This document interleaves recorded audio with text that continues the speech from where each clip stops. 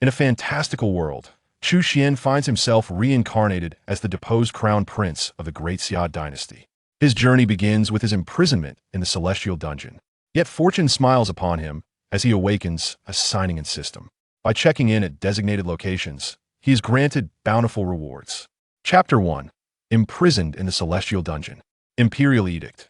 Crown Prince Chu Xuan has committed acts of lewdness towards the imperial consort, indulging in debauchery within the harem, showing blatant disregard for his sovereign and exhibiting despicable character. Henceforth, he is stripped of his title and cast into the celestial dungeon to await his fate. Thus decreed, Your Highness, please accept the decree. Lu Jin, the chief eunuch of the imperial secretariat, loomed over the young prince with a cold gaze that felt akin to that reserved for a corpse. Bewildered, Chu Xuan took the edict, his mind a chaotic fog. Have I crossed over? He pondered. Transformed into the crown prince of the Great Xia Dynasty, the deposed crown prince. To be imprisoned from the outset. What is the meaning of this? A torrent of memories flooded his consciousness, and Chu Xuan swiftly grasped the situation's context. The original owner of this body was the sixth prince of the Great Xia Dynasty, possessing not only striking looks and remarkable grace, but also extraordinary intelligence and capability. Most significantly, he was born with a crimson blood spirit body, endowed with exceptional cultivation talent, having ascended to the fourth tier at a tender age, with nearly guaranteed potential to break through to the first tier and become a preeminent innate powerhouse. This exceptional prowess enabled him to rise above his peers in the fierce competition among princes and ascend to the throne. The original owner was acutely aware of the ruthless nature of the struggle for imperial power, and thus had always treaded cautiously, but he never anticipated that he would fall victim to the machinations of others. Initially deceived by a false imperial edict, the protagonist found himself ensnared within the palace, only to encounter his father's most favored concubine, who presented herself in a tantalizingly disheveled state.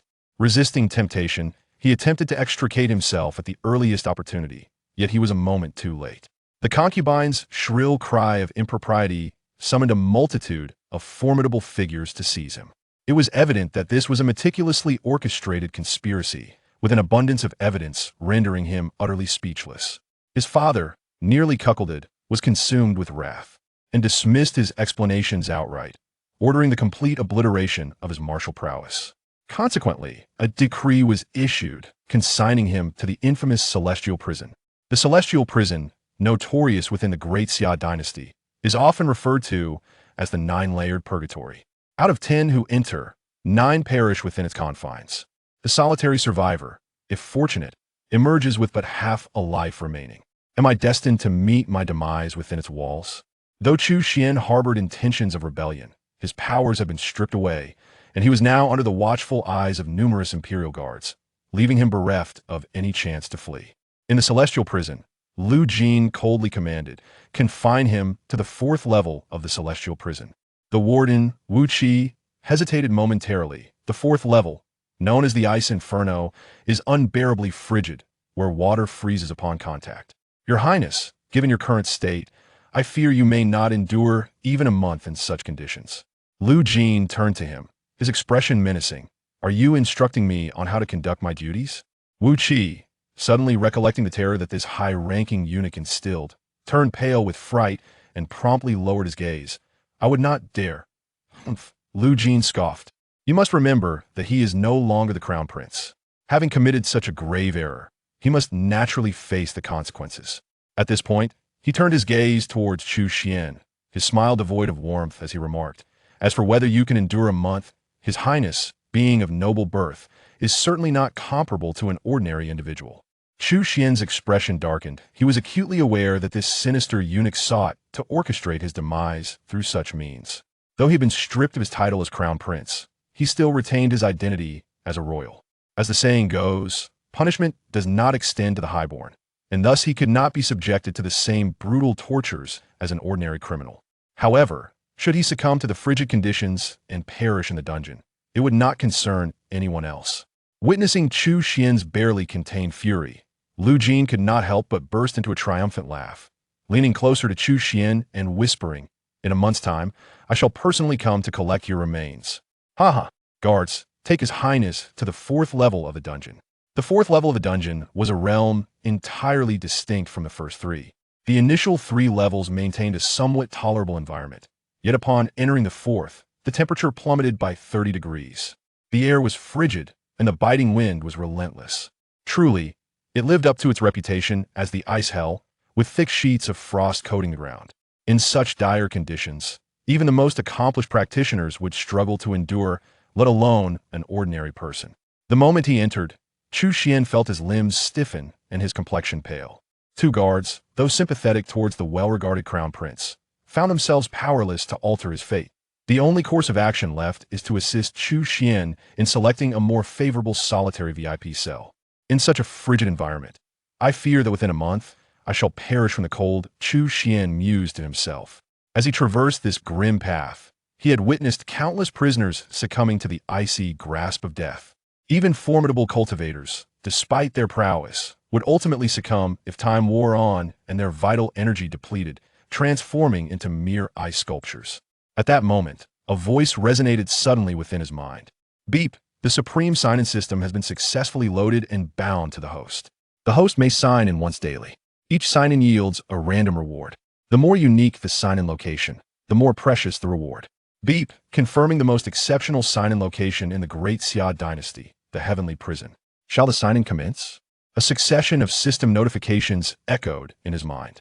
Chu Xuan was momentarily taken aback, but then a wave of elation washed over him. As a transmigrator, he was well aware of the significance of such a system. What he had not anticipated, however, was that the heavenly prison, where he currently found himself, was indeed the most extraordinary sign-in location of the Great Xia Dynasty. Does this mean I have inadvertently struck gold? Sign in. Without hesitation, Chu Xuan fervently intoned in his heart. Beep, sign-in successful. Congratulations to the host for acquiring the ice holy body. Shall it be fused immediately? The system's prompt resounded quickly thereafter. A jolt of astonishment coursed through Chu Xuan. The ice holy body? To be designated as a holy body signifies an exceptional constitution, far surpassing his previous crimson blood spiritual body. Moreover, when his cultivation was forcibly dismantled, the source blood he had nurtured for years was also forcibly extracted, rendering his crimson blood spiritual body nearly useless. Having once believed that the path of cultivation had been irrevocably severed, the emergence of the ice saint body now promised a future imbued with unprecedented brilliance. Merge. Chu Xuan et gleam idly. In that instant, a deep blue radiance surged into his being. This luminous essence seemed to harbor unimaginable, colossal energy, which swiftly coursed through his limbs and bones. The meridians and dantian, once forcibly destroyed, now felt as though they had encountered a long-awaited rain after a parched drought, rejuvenated by this overwhelming energy, pulsating with newfound vitality. Each muscle, every bone, each meridian, and indeed every single cell underwent an unparalleled transformation and rebirth. This was a true cleansing of the marrow, a metamorphosis of the spirit. The entire ordeal was excruciating, causing his very soul to tremble. Yet, it was also a sublime elevation, as if eons had passed in mere moments. When the ice saint body and Chu Xuan finally fused, an astonishing brilliance ascended to the heavens, illuminating the entire sky. The vast imperial capital was soon blanketed in a flurry of snowflakes, with howling winds and swirling snow. It was as if the season had abruptly shifted from summer to winter. Concurrently, frost dragons soared skyward, ice phoenixes glided majestically, frostbirds sliced through the void, and ice giants roared defiantly at the sky. Countless ethereal forms of ice attribute beasts manifested in the firmament. Such an extraordinary manifestation of the heavens and earth swiftly captured the attention of numerous formidable beings within the imperial capital.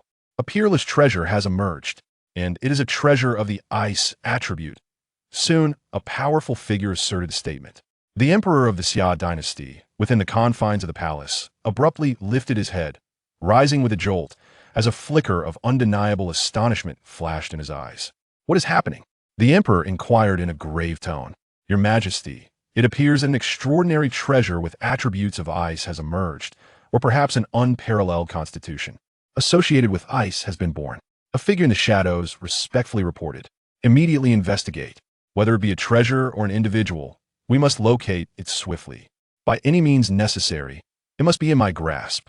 The emperor commanded without delay. Following his decree, countless powerful individuals swiftly set into motion. However, the emperor could never have anticipated that this astonishing phenomenon was rooted in the very prince he had just cast into the dungeons.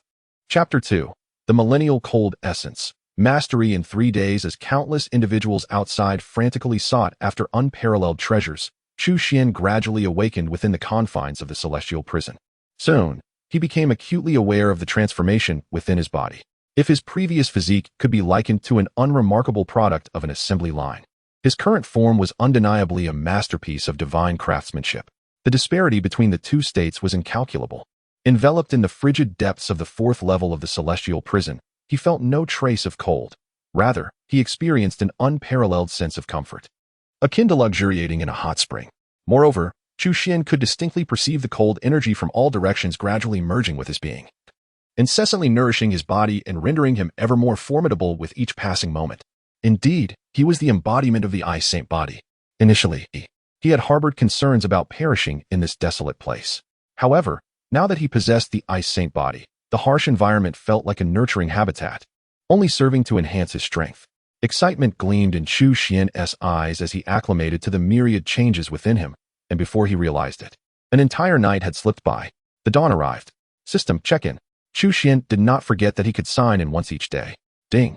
Check-in successful. Congratulations, host. You have received a drop of Millennial Cold Essence. The system's notification chimed in his mind. Chu Xuan raised his right hand, and soon a droplet of crystalline blue liquid materialized in his palm, emanating a chilling aura that sent shivers down his spine. Undoubtedly, this was the Millennial Cold Essence.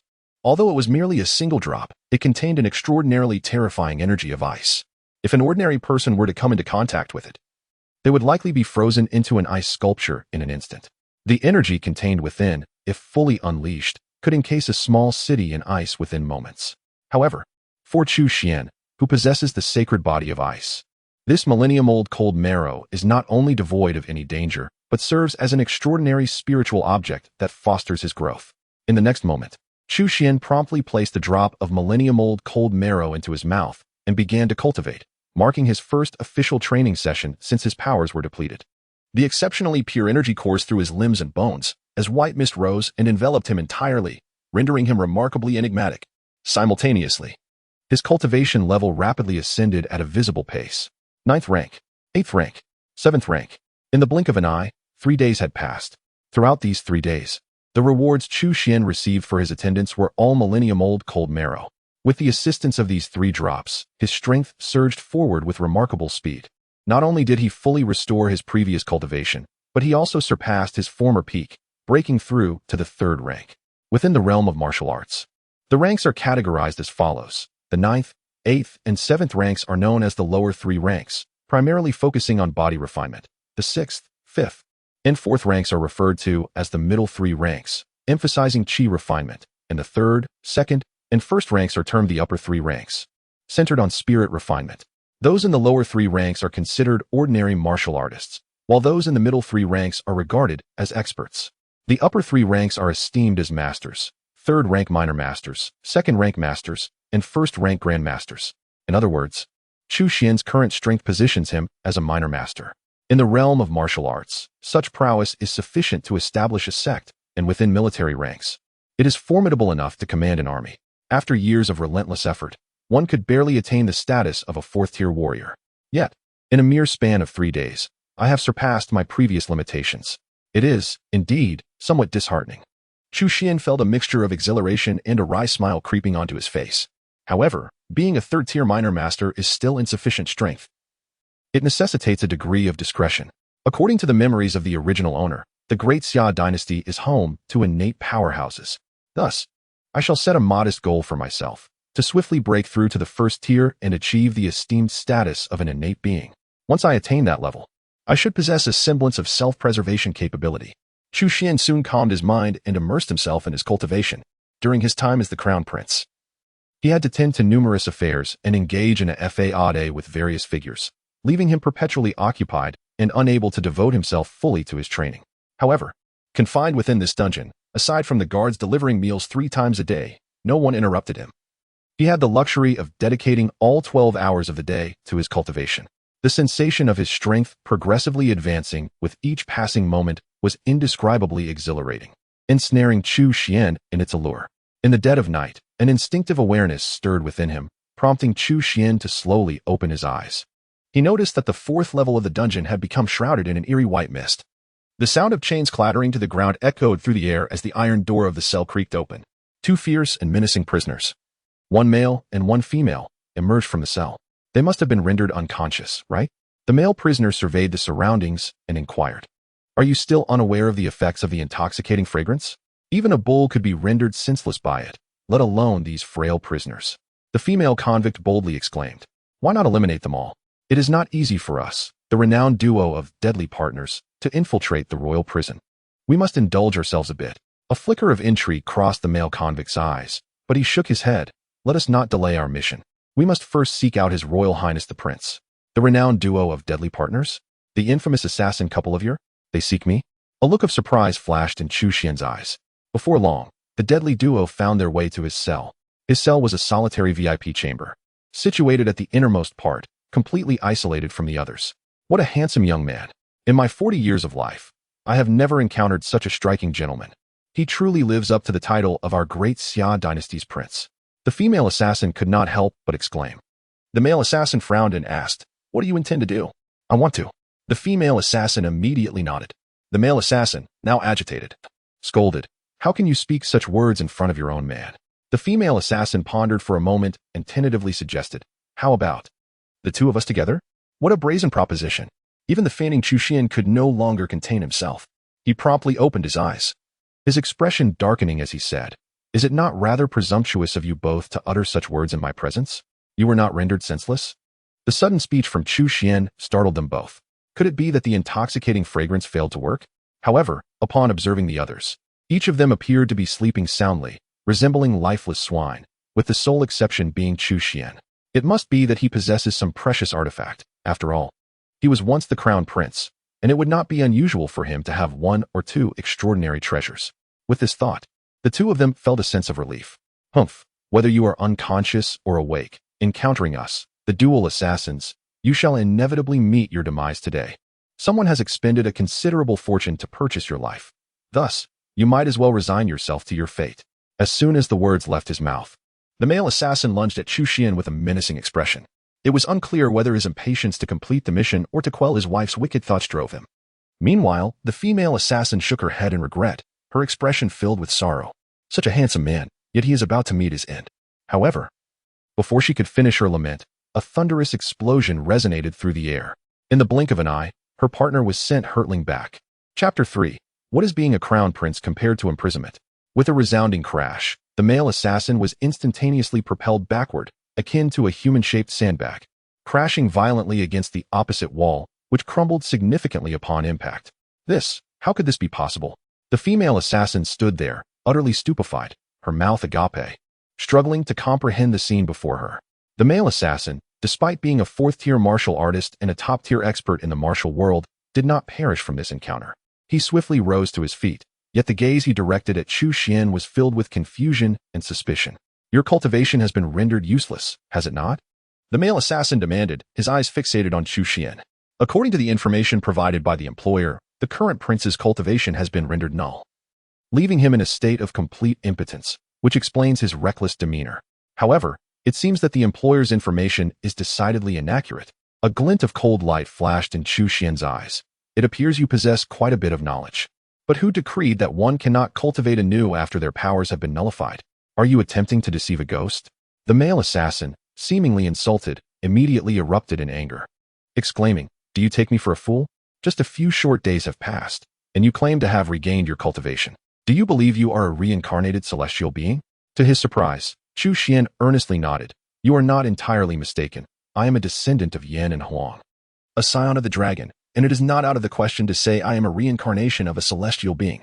The duo of the male and female assassins did not believe a single word of Chu Xuan's claims. In their eyes, he must have employed some method to conceal the truth, for his powers had not truly been nullified. "Humph, regardless of the reason, at your peak, you were merely at the fourth-tier realm, while we stand at the pinnacle of the fourth tier. Thus, today shall be your last." With a shared glance filled with murderous intent, they brandished their sharp daggers as cold light flashed in the air. In the next moment, their figures vanished from sight. moving with the swiftness of lightning. The two advanced towards Chu Xuan from different directions, their coordination impeccable, a testament to their notorious reputation as a killer duo. Unfortunately for them, they had crossed paths with Chu Xuan today. A terrifying aura fully manifested, akin to a volcano erupting suddenly. Before the two could reach Chu Xuan, they were hurled away by the sheer force of the oppressive wave. The martial arts realm is categorized into 9 grades, with the lower 3 devoted to body refinement, the middle 3 to chi cultivation, and the upper 3 to spirit refinement. Those in the upper 3 tiers are referred to as masters, having already grasped the essence of their respective realms. In their domain of comprehension, ordinary martial artists are akin to ants, existing on an entirely different plane. Although Chu Xuan had just barely ascended to the rank of a minor master, he possessed the innate ice saint body, which inherently granted him the ice realm's essence. Within the unique environment of the 4th level of the Sky Prison, the potency of this ice essence was greatly amplified, rendering even a first-grade grandmaster potentially inferior.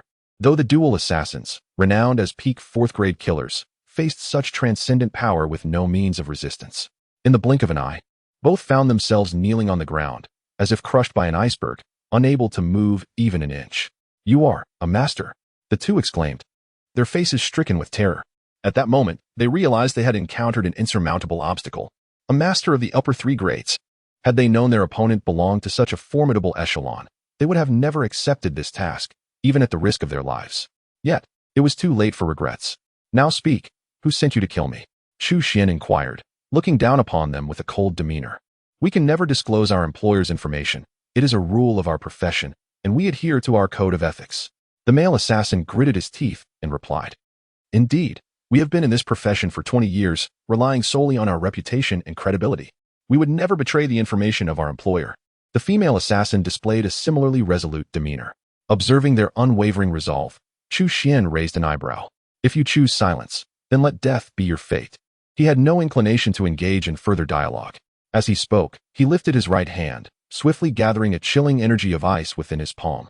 Upon witnessing this, the notorious duo turned pale, never anticipating that Chu Xuan would stray from conventionality. In unison, they exclaimed, "It is the First Prince. The First Prince has contacted us, offering a bounty of 10,000 taels of silver for your head. Indeed, our ability to infiltrate the prison was arranged by the First Prince. Otherwise, we would never have such connections." Faced with the imminent threat of death, the two assassins abandoned all notions of professional integrity and hastily revealed the identity of their patron. "The First Prince?" Chu Xuan momentarily paused, a proud visage of a young man flashing in his mind. "So it is him. I have only been in the prison for a few days, and he cannot contain himself?" Chu Xuan shook his head. With a decisive push of the icy energy in his hand, the infamous duo had no means of escape. And in an instant, they were transformed into ice sculptures. Their expressions were vividly frozen, eyes wide in disbelief as they seemed to silently question, "Why act against us when we have spoken? I have not made any promises to you." Silence indeed leads to death. Yet, speaking offers no reprieve either. Naturally, Chu Xuan harbored no sympathy for two infamous assassins. With a mere flick of his sleeve, a tempestuous wind swept through the chamber. The ice sculptures formed by the two adversaries shattered instantaneously, reduced to mere dust, scattered throughout the prison, leaving no trace behind. Having vanquished the formidable duo, the 4th level of the prison returned to a state of tranquility. The unconscious prisoners lay unheeded, as Chu Xuan reclined upon his bed, pondering a singular dilemma. Should he venture forth to exact vengeance upon the Crown Prince? In truth, Chu Xuan felt no astonishment at the Crown Prince's assassination attempt, for he had always been a principal contender for the throne, which Chu Xuan had usurped. Their rivalry had evolved over the years into a subtle contest of wits. Now that Chu Xuan had been stripped of his title, it was only natural for the Crown Prince to seize the opportunity to eliminate his rival. In fact, the Crown Prince might very well have orchestrated the very downfall that led to Chu Xuan's disfavor. Considering his current prowess, escaping the prison posed little challenge. Should he strike unexpectedly with ferocity, the prospect of slaying the Crown Prince appeared promising.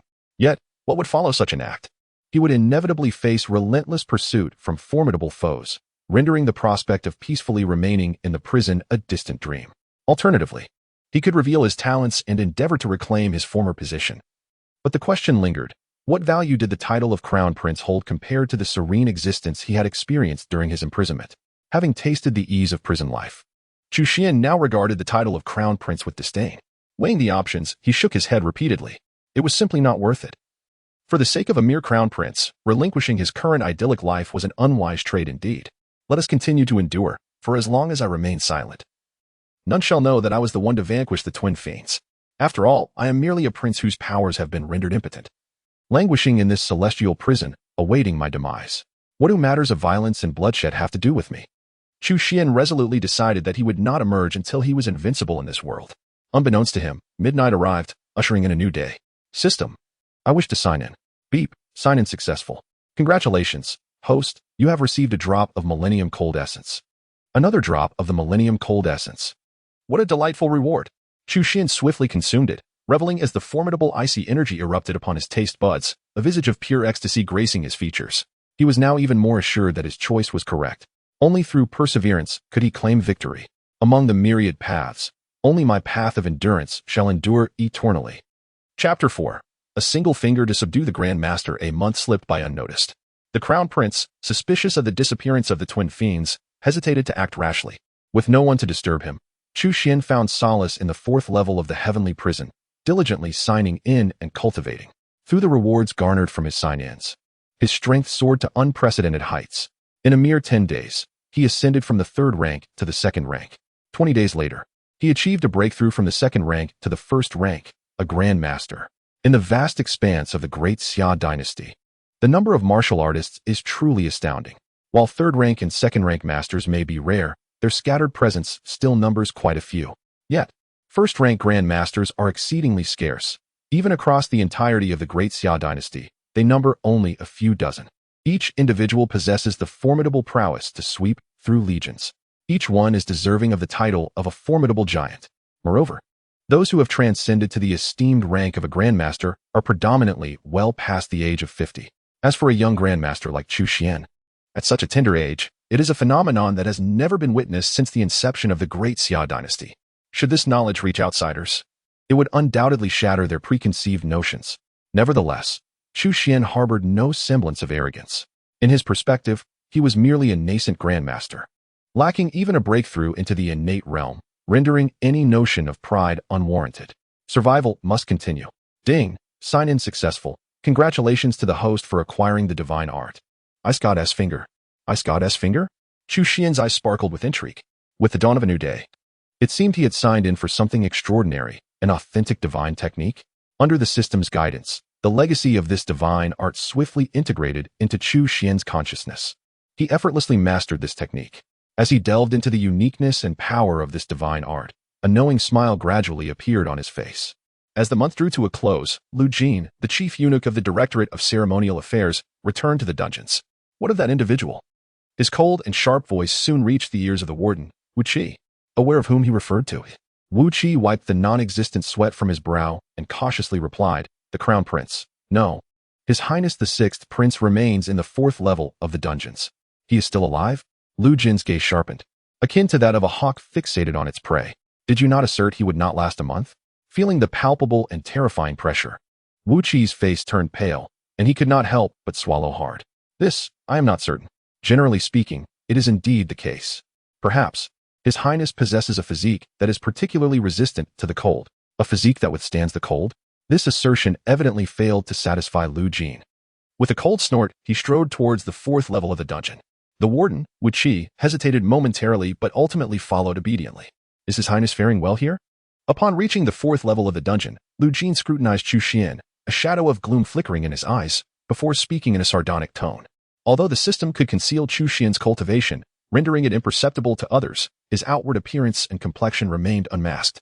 Before someone as perceptive as Lu Jin, the seasoned eunuch, it was almost effortless to discern Chu Xuan's condition. Not only did he exhibit no signs of impending frostbite, but he appeared to be thriving instead.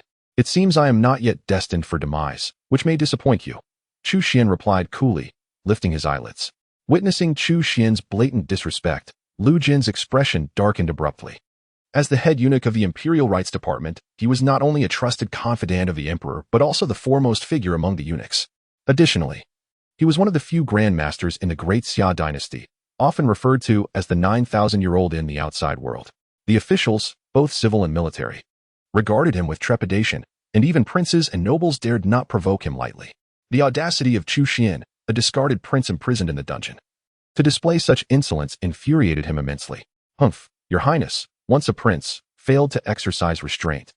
Instead attempting to debase the imperial consort and indulge in debauchery within the palace, tarnishing the royal reputation and becoming the subject of ridicule. His Majesty, with remarkable magnanimity, merely consigned you to the celestial prison. However, why can't you comprehend His Majesty's sincere intentions? Why can't you exhibit a modicum of self-awareness? Lu Jin, with a facade of mirth concealing his disdain, spoke softly. As he spoke, the aura of his esteemed mastery enveloped the surroundings. With a thunderous resonance, all guards and prisoners on the 4th level succumbed to unconsciousness, save for the warden, Wu Qi, who narrowly escaped. Yet, upon hearing Lu Jin's audacious remarks, Wu Qi felt as though his very spirit was about to shatter, wishing fervently to be rendered unconscious himself. Such words are not casually uttered, although they bear no cost. They could indeed cost a life. Self-awareness? Self-awareness enough to perish? Upon hearing this, Chu Xuan abruptly raised his head, his gaze as piercing as a blade. Is this your sentiment, or that of the one who stands behind you? Regardless of whose sentiment it is, your highness, it would be best for you to accept your fate and depart this world quietly. It would serve everyone well. Should you lack the courage to end your own life, our family could certainly assist you. Lu Jin advanced with a sinister grin. It seems you, old dog, truly possess an audacity beyond measure. Chu Xuan narrowed his eyes slightly, a quiet fury brewing within him. Audacity beyond measure? I shan't hesitate to inform your highness that on that fateful night within the palace, it was by my own hand that your cultivation was utterly dismantled, and the essence of your long-nurtured spiritual blood was likewise extracted by me. It now appears that our family was rather lenient at the time. Otherwise, the prince should not have been able to endure for so long in the depths of the dungeon's 4th level. However, it is never too late to mend our ways. Since it is our family's fault, we shall now escort the prince on his final journey. As Lu Jin spoke, he approached Chu Xuan step by step. So it was you behind all this. During the chaos, too many powerful figures intervened, and he soon succumbed to unconsciousness. Upon awakening, his cultivation had been utterly destroyed, and the source blood of the crimson blood spirit body had been forcibly extracted. Thus, Chu Xuan was unaware of who had orchestrated the attack. Only now, with Lu Jin's admission, did he uncover the true culprit. The murderous intent within Chu Xuan could no longer be contained. It seemed the prince was quite furious. But what could anger accomplish?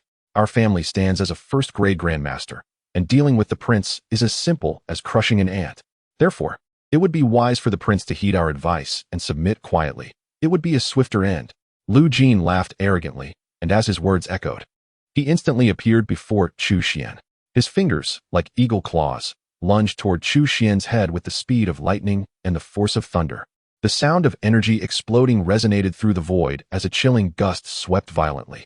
A terrifying aura simultaneously descended, as if the very heavens and earth were collapsing. A first-grade grandmaster. Is this pride truly warranted? Have you not rejoiced too soon? In Chu Xuan's eyes, there was no fear, no solemnity, only a hint of disdain. Although both were first-grade grandmasters, there exists a distinction even among grandmasters. He possesses the sacred body of ice, having consumed an abundance of the essence of heaven and earth. His cultivation is remarkably solidified. In contrast, Lu Jin, inherently flawed and with an unstable foundation, barely managed to make a breakthrough through sheer perseverance. The disparity between the two is akin to that between the radiant moon and a mere firefly.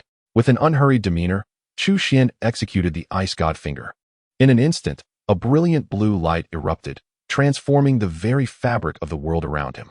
The icy currents within the 4th level of the celestial prison spiraled chaotically. The power of the ice realm he commanded surged to an unimaginable magnitude. When it clashed with Lu Jin's realm of intent, it shattered Lu Jin's domain in a mere exchange. How could this be possible? Lu Jin's expression shifted dramatically. Yet, a more terrifying force loomed ahead. The ice god finger is a genuine divine technique, which traditionally requires at least innate cultivation to wield. However, Chu Xuan, endowed with the sacred body of ice, not only transcended this limitation but augmented the power of the technique to an even greater extent. As he pointed, an infinite array of profound mysteries surged forth. Chu Xuan seemed to embody the supreme deity of the icy realm, exalted and beyond comprehension. In the next moment, Lu Jin was encased as an ice sculpture, motionless in place. His body retained a forward lunge, his eyes wide open, filled with an unimaginable shock. Chapter 5. The 9th level of the celestial prison. Pinnacle of the Grandmaster. The sound of shattering ice echoed. Lu Jin was reduced to nothingness. A formidable first-grade Grandmaster had perished just like that? Warden Wu Qi stood dumbfounded, his eyes wide as saucers. He had initially believed the one destined to meet death would be Chu Xuan, the so-called wasteful prince. To my astonishment, a dramatic reversal unfolded in the end. Chu Xuan stood there unscathed, while Lu Jin, the notorious first-class grandmaster, was reduced to nothing but bones. The entire process was executed with remarkable efficiency. With a mere gesture, he subdued the grandmaster. The prowess displayed by Chu Xuan was nothing short of breathtaking. Such an outcome was undoubtedly beyond Wu Qi's expectations. Surely, no one would have anticipated that a well-known would possess such formidable strength. With a thud, Wu Qi dropped to his knees without uttering a word. "Your Highness, spare me. Your Highness, please show mercy. During my time in the dungeon, I have done nothing wrong. It was Lu Jin, that dead eunuch, who forced my hand. I truly did not wish to harm you." Wu Qi cried out, tears streaming down his face. Seeing this, Chu Xuan furrowed his brow slightly. Yet, Wu Qi's words held some truth. Over the past month, although he had not received any special treatment, he had also not been subjected to any underhanded schemes. His meals were delivered punctually each day, and they were reasonably palatable. Had it been a different warden, the situation might not have been so favorable. Very well, I shall spare your life. However, to ensure your silence, I must resort to certain measures. Before his words faded, Chu Xuan flicked his finger, and in an instant, a streak of cold light pierced Wu Qi's chest. Wu Qi felt an unusual itch in his chest, a stabbing pain akin to the bites of 1,000 ants. This is the life and death talisman, a secret technique of mine, and I alone possess the means to unravel it in the vast realm of Great Xia. As long as you remain obedient, I will ensure your safety. However, should you dare to speak out of turn, the consequences are yours to contemplate. The life and death talisman was one of the rewards that Chu Xuan recently obtained through his signing in. While it cannot be compared to true divine abilities such as the ice goddess finger, it is perfectly suited for the current situation. I understand. And I would never dare to speak recklessly. Wu Qi hastily swore an oath. In truth, having witnessed Chu Xuan's terrifying prowess firsthand, he would not dare utter a word of dissent even without the restraint of the life and death talisman. After all, even the first-grade Grandmaster Lu Jin could not withstand a mere finger from Chu Xuan. With his fourth-grade strength, he would not dare to seek his own demise. Lu Jin's death would surely prompt an investigation, and you must find a way to muddle through it. In any case, none of this concerns me. Do you understand? This is also one of the reasons why Chu Xuan retained Wu Qi. With the prison warden's assistance, many matters would become significantly easier. I understand, and I assure you that I will not involve His Highness. Wu Qi immediately thumped his chest in assurance. What did you say? Lu Jin has gone missing? In the imperial palace, Emperor Xia quickly received the news. After all, Lu Jin was not an ordinary eunuch but a first-grade grandmaster. Such combat prowess is rare even among the emperor's ranks. Moreover, Lu Jin had always been loyal and efficient, serving as a right-hand man to Emperor Xia. His sudden disappearance was naturally infuriating to the emperor. A first-grade grandmaster, and you tell me he has suddenly vanished? Are you jesting with me? The emperor coldly questioned a man in black, who was the leader of the secret organization known as the Blackguards under his command. According to reports from his subordinates, the last known location of eunuch Lu was the prison. Upon receiving the news, the subordinate immediately dispatched personnel to seal off the entire dungeon. Yet they found nothing of significance. The warden of the dungeon, Wu Qi, possessed only the strength of a fourth-tier warrior, rendering him incapable of posing any threat to the esteemed eunuch Lu. However, Warden Wu Qi ultimately revealed a clue. He mentioned that eunuch Lu had descended from the dungeon alone, likely venturing to the fabled 9th level of the dungeon. The 9th level of the dungeon? The Emperor of Xia narrowed his eyes slightly, as various rumors regarding the 9th level flooded his mind. The history of the dungeon is exceedingly ancient, having existed long before the establishment of the Great Xia Dynasty. The dungeon comprises 9 levels, each possessing its own peculiar characteristics. The first 3 levels are relatively ordinary, while the 4th level is insufferably cold, the 5th level is unbearably hot, the 6th level is shrouded in oppressive pressure. The 7th level is ravaged by fierce winds, and the 8th level is enveloped in toxic mists. However, the most extraordinary of all is the 9th level, which is said to conceal monumental secrets. Throughout history, successive emperors have dispatched formidable individuals to explore the 9th level, yet invariably, none returned. Over time, it has become a taboo within the Great Xia Dynasty. Why would Lu Jin venture there? The Emperor of Xia slowly lifted his head, suspicion gleaming in his eyes. Could it be that Wu Qi is deliberately deceiving you? The leader of the Blackguards shook his head. According to what his subordinates knew, Wu Qi was inherently timid and risk-averse, lacking the audacity to contrive such a scheme, nor did he have any rationale for doing so. Moreover, The esteemed Lu Gonggong has long sought to transcend his innate limitations and has privately endeavored numerous methods to seek a breakthrough. Even venturing to the 9th level of the prison in pursuit of an opportunity for advancement, such a feat is not beyond the realm of possibility. Upon hearing this, even the reluctant Xia Huang could not dismiss the truth. For now, this matter must rest. The barbarian envoy is soon to arrive, and all focus must be on this event. Once the envoy departs, further inquiries into this issue shall commence. At this juncture, he seemed to recall something and inquired, "By the way, how fares my rebellious son, imprisoned in the dungeons? The conditions within the prison are exceedingly harsh, and the prince's situation is dire. According to Wu Qi, given the prince's physical state, he may not endure for long." Xia Huang nodded with a cold demeanor, then fell silent, as if he had never broached the subject at all. Observing this, the leader of the Black Guards felt a chill run down his spine and dared not speak further, swiftly taking his leave. Little did he expect such secrets to be concealed within the dungeons. Hearing various rumors about the prison from Wu Qi, Chu Xuan could not help but feel astonished. The 9th level of the prison.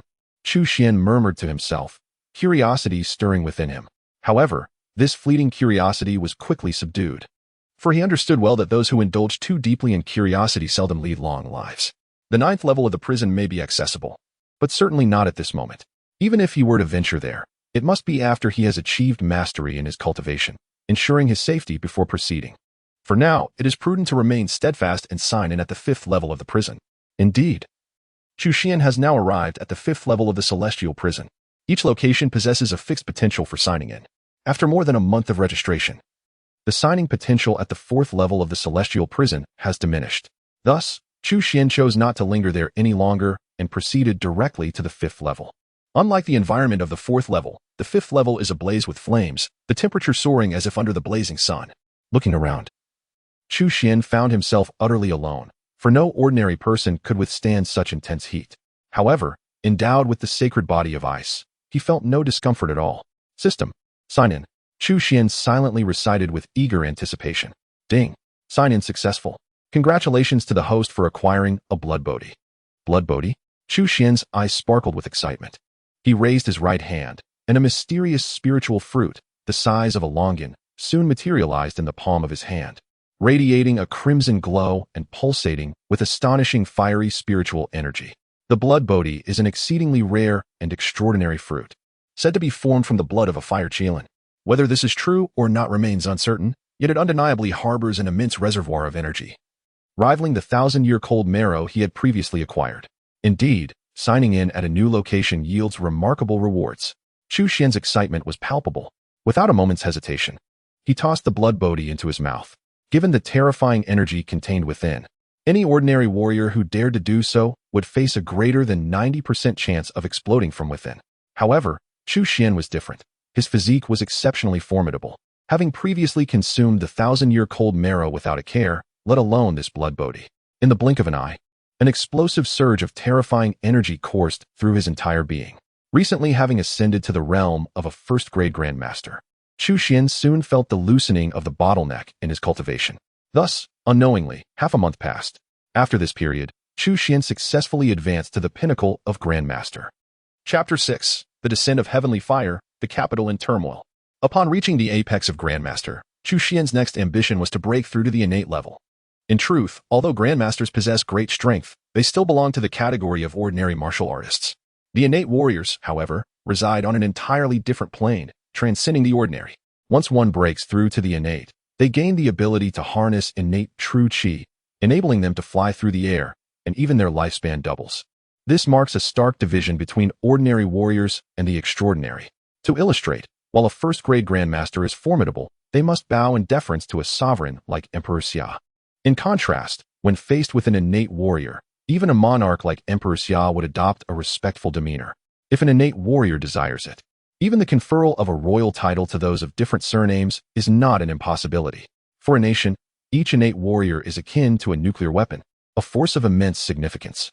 Thus, countless individuals dream of becoming an innate warrior. However, the difficulty of breaking through to the innate level is exceedingly high. It is not merely rare, but virtually unattainable, akin to 1 in a billion. For Chu Xuan, the challenge of transcending to the innate level also presented a modicum of difficulty.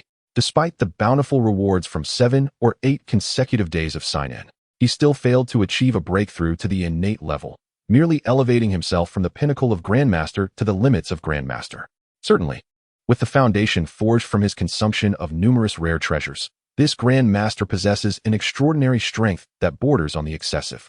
According to Chu Xuan's own estimations, even when confronted by genuine innate powerhouses, his current abilities should not fall significantly short. However, he is ultimately not a true innate master. Chu Xuan harbors no desire to challenge those above his level, as many protagonists do. If possible, he would prefer to exert his dominance through his realm, for who would willingly lower themselves when they can rise above? Thus, his most pressing objective remains to break through to the innate level. I can sense that I am but a step away from this breakthrough. Just one opportunity should suffice for me to successfully ascend to the innate realm. Perhaps this opportunity lies within today. System, sign in. Chu Xuan immediately called out in his heart. Ding. Sign in successful. Congratulations, host, for acquiring the true sun fire. A jolt of astonishment surged through Chu Xuan, compelling him to widen his eyes in disbelief. The true sun fire? One of the 10 divine flames from myth and legend? Such a treasure can also be claimed through sign-in.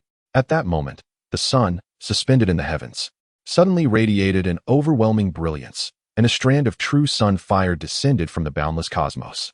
In an instant, boundless light and heat cascaded upon the earth, transforming the grand capital of the Great Xia into a colossal furnace ablaze with flames. The sky turned a vivid crimson, the ground sweltered with rising steam, and everyone, drenched in sweat, gazed in a daze toward the source above. A crimson arc of light sliced through the firmament, reminiscent of a falling star. It left a long trail in the sky, illuminating the heavens with dazzling flames, as if consuming all that existed in the world. The astonishing scene unfolded as if the apocalypse had suddenly descended upon the world, leaving countless individuals of the Great Xia Dynasty utterly speechless. What could it be? Were the deities enraged? Had the Great Xia committed some heinous act that elicited the wrath of heaven? No, it appeared to be the legendary true fire of the sun. Descending upon the Great Xia, this was not divine wrath, but rather a celestial blessing. The true fire of the sun, a mythical flame, ranked among the most formidable fires in the annals of ancient lore, even among the myriad extraordinary flames of heaven and earth. Such a terrifying divine fire, once harnessed, could undoubtedly render one an invincible powerhouse. For alchemists, mastering such divine fire would ensure their success in concocting elixirs. With the prospect of ascending to the revered status of a Dan sage in the future, countless discussions erupted, and the entire imperial capital buzzed with excitement. Numerous formidable figures immediately sprang into action, as prominent families summoned their retainers and warriors. Those from various sects also emerged one after another from their strongholds. Even some hidden powers, concealed for various reasons, could no longer restrain themselves at this moment. Even the Emperor of Xia, residing within the palace, strode forth from his chambers, mirroring the astonishment of countless others in the capital as he gazed skyward. Just over a month prior, an unparalleled icy treasure had emerged in the capital. Now, celestial fire was descending, marking the second rare phenomenon in such a short span. Could this be a portent of the Great Xia Dynasty's imminent prosperity? A sign that I might become the supreme sovereign of the Great Xia? His breath quickened, and his eyes sparkled with exhilaration. With a grand gesture, he commanded, "Immediately issue an order to seal off the entire imperial capital.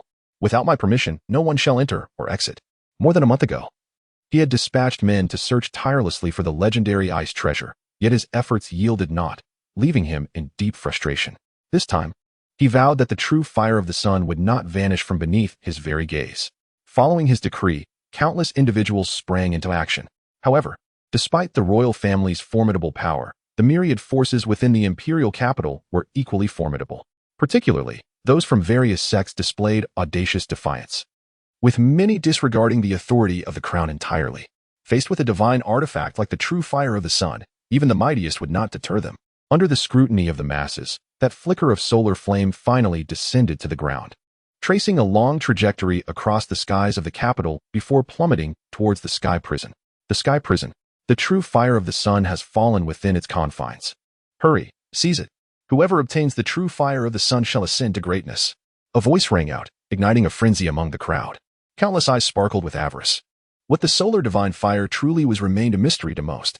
They understood but one truth: whoever wielded the true fire of the sun would attain unparalleled power, bask in endless wealth, and potentially become a god within the Great Xia Dynasty. As for whether one can successfully seize the true fire of the sun amidst countless others, and how to harness it thereafter, they had not even contemplated such matters. Their minds were consumed with but one thought. The true fire of the sun rightfully belonged to them. Seize it. In the next moment, a multitude surged wildly towards the celestial prison. Witnessing this chaotic scene, the guards of the prison were instantly filled with trepidation. Block their path. Close the gates of the prison. No one shall be admitted, roared Wu Qin, the warden. A legion of guards, clad in armor, stood resolutely at the entrance of the prison. The celestial prison was renowned as one of the most heavily fortified locations in the imperial capital. However, in the face of this frenzied onslaught, the guards appeared woefully inadequate. After all, these individuals were not mere commoners. The majority were elite warriors hailing from various factions, including formidable masters of the realm.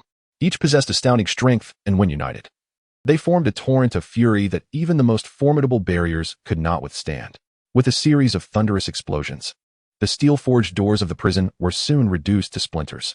The guards were thrown into disarray, and countless warriors surged into the prison. They've gone mad, utterly mad. Wu Qin fell to the ground, staring blankly at the chaotic spectacle before him, murmuring to himself. Chapter 7. Breaking through the innate, terrifying secrets of the celestial prison. It seems this commotion has escalated beyond measure. Chu Xuan sat cross-legged on the 5th level of the prison, a flicker of distress crossing his features. Although he remained indoors, the cacophony of the bustling world outside reached his ears with remarkable clarity. It was evident that the atmosphere beyond was utterly vibrant. He was solely focused on quietly signing in, as drawing excessive attention would undoubtedly disrupt his carefully laid plans. However, upon observing the streak of sunfire descending from the heavens, the look of distress in Chu Xuan's eyes vanished without a trace. The sunfire, one of the 10 sacred flames from myth and legend. A supreme divine flame wielded solely by the Golden Crow clan. Though it appeared as but a flicker, the value of this sunfire was immeasurable. Among the rewards he had signed in for, only the ice sacred body, earned during his first sign-in, could be compared in worth. For this flicker of sunfire, Chu Xuan would consider it worthwhile to stir even the entire Great Xia Dynasty into chaos. After all, creating a minor disturbance was hardly a grave matter. Besides, no one would ever suspect him of orchestrating it. He resolved to first break through to the innate realm. With a thought, Chu Xuan deftly manipulated the flicker of sunfire. This time, he refrained from consuming it directly, for the sunfire was not to be trifled with. A moment's carelessness could indeed lead to dire consequences. Along with this flicker of sunfire, he acquired the method to master it, and he gradually guided the flame into his brow, leaving behind a singular crimson flame mark. The true sunfire gradually melded into his being, instantly erupting with an indescribable and terrifying energy of flames. Even the surface of his body was enveloped in blazing fire, transforming him into an enormous fireball in an instant. With the aid of the true sunfire, the bottleneck that had long confined him could no longer pose even the slightest obstacle. A resounding pop echoed, reminiscent of an invisible membrane being punctured. Chu Xuan hardly felt any exertion. The innate barrier that countless martial artists had failed to breach throughout their lifetimes was effortlessly surpassed by him. Throughout the entire process, there was not a hint of difficulty. Innate realm. He sensed the icy true qi within him swiftly transforming into innate true qi, and along with it, his entire being underwent a remarkable metamorphosis. Astonishing changes occurred in every aspect, and his lifespan was significantly extended as well. It was at this moment that Chu Xuan truly realized he had become an innate being. Upon ascending to the innate level, the entire world seemed transformed. The myriad attributes of spiritual energy drifting through the cosmos now appeared visible to the naked eye. It is no wonder there exists a saying that one must break through to the innate realm to genuinely step into the path of cultivation. Compared to before, he had indeed grown considerably stronger, though not overwhelmingly so, perhaps only tenfold. Chu Xuan felt a sense of satisfaction within. After nearly 2 months of diligent effort, he had finally attained a modicum of self-defense capability. It had not been an easy journey. Of course, the aforementioned tenfold increase did not account for the true sunfire's influence. Though the fragment of solar true fire possessed by Chu Xuan is limited, it remains one of the legendary 10 divine fires. Should it erupt unexpectedly, even foes tenfold stronger than he would struggle to withstand its might. At this juncture, the clamor of battle resounded into the celestial prison as countless warriors surged forth. Their faces twisted with madness. Their eyes were filled with a pathological greed, incapable of being quelled even by the frigid chill of the 4th level of the dungeon. They hastened to breach the 5th level with unbridled urgency. Upon spotting Chu Xuan, seated cross-legged within his cell, all present momentarily froze in astonishment, seemingly unprepared for the presence of another being. "Boy, speak quickly. Where has the solar true fire fallen?" A middle-aged warrior bellowed, his voice resonating like thunder. We have pursued the solar true fire to this very spot, losing its trail here. Tell us, have you concealed it? A black-clad elder fixated his cold, serpentine gaze upon Chu Xuan, his demeanor ominous. That belongs to me, boy, do not tempt fate. A burly, muscle-bound giant roared, his temper flaring. As he spoke, he unleashed a powerful punch, shattering the cell door with a resounding crash. The air thickened with a palpable, aggressive aura. Yet, in the face of those fierce and hostile gazes, Chu Xuan remained composed, his handsome visage betraying not a shred of panic. He even took a leisurely moment to observe the assembly, recognizing that those who first stormed the 5th level were undoubtedly the elite among the warriors. At the very least, they all possessed a cultivation level equivalent to that of a mid-tier master, renowned figures in the outside world, among whom nearly half were formidable experts of the master realm. There were even 2 first-tier grandmasters, one an elderly man clad in a Taoist robe with flowing white hair, and the other a cold, icy old woman dressed in dark garments. My young friend, the Taoist elder spoke with a veneer of politeness, yet his gaze was piercingly fierce. The Sun True Fire is not something you should possess. Surrender it, and as long as you hand over the Sun True Fire, I, from the Taisu Guanjin, assure you no harm will come to you. Humph, young man, you have surely heard of the infamous reputation of our poison sect. I am a protector of the poison sect, and should you remain silent, do not blame me for taking action. At that time, you will find yourself unable to survive or perish. The dark-clad old woman was filled with murderous intent, advancing step by step toward Chu Xuan. Is this what you seek? Chu Xuan smiled faintly and raised his right hand, revealing a brilliant divine flame that manifested in his palm. Sun True Fire. The moment they sensed the soul-stirring heat emanating from it, all the warriors present could not help but have their eyes gleam with excitement. Boy, give it to me. No, it belongs to me. That is mine. They shouted furiously, unable to contain themselves, and charged forward in unison. Some even resorted to violence, and soon, blood was spilled in the air. As for the young Chu Xuan, not a single person present regarded him as a threat in their eyes. He was merely an ordinary individual who had stumbled upon a stroke of luck. Truly, it is said that men die for wealth, just as birds perish for food. Chu Xuan shook his head. Since you desire it so much, then I shall grant it to you. As the words fell, Chu Xuan gently flicked his right hand, and a strand of solar true fire immediately soared forward. Within the palm of Chu Xuan, this strand of solar true fire was exceedingly docile, akin to a domesticated kitten. However, once it detached from his grasp, this seemingly gentle creature instantaneously transformed into a ferocious and unparalleled tiger, exuding an aura of dread. With a thunderous roar, an endless torrent of flames erupted. In the blink of an eye, the entire 5th level of the celestial prison was engulfed in a sea of fire. This was no ordinary flame, but a divine blaze born of solar true fire. Its formidable power was beyond imagination. Every warrior who had entered the 5th level of the celestial prison, without exception, including the formidable masters and the renowned first-grade grandmasters, was swiftly consigned to the inferno, utterly devoid of any capacity for resistance. Beneath the onslaught of that terrifying fire, their very bones were reduced to ash. Moreover, the raging flames did not subside. Instead, they grew ever more fierce, morphing into roaring fire dragons that clawed and rampaged upward, spreading to the upper levels of the prison. In less than the span of a brief moment, all the warriors who had stormed into the celestial prison met their demise in the conflagration. The Emperor Xia, who had just led the army to the gates of the prison, halted his advance, his eyes betraying a flicker of undeniable shock as he beheld the inferno ahead. Those martial powerhouses from various factions also wore expressions of sheer terror. They could acutely sense the terrifying might of the blazing flames.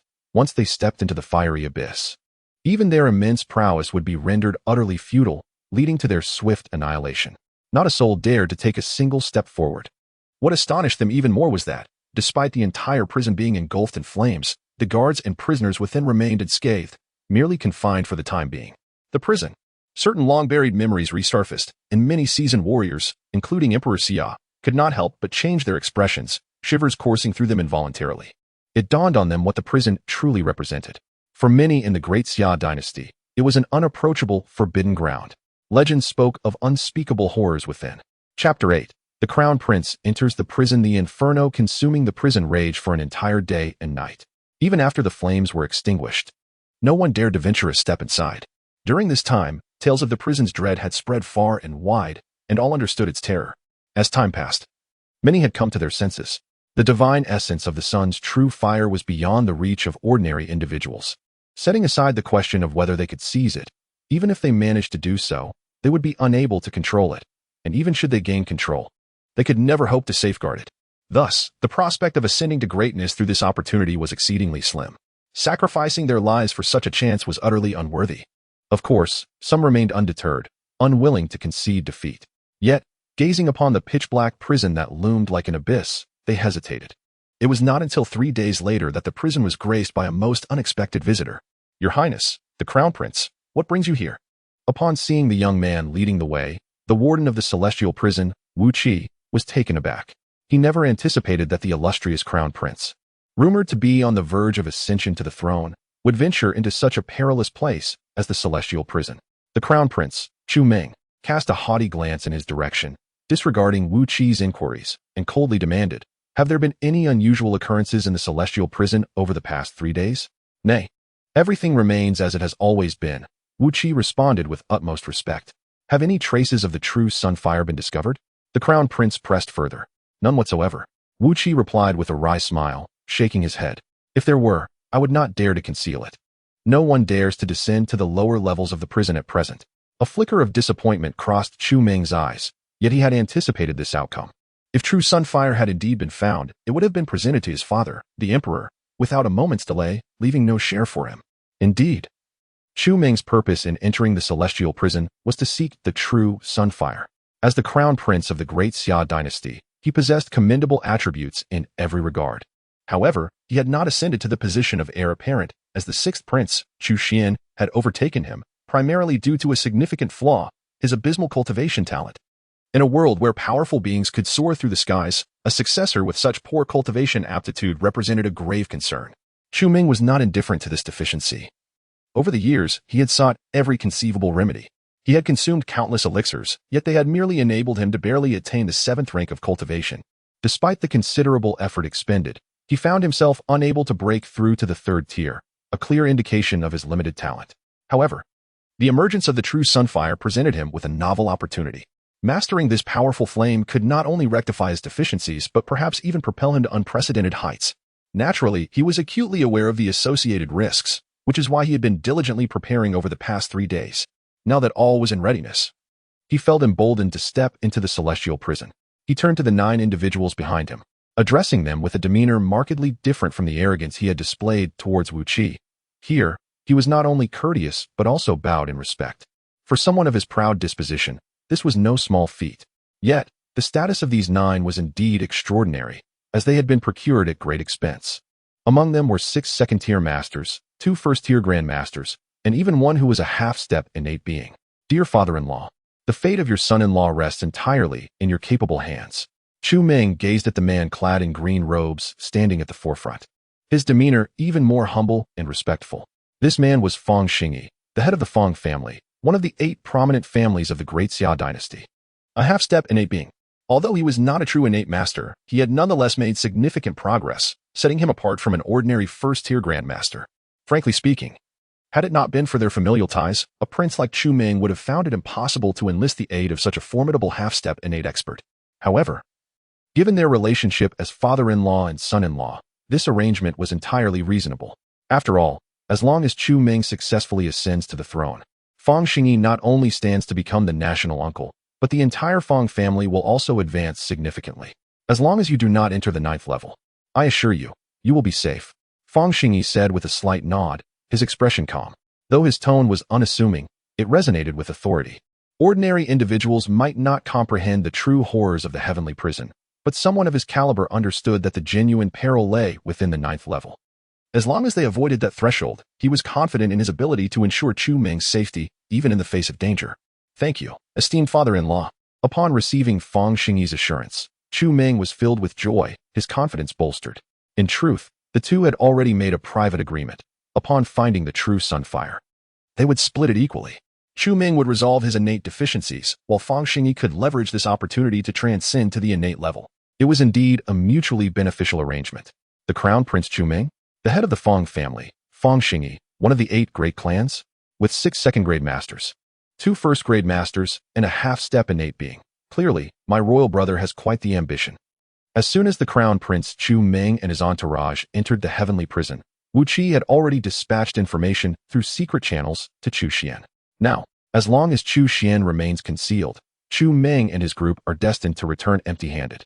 The internal structure of the heavenly prison is intricate, and given that Chu Xuan is now an innate being, if he chooses to hide, it would be nearly impossible for others to locate him. However, the visitors this time are none other than the Crown Prince Chu Meng. Recalling the dual calamity he had recently vanquished, an unusual glimmer flickered in Chu Xuan's eyes. Though he was indeed disinclined to venture out and seek trouble with Chu Meng, he would undoubtedly not hold back if the latter presented himself. With this thought, Chu Xuan's lips curled into a slight smile, after which he closed his eyes and resumed his tranquil cultivation. Almost 2/4 of an hour later, Chu Meng and his entourage finally sauntered into the 5th level of the celestial prison. Their caution was not unwarranted. The inferno from 3 days prior had been profoundly terrifying. Thousands of martial artists from various factions had perished, with over 100 masters of the 3rd rank and above among the casualties. That devastating fire had nearly obliterated 1/3 of the elite warriors of the Great Xia imperial capital, prompting their prudent demeanor. "Is there someone over there?" Suddenly, a voice broke the silence, and the crowd couldn't help but tense up, collectively raising their gazes. Soon, they confirmed that indeed, there was a person within a cell ahead. This individual seemed somewhat familiar. The Crown Prince, Chu Meng, furrowed his brow, a flicker of bewilderment crossing his eyes. Compared to 2 months ago, Chu Xuan had made significant strides in his cultivation, exuding a markedly different aura. Especially after his ascension to the innate realm, he radiated an entirely transformed presence. Yet, the bond of brotherhood prevailed, and Chu Meng quickly recognized Chu Xuan's identity. "You are Chu Xuan? How did you end up here?" Chu Meng exclaimed, his eyes widening in astonishment. He genuinely did not anticipate encountering Chu Xuan in this place. Initially, when Chu Xuan had been cast into the celestial prison, Chu Meng had been deeply concerned. Otherwise, he would not have summoned the twin demons to provide some warmth. However, after the inexplicable disappearance of the twin demons, doubt had crept into his heart, leading him to remain quiet for a spell. Then the true fire of the sun emerged, completely captivating his thoughts. It was only now that he remembered he had a 6th brother imprisoned in this dungeon. "Brother, where else would I be if not here?" Chu Xuan opened his eyes calmly and spoke. "Yet, brother, your sudden arrival in the dungeon suggests you intend to keep me company? Keep you company? It seems you are dreaming." Chu Meng's heart brimmed with disdain. Although they were ostensibly brothers, their royal lineage rendered any semblance of brotherly affection non-existent. Furthermore, Chu Meng had always perceived Chu Xuan as the usurper of his rightful position as the crown prince. He wished for nothing more than Chu Xuan's early demise. "It appears my 6th brother has fared well in this dungeon. Just 3 days ago, I thought you had met an unfortunate end in that great fire." Chu Meng's smile was icy, his voice laced with cold sarcasm. Given the peculiar dynamics among the group and the absence of outsiders, he felt no need to feign decorum. "From your tone, brother, it seems you would have relished my misfortune?" A hint of amusement flickered at the corners of Chu Xuan's mouth as he inquired. "You are well aware of your own deeds. Not only have you embarrassed our father, but you have also brought shame upon the entire royal family. If I were in your position, I would have long since dashed my head against the walls of this dungeon, leaving no face to survive to this day. I must admit, I never knew my 6th brother could be so shameless. You have truly opened my eyes." Chu Meng's gaze was frigid, and his words were sharp and cutting. If an ordinary individual were to hear his words, they would likely feel a profound sense of shame or be consumed by indignation. However, Chu Xuan appeared oblivious to the sarcasm laced within his speech. Instead, he leisurely replied, "Hasn't the elder brother heard the saying that it's better to live poorly than to die well? Since we are alive, who would willingly choose death? It seems, dear 6th brother, that you remain unyielding in your aspirations." Chu Meng, lost in thought, suddenly grew cold and retorted, "You are now a mere shell of your former self. Stripped of your title as crown prince by our father, condemned to languish in the dungeon until your demise. Do you still harbor desires to reclaim your status?" "Reclaim?" At this remark, Chu Xuan was momentarily taken aback. He soon grasped Chu Meng's implication that he believed he still wished to vie for the title of crown prince. A wave of laughter threatened to escape him. He was currently enjoying a life of unparalleled comfort, as long as he continued to bide his time. A future of invincibility awaited him. Even if offered the throne, he would find it a burden, far less concerned with the trifling position of crown prince. Yet, Chu Meng had clearly misinterpreted his intentions, believing he had discerned Chu Xuan's true thoughts. His gaze sharpened, and the murderous intent in his eyes became almost palpable. "Since you remain so oblivious, for the honor of the royal family, I, your elder brother, must today act in the name of justice." Had this been any other time, with his mere 7th tier strength, he would never have dared to provoke Chu Xuan. After all, Chu Xuan's prodigious talent was well known, possessing the scarlet blood spirit body. He had ascended to the 4th tier at a young age, merely a step away from becoming a master. Yet now, with Chu Xuan rendered powerless, facing a man devoid of any cultivation, his confidence soared. As he spoke, he advanced step by step toward Chu Xuan. Wait. At that moment, Fang Xingyi, who had been standing silently to the side, suddenly spoke up. Unlike the disdain exhibited by others, his gaze towards Chu Xuan bore a peculiar intensity. Your Highness has been residing in this prison's 5th level? He inquired abruptly. Chu Xuan turned to glance at him. Although they had never met, he discerned from the information provided by Wu Qi that this man must be Fang Xingyi, the head of one of the esteemed 8 great families. What wisdom do you impart, head of the Fang family? Chu Xuan replied with an expression of indifference. Has your Highness ever encountered the true Sunfire here? Fang Xingyi inquired slowly. Indeed, to the astonishment of all present, Chu Xuan nodded. The true Sunfire was in his possession. How could he not have seen it? Really? You have witnessed the true Sunfire? Pray tell, where is it? The crowd was instantly electrified, clamoring loudly for an answer. Even the crown prince, Chu Ming, displayed palpable excitement. After all, the true Sunfire was the true objective of his endeavor, far more significant than the now-defunct Chu Xuan. Yet, why should I divulge this information to you? Chu Xuan countered with a mocking tone. Upon hearing this, the crowd erupted in fury.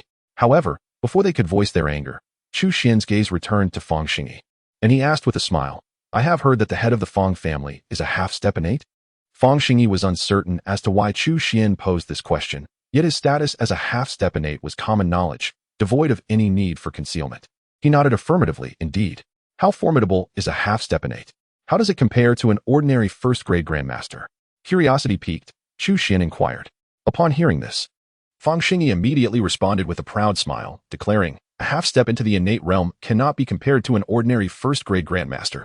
Should I exert my full strength against a typical first-grade grandmaster, I could defeat them within 10 moves and eliminate them within 30. Defeat within 10 moves? Eliminate within 30? Chu Xuan recalled his earlier encounter with Lu Jin.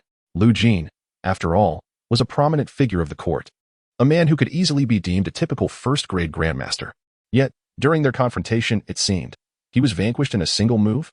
Contemplating this, Chu Xuan couldn't help but wear a peculiar expression. Initially, he believed that a half-step into the innate realm would be comparable to his previous limit as a grandmaster. However, it now appeared that the disparity was rather significant. Of course, it was also plausible that Fang Xingyi was deliberately providing misleading information. After all, many cunning individuals enjoy playing the role of the underdog. Might I request your guidance, esteemed head of the Fang family? Chu Xuan asked proactively. Your cultivation has indeed not been wasted. Fang Xingyi seemed to have confirmed something, a glimmer of brilliance flashing in his eyes. His insight was remarkably sharp. Although Chu Xuan's aura was concealed, the environment of the 5th level of the heavenly prison was not a place where ordinary individuals could linger. Your cultivation has not been wasted? How could this be possible? The crown prince, Chu Ming, immediately exclaimed in disbelief. Yet, Chu Xuan could scarcely spare him a glance. Ignored by Chu Xuan in such a manner, Crown Prince Chu Ming was consumed by indignation, turning to Fang Xingyi and gritting his teeth as he implored, Father-in-law, I beseech you to take action and eliminate him. A discarded prince and a prince who remains unscathed represent two utterly distinct concepts, particularly in the case of Chu Xuan. A prince endowed with extraordinary talent, had his cultivation not been dismantled, he would undoubtedly emerge as a formidable adversary in the future. Fang Xingyi nodded in agreement. He could naturally comprehend what Chu Ming was contemplating. Having invested heavily in Chu Ming, he would not permit anyone to jeopardize Chu Ming's standing. Regardless of whether your cultivation has been obliterated, you remain too youthful. Even if you were to fortuitously break through to the Grandmaster realm, you likely remain unaware that there is a significant disparity between the Grandmaster realm and the Grandmaster realm itself. Furthermore, Fang is no ordinary Grandmaster, but rather a half-step innate master. To contend with you, Fang requires but a single strike. As the words were uttered, a palpable murderous intent flickered in Fang Xingyi's eyes. The 8 great clans have risen within the Xia Dynasty, and which one has not ascended atop a mountain of corpses? Fang Xingyi is no benevolent individual. Even when confronting a prince, he would show no mercy. An ominous and terrifying aura began to unfurl, and within moments, Fang Xingyi's presence surged to its zenith. Everyone present felt a sudden heaviness in their bodies, their gazes towards Fang Xingyi filled with reverence. Given that, I too shall unleash but a single strike. Half-step innate. I wonder if you can withstand a mere finger of mine.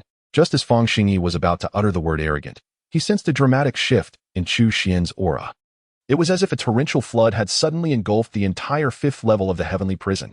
In comparison to his realm of artistic conception, it was as though a tranquil stream stood juxtaposed against the vast ocean, entirely engulfed in an instant. His eyes widened in alarm, his heart brimming with trepidation, instinctively yearning to flee. Yet, at that moment, Chu Xuan extended a finger, akin to a supreme deity making its move, unleashing an endless chill that swept forth. With a thunderous roar, the very fabric of the world seemed to shatter. Chapter 10. Kneeling in plea for mercy. Even the third and seventh have their share. A half-step into the innate realm could not withstand the might of Chu Xuan's singular finger. Feng Xingyi bore witness to this truth with his life. Under the icy grasp of Chu Xuan's divine art, Feng Xingyi, a mere half-step into the innate realm, found himself unable to escape. His body was swiftly consumed by the frigid power, transforming into a vividly lifelike ice sculpture, only to be reduced to powder moments later. In mere moments, he was utterly annihilated. The 6 second-tier masters and 2 first-tier grandmasters behind him also perished in the tempest of ice. Only the crown prince, Chu Meng, remained unscathed. Chu Meng's survival was not due to his meager 7th-tier cultivation, but rather because Chu Xuan had deliberately spared his life. Otherwise, with such paltry strength, even the residual force of the divine art would have obliterated him into mere dust. Yet, the impact of this scene upon his psyche was unimaginable.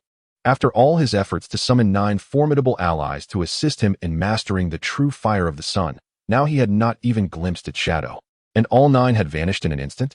He glanced at the empty space beside him before raising his gaze to the impassive Chu Xuan, his expression one of utter bewilderment, as if he were but a marionette.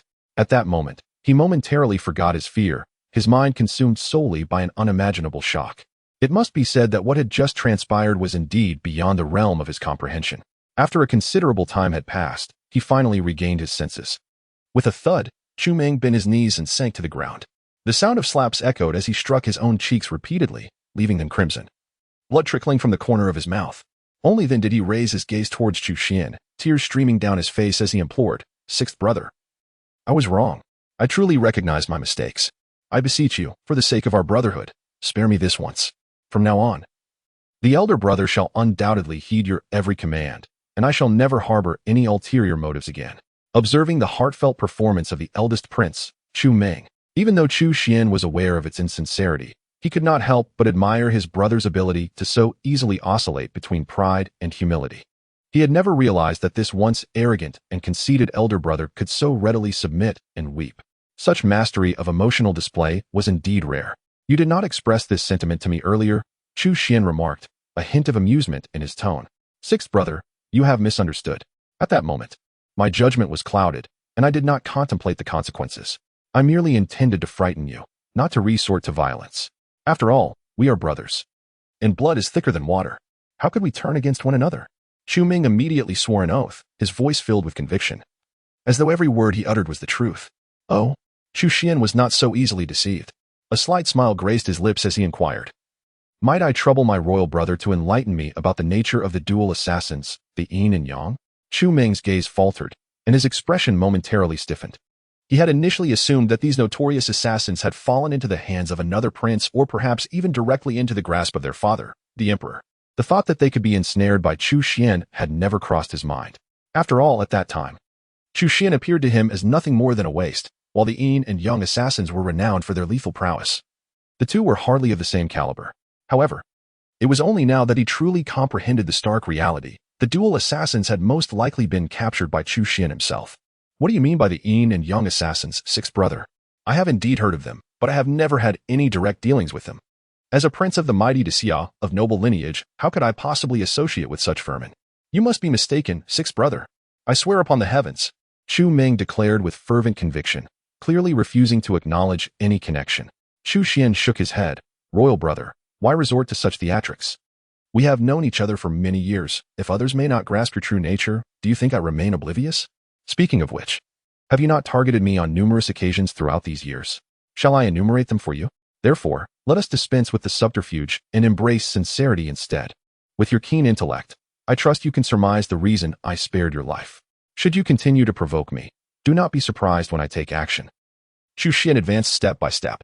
From the icy depths of his gaze, Chu Meng sensed an unmasked, chilling intent to kill. Instantly, his heart quaked, and any remnants of hope dissipated. Will I survive? Chu Ming inquired, raising his gaze. You have already stated, as brothers, I shall not deceive you. I can grant you a swift end, but should you remain silent, I shall ensure your suffering exceeds death. Chu Xuan lifted his right hand, with terrifying flames dancing at his fingertips, illuminating his cold, merciless visage. Indeed, the true sunfire rests in your grasp. Chu Ming appeared to comprehend everything. Why had the supposedly incapacitated Chu Xuan suddenly grown so formidable? If it were indeed the true sunfire, then all would be elucidated. This realization extinguished his last flicker of hope. Indeed, it was I who orchestrated your deception into the palace. He declared, that little eunuch had long been in my employ. I have meticulously prepared for this scheme for many years. However, at this juncture, Chu Ming abruptly lifted his head, a twisted and frenzied smile etching itself across his face. But you are not the sole target of my machinations. The third and seventh princes are also complicit. The third and seventh? Chu Xuan faltered momentarily, only to quickly grasp that Chu Ming referred to the third prince, Chu Hong, and the seventh prince, Chu Yuan. As for the involvement of the third prince, Chu Hong, Chu Xuan felt no surprise. Due to the third prince, Chu Hong, being inherently ambitious and eager to vie for the position of crown prince, it is quite natural for him to conspire with the first prince against his rival. After all, it is only by displacing him from the throne that they might ascend to such heights. However, the seventh prince, Chu Yuan, has always been known for his genteel demeanor and humility, maintaining a cordial relationship with the protagonist. To discover that he too had betrayed him during that incident was unexpected. Observing Chu Xuan's expression, Chu Ming discerned his thoughts and promptly remarked, there are those loyal to the third prince within the imperial guards, which is why you were able to infiltrate the palace so effortlessly. The aftermath was swiftly uncovered. As for the seventh prince, he not only keeps a watchful eye on your movements, but is also the one coordinating matters with concubine Li. Who would have thought? To be candid, I did not foresee this either. In truth, he is the one who conceals his intentions the most, Chu Ming declared through gritted teeth. Chu Xuan, however, felt no overwhelming shock. After all, he was not the former self, and his bond with the seventh prince, Chu Yuan, was not particularly profound. Throughout history, fratricide and patricide have been commonplace in the struggle for the throne. A mere betrayal hardly held significance. I understand your meaning. When the time comes, I shall seek retribution from them, ensuring that you do not traverse the path to the underworld alone. Upon hearing this, Chu Ming smiled. Indeed, that was his intention. While he felt powerless against Chu Xuan, he could not allow the third and seventh princes to reap the benefits of their demise. If they were to perish, let it be together. Grant me a swift end, he implored, and with that, Chu Ming closed his eyes. At this moment, Chu Xuan found himself unexpectedly admiring his elder brother, the emperor. However, he remained unyielding. With a single gesture, Chu Ming fell lifeless to the ground. Flames engulfed him, and in the blink of an eye, he was reduced to ashes. You came seeking the true fire of the sun. I now send you on your way with the very flames you desired, thus fulfilling your wish. Chapter 11. Arrival of the innate powerhouses in the stillness of the night. The sound of footsteps echoed. Two drowsy guards of the celestial prison were abruptly startled. They looked up to see an old man, his hair disheveled, steadily approaching them from a distance along the street. The night air was biting and cold. Yet the old man wore only a thin garment, carelessly opened, exposing his gaunt chest. Remarkably, he seemed unaffected by the chill, even relishing the gusts of wind brushing against him. The two guards exchanged uneasy glances, each unable to suppress a shiver of dread. What manner of being was this old man? One of them could not help but inquire. Merely a charlatan, scoffed the other, displaying a bolder demeanor. They then raised their spears in unison, shouting at the old man, this is a restricted area, be gone. The old man paid them no heed, his pace unwavering. With a fierce glint in their eyes, the guards thrust their spears forward. Yet, in that very moment, the old man astonishingly leapt into the air, soaring over their heads, and continued as if walking on solid ground, step by step entering the celestial prison. Witnessing such an extraordinary scene, not only were the two guards left dumbfounded, but every other guard present stood agape, unable to comprehend the spectacle before them. This is evidently not a mere technique of lightness and agility, but a true manifestation of walking on air. To an ordinary person, it appears almost miraculous. At this moment, the warden, Wu Qi, arrived with his entourage, and upon witnessing such a scene, he too was struck with profound trepidation. Nevertheless, as the warden of the celestial prison, he managed to maintain a semblance of composure. Albeit only daring to bellow with feigned bravado, trespassing into the celestial prison is a grave offense. Pray, who might you be? It has been many years since I last ventured out, and it seems I am no longer recognized. The elderly man grinned, revealing a mouthful of yellowed teeth. I am the celestial wanderer. I wonder if anyone still remembers my name? The celestial wanderer? The very same from 30 years ago? Suddenly, an exclamation erupted from the crowd. To their astonishment, despite the passage of 3 decades, someone indeed recalled him. The old man's eyes glimmered with satisfaction as he nodded. Indeed, I am that celestial wanderer. You are truly the celestial wanderer. At that moment, Wu Qi recollected who the celestial wanderer was, and a profound astonishment washed over him. The celestial wanderer was a legendary figure from 30 years past, emerging from a pathless background. He relied on a commonplace martial art to become a renowned powerhouse of the Great Xia Dynasty. Countless esteemed heroes had fallen before him, including many of Grandmaster caliber. At the height of his prowess, he was even hailed as the foremost Grandmaster of the Great Xia Dynasty. This man was both righteous and wicked, known for his audacious deeds. For reasons unknown, he had incurred the wrath of the poisonous sect, one of the 4 major sects of the Great Xia Dynasty, leading to a relentless pursuit by its elder across thousands of miles. Everyone believed that the esteemed Qin had perished at the hands of the ancient master of the poison sect, yet unexpectedly, after 3 decades, he reappeared alive within the celestial prison of the Great Xia Dynasty. Senior Qin, if you seek vengeance, you should confront the poison sect. Why come to our prison? Faced with such an enigmatic figure, Wu Qi felt increasingly apprehensive. Humph, the trivial matters of the poison sect have long been resolved by me. My purpose for emerging from seclusion is to seek the true sunfire. Qin coldly snorted, dismissing further dialogue as he casually tossed a token to Wu Qi. Upon receiving it, Wu Qi's eyes widened in astonishment. It was the royal patronage token. When did Qin become a royal patron? According to Wu Qi's knowledge, the authority and status of a royal patron were extraordinary, surpassing even that of princes and nobles, yet the requirements were equally stringent. Not even a top-tier grandmaster could qualify to become a royal patron. Only the legendary innate masters held such privilege. Thus, although the number of royal patrons was scant, each one was a true beacon of strength, a cornerstone of the Great Xia Dynasty's dominance in the southern realms. If Qin had become a royal patron, did that not imply he was now an innate master? The realization left Wu Qi momentarily speechless. By the way, how long had the crown prince and his entourage been inside? Qin suddenly inquired, as if recalling something. Nearly half an hour, which he instinctively replied. Half an hour. That should suffice. A faint smile crossed Qin's lips, and in an instant, his figure vanished from sight.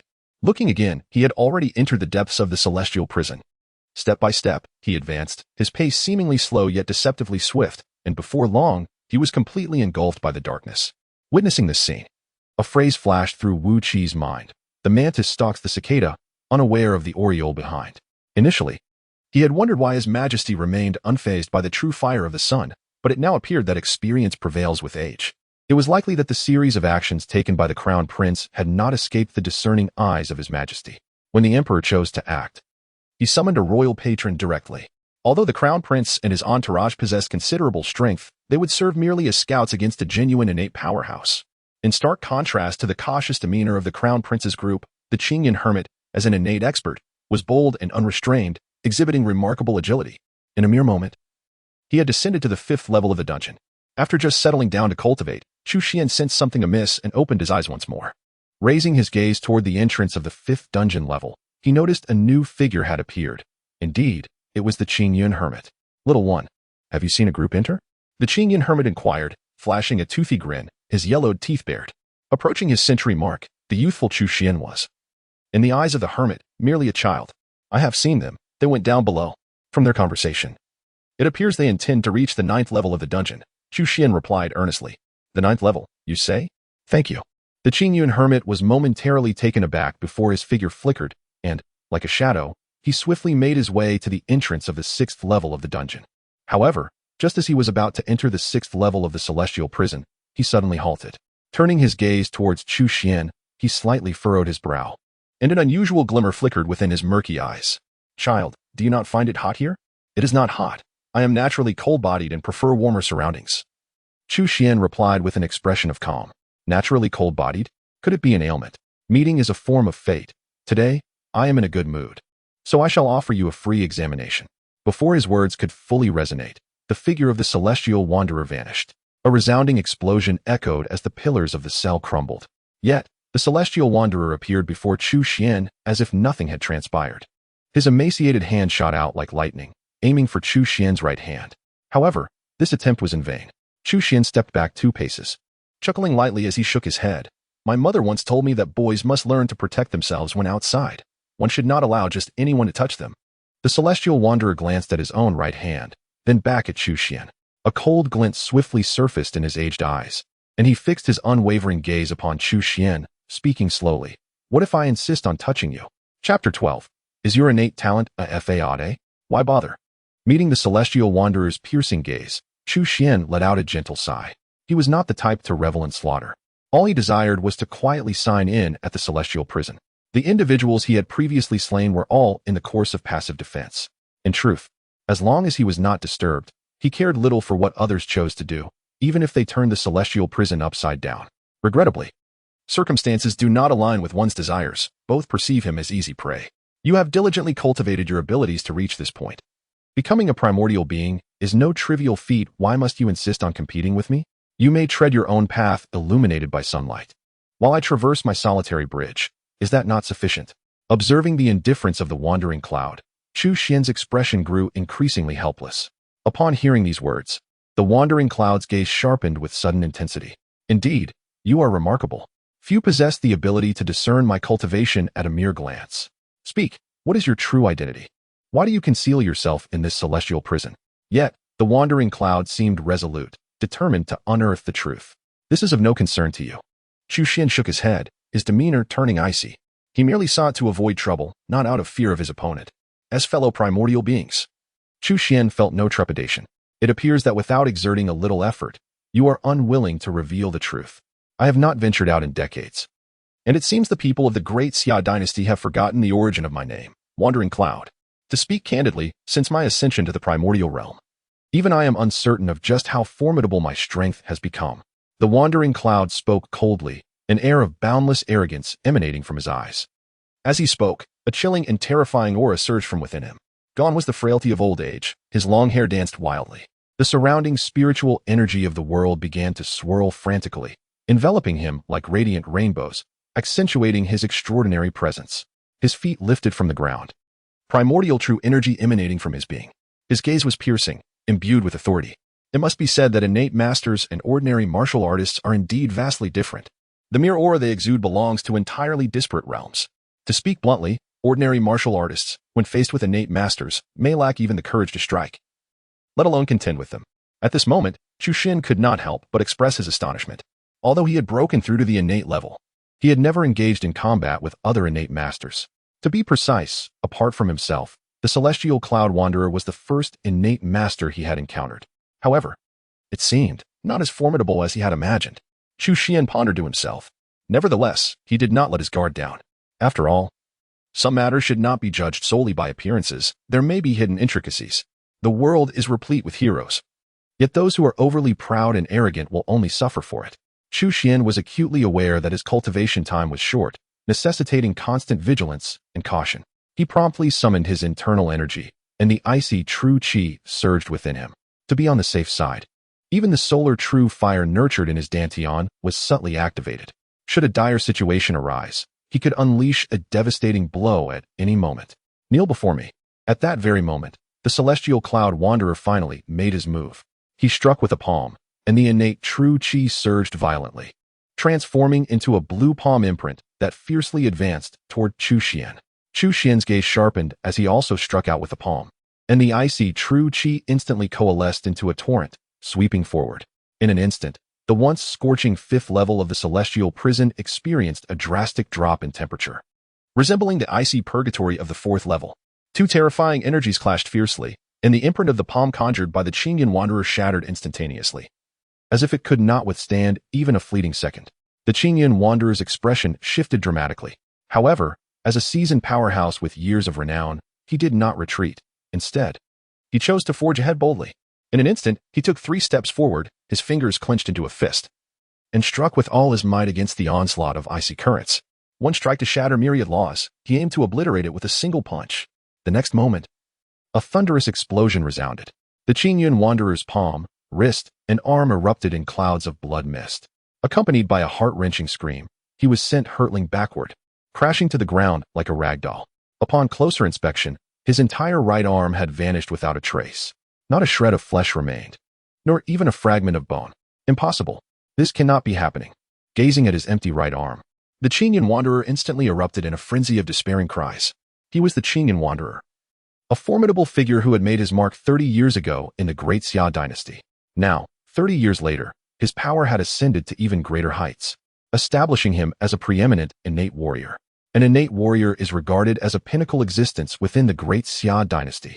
Even if other innate warriors surpassed him in strength, it would merely be a matter of degree. They all belonged to the same echelon of power, and it was utterly inconceivable for anyone to shatter his arm with a single strike. Moreover, how could this young individual possess such formidable strength? Who are you? His bloodshot eyes fixed intently on Chu Xuan, gritting his teeth as he demanded an answer. Chu Xuan, momentarily taken aback, found himself at a loss. During his first encounter with a congenital master, he had anticipated an intense battle and mentally prepared himself accordingly. However, the outcome was starkly different from his expectations. Not only did the Sun True Fire remain unutilized, but even the Ice God Finger, a formidable technique, was not employed. With just a single strike, his opponent was defeated. When compared, what distinguished this individual from a semi-congenital like Fang Xingyi? Could it be that this so-called congenital master was merely a fade? Unable to restrain himself, Chu Xuan blurted out the question. Upon hearing this, the already frenzied Qingyun Sanren was immediately consumed by rage. Unable to contain himself any longer as he spewed forth a mouthful of blood, his pallid complexion grew even more ashen, and he glared fiercely at Chu Xuan, as if harboring an irreconcilable grudge. This was utterly outrageous. Defeating him was one thing, but to mock him in person was akin to dancing on his grave. Such indignity was intolerable.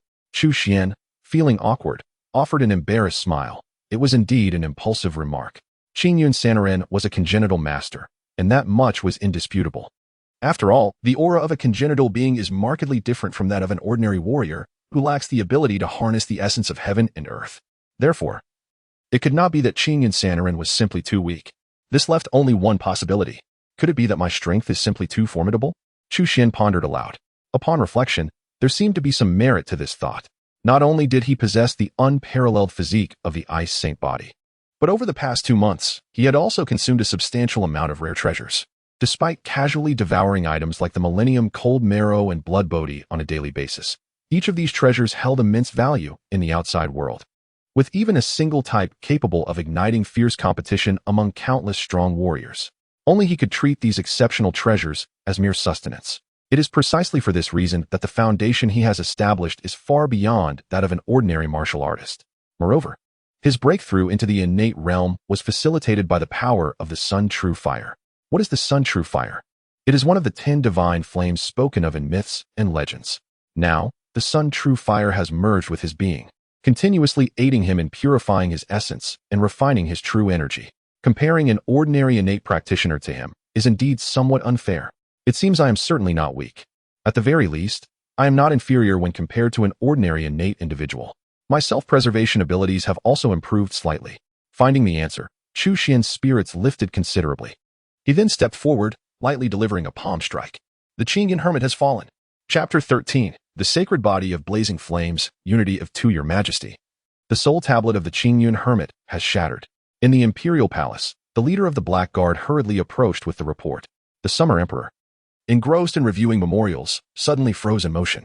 He immediately raised his head, his expression darkening in an instant as he coldly asked, enunciating each word. What did you say? The shattering of the soul tablet signifies the fall of the physical body.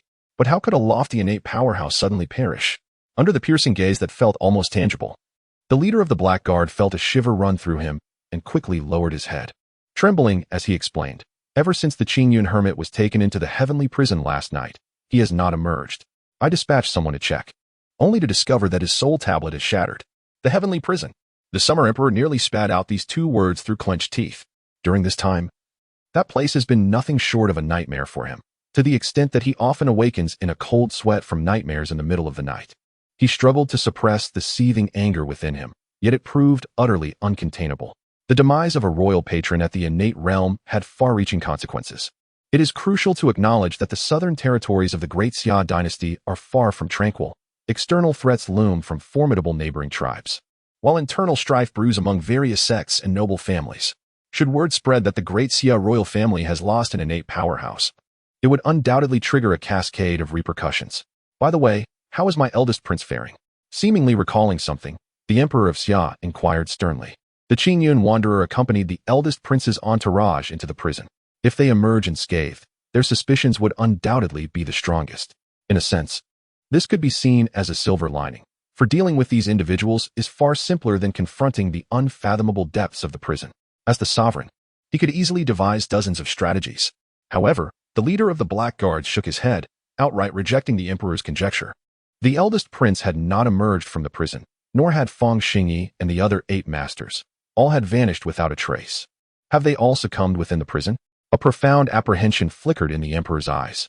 9 masters, including one who was half a step away from the innate realm, have simply disappeared? The prison has consumed far too many lives of powerful beings in recent days. Now, even those at the threshold of the innate realm and beyond have perished within. If this continues, to what extent could it escalate? He dared not even contemplate it. No, it cannot be allowed to persist. In a moment of decisive clarity, Emperor Xia issued a command. Summon the revered ancestors of the 4 great sects and convey my willingness to share the legendary true fire of the sun with them. While the emperor was engulfed in trepidation, within the confines of the sky prison, Chu Xuan found himself in remarkably good spirits. After vanquishing the Qingyun recluse, he unearthed several tomes of cultivation insights among his belongings. Although Chu Xuan held the Qingyun recluse's prowess in disdain, the latter had devoted nearly a century to his practice. The recorded insights, rich in common knowledge and perspective, offered substantial value to Chu Xuan. It was revealed that the innate realm is categorized into 9 celestial tiers. The Qingyun recluse had ascended to the innate realm 20 years prior and, through arduous cultivation, had reached the 3rd tier. In contrast, having just broken through to the innate realm, Chu Xuan was positioned at the 1st tier. This led to a perplexing question. Why was the Qingyun recluse at the 3rd tier, unable to withstand even a single strike from Chu Xuan, who occupied the 1st tier? It appeared that such classifications of realms were not entirely reliable and could only serve as a rough reference. Chu Xuan shook his head. Despite these musings, he committed the cultivation principles to memory. In the days that followed, tranquility returned to the sky prison, allowing Chu Xuan to sign in with peace of mind. The potential for signing in on the 5th level of the prison evidently surpassed that of the 4th level. After a month of signing in at the 4th level, rewards had begun to dwindle, yet on the 5th level, a month had passed without any significant decline in rewards. However, according to Chu Xuan's judgment, the 5th level of this dungeon would not endure for much longer. System, sign in. A new day had arrived. Ding, sign in successful. Congratulations, host. You have obtained the Flame's sacred body. Would you like to merge it immediately? Chu Xuan was momentarily taken aback, and then his heart soared with joy. He had not anticipated that, on the final sign-in day within the 5th level of this dungeon, he would receive such a reward. Following the true sunfire, his luck had struck again. The Flame's sacred body was evidently a peerless physique, rivaling even the Ice sacred body. Yet, he already possessed the Ice sacred body. Would merging with the Flame's sacred body pose a problem? After all, water and fire are incompatible. If they were to repel each other, the only one to suffer would be him. In a more severe scenario, he could very well be obliterated in an instant, given the stakes of his own life. It was only natural for Chu Xuan to feel apprehensive. Ding, please rest assured, all sign-in rewards belong to the host and will not inflict any harm. Ding.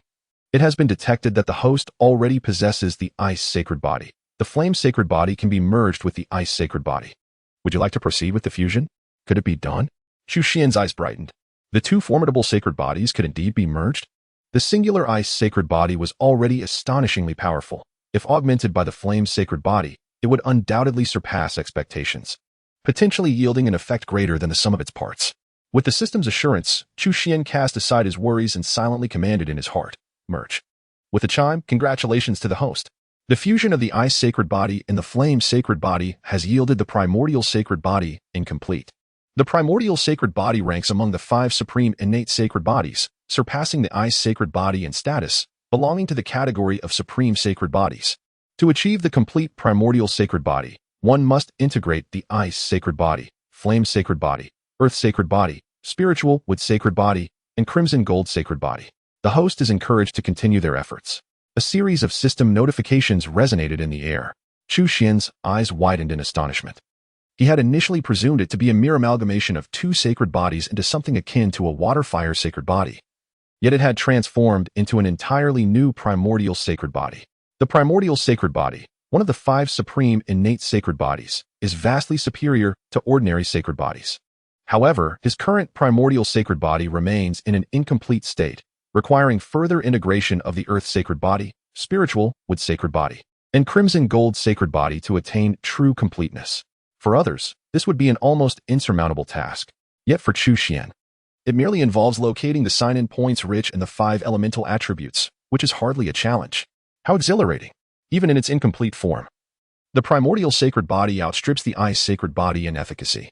The ice sacred body solely pertains to the ice attribute, primarily absorbing the ethereal energies of water. In contrast, the primordial sacred body can absorb the energies of nearly any attribute. This singular aspect significantly amplifies Chu Xuan's cultivation efficiency by more than tenfold. Bang. An invisible membrane shattered. Innate realm, second layer. Bang. Another layer broke immediately after. Innate realm, third layer. Merely the process of merging with the primordial sacred body propelled Chu Xuan to break through 2 realms. In an instant, he ascended from the first level of the innate realm to the third. In other words, within the blink of an eye. Chu Xuan traversed the arduous journey that Qing Yun Sanren had painstakingly cultivated over 2 decades. Had Qing Yun Sanren still been alive to witness such a spectacle, he would undoubtedly have been driven to the brink of despair. Concurrently, the world outside once again manifested breathtaking celestial phenomena. Phoenixes soared in unison. Divine dragons echoed through the heavens. The luminous moon rose over the sea, and the chaotic seeds of green lotuses flourished.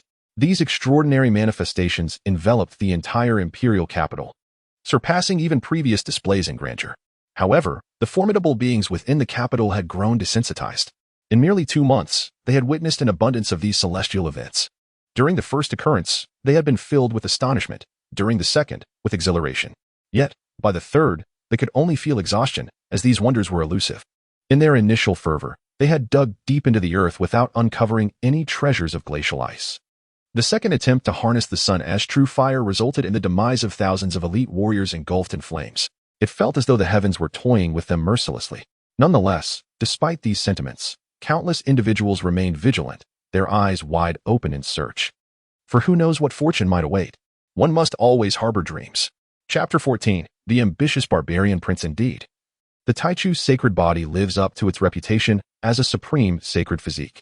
While the ice sacred body is already considered a top-tier sacred physique, the disparity when compared to the Taichu sacred body is strikingly evident.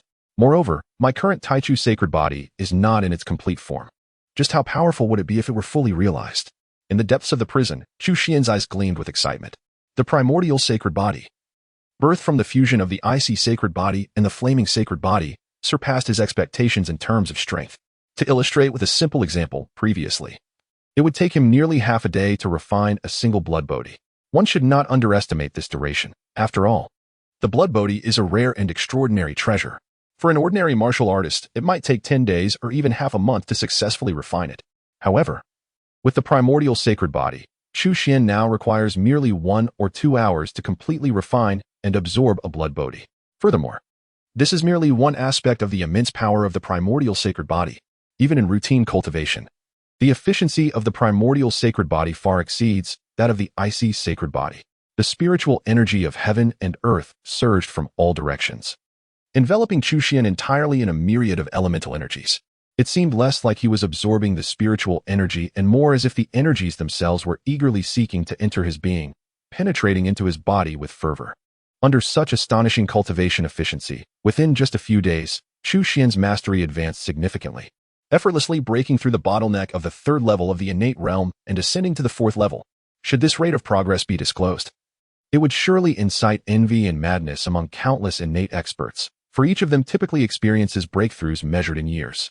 In comparison, Chu Xuan's ascent resembled the pace of a snail. Even more astonishing was the solidity of Chu Xuan's cultivation. It exhibited no signs of instability or superficiality, instead displaying an extraordinarily firm foundation. Even if he wished to suppress his advancement, he found it impossible, compelled instead to ascend with unwavering resolve. And while Chu Xuan immersed himself in diligent training, outside the capital city, a contingent of peculiar and uniquely attired foreigners suddenly arrived. They were a delegation from the barbarian tribes. The barbarians resided in the southern regions of the Great Xia, a land characterized by desolate wilderness and dense jungles, teeming with venomous creatures and ferocious beasts, presenting an extraordinarily harsh environment that deters outsiders. However, it is precisely this severe milieu that has cultivated the barbarians' fierce and combative nature, rendering them a significant threat to the Great Xia Dynasty. What a splendid city! Among the delegation, the young barbarian Prince Wuduan, merely 20 years of age, gazed in awe, his eyes betraying an unmistakable glimmer of greed and ambition. Such a magnificent metropolis rightfully ought to belong to our barbarian kin. This bountiful land should also become our territory. If we could conquer this fertile expanse, how many barbarian warriors could it nurture? The barbarian Prince Wuduan muttered to himself. The high priest of the delegation, serving as its leader, chuckled upon hearing the prince's musings. Your Highness, you are an unprecedented talent among our barbarian people, a once-in-a-century prodigy. As long as you mature, all of this will surely come to fruition. Indeed, I possess the bloodline of the flame bird. It is destined that I shall become the king of the south. The barbarian Prince Wuduan declared with unwavering confidence. Suddenly, as if struck by a thought, he inquired with a smile, High Priest, you have often spoken of the Great Xia Dynasty's vastness, its abundance, and its plethora of talents. Is there anyone who could be compared to me? There is indeed, the High Priest responded. The Great Xia Dynasty boasts a sixth prince, Chu Xuan, who possesses the crimson blood spirit body. Even at a tender age, he has reached the pinnacle of the fourth rank, and it is certain he will break through to the first rank and achieve innate prowess. The expression of the barbarian Prince Wuduan momentarily faltered. Such talent, in comparison to his own, seemed to be quite formidable. At this moment, the high priest of the barbarian tribe abruptly shifted his tone. According to the intelligence I have received, he recently fell victim to the royal power struggles. And not only has his cultivation been entirely obliterated, but he has also been imprisoned in the celestial dungeon. By now, he is most likely dead within those confines. The barbarian prince, Wuduan, instantly transformed his fury into delight, sneering, the Great Xia Dynasty is already decayed, consumed by intrigue and treachery, failing to cherish such a talent. Once I rise to power, no one shall stand against me. As night descended, outside the celestial dungeon, two shadowy figures crawled atop the rooftop. Upon closer inspection, it was none other than the high priest of the barbarian tribe and Prince Wuduan, who should have been at the relay station. High priest, what brings us here? Prince Wuduan inquired, bewildered. The high priest pointed fervently towards the dungeon in the distance. Not long ago, an extraordinary phenomenon occurred. The true fire of the sun descended from the heavens, landing directly within the Great Xia's celestial dungeon. At this juncture, he turned to Wuduan, his eyes ablaze with fervor. The true fire of the sun is the legendary supreme flame. If your highness can master it, not only will you effortlessly break through to the innate realm, but you will also possess great potential to ascend beyond even that level. Hearing this, Wuduan could hardly contain his excitement. However, he soon questioned, if the true fire of the sun is so powerful, why has no one from the Great Xia Dynasty attempted to retrieve it, allowing us to benefit instead? There are two reasons for this, the high priest replied, raising two fingers. Firstly, the celestial dungeon is rife with perilous rumors, concealing numerous dangers that not just anyone can navigate. However, the prince need not worry. I am a formidable being of the sixth celestial realm, more than capable of ensuring your safety. Secondly, the essence of the sun's true fire is such that it cannot be subdued by mere mortals. This, too, poses no challenge for you, prince.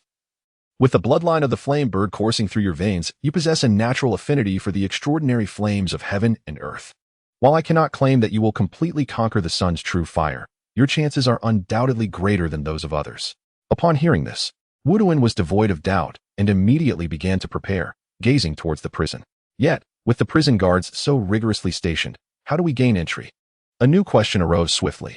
Given the recent tumultuous events, the number of guards had multiplied several times over, establishing a veritable fortress with sentinels every 5 paces and watchmen every 10. The interior and exterior were swarming with armored, battle-ready elite soldiers. Observing this, the tribal high priest could not help but frown. Indeed, the defenses were far more formidable than anticipated. Yet this also confirmed that the sun's true fire must still reside within the prison. With his strength, there remained a glimmer of hope for a covert approach. However, for Wuduan, the possibility was nearly non-existent. Thankfully, I had prepared in advance. As he spoke, the tribal high priest withdrew 2 tattered talismans from within his robe, treating them as treasures, caressing them gently. A fleeting look of reluctance crossed his eyes before he handed one to Wuduan. What is this? Wuduan inquired with curiosity. This is known as a talisman. The tribal high priest's eyes glimmered with reminiscence. In my youth, I ventured beyond the lands of our tribe, enduring countless hardships to reach the eastern wilderness beyond the southern heavens. In that realm lies the true pinnacle of cultivation, replete with an abundance of extraordinary ancient powers and a myriad of uniquely functional treasures, such as this talisman. Do not be deceived by its humble appearance as a mere piece of yellow paper. Within it resides a special concealment spell, which can be activated instantly with the infusion of energy. As he spoke, he promptly infused his own vital energy into the talisman. A hazy radiance flickered, and in the next moment, he vanished into thin air. Utterly astonished, he comprehended the true worth of the talisman in his hand. With proper utilization, there are no bounds to where one could venture, whether in the heavens or on earth, beyond the southern skies, in the eastern wilderness. Once my cultivation reaches its zenith, I shall certainly explore those realms.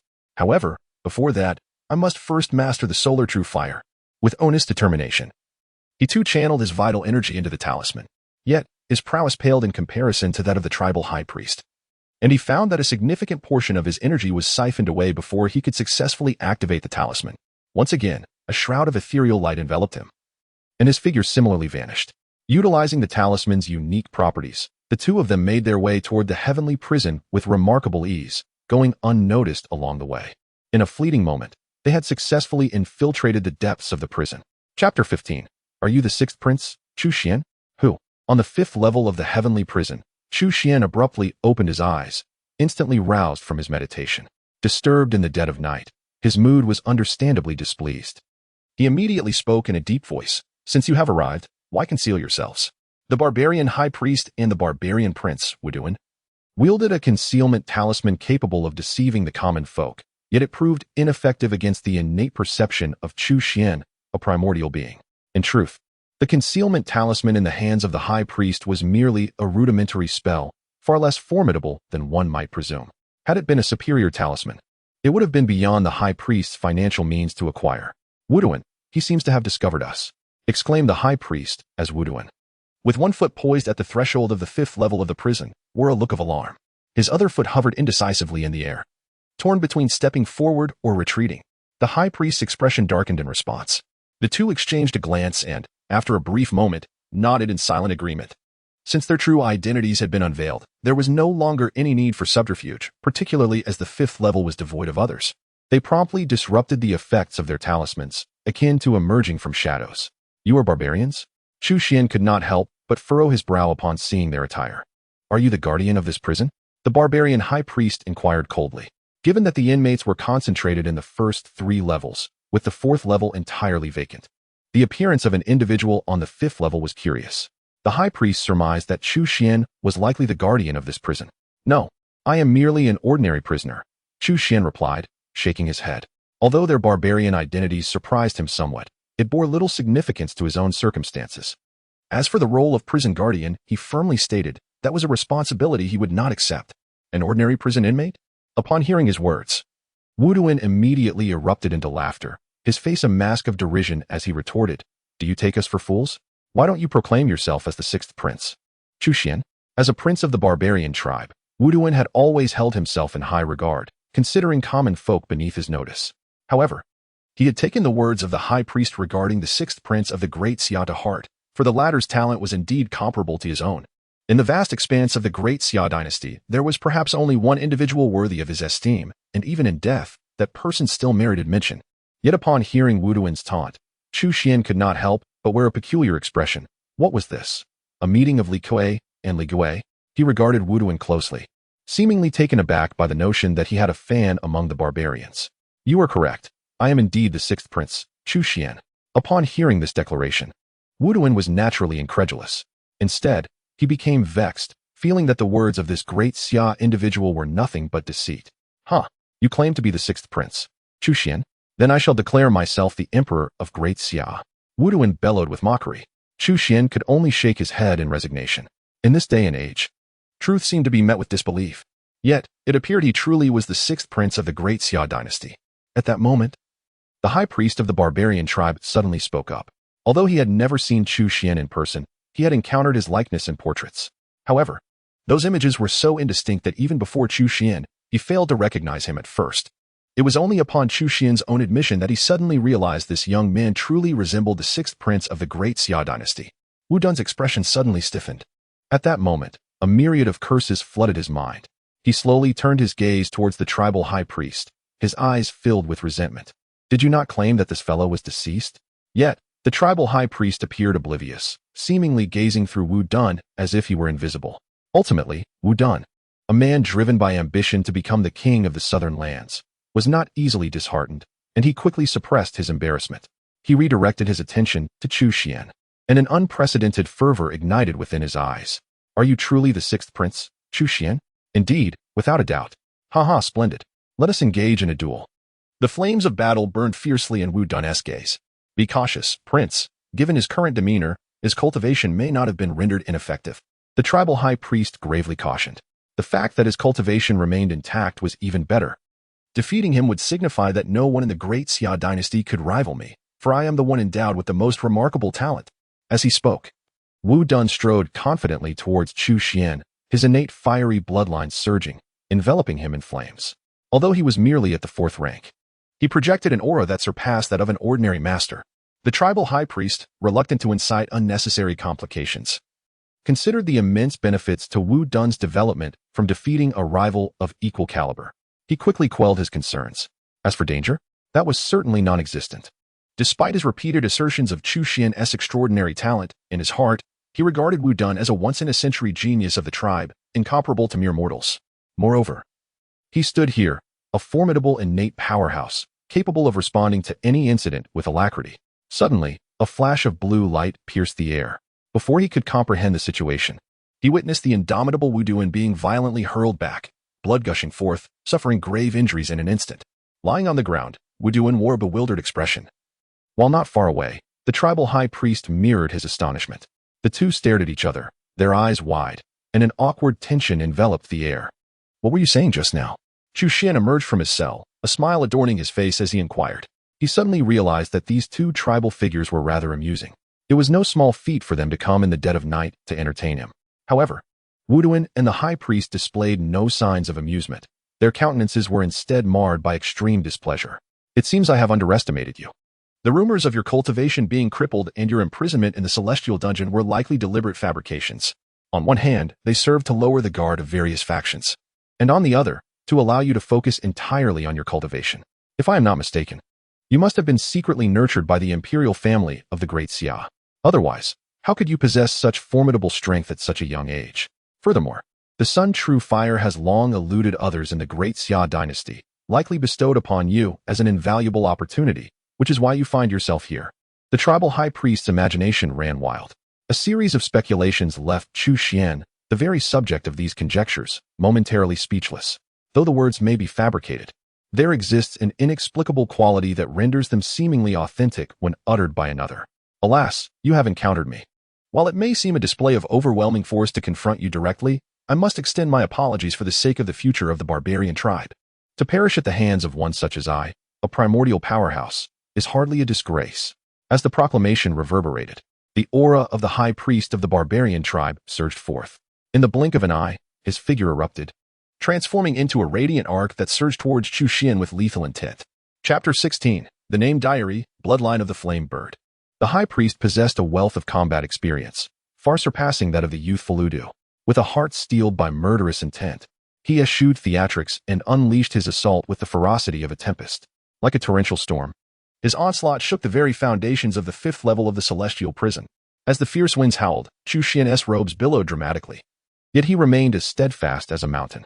His gaze, tranquil as a deep well, betrayed no hint of trepidation. It was only when the high priest closed the distance, poised to extinguish his life with a mere flick of the wrist, that Chu Xuan struck with lightning speed. A single finger extended, tearing through the fabric of reality. A chilling surge of primordial energy erupted forth, akin to an endless and tumultuous ocean. From a distance, it appeared as if two violent torrents collided with cataclysmic force. In an instant, the outcome was determined. The high priest was sent hurtling backwards at a velocity surpassing that of his initial advance, reminiscent of Wu Dun's recent ordeal.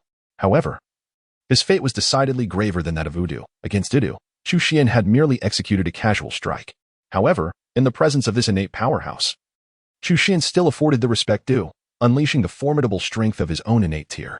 With a single strike, the high priest of the barbarian tribe suffered a devastating blow. His body crashed violently to the ground, bones shattered and crushed. He resembled a mere puddle of mud, unable even to rise. The once menacing glint in his eyes gradually dulled into a vacant stare. Before Chu Xuan could approach, his head tilted, and he breathed his last. Witnessing this scene, the barbarian prince Wu Dun's eyes widened in disbelief, akin to copper bells, filled with an unimaginable shock. Their high priest had perished just like that? Earlier that day, he had been brimming with ambition, proclaiming his intent to conquer the Great Xia Dynasty and become the sovereign of the southern heavens. By nightfall, he had been elated, convinced he was on the verge of obtaining the true fire of the sun, envisioning his ascent to greatness. Yet, upon truly entering the heavenly prison, he realized the grim reality starkly contrasted with his expectations. Without even catching a glimpse of the true fire of the sun, he had already sustained grave injuries. Now, he could only watch helplessly as the high priest of his tribe succumbed before him, feeling as if the very fabric of his world was unraveling. This was no grand opportunity. It was unmistakably a journey towards death, a journey that spelled doom from 1,000 miles away. Spare my life, I beseech you. I am the prince of the barbarian tribe, and I hold great value for you. If you grant me mercy, I can assist you in conquering the barbarian tribe and help you ascend as the sovereign of the southern heavens. Faced with the specter of death, Wu Duan finally comprehended that all his previous dreams were mere illusions. Only survival was the true reality. He struggled to rise, repeatedly bowing his head before Chu Xuan. His voice filled with desperate pleas, devoid of any trace of his former pride. Conquering the barbarian tribes? Becoming the sovereign of Tiannan? Such declarations might have held some weight if uttered to another. Yet for me, they bore no allure whatsoever. Would it not be far more gratifying to transcend a few realms during that time? Before his words could fully escape his lips, Chu Xuan pointed a finger, unleashing a terrifying force that pierced through Wu Duan's forehead. Wu Duan's eyes widened in shock, revealing a profound sense of unwillingness, before he collapsed lifelessly to the ground. This ambitious prince of the barbarian tribes met his silent demise within the confines of the celestial prison. From the two, Chu Xuan uncovered intriguing revelations. He discovered a calling card on Wu Duan, and upon examination, learned that the young barbarian he had slain was indeed a prince of his people. As for the other individual, he was heralded as the foremost sage among the barbarians, the great priest. It was no wonder he possessed innate abilities. Chu Xuan surmised that this great priest's cultivation surpassed that of the azure cloud hermit, likely reaching the 6th tier of innate mastery. As for why this great priest, at the 6th tier of innate mastery, could not best him at the 4th tier, it seemed rather reasonable, didn't it?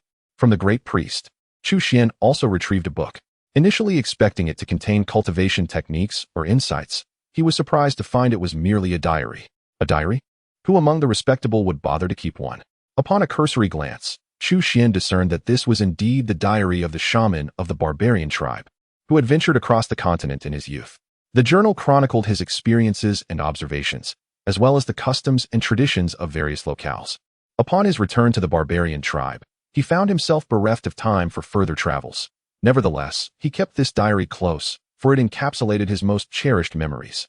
It detailed not only the circumstances of the southern lands but also included accounts from the eastern wasteland beyond.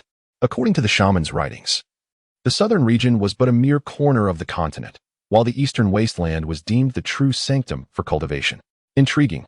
Chu Xuan's eyes widened in astonishment as he carefully tucked the diary away, intending to study it further during moments of leisure.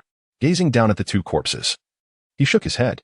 As emissaries of the barbarian tribe, they ought to have remained at the relay station, yet here they were, stealthily infiltrating the dungeon under the cover of night, revealing their nefarious intentions. Their demise was of no surprise. No sooner had he spoken than Chu Xuan snapped his fingers, unleashing a wisp of flame that swiftly transformed into a roaring inferno, engulfing the bodies.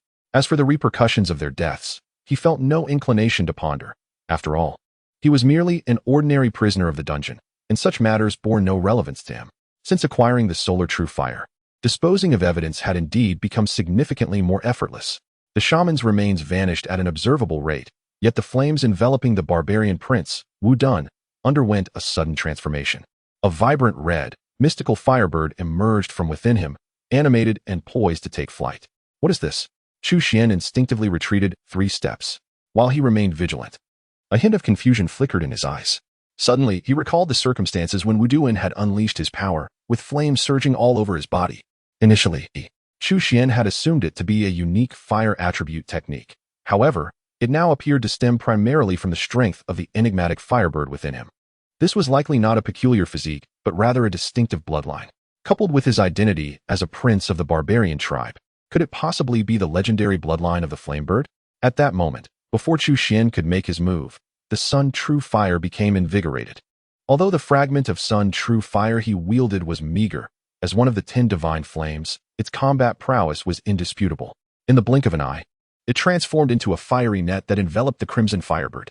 No matter how the Crimson Firebird struggled, it could not break free. Instead, the fiery net constricted tighter with each passing moment.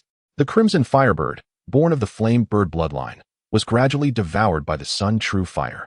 With each reduction in the Firebird's form, the Sun True Fire grew stronger. By the time the Crimson Firebird was entirely consumed, the Sun True Fire had become at least 50% more potent than before. A delightful surprise. It turned out that the Sun True Fire could not only grow stronger through cultivation in the Dantian, but could also assimilate such fire attribute bloodlines to enhance itself. Perhaps other fire attribute spiritual entities could similarly aid in the growth of the Sun True Fire. The next time he encountered a fire attribute spiritual entity, he would certainly make an effort to experiment. A look of joy was unmistakably etched on Chu Xuan's face. To him, the Sun True Fire was not merely a life-saving trump card. As long as the true fire of the sun is nurtured within his body, it continuously purifies his meridians and refines his vital energy, akin to a perpetual buff that yields benefits every moment. The stronger the true fire of the sun, the greater the advantages he reaps. Chapter 17.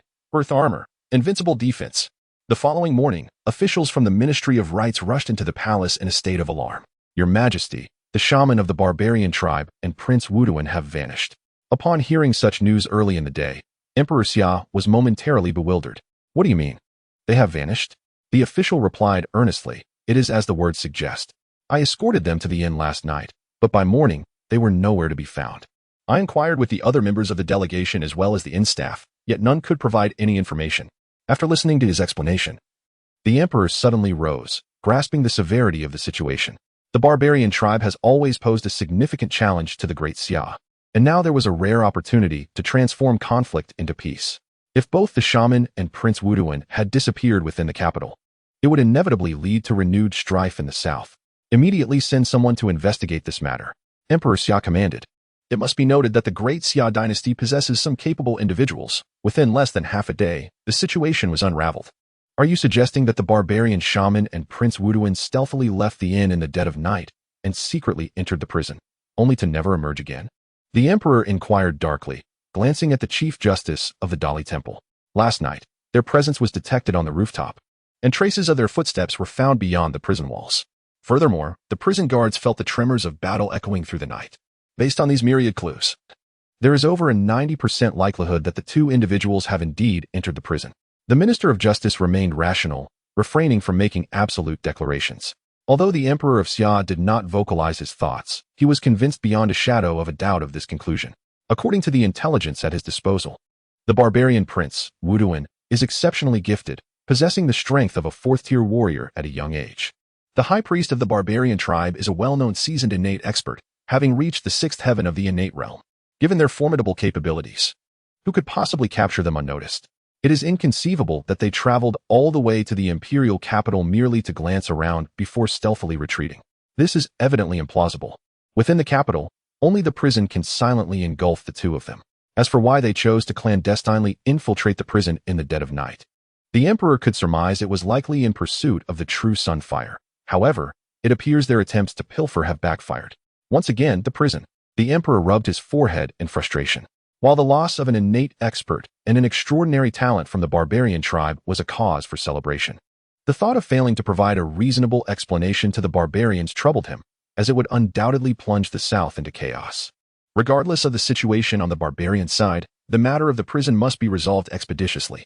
Otherwise, with such a ticking time bomb in the imperial capital, rest would elude him. Once the ancestors of the four great sects arrive, we shall commence our actions. Emperor Xia inhaled deeply, his eyes filled with determination. The sudden disappearance of the high priest and prince of the barbarian tribe has indeed stirred considerable unrest within the imperial capital. However, this turmoil bears no relevance to Chu Xuan. Each day, he continues to cultivate diligently in the dungeon, signing in with unwavering focus. Since the notorious reputation of the dungeon has spread, it has effectively transformed into a forbidden zone. Even the jailers dare only to linger on the first 3 levels. With no one to disturb him, Chu Xuan enjoys a measure of tranquility. After several days, the sign-in rewards on the 5th level of the dungeon finally began to diminish. Chu Xuan had anticipated this development and felt no surprise. He immediately set off for the 6th level. The 9 levels of the dungeon each present vastly different conditions. The 4th level, known as the Ice Prison, is intolerably frigid, where water freezes upon contact. The fifth level, referred to as the fire prison, is engulfed in flames, radiating extreme heat. Upon entering the sixth level, Chu Xuan acutely sensed the overwhelming density of earth attributes spiritual energy, with gravity nearly tenfold that of the outside world. Even as an innate powerhouse, he could distinctly feel an oppressive force. It is easy to imagine that should an ordinary person enter this realm, even a brief period would render their bodies incapable of withstanding the pressure, potentially crushing their internal organs. However, Chu Xuan is no ordinary individual. He is not only an innate warrior but also possesses the primordial sacred body, endowing him with physical attributes far beyond those of typical martial artists. Cultivating in such an environment posed no challenge for him. Rather, it provided constant pressure, facilitating the rapid enhancement of his physique. For any martial artist, the body is fundamental. Its importance beyond question, especially for Chu Xuan, who possessed the primordial sacred body. Failing to harness this would be a grievous waste. This environment was even more suitable for him than the fourth or fifth levels. Additionally, the abundant earth attribute spiritual energy might allow him to sign in for the earth sacred body, potentially further perfecting his primordial sacred body. Filled with joy, Chu Xuan promptly sought out a cell to take a seat. He did not begin his cultivation immediately. Instead, he opted to sign in first, as he still had today's opportunity available. System, sign in. With an audible alert, the system responded swiftly. Ding. Sign in successful. Congratulations, host, you have received the earth armor. Taken aback by this revelation, Chu Xuan observed as a set of earth-toned armor materialized within the system space. With a flick of his right hand, the armor appeared before him. Although the armor bore an earthy hue, it exuded no sense of dullness. Instead, it was exquisitely crafted, shimmering with brilliance, akin to a supreme treasure that was a delight to behold.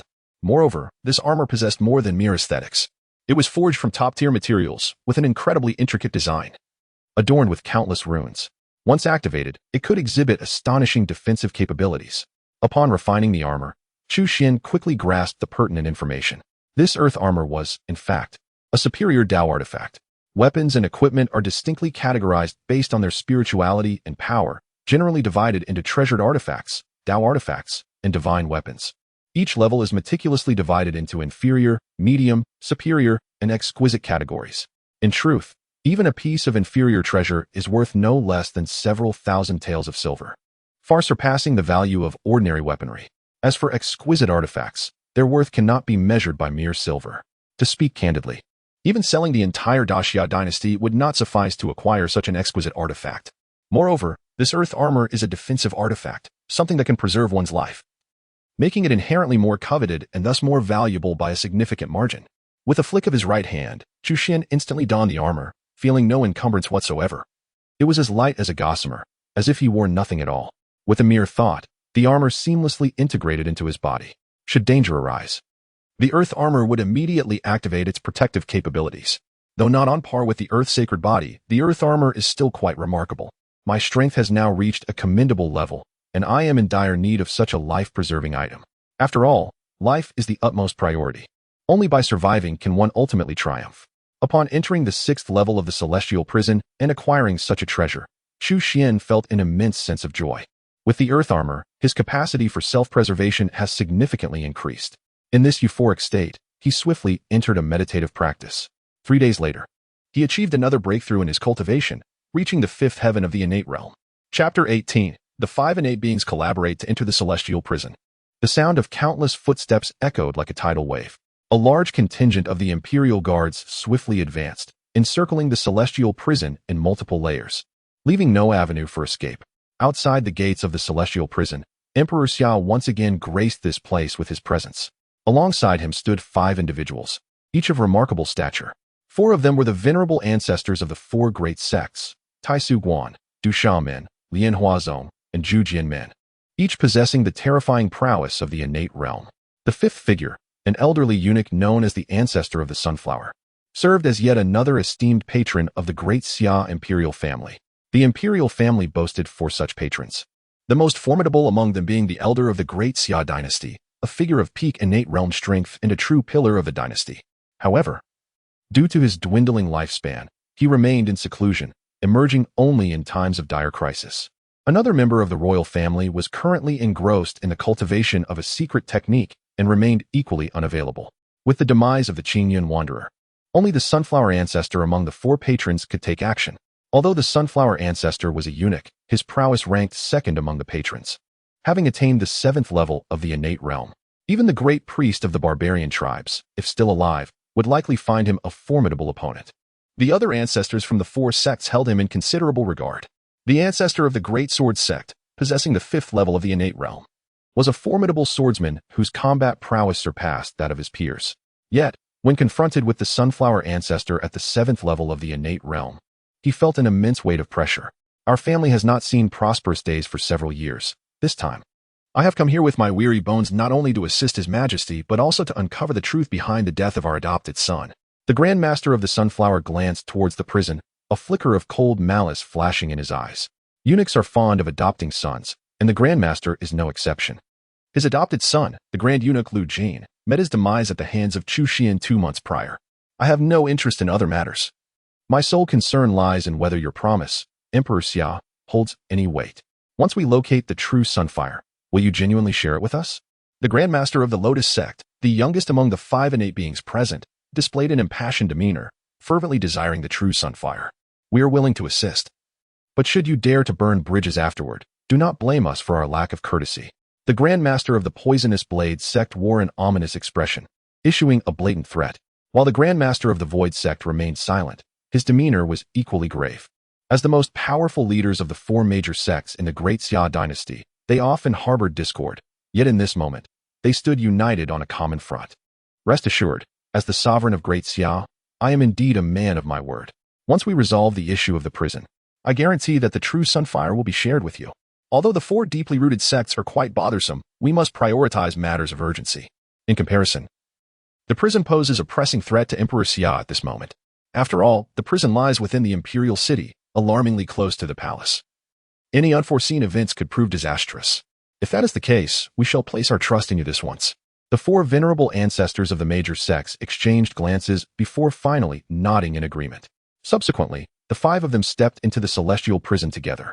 Your Majesty, might it be prudent to allow me to lead the army in with you? Ventured the commander of the Imperial Guard, unable to suppress his suggestion. The Summer Emperor cast a glance at him, a flicker of consideration crossing his eyes, yet he shook his head in refusal.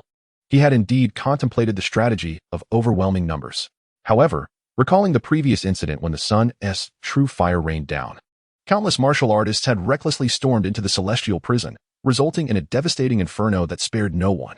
The celestial prison was far too sinister, a realm not meant for ordinary soldiers to tread. Furthermore, due to the constraints of the terrain, the advantages of having a larger force could not be realized. Should another conflagration occur, even deploying 100,000 soldiers would likely stir not a ripple. The 5 innate beings, when united, should be more than capable of overcoming any adversary. Confidence brimmed in the eyes of the Summer Emperor. Not only did he think this way, but the 5 innate beings entering the celestial prison shared the same sentiment. In the Great Summer Dynasty, the innate realm represented the pinnacle of power. Each innate master was a colossal figure in their own right. Moreover, they were not mere novices in the innate realm. Each had honed their prowess over decades. Seasoned warriors of formidable repute. The eldest among them, the Sunflower Ancestor, had surpassed the innate realm for nearly a century. The 5 of them joined forces. And not only was there no rival within the vast realm of the Great Xia, but even across the entire southern region, few could stand against them. As for this infamous prison, despite its notorious reputation and countless rumors, today it was destined to be overwhelmed by their combined strength. It is said that this prison is extremely ancient, having existed for many years. Today, they would finally uncover the great secrets hidden beneath its depths. Even the much-discussed 9th level of this prison, with their united efforts, would surely reveal the truth hidden within its shadows. With unwavering confidence, the 5 descended layer by layer. 3rd level, 4th level, 5th level. In the blink of an eye, they arrived at the 6th level of the prison. Upon entering, they experienced a sensation akin to that of a tenfold increase in gravity, which suddenly weighed heavily upon them, as if they were bearing the burden of a 1,000-pound stone. However, being innate experts, they quickly adapted. Briefly enduring such immense pressure posed no significant challenge for them. Of course, their movements were inevitably affected. It was akin to running 100 meters with a person on one's back. The circumstances were undeniably different. The gravity of the 6th level felt as though it were equivalent to carrying 10 people. There seemed to be a person within that cell. The ancestral master of the Lotus Flower sect, possessing keen perception, was the first to sense Chu Xuan's presence. Is someone there? Upon hearing this, the other four immediately tensed, raising their gazes in unison. Soon, they too spotted Chu Xuan's figure, momentarily rendered speechless in astonishment. In their eyes, it appeared that the individual within the confines of that cell was engaged in cultivation, cultivating under tenfold gravity on the 6th level of this prison. Even though they were seasoned innate powerhouses, such a peculiar environment allowed them only brief sojourns. Should they linger too long, their bodies would inevitably succumb. The very notion of cultivating in such conditions was beyond their wildest imaginations. What difference would it make from courting death? Yet, as they observed, Chu Xuan, seated cross-legged upon the stone bed of the cell, was evidently immersed in cultivation, and in a profound state at that. This was a level of attainment not easily reached in a short span. In other words, the individual must have been cultivating here for a considerable duration. Was this person human or ghost? Even the usually audacious ancestor of the giant sword sect could not help but murmur in disbelief. Regardless of whether he was a specter or not, capturing him for interrogation would reveal the truth. A glint of ruthlessness flashed in the eyes of the ancestor of the poison sect. He then strode forward with determination. It was not that he wished to proceed with greater haste. The overwhelming gravity rendered his once proud agility utterly ineffective. Chapter 19. The Innate Demise of All. The Emperor of Summer's helplessness Chu Xuan had long been aware of the arrival of the 5 innate powerhouses. However, as he was on the brink of a breakthrough, he momentarily chose to disregard them. The ancestor of the poison sect, evidently unaware of this circumstance, believed he had seized a golden opportunity and approached with a sinister grin. The other 4 innate powerhouses remained impassive, merely observing without uttering a word to intervene. Each of them, having risen to the status of an ancestor, bore the stains of blood upon their hands. The life and death of a mere stranger held no significance for them. Young man, next time choose a better place for your cultivation. The elder of the poisonous sect swiftly approached Chu Xuan, his right hand splayed wide, striking towards him like a bolt of lightning. At that moment, Chu Xuan's eyes suddenly flared open, his pitch-black irises resembling celestial bodies, releasing 2 beams of divine light in an instant. Simultaneously, a thunderous sound erupted, sending a terrifying wave of energy rippling through the air. He had successfully broken through from the 5th to the 6th level of the innate realm. The unexpected turn of events caught the elder of the poisonous sect off guard. Before he could react, he felt a sudden numbness in his right hand, only to be violently propelled backwards by the overwhelming force. Thud! His body traced a long arc through the air before crashing to the ground like a heavy sandbag. This unforeseen spectacle left the 4 others behind him utterly dumbfounded. If they were not mistaken, this young man was also an innate powerhouse. What nonsense was this? When did the Great Xia Dynasty produce such a young, innate warrior? This lad was undoubtedly a mystery. He must possess knowledge of the secrets of the celestial prison. Let us take him down together. The elder of the poisonous sect quickly regained his footing, his gaze fixed intently on Chu Xuan, his voice filled with rage and humiliation. Before he finished speaking, he charged ahead. The other 4 exchanged glances, each reflecting curiosity and greed. Regardless of whether this young man was aware of the secrets of the celestial prison, his ability to break through to the innate level at such a young age surely concealed a momentous secret. Upon realizing this, they rushed forward without a moment's hesitation. Such a secret was one they could not afford to miss. Unbeknownst to the consequences, observing their actions, a fierce glint flickered in Chu Xuan's eyes. Though he was not a bloodthirsty fiend, he was certainly not one to suffer in silence. When confronted with unwarranted aggression, he would not hold back. Before his words could fully escape his lips, the energy from his recent breakthrough erupted, propelling him forward like a piercing arrow. A stark contrast became evident when the 2 sides were compared. The 5 elders of the poisonous sect had only just entered the 6th level of the heavenly prison and had yet to fully acclimate to their surroundings. Under the influence of tenfold gravity, their abilities were severely diminished. In contrast, Chu Xuan had completely adapted to the environment, and his physical prowess far surpassed that of the 5. Even under the same tenfold gravity, he appeared utterly unaffected. In the blink of an eye, he stood before the elder of the poisonous sect. With a single, powerful strike, he unleashed his terrifying strength without reservation. This time, the elder was not simply sent flying. He was instantly dispatched with a single blow. His head shattered like a ripe watermelon, and even a congenital expert met his demise in an instant. Witnessing the splatter of blood, the remaining 4 could not help but change their expressions dramatically. It was then that they realized they had grossly underestimated the young man's strength, which not only matched theirs but perhaps even surpassed it. Yet, it was far too late for regrets. They were now caught in a perilous predicament.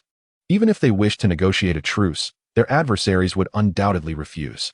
They could only grit their teeth and forge ahead. no longer concealing their strengths. They unleashed their full power. Otherwise, all of them might very well perish here today. As they roared in fury, the four displayed unwavering determination. Not only did their cultivation surge explosively, but they also employed their most formidable techniques. The elder of the Lotus sect condensed his true energy into a sacred white lotus, descending to suppress their foes. The elder of the Void Observation Temple wielded a feathered whisk, conjuring thousands of terrifying auroras. The elder of the Giant Sword sect brandished an ancient sword that radiated an exceptionally brilliant golden sword light. The elder of the Sunflower sect waved his hands, unleashing a barrage of nearly imperceptible embroidery needles. Indeed, these four were renowned top-tier experts, and at this life-and-death juncture, they exhibited astonishing prowess. Each of their ultimate techniques possessed devastating lethality, and when unleashed together, their combined might was enough to instill fear. Even a peak innate expert would find it exceedingly difficult to withstand the full force of their assault. The elder of the Poisonous Gate had merely been caught off guard, resulting in his swift demise. Now, with the four of them exerting their utmost strength, this young man had no hope whatsoever. They were fully confident in the potency of their own techniques. Once successfully unleashed, their adversaries would be left with no opportunity to retaliate. However, in the face of their tempestuous and terrifying onslaught, Chu Xuan remained unfazed. He did not choose to evade. Instead, he charged directly into the fray, seemingly oblivious to the overwhelming barrage that threatened to engulf him. At that moment, a remarkably mysterious yellow armor abruptly manifested on Chu Xuan's body, accompanied by a translucent defensive barrier that emerged with it. The onslaught of attacks swiftly descended upon this protective shield. To everyone's astonishment, the barrier not only remained unshattered but did not even tremble, as if the fierce assaults were merely playful scratches upon its surface. How could this be possible? What kind of armor possessed such terrifying defensive capabilities? No, this was absolutely inconceivable. The four individuals screamed in desperation, unable to fathom the extraordinary resilience exhibited by the armor. More crucially, they had unleashed their full power, holding nothing back in a final gamble. Chu Xuan's advance was akin to a tiger infiltrating a flock of sheep. They were utterly powerless to resist him. In the peculiar environment of the sixth level of the heavenly prison, even escaping was a luxury beyond their reach. In a mere moment, all four fell victim to Chu Xuan's might. Bang, bang, bang, bang. Simultaneously, outside the heavenly prison, four soul tokens shattered in unison, joining the first to break, which belonged to the ancestral figure of the Poison Gate. All 5 soul tokens lay in ruins. This undeniably signified the demise of the 5 innate powerhouses who had entered the heavenly prison. Shock, fear, dread. A tempest of emotions enveloped the crowd, causing their expressions to shift dramatically. The sudden fall of 5 innate powerhouses was an overwhelming shock, for these were not mere trivial figures, but exalted beings of innate strength. Each of these individuals, renowned as titans of strength, has met an inexplicable demise, leaving one chilled to the bone. They are gone, all of them. The Emperor of the Great Xia could not help but murmur to himself. Despite his utmost efforts to suppress his emotions, his hands trembled involuntarily. The simultaneous demise of 5 innate powerhouses would undoubtedly stir a monumental upheaval. Yet, what instilled greater fear within him was the realization that even the combined might of these 5 could not resolve the enigma of the celestial prison. How then could this calamity be effectively addressed? As the sovereign of the Great Xia, the foremost figure in the eyes of countless subjects, he gazed upon the abyss-like celestial prison before him, feeling an overwhelming sense of helplessness. Chapter 20. How about I help you ascend to the dragon throne? The ramifications of the 5 innate powerhouses' simultaneous fall from grace due to the celestial prison far surpassed any expectations. It was not merely the imperial capital that trembled. The entire Great Xia Dynasty and surrounding regions were engulfed in a tempest of turmoil. A single stone cast into still waters sent ripples of astonishment across the populace. Upon hearing this news, countless individuals could not suppress their exclamations of disbelief. Innate powerhouses are not only formidable in strength, but also possess lifespans that far exceed those of ordinary mortals. In the hearts of many, these exalted beings epitomized invincibility. The death of any single innate powerhouse is a cataclysmic event. Thus, the simultaneous passing of 5 is nothing short of unfathomable. As this news spread far and wide, the celestial prison emerged into the collective consciousness of the people. Its notorious reputation was firmly established, transforming it into a place of dread and reverence in the hearts of countless souls. Within the confines of the heavenly prison, anxiety ran rampant. Following a series of unsettling events, many guards found themselves gripped by trepidation, contemplating resignation. The inmates, whether connected or not, were equally desperate to find a way to transfer to another facility. At this moment, the warden, Wu Qi, was in a state of utter disarray. After all, in the presence of the emperor, who among the nobility lacked connections, a misstep could very well spell the end of his tenure as warden. However, there was one individual in an even more precarious situation, His Majesty, the Emperor of the Great Xia Dynasty. With the demise of 5 innate ancestors in the heavenly prison, someone had to bear the responsibility, and it was clear that this burden fell squarely upon him. It was he who had initially summoned the 4 esteemed patriarchs of the great sects to the imperial capital. Now, with the 4 patriarchs deceased in the prison, their respective sects promptly dispatched envoys to demand an explanation from the Xia Emperor. Ordinary factions would not have the audacity to act in such a manner, but the 4 great sects were different. With their ancient lineage and profound heritage, even the loss of one innate ancestor did not diminish their strength, as they still had other innate ancestors to safeguard their sections. Furthermore, the influence of these sects was vast, with countless factions under their direct or indirect control, including numerous individuals within the Great Xia Dynasty itself. Should this matter be mishandled, the entire dynasty could very well descend into chaos. Simultaneously, the barbarian tribes had learned of the demise of their high priest and prince, Wu Duan, and sent representatives to the imperial capital once more. This time, however, the demeanor of the barbarian envoys was markedly more aggressive. They boldly declared that if the Xia Emperor failed to provide a satisfactory explanation, the barbarian king would personally lead an army to demand accountability. The myriad troubles have left Emperor Xia utterly exhausted.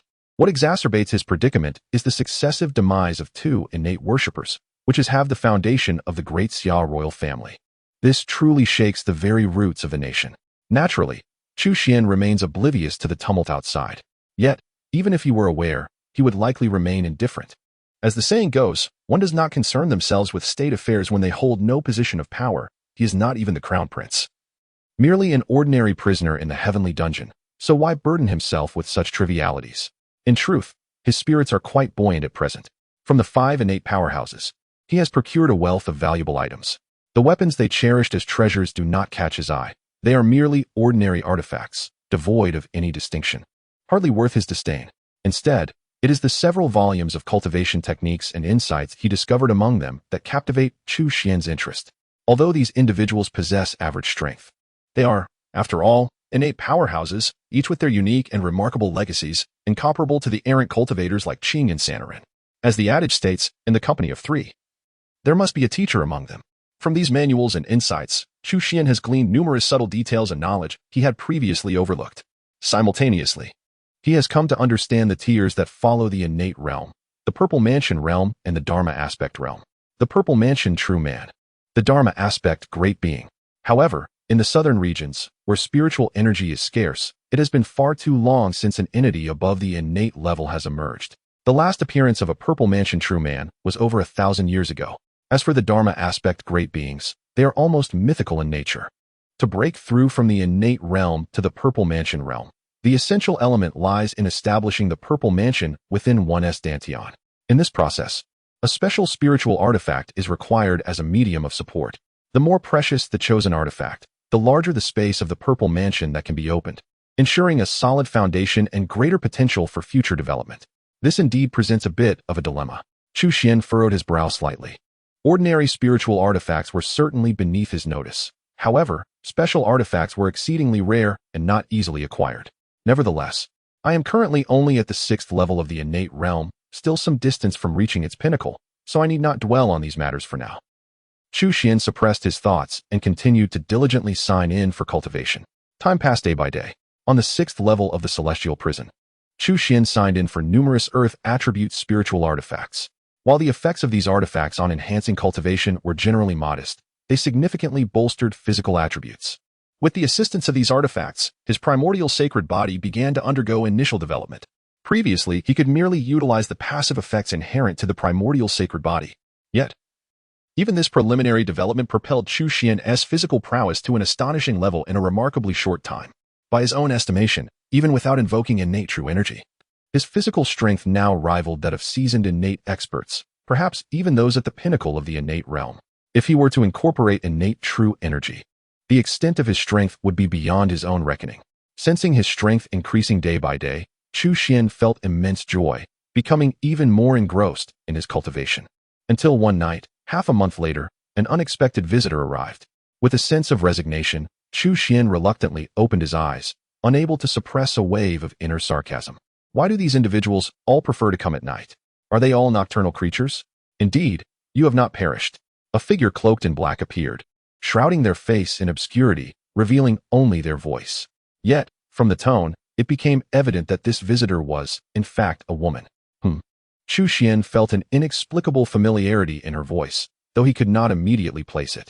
Just as he was about to speak, she proactively removed her hood, unveiling a countenance as exquisite as a painting. With a delicate face framed by alluring features, peach blossom cheeks, graceful brows, and a radiant charm that was both enchanting and intoxicating, she would undoubtedly score a remarkable 90 out of 100 in beauty. With a touch of enhancement, she could easily reach 95. Such a visage could rightfully be deemed a true beauty. However, in that fleeting moment, Chu Xuan's brows knitted together in profound discontent. It was you. Although he could not claim familiarity with this woman, the impression she left was indelibly etched in his memory. The reason his noble identity as a prince had been reduced to that of a prisoner in a dungeon was entirely due to her. Yes, she was the concubine who had cried out in distress that fateful night, half-clad and accusing him of impropriety, the renowned Li Fei, celebrated as the most beautiful in the imperial harem. What brings you here? Chu Xuan's expression turned icy, his tone devoid of warmth. Naturally, I have come to seek His Highness, Li Fei replied, her lips curling into a charming smile, seemingly unfazed by his frosty demeanor. Instead, she gazed at him with longing in her eyes, those orbs like pearls imbued with deep emotion, as if they could pierce through the depths of autumn waters. If it were an ordinary man, he might indeed find it difficult to withstand the gentle yet penetrating gaze she possessed. Even the most stoic of men could easily transform into a devoted admirer. However, Chu Xuan was entirely unfazed by such tactics. With a cold smirk, he declared, I offered you a chance. Since you are unwilling to speak, do not blame me for my forthcoming actions. As his words resonated in the air, Chu Xuan rose from his seat, striding purposefully toward Li Fei. With a resolve for vengeance, he approached her. Li Fei felt a shiver run down her spine. From the frigid intensity of Chu Xuan's eyes, she could unmistakably sense that this prince had indeed undergone a profound transformation. Wait, my intentions today are quite straightforward. How about assisting you in ascending the throne? Chapter 21. The True Identity of Li Fei, a Ruthless Beauty. Assist me in ascending the throne? Upon hearing this, Chu Xuan let out a laugh, his gaze fixed on Li Fei, filled with derision. Setting aside whether I even desire that position, what do you possess to aid me? You are merely one of the concubines in the palace. While your status may appear illustrious, in truth, you are nothing more than a gilded cage bird.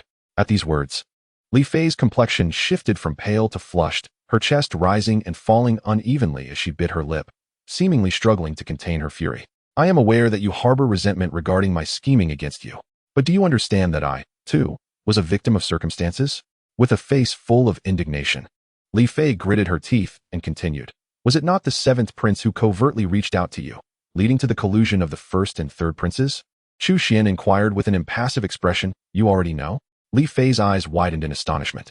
It seems unexpected that Chu Xuan has completely grasped the identities of several individuals. She nodded slightly, but then immediately shook her head. You are correct. Indeed, it was those three who conspired against you. However, as the imperial concubine of the current dynasty, they cannot command me. Within the realm of Daxia, there is only one person capable of compelling me to act against my will. Li Fei spoke slowly. Do you believe I would trust your words? Chu Xuan understood well the individual Li Fei referred to. Aside from the one seated on the dragon throne, her nominal father, no one could truly coerce a favored concubine of the emperor. Ah, you still refuse to believe? You are seated far too securely on the throne of the crown prince, and your exceptional talent and cultivation is conspicuously evident, achieving the pinnacle of the fourth rank at such a tender age. What will become of you in a few more years? Not only are your brothers envious, but even your father harbors trepidation. After all, history is rife with instances of patricide and usurpation. It is wiser to strike preemptively than to be caught off guard later. He is far more ruthless than you can imagine. A mere prince does not concern him in the slightest. Just recently, when the eldest prince perished in the dungeon, he exhibited no signs of sorrow, and during your extensive confinement, he has never inquired about your well-being. Chu Xuan raised his hand, interrupting Li Fei's incessant monologue. He was not his former self. Had it been the previous incarnation, perhaps disbelief and profound sorrow would have consumed him. Yet, he felt little in the face of it all. From the perspective of an observer, he found no cause for surprise. After all, rulers are devoid of sentiment. When their positions are threatened, they are capable of any action. You ventured to the dungeon in the dead of night merely to convey this? Chu Xuan queried with a hint of impatience. Li Fei paused upon hearing his words. It must be said that Chu Xuan's remarkably calm reaction was far beyond her expectations. She initially anticipated him to be indignant and eager to ally with her. In that case, allow me to be forthright. This is indeed the most opportune moment for you to ascend the throne. Should you desire, I can lend you my support. As she spoke, Li Fei took a step closer, seemingly to demonstrate that she was not merely the canary that Chu Xuan had described. An unseen power surged from her being, enveloping her in a visible aura of true energy, delicate as gossamer, yet imbued with formidable lethality. A Grand Master of the first rank? Chu Xuan raised an eyebrow, a flicker of undeniable astonishment crossing his face. Although her realm appeared somewhat unstable, as if forcibly elevated, she was indeed a Grand Master of the first rank. While this strength was not particularly daunting to him, the significance it held within the Great Xia Dynasty was nothing short of remarkable. Can such prowess truly assist you? Sensing Chu Xuan's surprise, Li Fei inquired with a smile. I never imagined you concealed such depth. Chu Xuan's gaze flickered momentarily, yet he shook his head. A mere Grand Master aspiring to overturn a dynasty seemed rather fanciful. In general, this is indeed the case. However, your confinement in the celestial prison has rendered you oblivious to the profound changes occurring beyond its walls. Since the demise of the 5 preeminent innate powers, the 4 major sects have been in constant motion, while the southern barbarian tribes are poised for action. Various factions are becoming increasingly restless, and the current state of the Great Xia Dynasty can be described as precariously unstable. Even the 4 esteemed guardians of the Great Xia royal family have witnessed the fall of 2, leaving the remaining 2 too fearful to make any bold moves, lest the dynasty itself be on the brink of collapse. As the former crown prince, your influence is not insignificant, with careful planning and my assistance. The prospect of ascending to the throne is not entirely out of reach. The alluring Li Fei enticed him further, her words weaving a web of temptation. Chu Xuan regarded her with a profound gaze, and replied meaningfully, It appears you possess quite an extensive knowledge.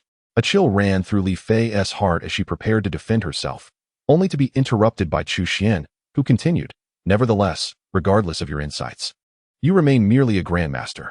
To gamble my life based on such uncertain terms? I shall remain dutifully in this celestial prison. Observing Chu Xuan's unwavering demeanor, a flicker of resentment crossed Li Fei's eyes, and she finally gritted her teeth, saying, What if the Zhao Kingdom were also willing to extend their assistance? The Zhao Kingdom? Chu Xuan quickly sifted through his memories and soon grasped the nature of this entity. In the southern lands, there exist dozens of nations, with both the Great Xia and Zhao Kingdom among them. The Zhao Kingdom, established by the Jia people, is far more ruthless and savage than the barbarian tribes. Moreover, the Zhao Kingdom has always harbored grand ambitions, seeking to dominate the southern territories. Are you a spy for the Zhao Kingdom? Chu Xuan swiftly deduced. Though posed as a question, his tone exuded unwavering certainty. Gazing into his pitch-black eyes, an inexplicable sense of unease suddenly surged within Li Fei. Yet, upon feeling the formidable mastery bestowed upon her by the secret elixir, she found herself considerably reassured. At this juncture, I am unreserved in revealing to you that I am not a spy, but rather a princess of Zhao. As long as you merely nod today, I can facilitate your ascent to that esteemed position. Only I possess the ability to secure that throne for you. Li Fei regarded Chu Xuan intently, emphasizing her words with conviction. Her eyes brimmed with confidence. As long as Chu Xuan harbored aspirations for the imperial seat, he would remain within her grasp. However, at that moment, Chu Xuan shook his head and chuckled. In truth, you do not genuinely wish to assist me in claiming that position. Your intent is merely to leverage my identity to plunge the Great Xia into chaos.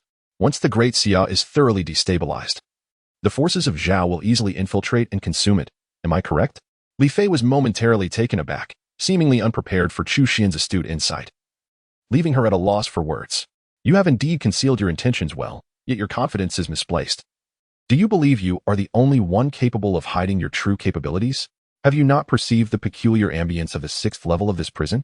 Furthermore, I possess no genuine interest in that imperial throne. For what value can be attributed to something so easily attainable? As Chu Xuan approached step by step, his aura swelled with each stride, rapidly surpassing Li Fei and reaching an unimaginable, terrifying magnitude.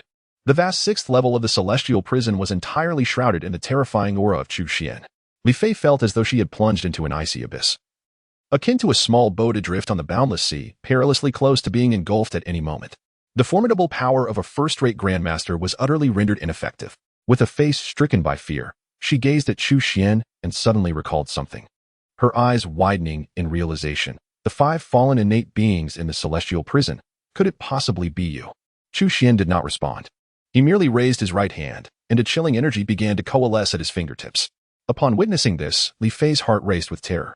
In a frantic retreat, she screamed hysterically, "No, you cannot kill me. I am a princess of the Zhao kingdom. Our army will soon breach the defenses of the Great Xia. If you dare to take my life." With a swift motion, a powerful force pierced through her forehead. Chapter 22. The 7th level of the celestial prison. The art of summoning winds and rain. The 4 major sects conspired in secrecy, while the barbarian tribes stirred restlessly. The Zhao kingdom harbored ulterior motives, having long ago planted spies to sow discord, an endeavor against the Great Xia that had been in the making for years. It seemed the outside world was indeed in turmoil. Chu Xuan shook his head, feeling increasingly that life in the celestial prison suited him well. As for the current crises faced by the Great Xia, he held little concern. After all, the Great Xia was a nation with a heritage spanning millennia, capable of weathering such storms. Although 2 of the 4 guardians had perished, 2 remained. Notably, the elder sect leader, as far as he knew, was a formidable powerhouse at the pinnacle of innate mastery. Not only is he unmatched within the Great Xia Dynasty, but even when considering the entirety of the southern heavens, he remains a rarity with few rivals. As long as this venerable elder is present, the Great Xia Dynasty is unlikely to falter in the near term.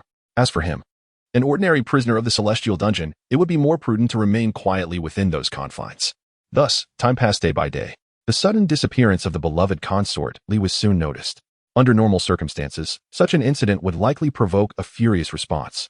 However, the Great Xia Dynasty is currently rife with undercurrents, with various factions entangled in a web of intrigue, leaving the Emperor of Xia overwhelmed and unable to attend to such trifles. He merely arranged for an investigation before casting the matter aside. As Consort Li had aptly observed, the Emperor's demeanor is indeed cold and unfeeling. Little did she realize that this indifference extends not only to the numerous princes, but also to her, his favored consort. Unbeknownst to him, over a month had slipped by. With the daily rewards from his attendants, Chu Xuan's cultivation advanced at an astonishing pace, one that defies the imagination of ordinary folk. Yet, his spirits were not particularly elevated. According to the patterns observed in the previous 2 tiers of rewards, he anticipated a decline in the offerings from the 6th level of the dungeon, and the coveted earthly sacred body had yet to manifest. If such a rich reservoir of earth attribute spiritual energy could not yield the earthly sacred body, his aspirations to complete the primordial sacred body would surely be severely compromised. Fortunately, fate proved not to be entirely unkind. Just as time was running out, the earthly sacred body finally appeared among his rewards, greatly alleviating his concerns. Disregarding the various anomalies emerging from the outside world, after merging with the earthly sacred body, Chu Xuan's primordial sacred body has largely been completed, revealing even more extraordinary effects. Upon closer inspection, not only do his internal bones and meridians shimmer brilliantly, but even his blood subtly flows with a mysterious dark golden hue. Moreover, his external muscles and skin have become markedly more resilient and powerful. Chu Xuan conducted a test. Even when struck by the golden greatsword wielded by the ancestral master of the giant sword sect, he found that without employing true energy, the blade could not pierce his skin. Although he regarded this golden greatsword with a degree of disdain, it was undeniably a top-tier mid-grade treasure. Within the Great Xia Dynasty, it would be classified as a divine weapon, valued at no less than several 100,000 taels of silver. It is evident that should he face ordinary weaponry, it would be even more challenging to inflict any injury upon him. Indeed, even standing still, an ordinary person would find it impossible to harm him. As for strategies involving vast armies and human waves, they have become utterly ineffective against him. Of course, if several hundred or even 1,000 innate experts were to converge and attack him, they might still pose a threat. Thus, Chu Xuan felt it prudent not to act recklessly. After all, he had yet to attain true invincibility and ought to remain diligently within the confines of the celestial prison to continue his cultivation. Following the acquisition of the earthly sacred body, the rewards for signing in at the 6th level of the celestial prison began to diminish swiftly. Chu Xuan was not surprised by this. However, he held no interest in these ordinary rewards and decisively made his way to the 7th level of the celestial prison. Standing at the entrance of the 7th level, Chu Xuan could not help but furrow his brow slightly. Indeed, the 9th level of the celestial prison proved to be increasingly harsh in its environment. If one could barely endure the fourth and fifth layers of the celestial prison, the sixth layer would indeed pose a significant threat to life itself. Upon reaching the seventh layer, it becomes an unfathomable realm, inaccessible to ordinary beings. Gazing upward, one is met with the sight of fierce winds raging throughout the seventh layer, akin to standing at the very eye of a storm. These gray, tumultuous gales seem to emerge from thin air, yet their force is astonishingly formidable. The ground and walls bear the scars of their wrath, as though they had been ruthlessly sliced by sharp blades. Even the most formidable martial artists, capable of enveloping themselves in a protective aura, would find it nearly impossible to withstand such an environment for any length of time. However, for Chu Xuan, this presented little threat, as he was adorned in the exquisite earth armor of the highest caliber. The armor summoned a protective barrier, effortlessly shielding him from the relentless winds. The sole concern lay in the fact that maintaining the earth armor would continuously deplete his vital energy. Yet, given Chu Xuan's abundant reservoir of energy, this level of consumption posed no burden to him at all. It paled in comparison to the natural recovery of his vital essence. In the blink of an eye, he found a suitable spot, settled into a cross-legged position, and seamlessly transitioned into a state of cultivation. Despite the harshness of the surroundings, the atmosphere was imbued with an abundance of spiritual energy. It was as if this celestial prison had been constructed atop a ley line, with the concentration of spiritual energy intensifying the deeper one descended. While ordinary innate warriors would hesitate to absorb such volatile spiritual energy, Chu Xuan's remarkable physical resilience rendered him impervious to its effects. For the ethereal energies of heaven and earth that drifted about, he welcomed them all into his being, swiftly refining and absorbing them at an astonishing pace, causing his cultivation to ascend rapidly. Before long, the second day arrived, and the sign-in count was refreshed once again. System. Sign-in. Chu Xuan's heart brimmed with anticipation. Generally speaking, the rewards for signing in at a new location for the first time are not to be underestimated. Soon, the system's notification chimed. Ding. Sign-in successful. Congratulations to the host for acquiring the divine ability to summon wind and rain. The ability to summon wind and rain? Chu Xuan's eyes sparkled with excitement.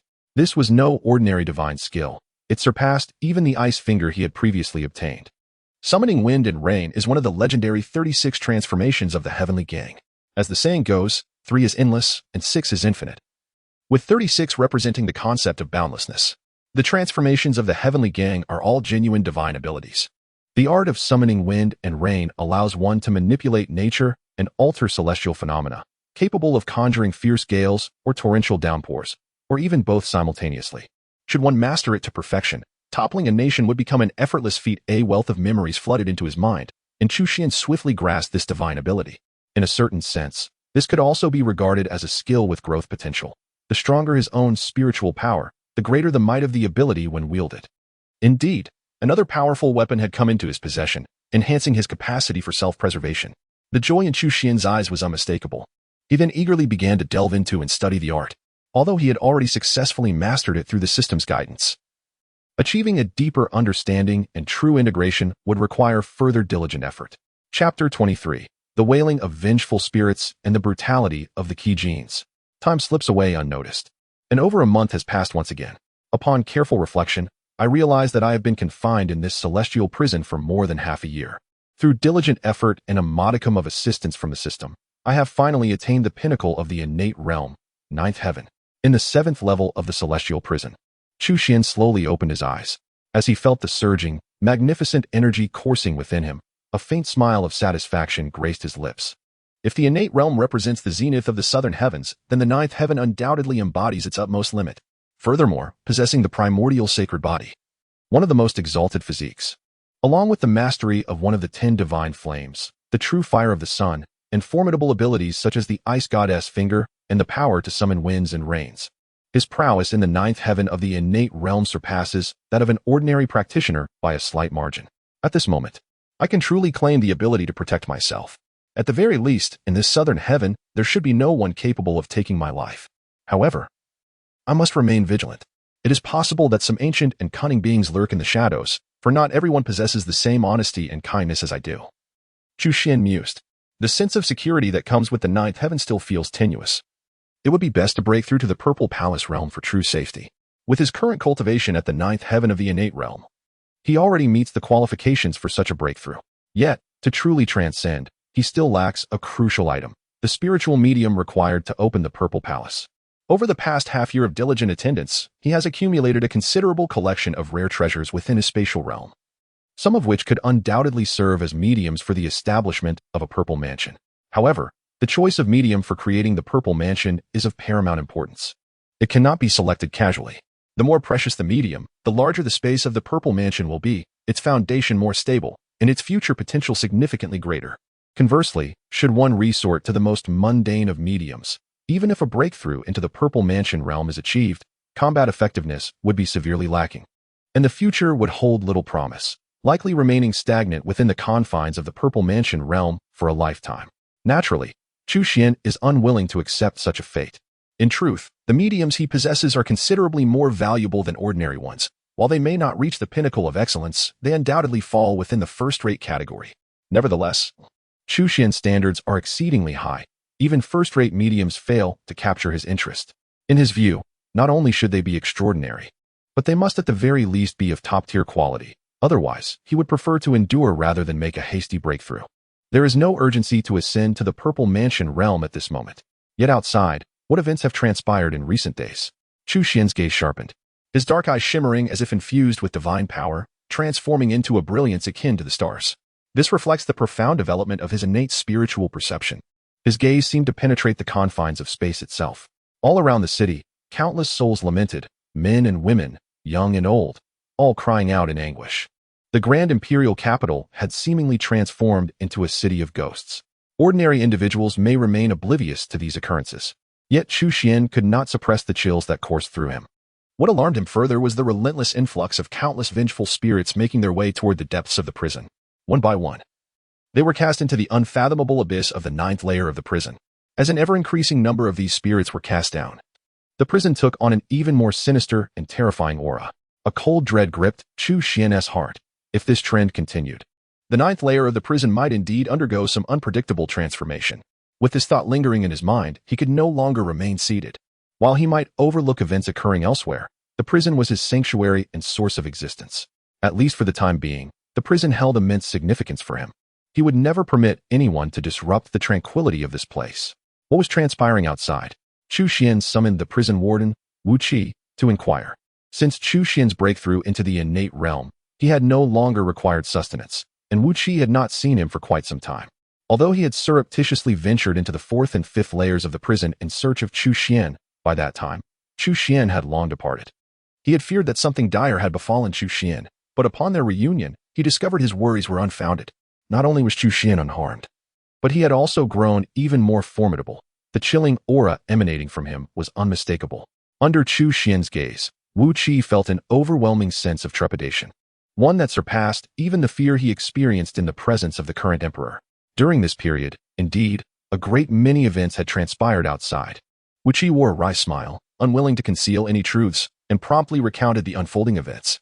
It began with the barbarian tribes launching a war, led by their king who commanded hundreds of thousands of troops, abruptly invading the territory of Xia. His Majesty had long been prepared, secretly mobilizing 200,000 elite troops into the southern frontier to collaborate with the border army, effectively keeping the barbarian forces at bay. However, at this juncture, the 4 major sects declared their independence, prompting numerous clans and families to respond in kind, leading to a widespread defection among various prefectures and states. Chaos engulfed the entire Great Xia.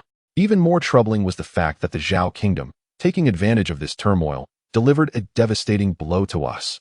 They covertly assembled 300,000 elite cavalry, breaking through barriers and slaying foes with relentless vigor, advancing deep into the heart of our Great Xia. Now, they are poised before our capital, effectively besieging the entire imperial city. Many outside are already proclaiming that the Great Xia Dynasty is on the brink of collapse. Upon reaching this point, Wu Qi could not help but display a sorrowful expression. Although he did not consider himself particularly loyal to the crown or patriotic, he held a profound pride in his identity as a subject of Xia. No rational individual would wish to become a slave to a fallen nation. Moreover, the adversary in question was none other than the notorious Zhao kingdom, known for the ferocity and brutality of the Chang people, a reputation well established throughout the southern territories. Should they capture him, his fate would likely be worse than death. Chu Xuan furrowed his brow, genuinely surprised by the rapid deterioration of the Great Xia situation within just a few months. Initially, He believed that the Xia emperor possessed considerable skill and was filled with expectations for him. However, it now appeared that this individual was merely a tyrant within his own realm, invincible in internal conflicts yet a coward in external battles. To his knowledge, the royal family of Great Xia should still have two grand protectors, particularly that venerable sect leader. Had he not intervened? Chu Xuan inquired, his brow still knitted in concern. The esteemed elder Zhongling is no longer present in the imperial capital. He departed for the four great sects several days ago. Given the current circumstances, it is apparent that the four great sects have long conspired with the Zhao kingdom, and it is likely that elder Zhongling has been detained by the innate ancestors behind these sections. As for the remaining venerable one, despite being an innate powerhouse, he finds himself powerless against the formidable 30,000 iron cavalry of Zhao. Chu Xuan's brow furrowed even deeper. Although innate experts are indeed invincible, they are at a loss when confronted with 30,000 elite cavalry trained for battle. Moreover, the Zhao kingdom has meticulously planned this assault. With such a significant deployment of forces, it is improbable that they would neglect to prepare for potential resistance, likely including innate experts among their ranks. By your reasoning, the Zhao army should not have breached the imperial capital yet. Why, then, have so many innocent civilians met with untimely deaths? Chu Xuan inquired, voicing her perplexity. If the capital had fallen and 30,000 cavalry had stormed in, wreaking havoc and slaughtering indiscriminately, the presence of countless vengeful spirits would be understandable. However, given that the capital remains unbreached, yet the streets are filled with anguished souls, this raises significant questions. It must be those Gyrans. Upon hearing this, Wu Qi's teeth clenched in anger. The 30,000 Gyrans' cavalry, in their haste to arrive, carried only a few days' worth of supplies. Upon reaching the gates of the imperial capital, they were thwarted by the city walls. Consequently, the Gyrans resorted to abducting the surrounding populace, forcing them to assist in the siege while simultaneously using them as provisions, mockingly referring to them as two-legged sheep, especially those women, who are subjected to humiliation at night and slaughtered and cooked during the day. They are not human beings at all, but rather creatures inferior to swine and dogs. Wu Qi's eyes widened with rage, his heart brimming with indignation and hatred. Chu Xuan narrowed his eyes slightly, unable to suppress the rising fury within. If it were merely a matter of conquering cities and territories, even the annihilation of cities and nations would not weigh heavily on his mind. However, such brutal acts of feeding on human flesh truly crossed his threshold of tolerance. 300,000 iron cavalry. Chu Xuan lifted his gaze, as if witnessing the gruesome slaughter beyond the city walls, a chilling murderous intent surfacing deep within his eyes. Chapter 24. Storm and Slaughter. The complete annihilation of 300,000 iron cavalry. In the dead of night, silence enveloped the world. Chu Xuan awakened from his meditation, slowly opening his eyes, which concealed a glint of lethal intent. He then rose to his feet and stepped outward, one deliberate stride at a time. Moments later, he arrived at the fourth level of the dungeon. The warden, Wu Qi, had been waiting there for a considerable time. Upon seeing Chu Xuan, he promptly approached. "Your Highness, everything has been arranged. You may use the special passage and no one will notice." Chu Xuan nodded, instructing, "Lead the way." Under Wu Qi's guidance, Chu Xuan successfully exited the dungeon. It was the first time in over half a year that he had stepped out. As he surveyed his surroundings, inhaling the fresh air, he realized he felt somewhat unaccustomed to it. "Your Highness." Wu Qi hesitated at the entrance of the dungeon, words lingering on the tip of his tongue. Chu Xuan glanced back at him, likely able to discern his unspoken thoughts, and waved his hand dismissively, saying, "Rest assured. Mere beasts that feast on raw flesh and blood are of no concern to me." As his words faded, Chu Xuan swept his sleeve and ascended into the air, akin to a legendary celestial being, each step taking him higher into the heavens. Witnessing such a spectacle, Wu Qi was immediately filled with admiration. He had previously witnessed the Qiyun wanderer walking through the air, yet the demeanor exhibited by Chu Xuan was on an entirely different level. Given the prince's astonishing prowess, Wu Qi pondered why he remained confined within the celestial prison. It puzzled him greatly. In his view, should Chu Xuan reveal his strength, the title of crown prince would undoubtedly be his, and perhaps even the imperial throne could be within his grasp. However, he remained unaware that such ambitions held no allure for Chu Xuan. In truth, had it not been for the brutal and savage actions of the Jiren, which led countless tormented souls to the 9th level of the celestial prison, he would have had no desire to leave its confines. As Chu Xuan traversed the skies, in less than the time it takes to drink a cup of tea, he arrived above the Jiren encampment outside the imperial capital. He quickly identified two concealed innate powerhouses within the camp, one at the 4th level of innate mastery and the other at the 7th. Even the ninth level of innate mastery did not warrant his attention, as he merely cast a glance and moved on. Standing boldly in the air, he looked down, soon witnessing horrific scenes of bloodshed that were far more shocking than Wu Qi had described. The camp was littered with mountains of corpses, men, women, the elderly, and children, creating a scene of devastation where death reigned supreme, and blood flowed like a river. The air was thick with the pungent stench of blood rising from the large cauldrons, yet the barbaric warriors feasted with ravenous delight, devouring their grim repast as if they were wolves. Inside the tents, the sights were even more savage and gruesome, evoking a sense of righteous indignation in anyone who bore witness. To Chu Xuan, these warriors had long forsaken their humanity, transforming into heartless beasts. As a traveler from another world, he did not feel a profound sense of belonging to the Great Xia. Yet witnessing such acts of barbarism ignited a fury within him that was impossible to suppress. His chest was ablaze with an unquenchable fire, growing increasingly intense, even stirring the solar true fire nurtured in his dantian. In his eyes, two ominous flames flickered, casting a dreadful light. These scoundrels were utterly unworthy of existence in this world. A fierce killing intent flashed in Chu Xuan's gaze, the strongest he had ever felt since his arrival in this realm. Even in the face of Prince Lu Jin and others, his murderous resolve had never surged like this. He yearned to reduce those wretches to ashes. Come forth. Chu Xuan spoke coldly, unhesitatingly invoking the divine power of summoning wind and rain he had recently acquired. With a sweeping motion of his hand, an unimaginable surge of true energy erupted forth, enveloping the area in a mysterious aura that was both profound and enigmatic. In an instant, a fierce wind arose, advancing from afar, accompanied by towering waves. It began with a gentle breeze, gradually intensifying, escalating in strength and ferocity. Before long, it transformed into a deafening tempest that engulfed everything in its path. Ultimately, it culminated in a series of terrifying tornadoes. These violent storms howled ominously, plunging the vast encampment of the Chong into chaos. Not only were chariots and weapons swept into the sky, but the Chong warriors also found themselves unable to escape the wrath of nature. In mere moments, hundreds, if not thousands, of warriors met a gruesome fate. Their remains scattered amidst the blood-red whirlwinds. Yet this was not the conclusion. It was merely the inception of a greater calamity. Under the command of Chu Xuan, the gales grew increasingly menacing, akin to blades of steel. As they roared past, many Chong warriors were caught unawares, torn asunder in an instant, with blood and gore raining down like a macabre storm. No matter how desperately they tried to flee, they could not outpace the winds, which harvested lives as effortlessly as one reaps wheat. Damn it, cease this at once. How dare you attack us? Today, we shall dismember you. At last, two innate powerhouses discerned Chu Xuan hovering high above. With gritted teeth and furious roars, they unleashed their full might and charged towards him. The commanders among the Chong army swiftly summoned their archers, drawing their bows with haste, all aimed at the figure suspended in the sky. In an instant, a volley of arrows was unleashed, each shaft imbued with formidable power, as if they were poised to transform Chu Xuan into a pincushion. Yet, in the face of this onslaught, Chu Xuan remained unfazed. Beneath the formidable defense of the earth armor, these assaults could scarcely inflict any harm upon him. Even when the two innate powerhouses exerted their utmost strength, they could not shake the translucent barrier in the slightest.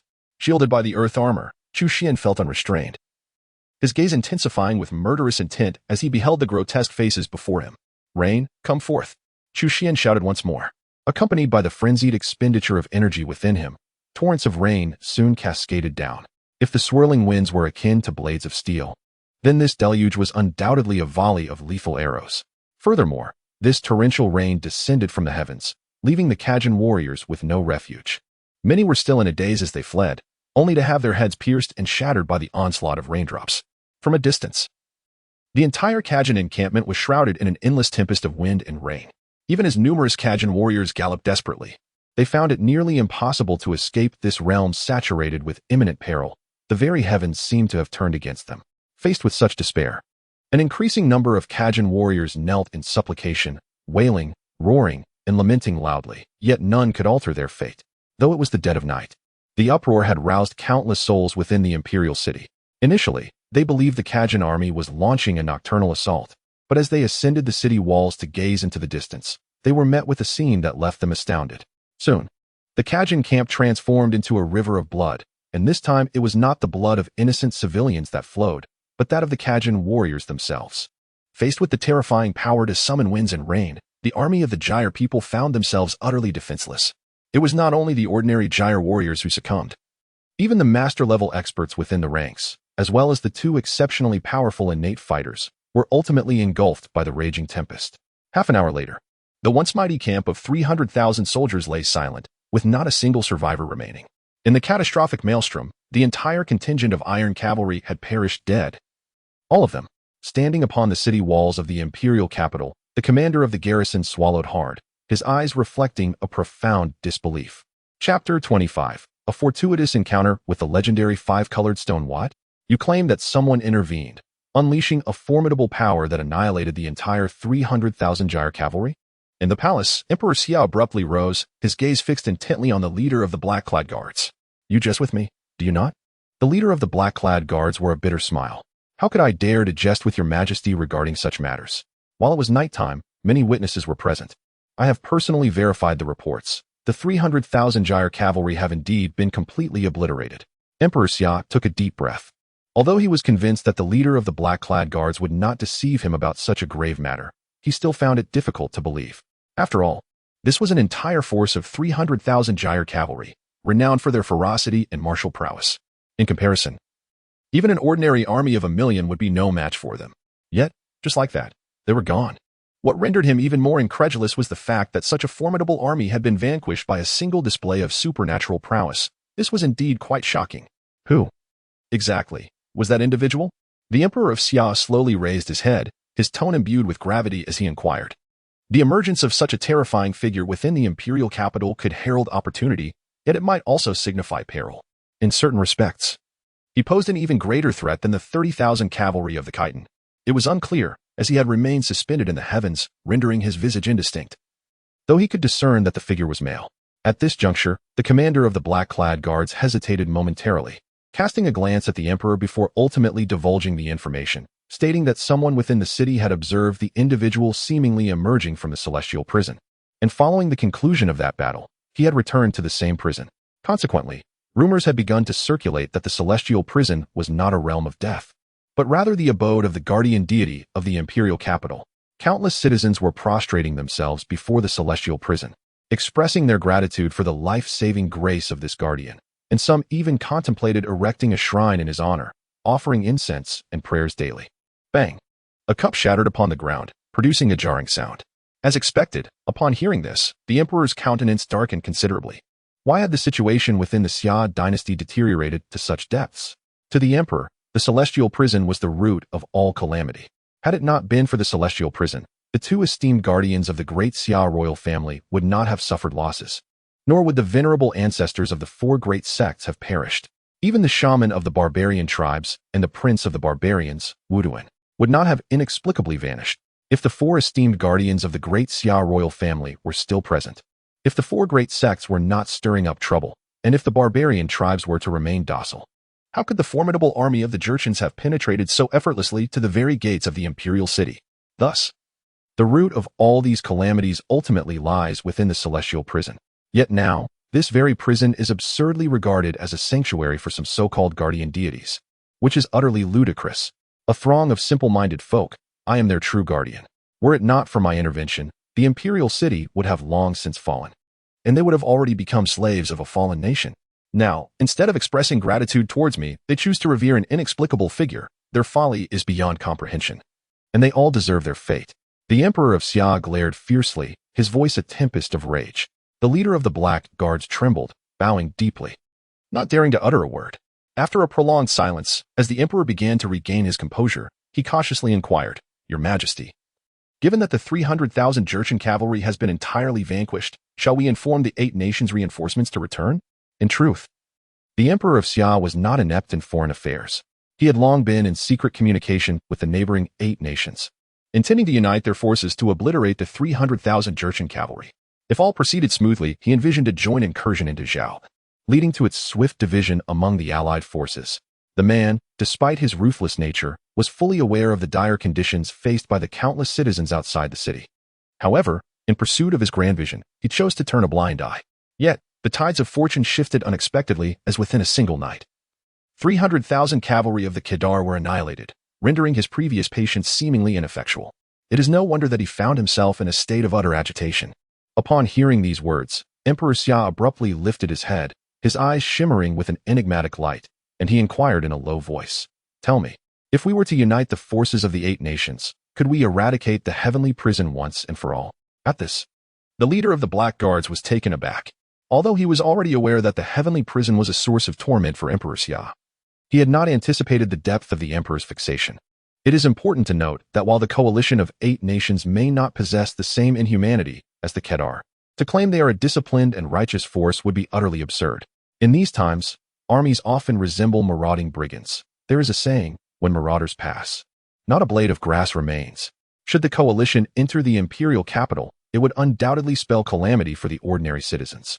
The leader of the Black Guards remained steadfastly loyal to Emperor Xia and could not help but advise, "Your Majesty, while it is easy to summon the divine, it is far more challenging to send them away." At that moment, however, before he could finish his thought, he was abruptly interrupted by a wave of the emperor's hand. Emperor Xia, feeling as if a thorn were lodged in his throat and a prickling sensation on his back regarding the heavenly prison, was in no mood to entertain counsel. He coldly declared, "My mind is made up. You shall immediately send word to the 8 nations' reinforcements, telling them that I have a tremendous opportunity to share." After resolving the matter of the 300,000 cavalrymen from Chu Xuan returned to the 7th level of the celestial prison. The potency of the art of summoning winds and rains indeed did not disappoint him. However, Chu Xuan could keenly sense that the true power of this divine technique had yet to be fully unleashed. The limitation to its might was none other than his current cultivation. The innate 9th heaven was, as expected, still too weak. It seemed evident that he needed to strive further. Taking a deep breath, Chu Xuan silently recited in his heart, "System, sign in." Indeed, the prowess that Chu Xuan possessed today was solely a result of his relentless efforts. Ding, sign in successful. Congratulations to the host for acquiring the 5-colored stone. The system's notification soon echoed in his ears. Chu Xuan opened his right hand, and instantly, a mysterious stone radiating with resplendent hues appeared in his palm. At the same moment, he comprehended the origin of this enigmatic gem. The 5-colored stone was, in truth, the very artifact that the ancient goddess Ny used to mend the heavens. Feeling the overwhelming divine power contained within this small stone, Chu Xuan could not help but gasp in awe, momentarily at a loss for words. Undoubtedly, this sign-in had been a stroke of fortune, perhaps a reward for recently vanquishing the 300,000 Kedar soldiers. After all, it was only fair to receive some form of recompense for cleansing this realm of its impurities.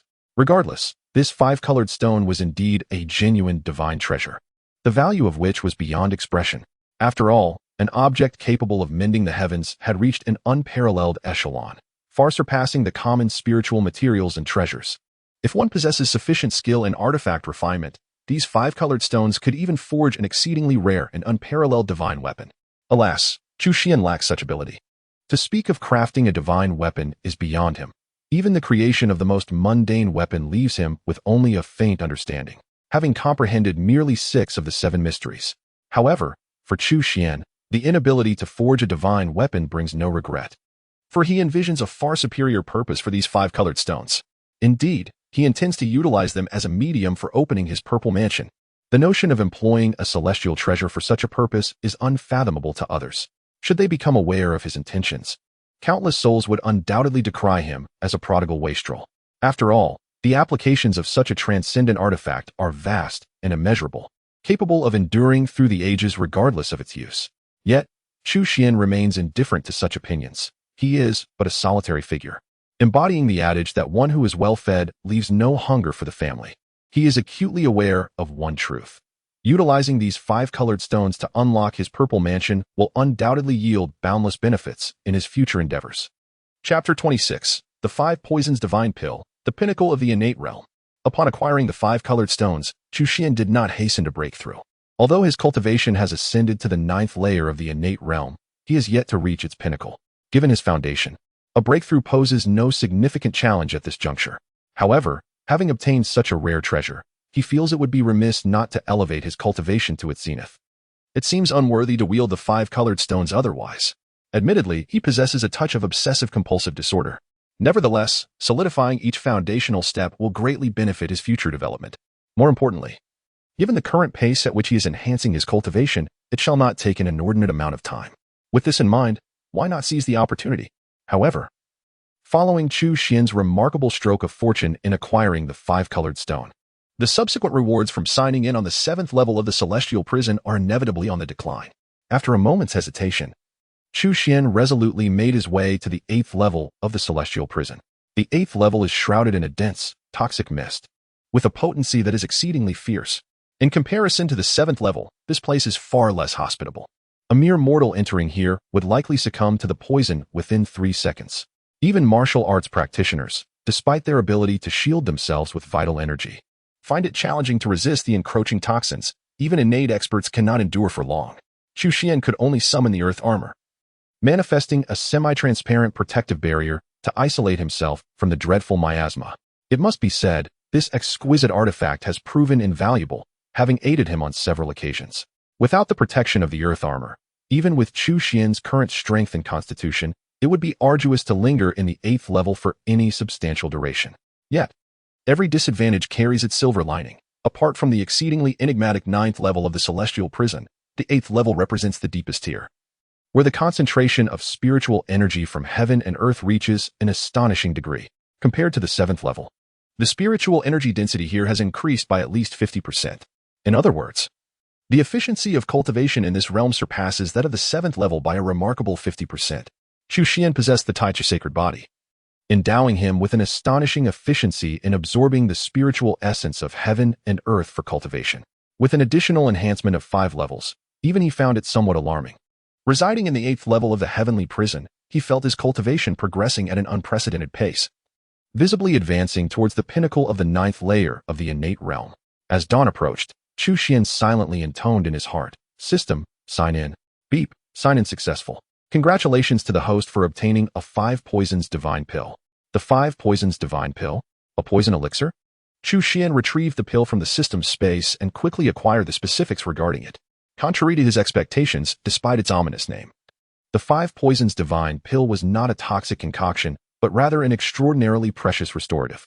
The 5 poisons divine pill was crafted from the essence of 5 poisons, combined with dozens of rare medicinal herbs, which not only neutralized their toxicity, but transformed poison into nourishment. Its refining method was rather unique, known only to a select few. Consequently, the 5 poisons divine pill was exceedingly rare in the outside world, with a corresponding value that was truly remarkable. If auctioned, a single 5 poisons divine pill would undoubtedly fetch a price comparable to that of a high-grade Dao artifact. The worth of a high-grade Dao artifact is immensely valuable. Even across the dozens of nations in Tiannan, one might struggle to find a single artifact.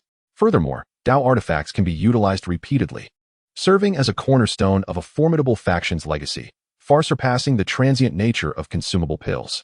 The equivalence in value between the 5 poisons divine pill and a high-grade Dao artifact attests to its extraordinary rarity. The 5 poisons divine pill is indeed extraordinary, possessing the remarkable ability to cleanse the marrow and transform one's very essence, thereby significantly enhancing one's cultivation physique. Moreover, the medicinal properties contained within the pill are exceptionally gentle. Unlike ordinary elixirs that often harbor various drawbacks, even an ordinary individual, upon consumption, could swiftly ascend to the ranks of martial prowess, and with a modicum of effort, transcending the innate limits would be well within reach. Given its exceptional nature, it is only fitting that I partake of this precious pill myself. Without the slightest hesitation, Chu Xuan swiftly ingested the 5 poisons divine pill. Despite already possessing the Taichu sacred body and exhibiting considerable talent in cultivation, who would not aspire for an even greater aptitude? Upon consumption, the pill instantaneously transformed into a powerful surge of medicinal energy, far exceeding Chu Xuan's expectations, dwarfing even the extraordinary treasures he had previously consumed. Nevertheless, while the potency was staggering, its attributes remained remarkably mild, flowing gently into every limb and sinew of Chu Xuan's being. This sensation was akin to bathing in a celestial spring, providing his body with an unprecedented nourishment. Truth be told, Chu Xuan had primarily relied on the power of rare treasures for his cultivation thus far. While these treasures were indeed valuable, their spiritual essence, unrefined, often exhibited a rather volatile nature. Coupled with Chu Xuan's limited experience in cultivation, minor missteps were not uncommon, and despite his formidable physique, his internal state inevitably bore slight injuries. These hidden wounds resemble imperceptible cracks. They do not significantly affect Chu Xuan in his daily life. However, if allowed to accumulate, they may evolve into a permanent ailment, potentially impacting his future. Yet, Under the gentle nurturing of the 5 poisons divine pill's medicinal properties, these concealed injuries swiftly heal. As a result of this subtle influence, Chu Xuan's constitution gradually ascends to new heights. Concurrently, his cultivation advances steadily. The speed of absorbing the world's spiritual energy pales in comparison to the immediate effects of consuming such a priceless elixir. Fueled by the potent essence of the 5 poisons divine pill, Chu Xuan soon reaches the pinnacle of the 9th level of the innate realm. However, this is not the conclusion. At this juncture, less than 1/3 of the immense medicinal power contained within the 5 poisons divine pill has been expended, leaving over 2/3 of its formidable potency to propel Chu Xuan's cultivation further. In truth, the so-called pinnacle of the 9th level of the innate realm is merely the apex for ordinary martial artists. Each individual's constitution varies, leading to significantly different peaks. Given that Chu Xuan possesses the primordial sacred body, his peak undoubtedly surpasses that of standard martial practitioners. Amidst this fervent and relentless cultivation, the aura emanating from Chu Xuan grows increasingly formidable. As the sun rises and sets, an entire day and night pass unnoticed. After such an extensive period of refinement, Chu Xuan finally fully assimilates the medicinal power of the 5 poisons divine pill. Not only has his constitution improved significantly, but his cultivation has also ascended to an entirely new level. The precise nature of this realm eludes description for Chu Xuan. However, in comparison to the conventional pinnacle of the innate realm, it is at least magnitudes more potent. At this juncture, Chu Xuan's cultivation can be deemed to have genuinely reached the zenith of the innate realm. Perhaps it is more fitting to refer to it as the ultimate limit of the innate realm. In this state, I have truly attained the utmost limit. The next aspiration is the Purple Mansion realm. Chapter 27. Breaking through to the Purple Mansion, heavenly radiance descends having reached the ultimate limit of the innate realm. Chu Xuan has indeed qualified for the breakthrough to the Purple Mansion realm. He does not intend to continue suppressing himself, and is prepared to initiate the breakthrough immediately. Having just consumed the 5 poison divine pill, an exquisite elixir, his cultivation is in an unprecedented peak state, requiring no adjustment whatsoever. In fact, the method to transition from the innate realm to the Purple Mansion realm is hardly a secret. As long as one successfully opens the Purple Mansion, they are essentially halfway to success. The remainder will come naturally. The rarity of Purple Mansion realms in the southern heavens can be attributed to 2 main factors. Firstly, the spiritual energy in the southern heavens is sparse, making it exceedingly difficult to break through the innate realm, let alone elevate one's cultivation to its pinnacle. Without achieving the peak of the innate realm, one lacks the qualifications to break through. Secondly, the rare spiritual materials required to open the Purple Mansion are exceedingly scarce. After all, not everyone possesses a system like Chu Xuan that makes acquiring rare treasures as effortless as enjoying a meal. Without suitable spiritual materials, even if one elevates their cultivation to the peak of the innate realm, they remain unable to transcend to the Purple Mansion realm. Moreover, as age takes its toll, their physical condition deteriorates, leading to a diminishing probability of breaking through to the Purple Mansion realm. Take, for instance, the elder sect leader of the Great Xia Dynasty. His lifespan is now nearly exhausted, and in his current state, even with an appropriate medium or spiritual artifact, the likelihood of successfully breaking through remains exceedingly slim. This is due to his body being unable to withstand the intense impact generated during the breakthrough process. Furthermore, should he fail in this endeavor, it would likely result in his utter demise. The confluence of these factors has resulted in a prolonged absence of Purple Mansion true beings in the southern regions of Tian. However, such concerns are of no consequence to Chu Xuan. He is currently in the prime of his youth, with his cultivation already reaching the pinnacle of the innate realm. With the 5-color stone as a divine medium, his circumstances could not be more favorable. There is no need to delay any further. Today, he will muster all his strength and decisively break through to the Purple Mansion realm. Chu Xuan harbors no apprehension regarding the potential for success in this endeavor. Given his exceptional conditions, if he were to fail, it is likely that few others in this world would succeed in achieving the Purple Mansion realm. The 5-color stone was swiftly retrieved from his system space, and as he sensed the boundless divine power it contained, his confidence swelled even further. Even if he were to falter, such a supreme artifact as the 5-color stone would undoubtedly not let him down. After all, the 5-color stone can mend even the heavens. What is merely opening the Purple Mansion in comparison? Chu Xuan soon began to channel the secret method for breaking through, placing the 5-color stone upon his dantian. And in an instant, strands of divine radiance burst forth. In the blink of an eye, the entire 8th level of the prison transformed into a dazzling spectacle. Radiant hues enveloping Chu Xuan completely, as divine light shimmered and intertwined, resembling the birth of a deity. An inexhaustible surge of divine power flowed into Chu Xuan's dantian. And under the relentless stimulation of this divine force, the ocean within his dantian began to boil with fervor. All innate true energy became exceptionally vibrant. Spiraling into a frenzied circulation, Chu Xuan himself seemed to morph into a colossal vortex. At the very heart of this vortex, a hidden, enigmatic acupoint, usually concealed in the depths, suddenly revealed a glimmer of starlight. It shone like the sole star in a darkened sky, ushering in an unprecedented brilliance. The divine energy, derived from the five-colored stone, surged wildly into this point, causing the starlight to radiate with resplendent luminosity. It must be said that, with the aid of the heavenly artifact, the five-colored stone, the difficulty of Chu Xuan's endeavor to cultivate the purple mansion was nearly reduced to its lowest possible level. The entire process unfolded with remarkable ease, as a mysterious space within his dantian was swiftly established. This was none other than the purple mansion space. As an increasing amount of divine power flooded in, the purple mansion space quickly stabilized and expanded further. Alongside this transformation, the innate true energy that Chu Xuan wielded gradually metamorphosed into magical power, and the aura emanating from him became increasingly formidable. Meanwhile, Emperor Xia hosted a grand banquet in the palace to welcome the representatives of the allied forces from 8 nations.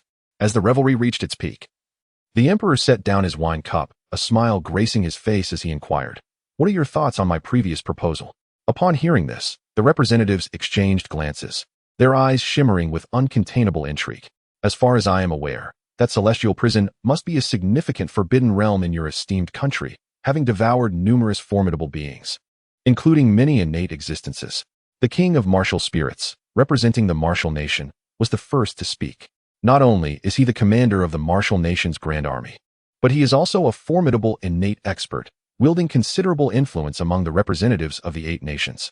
As anticipated, his words prompted several representatives from other nations to shake their heads in refusal.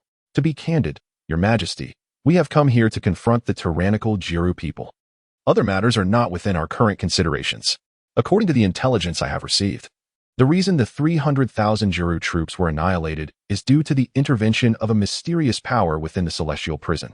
To vanquish such a vast army is not the work of an ordinary individual. Indeed, we may not know the benefits of the celestial prison, but the dangers are undeniably immense. Perhaps we should deliberate on how to divide the Zhao kingdom instead?" Although the Summer Emperor was adept at strategizing, the representatives from other nations were not fools. They would not agree to risk their lives for intangible rewards. Noticing the repeated refusals from the crowd, a shadow of gloom flickered in the depths of the Summer Emperor's eyes. Nonetheless, he maintained a smile and remarked, "I understand your concerns. Yet there is a saying, once this village is passed, the shop will be lost. The true sunfire is a force of great significance, and I trust you are all aware of its value. Such an exceptional opportunity. Are you truly unmoved?" Upon hearing the name True Sunfire, the representatives from various nations could not help but display a hint of hesitation. Even the previously resolute martial spirit king found himself wavering internally. The reason he was able to transcend to the innate realm at the age of 50 was due to a fortuitous encounter with a peculiar fire known as the Emu Spirit Flame. Among the myriad of celestial flames, the Emu Spirit Flame holds no notable rank, merely existing as an ordinary variant. Nevertheless, it facilitated his successful breakthrough to the innate stage. If such an unassuming flame could possess such extraordinary qualities, one can only imagine the immense power of the Sun True Fire. Reputed to be one of the 10 divine flames, acquiring it would undoubtedly allow one to soar to unprecedented heights. Yet, who could substantiate the claim that the Sun True Fire resides within the celestial prison?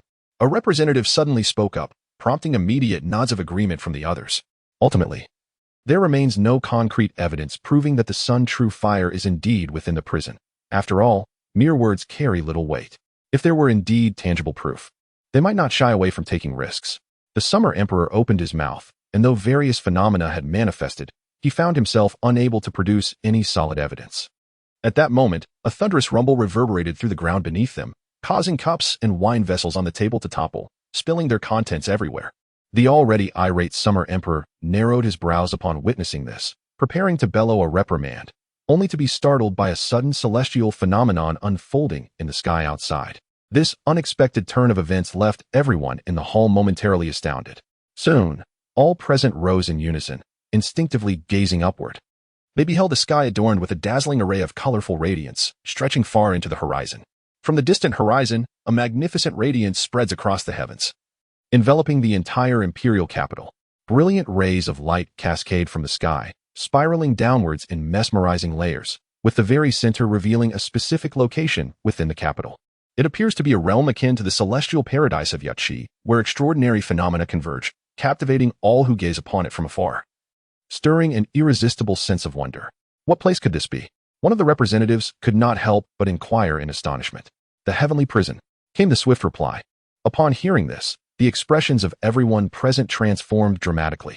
The representatives instinctively turned their gazes towards the emperor, their eyes instantly brimming with fervent anticipation. Yet, the emperor alone maintained a profound demeanor, his countenance betraying no hint of emotion, leaving one to ponder whether he felt joy or despair. Chapter 28. 18 Innate Beings. 300 Masters, toppling the heavenly prison. In the morning hours, under the brilliant sun, a considerable number of imperial guards suddenly mobilized, swiftly encircling the heavenly prison and its surrounding areas. Before the prison gates, amidst the throngs of civil and military officials, the emperor, clad in his dragon robe, arrived for the third time. As he gazed upon the imposing gates of the heavenly prison not far ahead, a chilling glint flickered in his eyes, evoking a sense of trepidation. He never anticipated that he would repeatedly stumble before the threshold of such a mere prison. The repeated setbacks at the heavenly prison did not bring the emperor any semblance of calm. Instead, they intensified his fervent obsession to eradicate it, transforming this endeavor into a relentless nightmare. I am the sovereign of this nation. No one can threaten my position, and no one shall defy my will, the emperor fervently declared within the depths of his heart. Surveying the surroundings, he beheld the formidable figures radiating an aura of invincibility.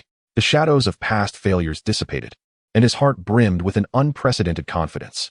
The earlier demise of the 5 innate warriors within the celestial prison had indeed taken him by surprise. However, the strength he had amassed this time far surpassed all previous efforts.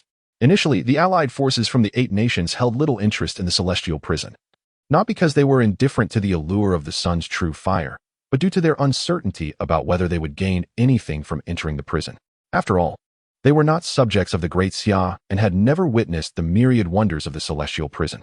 Yet, after witnessing the astonishing phenomenon of the radiant light descending from the heavens yesterday, their attitudes shifted dramatically. No longer was it the Emperor of Xia beseeching them to enter the prison. Rather, they were now imploring the Emperor for the opportunity. In this coalition, the 8 nations had dispatched a considerable number of elite warriors, with each country contributing at least 1 to 3 innate masters. Altogether, the united forces comprised 17 innate warriors. Alongside the remaining venerable guardian of the Great Xia royal family, this brought the total to 18 innate masters. What does this signify? In the southern lands, each innate master is regarded as a colossal figure, the very foundation of mighty factions. The previous Great Xia Dynasty, with its 4 innate guardians, had been able to secure its dominion. Now, amassing a total of 18 innate masters was an unprecedented occurrence. It was not merely a matter of confronting a single celestial prison. If they truly united in purpose, even the conquest of the southern territories could be within their grasp. Moreover, there were not solely 18 innate masters present. Furthermore, they summoned over 50 first-tier grandmasters, more than 90 second-tier masters, and over 150 third-tier minor masters. In other words, they gathered nearly 300 masters of the martial arts realm. This formidable assembly of 300 masters represents a power that cannot be underestimated. After all, each master has already attained mastery over the realm of intent, capable of establishing their own sect. When these 300 masters walk together, even the peak innate superiors might choose to avoid them on their path. 18 innate experts and 300 masters constitute a force potent enough to sweep through southern skies. Dealing with a mere heavenly prison is certainly within their capabilities. The representatives from various nations brimmed with enthusiasm. The collaboration of so many top-tier experts heralded an unprecedented event in southern skies. Even years hence, tales of their exploits may very well endure. This expedition could indeed become a legendary saga. 18 innate, 300 masters, united in the exploration of the heavenly prison. As the representative of the innate experts, the martial spirit king expressed his excitement. However, at that moment, the summer emperor shook his head, his gaze intensely fixed upon the heavenly prison, articulating with deliberate clarity, not to explore the heavenly prison, but today we shall overturn the heavenly prison. The crowd was momentarily stunned, then erupted into hearty laughter. Indeed, it was not a mere exploration. It was to overturn the heavenly prison, with such a multitude of powerful beings acting in concert. How could a mere heavenly prison withstand their might? Today, they were determined to topple it. The Emperor of Xia turned his gaze to the officials behind him, ultimately resting his eyes upon the multitude of princes. He then commanded with unwavering authority, "You shall accompany me into the prison." Indeed, this time the emperor was not inclined to remain in the rear. Rather, he intended to personally enter the depths of the celestial dungeon. This decision stemmed from his unshakable confidence in the operation, as well as his apprehension that the representatives from the 8 nations would seize the monumental opportunities within the prison for themselves. When it came to the division of spoils, these individuals would certainly not show any restraint. The imperial family of the Great Xia had dispatched only one innate powerhouse, which would undoubtedly prove insufficient against them. It was only through his own intervention that the emperor could hope to secure a share of the rewards. Faced with the emperor's unequivocal decree, the princes, whether they wished to or not, had no choice but to obediently follow in his wake. Before long, they all stepped into the depths of the celestial dungeon. On the 8th level of the dungeon, Chu Xuan awoke from his meditative state. He slowly lifted his head, casting his gaze upwards. His profound eyes seemed to pierce through the layers of walls, beholding the myriad scenes outside the dungeon. Should I commend your persistence or question your fearlessness? A smirk of sardonic amusement played upon his lips. He then lowered his eyelids, redirecting his attention inward, having successfully transcended to the Purple Mansion realm.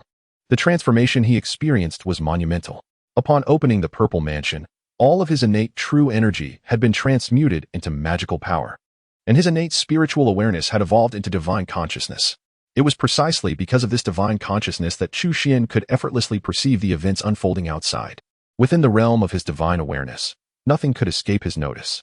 With this newfound perception, the prospect of being ambushed became exceedingly unlikely. Chu Xuan mobilized his spiritual consciousness to scrutinize the myriad changes within his body. It was indisputable that he had grown stronger in every aspect. However, the most significant transformation lay in the emergence of the Purple Mansion space within his dantian. This Purple Mansion space was birthed from the mysterious acupoints, serving as the foundation for his future endeavors, akin to conjuring a vast ocean from thin air. It possessed the capacity to store an immense amount of magical energy, ready for unforeseen circumstances. With this singular advantage, the endurance of the Purple Mansion realmsman eclipsed that of ordinary cultivators. As long as the Purple Mansion remained filled, the realmsman could continue to engage in battle indefinitely. Yet, according to Chu Xuan's knowledge, the diameter of a newly established Purple Mansion space typically spanned only a few feet. However, upon examining his own Purple Mansion space, he felt a sense of unreality. Roughly estimating its dimensions, he discerned that its diameter was at least several hundred feet, appearing like a vast lake from a lofty vantage point. The size of his Purple Mansion space was already astounding, merely in its nascent state. As his cultivation progressed, this space would undoubtedly expand further, potentially reaching a size hundreds of times that of an ordinary Purple Mansion space. No, that was not quite right. If considering the area, it could indeed be thousands of times larger. Chu Xuan inhaled sharply. Having anticipated that the Purple Mansion space created with the 5-colored stone would be exceptional, yet he had not expected it to be so extraordinary. Moreover, the Purple Mansion space he had developed was not only larger in area, but also more stable, promising a swifter expansion rate in the future. And even the refined magical energy would be significantly more potent. In summary, every facet of his Purple Mansion space was far beyond the capabilities of an ordinary one. The only drawback lies in the fact that if Chu Xuan wishes to fill this immensely vast Purple House space, it is no trivial task. After all, the amount of magical power that his Purple House can store is nearly tens of thousands of times greater than that of an ordinary one. Certainly, for others, this is something to be coveted. Who among ordinary individuals would not desire a more expansive existence? Chapter 29. A father and son reunited. You're still alive? This dungeon is indeed no ordinary place. Upon entering the dungeon, representatives from various nations could not help but exclaim in awe. Initially, they held a sense of skepticism, thinking that a mere dungeon could not possibly pose a significant threat. Yet, once they truly stepped inside, they realized their assumptions had been overly simplistic. The first 3 levels of the dungeon seemed relatively normal, but upon reaching the 4th level, the situation began to take a disconcerting turn. In the 4th level of the dungeon, the temperature plummeted by several dozen degrees, as if they had suddenly transitioned from the warmth of summer to the depths of winter. Even with their robust physiques, they could not help but feel a bone-chilling cold. However, before they could acclimate, entering the 5th level plunged them into unbearable heat, causing them to break into a heavy sweat almost instantly.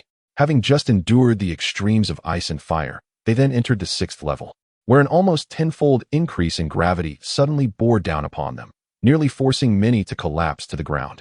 After laboriously traversing the oppressive 6th level, They were met with the terrifying tempest of the 7th level, which delivered a stark reminder of their vulnerability. Although they encountered relatively few direct threats, the incessantly changing and harsh environment left them trembling with trepidation. Upon reaching the entrance of the 8th level of the dungeon, many were taken aback by the dense, poisonous mist that enveloped the area, their faces reflecting an involuntary pallor.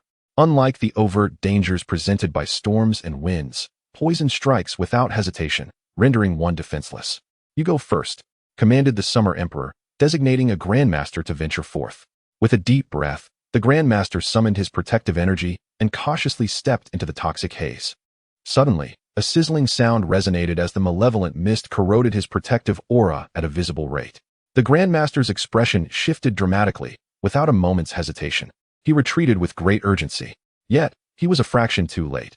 The poison had already infiltrated his body, and his complexion turned a ghastly shade of green. Before anyone could rush to his aid, he foamed at the mouth and collapsed lifelessly to the ground. Remarkably, even his corpse was swiftly eroded, leaving behind only a chilling skeleton. Witnessing such a scene, all present involuntarily gasped in shock. Even the innate masters felt a creeping dread. A Grandmaster of the 1st rank, considered a paragon of strength in the outside world, was utterly powerless against the toxic mist of the 8th level of the dungeon. The potency of this poison surpassed all expectations. What now? The expressions of the onlookers turned grim. Having mobilized their forces to arrive here, were they truly to be halted at the 8th level of the dungeon? The true energy of a master-level practitioner is incapable of resisting the corrosive effects of this toxic mist. While innate realm warriors may endure for a brief period, it is but a fleeting quarter of an hour at most.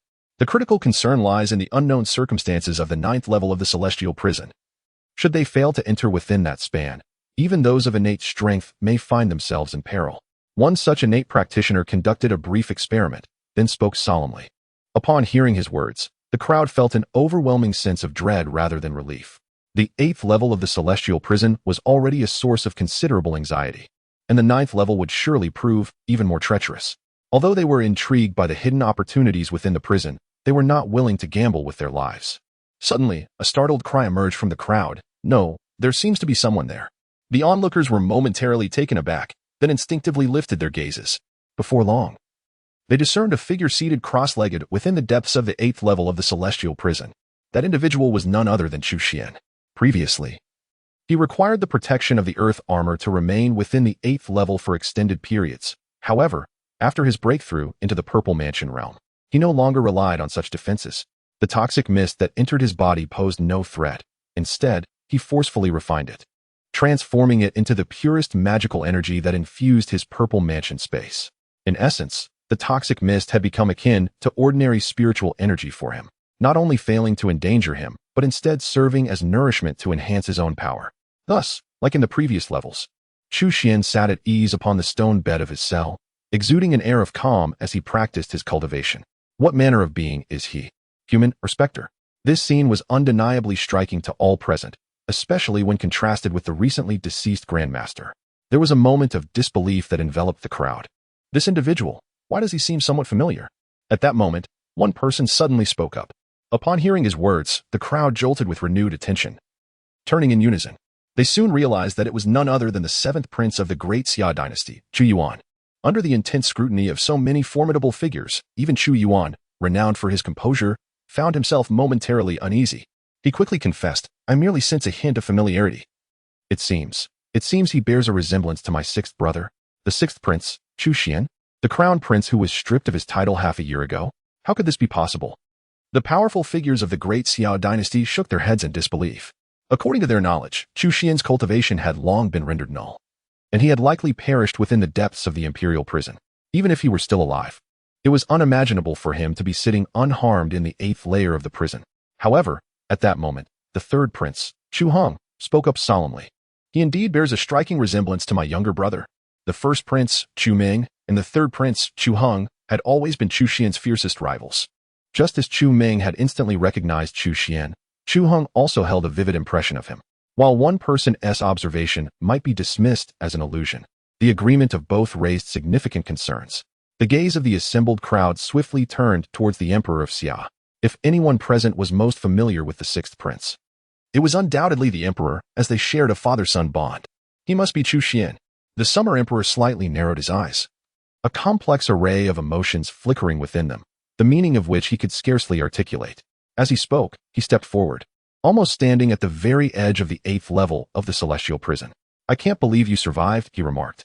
At this, Chu Xuan opened his eyes, surveying the crowd with a peculiar expression that danced between a smile and something more inscrutable. He truly hadn't anticipated that the first to recognize him would be these 3 individuals: the 7th prince, Chu Yuan, the 3rd prince, Chu Hong, and his own father, the emperor. Undoubtedly, these 3 shared a profound connection with him.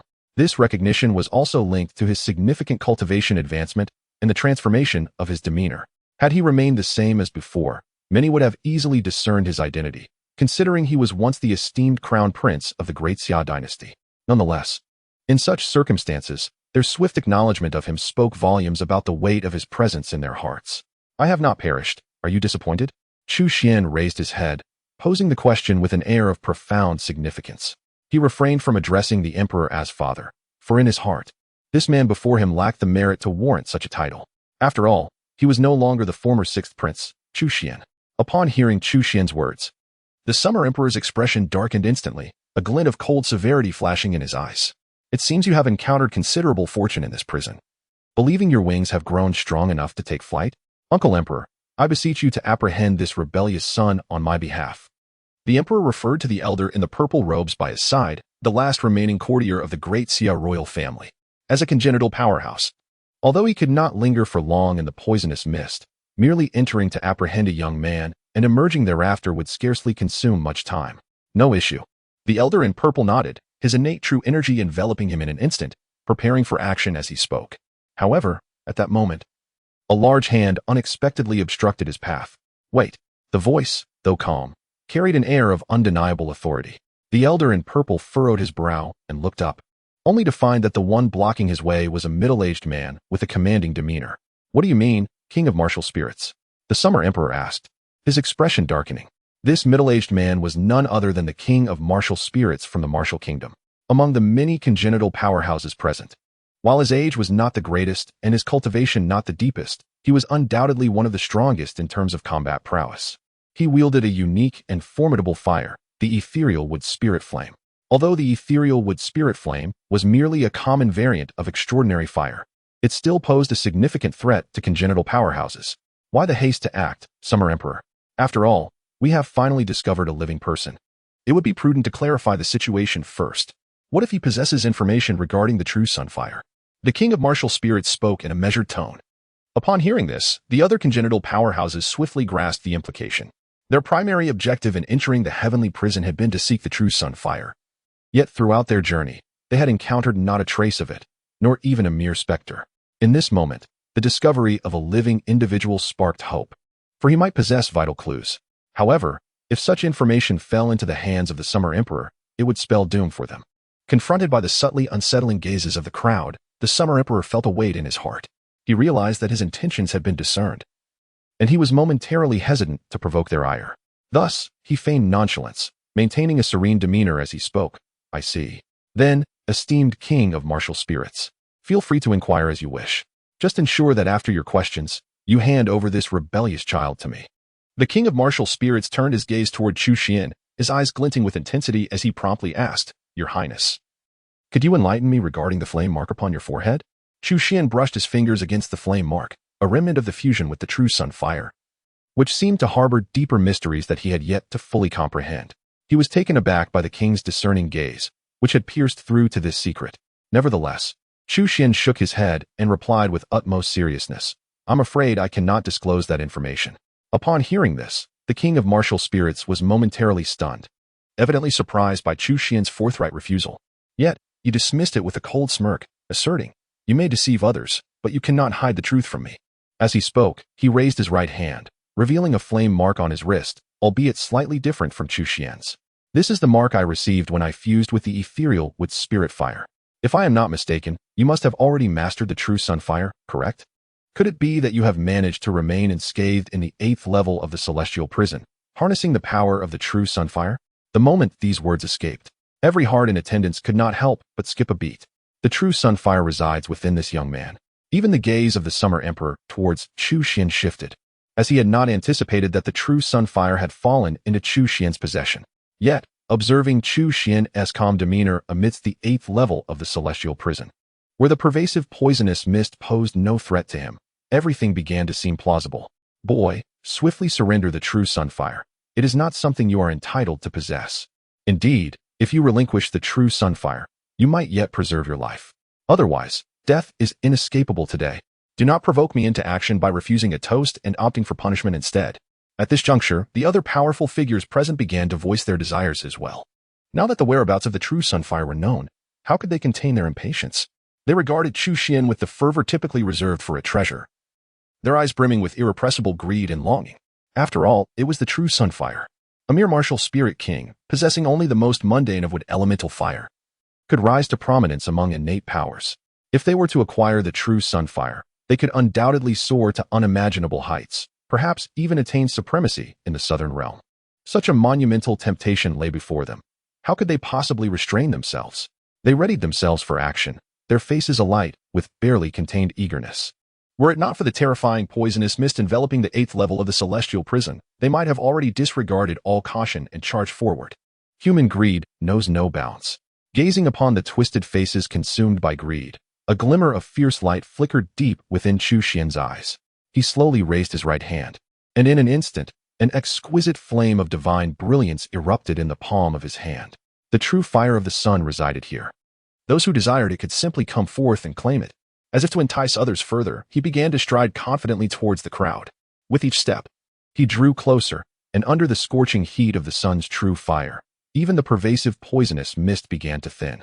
The diminishing fog was akin to removing the greatest obstacle before the onlookers, plunging them into a frenzy.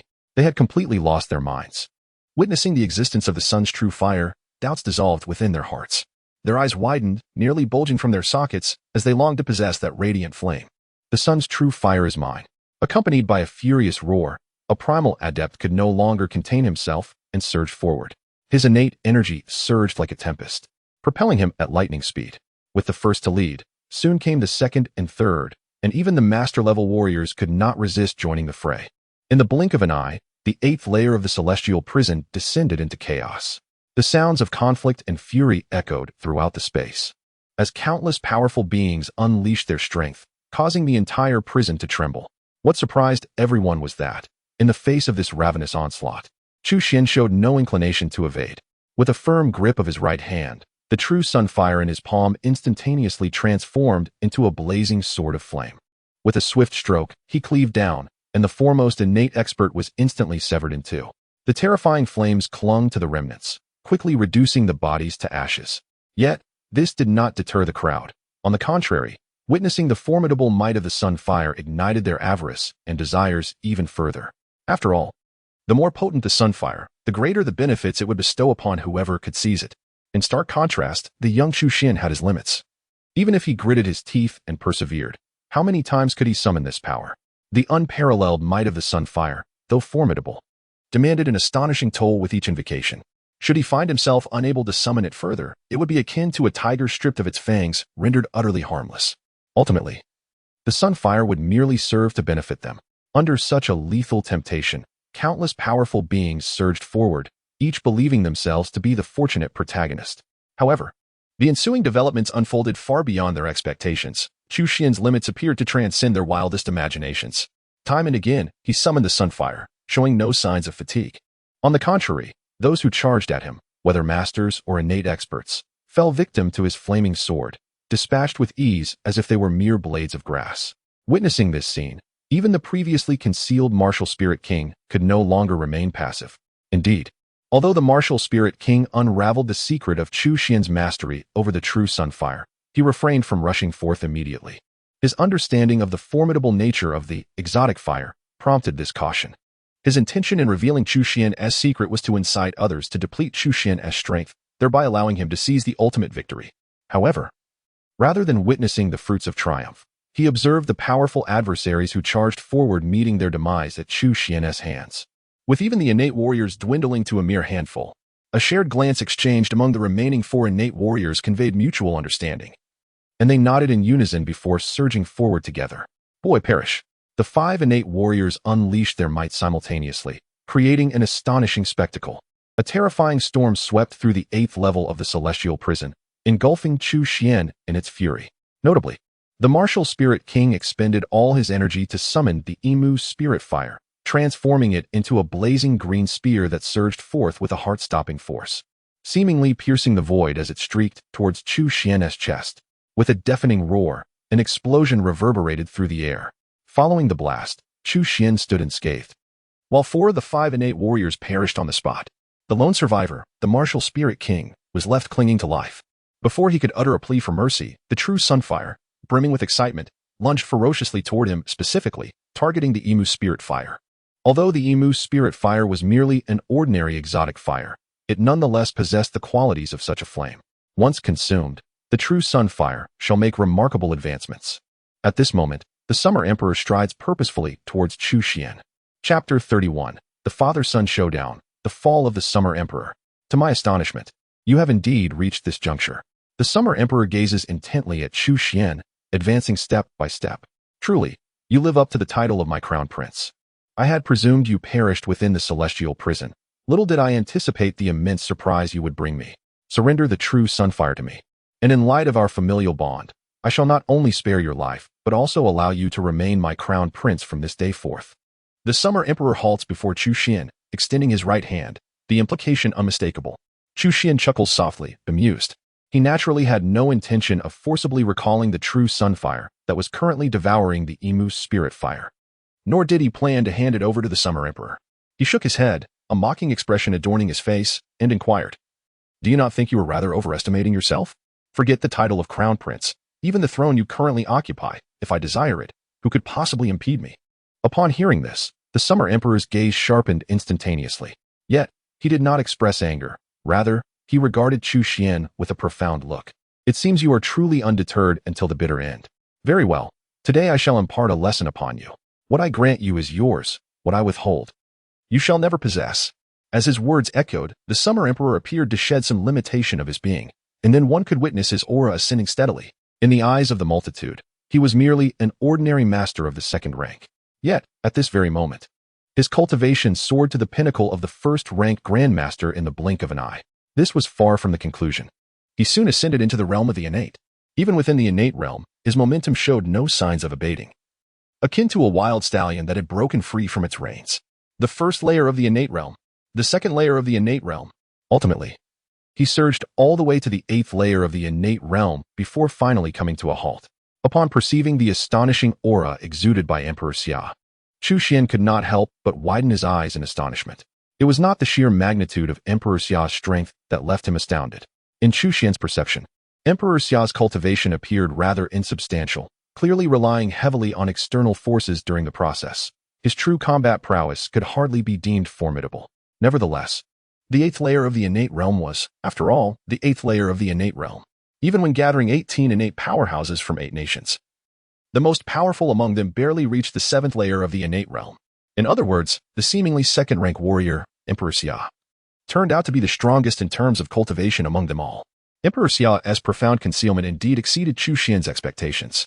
He had thought himself sufficiently cautious, having hidden in the heavenly prison for more than half a year, but in comparison to Emperor Xia, who had concealed himself for decades, he realized how utterly inadequate he truly was.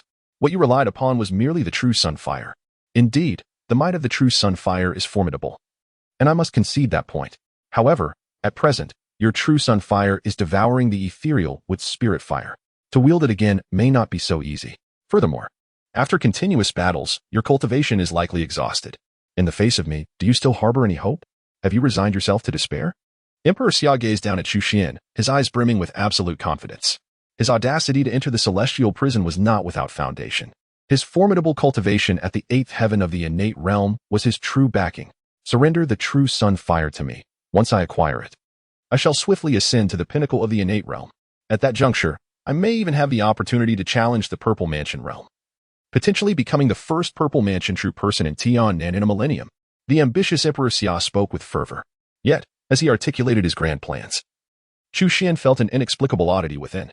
Was it truly appropriate to utter such words in the presence of a Purple Mansion true person? I have but one question. From you, I seem to sense the aura of the Crimson Blood Spirit body. It appears that everything I have encountered was orchestrated by you. Was it not? Chu Xuan suppressed his smile and slowly inquired of Emperor Xia. The emperor furrowed his brow, instinctively reluctant to answer, but under Chu Xuan's unwavering gaze, he ultimately acquiesced with a reluctant nod. However, he bore no semblance of remorse. Instead, he spoke with an air of nonchalance. Since you are my son, it is only natural that you dedicate yourself to my grand ambitions. When I unify Tiannan, you shall undoubtedly reap the rewards. Upon hearing these words, Chu Xuan could not help but chuckle. He shook his head, his eyes betraying not disappointment, but disdain. To scheme against one's own flesh and blood is a testament to one's cold-bloodedness. A person like you is hardly worthy of unifying Tiannan. The expression on Emperor Xia's face turned instantly frigid, his eyes gleaming with an unmasked, chilling intent to kill. I have tolerated you time and again, yet you remain ungrateful. Since it has come to this, do not blame me for disregarding our paternal bond. Before his words had fully faded, he extended his hand, aiming to seize Chu Xuan with great force. In his mind, possessing the formidable cultivation of the 8th layer of the innate realm, and having observed the conflict from a distance, he felt invincible in his current state. In stark contrast, Chu Xuan's cultivation paled in comparison, and after a series of fierce battles, he appeared utterly exhausted. In this comparison, he was certain of his victory. However, this confident strike was abruptly halted by an invisible force, thwarting his advance no matter how hard he exerted himself. I must inform you that you seem to have misconstrued a crucial matter. My reliance has never been on the true sunfire. The true sunfire is merely one of my many techniques. My true strength lies in my own being, along with a cultivation that far surpasses yours. As his voice resonated, Chu Xuan's true power was fully unveiled. Previously obscured by the system, none had been able to discern the specifics of his cultivation. Now, as he voluntarily revealed it, a terrifying tempest erupted within the 8th level of the celestial prison, sweeping up not only the spiritual essence of the heavens and earth but also the toxic mist that accompanied it. The overwhelming pressure began to radiate outward. For the remaining crowd, this moment felt as though an imposing Mount Tai had suddenly descended upon them. Even the Summer Emperor, who stood at the 8th heaven of the innate realm, found himself unable to move, along with everyone else present. It mattered not that one stood at the pinnacle of the innate realm. Facing a true master of the Purple Mansion rendered them powerless. Moreover, Chu Xuan was no ordinary true master. What more do you have to say? Chu Xuan inquired coldly, fixing his indifferent gaze upon the Summer Emperor. The Emperor, once filled with composure and confidence, now stared back with wide eyes, overtaken by unprecedented shock and dread. Suddenly, a realization struck him, and he bellowed at Chu Xuan. It is you. You are behind all of this. Indeed, it is all me. Chu Xuan replied with a slight smile, raising his right hand. Before your demise, I shall alleviate your confusion. I believe that is the least I can do. When faced with the specter of death, even the Summer Emperor could not suppress his panic. You dare? No, you cannot kill me. I am your father, the sovereign of the Great Xia. Should you take my life, it would be patricide. A parasite, regardless of ascending the throne, would find no loyalty among the ministers and officials. He screamed in desperation. I have never claimed to desire that position. The throne you cherish as your very life, I would discard as mere refuse. Furthermore, why would I need to dirty my hands to end you? Before his words could fully settle, Chu Xuan struck down with his palm. True to his word, he did not seek the emperor's life. Rather, he rendered him entirely powerless. It was not a matter of courage, but a reluctance to tarnish his own hands. The Emperor of Xia was suddenly propelled backward, crashing violently against the wall of the prison. Although stripped of his powers, leaving him in excruciating pain, the mere fact that he had survived filled him with a euphoric sense of joy. He immediately resolved to rise and flee from this place. As long as he could escape this celestial prison, he would still be the sovereign of the Great Xia, commanding legions at his will, and perhaps he could stage a triumphant return.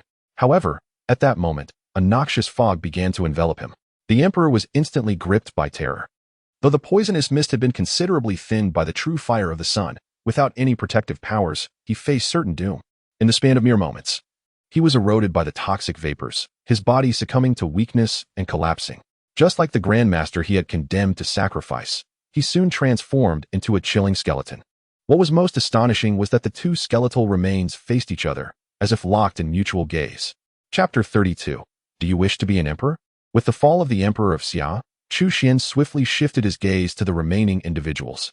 Aside from a few cautious and honest master-level experts, the rest were primarily princes of the Great Xia, forcibly brought here by the emperor. It wasn't that these princes were indifferent to the allure of the true fire of the sun. Rather, their martial prowess was woefully inadequate. Each one failed to even reach the master level, unable to withstand the corrosion of the poisonous mist. and even the residual shockwaves from battle were enough to threaten their lives. No matter how tempted they might be, they dared not step forth to contest for power, instead choosing to remain obediently hidden in the back. Ironically, this decision allowed them to escape a dire fate. Those formidable innate powerhouses, the master-level experts, have all perished, leaving behind only this group of the weakest survivors. It is undeniably ironic. However, whether they can ultimately survive depends on the whims of Chu Xuan. Under the cold, expressionless gaze of Chu Xuan, an involuntary shiver ran through everyone present. Having witnessed hundreds of powerful individuals being ruthlessly slaughtered by Chu Xuan as if they were mere grass, the terror and chaos within them are beyond the capacity of words to convey. At this moment, Chu Xuan is no longer the familiar prince they once knew. He has transformed into an unfathomably fearsome, demonic deity. Sixth brother, spare my life. I have never harmed you. I was forcibly brought here by father. I beg you, for the sake of our brotherhood, grant me mercy. I promise to follow your lead from now on. Soon, a younger prince, unable to withstand the overwhelming pressure, knelt down without hesitation and cried out in desperation. With the first to kneel, the others followed suit like a cascade of falling dominoes, all collapsing to the ground in a chorus of lamentation. Sixth brother, fourth brother, I have never wished you harm either. When you left the palace, I even gifted you a house, though it may not hold much value. My intentions are as pure as the heavens can attest. I ask for nothing more than to be granted a reprieve. Henceforth, if you bid me go east, I shall not venture west. Sixth brother, do you still remember the days when we secretly wandered the red light district together? That time, I was the one who footed the bill, and the courtesan even favored you. Sixth brother, our bond of brotherhood is so profound that you must not turn against me. Although I have not accompanied you to such establishments, we endured our childhood misadventures together, misreciting our lessons and facing our master's punishments side by side. We were the two most foolish among our peers. When it comes to brotherhood, we are undeniably the closest. Seeing the numerous princes exchanging words, eager to showcase their deep friendships, they seemed ready to divulge even the most trivial childhood antics, much to the chagrin of Chu Xuan, who frowned in annoyance. Enough. Silence. Chu Xuan barked. Instantly, the room fell silent, the princes too intimidated to utter another word. However, not all princes succumbed to the plea for mercy. Two remained steadfast in their positions, third Prince Chu Hang and seventh Prince Chu Yuan. Their reluctance to plead for their lives stemmed from a keen awareness that Chu Xuan would not spare them. Indeed, he addressed them directly, for the sake of our brotherhood. Do you have any final words? May calamity not befall my family. I only hope, sixth brother, that you will remember our bond and spare my wife and children. Chu Hang implored, taking a deep breath as he cast a glance at the distant remains of the deceased summer emperor. Furthermore, I request you grant me a swift end. Very well, Chu Xuan nodded, raising his hand to unleash a formidable surge of power that pierced through Chu Hang's forehead in an instant. The entire process was swift and decisive. Before Chu Hang even had a chance to react, his body had already begun to collapse gently. Chu Xuan then turned his gaze towards Chu Yuan. A tremor coursed through Chu Yuan's heart as he beheld the lifeless form of Chu Hang. He swallowed hard, hesitating momentarily, yet could not restrain himself from uttering, "Sixth brother, we have always shared the closest bond. I was merely momentarily confused. Could you possibly?" No. Before he could finish his plea, Chu Xuan shook his head in refusal. Even though he did not hold Chu Yuan's instinct for survival in contempt, it did not imply that he would show leniency. Before the echoes of his words faded, Chu Xuan pointed decisively once more, swiftly extinguishing Chu Yuan's life. Witnessing the successive downfall of two princes left the others in a state of utter dread. Their faces turned pale, and they trembled uncontrollably. Chu Xuan surveyed the assembly, his gaze swiftly fixating on a prince positioned at the farthest edge. He pointed and commanded, "You, stand up." Upon realizing he had been singled out by Chu Xuan, the ninth prince, Chu Fu, was nearly paralyzed by fear. His complexion turned ashen, and his mind became a blank slate as he stood up in a daze, his voice quaking as he stammered, Sixth brother, I have not harmed you. I truly have not harmed you. I swear to the heavens." At this juncture, he could no longer contain himself and promptly knelt, crying out, "Sixth brother, spare my life. I beseech you, spare my life. I have elders above me and young ones below. All I desire is to live as a leisurely prince, never having engaged in the struggle for power." Chu Xuan furrowed his brow slightly, raising his right hand, as an invisible force instantly lifted him. "I do not wish to kill you. I merely seek to pose a question. Are you not going to kill me?" Chu Fu suddenly awoke from his stupor, letting out a long sigh of relief. As though he had narrowly escaped from the clutches of death, he wiped the sweat from his brow and hastily proclaimed, "Sixth brother, you may ask me anything. I assure you, I shall not conceal the truth. I can swear to heaven that if I do, I shall meet a dreadful end." As if fearing that Chu Xuan might doubt his sincerity, he immediately began to swear an oath. Chu Xuan merely shook his head with a smile, disinclined to elaborate further, and directly inquired, "Do you wish to be emperor?" Upon hearing this question, Chu Fu's expression shifted dramatically, and he instinctively considered kneeling once more. "No, no. I do not wish for that." He shook his head vigorously, akin to a rattling drum. "Sixth brother, please do not misunderstand. I truly desire to be a leisurely prince. Furthermore, I wholeheartedly support you in becoming emperor. Should anyone oppose you, I shall be the first to confront them."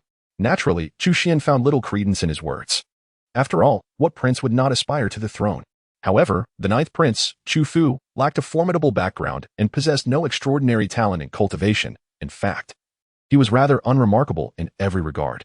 Amongst the princes, his overall qualifications were decidedly the weakest. Thus, he had no choice but to maintain a low profile, abstaining from power struggles, and diligently aspiring to be a carefree prince. Yet, it was precisely his modesty and rationality that caught Chu Xuan's attention. With the Emperor Xia deceased, his position could not remain vacant. If he were unwilling to occupy it, someone else certainly would.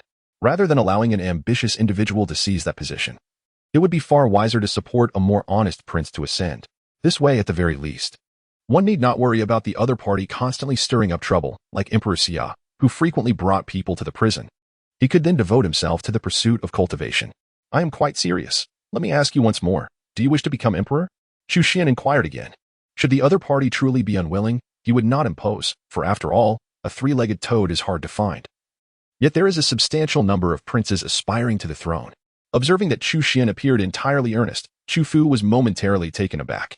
After a considerable internal struggle, he gritted his teeth and finally replied candidly, "I dare not deceive you, sixth brother. If you seek my honest opinion, I naturally harbor such desires. Yet I am fully aware that I lack the qualifications." "No, you possess that qualification," Chu Xuan declared emphatically. "I assert that you do, therefore you do. From this day forth, you shall be the emperor of the Great Xia Dynasty." Chu Xuan's proclamation resonated with authority, not as a matter for discussion, but as a declaration of fact. Upon hearing these words, Chu Fu was left utterly bewildered. Was this a stroke of fortune that had inexplicably fallen upon him? Throughout the entire exchange, he remained oblivious to what qualities Chu Xuan saw in him. The other princes present were equally perplexed. Such a significant matter was decided with such ease? Should they not deliberate further? Even if it were merely a matter of personal connections, they too could manage it. Chapter 33. The ninth level of the prison. The demonic energy rages. In the blink of an eye, a month had passed. With Chu Xuan's support, the ninth prince, Chu Fu, ascended to the throne with great success. Naturally, during this process, numerous individuals emerged to voice their opposition. However, through persuasive reasoning and heartfelt appeals, Chu Xuan soon led these individuals to acknowledge their errors, prompting a swift change in their stance as they expressed unwavering support for the new emperor. During this period, Chu Xuan also had the opportunity to meet with the old sect leader, who had returned to the imperial capital alongside the four major sections. Their encounter did not escalate into conflict. Rather, it unfolded as a cordial exchange. The old sect leader's lifespan was already severely diminished, and following his battle with the ancestral heads of the four major sects, his condition had deteriorated to a state of exhaustion. Even if he refrained from further conflict, it was unlikely he would survive for many more years. For him, as long as the individual seated upon the throne was of the Chu clan's bloodline, he held no preference regarding who ascended as emperor. In fact, he harbored a desire for Chu Xuan to ascend to the throne. Given that Chu Xuan's prowess was beyond his reach, and he possessed great potential to lead the Great Xia Dynasty to a new pinnacle of prosperity. Yet, Chu Xuan did not entertain such ambitions. Thus, the ascension of Chu Fu, whom he supported, was an acceptable outcome. From the old sect leader, Chu Xuan acquired a wealth of invaluable treasures. These included the legacies left by the Chu ancestors, as well as a myriad of martial arts texts secretly collected by the royal family over the years, alongside the cultivation insights gathered by the old sect leader and generations of royal offerings. For Chu Xuan, these artifacts were far more precious than any golden treasures, as they significantly enriched his foundation, broadened his horizons, and deepened his understanding. Even if he chose not to practice the techniques found within those texts, he would still gain insights applicable to various realms. In any world, knowledge remains the most invaluable possession.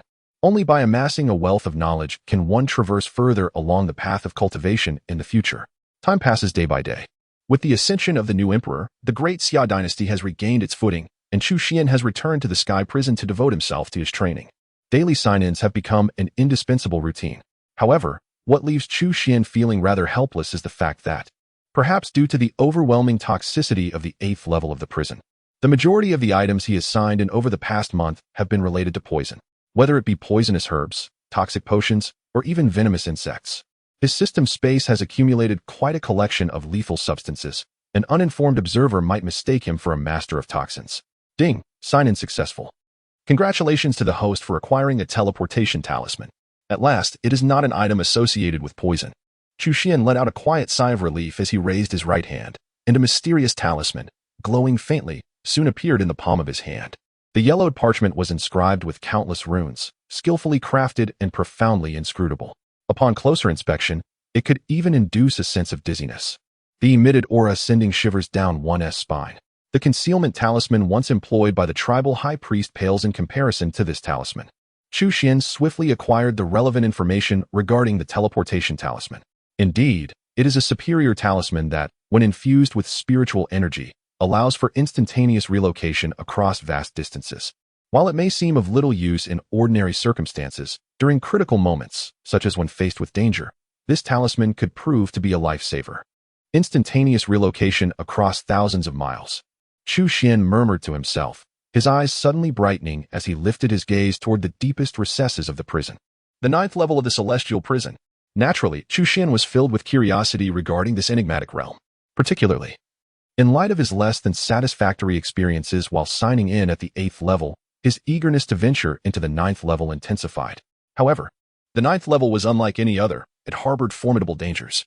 Throughout history, previous emperors had dispatched individuals to explore its depths, including many innate powerhouses, yet none returned unscathed.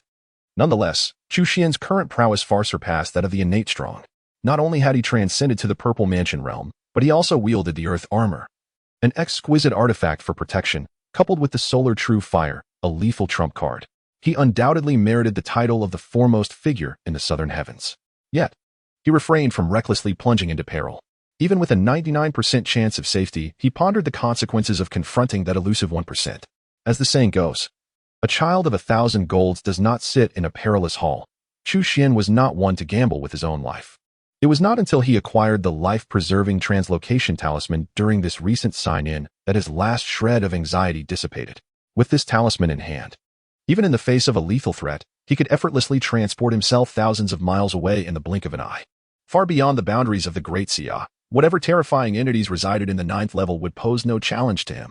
After all, if escape from the celestial prison were feasible, he would not have waited until this very moment.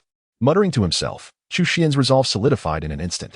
He did not immediately enter the 9th level. Instead, he focused on infusing the talisman with sufficient magical energy, ensuring that he could activate it in a heartbeat. Then, adjusting his state to its optimum, the Earth Armor coalesced into 3 layers of defensive barriers. He secretly mobilized his cultivation, and the Sun's True Fire was in a state of semi-activation. After completing this series of preparations, Chu Xuan stepped towards the 9th level of the celestial prison. In the blink of an eye, he arrived at the entrance of the 9th level, where 2 tightly shut bronze doors barred his path. These bronze doors were particularly unique, even blocking his divine sense from passing through. Without hesitation, Chu Xuan extended his hands and pushed forward. With a long, creaking sound, the bronze doors were swiftly opened by him. Inside lay utter darkness, concealing everything from sight. Chu Xuan advanced step by step into the abyss. At that moment, as if triggered by some mechanism, the bronze doors abruptly slammed shut, and waves of black demonic energy surged forth from all directions, like a tumultuous ocean tide.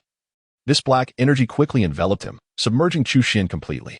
He could keenly sense the terrifying power contained within this black mist.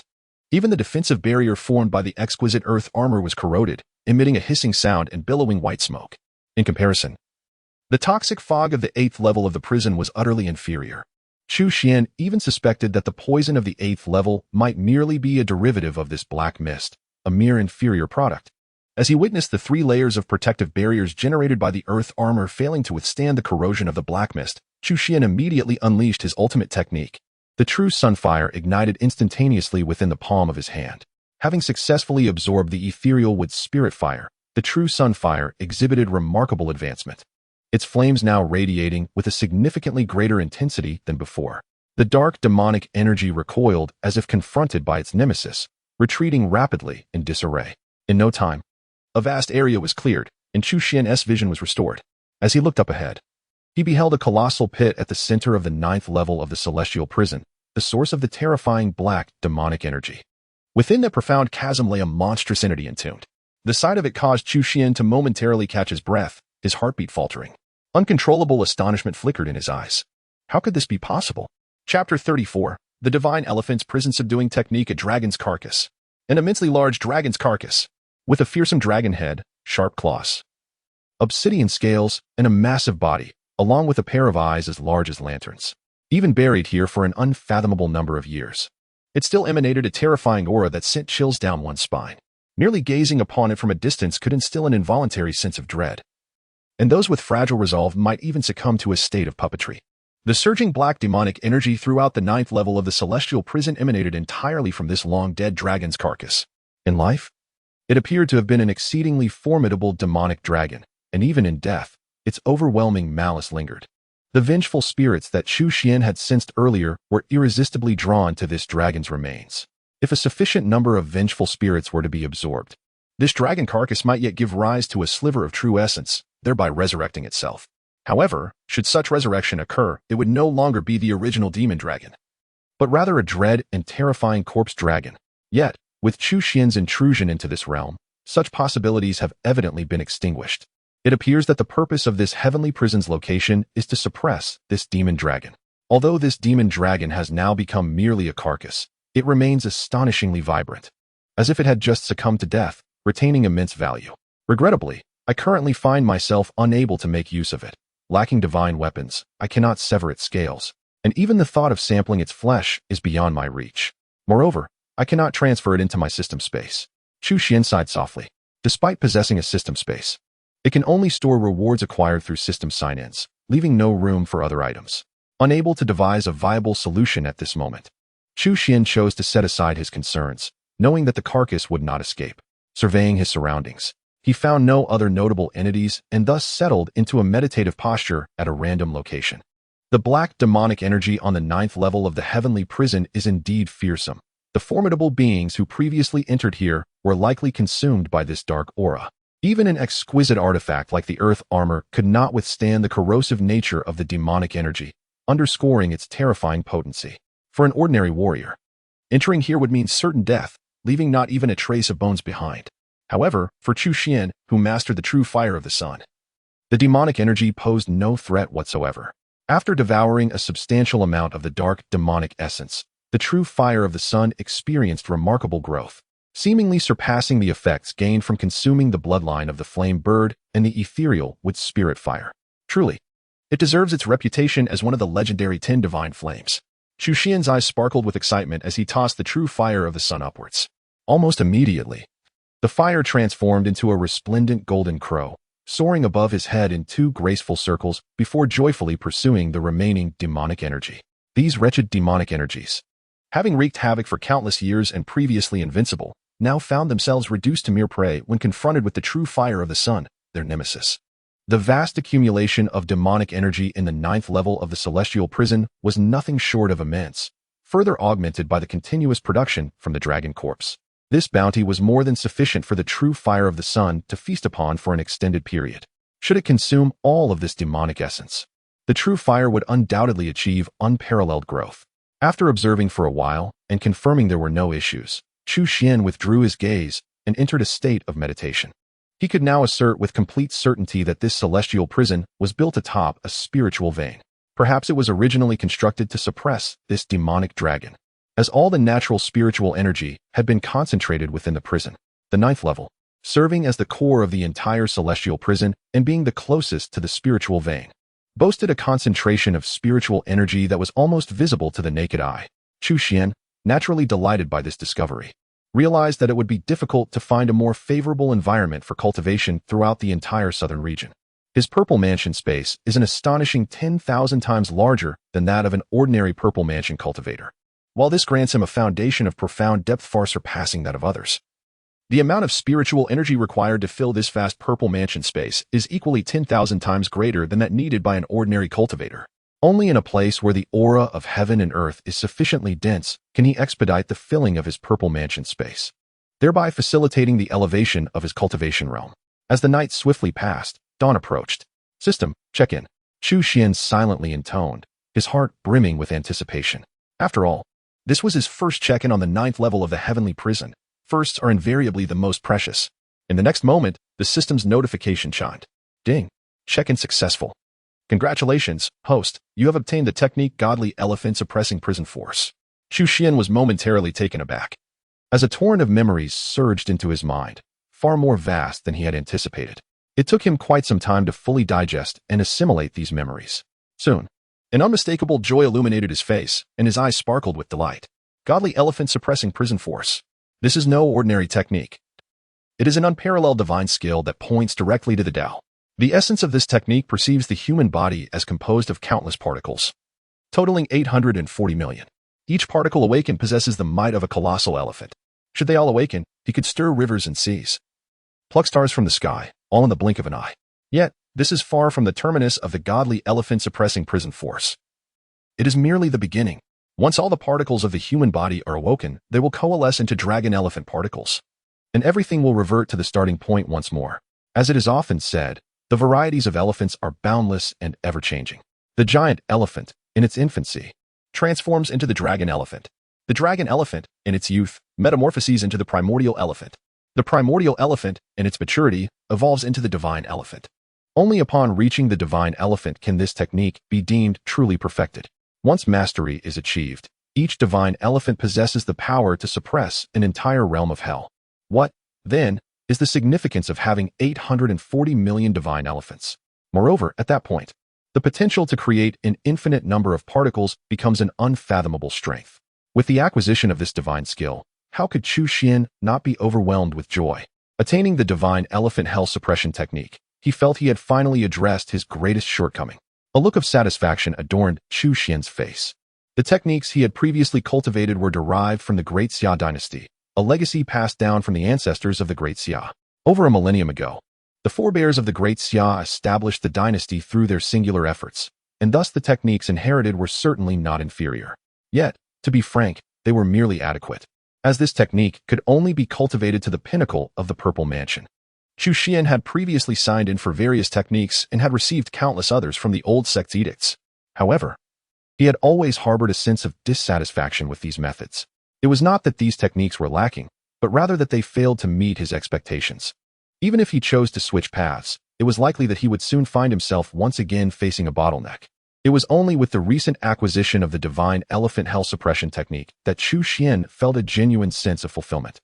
The only slight regret was that the divine elephant hell suppression technique was not one of the orthodox techniques of the profound realm, but rather a supreme skill inclined towards physical cultivation.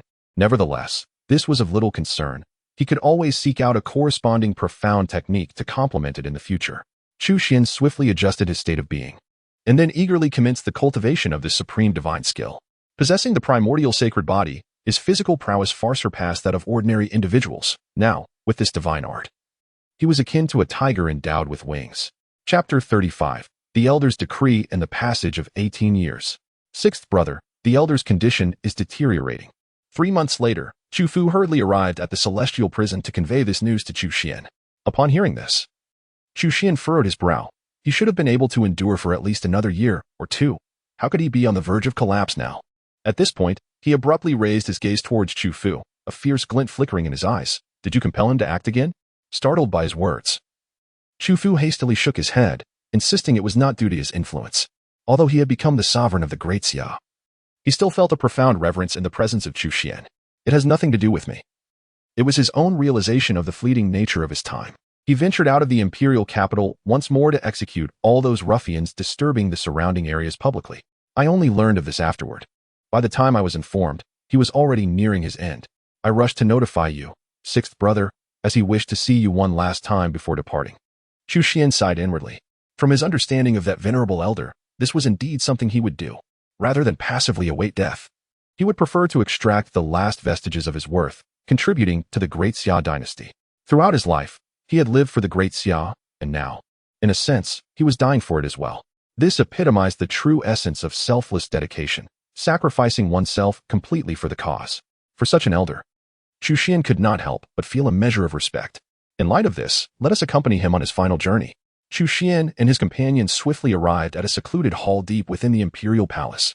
There, they beheld the old sect leader lying upon the bed, his visage gaunt and his complexion waxen, clearly on the brink of his last breath. Upon noticing Chu Xuan's arrival, a flicker of light briefly illuminated his murky eyes as he raised his hand in an attempt to greet, yet found himself lacking the strength to do so.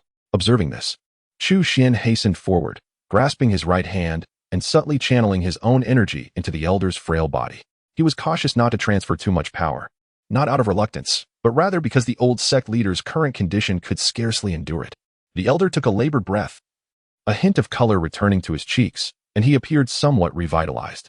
Chu Fu and the others, witnessing this transformation, felt a surge of hopefulness. However, Chu Xuan understood well that his cultivation was not of the longevity variety, and his power bore no life-extending properties. This was merely a fleeting moment of vitality. I have devoted my entire life to the Great Xia, yet the one I feel most regretful towards is you. Had I discovered your extraordinary talent sooner and nurtured you from a young age, you might have become even more exceptional. It is I who have delayed you. The old sect leader spoke in a fragmented manner. Chu Xuan shook his head, fully aware that such a notion was impossible. The elder then exchanged a few words with Chu Fu and the others, urging them to safeguard the realm of Great Xia. Finally, he turned his gaze back to Chu Xuan, opening his mouth as if to convey something, yet in the end, the words remained unspoken. The light in his eyes gradually dimmed, fading into the shadows of eternity. Chu Xuan let out a sigh, fully aware of what the old patriarch wished to convey. He undoubtedly hoped that Chu Xuan would inherit his position and become the new guardian of the Great Xia Dynasty. However, Chu Xuan knew this was an impossibility. His feelings for the Great Xia Dynasty were not so profound, nor could he, like the old patriarch, dedicate his life to silently safeguarding it. Perhaps the old patriarch understood this as well, which is why he ultimately refrained from voicing those words. Yet, considering the numerous treasured texts that the old patriarch had unreservedly bestowed upon him, Chu Xuan could not deny that he owed the old patriarch a significant debt of gratitude. With this thought in mind, Chu Xuan raised his gaze towards Chu Fu and retrieved a vial from his system space, presenting it to him. "Brother, what is this?" Chu Fu inquired, his expression one of sorrow as he looked at the vial in his hand, puzzled. Inside were 10 innate elixirs, which, given a modicum of foundational cultivation, could elevate one's prowess to the innate realm. In other words, these 10 elixirs could swiftly forge 10 innate powerhouses. 10 innate powerhouses? As soon as Chu Xuan's words fell, Chu Fu could not contain his astonishment, his eyes widening like copper bells. During this time, he had continually reminded himself to uphold the dignity of the emperor. Yet at this moment, he found it impossible to restrain his reaction. It was no wonder that Chu Fu was so taken aback. After all, during his father's reign, the Great Xia royal family had only possessed a mere 4 innate vassals. Now, this vial of innate elixirs had the potential to create 10 innate powerhouses, more than doubling their previous number. Once 10 innate powerhouses emerge, who would dare to provoke the tiger's whiskers of the Great Xia? Suddenly, a thought struck Chu Fu, and he anxiously inquired, "Sixth brother, may I consume it?" Before ascending to the throne, he was merely an ordinary prince, lacking exceptional talent and sufficient cultivation resources, barely managing to break through to the 6th rank. Under normal circumstances, he could only wonder when he would achieve the innate realm. Yet, with the innate pill in hand, a single consumption would grant him immediate breakthrough.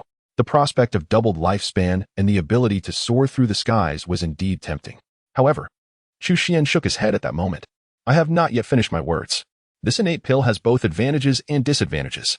While it can assist one in breaking through to the innate stage, it is akin to forcing growth. Such an abrupt elevation comes at a cost. Should you consume the innate pill to break through, you would remain forever at the early stage of the innate realm, unable to advance further." Chu Fu opened his mouth, his expression fluctuating between hope and despair. Although Chu Xuan had clearly articulated the drawbacks of the innate pill, he found himself in a state of indecision. He feared that through gradual cultivation, he might never have the chance to break through to the innate realm in his lifetime. Observing the turmoil in his heart, Chu Xuan could easily discern his thoughts. With a helpless shake of his head, he stepped forward and firmly grasped his shoulder. In an instant, an unimaginable surge of terrifying magical power flooded into his body. "Ah, ah, ah." Chu Fu let out a wretched scream, akin to a slaughtered pig. Within moments, he collapsed to the ground, reduced to a heap of helplessness. His eyes, devoid of spirit, gazed at Chu Xuan, filled with a deep sense of grievance, seemingly perplexed as to why Chu Xuan treated him in such a manner. Observing this, Chu Xuan rolled his eyes in exasperation. "Do not be ungrateful, young man. I am aiding you in unblocking your Ren and Du meridians. Henceforth, your cultivation will proceed with much greater ease. unblocking the Ren and Du meridians? Chu Fu's eyes widened in astonishment, and then, as if struck by a sudden realization, he inquired with concern. I have read in ancient texts that this process is exceedingly taxing on one's cultivation. Will it not greatly affect you? Exceedingly taxing? Chu Xuan felt within himself and sensed no diminishment of his spiritual energy. Nevertheless, he nodded solemnly and replied, "It is good that you are aware. Now focus on your efforts and strive to transcend to the innate level swiftly. Do not let my earnest efforts go to waste." With that, Chu Xuan stepped into the air and vanished, leaving Chu Fu profoundly moved. To be frank, Chu Xuan had always been averse to complications. Were it not for the obligation he owed to the old sect, he would never have gone through such lengths. While he could not save the old sect's decree, he could fortify the strength of the Great Xia Dynasty. Consequently, the dynasty would soon boast 11 innate powerhouses. As long as they did not recklessly seek death, the preservation of their lineage for a century should pose no problem. As for what lay beyond that century, it was of no concern to him. Returning to the 9th level of the celestial prison, Chu Xuan swiftly entered a state of cultivation once more. With each breath, he seemed to transform into a divine elephant, a terrifying phenomenon overshadowing him. In an instant, his sinews trembled and his vital energy roared, akin to an immense furnace. The ethereal essence of the world from all directions was fervently absorbed into his being.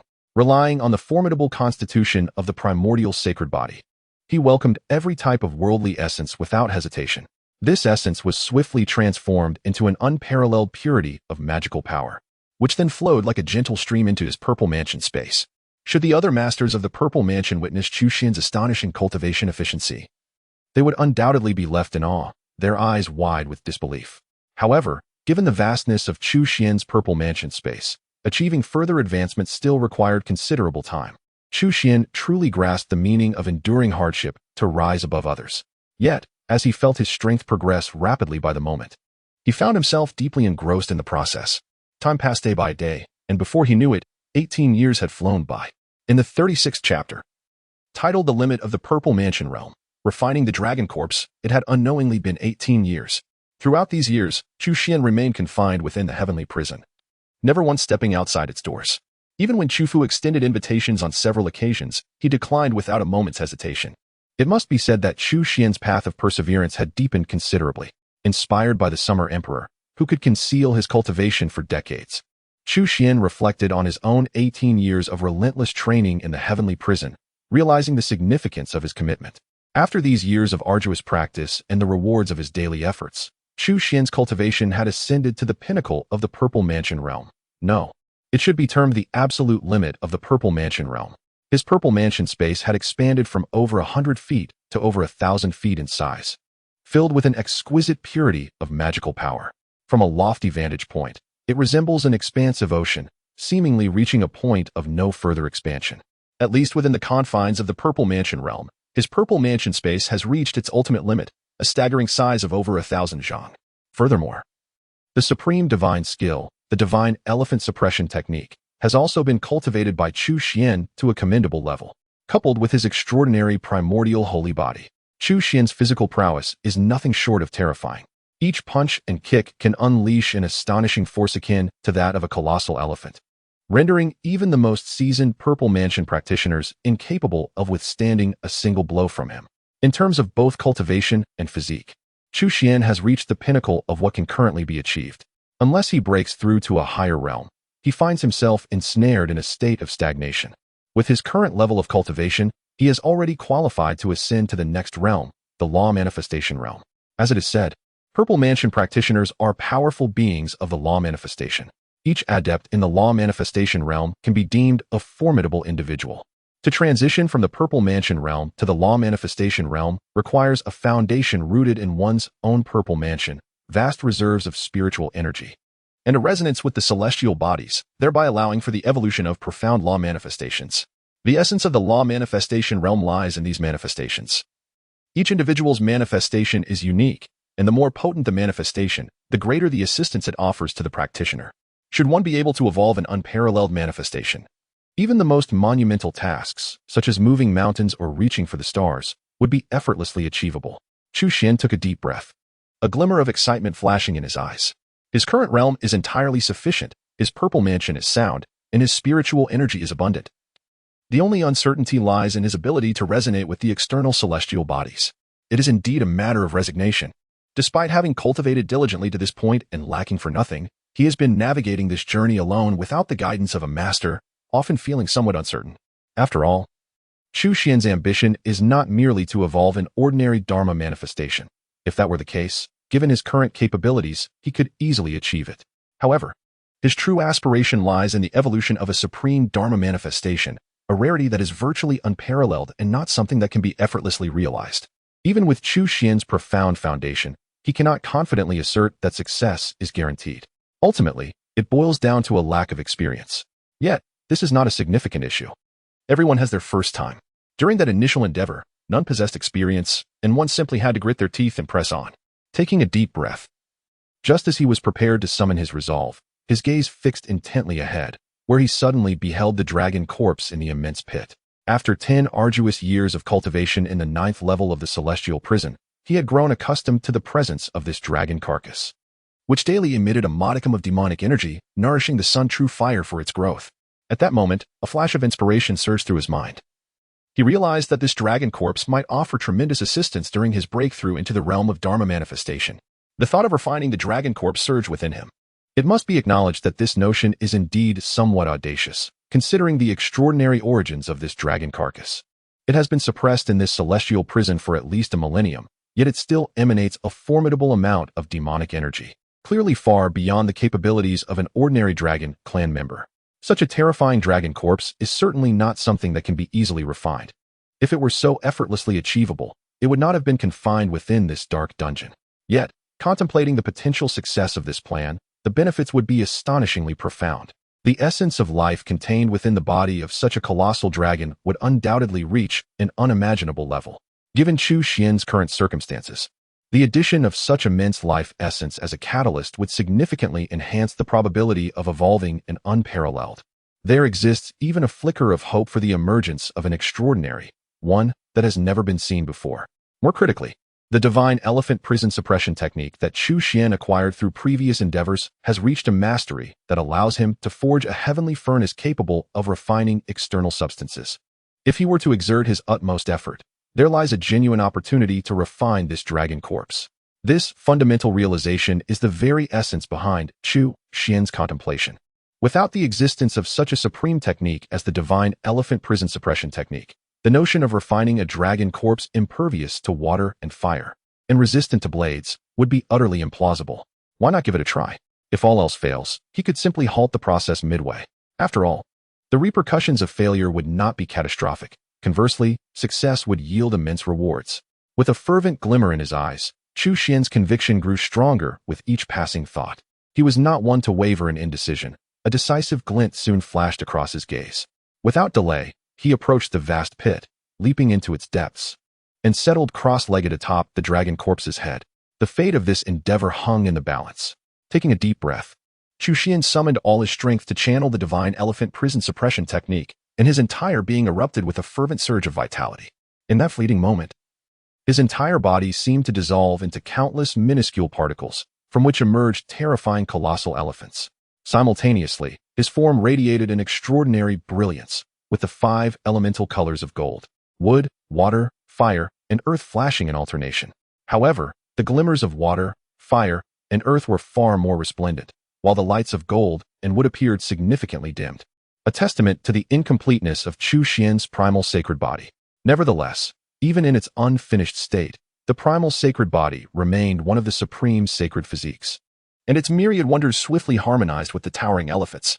A colossal furnace of heaven and earth materialized on the 9th level of the heavenly prison, nearly engulfing the entirety of that space, with the supreme divine flame of solar true fire serving as the fuel and the primal sacred body as the cauldron.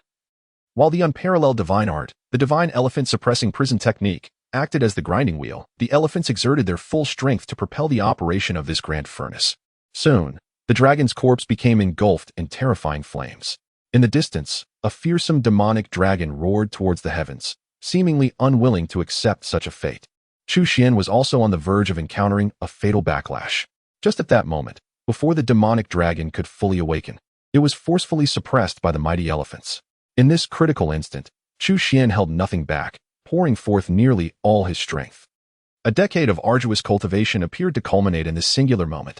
The vast expanse of the purple mansion trembled violently, and boundless magical power surged forth, instantly intensifying the flames of the heavenly furnace to an even greater fervor, causing the fire to soar into the sky. Despite the extraordinary nature of this colossal dragon carcass, it ultimately proved incapable of withstanding the full extent of Chu Xuan's prowess. Its immense form soon began to disintegrate, with dragon scales, horns, flesh, and even the most precious dragon pearl being transformed into the purest essence of life. This life essence flowed forth like a cascade of white galaxies, streaming ceaselessly into Chu Xuan's body. The vast quantity of life essence contained within the body of an ancient demonic dragon was beyond imagination. It far surpassed the combined total of even hundreds or thousands of human powerhouses. Should such an immense life essence surge into the body of an ordinary cultivator, it would likely cause them to burst in an instant. Even the most gifted and talented cultivators would struggle to endure it.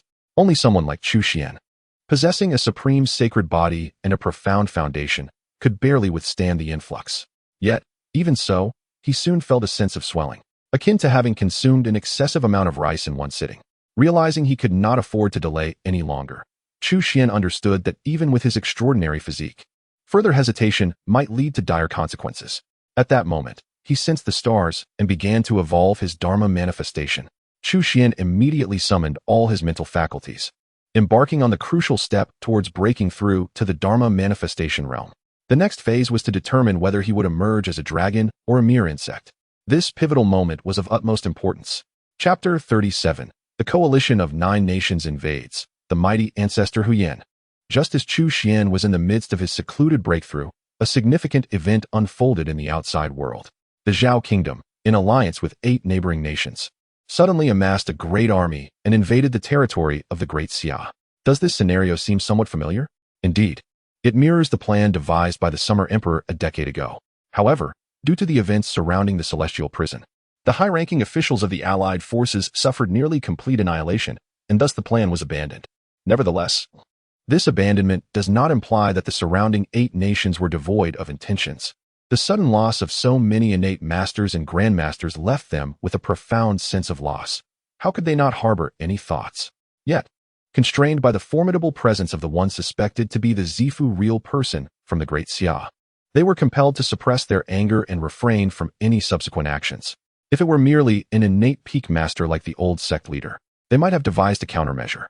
However, a Zifu real person, one who had not appeared in the southern lands for over a millennium, indeed exceeded their capabilities by a considerable margin. Witness the Zhao Kingdom's 30,000 fierce and battle-hardened cavalry, obliterated by a single display of supernatural prowess from the adversary. Even if they dispatched numerous troops, it would likely prove futile. It was only recently that the Zhao Kingdom suddenly reached out to them, fervently assuring them of a strategy to contend with the Zifu real person behind the Great Xia, which stirred their interest and prompted them to reassemble their forces to invade Great Xia. The coalition of 9 nations is formidable, far beyond the capacity of Great Xia to withstand. Even if Great Xia exerted its utmost efforts to resist, it would still face relentless setbacks. Conversely, the coalition advanced with unstoppable momentum, swiftly reaching the capital's gates. Everything seemed to mirror the historical events of a decade prior. Yet, this time, the surrounding 8 nations, once allies of Great Xia, had aligned themselves with the Zhao Kingdom, eager to divide the spoils of Great Xia. Can the Zhao Wang, that venerable ancestor Huyan, truly contend with the Zifu real person behind Great Xia?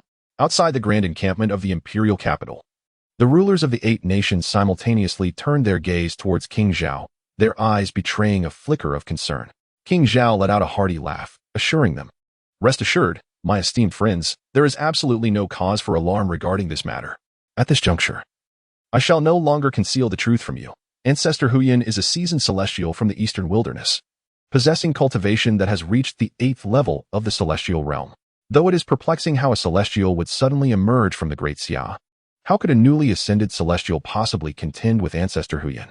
The mention of a seasoned celestial from the eastern wilderness and the 8th level of the celestial realm sparked a glimmer of interest in the eyes of the 8 rulers. They were acutely aware of the eastern wilderness's existence. Despite the formidable mountains that separated Tiannan from the eastern wilderness, the 2 regions were not entirely isolated, and news occasionally trickled through. They understood that the cultivation conditions in the eastern wilderness far surpassed those of Tiannan. If Ancestor Huyan truly hailed from the eastern wilderness, his prowess would undoubtedly eclipse that of the Celestials from their side. Suddenly, a report reached the encampment. Emperor Xia, Chu Fu, personally led 30,000 iron cavalry to break forth from the city, shattering our 8 military formations. In that moment, the rulers, who had been so buoyant moments before, felt as if cold water had been poured over them. They exchanged incredulous glances, disbelief washing over them. Soon, they rose in unison. Their voices raised in indignation. What did you say? A mere 30,000 cavalry could not possibly dismantle our 8 military formations. Such deceitful words meant to confuse the masses. Bring this person forth and execute them. The messenger soldier, his face a mask of fear, implored, Your Majesty, spare my life. I would never dare to falsely convey such news. According to intelligence from the front lines, the Summer Emperor, Chu Fu, possesses innate prowess and is accompanied by 10 formidable innate experts who lead the charge. Our forces stand no chance of resistance. Upon uttering these words, the entire camp fell into a profound silence, as if a pin could be heard dropping. If indeed 11 innate experts were to unite, everything would become explicable. The expressions of the sovereigns from various nations turned grim. Had this been a decade ago, although the prospect of 11 innate experts would have instilled fear, they would not have felt utterly powerless. However, after the calamity 10 years prior, when 17 innate experts from the 8 nations perished during the expedition against the Great Xia, the situation had drastically changed. Adding to this the 2 innate experts from the Zhao Kingdom, a total of 19 innate beings had been lost. The number of innate experts under their command had dwindled perilously. As they marched into the Great Xia, they had intended to leave 1 or 2 innate experts to safeguard their rear. Thus, the camp now harbored very few innate experts. They had assumed that the Great Xia would be similarly beleaguered, only to discover that it had summoned a formidable contingent of 11 innate experts. Truly, the disparity was staggering. Your Majesty, with 11 innate experts arrayed against us, we fear we cannot contend. Perhaps it would be prudent to summon Ancestor Hu Yin for assistance. The assembly turned their gazes towards the Zhao King, who hesitated momentarily. At that very moment, a resounding voice echoed throughout the camp. Noble sovereigns, do not panic. I have received news. A robust elder clad in a dark robe strode into the camp with purpose. This elder was undoubtedly Ancestor Hu Yin. Upon entering, he immediately directed his gaze towards King Zhao, smiling as he spoke. King Zhao, according to our agreement, this is an additional task. Assisting you in dealing with these 11 innate experts poses no challenge, but I require this amount. As he spoke, he extended his right hand, displaying 5 fingers. The corner of King Zhao's mouth twitched slightly as he glanced at the others within the tent. With a sigh of resignation, he ultimately nodded in acquiescence. King Zhao is quite agreeable. Everyone, await my good news. Before his words had fully resonated, he promptly strode outside. His arrival was swift, and equally, so was his departure. The onlookers were momentarily taken aback and turned to King Zhao, inquiring, what does it signify that he extended 5 fingers? King Zhao's expression darkened. It means he demands 5,000 spirit stones. 5,000 spirit stones. The crowd gasped in astonishment at his words. They were not unfamiliar with spirit stones, as they were resources utilized by innate masters for cultivation. Spirit stones, a unique mineral, typically emerged from spiritual veins, harboring exceptionally pure celestial energy that expedited the cultivation of innate experts. However, in the southern lands, where spiritual energy was scarce, spiritual veins were exceedingly rare, rendering spirit stones incredibly limited. Essentially, only the major powers possessed them, treating them as treasured possessions, rarely willing to engage in trade. Wait, isn't Ancestor Hu Yin a sage? Why does he still require spirit stones? Someone soon reacted, their face reflecting utter shock. Even sages need sustenance. King Zhao replied tersely, otherwise, do you think he would assist us without reason? Moreover, it is not merely 5,000 spirit stones. In assisting to confront the enigmatic figure behind the Great Xia, the esteemed Zifu real person, an additional 10,000 spirit stones are required. In total, this amounts to 15,000 spirit stones, which we shall collectively share. The King of Zhao revealed his true intentions. This was the underlying reason for his invitation to the 8 nations to unite. Otherwise, he could easily have claimed this substantial prize for himself.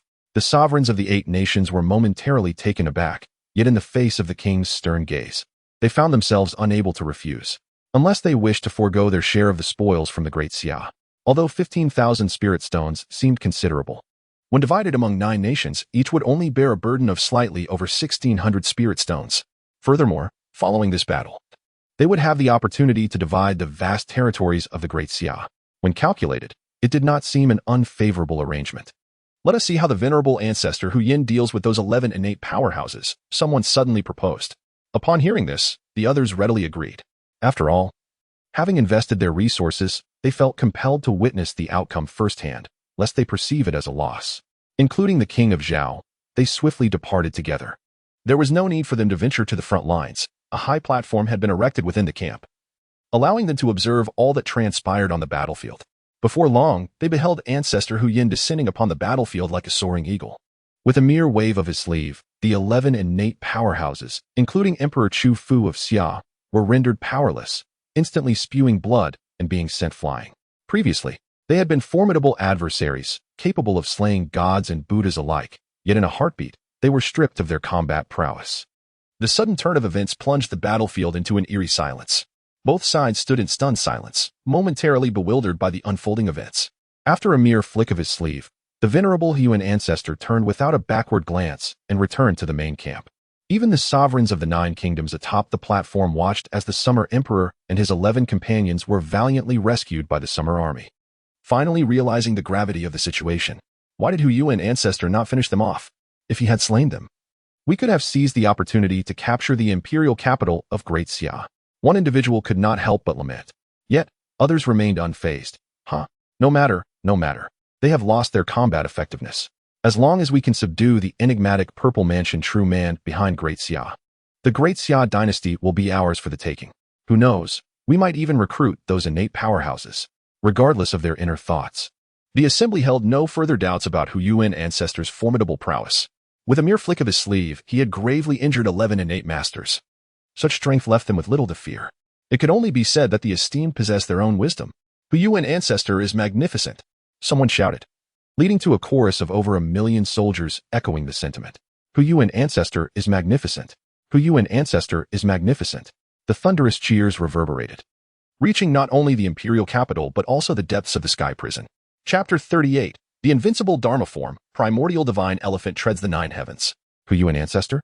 When the resounding shouts reached the confines of the sky prison, Chu Xuan was acutely aware. His current spiritual awareness was remarkably potent, effortlessly encompassing the entire imperial capital. He briefly scanned the happenings outside the imperial capital, and everything became clear to him. However, Chu Xuan did not regard the impending assault of the coalition forces from the 9 nations with any gravity. Without a moment's hesitation, he cast the matter aside. He quickly gathered his thoughts, redirecting his entire focus towards his impending breakthrough. In this vast universe, nothing held greater significance than his personal advancement. It mattered not if the coalition forces were at the gates. Even if the supreme deities were to arrive, they must stand aside until he achieved his breakthrough. Should Chu Fu fail to endure until then, it would merely be a misfortune of fate. Once his breakthrough was complete, Chu Xuan would undoubtedly seek vengeance for him. If necessary, he would simply install a new prince, as long as the bloodline of the Chu family remained. The Great Xia Dynasty would continue to thrive as it always had. Surely, the spirit of the ancestral patriarch would harbor no objections.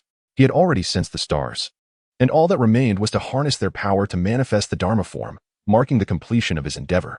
The only dilemma was that the number of stars he perceived seemed rather overwhelming. The celestial bodies appeared to be responding to him. Even the sun and moon seemed to vie for his attention, as if competing for favor. Was it truly the case that he was so sought after? Which one should he choose? Chu Xuan found himself momentarily stunned. From the tomes he had acquired from the ancestral patriarch, he had indeed discovered the specific methods for breaking through to the Dharma form realm. However, no literary work could possibly enumerate every circumstance in exhaustive detail. There remained certain truths that belonged to the realm of oral tradition. Moreover, the situation Chu Xuan encountered was indeed an unexpected anomaly, one that ordinary individuals would seldom experience.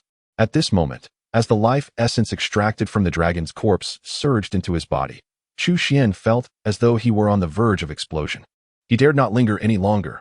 Gritting his teeth, he resolved that it mattered not whether the cat was black or white, as long as it could catch the mouse. It was a good cat. What he sought was merely the power of the stars, not the stars themselves. He welcomed any who were willing to grant him this celestial force, adhering to the principle of nonchalance, neither proactive nor dismissive, nor accountable. He was well aware of the legendary 3 principles of non-intervention. In an instant, as Chu Xuan liberated himself, the heavens trembled with the brilliance of countless stars. Beams of stellar light descended, slicing through the void like imperial torrents. Even more astonishingly, the sun and moon joined in, casting their radiant light upon the earth. In that fleeting moment, Countless formidable beings across the continent opened their eyes, beholding the magnificent spectacle of myriad stars shimmering in the firmament, leaving them profoundly awestruck. Even the most transcendent of beings found themselves at a loss for explanation. Only a select few ancient entities sensed something amiss, directing their gazes towards the southern lands, their brows furrowing involuntarily. In their recollections, the southern region was a place of extreme spiritual desolation, a forgotten corner of the world. What could possibly evoke such a remarkable phenomenon in such a desolate place? The prowess of the venerable Huyan was evidently insufficient to perceive the astonishing changes beyond the heavens. At that moment, he was basking in the satisfaction of returning to the grand encampment. The fervent cheers of 1,000,000 soldiers indeed exhilarated him, an experience he had never encountered in the eastern wilderness. After all, his prowess, while not relegating him to the lowest ranks of the eastern wilderness, certainly does not elevate him to the status of a formidable powerhouse. In truth, his presence in the southern lands is a result of being pursued, forcing him to flee in desperation. Currently nursing injuries, he seeks to engage in a transaction with King Zhao, hoping to acquire spirit stones to mend his wounds. Otherwise, given the meager spiritual energy of the southern lands, it is questionable whether he can even maintain his current level of cultivation, let alone recover. Therefore, despite the joy of the moment, every spirit stone promised must be accounted for without exception. Congratulations to the ancestor on your victorious return. With King Zhao at the forefront, the rulers of various nations gathered outside the tent to welcome Ancestor Huyan. Witnessing the astonishing strength of Ancestor Huyan firsthand, their demeanor shifted to one of fervent enthusiasm. A figure as powerful as this Purple Mansion true person could be a valuable ally, even if he cannot serve as a shield. Forming a connection with him would undoubtedly yield future benefits. Ancestor Huyan, too, felt elated. In his eyes, these individuals were potential clients for his future endeavors. To amass sufficient spirit stones in the southern lands, he must find ways to profit from these very people. When will the ancestor resolve the matter concerning the Purple Mansion true person behind the Great Xia? Someone soon inquired impatiently. Upon hearing this, everyone simultaneously lifted their heads, their eyes brimming with eager anticipation. Once the enigmatic Purple Mansion true person is dealt with, the Great Xia Dynasty would fall into their grasp. The territory of the Great Xia is vast, ranking among the foremost in the southern lands, and even if the 9 nations were to divide it, each would still find ample sustenance. What are the specifics regarding that Purple Mansion true person? The venerable Huyan exhibited remarkable caution. Although he held a certain disdain for the cultivators from the southern regions, he did not allow himself to become overly complacent. Despite his cultivation being at the 8th level of the Purple Mansion realm, his injuries currently limited him to exerting only the strength of the 4th or 5th level. The individuals present were far from ordinary, and as Wu Xian discerned the unspoken sentiments, King Zhao promptly reassured, "Elder, there is no need for concern. This individual has merely broken through a decade ago. I have dispatched numerous inquiries, and it is said that he possesses a youthful countenance. Certainly not that of an ancient monster. Only just a decade since his breakthrough?" Upon hearing this, Huyan felt an immediate sense of relief. The Purple Mansion realm is distinct from the preceding stages. Each ascension is exceedingly arduous. Even in the East Wilderness, where the spiritual energies are abundant, significant progress within a mere 10 years is a daunting challenge, let alone in the spiritually barren lands of the southern regions. Based on his estimations, it was likely that the opponent remained at the 1st level of the Purple Mansion realm. Even with exceptional talent, he could scarcely exceed the 2nd level. There was no conceivable way he could surpass the 3rd level. More crucially, the techniques he cultivated, the spells he mastered, and the weapons and armor he wielded were far beyond the capabilities of the downtrodden cultivators from the southern territories. Thus, from every conceivable perspective, victory seemed assured. There are no issues. All that is required is for everyone to prepare their spiritual stones, Huyan declared with a smile. At that moment, the void quivered, and starlight cascaded downward. The heavens transformed into a breathtaking spectacle, as if the myriad stars had fallen to the mortal realm in a fleeting instant. In the region centered around the imperial capital, the ethereal energies of heaven and earth were thrown into chaos. The winds surged and clouds roiled, as astonishing phenomena manifested in rapid succession. A terrifying pressure enveloped the area for thousands of miles, instilling a profound sense of suffocation in all who resided within. This sensation was particularly acute for those of greater cultivation, as if insurmountable mountains loomed overhead, making every attempt to resist increasingly futile. The venerable ancestor Huyan also underwent a drastic change in countenance. Already injured, he could no longer contain himself and spewed forth a mouthful of fresh blood. Staring in horror, he beheld the skies above the imperial capital, where the ethereal energies were swirling violently, coalescing into a terrifying vortex akin to an abyss. It was as though the very fabric of creation was being torn asunder, from which emerged a primordial divine elephant. Its size was beyond imagination, with limbs resembling towering pillars, radiating an overwhelming aura of dread, as if treading upon the cosmic rivers of stars, accompanied by countless celestial bodies. It seemed to give rise to an entire realm in its wake. Merely catching a glimpse of this spectacle caused even seasoned veterans like Hu Yin to tremble with trepidation. Was this a manifestation of the law? How could such an awe-inspiring phenomenon exist in the world? Even the rarest of supreme manifestations could scarcely rival its terror. The mere hint of its aura nearly shattered his spirit. Could this be the fabled invincible manifestation? A thought suddenly struck him, and Hu Yin, overwhelmed with fear, fell to his knees. Chapter 39. Master above, please accept this bow from your servant. When Hu Yin finally regained consciousness, several hours had already passed. He shook his somewhat drowsy head, feeling as though he had been inebriated for 3 days and nights. Since achieving mastery in his cultivation, he had never encountered such an experience. Reflecting on the terrifying spectacle that had unfolded in the skies above the imperial capital, even now, his heart raced uncontrollably. As he surveyed the surroundings, he beheld the vast army of 1,000,000, all unconscious and sprawled on the ground, resembling a gathering of the inebriated. The same fate had befallen the Zhao King, the rulers of the 8 nations, and the military generals, all of whom lay in disarray, lacking any semblance of dignity. It was reasonable to presume that the situation within the imperial city was no different. Under the oppressive weight of that horrifying force, living beings within a 1,000-mile radius, be they human or beast, had likely been forcibly rendered unconscious. This led him to conclude that he was perhaps the first to awaken. The ancestor Hu Yin quickly considered this likelihood. As a formidable being of the 8th realm of the Purple Mansion, his capacity to endure far exceeded that of ordinary individuals, making it entirely plausible for him to regain consciousness sooner than others.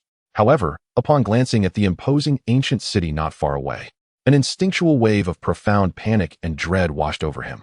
Abandoning any thoughts of profit, he promptly turned and fled, hastily retreating from the daunting presence. Although he was uncertain whether that terrifying entity was connected to the Great Xia Dynasty, one thing was undeniable. The imperial capital of Great Xia was a place he could not dare to tread. Had he known that such a formidable existence lurked within the imperial city, he would have never forged that ill-fated agreement with the Zhao King, regardless of his dire need for spiritual stones. Is it not said that shallow waters are ill-suited for nurturing dragons? In this remote corner of Tiannan, a place devoid of spiritual energy, how could such a formidable figure be concealed? I must hasten my departure from this place and vow never to return to the Great Xia Empire. No, I shall not even set foot in this country again. Once my injuries have healed, I will swiftly leave this wretched locale. The ancestor Hu Yin muttered to himself. Yet, at the moment he lifted his gaze, he stood frozen in astonishment, as if ensnared by a binding spell, utterly immobilized in place. He beheld a young figure who had mysteriously appeared before him, tall and slender, with profound eyes. An enigmatic aura subtly enveloped him, causing the very fabric of this realm to ripple. He approached leisurely, yet his speed was astonishing, arriving before Hu Yin in the blink of an eye. "Are you the venerable Hu Yin?" A calm voice echoed. However, to Hu Yin, it struck like a thunderclap. Sensing the formidable presence emanating from the figure, it felt as though a fearsome beast of unimaginable power loomed before him. Hu Yin's breath quickened, engulfed by an invisible pressure from all directions. Even his heart seemed to momentarily cease its rhythm, recalling the prior astonishing and terrifying phenomena. He was utterly bereft of any notion of resistance.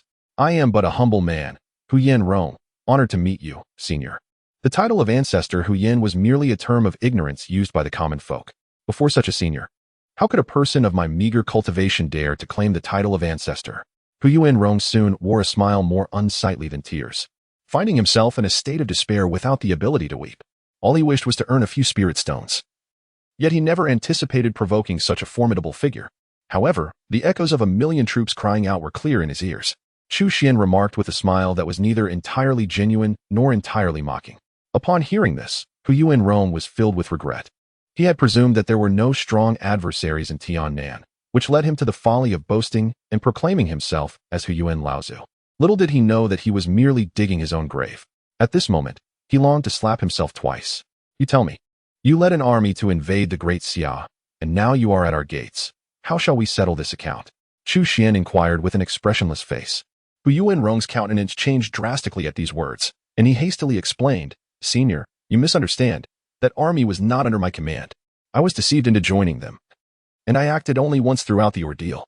Yet that single action of yours severely injured 11 innate experts of the Great Xia, resulting in the demise of countless soldiers. Not to mention, the Emperor of Xia, whom you gravely wounded, is my beloved brother. The mention of a cherished brother caused Huyen to lose more than half of his soul in fright, rendering him pale as death. With a thud, he fell to his knees. I am willing to serve as your slave, begging only for your mercy to spare my life. Before his words had fully left his lips, he bowed 3 times, exclaiming, Master above, please accept this humble servant's homage. Observing this, Chu Xuan could not help but be momentarily taken aback. Once he regained his composure, he could not suppress a chuckle. You are indeed decisive. However, how can you, a figure of the Purple Mansion, consider yourself a mere servant? Is that not a form of indignity? Not at all. Huyen quickly raised his head, his expression resolute as he proclaimed, to serve at my master's side is a privilege beyond measure, one that others can only envy. I implore you, grant me an opportunity for redemption. Chu Xuan's gaze flickered with interest as he scrutinized him from head to toe. Huyen trembled under the intensity of his stare until Chu Xuan finally spoke in a low tone. Very well, since you insist, I shall grant you a chance. Resolve the forces outside the city, and then seek me within the city's prison. As soon as the words left his lips, Chu Xuan flicked his fingers, sending a strand of mystical energy that swiftly entered Huyen's body, after which he turned and departed. Old servant obeys. After a considerable time had passed, Huyen dared to lift his head once more. Feeling the rapid beating of his heart, he confirmed that he was still alive. Undoubtedly, he had just danced on the precipice of death.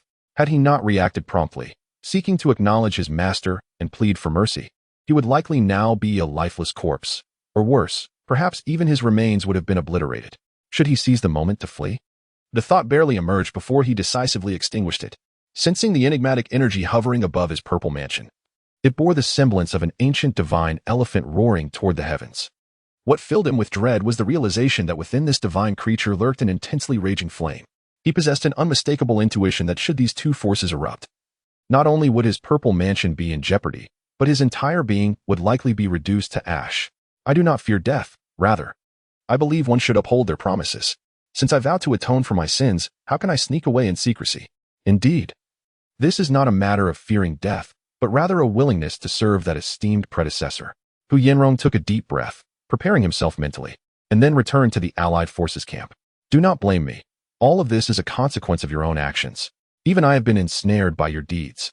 Gazing upon the unconscious Zhao Wang and others sprawled on the ground, Huyen gritted his teeth and decisively ended their lives. Subsequently, he summoned each general from the Allied forces, encouraging those willing to abandon the shadows and embrace the light to rally the troops. As for the die-hard loyalists, let them accompany Zhao Wang on the road to the netherworld. It must be said, his method proved astonishingly effective, as he swiftly swayed the entire Allied forces to his side. Thus, when Chu Fu regained consciousness, he was met with the news of the Allied forces' surrender. He was left utterly bewildered. How could it be that the Great Xia, having been driven to the brink of despair, now faced the surrender of the Allied forces? Am I still dreaming? Chapter 40. Search for expansion cards. Potential list. Upon returning to the 9th level of the heavenly prison, Chu Xuan could not help but furrow his brow. Lifting his gaze, he found the 9th level of the heavenly prison had entirely lost its former appearance. The remnants of walls lay in ruins, a scene of desolation and chaos. More importantly, the earth's veins were damaged, and even the spiritual energy of heaven and earth had become considerably thin. Regrettably, all of this destruction was wrought by none other than himself. Ultimately, it is the astonishing manifestation of that sets it apart. The, forged from the cumulative power of countless stars, is undeniably unlike any ordinary manifestation. However, this extraordinary feat demands an energy expenditure that far surpasses the norm. Not only did Chu Xuan deplete the entirety of his magical energy, but he also exhausted the vast life essence acquired from the refining of the dragon's corpse. Yet, even this was insufficient. Chu Xuan found himself compelled to forcibly extract a substantial portion of the spiritual energy from the subterranean spiritual veins, which ultimately led to his success. Fortunately, despite the staggering investment, the rewards were profoundly abundant.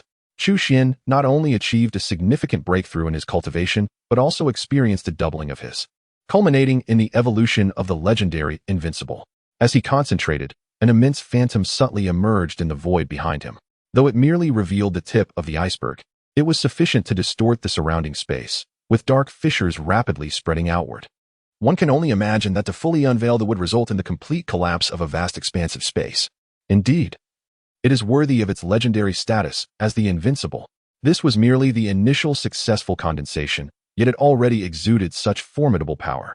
As his cultivation continues to ascend, though will likewise evolve, if it reaches its true perfection, subduing an entire realm would be an effortless endeavor.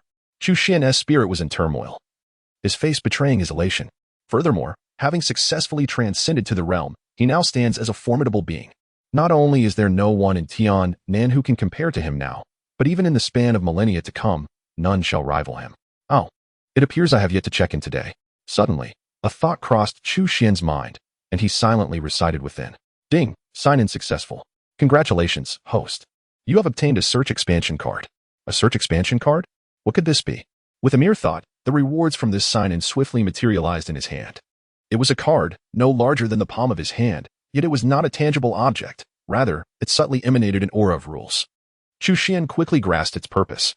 It was intended to enhance the system's functionality, expanding its search radius to discover more promising sign-in locations.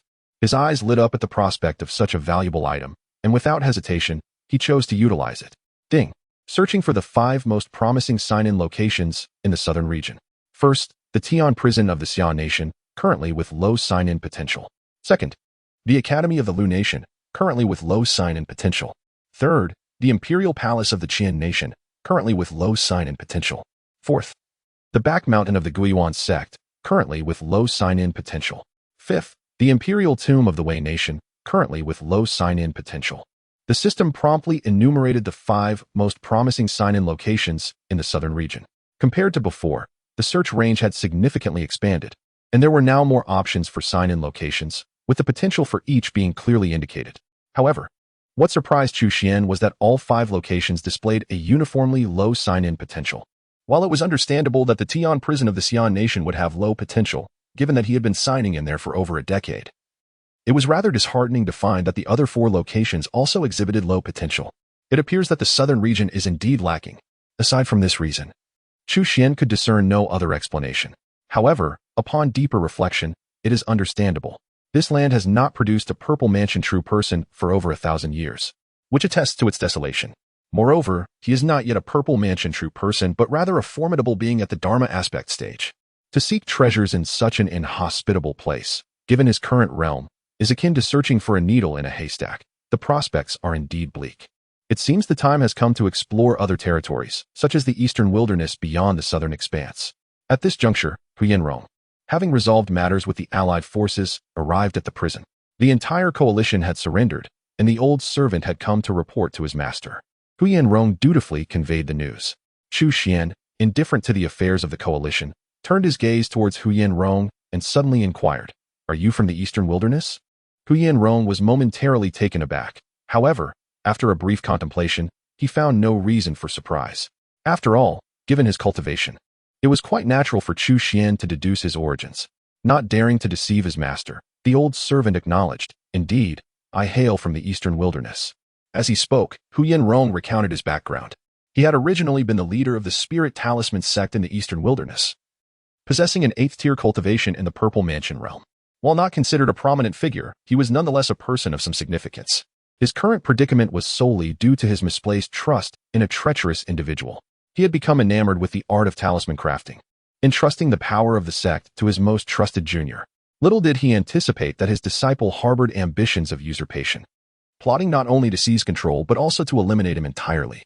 Although he narrowly escaped with his life, he suffered grave injuries and was compelled to retreat to this exceedingly remote land in the south.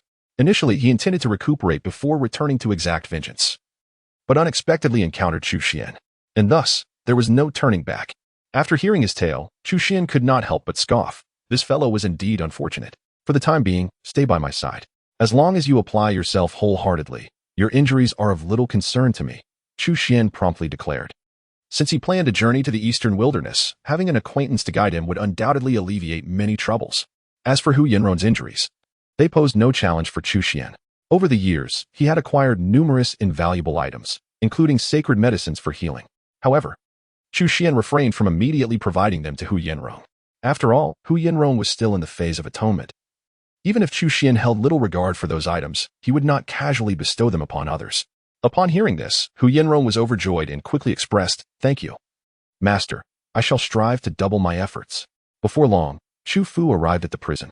At that moment, he too realized that only one individual could cause over 1 million allied forces to suddenly change their allegiance. Coupled with the recent emergence of that terrifying phenomenon, he was left without doubt. Yet, before Chu Fu could speak, Chu Xuan preemptively announced, "I intend to depart." Chu Fu was taken aback, opening his mouth, momentarily at a loss for words. In truth, he had long anticipated this day. After all, Chu Xuan was not the old patriarch and could not remain forever bound to the Xia Dynasty. In light of our brotherhood, I shall bequeath to you a few precious items. From this moment onward, the Great Xia Dynasty shall rely solely upon you. No sooner had the words left his lips than Chu Xuan waved his right hand, and instantly, 3 items materialized before Chu Fu.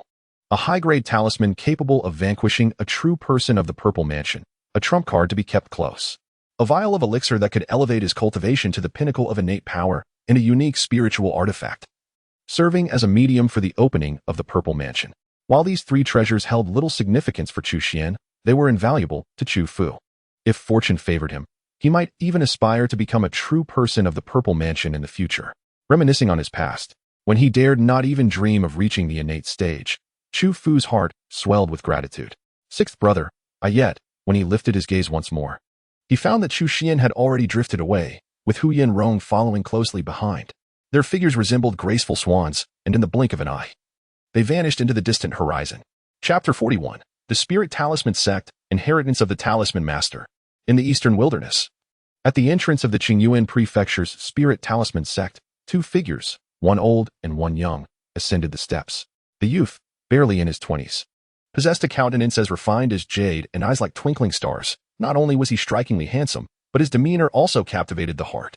The elder followed closely, mirroring his steps, with a demeanor marked by humility, his aura tumultuous, clearly emanating from profound cultivation.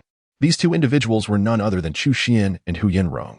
Having journeyed from the south, although the south and the eastern wilderness were separated by lofty mountains, for formidable beings capable of soaring through the skies, traversing the 2 regions posed no challenge. In just 3 days, they had journeyed from the Yin Kingdom to the Spirit Talisman Sect. According to your assertion, the Lingfu sect can only be considered a third-rate sect in the eastern wilderness? Chu Xuan lifted his gaze, taking in the sight of pavilions, towers, and corridors, where celestial cranes danced gracefully, hinting at a magnificent scene. How could such a sect be relegated to a mere third-tier status in the eastern wilderness? This truly took Chu Xuan by surprise.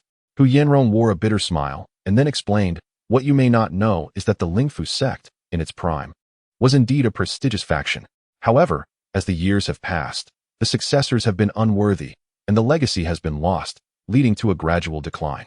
The Eastern Wilderness comprises 72 prefectures, each with an area comparable to Tian'an, and the multitude of sects and powers within the entire Eastern Wilderness is truly beyond count. If one were to focus solely on the Qingyuan Prefecture, the Lingfu sect still holds a modicum of fame. However, considering the vast expanse of the Eastern Wilderness, a sect like Lingfu is hardly significant."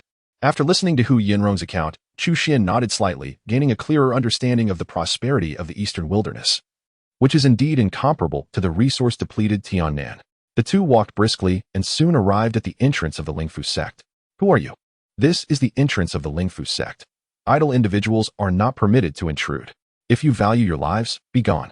At that moment, 2 disciples stationed at the mountain gate confronted them, their attitudes haughty as they shouted loudly. Chu Xuan, upon hearing this, remained silent, merely turning his head to cast a wry smile towards Hu Yanrong, whose expression stiffened.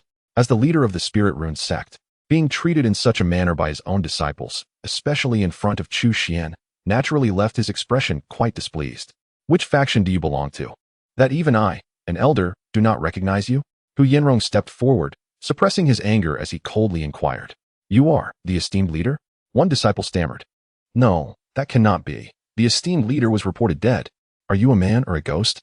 The 2 disciples of the Spirit Rune sect, upon hearing this, were momentarily taken aback, their eyes widening in astonishment. Upon hearing their words, Hu Yanrong's fury reached new heights. "Are your eyes blind? I am very much alive. Who claims I have perished?" The 2 disciples exchanged glances, momentarily confused about the situation. "It was Elder Lu Jie who said so," one of them explained. "He claimed you met with an unfortunate demise, and, before your death, bestowed the position of sect leader upon him. He has since assumed the role of the new leader of the Spirit Rune sect." Lu Jie. At the mention of this name, Hu Yanrong's face turned ashen. Chu Xuan immediately understood. This Lu Jie was likely the disciple Hu Yinrong had referred to. Hu Yinrong had been severely injured by him, forced to retreat to the remote southern land to recuperate. It appeared that Lu Jie had usurped control of the Spirit Rune sect. However, Lu Jie would hardly anticipate Hu Yinrong's swift return to the sect. Chu Xuan chuckled softly, shaking his head, then turned his gaze towards a stone tablet standing at the entrance of the mountain. The tablet, towering several zhang high, bore the inscription Spirit Rune, clearly aged, with many of its edges showing signs of wear and damage. However, the term spiritual talisman is extraordinarily remarkable, skillfully inscribed with iron strokes and silver hooks, exuding a vigorous and powerful aura. Gazing intently at it draws one into a profound immersion. This stone tablet is indeed extraordinary. An inexplicable sensation surged within Chu Xuan's heart. A spark ignited within him, prompting an internal invocation. System, sign in. The sign-in system permits daily attendance, and naturally, Chu Xuan would not let this opportunity slip by. The previous 2 days were spent on the road, where the desolate wilderness offered no remarkable rewards. Yet today, upon arriving at the Spirit Talisman sect, Chu Xuan felt certain that he would glean something of value. This was also one of the reasons for his visit to the sect. Ding, sign-in successful. Congratulations to the host for obtaining the inheritance of Master Miao Fuzi, the Talisman Master. The inheritance of Master Miao Fuzi, the Talisman Master? Chu Xuan was momentarily taken aback. Contrary to his expectations, this sign-in yielded not a treasure, but rather a legacy. Soon, a torrent of memories began to flood into his mind, far more vast than he had anticipated. The profession of a talisman master is exceedingly unique, capable of engraving runes, crafting talismans, and even wielding them in combat. High-level talisman masters are generally not to be trifled with, for the extent of their talisman arsenal remains a mystery to all. While ordinary talismans are manageable, those of higher grades possess considerable might. At times, a single talisman can determine the outcome of a battle. Talisman masters are categorized by rank: apprentice talismans, junior talisman masters, intermediate talisman masters, senior talisman masters, and finally, talisman masters. The status of a talisman master is often more esteemed than that of a powerful figure in the Dharma manifestation realm. Take the Eastern Wilderness, for instance. While powerful beings in the Dharma manifestation realm are not uncommon, true talisman masters are exceedingly rare. Now that Chu Xuan has obtained the inheritance of the talisman master, Miao Fuzi, if he can fully digest and master it, it would essentially mean that he could seamlessly ascend to the status of a talisman master. Therefore, the value of this inheritance far surpasses that of ordinary treasures by countless folds. A delightful smile involuntarily graced the corners of Chu Xuan's mouth. Indeed, this visit to the Lingfu sect was fortuitous. Do you know who Miao Fuzi is? Chu Xuan suddenly turned to Hu Yinrong and inquired. Upon hearing this name, Hu Yinrong's reaction was far more pronounced than Chu Xuan's. His face was a canvas of astonishment. How does the master know the name of our sect's founding ancestor? He exclaimed. The founding master of the Lingfu sect? Chu Xuan was momentarily taken aback. Miao Fuzi is indeed the founding ancestor of the Lingfu sect? Suddenly recalling something, he pointed to the stone tablet before him and asked, "This stone tablet cannot possibly be erected by your sect's founding ancestor, can it?" "Indeed it is." Hu Yinrong immediately affirmed with a nod. Chu Xuan then realized everything fell into place. Just then, before he could utter another word, a series of piercing shrieks cut through the air. Looking up, he saw a throng of formidable figures rushing toward them, led by a middle-aged man with a sinister expression. "Which scoundrel dares to flaunt their deception in our Lingfu sect? My senior brother has long perished, yet you dare to impersonate him. Prepare to meet your end." Accompanying his furious shout, he summoned over 100 ferocious wind blades, ruthlessly hurling them towards Chu Xuan and Hu Yinrong. Chapter 42. Unexpectedly vulnerable. The middle-aged man who made the first move was none other than Lu Jie, a disciple of Hu Yinrong. He evidently harbored intentions of silencing his adversary permanently, unleashing a tempestuous assault from the outset. A cacophony of over 100 violent wind blades surged through the air, darkening the sky in an ominous haze. Chu Xuan and his companion found themselves entirely enveloped by the ferocious wind blades, as if they were on the brink of being reduced to mere fragments in a torrential bloodbath. It must be acknowledged that this man was indeed ruthless and merciless. The moment he received the news, he hastened to eliminate any chance of Hu Yinrong instigating dissent. "Despicable and shameless scoundrel, Lu Jie. Today, I shall cleanse my sect," Hu Yinrong exclaimed, his eyes wide with fury. Old grievances and fresh animosities surged within him, and he could no longer restrain himself. With a thunderous shout, he ascended into the air, unleashing his full cultivation without reservation. The mana from his purple mansion surged forth like a deluge, radiating a brilliant violet light akin to the twinkling of stars. In an instant, it transformed into a resplendent arc that collided with the violent wind blades. Both combatants were of purple mansion cultivation, yet Lu Jia's prowess evidently surpassed Hu Yanrong's by a significant margin. Hu Yanrong managed to deflect over a dozen wind blades, but as Lu Jia's consciousness surged, dozens of blades converged and struck down upon him. Caught off guard, Hu Yanrong was swiftly sent reeling backward. Foolhardy wretch! How dare you come to my Lingfu sect to flaunt your deceit? Today, you shall meet your end at my hands, leaving you without a grave. Ha ha ha.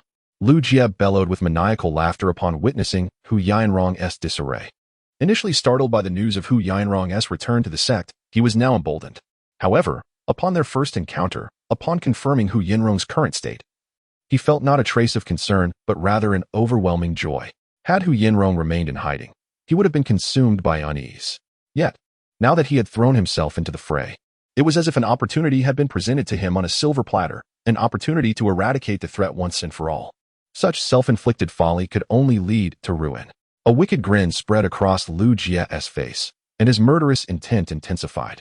Without a moment's hesitation, he swiftly launched another attack, unleashing a blue talisman with lightning speed. Empowered by his magical energy, the talisman instantly transformed into a torrential hailstorm that rained down from above, enveloping the land in a frigid embrace. In that moment, it felt as though the very essence of the world had been frozen. Throughout this encounter, Lu Jie's sole target remained Hu Yanrong. He regarded the young Chu Xuan with utter disdain, merely viewing him as a subordinate of Hu Yanrong. Yet, anyone associated with Hu Yanrong was destined to perish. Seeing this, Chu Xuan's expression remained unchanged, but a cold glimmer flashed in his eyes. In the blink of an eye, he finally made his move. With a flick of his finger, a surge of magical energy erupted forth. Though it was but a wisp of energy, the force it contained was extraordinarily formidable. In an instant, it morphed into a colossal wild elephant. The great beast charged through the skies, exuding an overwhelming ferocity that instilled fear in all who beheld it.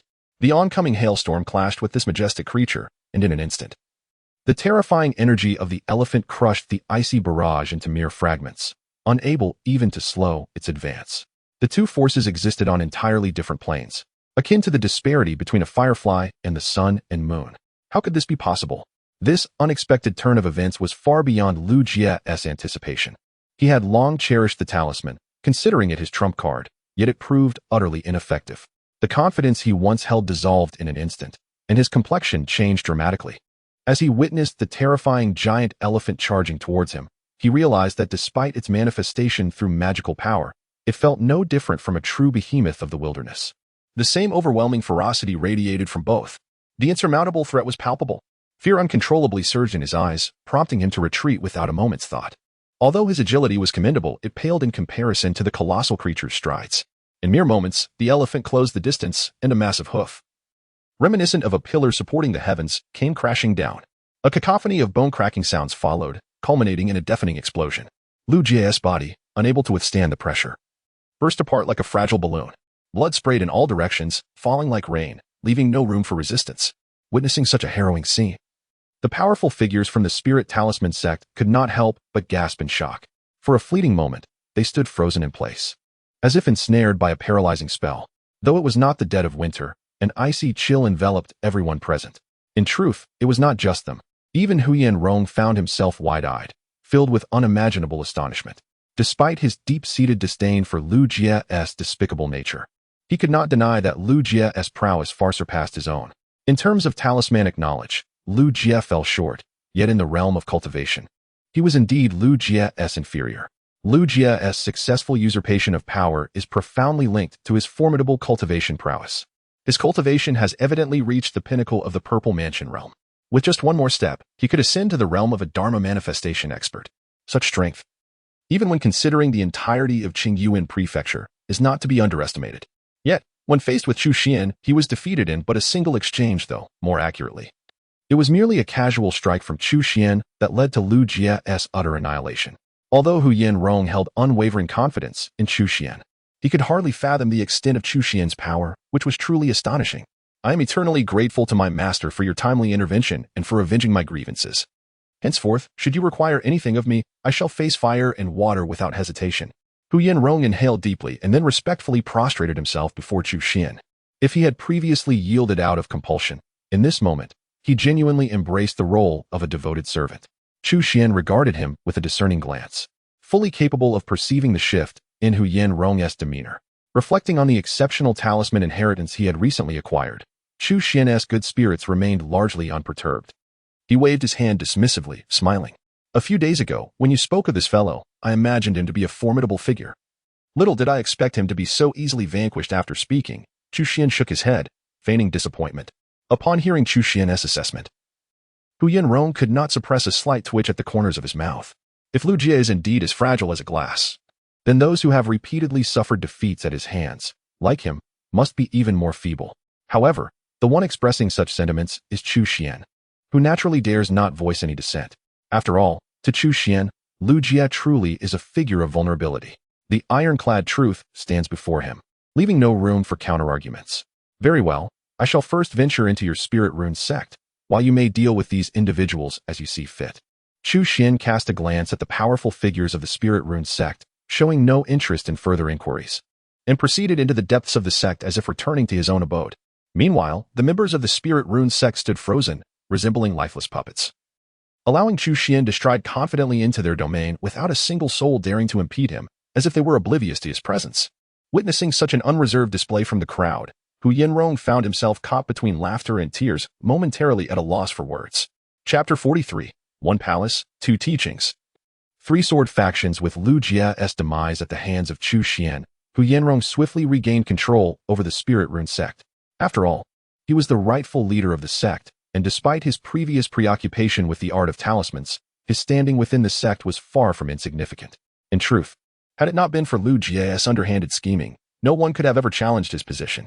The elders and high-ranking officials of the spirit rune sect, adept at navigating the shifting tides of power, quickly abandoned their allegiance to Lu Jie following his demise, rallying once more under Hu Yanrong's banner.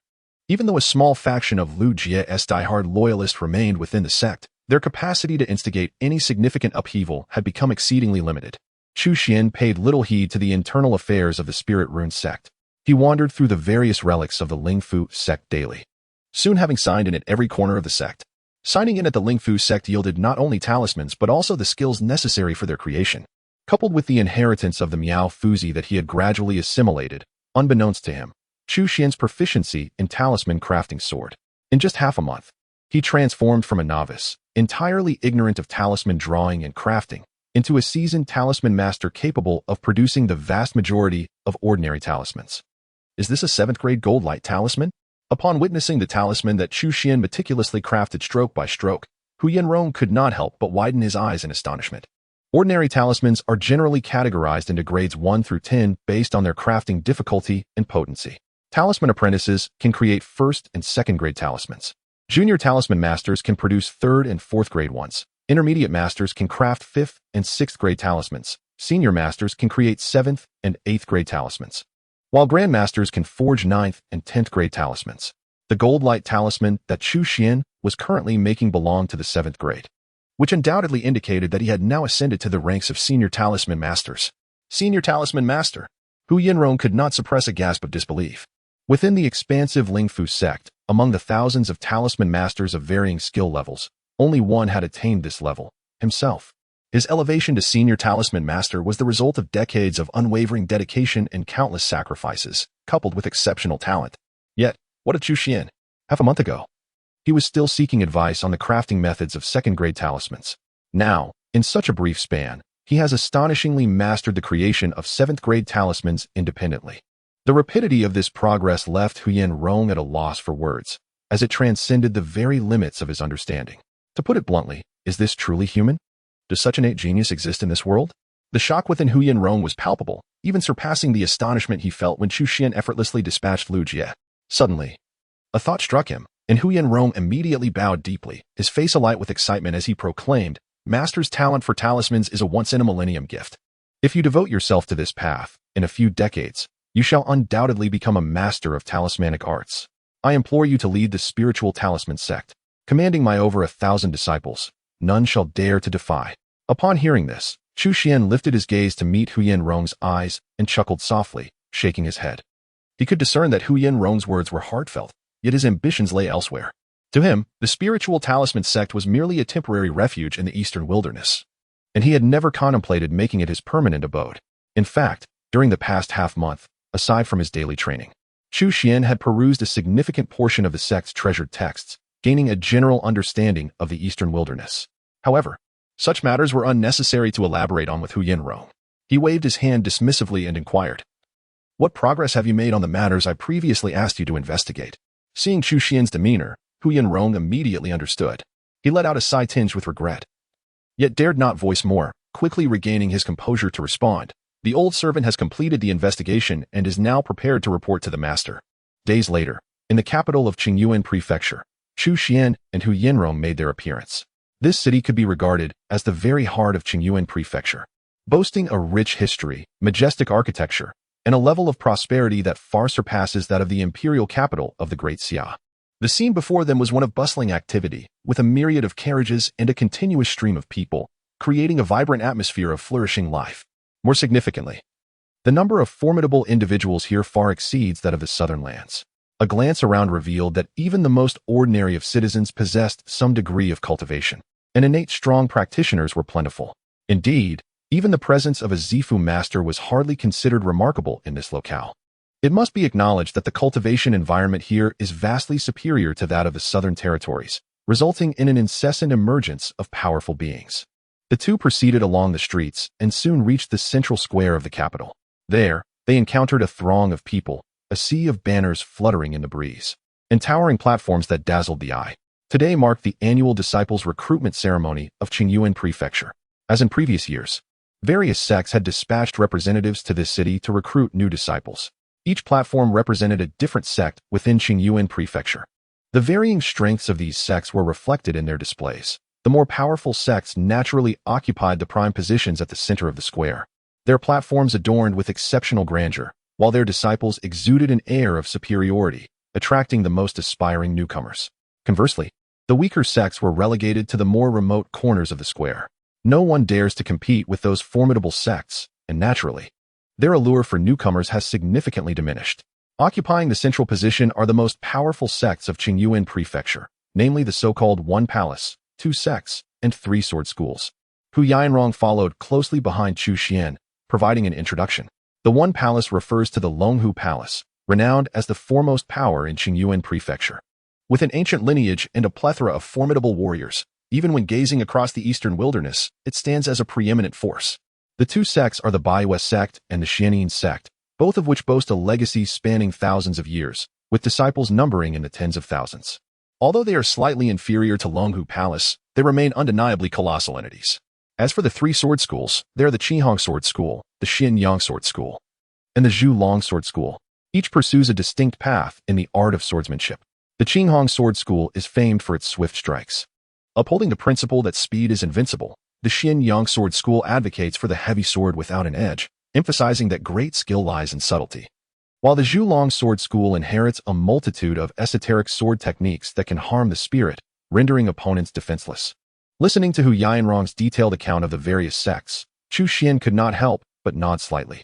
However, in contrast to these, he was far more concerned about another faction. "What about the Tai sacred land that I previously asked you to investigate?" Chu Xuan inquired. "Did you not mention that they would also be recruiting disciples in this prefectural city today?" As he walked along, nearing his destination, he had yet to discover the presence of the Tai sacred land. Hu Yinrong, upon hearing this, was momentarily taken aback. But he quickly regained his composure and pointed towards a specific location, saying, "The Tai Chi sacred land is over there." Following the direction indicated by Hu Yinrong's right hand, Chu Xuan soon spotted, nestled in the farthest corner, a modest stall. It bore no flag, only a piece of cloth on which the four characters Tai Chi sacred land were inscribed in a convoluted manner. At that moment, a singular thought raced through Chu Xuan's mind. Is this some sort of jest? Chapter 44. What do you think of me? Is that truly the Tai Chi sacred land? Chu Xuan turned to Hu Yinrong, his eyes brimming with incredulity. His awareness of the Tai Chi sacred land was not born from mere hearsay, but rather from the results of a system search. Among the 5 most promising sign-in locations listed by the system in Qingyuan Prefecture, the Tai Chi sacred land ranked first, being the only site assessed with extremely high sign-in potential. Naturally, such a treasure trove of fortune was not something Chu Xuan wished to overlook. Hence, he had tasked Hu Yinrong with gathering pertinent information about the Tai Chi sacred land. The purpose of his visit to the prefectural city today was specifically for this. However, Judging by the current circumstances, the Tai Chi's sacred land appeared to diverge somewhat from his expectations. Unbeknownst to the master, in contrast to Chu Xuan's disbelief, Hu Yanrong maintained an air of calm. Having grown up in Qingyuan Prefecture, he was well acquainted with the lore surrounding the Tai Chi's sacred land. It is said to have been established in ancient times by formidable beings, serving as an immortal sanctuary. In terms of historical significance, few forces across the eastern wilderness could rival its legacy. In the heyday of the Tai Chi's sacred ground, it stood unrivaled across the eastern wilderness, basking in its resplendent glory. Within its confines, formidable warriors flourished like clouds, and disciples poured in like rain, commanding respect far and wide, instilling fear in countless powerful entities. Yet, fate is often unpredictable.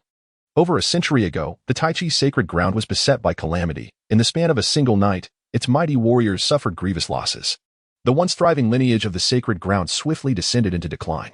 The vast territories belonging to Tai Chi were rapidly seized by various factions, and its ethereal mountains and spiritual abodes were plundered entirely. Even the treasured scriptures of the Tai Chi's sacred ground were forcibly appropriated. Now, the Tai Chi's sacred ground has reached a state of utter desolation, with only a handful of souls guarding its barren gates. If this continues, it is but a matter of time before it vanishes entirely from the annals of history. At this juncture, Hu Yanrong could not help but express a wistful lament. How mighty the Tai Chi's sacred ground once was. Who could have foreseen its impending obliteration? Such is the capriciousness of fate. After a moment of silence, Chu Xuan pointed towards the pitiful young girl sitting beneath the tattered canopy and inquired, "Who is she?" Upon hearing this, a peculiar expression flickered across Hu Yanrong's face. She is none other than Su Qianqian, the current leader of the Tai Chi's sacred ground. With no new disciples having joined the sacred ground for many years, the question looms, how shall the legacy endure if new followers are not welcomed? As the leader of the sacred ground, it is my inescapable duty to recruit disciples. However, no one seems willing to join the Tai Chi's sacred land. What should be done?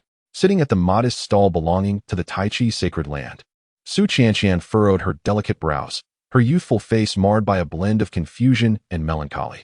At merely 18 years of age, a typical girl would be reveling in the joys of youth, carefree and exuberant. Yet, the dearth of individuals in the Tai Chi's sacred land compelled her to assume the mantle of its leader, shouldering burdens that one so young ought not to bear.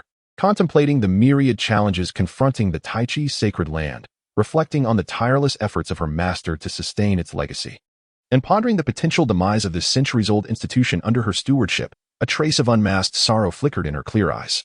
This cannot continue.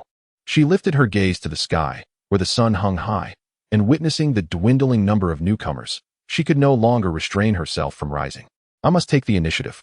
Taking a deep breath, she summoned her courage and approached a young man passing by. "Esteemed sir, do you seek to learn and cultivate your skills?" The young man, momentarily taken aback, regained his composure upon seeing Su Qianqian's enchanting visage and reluctantly nodded, "Indeed, I have come to seek a mentor." Hearing this, Su Qianqian's eyes sparkled with hope, and she eagerly inquired, "Would you be willing to join our Tai Chi's sacred land?" Join the Tai Chi's sacred land? The young man finally noticed the modest stall behind Su Qianqian, and he couldn't help but scoff. A nearly extinct force attempting to deceive me into joining. No sooner had he spoken than he angrily brushed off his sleeves and departed, leaving Su Qianqian standing there in utter disbelief. The setback was indeed considerable for her, having embarked on this venture with such hope. Yet, what struck her even harder were the young man's words. In his eyes, the Tai's sacred land was evidently destined for extinction, a notion that Su Qianqian found utterly unacceptable. The Tai's sacred land would never perish. Clenching her fists, she spoke with unwavering determination. She refused to concede defeat and soon rallied her spirits to continue recruiting other newcomers. However, reality proved to be exceedingly harsh. Regardless of who it was, upon hearing the name Tai's sacred land, they would reject it outright without a moment's thought. Those with a courteous demeanor would merely take a detour, while the less gracious would unleash a tirade of insults. To the onlookers, the Tai's sacred land resembled a sinking ship. Everyone in Qingyuan Mansion was well aware of its plight. To still be seeking disciples at this juncture was clearly an act of deliberate deception. After enduring a series of setbacks, Su Qianqian was finally compelled to confront the truth. Even those with a modicum of talent would likely turn their noses up at the Tai's sacred land.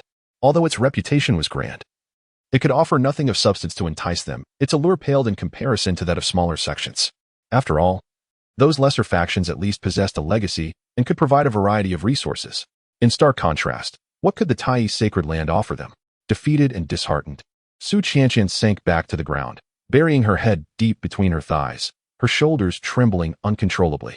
The anxiety within her heart and the harsh realities she faced left this 16-year-old girl utterly at a loss.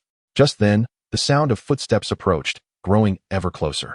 Following that, a voice, rich with magnetism, rang in her ears. "Is the Tai Chi Holy Land still recruiting?" Upon hearing this, Su Qianqian abruptly lifted her head.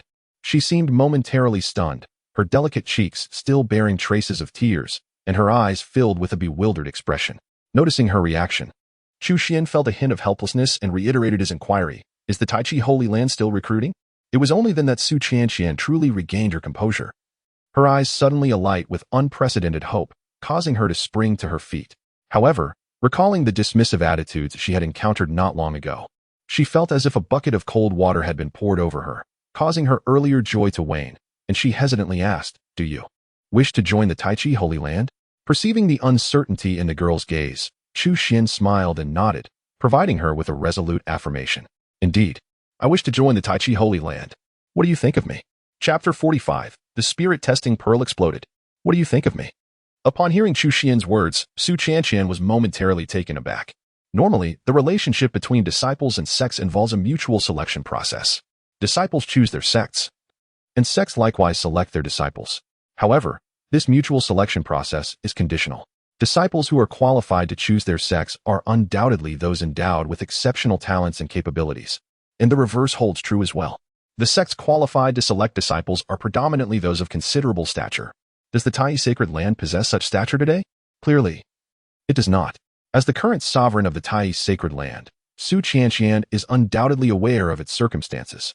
Presently, aside from its name, the Tai Sacred Land is, in essence, impoverished and unable to offer anything to its disciples, thus lacking any foundation of confidence.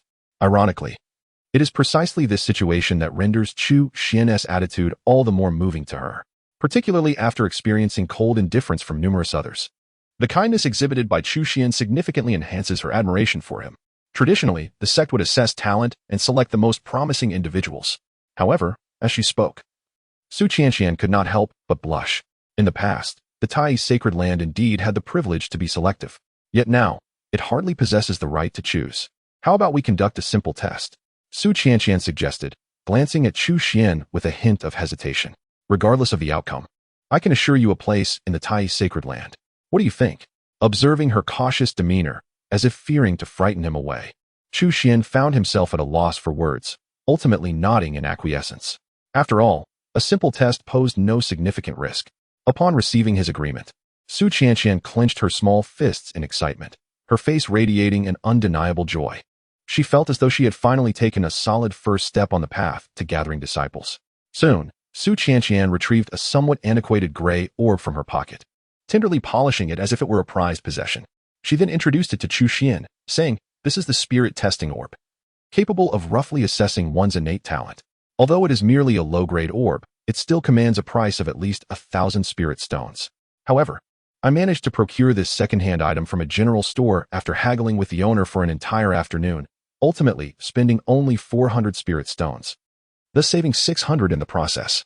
Observing her proud demeanor, Chu Xuan couldn't help but feel a mix of amusement and exasperation. The esteemed leader, reduced to bargaining over a mere few hundred spirit stones, would surely be the subject of mockery if others were to hear of it. Such frugality in a leader is a rarity in the vast expanse of the eastern wilderness, and yet, far from harboring disdain, Chu Xuan felt an inexplicable warmth at the radiant smile adorning her youthful face. You simply need to hold the spirit-testing orb and channel a strand of energy into it. The color of the light it emits will provide insight into your innate talent. Red, orange, yellow, green, blue, indigo, violet. If you can achieve the orange grade, your future prospects will be promising. Su Qianqian's expectations for Chu Xuan were evidently modest. Reaching the orange grade would suffice to satisfy her. Of course, even if he only attained the lowest red grade, she would not turn him away. After all, it was a rare opportunity to recruit someone, and Chu Xian's presence was quite agreeable to her. She would not disdain him, even if his talent fell short. Naturally, achieving the yellow grade would be even more desirable, but anything beyond that was beyond her wildest dreams.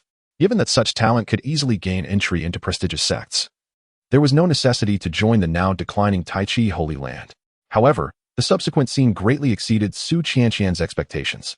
She observed as Chu Xuan took the spirit-testing pearl and, following her instructions, channeled a thread of energy into it. The issue, however, lay in the nature of Chu Xuan's cultivation. He was a formidable figure at the Dharma manifestation stage.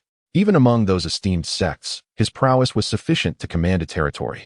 Moreover, the purity of his magical power was far beyond that of a typical practitioner at the Dharma manifestation stage. Thus, even though Chu Xuan deliberately controlled his power and only infused a minuscule amount of energy into the spirit-testing pearl, it still proved too much for the fragile object. With a series of cracking sounds, the surface of the pearl instantly erupted with intricate fissures. 7 colors, red, orange, yellow, green, blue, indigo, and violet, flashed brilliantly, creating an overwhelming radiance. Yet, before even a second had passed, a loud explosion echoed through the air. The spirit-testing pearl, which had cost 400 spirit stones, shattered into pieces. Witnessing this scene, Su Qianqian's eyes widened in disbelief. She stood frozen in place, utterly stunned, as the outcome was clearly beyond her wildest imagination. Chu Xuan, glancing at the remnants of powder in his hand, couldn't help but feel a twinge of embarrassment. He had certainly not intended for this to happen. Who would have thought the spirit-testing pearl was so fragile? No wonder it was only 400 spirit stones. It must have been a subpar item. Perhaps I could compensate you with a new one. A few hundred, or even 1,000 spirit stones were but a trifling sum for Chu Xuan, and he regarded it with indifference. At that moment, an aged voice suddenly resonated through the air. An elderly man clad in a brown robe strode towards them with a broad smile directed at Chu Xuan. He introduced himself, saying, "I am Shang Zhua, an elder of the Filong sect. I wonder if the young brother has ever heard of our esteemed sect?" Chu Xuan glanced at this seemingly enigmatic figure, his expression remaining indifferent as he shook his head. "I have not heard of it." The brown-robed elder paused, momentarily taken aback by the response. Yet he managed to muster a strained smile. "It is of no consequence that you have not heard of us. Allow me to enlighten you. The Filong sect has a lineage spanning several centuries, currently boasting 3,000 disciples. We are one of the most renowned and pivotal sects in Qingyuan Prefecture.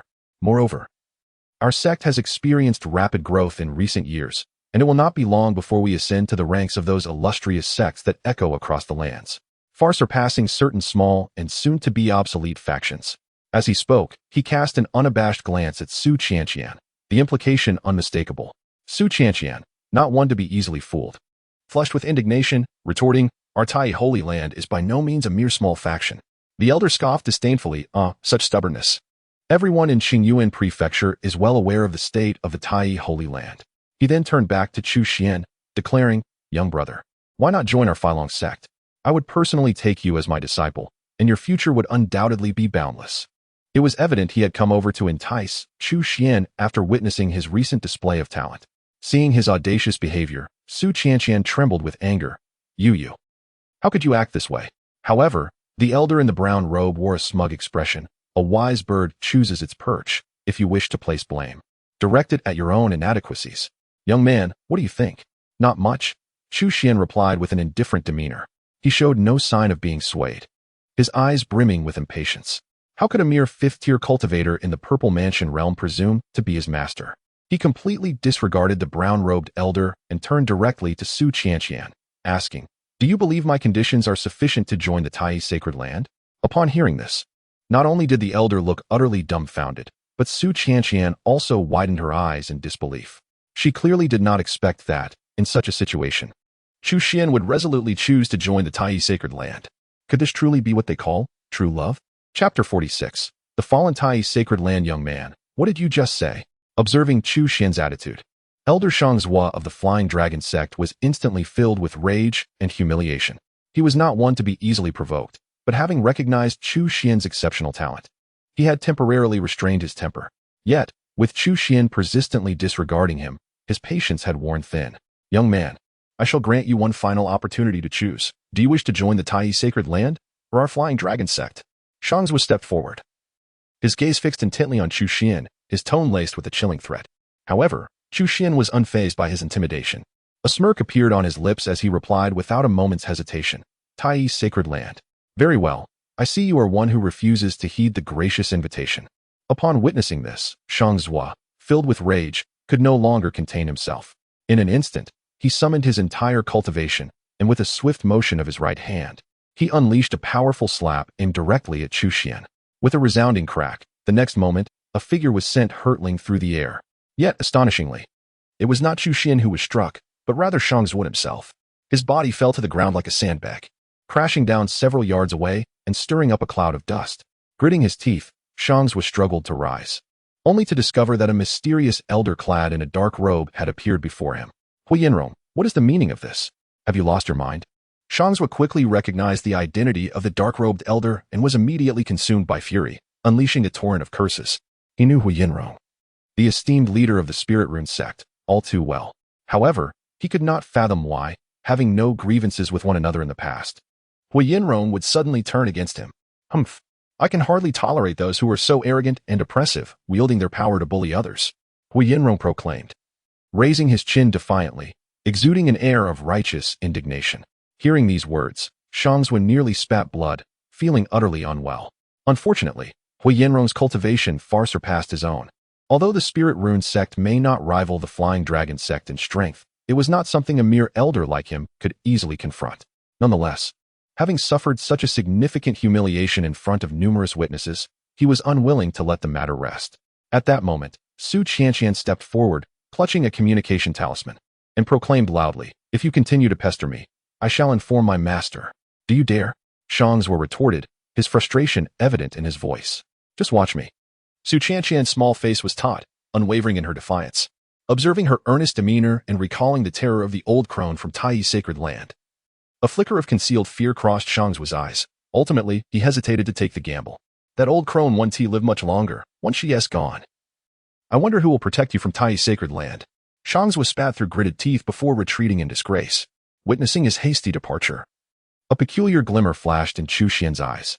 The fact that Taiyi's sacred land could endure through such calamities suggested there was indeed something substantial within. Although she had successfully intimidated Chu Xuan, Su Qianqian's expression bore no trace of joy. Instead, her brow furrowed with concern at his parting words. Nevertheless, she quickly composed herself and approached Hui Yinrong, solemnly bowing. "Thank you, Senior, for your assistance." Hui Yinrong paused momentarily, then instinctively glanced at Chu Xuan. Receiving a knowing look from him, Hui Yinrong smiled warmly and replied, "Miss Su, there is no need for such formality. I could not stand idly by." However, Chu Xuan is a petty individual. Although he has temporarily retreated, he will undoubtedly seek revenge, so it would be wise for you to return to your sect promptly. A flicker of hesitation crossed Su Qianqian's eyes as she turned to glance at Chu Xuan, ultimately nodding in agreement. "Thank you for your guidance, Senior. I shall gather my belongings and depart at once." In the interim, as Su Qianqian busied herself, Hui Yinrong approached Chu Xuan, his gaze filled with confusion. "Master, do you truly intend to join the Taiyi Holy Land?" To him, given Chu Xuan's formidable prowess, establishing a sect of his own seemed entirely feasible. Why would he choose to affiliate with a sect on the brink of extinction? If it were his desire, he could effortlessly consolidate the Lingfu sect and bring them along. Yet, it was evident that Chu Xuan harbored no such intention. Thus, he found himself utterly perplexed by what Chu Xuan saw in the Taiyi Holy Land. Chu Xuan nodded but offered no further explanation. "What about the old servant?" Hui Yinrong inquired with a look of discontent. Chu Xuan cast a glance at him, realizing that this fellow seemed accustomed to remaining by his side, leaving him momentarily at a loss. "You shall return to your Lingfu sect and continue your studies in talismans. Should any matters arise, I will inform you in advance." After a moment of contemplation, Chu Xuan raised his hand and pointed, succinctly imparting a portion of the Miao Fuzi's legacy to Hui Yinrong. This gesture was not merely a reward for Hui Yinrong's loyalty. More importantly, this legacy rightfully belonged to the Lingfu sect. If Hui Yinrong could leverage it to ascend to the rank of talisman master, it would effectively grant Chu Xuan an additional free laborer. The value of a talisman master far outweighed that of a senior talisman practitioner. Unbeknownst to Hui Yinrong, who was oblivious to the myriad thoughts swirling in Chu Xuan's mind, he felt a sudden influx of inherited memories within his consciousness, leaving him utterly stunned. The gaze directed towards Chu Xuan was nothing short of awe-inspiring, nearly compelling one to kneel in reverence. Amidst Hui Yinrong's reluctant farewell, Chu Xuan and Su Qianqian embarked on their journey back to the Taiyi sacred land. Despite her youth, Su Qianqian's cultivation and innate talent were remarkably extraordinary, having already reached the pinnacle of the innate realm at merely 16. Such a level of accomplishment was indeed rare even in the Qingyuan prefecture. Furthermore, this was due to the limited support from the Taiyi sacred land. Otherwise, given Su Qianqian's potential, breaking through to the Purple Mansion realm would likely pose no challenge at all. As for Chu Xuan, His outward display of cultivation was similarly at the innate realm, precisely at the first level. The duo hastened their pace, and after several hours, they successfully returned to the entrance of the Tai sacred land. What was referred to as a gate was, in truth, a barren mountain peak. Most of the area had succumbed to ruin, leaving behind only a few dilapidated palaces. "Sister, you're back," exclaimed one of the remaining three. "Did you bring me anything delicious from the capital, sister?" chimed in a small girl, no more than 4 or 5 years old. "Young lady, you must be weary from your journey," said an old servant with a limp. Although Chu Xuan had anticipated that the current state of the Tai sacred land would not be favorable, the extent of its decline was still far beyond his expectations. It was no wonder that whispers of the Tai sacred land's impending demise circulated, with so few individuals remaining and with the elderly and young amongst them. It seemed that even the most basic sustenance would pose a significant challenge. Upon observing the expression on Chu Xuan's face, Su Qianqian could not help but feel a sense of unease within her heart. In an effort to prevent her newly acquired disciple from abandoning her mid-journey, she had refrained from elaborating on the circumstances of the Tai sacred land throughout their travels. In a sense, one might say that she had deceived him into returning. However, one cannot conceal the truth indefinitely. Even the most discreet of secrets will eventually be unveiled. "Junior brother Chu, I did not intend to keep anything from you. If you wish to change your mind now, I would understand completely and would never force you," Su Qianqian said hesitantly. Chu Xuan glanced at her, fully aware of her concerns, and immediately shook his head with a smile. "Sister, where are your thoughts wandering? Since I have chosen to join the Tai sacred land, how could I possibly leave halfway? As long as you do not disdain me, from this moment forth, I shall be a member of the Tai sacred land." Upon hearing his words, Su Qianqian's worries transformed into joy, and she promptly declared, "Then I shall take you to meet our esteemed master right away." Moments later, Chu Xuan found himself in the presence of the true core figure of the Tai sacred land, the Grand Elder Deng Ying. However, when he beheld this venerable elder, she lay on her bed, barely clinging to life. Her complexion was ashen, and an aura of impending decay emanated from her frail form. Yet, her eyes sparkled with an intimidating brilliance. Chu Xuan felt a chill run down his spine, and he immediately suppressed his own aura to the utmost degree. If he was not mistaken, Deng Ying's cultivation was indeed formidable, reaching at least the pinnacle of the Dharma aspect realm. Even in her current precarious state, she exuded an aura of extreme danger. Meanwhile, after Su Qianqian's elaborate explanation, Deng Ying's gaze fell upon him. Her piercing eyes seemed to penetrate through Chu Xuan, and soon, with an expressionless demeanor, she coldly inquired, "I have heard that you are insistent on joining our Tai sacred land. Pray tell, what is it that captivates you about our esteemed institution?" Deng Ying's words were undeniably blunt, almost akin to pointing a finger at Chu Xuan and demanding to know what ulterior motives he harbored in his determination to affiliate with the Tai sacred land. Unlike the naive Su Qianqian, Deng Ying was seasoned and astute, possessing a wealth of experience that allowed her to discern the underlying intricacies of the situation with remarkable clarity. According to Su Qianqian, Chu Xuan evidently possessed extraordinary talent. Thus, it was perplexing that he would choose to join a once prestigious but now declining sect like Tai sacred land, which seemed rather illogical from any perspective. Under Deng Ying's scrutinizing gaze, Chu Xuan's mind raced with thoughts. He quickly realized that this elderly woman was not easily deceived. However, even so, he could not disclose that his motives were tied to the system. Remaining composed, Chu Xuan smiled slightly and replied with poise, "Perhaps it is simply fate." At this juncture, he glanced at Su Qianqian and shrugged his shoulders, displaying an air of nonchalance as he added, "After all, given the current destitution of Tai sacred land, I truly find it challenging to conjure a more plausible justification." Upon hearing Chu Xuan's candid admission, Su Qianqian felt a rush of embarrassment, realizing that he had, in a sense, tricked himself into this situation, causing her cheeks to flush with color. Deng Ying's expression was somewhat grim. Nevertheless, she had to concede that Chu Xuan's words were indeed quite reasonable. Given the current state of the Tai sacred land, devoid of any resources or prospects, what could there possibly be to covet? Contemplating this, Deng Ying couldn't help but let out a sigh. The decline of the Tai sacred land to such an extent was deeply troubling, and yet she found herself powerless to effect change. In that moment, her desire to interrogate Chu Xuan further dissipated. With a wave of her hand, she instructed, "You may leave for now. I will have Qianqian impart the introductory techniques to you at a later time." Upon hearing this, Chu Xuan refrained from further conversation, bowing slightly as he replied, "Disciple takes his leave." As soon as Chu Xuan exited, Su Qianqian immediately spoke up, "Master, please do not harbor doubts. Junior brother Chu is truly a good person. He is unlike others.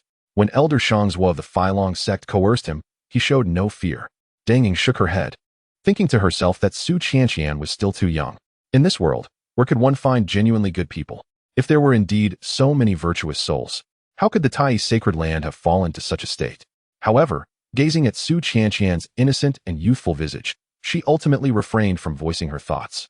Her slender, withered hand gently caressed Su Qianqian's lustrous black hair, a hint of unmasked guilt surfacing in her eyes. Qianqian, you have endured much during this time. It has not been arduous. Su Qianqian promptly shook her head, her small face brimming with determination. She was acutely aware of the dire circumstances surrounding the Tai sacred land. With her master gravely injured, junior brother Ahu mentally challenged, junior sister Jia still too young, and Lu Bo unable to move freely. It naturally fell upon her shoulders to rise to the occasion.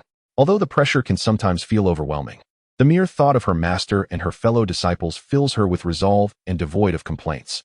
The future undoubtedly holds brighter days ahead. Her heart brims with anticipation.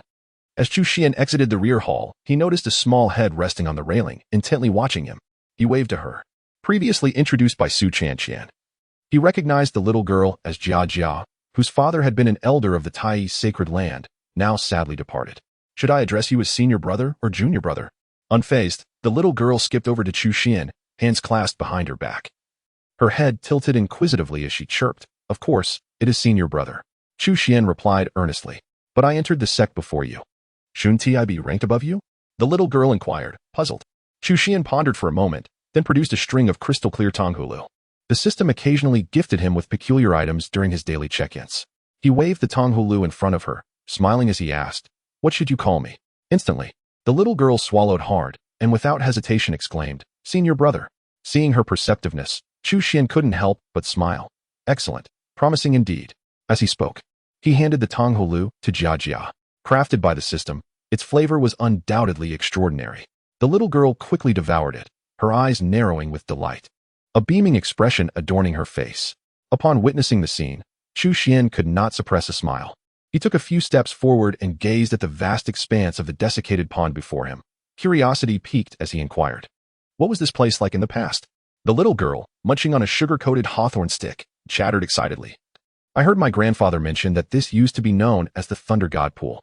It was said to draw lightning from the heavens, not only for crafting magical artifacts, but also for tempering the body and training in unique lightning-based powers. The Thunder God Pool, drawing lightning from the heavens?" Chu Xuan mused internally, marveling at the grandeur of the Tai sacred land. The remnants of this site spoke volumes of its former glory, a stark contrast to its current desolation. Regrettably, such magnificence has faded into oblivion. However, one might ponder, had these wonders endured? The current strength of the Tai sacred land would likely be inadequate to preserve them, and they would probably have been relinquished to others. System, sign in.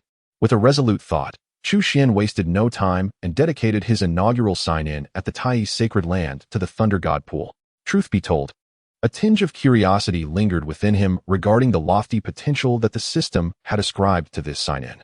After all his efforts to join the Tai sacred land, he hoped it would not lead to disappointment. Beep.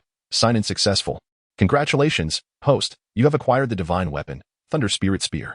As the system's notification echoed in his ears, the parched Thunder God Pool suddenly radiated an overwhelming brilliance of lightning, resembling a surging ocean of electric energy.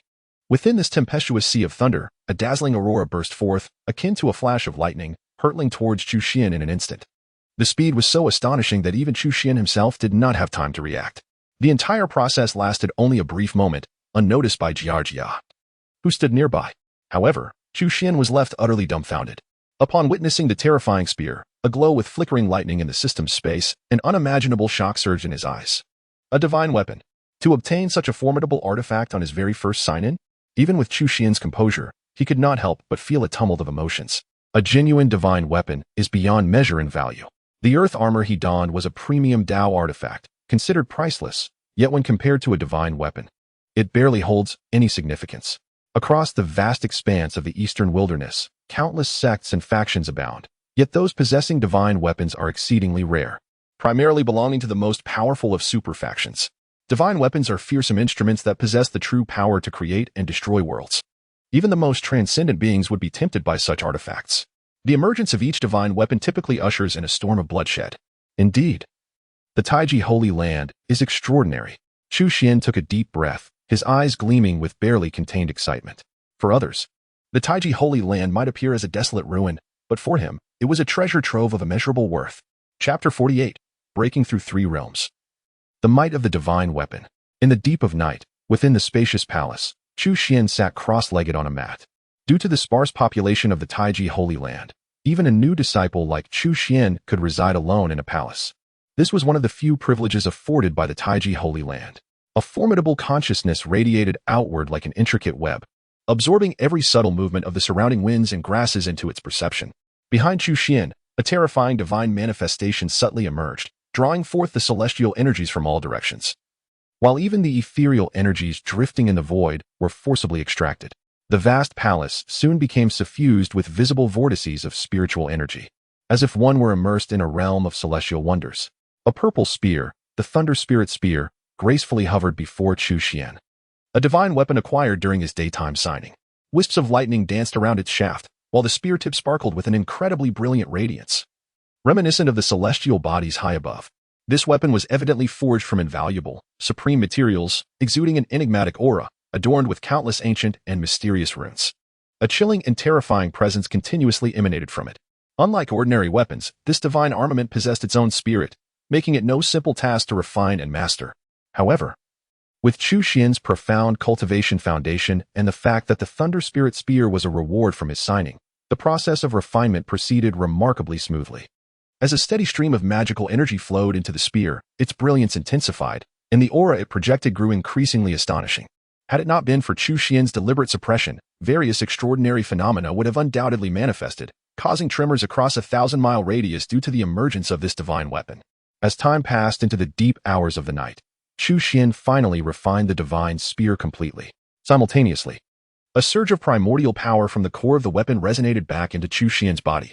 This is an exceptionally pure essence of thunder, flowing naturally into Chu Xuan's dantian without the need for any specialized refinement, seamlessly merging with the magical energy of the Purple Palace. Consequently, Chu Xuan's cultivation level ascends steadily. Those who attain the law manifestation realm are referred to as formidable beings, and the difficulty of cultivation in this stage far exceeds those prior. Each increment of progress requires an immense accumulation of resources. Particularly, Chu Xuan's foundation is remarkably solid, surpassing that of ordinary individuals. And the magical energy required for breakthroughs is beyond imagination. Thus, although it has been over half a month since he achieved the law manifestation realm, and despite his unwavering dedication to cultivation during this period, he remains at the first level of the law manifestation realm. However, with the assistance of the divine weapon's essence, his cultivation finally begins to soar.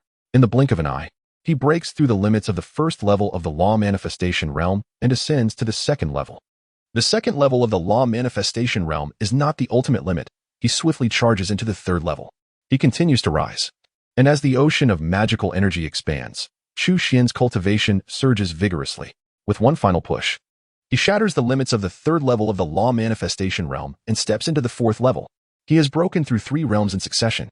The fourth level of the law manifestation realm is considered the mid-stage of this realm, and compared to the first level, it is a monumental difference.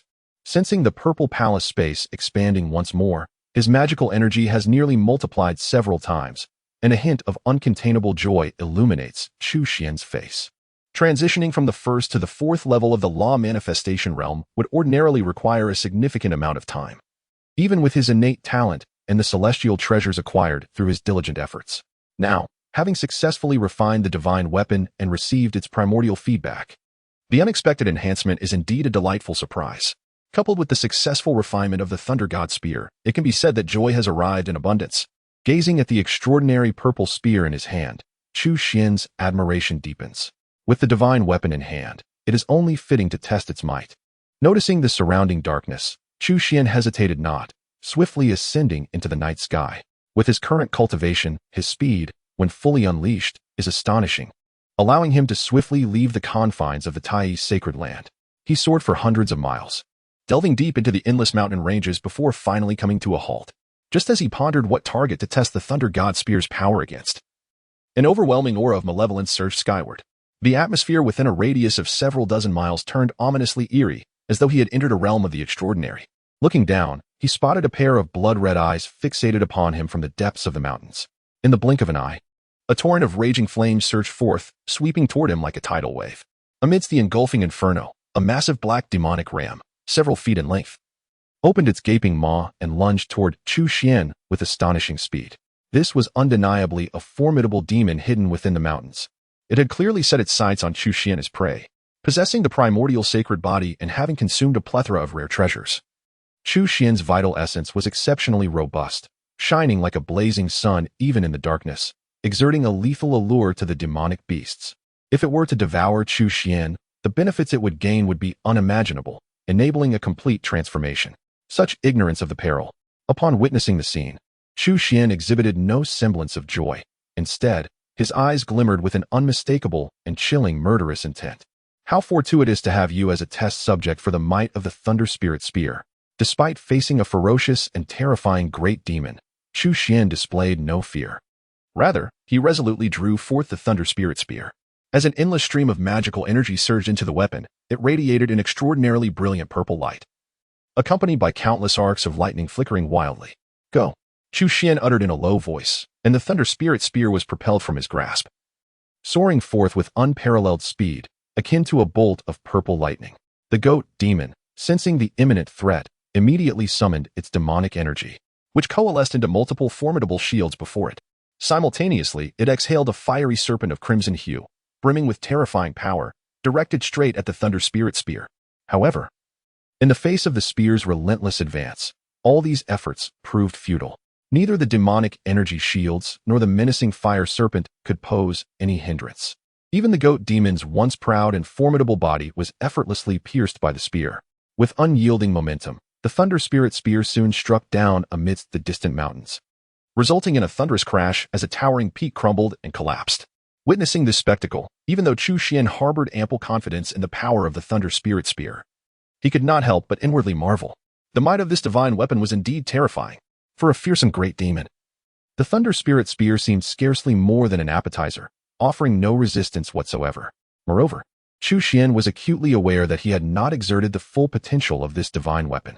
Were he to unleash its complete power, the might of the Thunder Spirit Spear would surely astonish the world even more profoundly. Chapter 49. Roasted Whole Lamb. The Flying Dragon Sect comes knocking. What is that delectable aroma?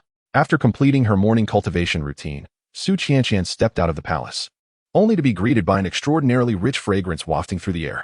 Curiosity danced across her face as she lifted her gaze, quickly spotting a barbecue grill that had mysteriously appeared in an open area nearby. Beneath it lay a pile of glowing red coals, and atop the grill rested an enormous goat. Chu Xuan stood before the barbecue, each hand wielding a brush as he methodically coated the goat with an array of sauces. Under the scorching heat of the coals, the meat soon began to sizzle, with thick droplets of fat cascading down its surface, falling onto the flames and sending up plumes of fragrant smoke. Beside him, Ahu rolled up his sleeves, gripping the iron rack with both hands, diligently rotating the goat to ensure every part was evenly kissed by the fire's embrace.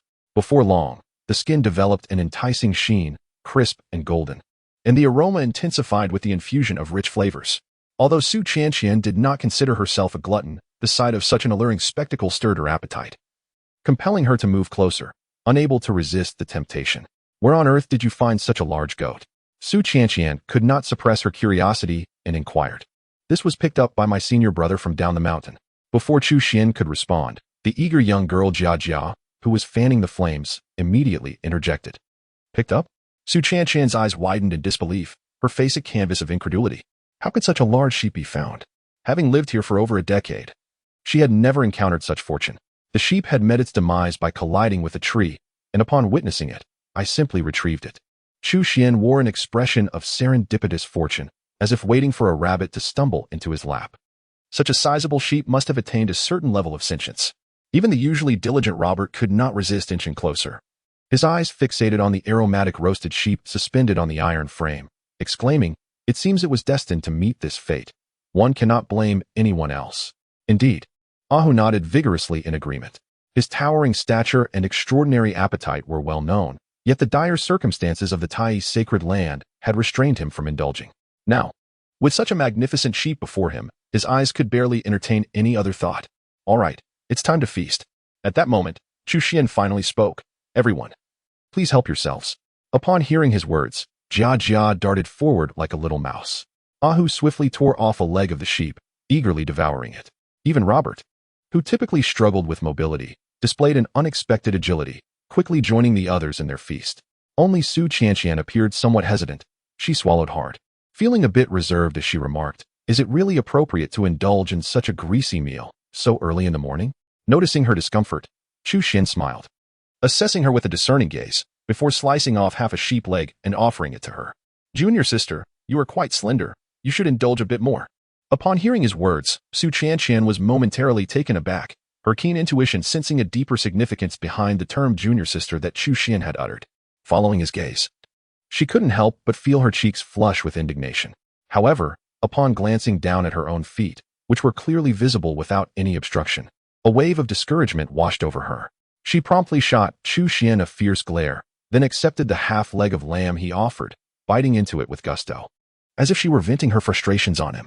One must admit, the flavor of the roasted lamb was indeed extraordinary. After all, in her previous life, she had been a formidable demon, and the quality of the meat was incomparable to that of an ordinary goat. With the great elder Deng being gravely ill and relying solely on medicinal broths, the four of them quickly devoured the entire roasted lamb. Surprisingly, it was not Ahu who consumed the most. Rather, it was the seemingly unassuming Chu Xuan. His stomach resembled a bottomless pit, as no matter how much he ingested, he swiftly refined it using the divine elephant suppression technique, transforming it into the purest energy to nourish his body. Consequently, the vast majority of the lamb found its way into his belly. Of course, while the other three did not eat nearly as much as he did. Given their cultivation levels and appetites, they too were thoroughly satisfied. "I am so full," Jia Jia exclaimed, patting her little belly. Ahu and Lu Bo had already sprawled out on the ground side by side. Su Qianqian, barely managing to stand, wore a smile of contentment on her face. She had long lost track of how long it had been since she had enjoyed a meal so blissfully. Turning to glance at Chu Xuan, she felt a newfound sense of closeness in her gaze. After such a lavish feast, the three others similarly found their admiration for Chu Xuan greatly increased, unconsciously accepting his presence among them. However, before long, a loud banging echoed through the front gate. Before anyone could respond, the door was forcefully kicked open with a resounding crash. "Where have all the people gone?" A rude shout accompanied the intrusion, and soon a large group swaggered in. "It's you." Upon seeing the leader, Su Qianshan's expression darkened instantly. Chu Xian's gaze also sharpened, for he recognized this individual Shangzhua, the elder from the Flying Dragon sect who had relentlessly pursued them in Qingyuan City. "What brings you to our Tai sacred land?" Su Qianshan inquired in a low voice. "What brings me?" Upon hearing her question, Shangzhua erupted into laughter. He surveyed the surroundings, his gaze soon landing on Chu Xuan, a shadow of malice flickering in his eyes. With a feigned smile, he replied, "You may not be aware, but from now on, all forces within 1,000 miles must pay tribute to our Flying Dragon sect, and your Tai sacred land is no exception. 3,000 spirit stones annually. Let us start with this year's payment." As he spoke, he extended his right hand towards Su Qianshan, his intentions unmistakable. 3,000 spirit stones? You must be dreaming. Upon hearing this, Su Qianshan's face flushed with rage. She could barely afford to purchase second-hand spirit beads. She was accustomed to stretching every spirit stone to its limit, let alone parting with 3,000 for the Flying Dragon sect. Do not presume that she possesses such an abundance of spirit stones. Even if she did, she would never relinquish them to the Phylong sect without cause. This is the territory of our Tai sacred land. Why should we pay tribute to your Phylong sect? Such aspirations are folly. Ahu and the others echoed her sentiments with expressions of outrage. Observing their demeanor, Shangzhua remained unperturbed, as if he had anticipated their reaction. With a derisive sneer, he spoke with an air of disdain. "Are you truly in a position to make decisions? It would be more prudent to summon the Grand Elder of your Tai sacred land. Such matters should be left to her discretion. However, I have heard that she seems incapacitated and bedridden. Could that be true?" As he uttered these words, a glimmer of cunning sparkled in his eyes, and he inquired with a smirk. Upon hearing this, Su Qianqian felt a sinking sensation in her heart.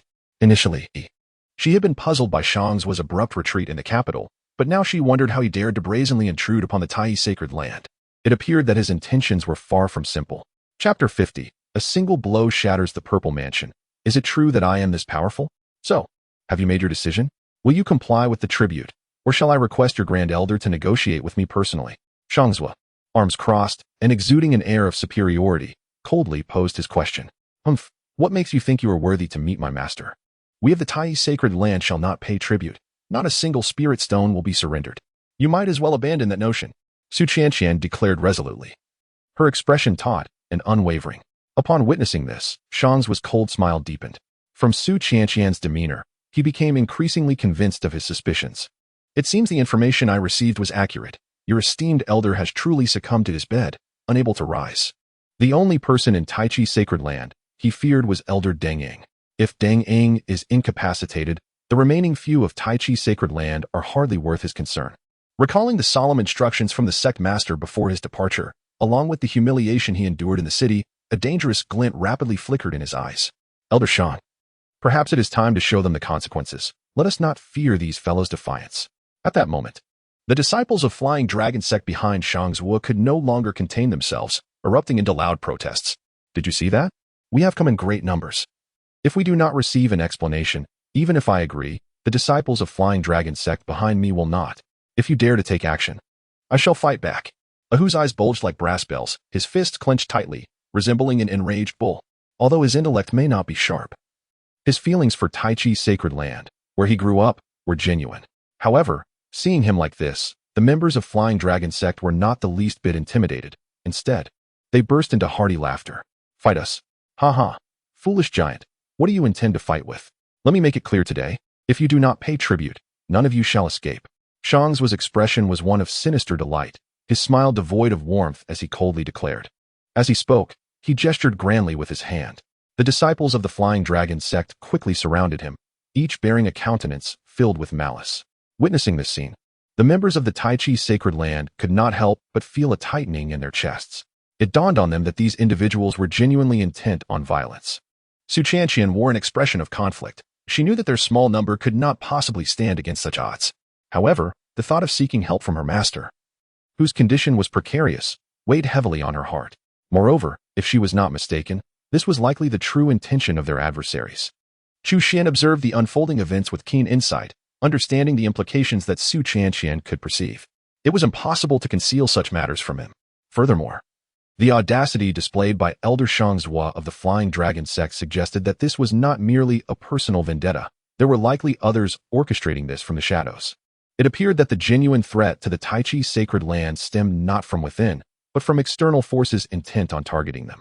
What had transpired in the past was of no concern to him. However, the present was a different matter entirely. He would not permit such occurrences to unfold.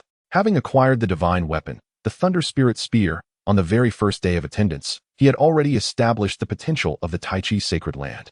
Chu Xuan regarded this place as his own territory. Anyone who dared to disrupt it would find themselves as his adversary. With this thought, a fierce glint flashed in his eyes. Yet, he had no intention of revealing his true strength. Casting a glance at the furious Ahu before him, a smile soon graced his lips. He then flicked his finger, sending a wisp of magical energy into Ahu's body, a mere trifle of power to Chu Xuan. However, for Ahu, this was an unimaginable surge of formidable energy. A person of sound mind would likely sense something amiss, but Ahu clearly lacked such awareness, especially as his rage consumed him. This energy propelled him into a furious frenzy. You lot, get lost, he roared, feeling as if his chest would explode. Unable to restrain his inner fury any longer, he charged forward. No, Ahu. Upon witnessing his impulsive action, Su Qianqian and the others were taken aback. Yet, in that moment, Ahu resembled a fierce tiger descending from the mountains, leaving them no time to intervene. Shang Zuo was equally startled, his body tensing in response. However, seeing Ahu's clumsy movements, he couldn't help but chuckle. Truly a simpleton. If you wish to perish, then I shall oblige. A sinister gleam flashed in Shang Zuo's eyes. With a sudden stomp of his right foot, a terrifying force erupted, propelling him instantly in front of Ahu. The power of the Purple Mansion realm surged through his palm as he struck down with great ferocity. Upon witnessing this scene, Su Qianqian and the others could not contain their terror and cried out in alarm. Although Ahu possessed considerable strength, he was merely a brute. Due to his lack of intelligence, his cultivation was severely lacking, rendering him no match for Shang Zuo, a formidable expert of the Purple Mansion realm. Moreover, Shang Zuo showed no intention of holding back. This confrontation could very well threaten Ahu's life. Yet, in that fleeting moment, no one, except for Chu Xuan, could intervene. With a deafening crash, the sound reverberated through the air. The outcome of the clash between the two individuals greatly surpassed the expectations of the onlookers. Under the immense pressure of Shang Zuo's cultivation realm, Ahu's momentum remained unyielding, his entire aura subtly transforming into that of a colossal, untamed elephant. With a chilling and terrifying presence, he nearly shattered Shang Zuo's spirit. Simultaneously, the power behind Ahu's punch was beyond imagination. The overwhelming energy within him seemed to be unleashed in that singular blow. In comparison, Shangzuo's cultivation appeared as fragile as thin ice, with a series of cracking sounds. His entire arm was reduced to fragments. Accompanied by a resounding explosion, Ahu's fist ultimately struck his abdomen, obliterating his dantian and purple palace with a force akin to a thunderous assault. In an instant, Shangzuo was sent flying like a mere rag doll, soaring several dozen yards before crashing heavily against the courtyard wall, finally coming to a halt. At that moment, all present were rendered speechless. The vast Taichi Holy Land enveloped in a profound silence. Apart from Shangzuo's anguished cries, the only sound that remained was Ahu's labored breathing. Although Shangzuo had not perished, the outcome was far more unbearable than death for him. With his dantian and purple palace shattered, his cultivation lay in ruins, rendering him akin to a cripple. Given his once haughty demeanor, the days to come would likely feel worse than death itself. At this realization, all eyes instinctively turned towards Ahu, their gazes infused with disbelief. Ahu, too, finally grasped the situation. Despite feeling utterly drained, his spirit soared with exhilaration. Glancing at his own fist, he could not help but murmur to himself, "So this is what strength feels like?" He suddenly raised his head to gaze at the remaining disciples of the Flying Dragon sect, his countenance fierce as he bellowed, "Come on!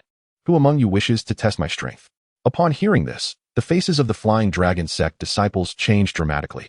Even Elder Shangzuo, a figure of the Purple Mansion realm, was no match for him. They dared not seek their own demise. Hastily, they hoisted the wailing Shangzuo and scrambled away in a panicked frenzy. "Ha! If you have the guts, don't run." Upon witnessing this, Ahu burst into laughter, feigning a chase. However, as he took a single step forward, he fell flat on the ground in a sprawling manner.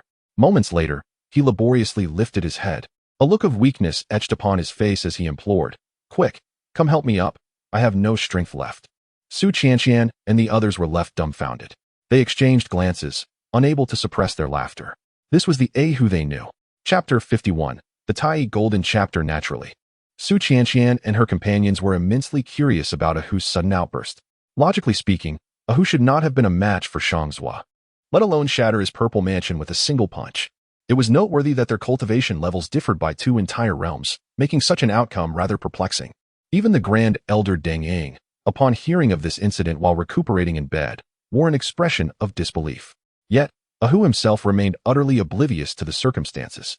His mind had never been particularly sharp, and he was completely muddled about the event, only recalling a surge of power arising from within him, unable to articulate the reasons behind it.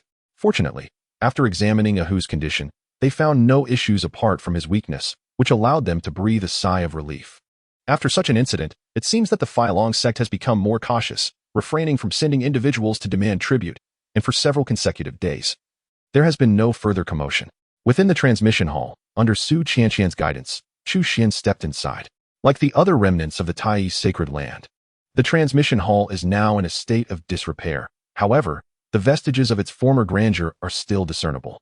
What evokes the deepest sense of regret is not merely the damage to the edifice, but rather the extensive collection of martial arts texts that were once housed within the hall, which have now been completely plundered. Presently, only the vacant shelves remain, cloaked in a thick layer of dust. In the heyday of the Tai sacred land, there were 36 lineages of inheritance, each comparable to the core doctrines of the most prestigious sects, capable of nurturing regional hegemons. Among them, the strongest lineages could even aspire toward the Great Path, achieving immortality. When one surveys the 72 prefectures of the eastern wilderness, few can rival the Tai sacred land. Recalling the illustrious past of the Tai sacred land, Su Qianqian could not help but wear a proud expression. Yet, upon observing the desolate surroundings, her demeanor dimmed. Alas, such splendor has now faded into oblivion. Taking a deep breath, she swiftly regained her composure and introduced to Chu Xuan, "Our lineage originates from Yuchenfeng, one of the 72 lineages. Although some aspects of our inheritance have been lost, we still surpass many ordinary sections. I shall now impart to you the foundational technique of our lineage, the Jade Toad Treasure Record. With diligent effort, it is entirely feasible for you to attain the pinnacle of the innate realm within a few years. Once you reach that esteemed level, I will then bestow upon you another technique, the Jade Toad Spiritual Art. This art not only serves as a continuation of the Jade Toad Treasure Record, but also represents the core of our lineage's practices. Should you master it adeptly, not only could you aspire to the Purple Mansion realm, but even the Law Manifestation realm would lie within your grasp in the future." Su Qianqian gazed at Chu Xuan, her words brimming with encouragement, her eyes reflecting profound anticipation. Although Chu Xuan currently stood at the first level of the innate realm, Su Qianqian held immense hope for him. The prior explosion of the Spirit Pearl indicated that his innate talent was at least of the highest caliber. With proper guidance, his future accomplishments were bound to be extraordinary. Particularly in this time of dwindling population in the Tai sacred land, if Chu Xuan could flourish rapidly, it would significantly alleviate her burdens. However, under the weight of Su Qianqian's hopeful gaze, Chu Xuan felt a twinge of discomfort. His cultivation had long since surpassed the law manifestation realm while in Tiannan and had now reached the fourth level of the law manifestation realm. Even if the Jade Toad spiritual art were to be bestowed upon him, he might find it beneath his consideration, let alone the introductory Jade Toad treasure record. Such a level of technique held little significance for him. Nevertheless, playing along with the act, the addition of a few more techniques to his repertoire was not without merit. So Chu Xuan maintained a facade of excitement. "Thank you, junior sister." Upon hearing the term little junior sister, Su Qianqian could not help but darken her expression, feeling an immediate sense of discontent wash over her. She gritted her teeth and firmly insisted, "Just call me senior sister." "All right, little junior sister." Observing that Chu Xuan had no intention of altering his address, Su Qianqian took a deep breath, silently reminding herself that maturity lies in tolerance, and chose to pretend she had not heard him. Subsequently, she began to convey the cultivation methods of the Jade Toad treasure record to Chu Xuan, articulating each principle with care. It must be said that Su Qianqian was quite earnest about this matter, generously imparting her knowledge. Whether it was the essential techniques taught by her master or the insights she had gleaned from her own experiences, she shared them all without reservation with Chu Xuan. For Chu Xuan, this did yield some marginally beneficial insights. However, it was merely a slight gain, as their cultivation levels were significantly disparate. Initially, Chu Xuan listened with some degree of attentiveness, yet as the discourse progressed, he found his mind wandering despite Su Qianqian's well-meaning intentions. He could not bring himself to decline her efforts, especially as it contradicted the persona he was currently embodying. Casually scanning his surroundings, Chu Xuan suddenly recalled that he had not yet signed in today, and he silently urged, "System, sign in." Shortly thereafter, a notification echoed in his mind. "Ding. Sign in successful. Congratulations, host, you have acquired the technique Tai Golden Chapter." Immediately, a torrent of inherited memories flooded into Chu Xuan's consciousness, overwhelming him momentarily, even with his formidable mental acuity. It seemed as if the profound sounds of the Tao resonated within his mind, enveloping him entirely, akin to wandering amidst the boundless verses of Taoist scriptures. Junior brother. Junior brother. After what felt like an eternity, a voice filled with urgency broke through, rousing Chu Xuan from his reverie. As he opened his eyes, he beheld the exquisite beauty of Su Qianqian, untouched by any cosmetics. "Junior brother, what troubles you? Have I overwhelmed you with too much knowledge?" Su Qianqian inquired with genuine concern in her eyes. Chu Xuan shook his head. While his expression remained serene, a tumultuous storm brewed within his heart. The intricacies of the Tai Golden Scripture far surpassed his expectations, even exceeding those of the divine elephant-subduing prison technique he had previously acquired. This was not to imply that the Tai Golden Scripture was of a higher tier than the divine elephant-subduing prison technique. Although the latter was an unparalleled method, it was primarily oriented towards physical refinement, lacking in profound complexity. In contrast, the Tai Golden Scripture was a genuine Taoist practice, following the path of transforming essence into qi, qi into spirit, spirit into emptiness, and ultimately merging the void with the Tao. As the saying goes, the Tao that can be told is not the eternal Tao. Its inscrutable mysteries left even Chu Xuan, with his discerning perspective, utterly astonished. In many instances, he found himself perplexed, as if each character contained boundless Taoist treasures. "Are you familiar with the Tai Golden Scripture?" Chu Xuan suddenly turned to Su Qianqian and asked. "The Tai Golden Scripture?" Su Qianqian was momentarily taken aback. "This is the supreme scripture lost by our Tai Holy Land for many years. How did you come to know of it?" Chu Xuan's gaze flickered momentarily before he shrugged and chuckled. "I had previously heard someone mention this and thought that by joining the Tai Sacred Land, I might acquire this technique." "What a dream." Su Qianqian interjected bluntly. "The Tai Golden Scripture is the supreme treasure of our Tai Sacred Land, and only the Holy Master is qualified to cultivate it. However, this technique has been lost for many years, and successive Holy Masters have sought to recover it.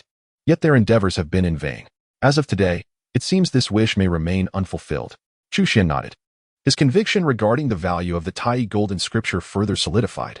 It is at least a technique that rivals the divine elephant suppression technique. Chapter 52. The Six Heavens of Dharma Appearance, an Unexpected Guest.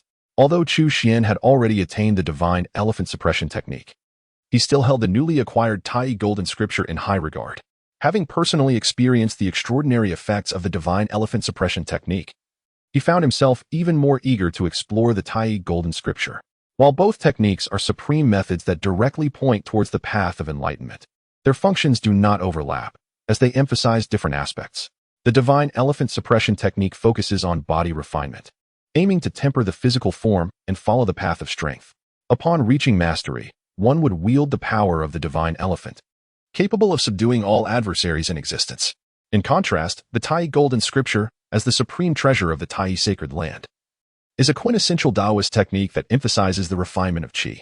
Should one succeed in its cultivation, their magical powers would swell like an ocean, with myriad profound abilities at their disposal. Currently, I am cultivating my physical form with the divine elephant suppressing prison technique and refining my qi with the supreme golden chapter of Tai. If I were to acquire an unparalleled technique for cultivating the spirit, it would mean achieving harmony among essence, qi, and spirit. Should these three elements progress simultaneously, I would be devoid of any deficiencies. Contemplating this, Chu Xuan couldn't help but feel a stirring within. However, he quickly shook his head and chuckled. Such supreme techniques are rare and elusive, not easily obtained. Moreover, he has yet to fully master the supreme golden chapter. So to ponder new techniques at this juncture would be akin to seeking the unattainable, an exercise in futility.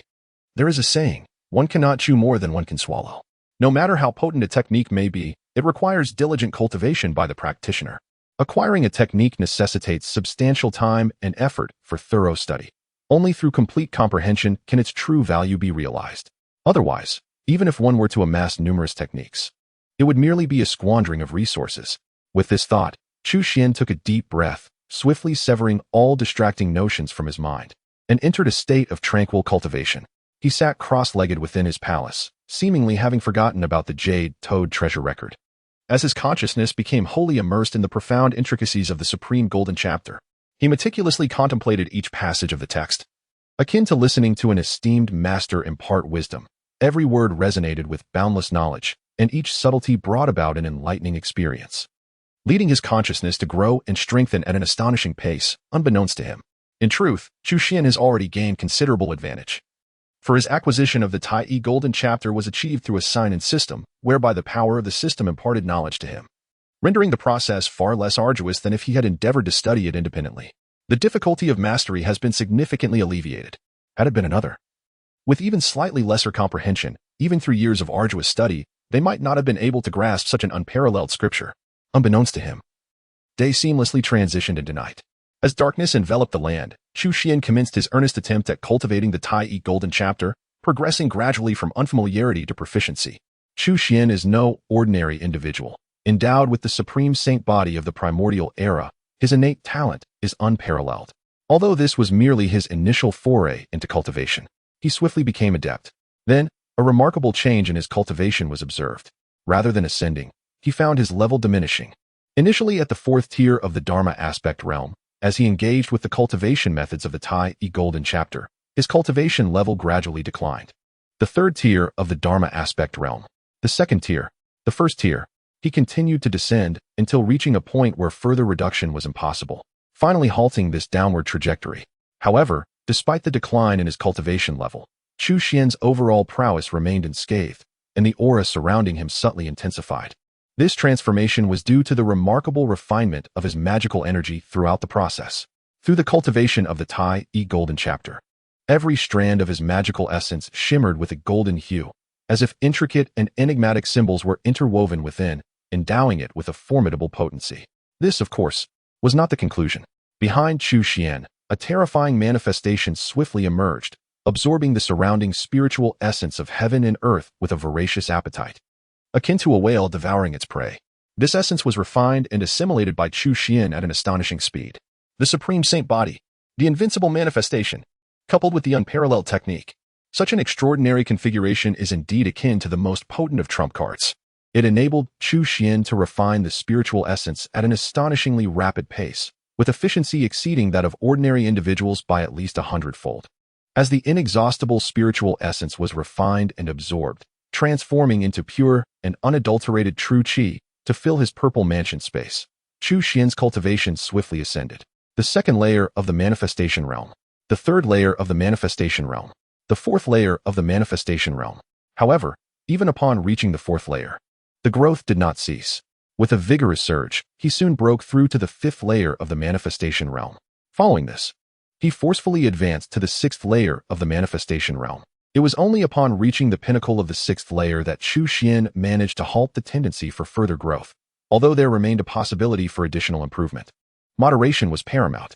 Observing the drastically transformed energy within his purple mansion, Chu Xuan acutely sensed a significant metamorphosis in his overall strength throughout this process. While not quite a complete rebirth, it was undoubtedly a doubling of his power compared to before. It is essential to acknowledge that his previous prowess was already formidable. Despite being at the fourth layer of the manifestation realm, his true strength was on par with that of peak practitioners like Deng Ying. Given this foundation, the doubling of his power leads one to ponder the extent of his current capabilities, an enigma even to Chu Xuan himself. The Tai Golden Chapter, indeed, lives up to its reputation as the supreme scripture of the Tai sacred land. Chu Xuan let out a deep breath, the joy in his eyes impossible to conceal. At this pace, reaching the pinnacle of the Dharma aspect realm was merely a matter of time for him. Moreover, as his mastery of the Tai Golden Chapter grew increasingly refined, that time would surely not be prolonged. Just as Chu Xuan prepared to immerse himself in his cultivation once more, he slightly furrowed his brow, sensing something amiss, and instinctively raised his gaze towards the outside of the hall. Simultaneously, his aura was swiftly retracted, transforming him back into an ordinary practitioner of the first layer of the innate realm. This must be the place. Outside the hall, a figure clad in black soared through the air, landing gracefully on the eaves. Clearly adept in the art of concealment, he had suppressed his aura to the utmost, blending seamlessly with the surrounding night. Even a passerby would find it difficult to perceive his presence. According to Zhuangzhua, this young man had only recently entered the Tai Holy Land, thus lacking any substantial loyalty to it. Compared to others, he should serve as the most advantageous point of entry. As for his cultivation at the first layer of the innate realm, it was as insignificant as an ant to me, posing no threat whatsoever. A flash of undisguised disdain flickered in the black-clad man's eyes. Aware of the vast disparity in their cultivation levels, he felt no hesitation and swiftly slipped into the hall.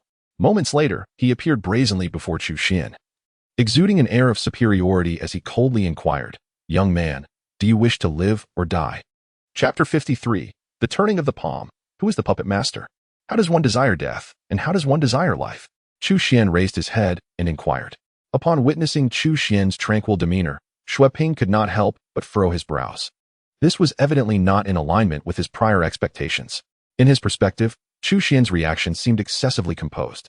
Nevertheless, Chu Xuan's willingness to cooperate spared him considerable effort. He swiftly quelled his inner doubts and, with a cold, expressionless countenance, declared, "If you wish to die, I can facilitate that immediately. Conversely, if you wish to live, you must answer my questions truthfully. Should I find your responses satisfactory, I may grant you a reprieve."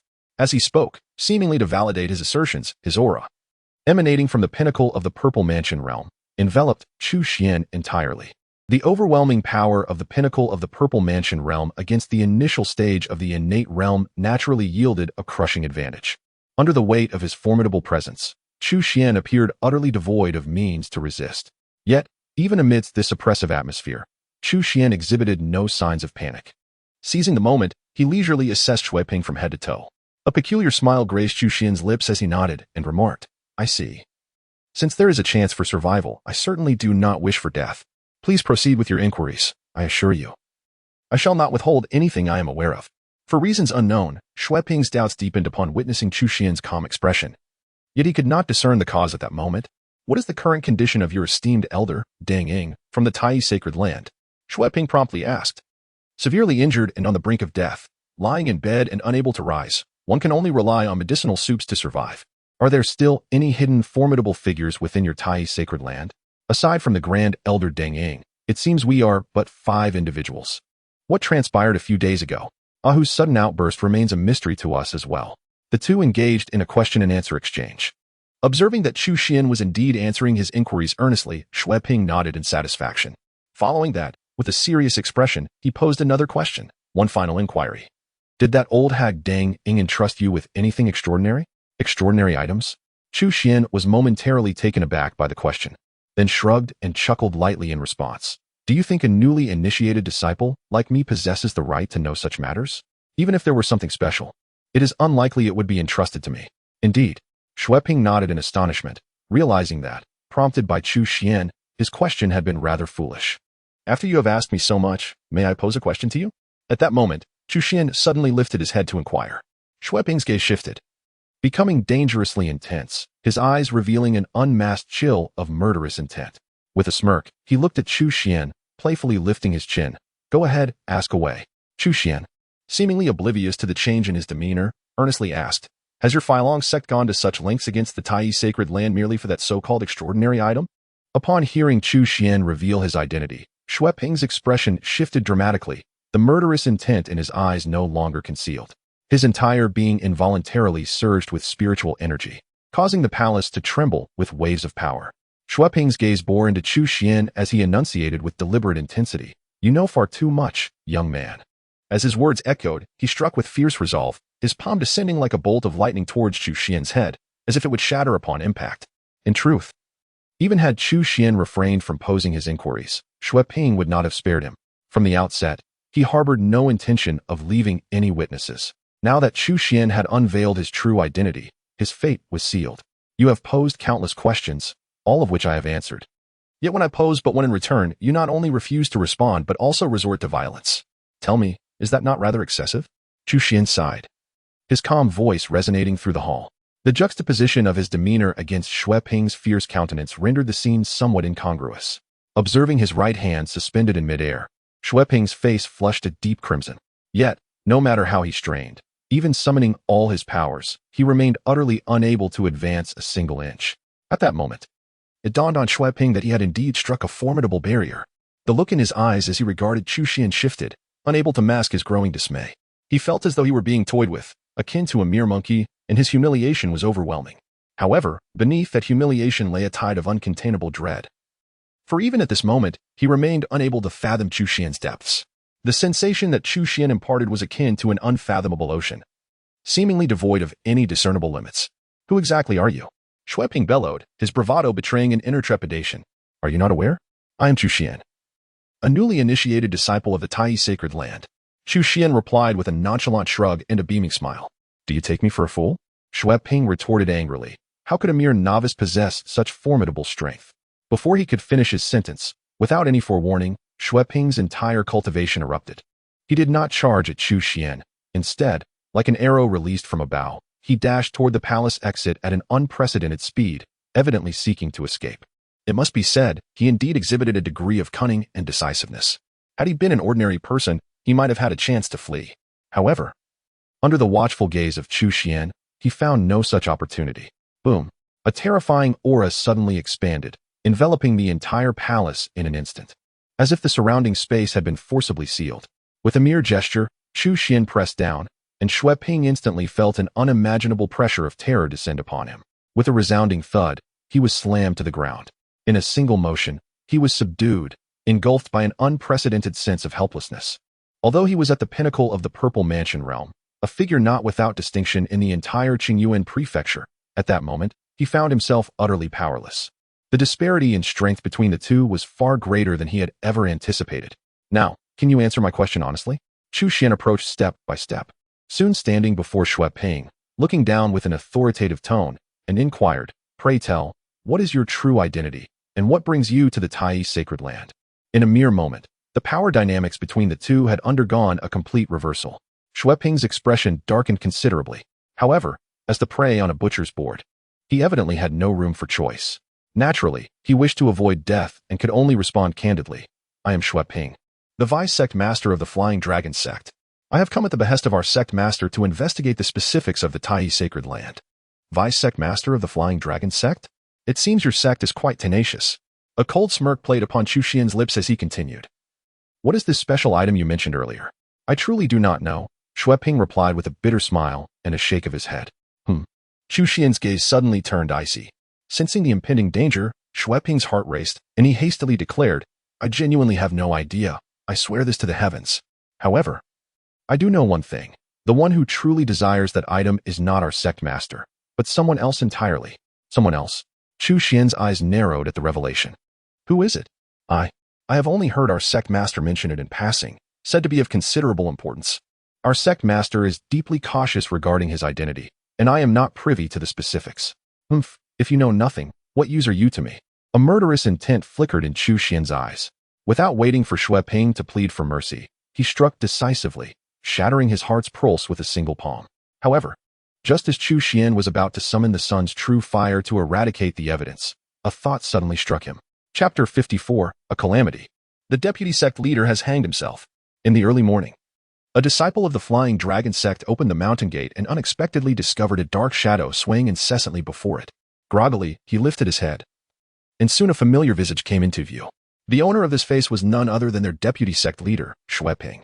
Yet, in stark contrast to his usual demeanor, this face was now as pale as snow, devoid of any trace of color, coupled with his cold and rigid form. It was evident to anyone, even the blind, that he was in a dire state. The next moment, a piercing scream echoed throughout the Flying Dragon sect. Alas, the deputy sect leader has hanged himself. Upon hearing this shocking news, both the esteemed elders and the ordinary disciples were taken aback. The entire sect was thrown into chaos. After all, Xue Ping was no insignificant figure. As the deputy sect leader of the Flying Dragon sect, he held a position of considerable importance. His prestige second only to that of the sect leader, Great Xia Dynasty. His mastery had already reached the pinnacle of the Purple Mansion realm. And even in the vast Qing Yuan prefecture, he was a person of considerable renown. Given time, he might even ascend to the status of a formidable figure in the Dharma realm. His sudden demise by hanging at the mountain gate of the Flying Dragon sect was indeed a shocking event. More crucially, the question lingered, was Xue Ping's death a suicide or a murder? If it were the latter, it would undoubtedly be a grave affront to the entire Flying Dragon sect, potentially provoking a series of subsequent issues. Soon, all the elders and high-ranking officials of the Failong sect gathered here, led by the sect master, Great Xia Dynasty. His countenance was taut as he gazed at the elder from the punishment hall, who was examining the body of Xue Ping. He inquired in a deep voice, "What are the results?" The elder from the punishment hall took a deep breath and quickly delivered his findings. Deputy sect master, Xue did not commit suicide. He perished due to a single strike that shattered his heart meridian. The assailant's strength is beyond imagination, if I am not mistaken. Deputy sect master, Xue had no capacity to resist at that moment. Upon hearing this, the expressions of everyone present dramatically changed. It is known that Xue Ping was a pinnacle force of the Purple Mansion realm. To render him utterly defenseless implies an adversary of extraordinary might. Could it be a formidable presence from the Dharma aspect realm? No. Even an ordinary practitioner of the Dharma aspect realm may not possess such power. In that instant, disbelief washed over the crowd. Yet, the one making this assertion was the elder of the punishment hall, leaving them no choice but to accept it. Soon, everyone involuntarily turned their gaze to sect master Great Xia Dynasty. Master, how shall we address this matter? Great Xia Dynasty, not only the leader of the Failong sect, but also its sole powerhouse of the Dharma aspect realm, reassured them, there is no need for concern. I will personally handle this matter and ensure that Deputy Sect Master Xue receives justice. He took a deep breath and spoke each word deliberately. While others were unaware of Xue Ping's movements the previous night, he was fully cognizant, as it was a task he had personally orchestrated. This was certainly not an act of premeditated harm against Xue Ping. In truth, with Xue Ping's pinnacle cultivation at the Purple Mansion realm, combined with his exceptional mastery of concealment techniques, this task should pose no danger to him. After all, the Tai Holy Land comprises only a handful of individuals, and the sole threat to Xue Ping, the esteemed Elder Deng Ying, is currently incapacitated by illness. Even if she were to discover him, Xue Ping's prowess would certainly allow for a safe escape. Logically, a task deemed nearly foolproof has now taken a troubling turn. Not only was Xue Ping struck down in a single blow, but his lifeless body was also displayed at the gates of the Flying Dragon sect. This is undoubtedly a provocation and an affront to the entire sect. As the leader of the Flying Dragon sect, Great Xia Dynasty could hardly swallow such indignity. Who, indeed, possesses the strength to vanquish Xue Ping with such ease? Perhaps in her prime, Deng Ying might have held that power, but at present, she is utterly incapable of such an act. Over the years, she has poured her heart and soul into sustaining the Tai Holy Land, enduring countless battles that have drained her vitality. That she has managed to survive this long is testament to her resilience. Could it be that the Tai Holy Land conceals other formidable beings? As this thought crossed his mind, Great Xia Dynasty could not help but change countenance. Although he believed that the Tai Holy Land had reached a point of utter desperation, rendering any hidden powers improbable, one must always consider the unlikely. After all, the Tai Holy Land was once the unrivaled legacy of the Eastern Wilderness. The adage holds true that a dying camel is larger than a horse.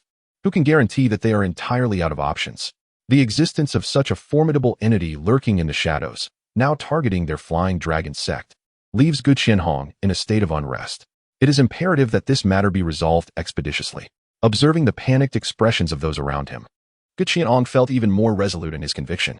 Should this issue remain unresolved for long, the entire Fly Dragon sect would likely be engulfed in trepidation. Alone, the Fly Dragon sect lacks the requisite strength. However, it is not merely a small faction, for it possesses formidable allies. This situation must be reported to the Protector immediately, especially as it pertains to the sacred land of Tai. It is possible that Xue Ping unearthed something significant, which may have led to his silencing. Gu Qianhong promptly issued a few commands before hastily departing the sect alone. At that very moment, a subtle smile crept upon Chu Xuan's lips from his concealed position nearby. The display of Xue Ping's corpse hanging at the Fly Dragon sect was indeed his handiwork. Yet, his intentions were not to provoke, on one hand. He found such triviality beneath him, and on the other, the Fly Dragon sect was simply not worthy of such a gesture. His true objective was to stir the grass and startle the snake. Judging by the outcome, it appeared quite effective. He was curious to discover who stood behind the Fly Dragon sect. A glimmer of sinister intent flickered in Chu Xuan's eyes. Having resolved to remain in the sacred land of Tai, he had no desire to be perpetually watched. Rather than spend his days in vigilant defense, he preferred to eradicate the source of the issue once and for all. With his current prowess, he felt unperturbed even in the face of a peak Dharma realm powerhouse. Especially after successfully refining the divine weapon, the Thunder Spirit Spear, which had emboldened his audacity. He immediately employed his agility, following Gu Qianhong at a leisurely pace. The two moved in succession, swiftly departing the influence of the Fly Dragon sect, heading eastward. In the blink of an eye, he had traversed over 1,000 miles. Upon reaching a certain canyon, Gu Qianhong abruptly halted. Behind him, Chu Xuan raised an eyebrow, instantly suppressing his aura to the utmost degree. Yet, it seemed that Gu Qianhong had sensed something amiss. With a grim expression, he turned around and coldly inquired, "Why does your excellency follow me in silence?" Chu Xuan maintained his composure, unaffected by the inquiry. Observing this, Gu Qianhong's countenance darkened further. His spiritual sense swept the surroundings, yet he found no trace of anyone. This undeniably suggested two possibilities. Either there truly was no one present, or the other party's spiritual sense surpassed his own.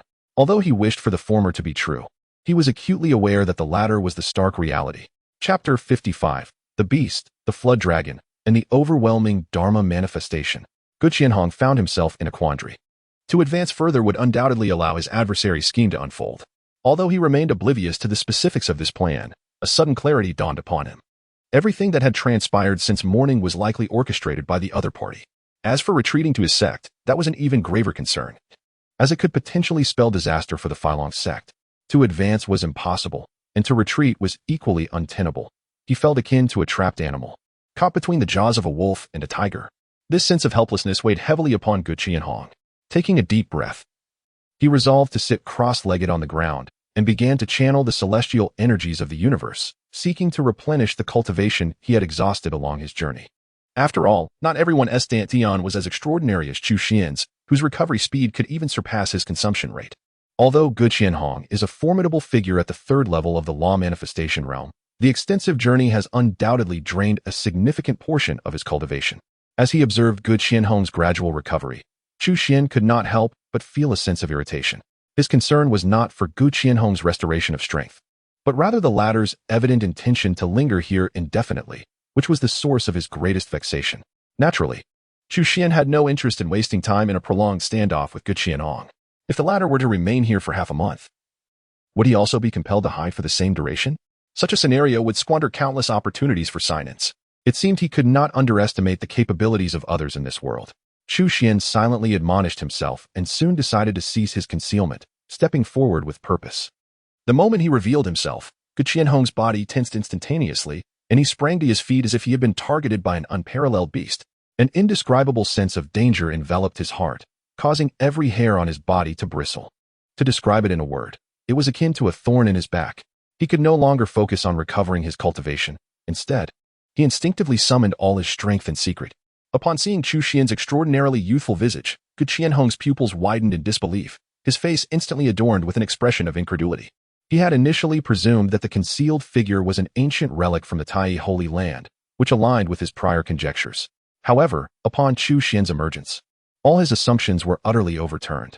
So young, as if they were merely ordinary disciples of the Flying Dragon sect, was indeed a significant surprise to him. Who exactly are you? Gu Qianhong took a deep breath, suppressing the shock within, and then posed the same question as Xue Ping. However, Chu Xuan showed no interest in responding to his inquiry. You need not concern yourself with my identity. Simply inform me of the individual behind you. Or rather, who is it that has sent you to oppose the Tai sacred land? Chu Xuan inquired, his expression remaining indifferent. Upon hearing this, Gu Qianhong's heart involuntarily tightened. Connecting this to Xue Ping's mission from the previous night, he quickly grasped the situation, gritting his teeth as he declared, Xue Ping was indeed killed by you. Chu Xuan paused momentarily at this revelation. Rather than denying the truth, he nodded in acknowledgement. Indeed, Xue Ping met his demise at my hands.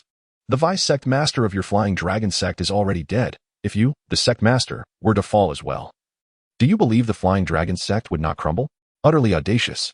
Upon hearing Chu Xuan's words, Gu Qianhong's expression darkened abruptly.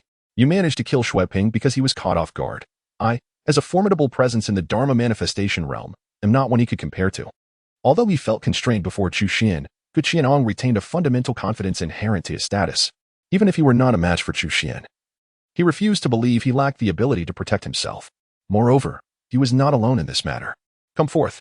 Without any further ado, Gu Qianhong struck his waist pouch for spirit pets with his right hand, causing its opening to widen. With a resounding roar, an immense shadow emerged from within. This colossal shadow swiftly circled in midair, brandishing its claws and exuding an overwhelming aura of malevolence. It was unmistakably an entirely black, otherworldly beast, a flood dragon. A flood dragon? Upon witnessing that massive silhouette, a flicker of astonishment crossed Chu Xuan's eyes. This flood dragon had evidently reached the level of a great demon, its strength rivaling that of the formidable beings among humans at the Dharma aspect realm. Compared to the sheep demon he had previously hunted, this flood dragon's power was likely even superior. After all, the flood dragon belonged to the dragon lineage, albeit a mixed one. Yet it was not something an ordinary demon beast could contend with. It seemed that it was indeed the one that had sensed my presence. A thought crossed Chu Xuan's mind, leading him to a conjecture. Given Gu Qianhong's strength, he should not have been able to detect his existence. Otherwise, he would not be sitting idly. However, a beast like the flood dragon possessed extraordinary senses and some remarkably mysterious innate abilities. Indeed, Gu Qianhong did not dispute this fact. It was the guardian beast of our Flying Dragon sect, meticulously nurtured for centuries, and even the name of our sect stemmed from it. Your strength is formidable. Yet against our combined might, you may not emerge unscathed. You still have the chance to depart. Gu Qianhong fixed his gaze on Chu Xuan, his tone stern and icy. Confronted with an unknown Dharma aspect powerhouse, he was naturally reluctant to take risks. Moreover, a more significant reason loomed. He had already seen Chu Xuan's appearance, and he could easily leverage the power behind him to deal with Chu Xuan. In that moment, he would need do nothing to exact his vengeance. Yet, could his intentions truly escape the discerning gaze of Chu Xuan? With a light chuckle, Chu Xuan shook his head and said, if you were to summon a true dragon, I might consider it with some trepidation. However, a mere hybrid dragon holds no distinction for me. It is akin to an ordinary beast. Upon hearing Chu Xuan's words, before Gu Qianhong could respond, the hybrid dragon erupted in fury. As a formidable demon, it could easily rival the power of a human at the law manifestation realm, possessing a keen intellect far beyond that of a mindless beast. How could it endure such belittlement? It yearned to rend Chu Xuan to pieces. With a furious glare, it unleashed a torrent of demonic energy, lunging ferociously toward Chu Xuan. As the dragon initiated its attack, Gu Qianhong could not remain a passive observer. Although incensed, his reflexes were remarkably swift. Without hesitation, he summoned his own law manifestation, a dragon form even larger than the hybrid, which materialized before him. The very fabric of the void trembled, and the spiritual energy of heaven and earth surged violently. The immense dragon form swiftly advanced, bearing down upon Chu Xuan with terrifying might. With both dragon and man launching their offensive, the spectacle was indeed formidable. Yet, in the face of this striking display, Chu Xuan did not so much as blink. He stood resolutely in place, exhibiting no inclination to evade. Suddenly, the entire world was shrouded in darkness. Black fissures in space erupted across the vast sky, rapidly expanding with astonishing speed, swiftly enveloping an area spanning hundreds of miles. Upon closer inspection, one could see an unimaginable and terrifying manifestation emerging behind Chu Xuan. The primordial divine elephant traversed the heavens, accompanied by the sun, moon, and stars. In the shadow of this formidable figure, Chu Xuan's aura surged violently, reaching an unfathomable level of terror in an instant. He floated serenely in midair, resembling a deity of unparalleled stature. At that moment, he raised a hand and pointed forward. The primordial divine elephant, as the principal manifestation, remained still, while merely two stars at its periphery hurtled forward with a fierce velocity. Yet, even this was unbeatable.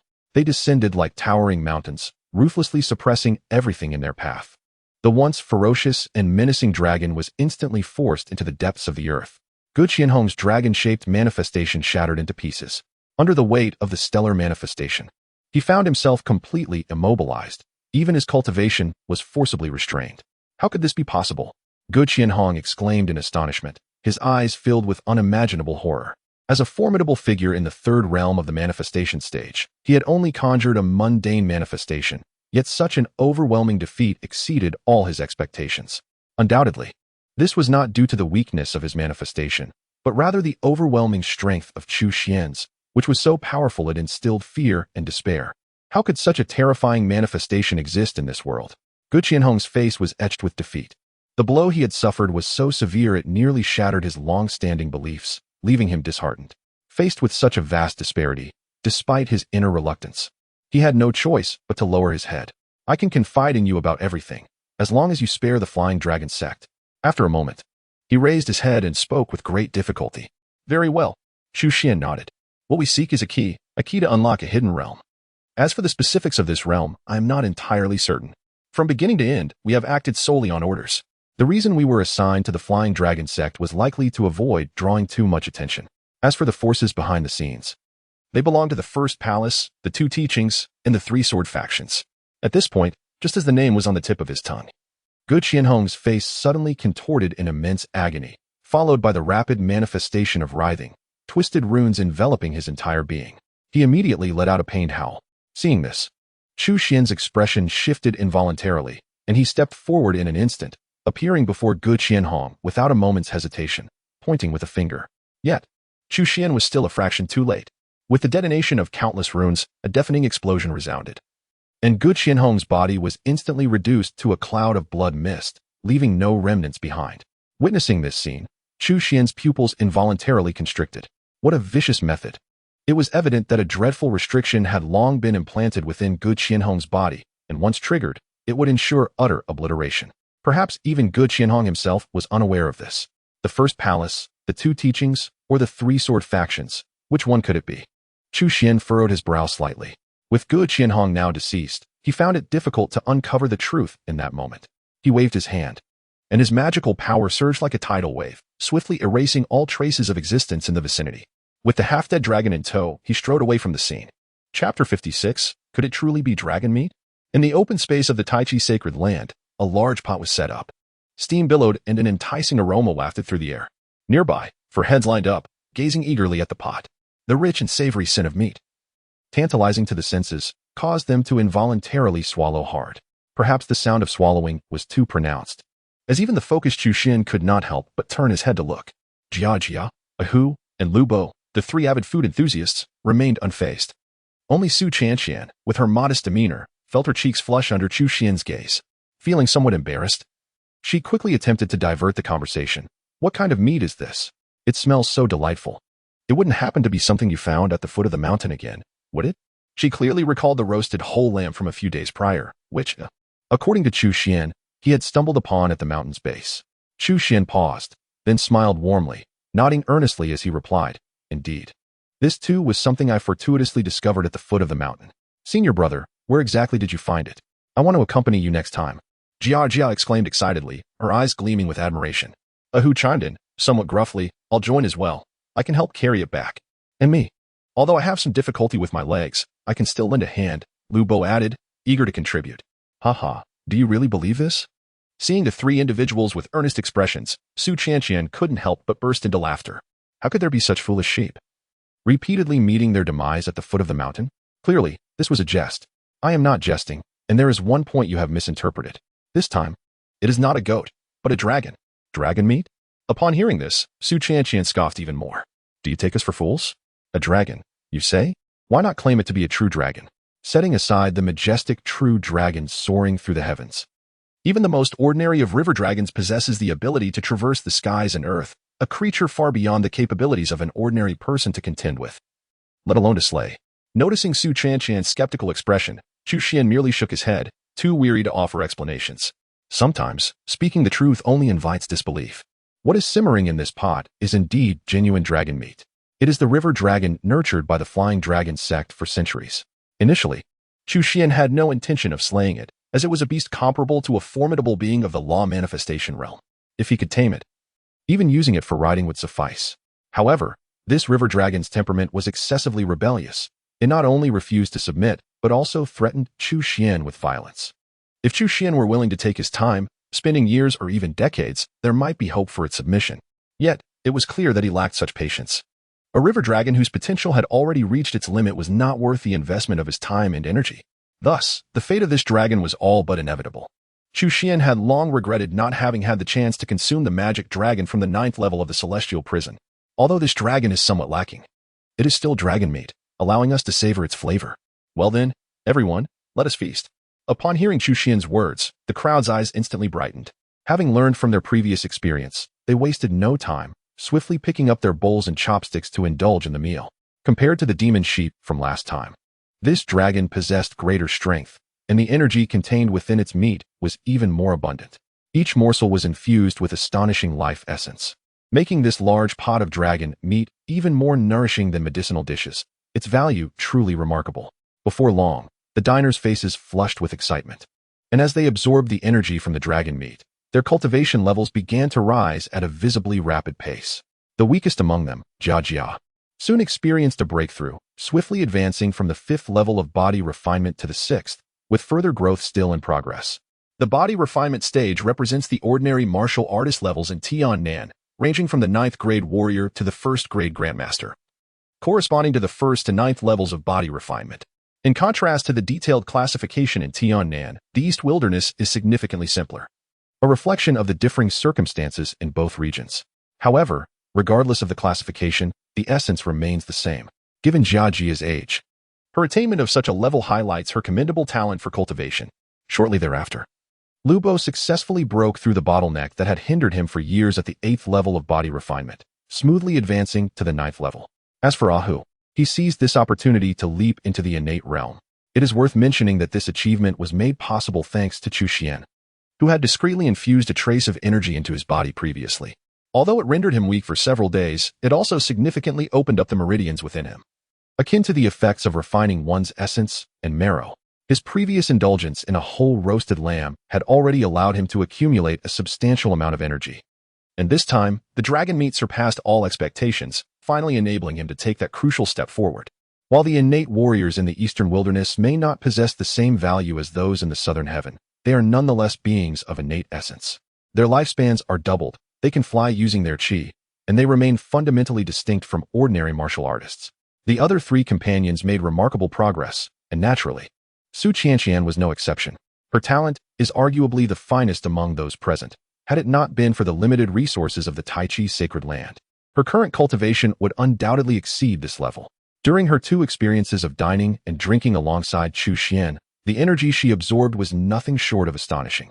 The quantitative changes led to qualitative transformations, allowing her to advance further, successfully reaching the pinnacle of the innate realm. At this juncture, she merely requires a medium spiritual object, and opening her purple mansion poses no challenge for her. To a certain extent, she can now be regarded as a semi-purple mansion adept. As for Chu Xuan, despite consuming the most and refining the energy thoroughly, his exceedingly high cultivation and solid foundation rendered this amount insufficient for further advancement. Perhaps another 3 or 4 dragon serpents would suffice for him to replenish. However, in order to avoid appearing overly extraordinary, he allowed his visible cultivation to increase just a bit, smoothly breaking through from the 1st level of the innate realm to the 2nd level. After a while, everyone completed their breakthroughs, and joy radiated from each of their faces. Jia has ascended to the 7th level of the body refinement realm, feeling as though her appetite has returned, which naturally fills her with joy. Ruber has broken through to the 9th level of the body refinement realm, sensing a significant improvement in his physique. Should he manage to transcend to the innate realm, his leg issues would be entirely resolved. Although Ahu may appear somewhat simple-minded, he comprehends the significance of transcending to the innate realm and cannot help but beam with delight. As for Su Qianqian, It goes without saying that her master has long prepared the spiritual medium for her to open her purple mansion, though she has always felt a sense of incompleteness. However, at this moment, she feels wholly fulfilled and is on the brink of attempting her breakthrough. As if struck by a thought, everyone quickly turned their gaze towards Chu Xuan, asking in unison, could it truly be dragon meat? Initially, they were skeptical. Yet, with each individual's recent breakthrough in cultivation, they found themselves compelled to believe. Chapter 57. Sign in at the Pill Cauldron Hall, the Scarlet Cloud Precious Pill. As the saying goes, a soft mouth is easily swayed, and a short hand is easily taken. After 2 sumptuous feasts, the members of the Tai Sacred Land have been successfully won over by Chu Xuan. This not only facilitated his seamless integration into the Tai Sacred Land, but also greatly enhanced their fondness for him. However, an excessively high degree of fondness can sometimes lead to complications. For instance, Jia frequently implores Chu Xuan to accompany her down the mountain to hunt for prey, leaving him quite overwhelmed. Ahu occasionally requests Chu Xuan's company for martial training, and Chu Xuan worries that, should he lose focus, he might inadvertently deal a fatal blow. Furthermore, after successfully breaking through to the Purple Mansion realm, Su Qianqian's exuberance has soared, prompting her to frequently offer guidance to Chu Xuan. Chu Xuan longed to unveil his true cultivation level to this young girl, hoping to impart to her the wisdom that there are always individuals more formidable beyond one's immediate perception. However, considering the extended period he would remain within the Tai Chi Sacred Land, Chu Xuan ultimately dismissed this notion, resigning himself to endure her arrogance for a while longer. Even more infuriating was her audacity to adopt the demeanor of a senior sister, insisting on checking his progress in the Jade Toad treasure record under the guise of encouraging his advancement every few days. Yet, during this time, Chu Xuan was wholly engrossed in studying the supreme scripture Tai Chi Golden Chapter, leaving him with little inclination to engage with the rudimentary techniques of the Jade Toad treasure record. Frankly speaking, he had completely forgotten about that particular method. Eventually, overwhelmed by her incessant demands, Chu Xuan could only retreat to a safe distance. The Pill Cauldron Hall. This was a palace constructed on the mountainside of the Tai Chi Sacred Land. The name itself reveals its purpose, serving as a dedicated space for the refinement and storage of elixirs. At the height of its glory, this hall housed thousands of miraculous medicinal pills, their value comparable to the vast array of scriptures housed in the transmission hall. However, following the catastrophic misfortune that befell the Tai Chi Sacred Land, the Pill Cauldron Hall, much like the transmission hall, was looted mercilessly.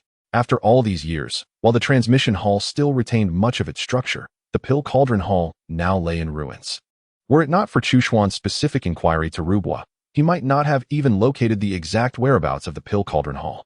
Is there any utility in signing in at this place? Upon witnessing the desolate ruins before him, reduced to mere remnants of crumbled walls, Chu Xuan found himself momentarily engulfed in doubt. However, considering it was merely a singular opportunity for a sign-in, even if squandered, it bore little consequence. Conversely, should he be fortunate enough to sign in at this location, the potential rewards could indeed surpass all expectations. Unwavering in his resolve, Chu Xuan quickly intoned within his mind, "System, sign in." Almost instantaneously, the system's notification resonated in his consciousness. Ding. Sign in successful. Congratulations, host. You have received a vial of Jiangyun Baodan. Raising his right hand, he soon felt the presence of a porcelain vial, as lustrous as white jade, resting in his palm. Upon uncorking the vial, a gentle waft of medicinal fragrance enveloped the air. Inside, precisely 10 pills lay nestled, each the size of a thumb, adorned with swirling cloud patterns that not only gleamed with transparency, but also emanated a soft, ethereal glow, rendering them remarkably extraordinary. In his mind, information regarding the Jiangyun Baodan swiftly materialized. Ordinary pills are classified into grades 1 through 10 based on their efficacy and quality, with the Jiangyun Baodan positioned at the esteemed 8th grade, undoubtedly among the most precious of superior elixirs. This high regard is well-deserved. The crafting of Jiangyun Baodan demands exceptional skill, eluding even many advanced alchemists who struggle to master its formulation. Only those extraordinary masters of alchemy possess the confidence to produce such a pill. It is precisely this formidable difficulty in production that keeps the price of Jiangyun Baodan perpetually elevated.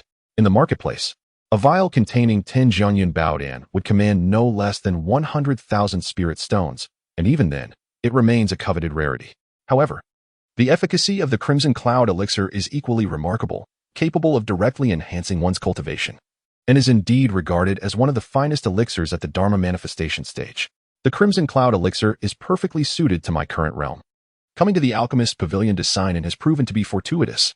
A faint smile graced Chu Xuan's lips as he swiftly returned to his palace. He then sealed the palace doors, ensuring he would not be disturbed by others. Subsequently, he entered a state of cultivation, swallowing a crimson cloud elixir. The elixir dissolved immediately upon entering his mouth, transforming in an instant into a surge of astonishing energy that coursed through his limbs and bones. In that moment, Chu Xuan seemed to transform into a white cloud, suspended in midair, enveloped entirely by a radiant light. Yet, Chu Xuan did not lose himself entirely in the miraculous effects of the crimson cloud elixir. He promptly focused his mind and began to channel the cultivation methods outlined in the Tai Golden chapter. The errant energies from the elixir were swiftly refined and absorbed. And as each cycle of energy was completed, it was rapidly transformed into magical power, which then converged into the ocean of magical energy within his dantian. As this process unfolded, Chu Xuan's cultivation steadily ascended. Although the effects of the crimson cloud elixir were extraordinary, Chu Xuan's foundation was remarkably solid. Thus, a single elixir would not suffice for a breakthrough. Nevertheless, if one was insufficient, 2 would suffice. If 2 were inadequate, 3 would do. Chu Xuan felt no hesitation and quickly consumed the elixirs one after another. For other formidable beings at the Dharma manifestation stage, such audacity would undoubtedly be tantamount to courting death. However, Chu Xuan was unlike others. Not only did he possess the primordial sacred body, but his mastery of the divine elephant suppression technique also rendered his physique significantly stronger than that of his peers. Furthermore, with the aid of the supreme sunfire, a divine flame of unparalleled might, he was able to refine medicinal power with extraordinary efficacy, achieving remarkable results with the Tai Gold chapter. Such a combination of attributes was unattainable by ordinary individuals, which emboldened Chu Xuan to act with such audacity.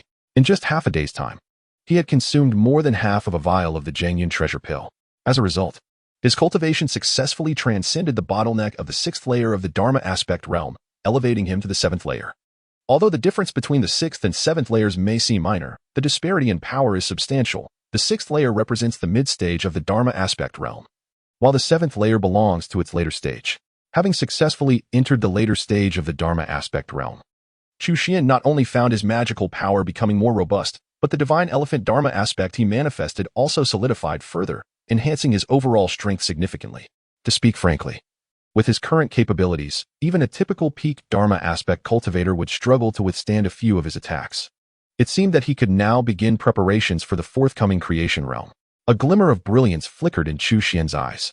The progression of cultivation realms is sequential: body refinement, innate, purple mansion, Dharma aspect, creation, kingship, and sagehood. Following the Dharma aspect realm is the creation realm, often referred to as the realm of great powers and revered beings. In this era, where sages are absent and kings seldom emerge, those who attain the creation realm are unequivocally regarded as superlative beings of immense strength. Given Chu Xuan's prodigious talent and strength, once he breaks through to the realm of transformation, there will be few who could rival him. Chapter 58. The 9 Heavens of Dharma. Breakthrough in the Deep Mountains. With the demise of Guqian Hong, the leader of the Flying Dragon sect, it was hardly surprising that the sect soon descended into chaos. Particularly with the death of the deputy leader, Shui Ping, there was not a single figure within the vast Flying Dragon sect capable of uniting the faction. The elders were wholly consumed by their ambitions for power, each vying for control of the sect, leaving no one to confront the Tai Holy Land. Meanwhile, the shadowy forces that lurked behind seemed to hesitate due to the death of the formidable Guqian Hong, refraining from making any moves for the time being. In such circumstances, the Tai Holy Land enjoyed a rare tranquility. Time passed swiftly in these peaceful days, and before one knew it, 3 months had elapsed.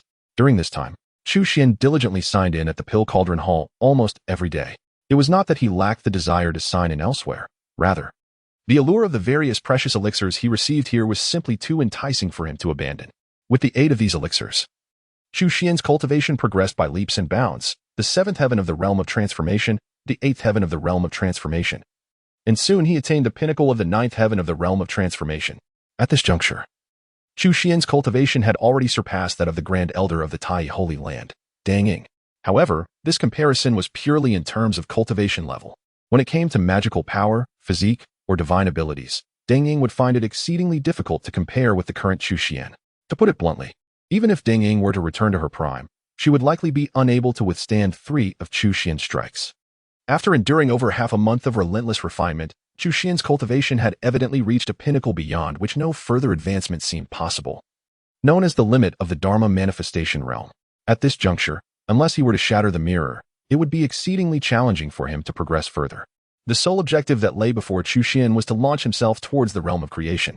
The breakthrough into the creation realm does not necessitate any external assistance. As long as one has accumulated sufficient inner strength, one may attempt to transcend. Chu Xuan's accumulation, while one cannot assert that it is unparalleled in history, is certainly rare among cultivators of the same rank. After all, the size of his purple mansion space is thousands of times larger than that of an ordinary cultivator, a fact sufficient to place him leagues ahead of his peers. Naturally, Chu Xuan did not dare to attempt this breakthrough within the confines of the Tai sacred land. Given the immense commotion he caused when he initially broke through to the Dharma manifestation realm in Tiannan, it was clear that the uproar accompanying a breakthrough to the creation realm would be equally substantial. Should he attempt this within the Tai sacred land, it would be impossible to conceal it from its denizens. Minor incidents might be brushed off with convenient excuses, but such a significant event could not be so easily glossed over. The individuals within the Tai sacred land are not naive. Furthermore, another crucial reason for his discretion was that, as Chu Xuan surmised, there were likely many watching the Tai sacred land from the shadows. A breakthrough within its precincts would undoubtedly draw their attention, potentially triggering a cascade of complications and shattering the tranquility of the Tai sacred land, an outcome Chu Xuan wished to avoid. Thus, he resolved to pursue his breakthrough beyond the boundaries of the Tai sacred land. Chu Xuan had long since chosen his destination, the endless mountains behind the Tai sacred land, the very place where he had previously hunted sheep demons. This mountain range stretched for tens of thousands of miles, adorned with dense forests, rarely trodden by human feet, and teeming with demonic beasts, making it utterly inaccessible to ordinary people. More importantly, the spiritual energy of heaven and earth in this region was remarkably abundant. Disregarding the inherent dangers, it was undoubtedly an ideal locale for breakthroughs. As for the slight peril, given Chu Xuan's prowess, he naturally paid it no heed. After making some essential preparations, Chu Xuan informed Su Qianqian that he would be away for a few days, and then he departed from the Tai sacred land alone. The sparse population had its advantages, particularly in terms of management, which was notably more lenient compared to larger sects burdened with numerous regulations. Even the elders and high-ranking officials were constrained by various rules, rendering them less free. As soon as Chu Xuan left the Tai sacred land, he swiftly employed his movement technique, soaring into the sky and racing towards the endless mountains with remarkable speed. To avert any unforeseen incidents, he sprinted over 1,000 miles in one breath, plunging deep into the heart of the mountains. His rapid flight inevitably attracted the attention of numerous demonic beasts and avian creatures, including some formidable monsters. Chu Xuan, however, showed no mercy.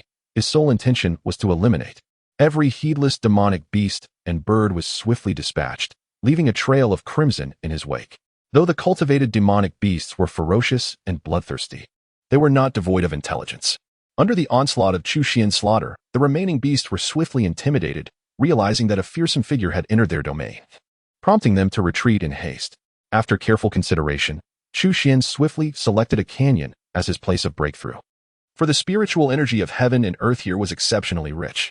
If his intuition served him right, a spiritual vein must be concealed beneath the canyon's depths. Such a precious land, of course, could not remain ownerless. The moment Chu Xuan stepped into the canyon, a terrifying giant python, measuring dozens of feet in length, emerged, its head rearing high. "Human, this is my domain. If you wish to live, leave." The emerald-scaled monstrosity spoke, its serpentine eyes fixed intently on Chu Xuan, glimmering with a chilling, ominous light. This was undoubtedly a formidable ancient demon.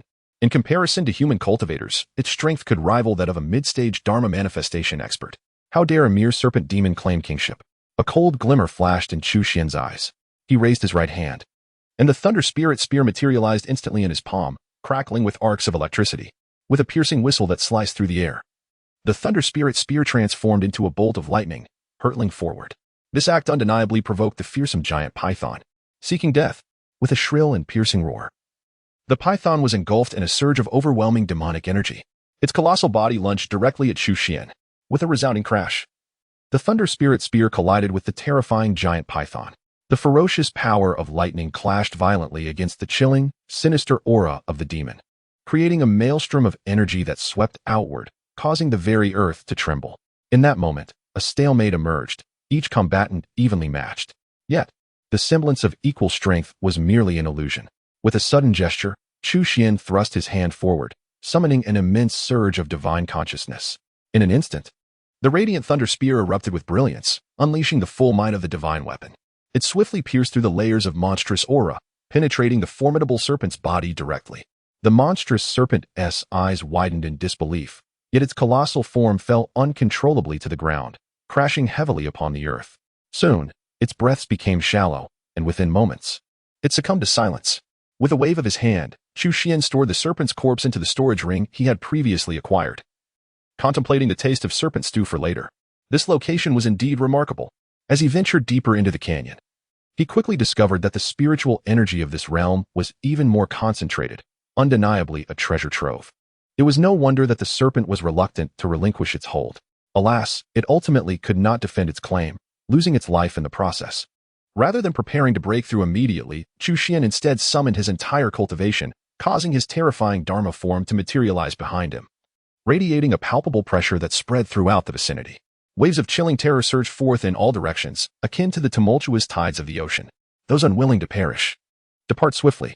Chu Xuan's cold voice resonated through the void. Countless beasts turned pale at the sound, especially upon realizing that the once dominant serpent of the canyon had fallen. Their terror escalated. In the blink of an eye, a multitude of creatures fled in panic, desperately seeking to escape. In less than half an hour, the surrounding area of 100 miles became devoid of any formidable beasts that had attained significant cultivation.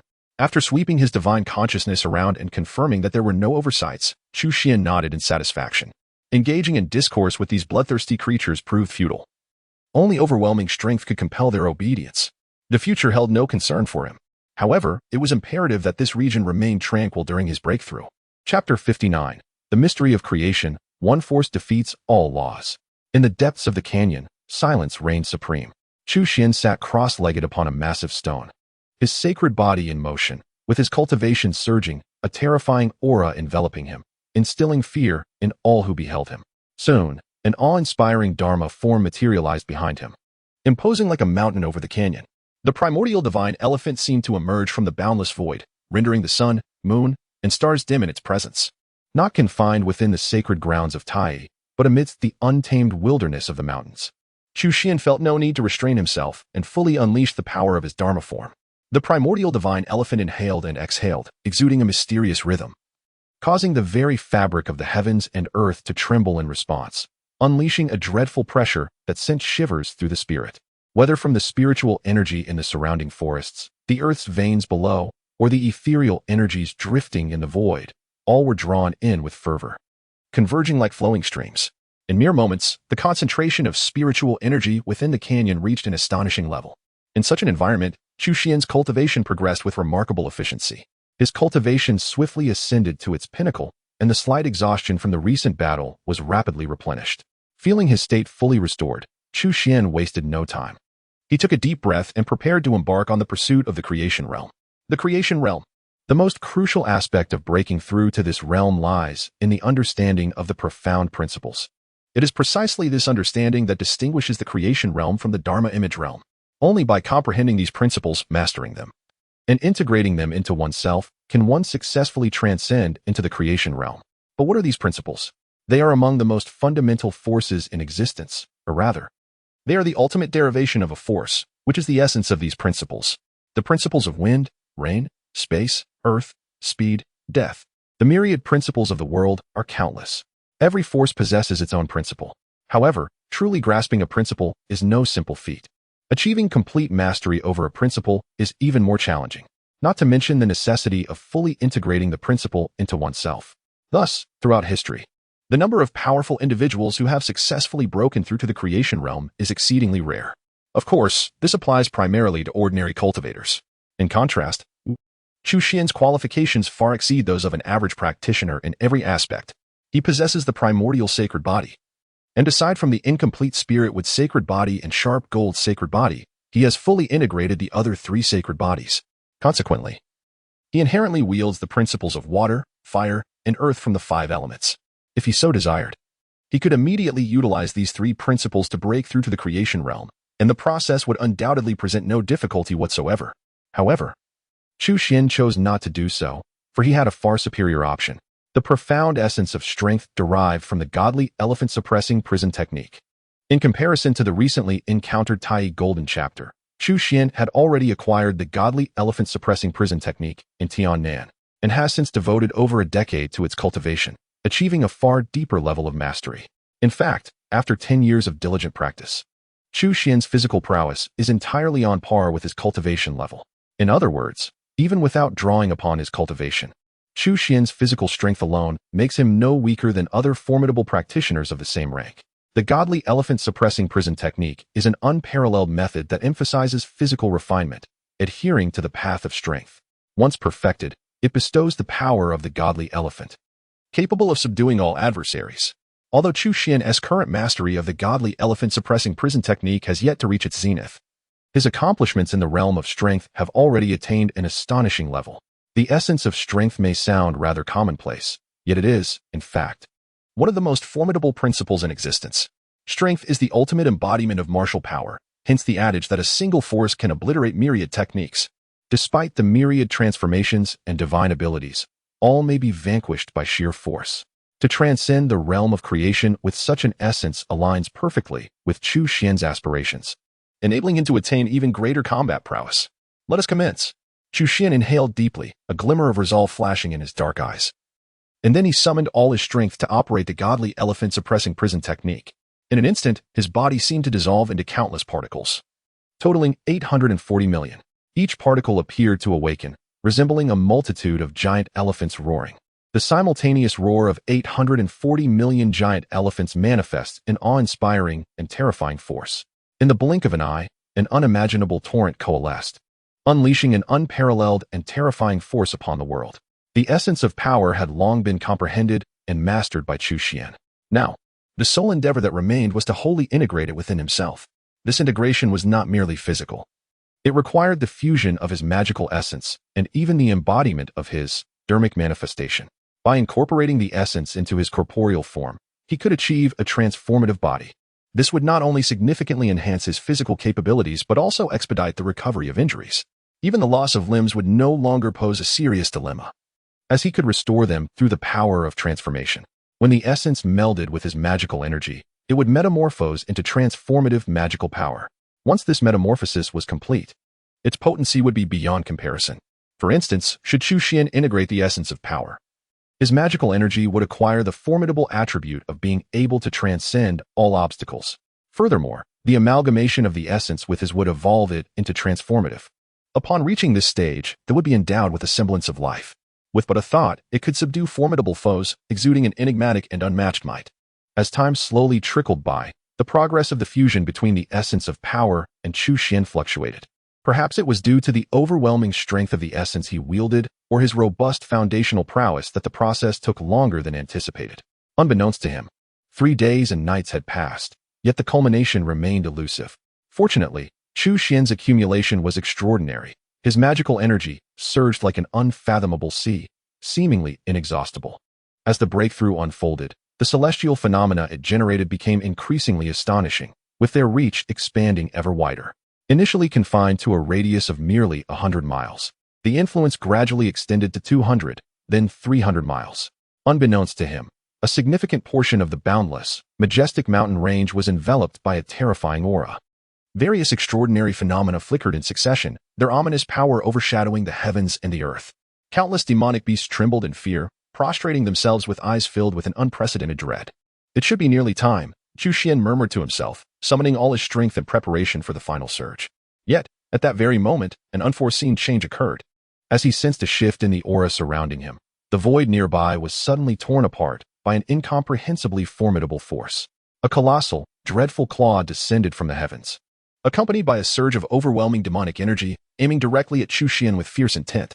Chapter 60. The Onslaught of Beasts, the Reappearance of the Heavenly Furnace. How audacious for a mere human to dare to break through in our territory. Today, I shall consume your flesh and blood. Propelling myself into the realm of the demon sovereign, a fearsome creature with the head of a tiger and the body of a marten suddenly materialized in midair. Its gaze was fixated on Chu Xuan in the canyon, eyes brimming with unabashed greed. This great demon had evidently been lying in wait for an extended period, choosing the precise moment of Chu Xuan's critical breakthrough to tear through the void and strike. As a peak demon of formidable prowess, Its strength was comparable to that of the pinnacle practitioners among human cultivators. In the present moment, the onslaught was executed with unparalleled vigor. As the terrifying beast's claws struck with lightning speed, resembling a cataclysmic event that shattered vast expanses of the void. However, contrary to its expectations, in the face of this sudden and unheralded assault, there was not a trace of alarm upon Chu Xuan's visage. He did not even so much as blink. From a distance, one could observe Chu Xuan's serene countenance, as though he had anticipated this turn of events long before. With a low hum, the earth armor was instantaneously activated, layers of defensive barriers stacking upon one another, perfectly positioned to intercept the fearsome claws of the beast. The full-force strike of a peak demonic creature was indeed formidable. Even the exquisite earth armor was pierced through a dozen layers of defensive screens. Yet, under Chu Xuan's full exertion, the defensive barriers formed by the earth armor numbered well over 100. In other words, this sudden assault from the peak demon had not even grazed Chu Xuan's skin. Upon realizing this, the beast, with its feline head and weasel body, wore an expression of profound dismay. Despite its inflated sense of superiority, it could not ignore the vast chasm that lay between itself and Chu Xuan. Nevertheless, it did not retreat. Instead, it turned and bellowed fiercely. "What are you all waiting for? If we delay any longer, this human will successfully break through. At that point, not only will you lose your chance, but you will all perish." With that thunderous roar, the surrounding void began to shatter, and one by one, terrifying demonic beasts emerged, each varying in form and size. Yet, without exception, each demon beast exudes a heart-stirring, overwhelming aura of malevolence. All are terrifying entities of the great demon caliber. Moreover, aside from these formidable creatures, an increasing multitude of demon beasts swarm in from all directions.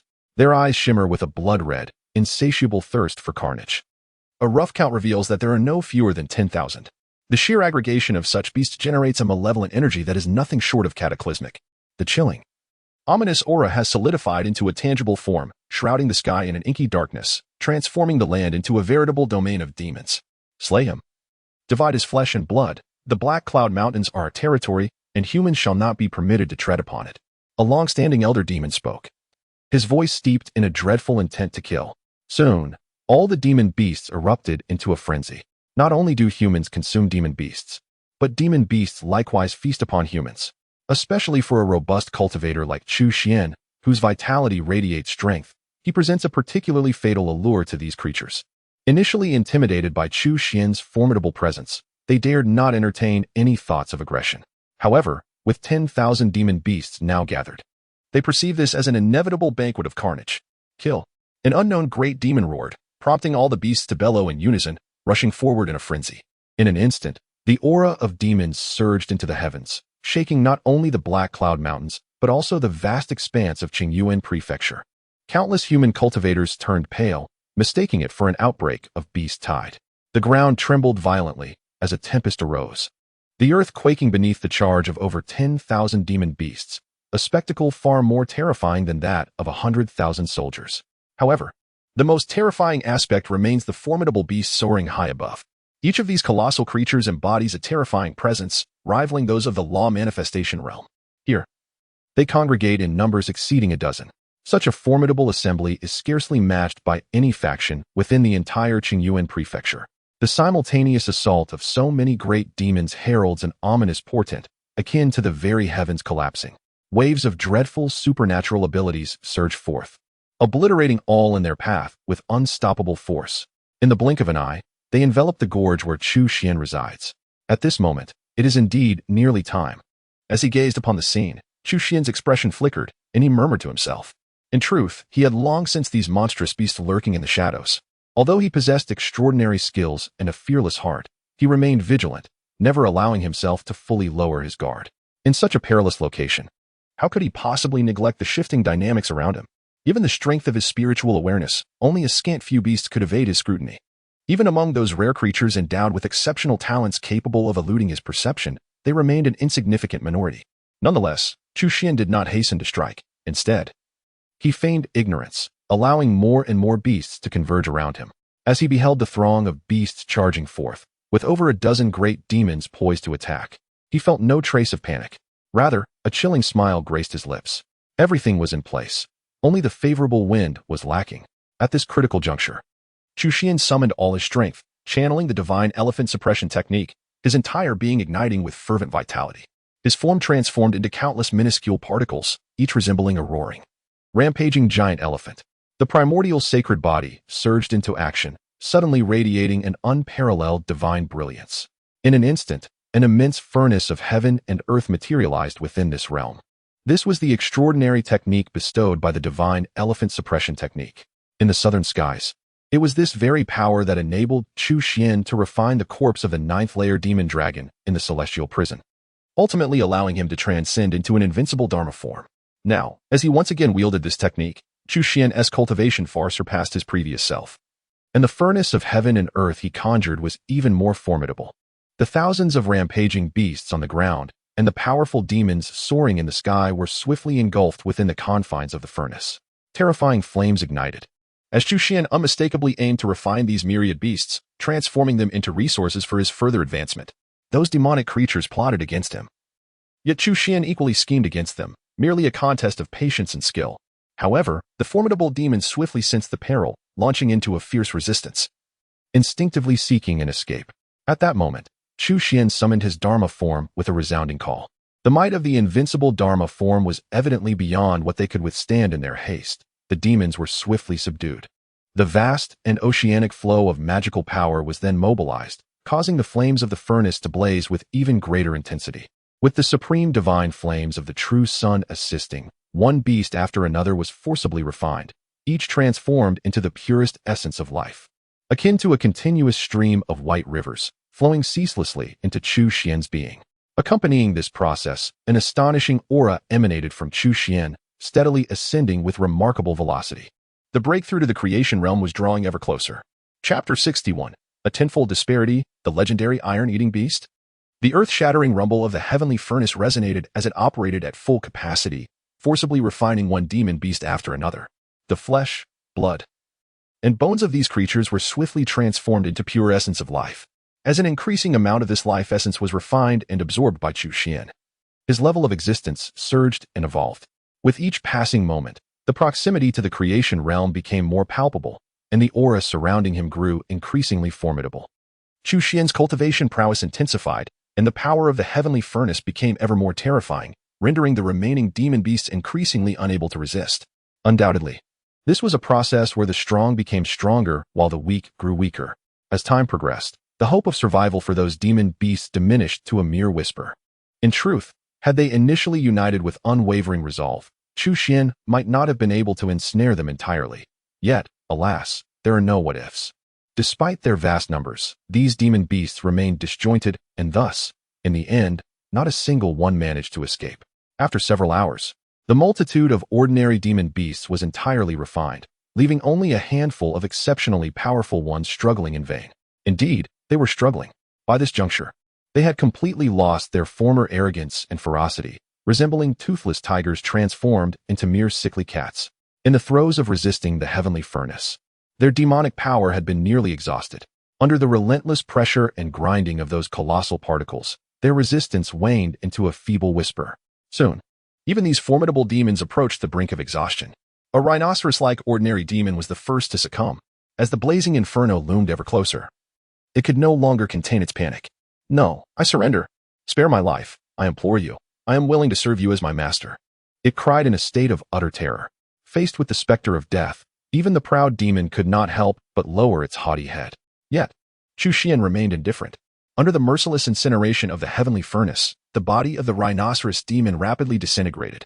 Like those ordinary beasts, its flesh and blood were transmuted into pure essence of life, continuously flowing into Chu Xuan, contributing to his advancement.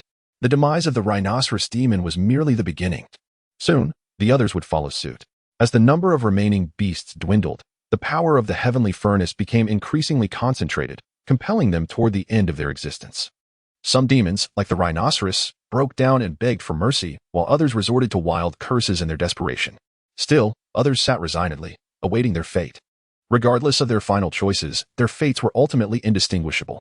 The massive demon forms crumbled one after another, transforming into an astonishing stream of life essence that continuously surged into Chu Xuan. In terms of quality, these beasts could not be compared to the dragon carcass from the 9th level of the celestial prison. However, while lacking in individual quality, they vastly outnumbered it. With the presence of over 10,000 monstrous beasts, Including more than a dozen formidable entities, the essence of life distilled from them far surpassed that of the dragon's remains. This bounty bestowed upon Chu Xuan immense advantages. A resounding explosion echoed as the vitality within him reached its zenith, soaring into the heavens and causing the stars to tremble. This unprecedented surge not only stirred the Qingyuan prefecture but also roused countless powerful beings across the eastern wilderness, their eyes widening in astonishment. Harnessing this unimaginable, overwhelming force, Chu Xuan finally transcended the threshold, achieving the realm of creation. From this moment forth, he ascended to the status of a creator. Furthermore, his mastery of the essence of strength advanced from the rudimentary stage to a minor completion. The mastery is categorized into stages: rudimentary, minor completion, major completion, and perfection, each distinctly defined by significant disparities. Typically, a practitioner would require several decades, if not centuries, to refine their mastery to the minor completion stage after breaking through to the creation realm. However, Chu Xuan's accumulation was astonishingly profound, having just broken through. His mastery of strength immediately reached minor completion. Given that the essence of strength is inherently formidable, it is evident that although Chu Xuan had just recently entered the creation realm, anyone who underestimated him as a mere novice would undoubtedly face grave consequences. Moreover, the essence of life distilled from the thousands of monstrous beasts conferred upon Chu Xuan benefits that extended beyond mere cultivation. It not only facilitated his successful passage through the final threshold, but also elevated his physical form to an entirely new echelon. Upon closer inspection, the myriad particles of his body have transformed not into the juvenile giant elephant of his youth, but into the majestic young dragon elephant. Giant elephant, dragon elephant, primordial elephant, divine elephant. These represent the four profound levels of existence embodied by the divine elephant-suppressing prison technique. The evolution of Chu Xuan's bodily particles into the power of the dragon elephant undoubtedly signifies that his divine elephant-suppressing prison technique has officially ascended to the second tier. Of course, Chu Xuan is still unable to convert all 800 million particles in his body into dragon elephant particles. Currently, only a minuscule fraction has successfully undergone this transformation. However, this still indicates that his physique has entered an entirely new echelon. To some extent, his physical form has also stepped into the realm of creation. Moreover, as more particles evolve into the power of the dragon elephant, his physical level will continue to ascend, possibly at a pace even swifter than that of his cultivation progress. Truly, the divine elephant-suppressing prison technique lives up to its reputation as a supreme art. At this moment, Chu Xuan could not help but marvel once more. Unbeknownst to him, 2 days and nights had passed. After this duration, he finally managed to stabilize his cultivation thoroughly, feeling the explosive power within his body, along with the expansion of his dantian. His entire essence has grown even more formidable and majestic. A smile of joy involuntarily graced the corners of Chu Xuan's lips. His diligent efforts have not been in vain, and the results have met his expectations. After 5 days and nights of rigorous training, he has undergone a remarkable transformation. His strength has increased tenfold compared to before. Indeed, the disparity between the Dharma aspect realm and the creation realm is immense. Furthermore, Chu Xuan has not merely achieved a breakthrough in cultivation. He has simultaneously advanced in both cultivation and physique. With the addition of the profound principles of power at a minor level, the tenfold disparity was, in fact, an understatement. Just as Chu Xuan was preparing to tidy up and depart, he suddenly raised an eyebrow, instinctively sensing something amiss, and a flicker of unmistakable surprise flashed in his eyes. In the next moment, Chu Xuan's figure vanished from the original spot. Outside the canyon, on a stretch of sandy ground, he instantly materialized. There, amidst the sand, a distinctly black and white rear was prominently displayed, while its head and half of its body remained deeply buried in the earth, resembling a peculiar and solitary sculpture. Motionless in its stance, a playful smile crept across Chu Xuan's lips as he raised his right hand, channeling his magical energy into an invisible giant hand that swiftly extracted the creature from the sand. At that moment, Chu Xuan beheld the full visage of this peculiar being, a round face, a fluffy body, adorned with a pair of large, dark circles around its eyes and a pair of twinkling bright eyes. Its entire form was a delightful contrast of black and white, exuding an endearing charm akin to that of a large doll. At this instant, it gazed at Chu Xuan with cautious curiosity, its face brimming with a smile that seemed to beg for favor, occasionally rolling about as if to display its playful demeanor. Could this be the legendary iron-eating beast? Chu Xuan's face was awash with astonishment. He then inquired, "Can you speak?" It immediately shook its head. Chu Xuan, with a grin, observed it thoughtfully and asked, "You seem quite afraid of me?" It initially intended to shake its head again, But the haunting memory of a recent terrifying encounter made it tremble involuntarily.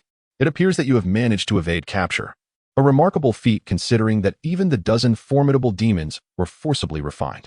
Chu Xuan quickly grasped the reason behind this unexpected survival, his surprise evident.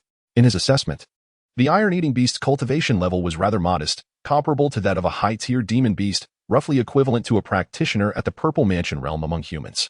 Among the tens of thousands of demon beasts previously encountered, many were undoubtedly stronger. Yet, while those beasts were all subjected to the relentless refining of the heavenly furnace, this creature, with only high-tier strength, inexplicably persisted. This was clearly not a matter of mere luck. If Chu Xuan's intuition served him correctly, this being's innate talent was likely extraordinary. Reflecting on the various rumors surrounding the iron-eating beast, Chu Xuan found himself more inclined to accept this notion. A broad smile spread across his face as he thought, "It seems our fates are intertwined. Why not accompany me?" The iron-eating beast, taken aback, felt a strong urge to refuse, but was equally hesitant to do so. What was it to do? Who could offer it guidance? The urgency was palpable. Chapter 62. Master. That fellow is not a good person. At the foot of the Tai Holy Land, Chu Xuan rode upon the iron-eating beast. Under the pressure and persuasion exerted by Chu Xuan, the iron-eating beast ultimately chose to submit. This decision exemplified the distinction between the iron-eating beast and ordinary demon beasts. Most ordinary demon beasts are rebellious and arrogant, their ferocity often overshadowing their reason. Simply put, they lack intellect. In contrast, the iron-eating beast, even in its current state of diminished power, possessed wisdom on par with that of humans, marking it as a truly exceptional being. Rejecting the offer would mean certain death, while acceptance promised survival. Thus, the choice for the iron-eating beast was far from challenging. Although it may seem somewhat embarrassing to ride on a sentient being, the myriad benefits promised by Chu Xuan render the notion quite acceptable. Beasts shall never be enslaved, unless provided with sustenance and shelter. After a cordial negotiation, both parties swiftly reached an agreement. They then signed a contract to formally establish their master-servant relationship. Subsequently, Chu Xuan bestowed upon the iron-eating beast the name Yuan Yuan. It was simply undeniable that the creature's rotund physique had a striking impact. Among the names Yuan Yuan and Gun Gun, Chu Xuan ultimately chose Yuan Yuan, as she was a female iron-eating beast. "Master, I am hungry. Could I have another piece of dragon meat?" A sweet and innocent voice suddenly echoed in Chu Xuan's mind. He lowered his gaze and soon beheld a prominently contrasting black and white face gazing at him with eager anticipation. Although Yuan Yuan was not yet capable of verbal communication, the signing of the master-servant contract allowed for a mental connection between them. "Weren't you just fed not long ago? How can you be hungry again?" Chu Xuan asked incredulously. He suddenly questioned his own judgment. What had compelled him to adopt such a gluttonous creature? She had an insatiable appetite. It had only been a short while, yet he was already on the verge of becoming a caretaker. 2 hours had elapsed, and they had traversed quite a distance. After all, she was merely a baby, still in the midst of growth.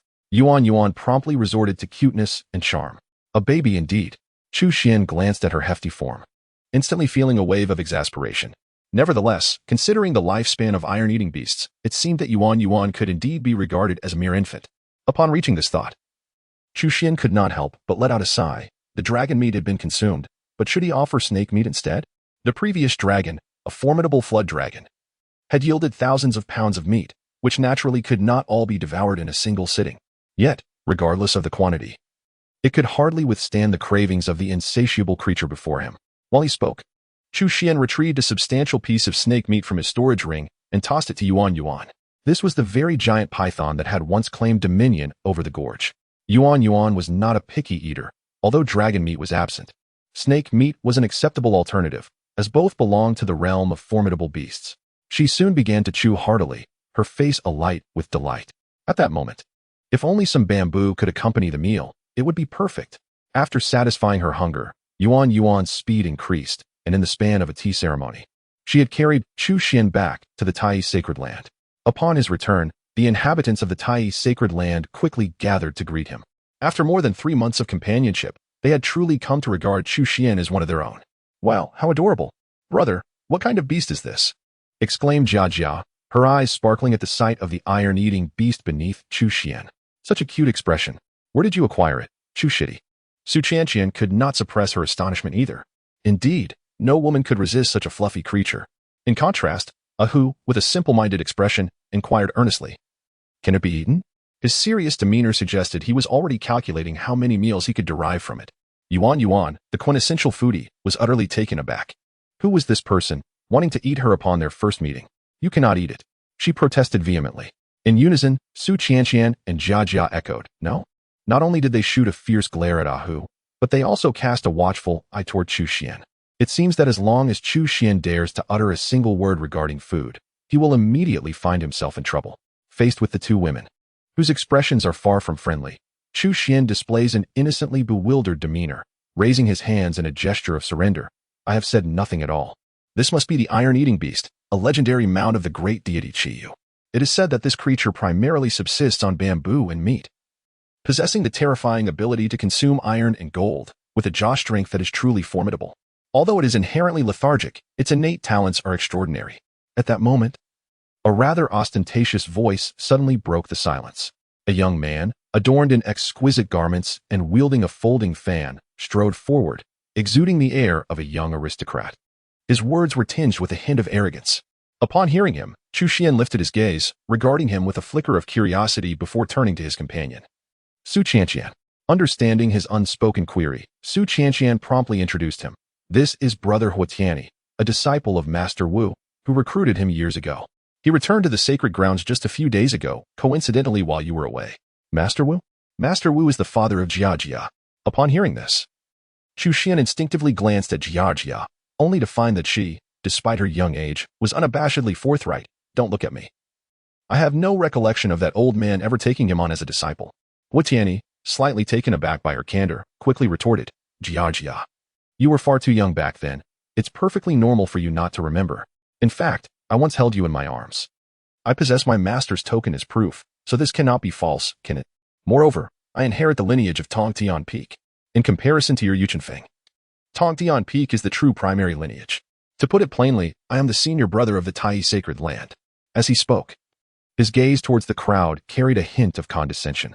At the height of its glory, the Tai sacred land boasted 36 lineages, and indeed, Tongtian Peak was one of the principal branches. However, in the present day, the Tai sacred land is on the brink of extinction, thus, invoking this matter is evidently of little significance to anyone. In response to his remarks, Jia merely scoffed disdainfully. As for Ahu and Lubo, they pointed at Yuan and whispered among themselves, not even sparing him a glance. Ultimately, it was Su Qianqian who stepped forward to mediate, regardless of the circumstances. Junior Brother Hua is still a disciple of our Tai sacred land, and his presence signifies a hopeful resurgence for our sect. As for Huatiani's claim of being the senior brother, Su Qianqian made it clear she would not comment on that matter. What a joke.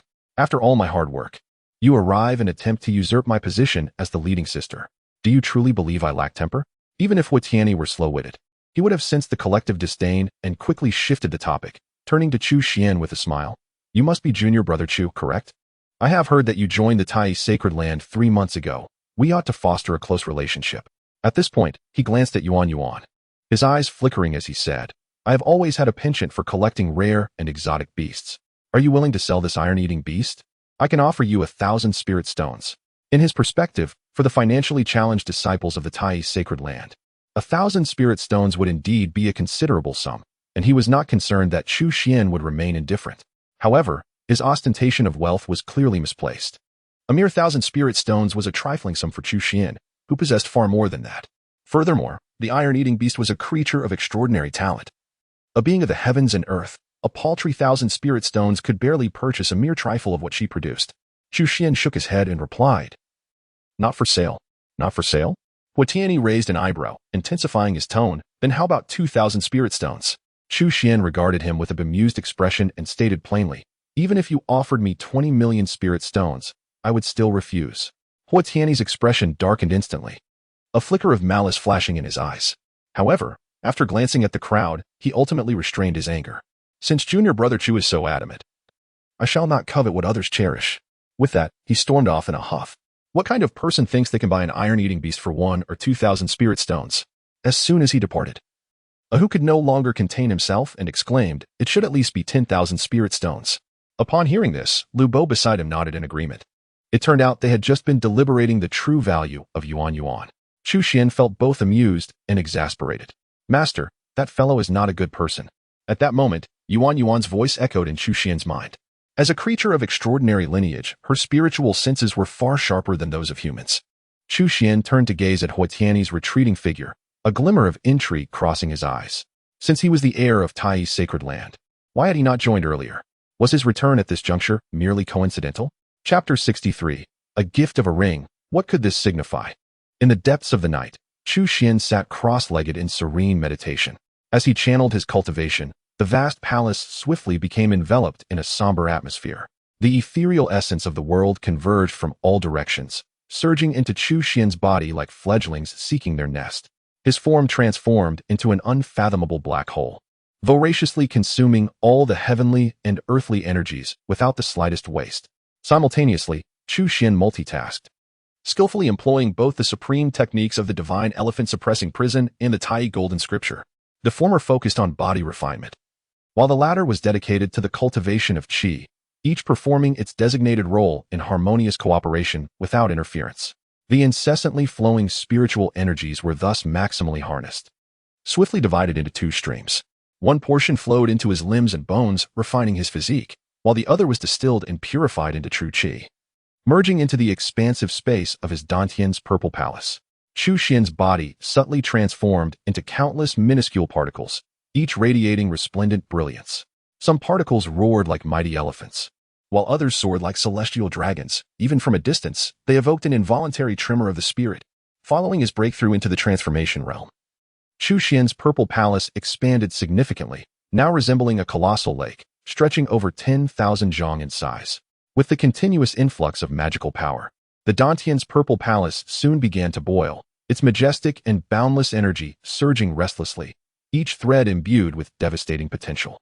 As time inexorably passed, Chu Xuan entered an even deeper state of cultivation. He was enveloped in a resplendent divine light, emanating a disquieting aura that sent shivers down one's spine. Resembling a volatile volcano on the brink of eruption, even the plump creature, who lay sleeping within the hall, was roused from her slumber, compelled to shift her position time and again.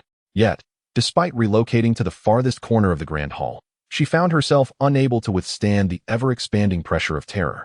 It felt as though a colossal mountain bore down upon her, rendering her breath laborious and sleep utterly elusive. Ultimately, she could do naught but retreat to the exterior of the hall. Under the conscious control of Chu Xuan, all the overwhelming energies were contained within the hall. Once outside, Yuan felt a considerable relief, yet slumber remained a distant prospect. She pondered, better not to sleep at all. With her master's formidable strength, should she remain feeble, she risked abandonment, leaving her to wonder where she would find sustenance. The mere thought of food ignited her spirit, transforming her demeanor into one of fierce determination. Gritting her teeth, she swiftly entered a state of cultivation, absorbing the ambient spiritual energy of heaven and earth, transmuting it into her wielded demonic power, and steadily progressing towards the realm of great demons. Unbeknownst to her, an entire night had passed, observing Yuan's diligent efforts from outside the hall. A smile graced Chu Xuan's lips. As an exceedingly rare iron-eating beast, Yuan's innate talent was nothing short of extraordinary. With diligence, her future achievements would surely be remarkable. Following this, Chu Xuan directed his consciousness to inspect his own progress. After merely one night of cultivation, there was no possibility of a breakthrough in his cultivation level. He remained firmly at the first level of the creation realm. Nevertheless, the realm has indeed become considerably more stable. Whether it is the transformed magical power or the manifestation, both have become somewhat easier to master. Moreover, there is an increased conversion of physical particles from the essence of the great elephant to that of the dragon elephant, with the enhancement of his physical strength progressing at a visibly rapid pace. If all 800 million particles are fully transformed, his physique will undoubtedly ascend to a higher echelon. Without taking small steps, one cannot hope to cover vast distances. Although I possess a system, I must also exert twice the effort. Chu Xuan silently admonished himself and then proceeded toward the great hall's exit. As he contemplated what to eat for breakfast, a sudden burst of conversation caught his attention. "Junior sister, what do you think of this sword I hold?" This was none other than the voice of Huatiani. Chu Xuan, intrigued, looked up to see Huatiani approaching Su Qianqian with a sword in hand. Su Qianqian appeared to be diligently practicing her swordplay, and upon being interrupted by Huatiani, she couldn't help but furrow her delicate brows slightly. However, due to their camaraderie, she managed to force a smile. The sword's light is as fluid as water, concealing its sharp edge. It must be a fine weapon. You have a keen eye, junior sister. Huatiani immediately praised her, raising his thumb. This sword is named Autumn Water. It is a superior treasure I specifically acquired from the capital to present to you as a gift for our meeting. One cannot receive rewards without merit. A superior treasure is worth at least several thousand spirit stones. I cannot accept it. Su Qianqian rejected without a moment's hesitation. Yet, Hu Tianyi remained undeterred. What others offer is one thing, but I am different. In the current circumstances of the Tai Chi sacred land, it is imperative that we collaborate closely. In my view, our relationship ought to advance further. Upon hearing his shameless words, Su Qianqian was momentarily rendered speechless. They had only known each other for a few days, and he suggested deepening their relationship? What audacity it took to utter such a statement. Although Su Qianqian was generally good-natured, at that moment, she could not help but feel the urge to slap him. Yet, she restrained herself. Suddenly, she caught sight of Chu Xuan in the distance, and her eyes brightened. This treasured sword, Brother Hua, you might as well keep it for yourself. I have a matter to discuss with Brother Chu, so I shall take my leave. Before she could finish her sentence, she hastened towards Chu Xuan. Witnessing this scene, Hu Tianyi's expression darkened. Chu Xuan observed everything with keen interest, a flicker of coldness passing through his gaze. As Su Qianqian approached, he quickly masked his emotions and joked. Why the long face when someone is being so attentive to you this early in the morning? Humph.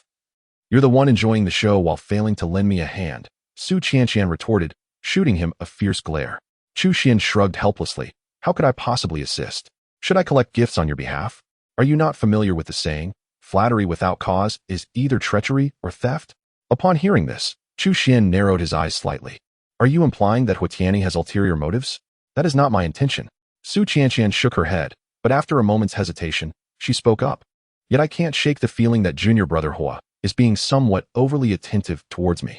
Chu Xuan immediately chuckled. That is solely because of your beauty. Surely, you are not oblivious to it? Take a closer look. Those bright eyes and pearly teeth, that skin as smooth as ice and jade. The grace that could make fish sink and birds fall. You are nothing short of a celestial being descended to earth. How could any man gaze upon you without being moved? Overwhelmed by Chu Xuan's effusive praise, Su Qianqian felt a surge of joy. I am not that beautiful. You are exaggerating. Although she protested verbally, the smile on her face betrayed her true feelings. Chu Xuan, suppressing a laugh, maintained a serious demeanor. I assure you, I am not exaggerating. The only flaw is that, well, in one regard, you might be a tad lacking. Su Qianqian's smile froze abruptly. At that moment, she realized she had been teased by Chu Xuan. Gritting her teeth, her gaze turned dangerously sharp.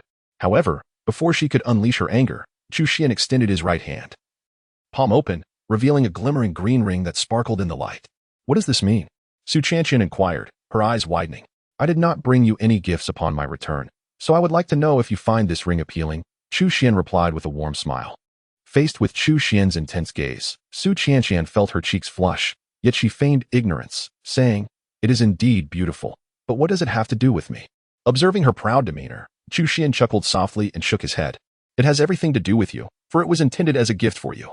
While speaking, Chu Xuan did not afford Su Qianqian the opportunity to refuse. He directly grasped her left hand and placed the ring upon her finger. Look how perfectly it fits. Do not take it off. Wear it always. Chu Xuan firmly instructed before turning to depart. It was only after he had walked far away that Su Qianqian, still in a state of bewilderment, regained her senses. She glanced at the ring adorning her finger, then turned her gaze towards the receding figure of Chu Xuan. Her cheeks flushed crimson, and her mind began to race with fanciful thoughts. What does it mean for him to gift me a ring so casually? Chapter 64. The Grass Character Sword Technique in the Witchcraft's Secret Medicine.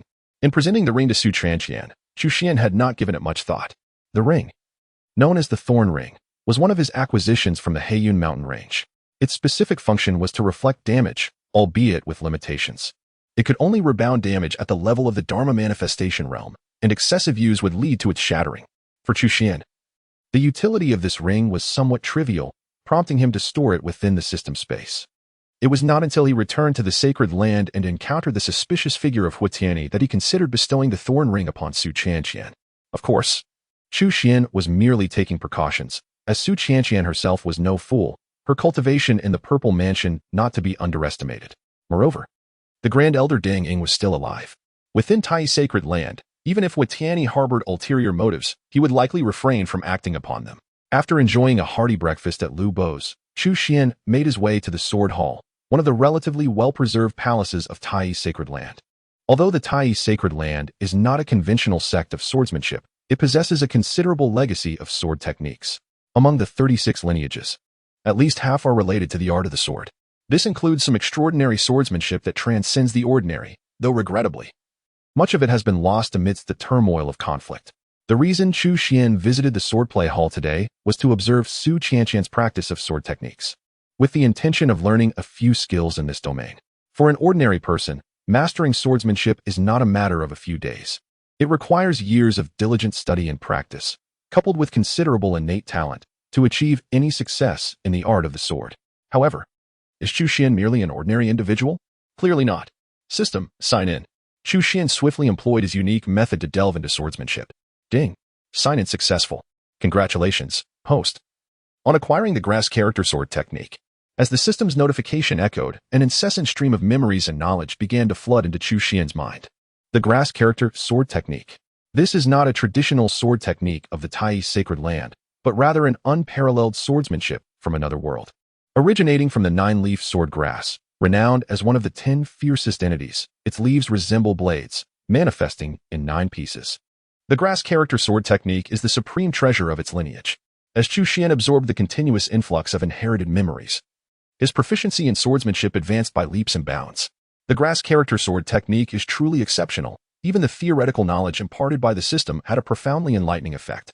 In a mere fleeting moment, Chu Xuan transformed from a novice in swordsmanship into an experienced sword practitioner.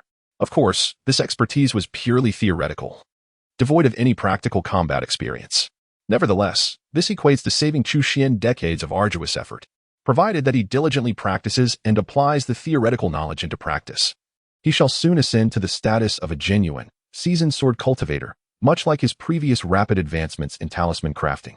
However, in comparison to the accompanying swordsmanship experience, what truly captivates Chu Xuan's attention is the grass character sword technique. He feels that if he can fully master this art, even at a basic level, it would suffice to surpass 99% of sword cultivators in the world. In the days that followed, aside from his routine cultivation, Chu Xuan devoted the majority of his time and energy to the practice of the grass character sword technique, even temporarily slowing his comprehension of the Tai golden chapters. Simultaneously, he relocated his daily sign-in from the alchemy hall to the swordplay hall. Although he did not acquire another supreme sword technique of the caliber of the grass character sword technique, he did gain considerable insights into ordinary sword arts, along with significant experiences in swordsmanship. With this dual approach, Chu Xuan's prowess in swordsmanship advanced at an astonishing rate, growing with a speed unimaginable to ordinary individuals, almost elevating him a step each day. Take Su Qianqian, for instance. Previously, Chu Xuan found her swordplay to be exceptionally profound. Yet now, he perceives it as riddled with flaws and utterly lacking finesse. Junior sister, the set of sword techniques you just executed contained 81 errors. Chu Xuan remarked earnestly upon seeing Su Qianqian. Initially in good spirits, Su Qianqian was instantly enraged upon hearing this, trembling with indignation. How infuriating this oblivious man was. She had deliberately showcased her form, yet he only focused on her sword techniques. How dare he call her inexperienced? Such intolerable behavior. With this thought, she swiftly thrust her sword towards Chu Xuan's waist. I shall put an end to your incessant calls for the junior sister. In the back mountains of the Tai sacred land, Huatiani stealthily emerged. Suddenly, a whistle pierced the air, and a middle-aged man waved him over. Huatiani's eyes lit up, and he strode forward eagerly. Young master, how have you fared during your time at the Tai sacred land? The middle-aged man inquired warmly. Do not mention it.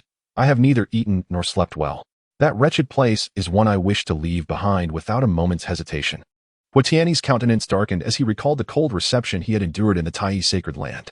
The middle-aged man couldn't help but chuckle wryly before asking, has the young master made any discoveries? Have you located the key? Huatiani's expression soured further. Do not even speak of it. That old hag likely harbors suspicions regarding my identity, and the others remain impervious to my attempts at persuasion. I've yielded no results despite my subtle inquiries. By the way, how are the preparations I requested coming along? The young master's instructions are not easily forgotten, the middle-aged man replied promptly, retrieving a small vial, no larger than a thumb, from his bosom and presenting it to Huatiani. Is this all there is? Huatiani frowned in dissatisfaction. Do not underestimate it, young master. This is a secret potion of witchcraft. A mere touch with a silver needle will render the target utterly senseless. At that moment, employing the corresponding secret techniques will transform them into your puppet, entirely at your command. Upon hearing this description, Huatiani's eyes gleamed with intrigue. Upon reflecting on the frequent rejections from Su Qianqian during this period, he couldn't help but smirk through gritted teeth. You have forced my hand. Once I transform you into a puppet, let us see if you dare to show me your disdain. He turned to the middle-aged man, urging with impatience. Quickly impart that sorcery to me. The middle-aged man complied without hesitation, promptly transferring the secret technique to Huitiani, while also cautioning, young master. Please be aware that this witchcraft potion possesses potent effects. Should the target fall victim, the corresponding technique must be executed within a quarter of an hour, or even the gods cannot save them. I understand, Huitiani waved dismissively, gazing at the witchcraft potion in his hand. His face lit up with excitement as he declared, she is the direct disciple of that old crone. Undoubtedly, the old woman has passed down her knowledge to her. Once I gain control, success will be effortlessly at hand. Return and inform my father to await my good news. Once I achieve this great feat, let us see who in the sect dares to underestimate me. The middle-aged man, witnessing the enthusiasm, offered flattery. May I assist you in achieving victory ahead of time? If you master that secret realm, you will surely soar to great heights. At that time, I hope you will not forget your humble servant. Haha, well said. As he envisioned a splendid future, Huitiani couldn't help but break into a triumphant laugh. Chapter 65. The Thorny Halo, Identity Revealed. Junior Brother Chu. It seems your recent training has been somewhat lacking in effort. It has been 4 months since your initiation, yet you remain at the second level of the innate realm, although it is not necessary for you to compare yourself with me. Considering that few in the realm of Qingyuan can boast of having attained the Purple Mansion realm at such a young age, you should at least make some effort. Do you not understand the principle that the slow bird must take flight first? Within the palace, Su Qianqian assumed the demeanor of a senior sister, incessantly chattering in Chu Xian's ear, unable to suppress a roll of his eyes at her words. Chu Xuan was acutely aware that this young lady was intentionally seeking to settle a personal score, yet he could only endure it. After all, with his mere cultivation at the second layer of the innate realm, he could hardly compete with a prodigy who had already broken through to the Purple Mansion realm at such a tender age. Chu Xuan feigned agreement with nods, all the while secretly contemplating the grass character's sword technique, managing to multitask without losing focus. Observing Chu Xuan's compliant demeanor, a smug smile crept across Su Qianqian's face. Just as she was about to check on Chu Xuan's progress with the Jade Toad treasure record, a sudden sound of footsteps interrupted her. Senior sister, I've been searching for you everywhere. What brings you here? The newcomer was none other than Huitiani. Hearing his words, Su Qianqian felt a twinge of displeasure. Do I need to report to you about where I go?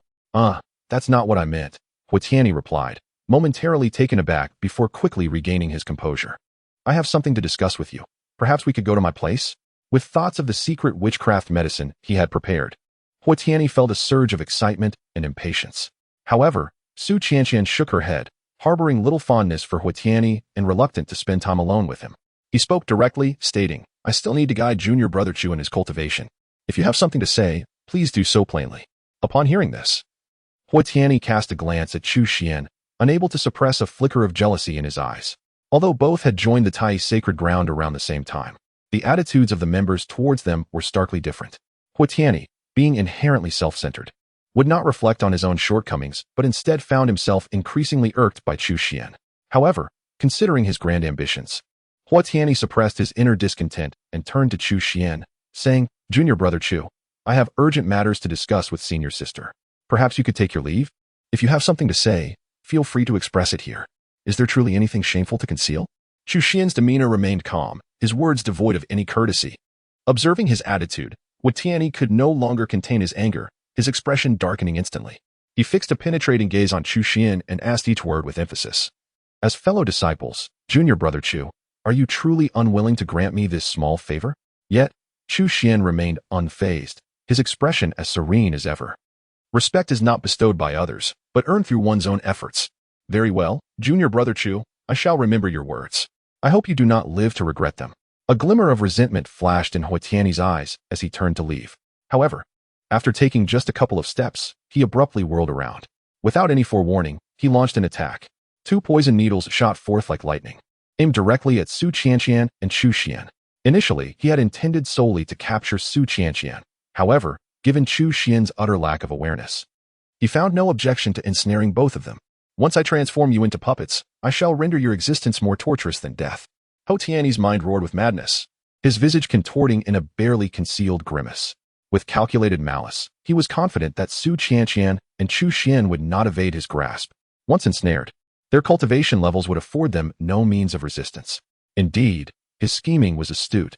and the timing of his strike was remarkably unforeseen. The sole miscalculation lay in his gross underestimation of both Su Qianqian and Chu Xuan. Setting Chu Xuan aside, Su Qianqian was equally astute. She had long harbored suspicions regarding Hou Tianyi. Moreover, as the leader of the Taiyi's sacred land, despite her seemingly dubious credentials, she did possess a measure of hidden strength. In that fleeting moment, she vanished from her original position, not fleeing outward, but rather dashing toward Chu Xuan. "Be careful, junior brother Chu." As her voice echoed, she appeared before him. Channeling her full power at the Purple Mansion realm, she conjured a barrier of Purple Mansion energy to shield him. It was evident she intended to withstand the poisonous needle on his behalf. Witnessing such a scene, Chu Xuan was momentarily taken aback. This needle attack posed no genuine threat to him, aside from the protection offered by his exquisite earth armor. His cultivation at the creation realm was more than sufficient to disregard such harm. Moreover, his physical prowess had reached an invulnerable level. Thus, the meticulously prepared voodoo potion by Hou Tianyi held no effect on him. However, Su Qianqian's selfless act of rescue greatly astonished Chu Xuan. In that moment, an unprecedented warmth surged within his heart, oblivious to the peril. Simultaneously, witnessing Su Qianqian's actions, Hou Tianyi was consumed by a frenzied jealousy. He could not comprehend the disparity between himself and Chu Xuan. To him, Su Qianqian had always shown indifference, yet towards Chu Xuan, she exhibited unwavering favor, risking herself on his behalf. "You wretched pair, there shall be no escape today." Hou Tianyi immediately snarled through gritted teeth. With a swift motion, the sharp poison needle penetrated the magical barrier. Although Su Qianqian was a master of the Purple Mansion, her hasty response ultimately failed to thwart the needle's assault.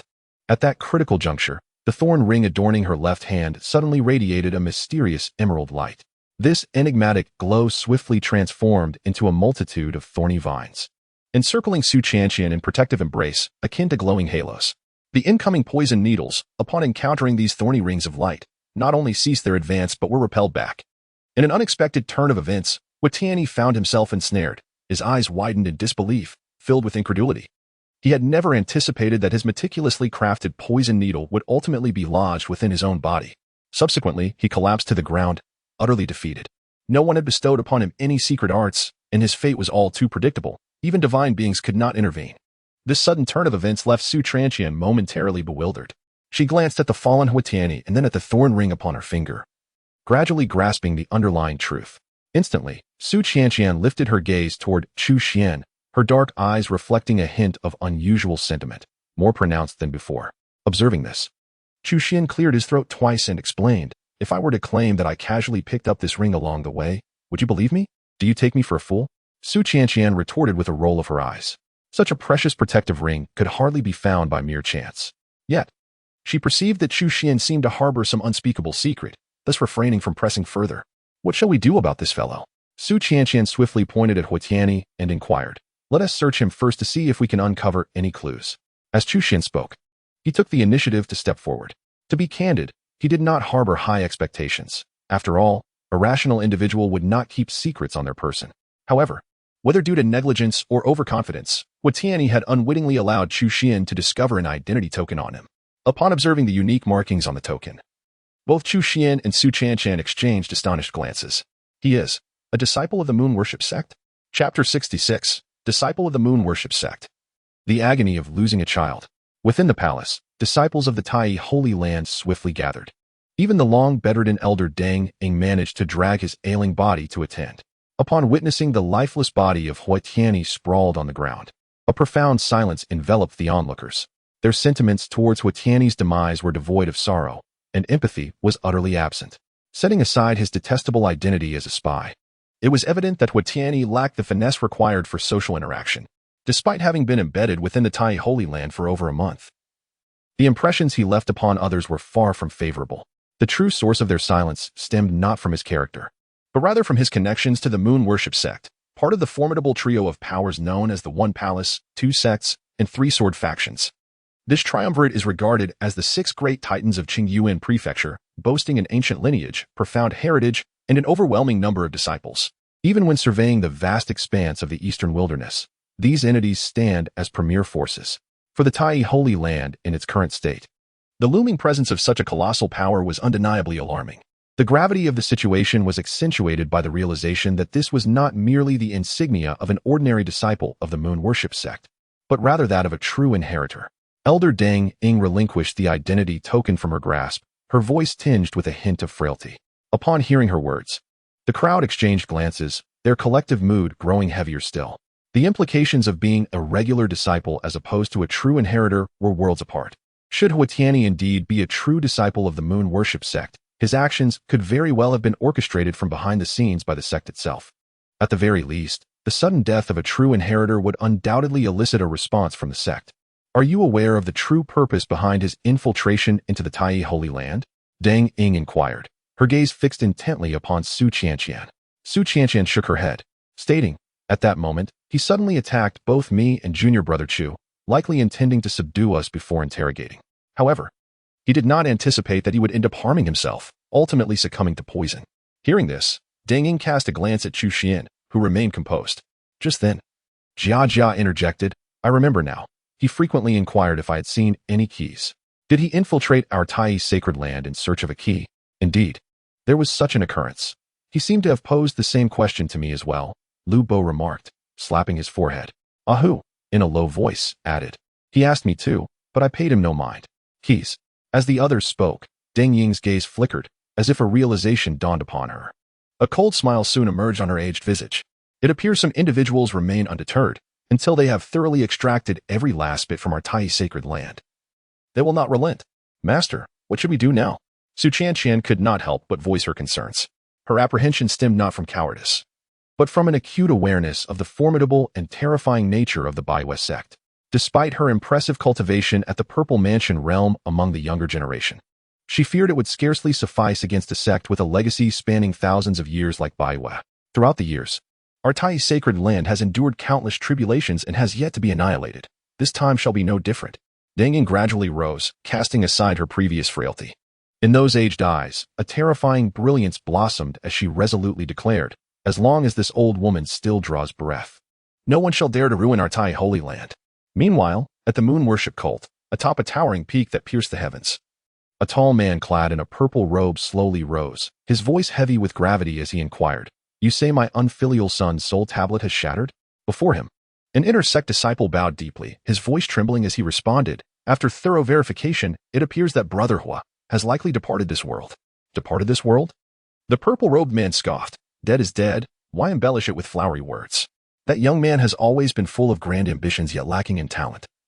Blissfully unaware of his own limitations, I knew all along that calamity would eventually befall him. Upon hearing these words, the inner disciple felt an overwhelming sense of unease rather than the courage to agree. He bent even lower, wishing to bury his head in the ground. Yet, no matter how he sought to diminish his presence, the purple-robed man's gaze swiftly fell upon him. I have heard that you were the one who incited him to infiltrate the Tai Holy Land on his own accord, came the icy voice, devoid of emotion. Instantly, the disciple turned pale with fright, his legs weakening as he fell to his knees, tears streaming down his face as he desperately defended himself. Lord Protector, it wasn't me. Truly, it was not. I merely mentioned it in passing, and Brother Hua insisted on going. I could not dissuade him.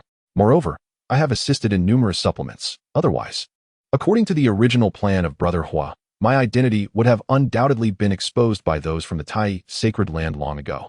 Given this, should I not express my gratitude towards you? The middle-aged man in the purple robe inquired with an impassive expression. The disciple hesitated.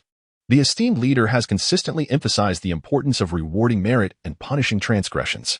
Since you have rendered service, it is only natural that you be rewarded. Thus, how about? I grant you a swift end? As the words resonated, he slowly raised his right hand. Upon hearing this, the disciple's countenance drastically changed, and a surge of dread gripped his heart. Without uttering another word, he dashed towards the mountain's base. However, before he could flee far, an overwhelming force ensnared him in place. Then, with a resounding explosion, his body detonated, transforming into a mist of blood that dissipated into the ether.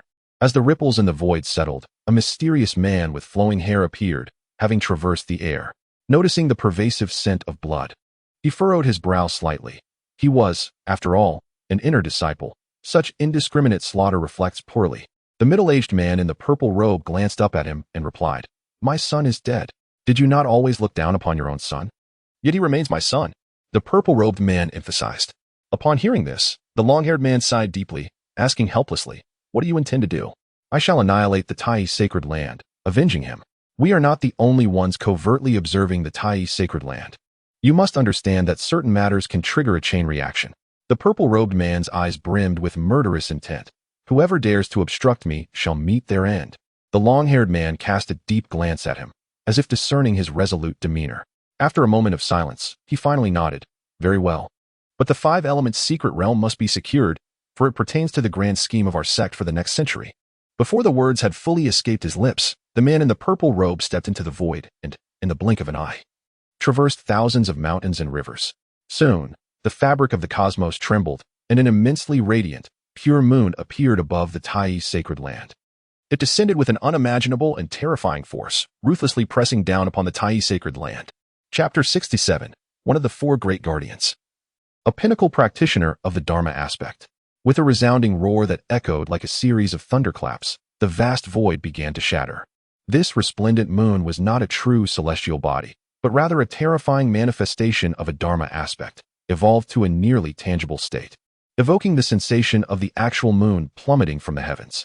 Enveloped in an incomprehensible aura of dread, it thunderously descended upon the Tai sacred land. The mountains and earth seemed to be ground to dust, as visible black cracks swiftly spread through the surrounding void. As that dazzling moon continued its descent, the inhabitants of the Tai sacred land could not help but widen their eyes, their faces betraying an unmistakable look of horror. Noticing this immense disturbance, countless powerful beings from the Qing Yuan mansion were stirred, their uncertain gazes quickly turning in this direction. The middle-aged man in a purple robe stood high in the air, seemingly oblivious to everything around him, as if entirely indifferent to the probing of the formidable divine consciousness. His face was a mask of coldness, and his gaze radiated an icy chill, brimming with a palpable murderous intent. Old woman, are you waiting to die without making a move? If so, then perish.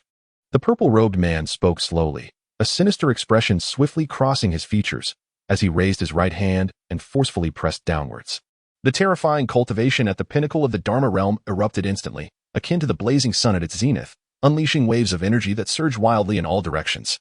The already formidable moonlight Dharma form became even more unstoppable, its brilliant radiance illuminating the heavens, enveloping the entire Qingyuan prefecture in a blinding glow. Just as the Tai sacred ground seemed on the brink of destruction, an extraordinary jade toad appeared. Waves of snow-white fluorescence burst forth, transforming into layers of translucent barriers that instantaneously repelled the terrifying pressure emanating from the moonlight Dharma form. Meanwhile, above the jade toad Dharma form, an elderly woman, leaning on a cane, ascended slowly into the sky. It was none other than the grand elder of the Tai sacred ground, Deng Ying. However, unlike her usual feeble appearance, she was now enveloped in a tempestuous aura of formidable magical power, each movement exuding a sense of perilous danger. Xuan, I did not expect it to be you. It seems your Baiwest sect can no longer wait, having dispatched you, one of the 4 great guardians, to take action personally. As she spoke, Deng Ying advanced step by step. With each footfall, the moonlight in her vicinity seemed to dissipate quietly, as if even the resplendent full moon could not conceal her presence. Though her figure appeared slightly hunched, her aura emanated an undeniable strength, as if she were an indomitable force of nature. Xuan, the middle-aged man clad in purple, could not help but display a rare seriousness in his eyes upon witnessing her approach. As one of the 4 guardians of the moon worship sect and a peak practitioner of the Dharma realm, he was among the most formidable figures in the entire Qingyuan prefecture. However, in the face of Deng Ying at this moment, he felt an involuntary shiver of trepidation coursing through him. It is often said that a beast on the brink of death is the most ferocious and terrifying. Undoubtedly, Deng Ying was at that perilous juncture. Yet, Xuan felt no fear. He quickly spoke coldly. My son perished within your Tai sacred land, and I must seek justice for him. His words seemed directed at Deng Ying, yet they also served as an explanation to the myriad of consciousnesses surrounding them, implying that his cause was just. It turned out that Tianyi was indeed his son. A flicker of surprise crossed Deng Ying's eyes before she coldly responded. That rascal infiltrated the Tai sacred land with malicious intent. Upon discovering his scheme, I personally dispatched him and ensured that not a trace of his remains was left. You seek death. Upon hearing this, Xuan's rage ignited. Regardless of Tianyi's shortcomings, he remained his flesh and blood. The murderous intent within him could no longer be contained, and his cultivation surged like boiling water. You shall perish. Xuan soon struck out in fury. With a sweeping motion of his large sleeves, the luminous figure of the moon radiated brilliantly, and the resplendent moonlight transformed into countless silver blades that shot towards Deng Ying with great intensity. In the blink of an eye, thousands upon thousands of silver blades whistled forth, resembling an immense net that enveloped Deng Ying entirely. Yet, in the face of this tempestuous assault, Deng Ying showed no inclination to retreat. She understood clearly that the survival of the Tai Holy Land rested solely upon her shoulders. Should she falter, countless individuals would swiftly converge to seize and divide the land among themselves. Thus, she resolutely refused to yield today. The Tai Holy Land, with its countless years of heritage, would not cower before these insignificant foes. Deng Ying spoke coldly, her eyes ablaze with divine light. Drawing upon her formidable cultivation, the jade-toed figure opened its mouth wide, effortlessly consuming all of the thousands of silver blades in one fell swoop. It was undeniable that the legacy of the Tai Holy Land was truly extraordinary, and indeed, the remaining powerhouses of the Tai Holy Land were formidable. Hua Jingshan could not help but feel a shiver of trepidation in his heart. However, he showed no signs of relenting. Instead, he unhesitatingly intensified his assault, launching another wave of attacks towards Deng Ying. In an instant, the two engaged in a fierce battle, exchanging blows in a continuous clash of divine powers and secret techniques. The visible energy ripples expanded wildly in all directions. The confrontation between two peak figures of the Dharma realm was astonishing. The very grounds of Qingyuan Prefecture seemed to tremble, and countless onlookers could not help but feel a surge of fear and awe. Even as the two figures battled in the lofty heights above, the surrounding mountains and earth remained in a state of tumult, with the Taichi Holy Land trembling violently. Without the protective formation of their sect, the Taichi Holy Land resembled a fragile leaf adrift upon the ocean, perpetually at the mercy of the storm, as if it could collapse entirely at any moment. Master. Su Qianshan's heart was heavy with concern, her hands clenched into tight fists, her eyes brimming with worry. At this moment, she harbored a deep resentment towards her own helplessness. If only she could be of assistance, perhaps her master would not need to fight so desperately. Master, can she prevail? A youthful voice suddenly broke the silence. Jia Jia looked up and inquired. Though young, she had grown up in the Taichi Holy Land and possessed a maturity far beyond her peers, thus she was acutely aware of the perilous nature of this battle. Her master had never been defeated. This time, she would undoubtedly emerge victorious. Su Qianshan replied with unwavering certainty. Ahu and Lu Bo nodded vigorously in agreement. In their eyes, Elder Deng Ying was invincible and would never face defeat. However, standing to the side, Chu Xuan could not help but let out a sigh of resignation. In truth, Deng Ying's strength did surpass that of Hua Jingshan. Yet, she was beset by prolonged illness, her vitality nearly extinguished. She was merely persevering through sheer willpower. Chu Xuan had contemplated delivering medicine to her before, but had never found an opportune moment. After all, unlike Su Qianshan and the others, he had not been a member of the Taichi Holy Land for long, and Deng Ying might not fully trust him. If the two could resolve their conflict swiftly, perhaps Deng Ying could endure just a while longer. However, it was evident that Hua Jingshan was a cunning fox. Upon discerning Deng Ying's circumstances, he immediately resorted to a strategy of delay, engaging her in a protracted contest. Thus, despite Deng Ying's apparent advantage at present, with the passage of time, if her physical condition faltered or her resolve waned, she would inevitably face defeat. Contemplating this, Chu Xuan slightly narrowed his eyes and discreetly began to channel his cultivation. Chapter 68. Striking from the shadows, a withered blade severing the Dharma form. Deng Ying was acutely aware of her own physical condition, more so than anyone else, which propelled her from the outset to seek a swift resolution. Yet, Hua Jingshan was no easy adversary, denying her such an opportunity. As the seconds ticked away and her condition deteriorated, impatience began to swell within her. A fierce glint flashed in her eyes, and she resolved to go all out, sacrificing her remaining magical energy for a full-force assault. Consequently, a barrage of spells erupted from her hands, raining down upon Hua Jingshan with relentless ferocity. Under the onslaught of her frenzied attacks, Hua Jingshan found himself momentarily disoriented, struggling to fend off her strikes. Nevertheless, he quickly discerned Deng Ying's intentions rather than alarm. He felt a surge of delight, opting to abandon his offensive and fully focus on defense. At that moment, his purple robe radiated with brilliant divine light, revealing it to be a rather rare mid-grade defensive artifact, showcasing astonishing defensive capabilities under his full exertion. Although Deng Ying held a distinct advantage, she lacked any formidable weapons capable of breaching the defenses of the mid-grade Dao instrument, rendering her unable to inflict any significant damage on Hua Jingshan. After a series of intense confrontations, she soon found herself inevitably succumbing to a state of weakness. At this juncture, Hua Jingshan finally revealed his vicious fangs, unleashing a long-prepared lethal technique that struck with lightning speed. A thunderous explosion resounded as the technique brutally impacted Deng Ying's chest, causing a copious amount of blood to surge forth. She was violently propelled backward, retreating over 100 yards before she barely managed to regain her footing. "You have been defeated," Hu Jingshan proclaimed, his presence exuding triumph as he advanced step by step, a smug smile adorning his face. "If I were at my peak, you would stand no chance against me." Deng Ying gritted her teeth, her heart brimming with resentment. "Regrettably, there are no ifs. Hand over the key to the 5 Elements secret realm, and I shall spare your life," Hu Jingshan declared coldly, extending his right hand from a commanding height. "Dream on." Before he could finish, Deng Ying summoned her strength once more, condensing her law avatar as she charged toward Hu Jingshan. Foolhardy. Hu Jingshan's gaze turned fierce. Before she could fully materialize her law avatar, he waved his hand, sending her hurtling backward. Observers of the battle, hidden in the shadows, understood that the outcome had been decisively determined.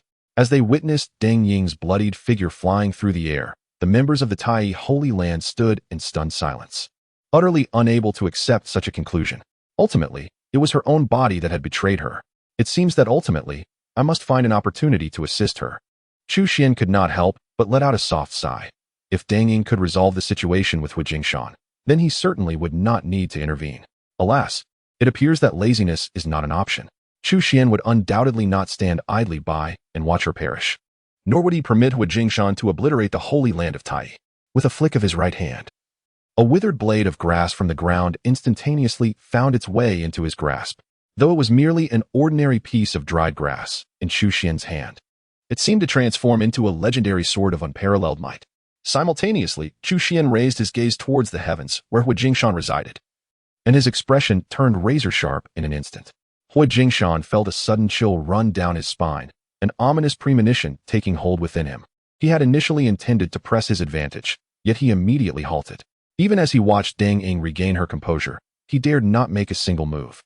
Every nerve in his body involuntarily tensed, as if he were being stalked by an ancient, fearsome beast, an unprecedented sense of danger enveloping him entirely. At that moment, before Hu Jingshan could react, Chu Xuan had already taken the initiative.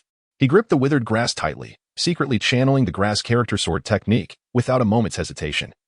And in an instant, he struck forward. A sharp sound echoed as the void was forcibly torn asunder. In the next heartbeat, an indescribably terrifying sword light burst forth. This radiant beam shone with an astonishingly brilliant white light, rendering even the luminous moon in the sky dim by comparison. The power of this sword light was beyond imagination. In the blink of an eye, a formidable force extended over Tinjiang, hurtling towards Hu Jingshan with astonishing speed. The very heavens and earth trembled in response. Upon witnessing this, Hu Jingshan's countenance changed dramatically. The pride and arrogance he had just basked in after defeating Deng Ying vanished without a trace. At this moment, a singular thought consumed him. Resistance was futile. Retreat, retreat, retreat. Gazing at the terrifying sword light that seemed capable of annihilating the world, he harbored no intention of confronting it, and instinctively unleashed his cultivation to retreat at the swiftest pace. Yet, though he moved rapidly, the sword light surged forth even faster. In the blink of an eye, it was upon him. Hu Jingshan could distinctly feel the chilling aura of its edge. At that moment, he comprehended the inevitability of his fate. There was no evading this strike. A glimmer of resolve flashed through his eyes as he summoned the full power of the purple robe adorning him. With an unstoppable fervor, the mid-grade defensive artifact erupted with unimaginable might, manifesting layers of protective barriers in an instant. However, under the onslaught of the sword light, these barriers disintegrated as if made of mere paper, torn apart in an instant. Then, to Hu Jingshan's incredulous gaze, the sword light descended upon his chest. With a sickening sound, his body split apart, cleaved in two by the force of the strike, crimson blood raining down upon the sky. In a mere stroke, a peak expert of the realm had met his demise. This sudden turn of events left all witnesses utterly astonished. The entire process was so brief that from inception to conclusion, it transpired in merely a few breaths. Many were still grappling with the reality of the situation when the formidable figure, Hu Jingshan, had already met his demise. Even those in close proximity, such as Deng Ying and the members of the Tai Holy Land, wore expressions of bewilderment. They exchanged glances, each equally perplexed, utterly unaware of the identity of the assailant. With Hu Jingshan's fall, the Tai Holy Land swiftly returned to a state of tranquility. However, countless powerful individuals from the Qingyuan prefecture found their emotions far from placid. Who, after all, could wield such a terrifying sword technique to slay a peak expert? It seemed that the Tai Holy Land had not completely declined. Rather, it concealed an exceedingly formidable entity, suggesting that it would be prudent to avoid provoking them in the near future. In contrast, the Baiwa sect, having attempted to gain advantage, found themselves at a loss, suffering the loss of a peak expert without reaping any benefits.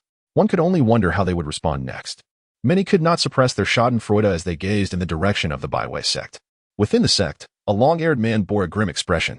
He was none other than the current leader of the Baiwa sect, Shi Zhongjie.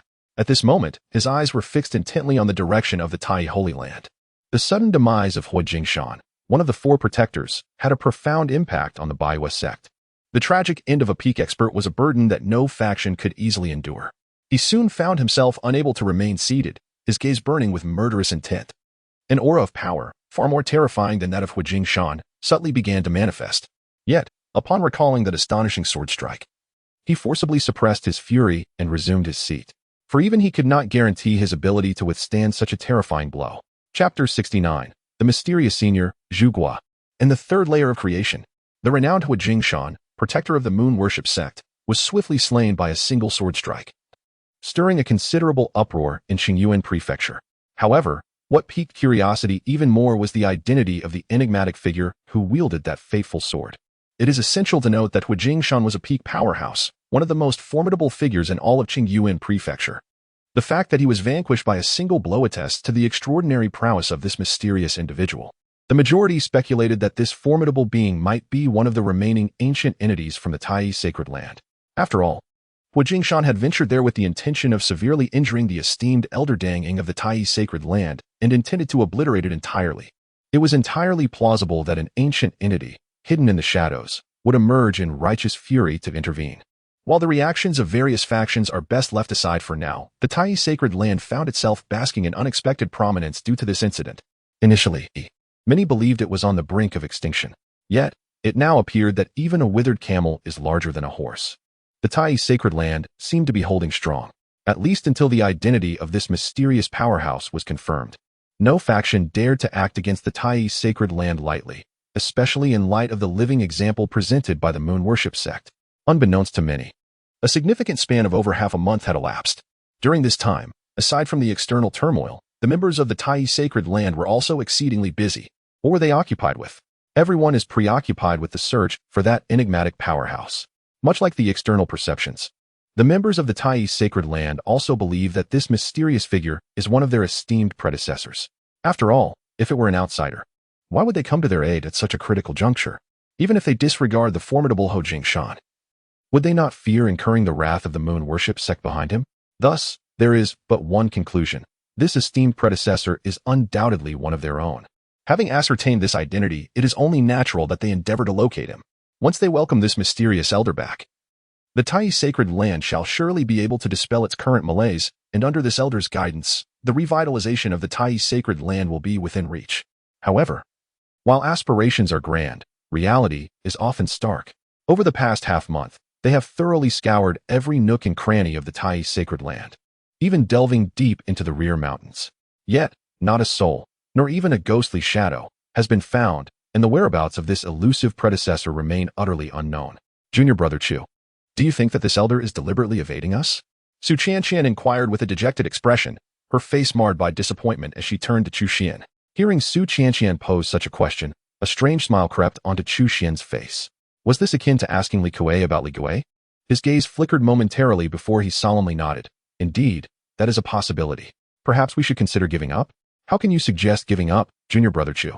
This is unacceptable. One cannot abandon their endeavors midway. Just as Su Qianqian was preparing to deliver a lecture, an epiphany seemed to strike her. She suddenly narrowed her eyes, casting a scrutinizing gaze upon Chu Xian. I suddenly realized that you seem to have been rather indifferent to this matter from the very beginning, always hesitating and occasionally showing commitment akin to fishing for 3 days and sunbathing for 2. Even Jia appears to be more earnest than you. A pang of anxiety gripped Chu Xian's heart, as he had not anticipated Su Qianqian's keen interest in him. However, this situation could hardly be blamed on him. After all, how could he be truly invested in searching for himself? Naturally, Chu Xian would not voice these thoughts. Instead, he earnestly explained, Junior sister, you are somewhat unjust in your accusations. It is not that I lack seriousness, but rather that, considering the prowess of that senior, if he deliberately evades us, even if we were to dig 3 feet into the ground, it would be exceedingly difficult to locate him. If he wishes to reveal himself, he will naturally do so before us. Conversely, our insistence would yield no results. Is that truly the case? Observing Chu Xuan's earnest demeanor, Su Qianqian found herself momentarily perplexed. Could it be that she had indeed misjudged the situation? It is absolutely true, Chu Xuan affirmed with a sincere nod. Very well. I concede that you possess a modicum of reason. After hearing Chu Xuan's words, Su Qianqian felt a flicker of uncertainty. Over the past half-month, the lack of progress had left her somewhat disheartened. Given the current circumstances of Tai's sacred land, it was hardly feasible to continue the search indefinitely. Initially, she had assumed you were aware of that senior's identity. Evidently, I have overthought. Su Qianqian muttered, her expression one of disappointment as she shook her head. Before she finished speaking, she turned and walked away. Watching Su Qianqian's figure gradually fade into the distance, Chu Xuan's lips twitched slightly. He did not feel that he had revealed his identity in any way. It could only be explained by intuition. Is a woman's intuition truly that formidable? Chu Xuan bitterly smiled and shook his head, then turned to leave. However, he did not immediately return to the palace. Instead, he diverted to the medicinal garden. More accurately, it was the former medicinal garden of the Tai sacred land. The garden required not only fertile soil, but also a prolonged infusion of spiritual liquid to sustain sufficient spiritual energy. Yet, given the current plight of the Tai sacred land, such expenses were beyond their means. Thus, this vast expanse, once teeming with countless spiritual herbs and medicines, had now transformed into a wasteland overrun with weeds. System, sign in. Upon entering the garden, Chu Xuan quickly murmured in his heart. Ding. Sign in successful. Congratulations, host, you have acquired one Zhu fruit. Following this, the system space was enriched with a mysterious spiritual fruit, approximately the size of an apple, entirely enveloped in a deep crimson hue. The Zhu fruit. Undoubtedly. This is a genuine treasure of nature. It is said that the Zhu fruit blooms for a century and bears fruit after another century. Even an ordinary person consuming it could ascend to immortality. While the notion of ascending to immortality may be somewhat exaggerated, Chu Xuan could still sense the astonishing spiritual energy contained within this Zhu fruit. At the very least, the spiritual items he had obtained from signing in at the medicinal garden over the past half-month paled in comparison to this fruit. With this Zhu fruit, my cultivation should be able to break through to the third layer of the creation realm. A glimmer of joy flickered in Chu Xuan's eyes. Indeed, his current cultivation was no longer at the first layer of the creation realm, but had ascended to the second layer. And he had reached the pinnacle of the second layer, in a mere span of just over half a month. Transitioning from the initial stage of transformation to the pinnacle of the second layer of transformation is a feat unimaginable to most practitioners. However, for Chu Xuan, this was merely routine. During this fortnight, he had diligently checked into the medicinal garden, gradually acquiring a plethora of rare spiritual herbs. While these herbs may not have equaled the unparalleled value of the crimson fruit, they were by no means ordinary. In the outside world, any single one of these would be fervently sought after by countless individuals. The absorption of such an abundance of precious spiritual substances naturally propelled Chu Xuan's cultivation to significant heights. Upon returning to the palace, Chu Xuan promptly consumed the crimson fruit and entered a meditative state. Remarkably, within less than 2 hours, he successfully shattered the bottleneck of the second layer of transformation, ascending to the third layer with ease. Given this pace of advancement, the pinnacle of transformation seemed increasingly within reach for him. Chu Xuan mused silently, acknowledging that the Tai sacred land was indeed an unparalleled treasure trove for him. Having joined the Tai sacred land for merely 4 or 5 months, his gains were nothing short of astonishing. If he were to remain here for an extended period, even without exerting effort, his cultivation would undoubtedly reach an extraordinary level. Hence, anyone who dared to destroy the Tai sacred land would be obstructing his path. Such enmity against the path could not be forgiven. As these thoughts coursed through his mind, Chu Xuan lifted his gaze, a fierce glint flashing in his eyes. Chapter 70, Golden Thunder Bamboo, Round Breakthrough, the Realm of Great Demons. Ding. Check-in successful. Congratulations to the host for acquiring a Golden Thunder Bamboo. Another day dawned, and Chu Xuan, as per his usual routine, commenced his check-in at the medicinal garden. However, the rewards from this signing in were somewhat different from those of the past.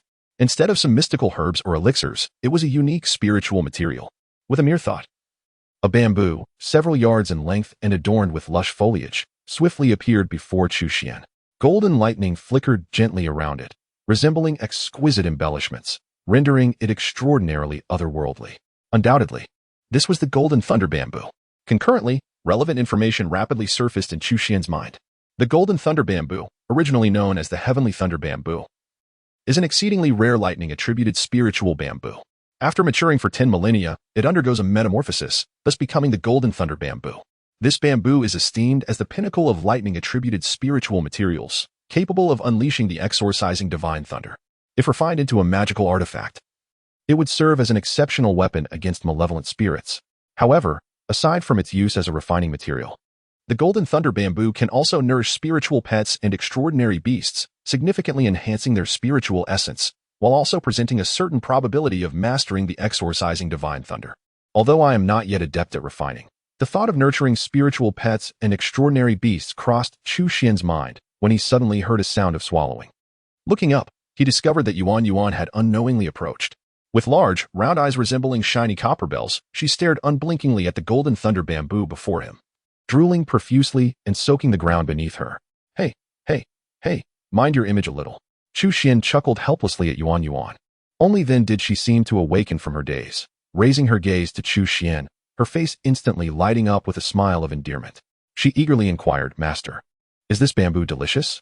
"Not at all," Chu Xuan replied without a moment's hesitation. Yuan was momentarily taken aback. Torn between her desire to taste it and Chu Xuan's assertion of its lack of flavor, she found herself in a quandary. After a prolonged moment of contemplation, she could no longer resist the allure of the Golden Thunder bamboo and tentatively proposed, "May I have just a little bit to sample its flavor?" Witnessing her adorable and somewhat foolish demeanor, Chu Xuan couldn't help but chuckle. He raised his hand and with a gentle wave, the entire stalk of Golden Thunder bamboo appeared before Yuan.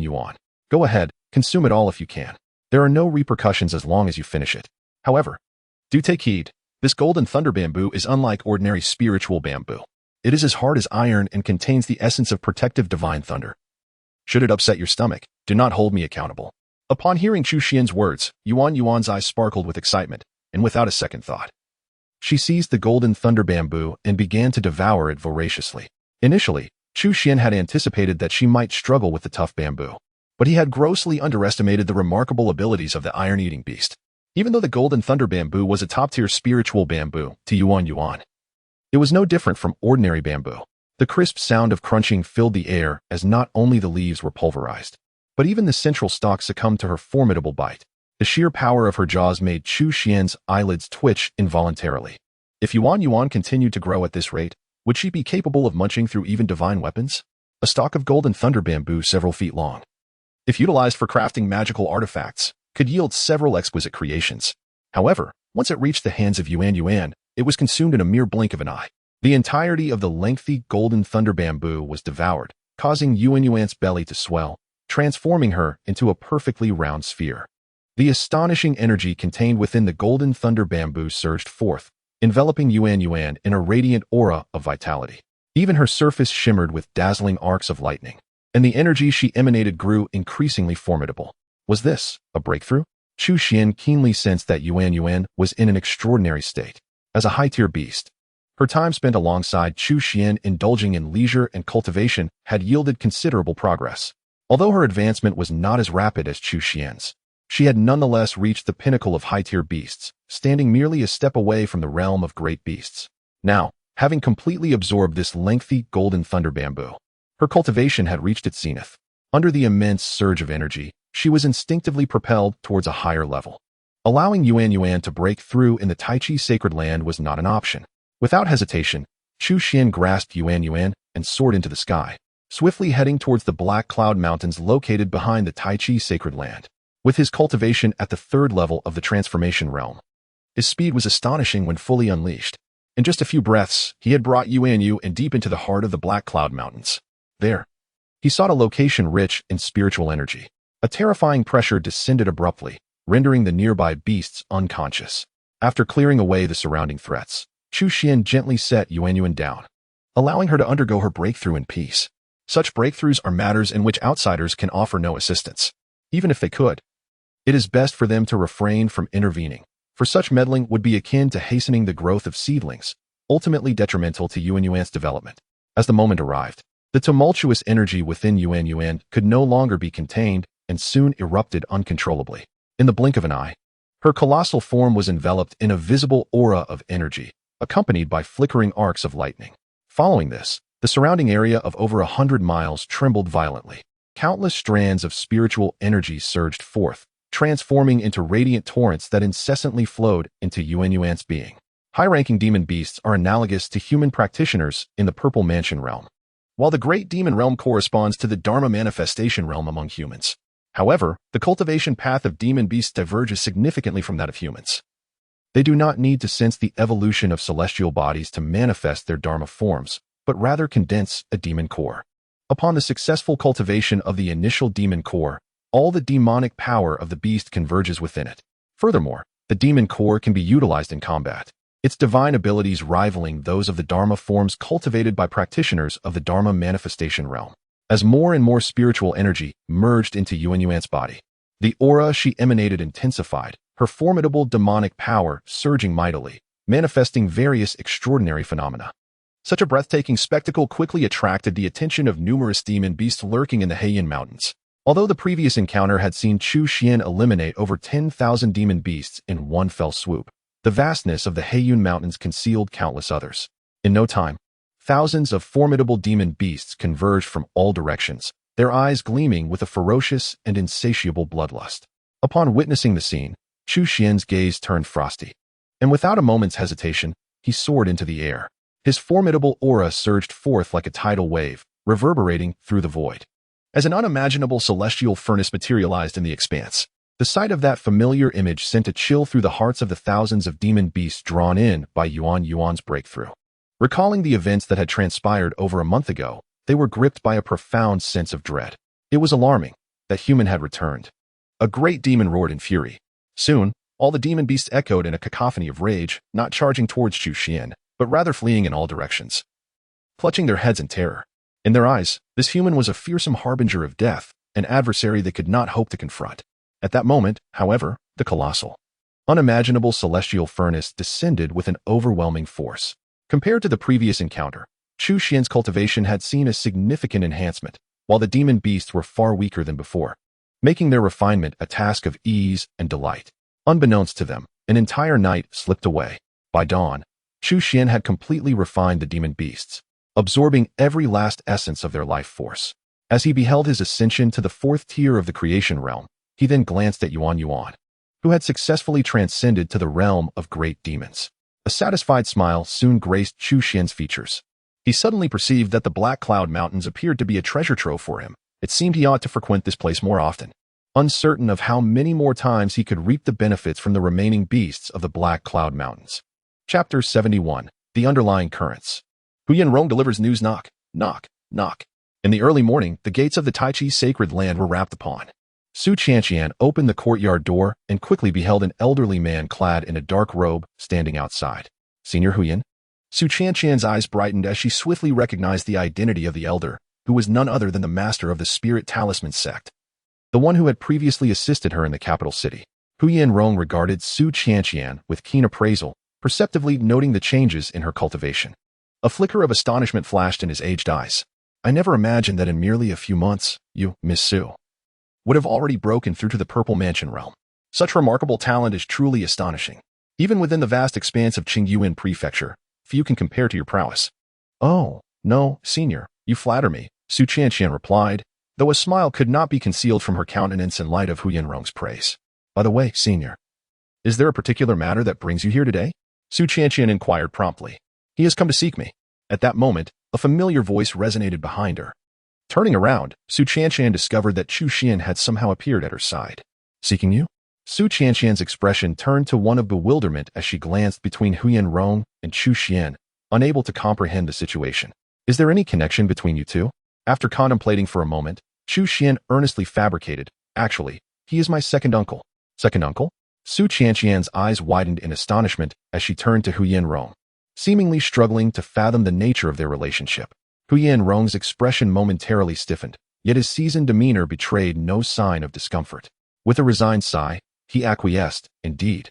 I am his second uncle. Initially, I intended for him to join our Spirit Rune sect, but to my surprise, he insisted on becoming a part of the Tai Chi Holy Land. I do not mean to imply any shortcomings of the Tai Chi Holy Land. Reflecting on the passage of time, he noted that it had been nearly half a year since the boy's enrollment in the Tai Chi Holy Land. As fate would have it, I found myself passing by and thought it prudent to check on him. I hope I am not intruding? His last inquiry was directed at Su Qianqian. Dazed, she instinctively shook her head. Of course not. Please, do come in. As she spoke, she hurriedly ushered Hu Yinrong into the Tai Chi Holy Land. I will take my second uncle to see my residence. You may attend to your own matters, junior sister. With a subtle glance exchanged with Hu Yinrong, Chu Xuan briskly led him away. Observing the two figures walking side by side, Su Qianqian remained in a state of disbelief, sensing an underlying discord that she could not quite articulate. Upon returning to the palace, Hu Yinrong immediately knelt, exclaiming, I have acted thoughtlessly and with disrespect. I humbly request my master's punishment. This had merely been a spontaneous fabrication on his part, unrelated to her. Chu Xuan, seated at his desk, waved his hand dismissively, and an unseen force gently lifted Hu Yinrong. Why have you suddenly come to the Tai Chi sacred land to seek me? Feeling that overwhelming and intangible force, Hu Yinrong's heart trembled with unease. Upon hearing Chu Xuan's inquiry, his expression immediately turned serious. I have come to deliver significant news to my master. Significant news? Chu Xuan raised an eyebrow slightly. This matter is indeed related to the recent demise of the moon worship sect's guardian, Shan. At that time, a beam of sword light pierced through the heavens and the earth, and even a peak powerhouse like Shan found it impossible to resist. He was slain on the spot with a single encounter. As he spoke, Hu Yinrong couldn't help but glance up at Chu Xuan. Based on his conjecture, that sword light was likely wielded by Chu Xuan himself. While others were unaware of Chu Xuan's true strength and regarded him merely as an ordinary disciple who had recently joined the Tai Chi sacred land, Hu Yinrong had witnessed Chu Xuan's prowess firsthand, particularly during the events in Tianan. The terrifying visage he manifested then still sent shivers down his spine upon recollection. The only uncertainty lay in the fact that he had never seen Chu Xuan employ sword techniques, thus he could not assert with absolute certainty that it was indeed him. Furthermore, Chu Xuan's calm demeanor evoked a sense of profound mystery, making Hu Yinrong hesitant to speculate recklessly. And then, Chu Xuan inquired, lifting his gaze, unhurried and composed. Hu Yinrong quickly lowered his head and continued earnestly, although the outside world has been rife with discussions, they were merely ordinary speculations. However, recently, the situation has taken a sudden turn. A particular narrative has begun to circulate.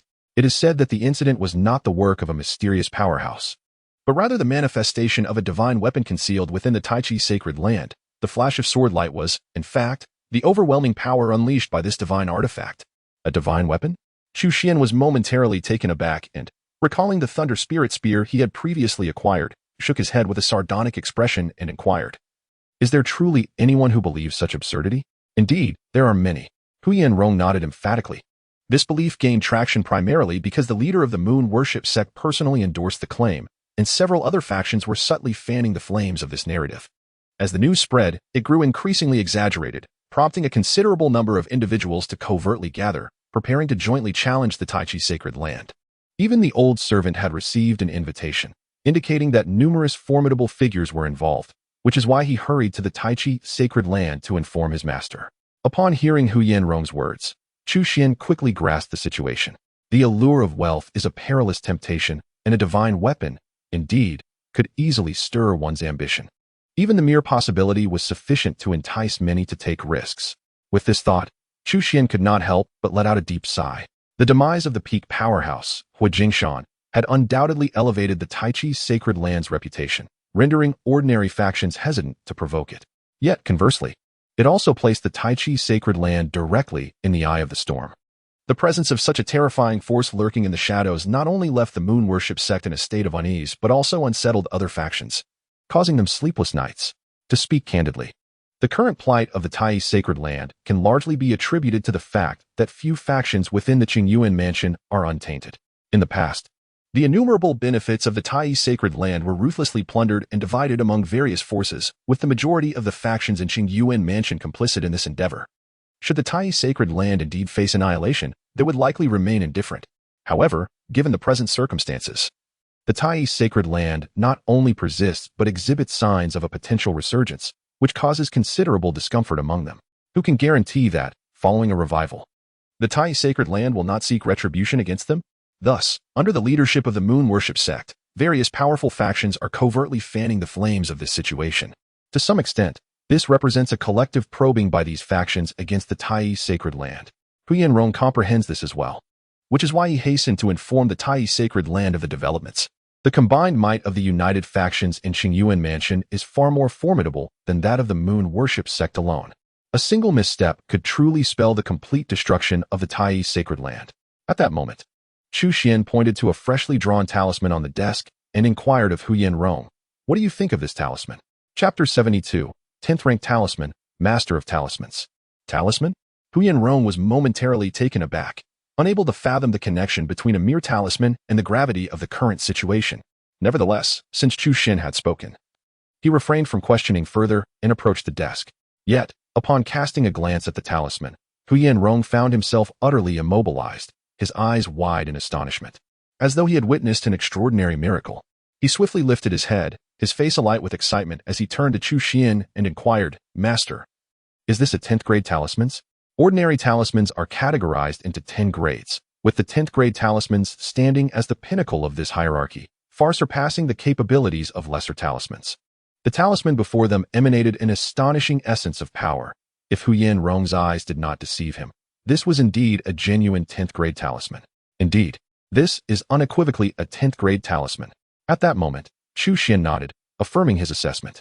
Huyen Rong inhaled deeply, immediately following up with a question, "Master, have you now attained the level of a talisman master?" In truth, had Chu Xuan merely produced a 10th grade talisman, Huyen Rong would have been astonished. Yet not to this extent. However, the fact that this talisman was crafted by Chu Xuan's own hand, completed right before his eyes, undeniably signified a profound truth. Chu Xuan had ascended to the status of a talisman master. Only by reaching this echelon could one possess the capability to create 10th grade talismans. Chu Xuan nodded once more. During his months at the Tai's sacred land, he had fully absorbed the legacy of the Miao Fuzi, coupled with extensive practice over this period. His own proficiency in talismans had naturally soared. Although he might still fall short of the esteemed Miao Fuzi, he had undeniably achieved a masterful level of expertise. A talisman master. Witnessing Chu Xuan's calm demeanor, Huyen Rong's heart surged with tumultuous waves. It is worth noting that he had devoted himself to the path of talismans for decades, with his greatest aspiration being to become a talisman master. Despite currently being an advanced talisman master, he remains an immeasurable distance from the realm of a true talisman grandmaster. It can be said that among 1,000 advanced talisman masters, the emergence of a single grandmaster is not guaranteed. Before him stands a living talisman grandmaster. And the excitement in Huyen Rong's heart is beyond imagination. "Master, may I continue to stay by your side?" Huyen Rong immediately requested. "I can serve you in any capacity, whether it be pouring tea, doing laundry, or cooking. Just occasionally offer me your guidance in your leisure moments." Observing Huyen Rong's eagerness, one would think he was ready to devote himself entirely. Chu Xuan couldn't help but shudder. If the individual were a youthful maiden, adorned with grace, he might have considered the proposition. However, a venerable man of over 100 years trailing behind him was quite another matter. Chu Xuan, both amused and exasperated, inquired, "What about the Spirit Talisman sect?" "The Spirit Talisman sect can be managed by the elders. If necessary, I shall pass on the position of sect master to another." Huyen Rong replied without a moment's hesitation. His expression was resolute, as if he would act on it the instant Chu Xuan consented. Yet, Chu Xuan shook his head in refusal. "As the sect master of the esteemed Spirit Talisman sect, what would it signify for you to be at my side? Even if you are indifferent to such matters, what would others think?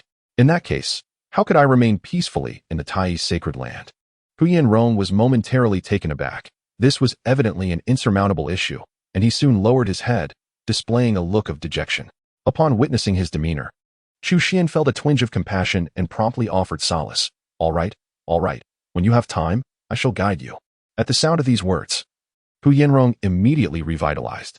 "However, prior to that, you must assist me with a task. Apply this talisman where it is required." As he spoke, Chu Xuan handed the formidable 10th grade talisman from the table to Huyen Rong. "Master, do you mean to take the initiative?" Huyen Rong's eyes widened in realization.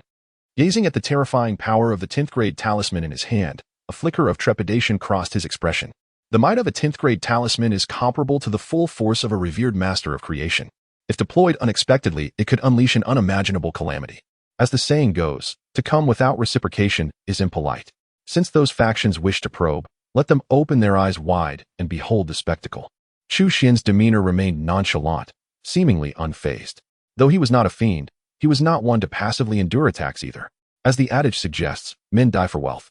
Birds perish for food. Those individuals, having chosen to embrace risk, must be prepared to face the corresponding consequences. But it may be somewhat perilous for you to venture alone. Allow Yuan to accompany you on this errand." As he spoke, Chu Xuan beckoned towards the outside.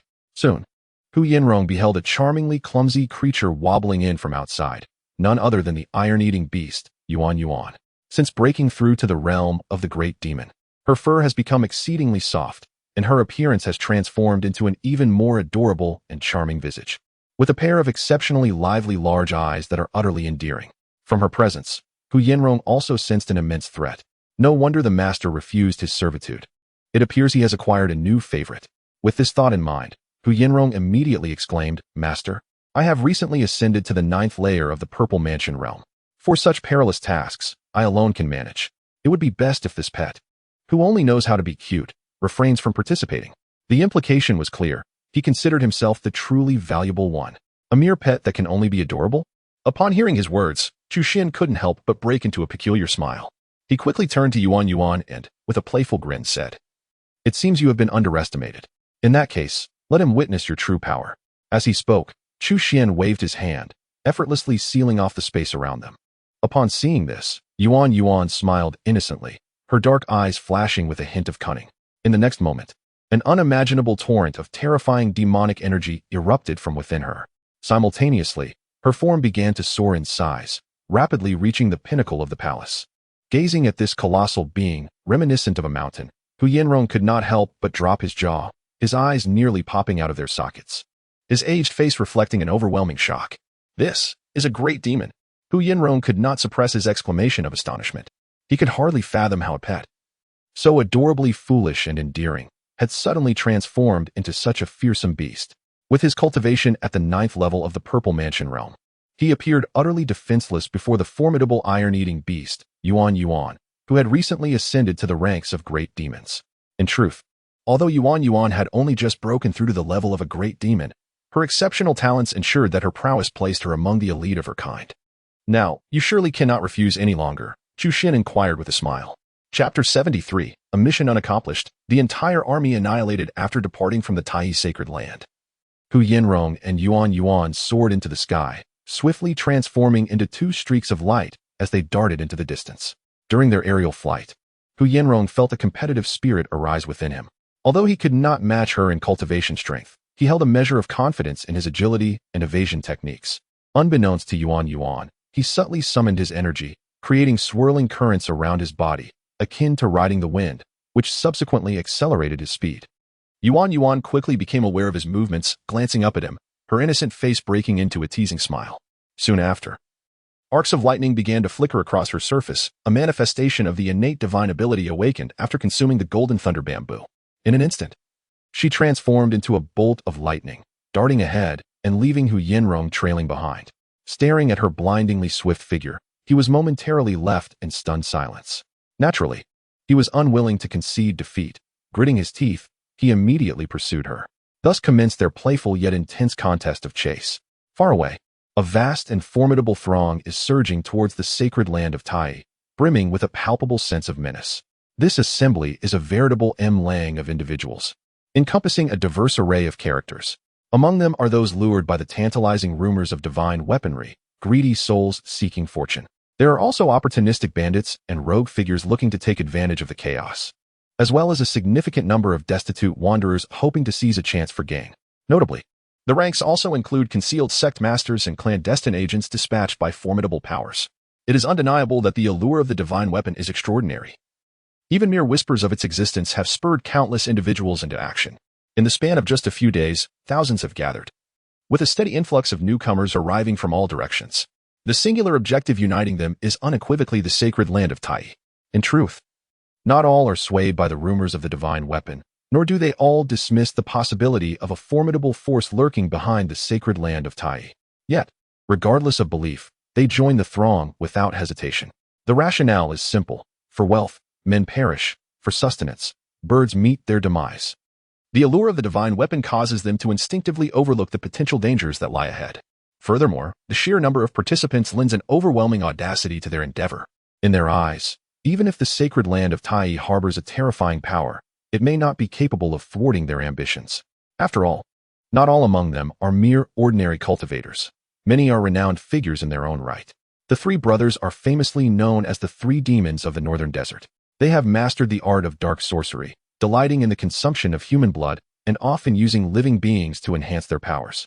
Remarkably, each brother has attained the initial stage of the law manifestation realm, and when they join forces, even those at the mid-stage of the law manifestation realm find themselves outmatched. Beside them stands the rotund figure known as the Golden Abacus, the head of a major merchant guild. His nature is one of insatiable greed. With a penchant for collecting treasures, it is likely that he has come in search of divine weapons. Having broken through to the law manifestation realm 2 decades ago, he has now presumably reached the 4th tier of this realm. There is also the yellow-faced female cultivator, a formidable rogue with a considerable reputation, known for her reckless actions.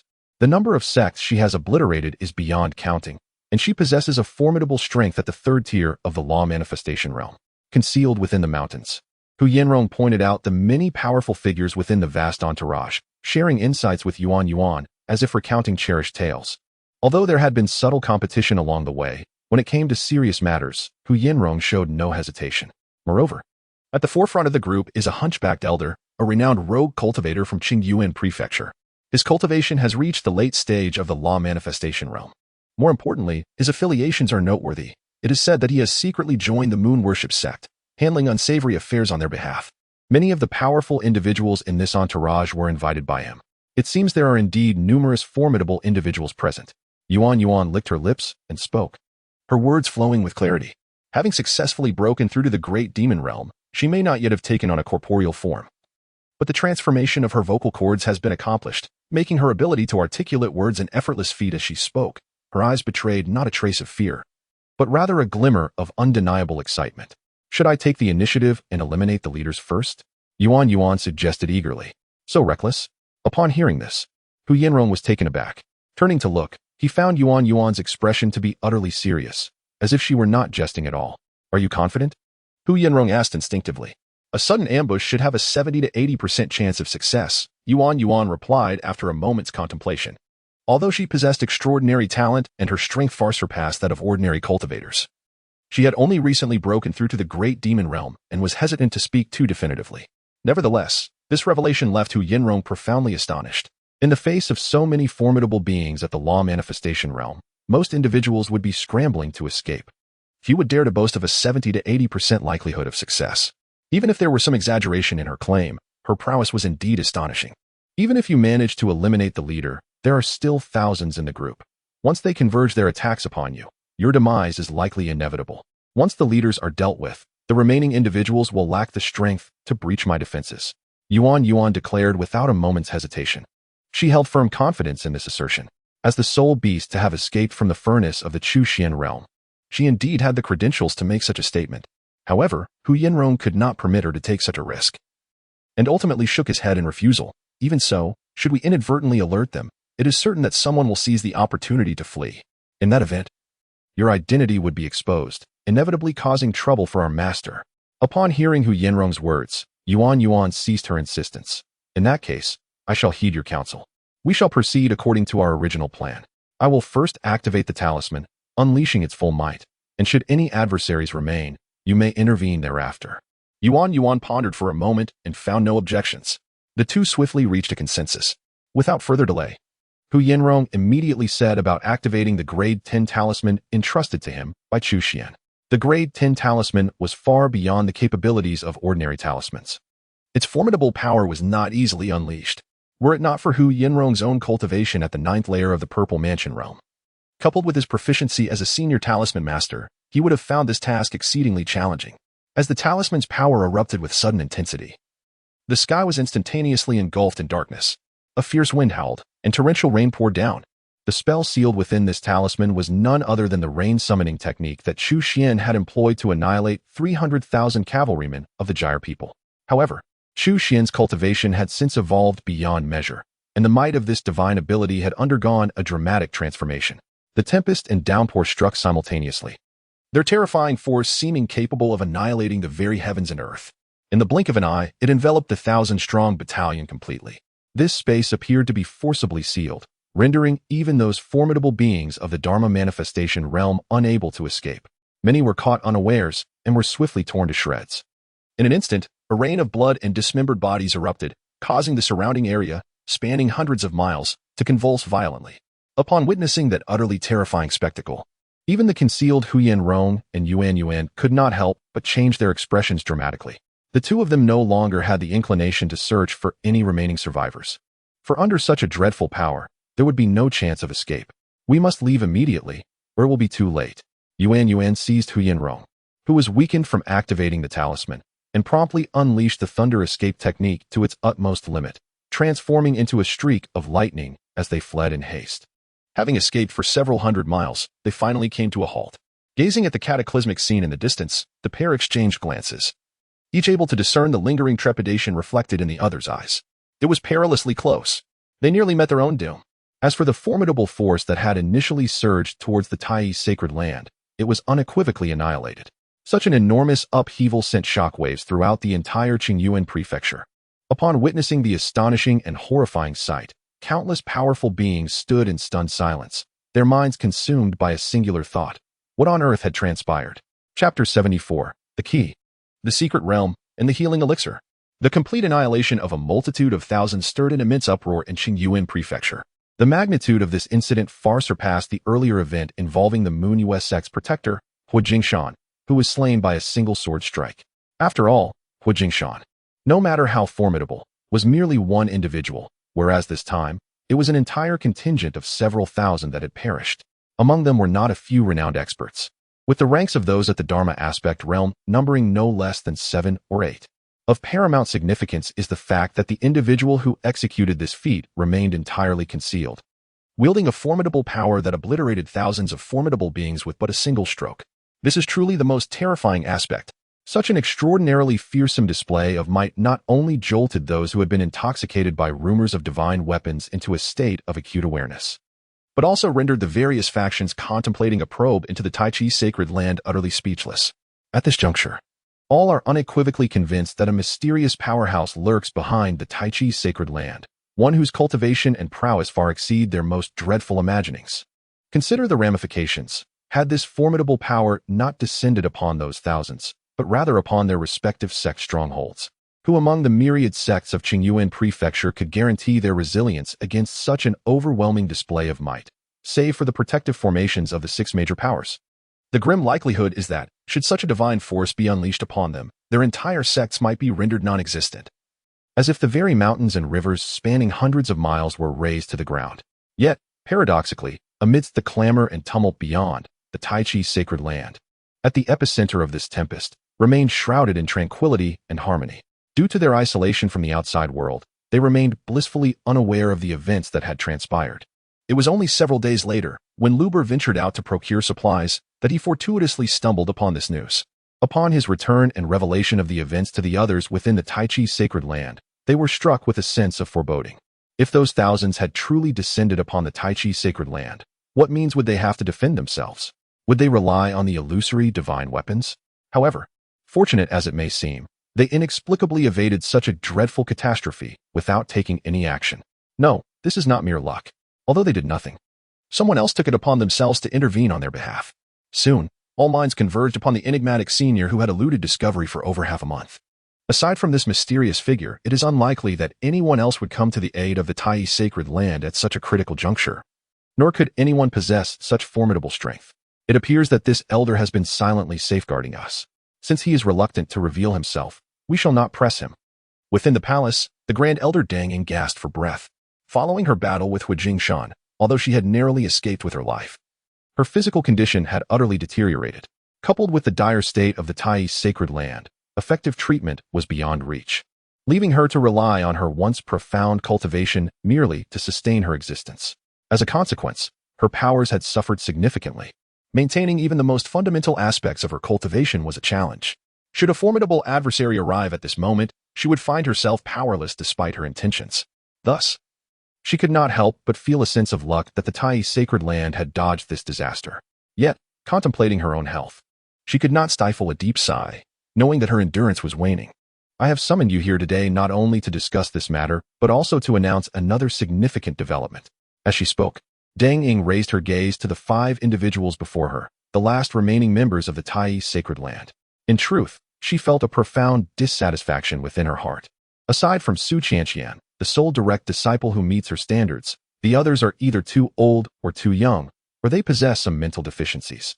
The remaining individual, Chu Xuan, appears to be somewhat promising. However, his brief tenure at the Tai sacred land, coupled with the previous incident involving Huatiani, renders her quite apprehensive about him. Yet, time is of the essence, and she is acutely aware of her physical condition. Given the current circumstances, it is unlikely that she can endure for another month. Thus, despite her dissatisfaction, she must resign herself to fate, as her options are severely limited. If he truly harbors any issues, then it is simply the destiny that the Tai sacred land must face. Dang Ying cast a deep glance at Chu Xuan, leaving him somewhat bewildered. She refrained from further commentary. Instead, with a delicate wave of her emaciated right hand, 5 keys materialized from thin air, each hovering before the 5 individuals present. These are the very objects that those outside have sought with unwavering determination, and they represent the last remnants of wealth belonging to our Tai sacred land. Upon hearing this, the attendees could not suppress their astonishment. Their minds instinctively drifted to Huatiani, who infiltrated the Tai sacred land seemingly in pursuit of some keys. It now appears that these keys do indeed exist, and not just one, but a total of 5. During its zenith, the Tai sacred land held dominion over numerous secret realms, one of which is known as the 5 Elements Secret Realm. Among all the secret realms of the Tai sacred land, the 5 Elements Secret Realm may not be the most renowned, yet it is undoubtedly the most captivating, as this secret realm gives birth to the legacy of the 5 elements once every millennium. Anyone who embraces this legacy can swiftly ascend to great heights. Now that the 5 elements legacy has been fully nurtured, it requires just 5 keys to unlock this secret realm. At this point, she raised her gaze towards Chu Xuan and the others. I now entrust these 5 keys to you. Together, you may enter the 5 elements secret realm to receive the legacy. My time is limited, and from here on, the destiny of the Tai sacred land rests upon the 5 of you.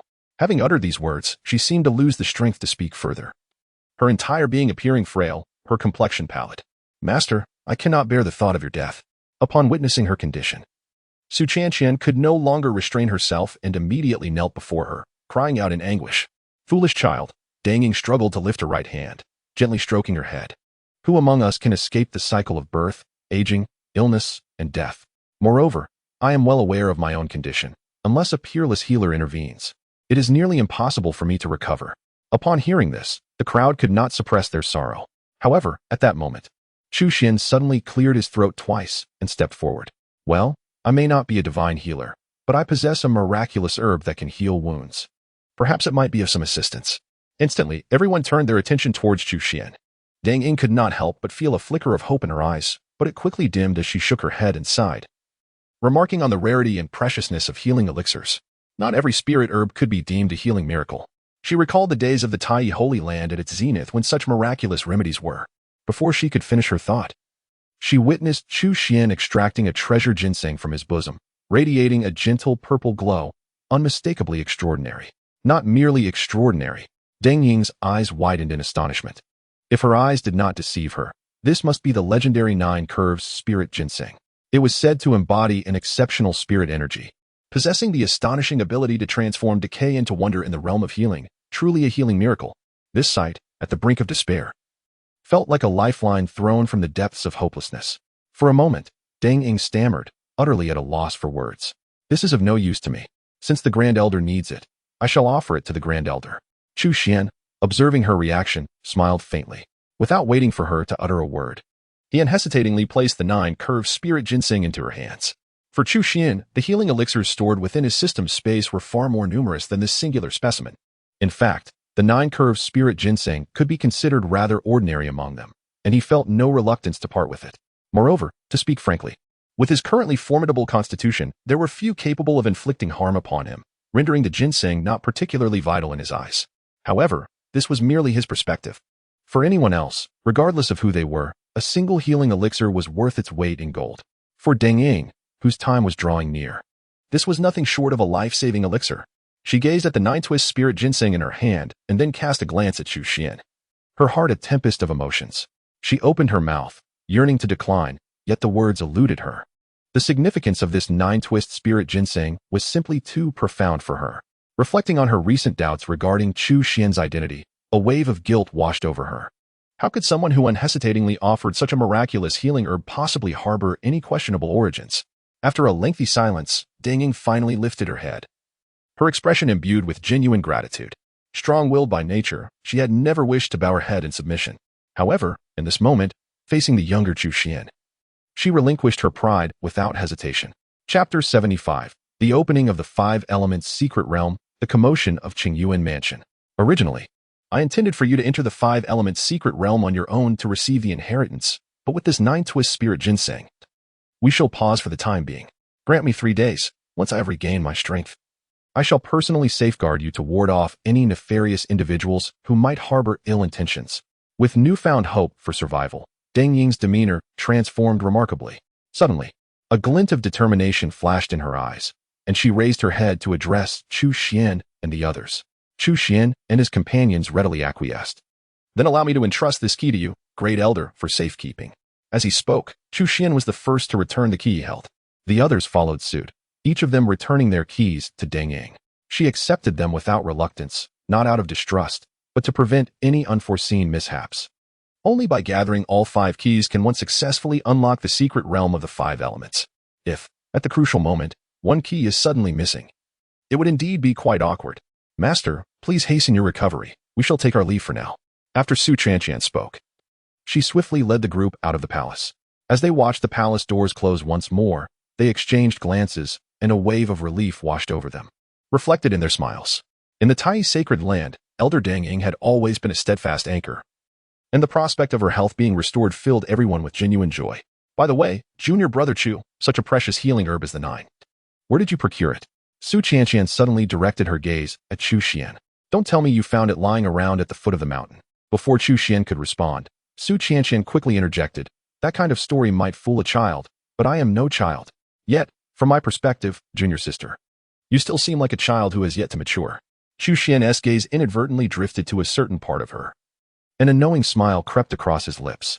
Following Chu Xuan's line of sight, Su Chanqian's temples throbbed, her teeth clenched tightly, and her hands involuntarily formed fists, her knuckles cracking in a series of sharp sounds. Observing this, Chu Xuan felt a twinge of unease, sensing that this young lady might be veering towards a more violent disposition. As the saying goes, a good man does not engage in conflict with a woman. He quickly waved his hands and said, all right, I was merely jesting. To tell you the truth, this was actually a gift from my second uncle a few days ago. Second uncle? Su Chanqian was momentarily taken aback, quickly regaining her composure. Are you referring to Senior Huyan? She inquired. If you harbor any doubts, feel free to ask him. Chu Xuan nonchalantly shifted the blame onto Huyan Rong, then dusted off his hands and departed. Whether Su Chanqian believed it or not was of no concern to him. Naturally, she was skeptical. Yet witnessing Chu Xuan's nonchalant demeanor left her feeling helpless. You may be arrogant now, but one day you shall fall into my hands, senior sister. Su Chanqian gritted her teeth in frustration, throwing several punches at Chu Xuan's retreating figure, which afforded her a modicum of relief. Before long, 3 days had elapsed. Chu Xuan and the others reconvened within the palace of the Grand Elder, Deng Ying. Over the course of these 3 days, thanks to the miraculous healing properties of the 9, Deng Ying's condition had undergone a remarkable transformation. No longer did she resemble a specter on the brink of death. Even her formerly pallid complexion had regained a hint of color, and she exuded a newfound vitality. Master, has your health fully recovered? Su Chanqian asked, her eyes gleaming with excitement, unable to contain her curiosity. Recovery does not occur so swiftly. Illness descends like a mountain, while recovery is akin to unraveling silk. A complete restoration will require some time, Deng Ying replied with a gentle smile and a shake of her head. However, the root of the issue has been alleviated, leaving only minor concerns that are of little consequence. Most importantly, my cultivation has been entirely restored, and I am fully equipped to safeguard you. If Wu Jingshan were still alive, I would undoubtedly ensure he faces dire consequences. As she spoke, Deng Ying not only exuded an air of confidence, but also emanated a powerful aura that was both captivating and intimidating. Chu Xuan narrowed his eyes, keenly observing that Deng Ying's cultivation had not only been restored to the pinnacle of the Dharma manifestation realm, but perhaps due to her rebirth from adversity, she had even made subtle advancements. Upon sensing Chu Xuan's gaze upon her, Deng Ying turned to him once more, expressing her heartfelt gratitude. Thank you, Chu Xuan. If it weren't for you, I would have been languishing in slow demise. I owe you a favor. Should you require anything in the future, do not hesitate to seek me out. Her words resonated with conviction. Chu Xuan promptly replied, Elder, you are too kind. I have already received your thanks, and after all, I am also a part of the Tai sacred land. Your recovery benefits me as well. Deng Ying shook her head, asserting that the two matters were not to be equated. However, She was not one to be overly sentimental. She would keep this in her heart and find a way to repay it later. Quickly, she turned her attention to the others, her expression growing serious as she inquired, "Are you all prepared?" A tremor ran through the crowd as they grasped the gravity of her question. Exchanging glances, they promptly responded in unison, "We are ready." Scanning the group, Dang Ying nodded slightly. Perhaps having danced on the brink of death had granted her a new perspective. While the five before her may not possess exceptional talents in cultivation to meet her lofty standards, their unwavering loyalty to the Tai's sacred land was beyond question. Even though the Tai Chi's sacred land has faced continuous troubles over the years, encountering crises of annihilation on several occasions, they have never contemplated departure. In comparison to exceptional cultivation talents, their character may warrant even greater commendation. Remember, what lies ahead may well be the most precious opportunity of your lives. Whether you can seize it depends entirely on yourselves. Once you enter the secret realm, you need only to wholeheartedly embrace the inheritance. The affairs outside can be entrusted to me. As her words settled, Dang Ying waved her right hand, and the 5 keys swiftly returned to the hands of Chu Xuan and his companions. You merely need to harness your own energy to activate these 5 keys, which will unlock the gates to the 5 elements secret realm. Upon hearing this, the group wasted no time and immediately began to channel their cultivation to energize the keys in their possession. However, unlike the others, Chu Xuan had to not only restrain himself, but also feign an appearance of exerting every ounce of his effort. Nevertheless, when all 5 keys radiated their brilliance, the key in Chu Xuan's hand shone with extraordinary splendor. Even Su Chanqian, a true master of the Purple Mansion, paled in comparison. The 5 keys, juxtaposed, resembled 4 stars overshadowed by a singular sun. In an instant, all eyes were irresistibly drawn to him. What could be the reason behind this? Chu Xuan's expression stiffened, and he forced a wry smile as he retorted. He had strenuously controlled himself, merely channeling a minuscule fraction of his magical power. Yet, when compared to the others, this seemingly insignificant trace of power appeared astonishingly formidable. Once the 5 keys were activated, remarkable changes swiftly unfolded, capturing the attention of all, rendering the minor mishap inconsequential. The 5 keys radiated an extraordinarily brilliant light, soaring into the sky in unison, spinning rapidly. Strands of visible light intertwined, coalescing into an immense, intricate magical array. A terrifying aura emanated from this formation, expanding outward with astonishing speed in all directions. The air trembled ominously, and it seemed as though the very heavens and earth were convulsing. A profoundly mysterious portal materialized in the void, undeniably the entrance to the 5 elements secret realm. As the portal opened, the surrounding spiritual energy surged wildly, enveloping the entire Tai sacred land in a vibrant, ethereal mist reminiscent of a legendary celestial sanctuary. Such astonishing transformations could not escape the notice of various factions covertly observing the Tai sacred land. In an instant, formidable consciousnesses descended from all corners. Chapter 76, The Inheritance of the 5 Elements, Directing Towards the Creation Realm. Sensing the unrestrained influx of these consciousnesses into the Tai sacred land, Elder Dang Ying let out a cold snort. With a flash of fierce light in her eyes, and without hesitation, she summoned her full power. In the next moment, spiritual energy surged wildly, flooding into her being. Then, a brilliant white light erupted, and a magnificent jade toad, vividly lifelike, appeared in the sky above. As Dang Ying emerged from the shackles of her injuries, the imposing presence manifested by her jade toad avatar was significantly more formidable than during her previous confrontation with Hu Jingshan, resembling a living jade toad spirit beast. A brilliant white radiance flickered incessantly, and a terrifying aura surged skyward, while waves of incoming spiritual consciousness were met with devastating repercussions. As a pinnacle figure in the realm of legal avatars, Dang Ying undoubtedly stood as one of the foremost powerhouses within the entirety of Qingyuan Prefecture. Should the owners of these spiritual consciousnesses descend in person, the outcome would remain uncertain. Yet, with merely a strand of spiritual consciousness traversing the void, how could it withstand the onslaught of Dang Ying's avatar? Under the relentless assault of her avatar's power, those strands of spiritual consciousness swiftly disintegrated. The owners of these consciousnesses, too, found themselves at an unexpected disadvantage. Was the Jade Toad avatar a manifestation of the enigmatic powerhouse behind the Tai Holy Land? No, it must be Dang Ying. It was astonishing that this old woman had not perished, but rather had returned to her peak condition. Such audacity. A mere fallen Tai Holy Land dared to scatter my spiritual consciousness. However, her display only further indicated that significant events were unfolding within the Tai Holy Land. Coupled with the astonishing phenomena observed, it was likely that the 5 elements secret realm was about to be unveiled. The crowd buzzed with speculation. It was impossible to deny that each of these individuals was far from ordinary. Although they were thwarted by Deng Ying and unable to ascertain the specific circumstances within the Tai Holy Land, they could still piece together a fair approximation from the myriad of information at hand. Reflecting on the various rumors surrounding the Five Elements secret realm, they soon found themselves unable to contain their excitement. Had it been in the past, they would have acted without a second thought.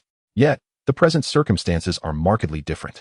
The enigmatic, powerful figure behind the Tai sacred land instills a sense of caution in them. On one hand lies an extraordinary legacy, while on the other looms a perilous threat. Despite not being ordinary cultivators, they find themselves hesitating in the face of such a dilemma. Is it truly worth the risk? Simultaneously, Deng Ying realizes that merely dispelling the probing consciousness does not provide a lasting solution. In fact, the sheer number of intrusive presences far exceeds her expectations, indicating that more than one force is covertly monitoring the Tai sacred land. Contemplating this, she grits her teeth, wishing fervently to confront each entity for an explanation. However, considering the current predicament of the Tai sacred land, she forces herself to suppress her inner fury, understanding that the most pressing matter at hand must take precedence. You must swiftly enter the Five Elements secret realm to accept the legacy. Do not concern yourselves with anything else, Deng Ying declared sternly, turning towards Su Qianqian and the others. Su Qianqian's eyes betrayed her concern. She was no fool and could easily sense the malevolence behind the probing consciousness. Yet, under her master's stern demeanor, she dared not voice her apprehensions, opting instead to glance at the other four. Jiai, the little girl, appeared as timid as a quail. Utterly unreliable, Ahu wore a bewildered expression, seemingly oblivious to the unfolding events. Although Lu Bo understood the gravity of the situation, he felt compelled to keep his distance from the Grand Elder Deng Ying, fearing to utter a single word. Ultimately, Su Qianqian turned to Chu Xuan, repeatedly signaling for him to speak. Upon witnessing her playful expressions, Chu Xuan could not help but shake his head with a wry smile. The most pressing matter at hand was to accept the inheritance. Once they secured it in advance, those who might harbor lingering doubts would find themselves powerless, thereby ensuring the Grand Elder's safety. Chu Xuan's assessment was indeed accurate. Since her change of heart towards him, Deng Ying had grown increasingly fond of Chu Xuan. Observing his calm demeanor at that moment, admiration shone brightly in her eyes. She shot a fierce glare at Su Qianqian and then commanded, if any situation arises, follow Chu Xuan's guidance. Now, let us proceed. As her voice faded, she disregarded any further objections from the group and with a sweeping gesture, forcibly ushered the five individuals into the Five Elements secret realm.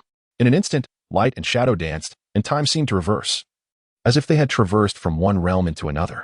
Before they knew it, Chu Xuan and the others found themselves within the Five Elements secret realm, where astonishing elemental energy permeated the entire space. Upon raising their eyes, 5 towering mountains, each soaring over 10,000 feet, soon came into view. Is this the Five Elements peaks, the very place where Master spoke of receiving the inheritance? Su Qianqian murmured in shock. How on earth are we supposed to ascend such heights?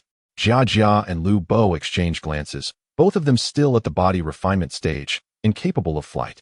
By the time they managed to scale the summit, wouldn't it be too late? Lu Bo's expression was one of deep resignation. His leg issues remained unresolved, and even reaching the peak posed a significant challenge. Surely, even innate experts would struggle to ascend such lofty mountains, wouldn't they? At that moment, Ahu also wore a troubled expression. Though the innate strong possess the ability to soar through the skies, their altitude is notably constrained, rendering the towering peaks of over 10,000 zhang utterly unattainable. Upon hearing this, Su Qianshan was momentarily bewildered. While her cultivation at the Purple Mansion realm posed no issue, the inability of the other four to ascend the summit raised concerns about receiving the inheritance. Fear not, as long as the inheritance key is in hand, it shall guide us upward. Chu Xuan interjected at that moment. As he spoke, he opened his right hand, revealing the key resting in the palm of his hand. The others glanced down, only to discover that their keys had inexplicably returned to them. Is it truly possible? The group swiftly transformed their anxiety into joy, expressing their gratitude towards Chu Xuan. Thank you, senior brother. There's no need for such formalities. Let us hasten and accept the inheritance. Chu Xuan replied with a wave of his hand and a smile. Indeed, let us not delay. The group nodded in agreement, and with the power of the inheritance keys, they swiftly ascended towards various peaks of inheritance. Chu Xuan chose the towering wood peak, while Su Qianshan opted for the sharp-edged gold peak. Ahu selected the stable and solid earth peak. Lu Bo gravitated towards the rippling water peak, and Jia ventured to the fiery and tempestuous fire peak. In the blink of an eye, Chu Xuan reached the summit of Wood Peak. A sweep of his consciousness revealed the core of the inheritance, a verdant fruit, resembling the most exquisite treasure in the world. Yet it was, in truth, a manifestation of the essence of what accumulated over a millennium atop this peak. Within this core of inheritance lies not only the unimaginable essence of wood, but also, under Chu Xuan's keen perception, a profound and enigmatic principle of wood. Indeed, the principle of wood. It is generally believed that only those at the level of creation realm can comprehend such an arcane power. A hint of awe involuntarily flickered in Chu Xuan's eyes. This secret realm of the five elements was truly extraordinary. By fully integrating this wood inheritance, one could effortlessly grasp this subtle principle of wood. In other words, once this inheritance is wholly absorbed, one would almost certainly ascend to the status of a creation realm master in the future. This holds true for the wood peak, and it is likely the same for the other four peaks of inheritance. Therefore, the inheritance within this secret realm of the five elements is tantamount to the potential to cultivate five creation realm masters. At this moment, Chu Xuan truly comprehended the immense value of the five elements secret realm, five creation realm masters. Moreover, the ability to produce five new creation realm masters every millennium. In the face of such a formidable temptation, one must wonder which faction would remain unaffected. Chapter 77. Signing into the secret realm, the sacred body of spiritual wood. Five creation realm masters, and the capacity to cultivate five new creation realm masters every millennium. The value of this five-element secret realm is beyond measure. It is worth noting that in Qingyuan Prefecture, even those at the law manifestation realm are considered top-tier powerhouses. Creation realm masters are undeniably colossal existences. According to the information Chu Xuan has gathered during this time, there are thousands of sects and forces in Qingyuan Prefecture. Yet those with a creation realm master in their ranks are extremely rare. The most representative among them are the One Palace, Two Teachings, and Three Sword factions. Yet, even among these six great titans, whose legacy spans millennia, it remains an enigma whether there exist five esteemed masters of the transformative realm within the sect. The significance represented by these five masters is profound. One might assert that should the sacred land of Tai give rise to five such eminent figures, regardless of their mere number, it would elevate Tai to the ranks of the six great powers, instantly positioning it as the seventh force within the Qingyuan Prefecture. Indeed, the adage holds true. A starved camel is still larger than a horse. Despite being at the brink of despair, the sacred land of Tai harbors such a colossal treasure. One can only imagine the immense wealth it possessed during its zenith, which explains its formidable reputation that reverberated across the eastern wilderness. What events transpired to cause this colossal entity to plummet from greatness to decline in such a brief span? There undoubtedly lies a secret of extraordinary significance within. Chu Xuan mused silently. He then cast his gaze upon the core of this legacy before him, allowing a faint smile to grace his lips. To be candid, while this legacy is indeed remarkable, for Chu Xuan, it merely holds a certain significance. Had he been at the same level as Su Qianqian and her companions, merely at the innate or purple mansion stages of cultivation, he would undoubtedly be overjoyed. For once he successfully assimilated this legacy, he could seamlessly progress through the stages of cultivation, advancing uninterruptedly to the transformative realm. However, the crux of the matter is that he is already a master of the transformative realm, possessing not only the profound essence of the power as small attainment, but also having reached the fourth tier of the transformative realm. Thus, the inheritance before him could, at most, be deemed a mere embellishment, its significance not as substantial as he had envisioned. In comparison, the wood peak beneath his feet perhaps held greater importance for him. Chu Xuan had not forgotten that his Taichu Saint body was incomplete. Currently, it had only assimilated the Ice Saint body, Flame Saint body, and Earth Saint body, while still lacking the Spirit Wood Saint body and the Crimson Gold Saint body. According to the system's signing rules, only in locations abundant with wood and gold attribute spiritual energy could he hope to sign in and acquire the Spirit Wood Saint body and the Crimson Gold Saint body. The current five elements secret realm undoubtedly met this criterion, which was precisely why Chu Xuan chose Wood Peak. His true objective was not the inheritance itself, but the attainment of the Spirit Wood Saint body. System, sign in. Chu Xuan inhaled deeply and silently recited in his heart. Although the wood attribute spiritual energy of this Wood Peak had reached an astonishing level, success in signing for the Spirit Wood Saint body still required a measure of luck. As it turned out, fortune favored Chu Xuan today. Ding! Sign-in successful. Congratulations to the host for successfully obtaining the Spirit Wood Saint body. Would you like to proceed with the fusion? The melodious system notification soon resonated in Chu Xuan's mind, precisely the message he longed to hear. While the probability of obtaining the Spirit Wood Saint body at Wood Peak was high, achieving success in a single sign-in exceeded Chu Xuan's expectations. In an instant, a smile of joy illuminated his face. Fusion. Chu Xuan made his choice without any hesitation. In an instant, a verdant and mysterious radiance seamlessly merged into Chu Xuan's being. Unlike the previously integrated three sacred bodies, the spirit with sacred body did not possess a ferocious nature nor extraordinary might. Instead, it bestowed upon Chu Xuan an unparalleled vitality and remarkable regenerative capabilities. In a sense, the spirit with sacred body is the most formidable of all sacred bodies. For unless it is obliterated in one fell swoop, it can gradually wear down an opponent with its vigorous life force and terrifying recovery. In prolonged engagements, few sacred bodies can rival the spirit with sacred body. As the adage goes, winning at the outset does not guarantee victory. Only those who endure until the end can truly claim triumph. Now, with the spirit with sacred body integrated into Chu Xuan, the most crucial piece of his physical puzzle was added.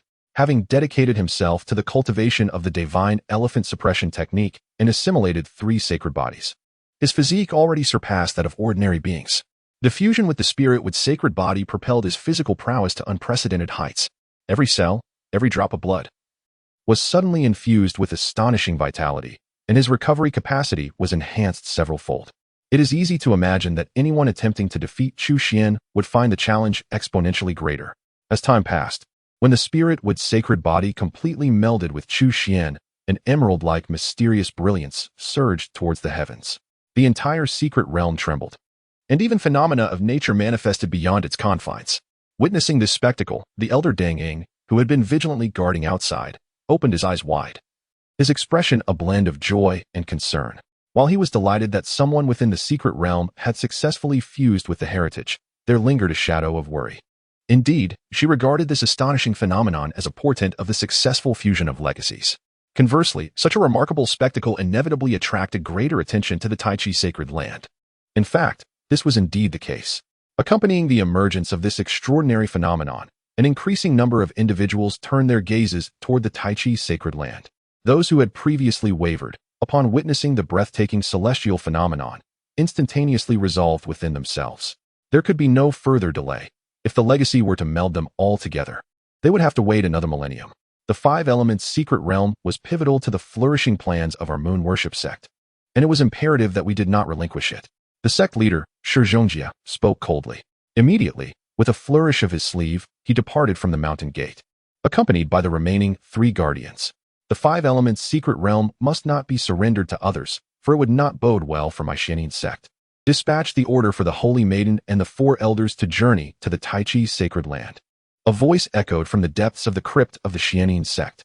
Shortly thereafter, a mysterious girl veiled in a scarf emerged from the crypt, accompanied by four ominous-looking elders clad in black as they proceeded outward. Yunjin, your talent in the sword path is truly a once-in-a-millennium occurrence. You have now reached a point of stagnation.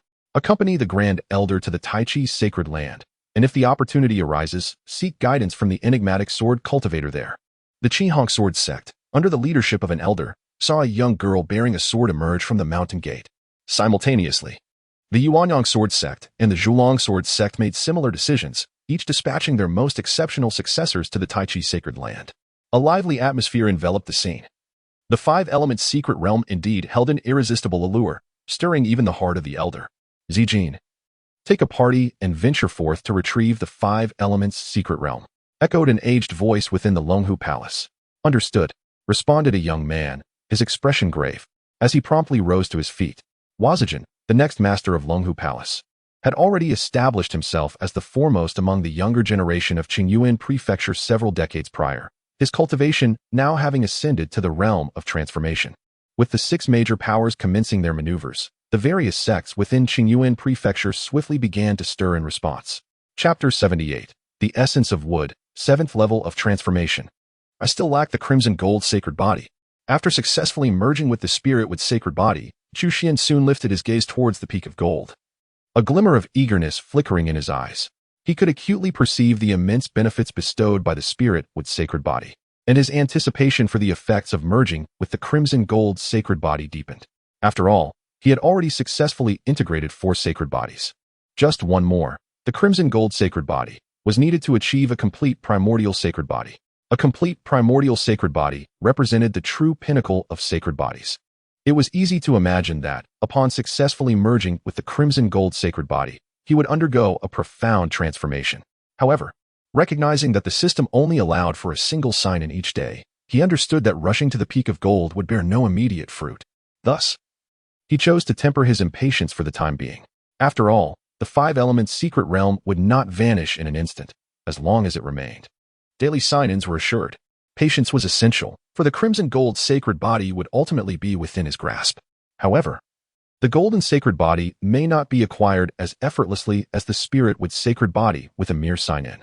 It appears that, even if solely for the sake of signing in, the five-element secret realm must be preserved. It must not fall into the hands of outsiders. Reflecting upon the previous malicious divine consciousness, a glimmer of cold light flickered in Chu Xuan's eyes. He then turned his gaze to the inheritance core before him. Were it not for the sign-in system, this inheritance would truly represent the most valuable asset of the Wood Peak. Although this inheritance serves merely as an embellishment for him, the very fact that it can enhance his capabilities is indicative of its extraordinary nature. After all, with Chu Xuan's current level of cultivation, most external treasures have lost much of their potency. The inheritance before him embodies the essence of wood that has accumulated over a millennium at Wood Peak. Even disregarding the profound mysteries of wood, the sheer magnitude of energy contained within is enough to command Chu Xuan's admiration. This is far beyond the comparison of just one or two rare treasures. In Chu Xuan's estimation, it rivals the worth of hundreds, if not thousands, of such treasures. For an ordinary individual, this inheritance could elevate them from nothing to the realm of creation, showcasing the astonishing energy it harbors. With the integration of the spirit with sacred body, my affinity in this regard has significantly increased. Absorbing the essence of wood from this inheritance has become much more feasible, even achieving a complete absorption rate of 100%. A smile grazed Chu Xuan's lips. This was indeed a delightful surprise for him. He swiftly raised his right hand, reaching toward the verdant fruit before him. In an instant, the green fruit symbolizing the essence of inheritance erupted with an unparalleled brilliance. Countless beams of light radiated outward, wrapping around Chu Xuan like a multitude of emerald vines. Subsequently, an untainted stream of inheriting energy surged rapidly into Chu Xuan's body. At this moment, the distinction between Chu Xuan and others became evident. While others would passively receive such an inheritance, struggling to digest the majority of the energy, which would remain stagnant within them for gradual refinement. Achieving the realm of creation would undoubtedly require an extensive period. Chu Xuan was different. He was already a formidable being in the realm of creation, and not just any ordinary practitioner. Although the energy was immense, it was far from insurmountable for him to absorb. Thus, he was not merely passively receiving the influx of inheritance energy. Instead, he actively embraced it. His perfected Tai Chi sacred body commenced its operation at once. While the supreme techniques of the Divine Elephant Suppression Technique and Tai I Golden Chapter were likewise summoned to their fullest potential. Additionally, the supreme divine flame of solar fire ignited, further accelerating the transformation and absorption of the inheritance energy. From a distance, Chu Xuan's form resembled a terrifyingly vast black hole, voraciously consuming the pure and colossal energy. As each second elapsed, an increasing amount of energy was refined and absorbed, transmuting into his own magical power. And Chu Xuan's cultivation level steadily ascended. This was tantamount to 1/5 of the accumulation over a millennium within the entire five-element secret realm, a truly extraordinary feat. Chu Xuan swiftly transcended into the 5th layer of the transformation realm, followed by an ascent to the 6th layer, and soon reached the pinnacle of the 6th layer. Ultimately, with a final surge of effort, he broke through to the 7th layer of the transformation realm. However, upon entering the 7th layer, the pace of his advancement inevitably began to decelerate. This was primarily due to Chu Xuan's exceptionally solid foundation and the vastness of his purple mansion space, which required an extraordinary amount of spiritual energy for each breakthrough, far exceeding that of ordinary individuals. The immense energy capable of propelling one from nothingness to the transformation realm merely facilitated his advancement through 3 minor levels. Nevertheless, achieving the breakthrough of 3 minor levels in a single leap left Chu Xuan thoroughly content. The 7th layer of the transformation realm, in comparison to the 4th layer, his cultivation prowess had significantly strengthened. Yet, beyond the progress in his cultivation, Chu Xuan found himself more captivated by another acquisition, the essence of wood.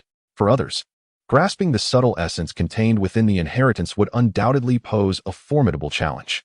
However, for Chu Xuan, it was devoid of any difficulty. Not only did he successfully master this essence of wood, but he also elevated it to a realm of great completion. Indeed, this newly acquired essence of wood surpassed even his previous mastery of the essence of strength. The essence of wood within the inheritance could typically only reach a minor level of completion, but Chu Xuan, possessing the sacred body of spiritual wood, exhibited an astounding affinity in this regard, as if he were inherently endowed with the essence of wood. Thus, he was able to attain mastery of the essence of wood with remarkable swiftness, reaching a state of great completion. Apart from the essence of wood, perhaps the essences of gold, water, fire, and earth can also be endeavored to master. The individual elemental essences may merely be considered ordinary. Yet the harmonious amalgamation of these 5 essences forms the profound 5 elements essence, which rivals the supreme essence of strength. Should I succeed in grasping the 5 elements essence, it would hold extraordinary significance for me. Contemplating this, a flicker of excitement danced in Chu Xuan's eyes. A cultivator at the transformation realm is not confined to mastering a singular essence. The fusion of one's own essence during a breakthrough can be regarded as the primary or fundamental essence. However, with sufficient comprehension, one may also delve into and command other essences. The more essences one masters, the greater the assistance one receives. Nevertheless, it is best not to dwell on that for now. This time, not only did I successfully integrate the sacred wood body, but I also elevated my cultivation to the 7th layer of the transformation realm, complemented by the perfected wood essence, resulting in a bountiful harvest. I wonder how the others are faring. Chu Xuan lifted his gaze towards the other 4 peaks of inheritance. Su Chanqian and the others do not possess his level of cultivation, so their path to successful integration will undoubtedly be more arduous. Comparatively, Su Chanqian boasts remarkable talent and has reached the Purple Mansion realm, so she should face little difficulty. Jia, despite her youth, also possesses commendable talent and should have a considerable chance of success. However, Ahu and Lu both face challenges. One lacks mental acuity, while the other is somewhat advanced in age, presenting a certain degree of difficulty. However, it must be said that as long as they can endure this trial, they will undoubtedly experience a rebirth akin to a phoenix rising from the ashes, and their future will shine brightly. Throughout this extended period of companionship, Chu Xuan has developed a favorable impression of these few individuals and naturally hopes for their success this time. At that moment, Chu Xuan seemed to sense something amiss and immediately lifted his gaze outward. His sharp eyes appeared to penetrate the barriers of space, clearly perceiving the circumstances beyond the secret realm. In an instant, his expression grew cold, and an undeniable glimmer of murderous intent emerged in his eyes. Truly reckless. Chapter 79. The Gathering of the Strong, the menacing aura of the Round Ones. During the time that Chu Xuan and the others were receiving their inheritance, the outside world was in a state of turmoil. As various celestial phenomena manifested, powerful figures from all factions were irresistibly drawn towards the Tai Holy Land. To be honest, even the Grand Elder Deng Ying did not anticipate such a significant commotion. After all, the last opening of the 5 Elements secret realm occurred over 1,000 years ago, and she had never witnessed the specific spectacle of its activation. In those days, the Tai Holy Land was in its prime, with formidable warriors abounding, and such a disturbance was hardly remarkable. Other factions, not even daring to entertain any ill intentions, refrained from even casting a lingering glance. However, the current state of the Tai Holy Land pales in comparison to its former glory, and when these various phenomena ascended to the heavens, it was akin to a child brandishing gold in a bustling marketplace. Countless factions could not suppress their greed, all yearning to partake in a share of the bounty. Those who refuse to seize the opportunity shall bear the consequences. It seems I am the first to arrive. I shall graciously accept the treasures of the 5 Elements secret realm. A crimson-robed elder appeared, stepping through the air, and as his voice echoed, he swiftly conjured a colossal hand to grasp at the Tai sacred land. It was none other than the legendary 5 Elements secret realm and ancestor Qi Ling. If you wish to monopolize, I shall not acquiesce. A bewitching laugh resounded as a woman in colorful garments danced gracefully, summoning vibrant ribbons that soared like rainbows. I did not expect you two to arrive so promptly, but this 5 Elements secret realm shall belong to the Tsonglei Pavilion. A figure enveloped in violet lightning raised a hand and unleashed a terrifying bolt of thunder from above. You seek death. Upon witnessing this scene, the Grand Elder Deng Ying, who had been guarding the entrance of the 5 Elements secret realm, immediately glared with fury, her eyes ablaze with murderous intent. Though these 3 were formidable beings of the law manifestation realm, Deng Ying felt no fear whatsoever. With a wave of her hand, she unleashed a divine power that tore through the void, effortlessly shattering their assaults. Simultaneously, her figure ascended into the sky, where the immense Jade Toad Law manifestation coalesced into being. With a thunderous roar, the colossal Jade Toad Law manifestation charged toward the 3 adversaries. Faced with this overwhelming and fearsome presence, the trio could only retreat in haste. They exchanged glances, each feeling the formidable challenge posed by Deng Ying. Not daring to hold back, They promptly summoned their own law manifestations and joined forces to suppress Deng Ying. Nevertheless, even with their combined efforts, the three were still no match for Deng Ying. A dazzling array of mystical light erupted from her hands, and in an instant, the trio found themselves retreating in disarray. Even against three adversaries, Deng Ying maintained an overwhelming advantage. Given just a little more time, dispatching them would be a trivial task. However, the arrival at the Tai sacred land was not limited to these three. Soon, more figures joined the fray. These four were also formidable beings of the Dharma aspect realm, and the seven quickly coordinated their assault against Deng Ying. Those bold enough to rush toward the Tai sacred land were hardly weaklings. Among these seven, three had reached the late stage of the Dharma aspect realm, while the other four were in the mid-stage. Despite Deng Ying's extraordinary prowess, facing such a united front of seven powerful beings forced her into a position of passive defense, even causing her Jade Chan Dharma aspect to waver. Time was of the essence. They needed to intensify their efforts. Let us eliminate this old hag first, and then we shall divide the five elements secret realm among ourselves. The first to arrive, the ancestor of Chilean, seethed with fury, his face a mask of cold murderous intent as he unleashed his attacks while loudly proclaiming, "Indeed, once the other powerful beings arrive, complications are certain to arise. We must hasten our pace.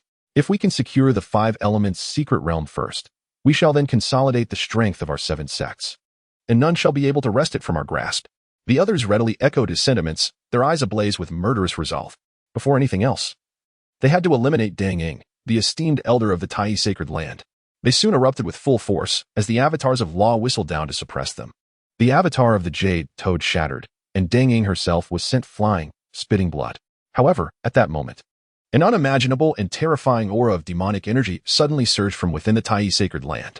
The seven who had originally felt assured could not help but tremble in their hearts, their hairs standing on end, as if they were being targeted by a fearsome beast.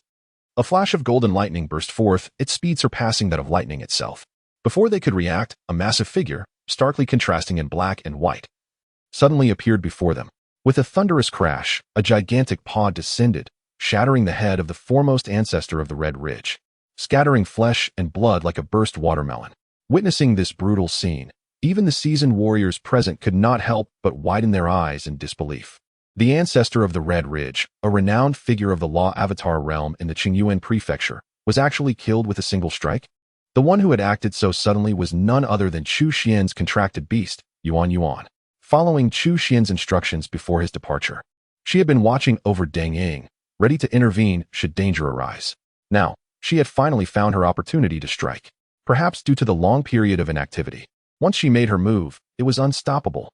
After slaying a mighty being of the law avatar realm with a single blow, Yuan showed no intention of halting. With her entire being radiating with lightning, she charged forward without a word, aiming to eliminate another powerful figure of the law avatar realm nearby, seeking death. Upon witnessing the round figure charging towards him, the formidable adept from the Tsang Lei Pavilion was instantly consumed by rage. Unlike the careless Qiling ancestor, he promptly summoned his powers to confront the impending threat. With a thunderous boom, two torrents of ferocious lightning energy clashed violently. However, the lightning energy conjured by the adept paled in comparison to the formidable exorcising divine thunder wielded by the round figure. Consequently, the outcome was swiftly determined. And in the blink of an eye, the adept was sent flying. Eager for more, the round figure, filled with exhilaration, charged towards others with an aura reminiscent of an indomitable demon. The remaining five adept figures found themselves overwhelmed by her fierce presence, and in their haste, they were utterly unable to mount a defense. Instead, they retreated in disarray, their ranks collapsing in an instant. Witnessing this scene, Deng Ying felt as though the heavens were playing a cruel joke on her. She had been prepared to fight to the death, only to have the round figure suddenly emerge and effortlessly turn the tide in her favor. Although she recognized the creature, as it frequently trailed behind Chu Xuan, she had previously regarded it merely as an ordinary pet. She had never imagined that beneath its adorably clumsy exterior lay such terrifying power. In truth, when compared directly, the round figure's strength was not significantly greater than Deng Ying's. However, the timing of her intervention was impeccable, and coupled with her mastery of the exorcising divine thunder, she unleashed a relentless assault that rendered her seemingly unstoppable. However, Deng Ying did not completely relax. She barely had time to converse with Yuan, for at that moment, a multitude of formidable beings converged from all directions. In contrast to the previous seven, this assembly seemed to represent a true legion. Accompanied by piercing shrieks that sliced through the air, figures surged forth from every corner, instilling an involuntary shiver down one's spine. Among them, the most imposing contingent was led by a long-haired man. His gaze was indifferent, radiating an overwhelming aura that preceded him like an unstoppable tide. Upon his emergence, not only did Deng Ying's expression shift dramatically, but those strong individuals arriving from all sides also couldn't suppress their terror. This long-haired man was none other than Shizhongji, the leader of the moon worship sect. Shizhongji was no ordinary powerhouse. As the sect's leader, he had attained the realm of transformation, becoming a renowned figure within that domain. No one had anticipated that he would personally intervene this time. At that moment, Shizhongji, with a condescending gaze, coldly declared, "Hand over the Five Elements Secret Realm. The Five Elements Secret Realm belongs to our Tai Holy Land.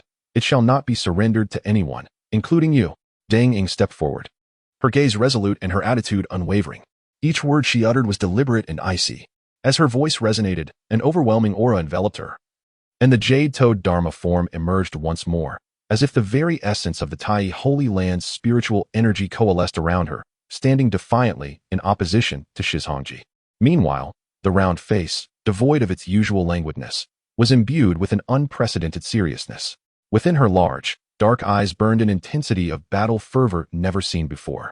Clenching her fists tightly, her imposing figure stood tall, radiating a tumultuous aura of demonic energy, with arcs of lightning flickering incessantly around her. A chilling and terrifying atmosphere emanated from her, akin to a peerless demon king in the throes of transformation. Arrogantly dismissive, Shizhongji wore a contemptuous smirk, resembling a lofty deity surveying the two from above, his disdain unmistakable. With a mere flick of his sleeve, a torrent of terrifying divine light cascaded down like a waterfall. Without hesitation, Deng Ying and Yuan exchanged a glance, and without uttering a word, they charged forward together. Yet, the outcome was utterly despairing. Despite their combined efforts, they found themselves powerless against Shizhongji's seemingly casual strike. With two resounding booms, a dreadful energy erupted in midair, and soon, Deng Ying and Yuan plummeted like two severed kites. They suffered a grievous blow. Witnessing this scene, the multitude present could not help but gasp in shock. Although they were already aware of the formidable power wielded by Shizhongji, the leader of the Baiwei sect, witnessing his prowess firsthand was suffocating. Indeed, as a master who had grasped the essence of transformative power, Shizhongji's might was far beyond that of ordinary experts. Even someone as formidable as Deng Ying, who has reached the pinnacle of the 9th level of the lower realm, pales in comparison. To Shizhongji, Deng Ying and Yuan are merely two bothersome flies, insignificant and unworthy of his attention. The only individual he truly cares about from the Tai sacred land is that mysterious powerhouse who once effortlessly slayed Hu Jingshan with a single sword strike. "Are you not going to make your move?" Shizhongji proclaimed, standing high in the air, his robes billowing, his gaze sharp and frigid, his tone devoid of warmth. Although he did not name names, everyone present understood to whom he was addressing his words. Soon, all eyes turned in unison towards the Tai sacred land, as if they were collectively awaiting the appearance of that enigmatic figure. Many even secretly prayed for a fierce battle between the two, hoping for a brutal clash that would leave them both severely weakened. For only in such chaos would they find an opportunity to seize the Five Elements Secret Realm. Since you all believe that the Tai sacred land conceals a mysterious powerhouse, I shall indulge your speculation. Within the Five Elements Secret Realm, Chu Xuan rose to his feet, a glint of cold light flashing in his obsidian eyes. As he spoke, he retrieved a bronze mask from his system space and donned it upon his face. This was one of the rewards he had earned from his past sign-ins. While it may not be a weapon of divine caliber, it is indeed a rare treasure, capable of concealing one's aura and appearance. Unless one's spiritual awareness vastly surpasses his own, it would be difficult to discern his true essence. Following this, Chu Xuan took a single step forward, and in an instant, he vanished from his original position. The next moment, he traversed through the entrance of the Five Elements Secret Realm and emerged within the Tai sacred land. With a resounding echo, the entire Tai Chi sacred land was suddenly engulfed in a tumult of excitement the moment he appeared, witnessing the emergence of a truly enigmatic powerhouse. Countless individuals could not help but widen their eyes in astonishment. Those gazes swiftly ignited with a terrifying brilliance, as if they yearned to penetrate the veil and fully comprehend this mysterious figure at the earliest opportunity. Although many had speculated about the existence of a hidden force behind the Tai Chi sacred land, such conjectures remained mere speculation as long as the elusive figure chose to remain concealed. Now, with this formidable presence standing before them, how could the hearts of the crowd not swell with exhilaration, a palpable sense of witnessing history unfolding? However, despite their collective efforts to probe with their senses, every attempt proved futile, including that of Shizhongji, the leader of the Baiwei sect. Enshrouded by a bronze mask, none in attendance could discern the essence of Chu Xuan. He stood there like a shroud of mist, leaving them with only a vague impression that he was a man, and perhaps not entirely devoid of youth. Instantly, a consensus formed in their minds. This was undoubtedly an ancient being skilled in the art of preservation. Youth seemed an impossibility.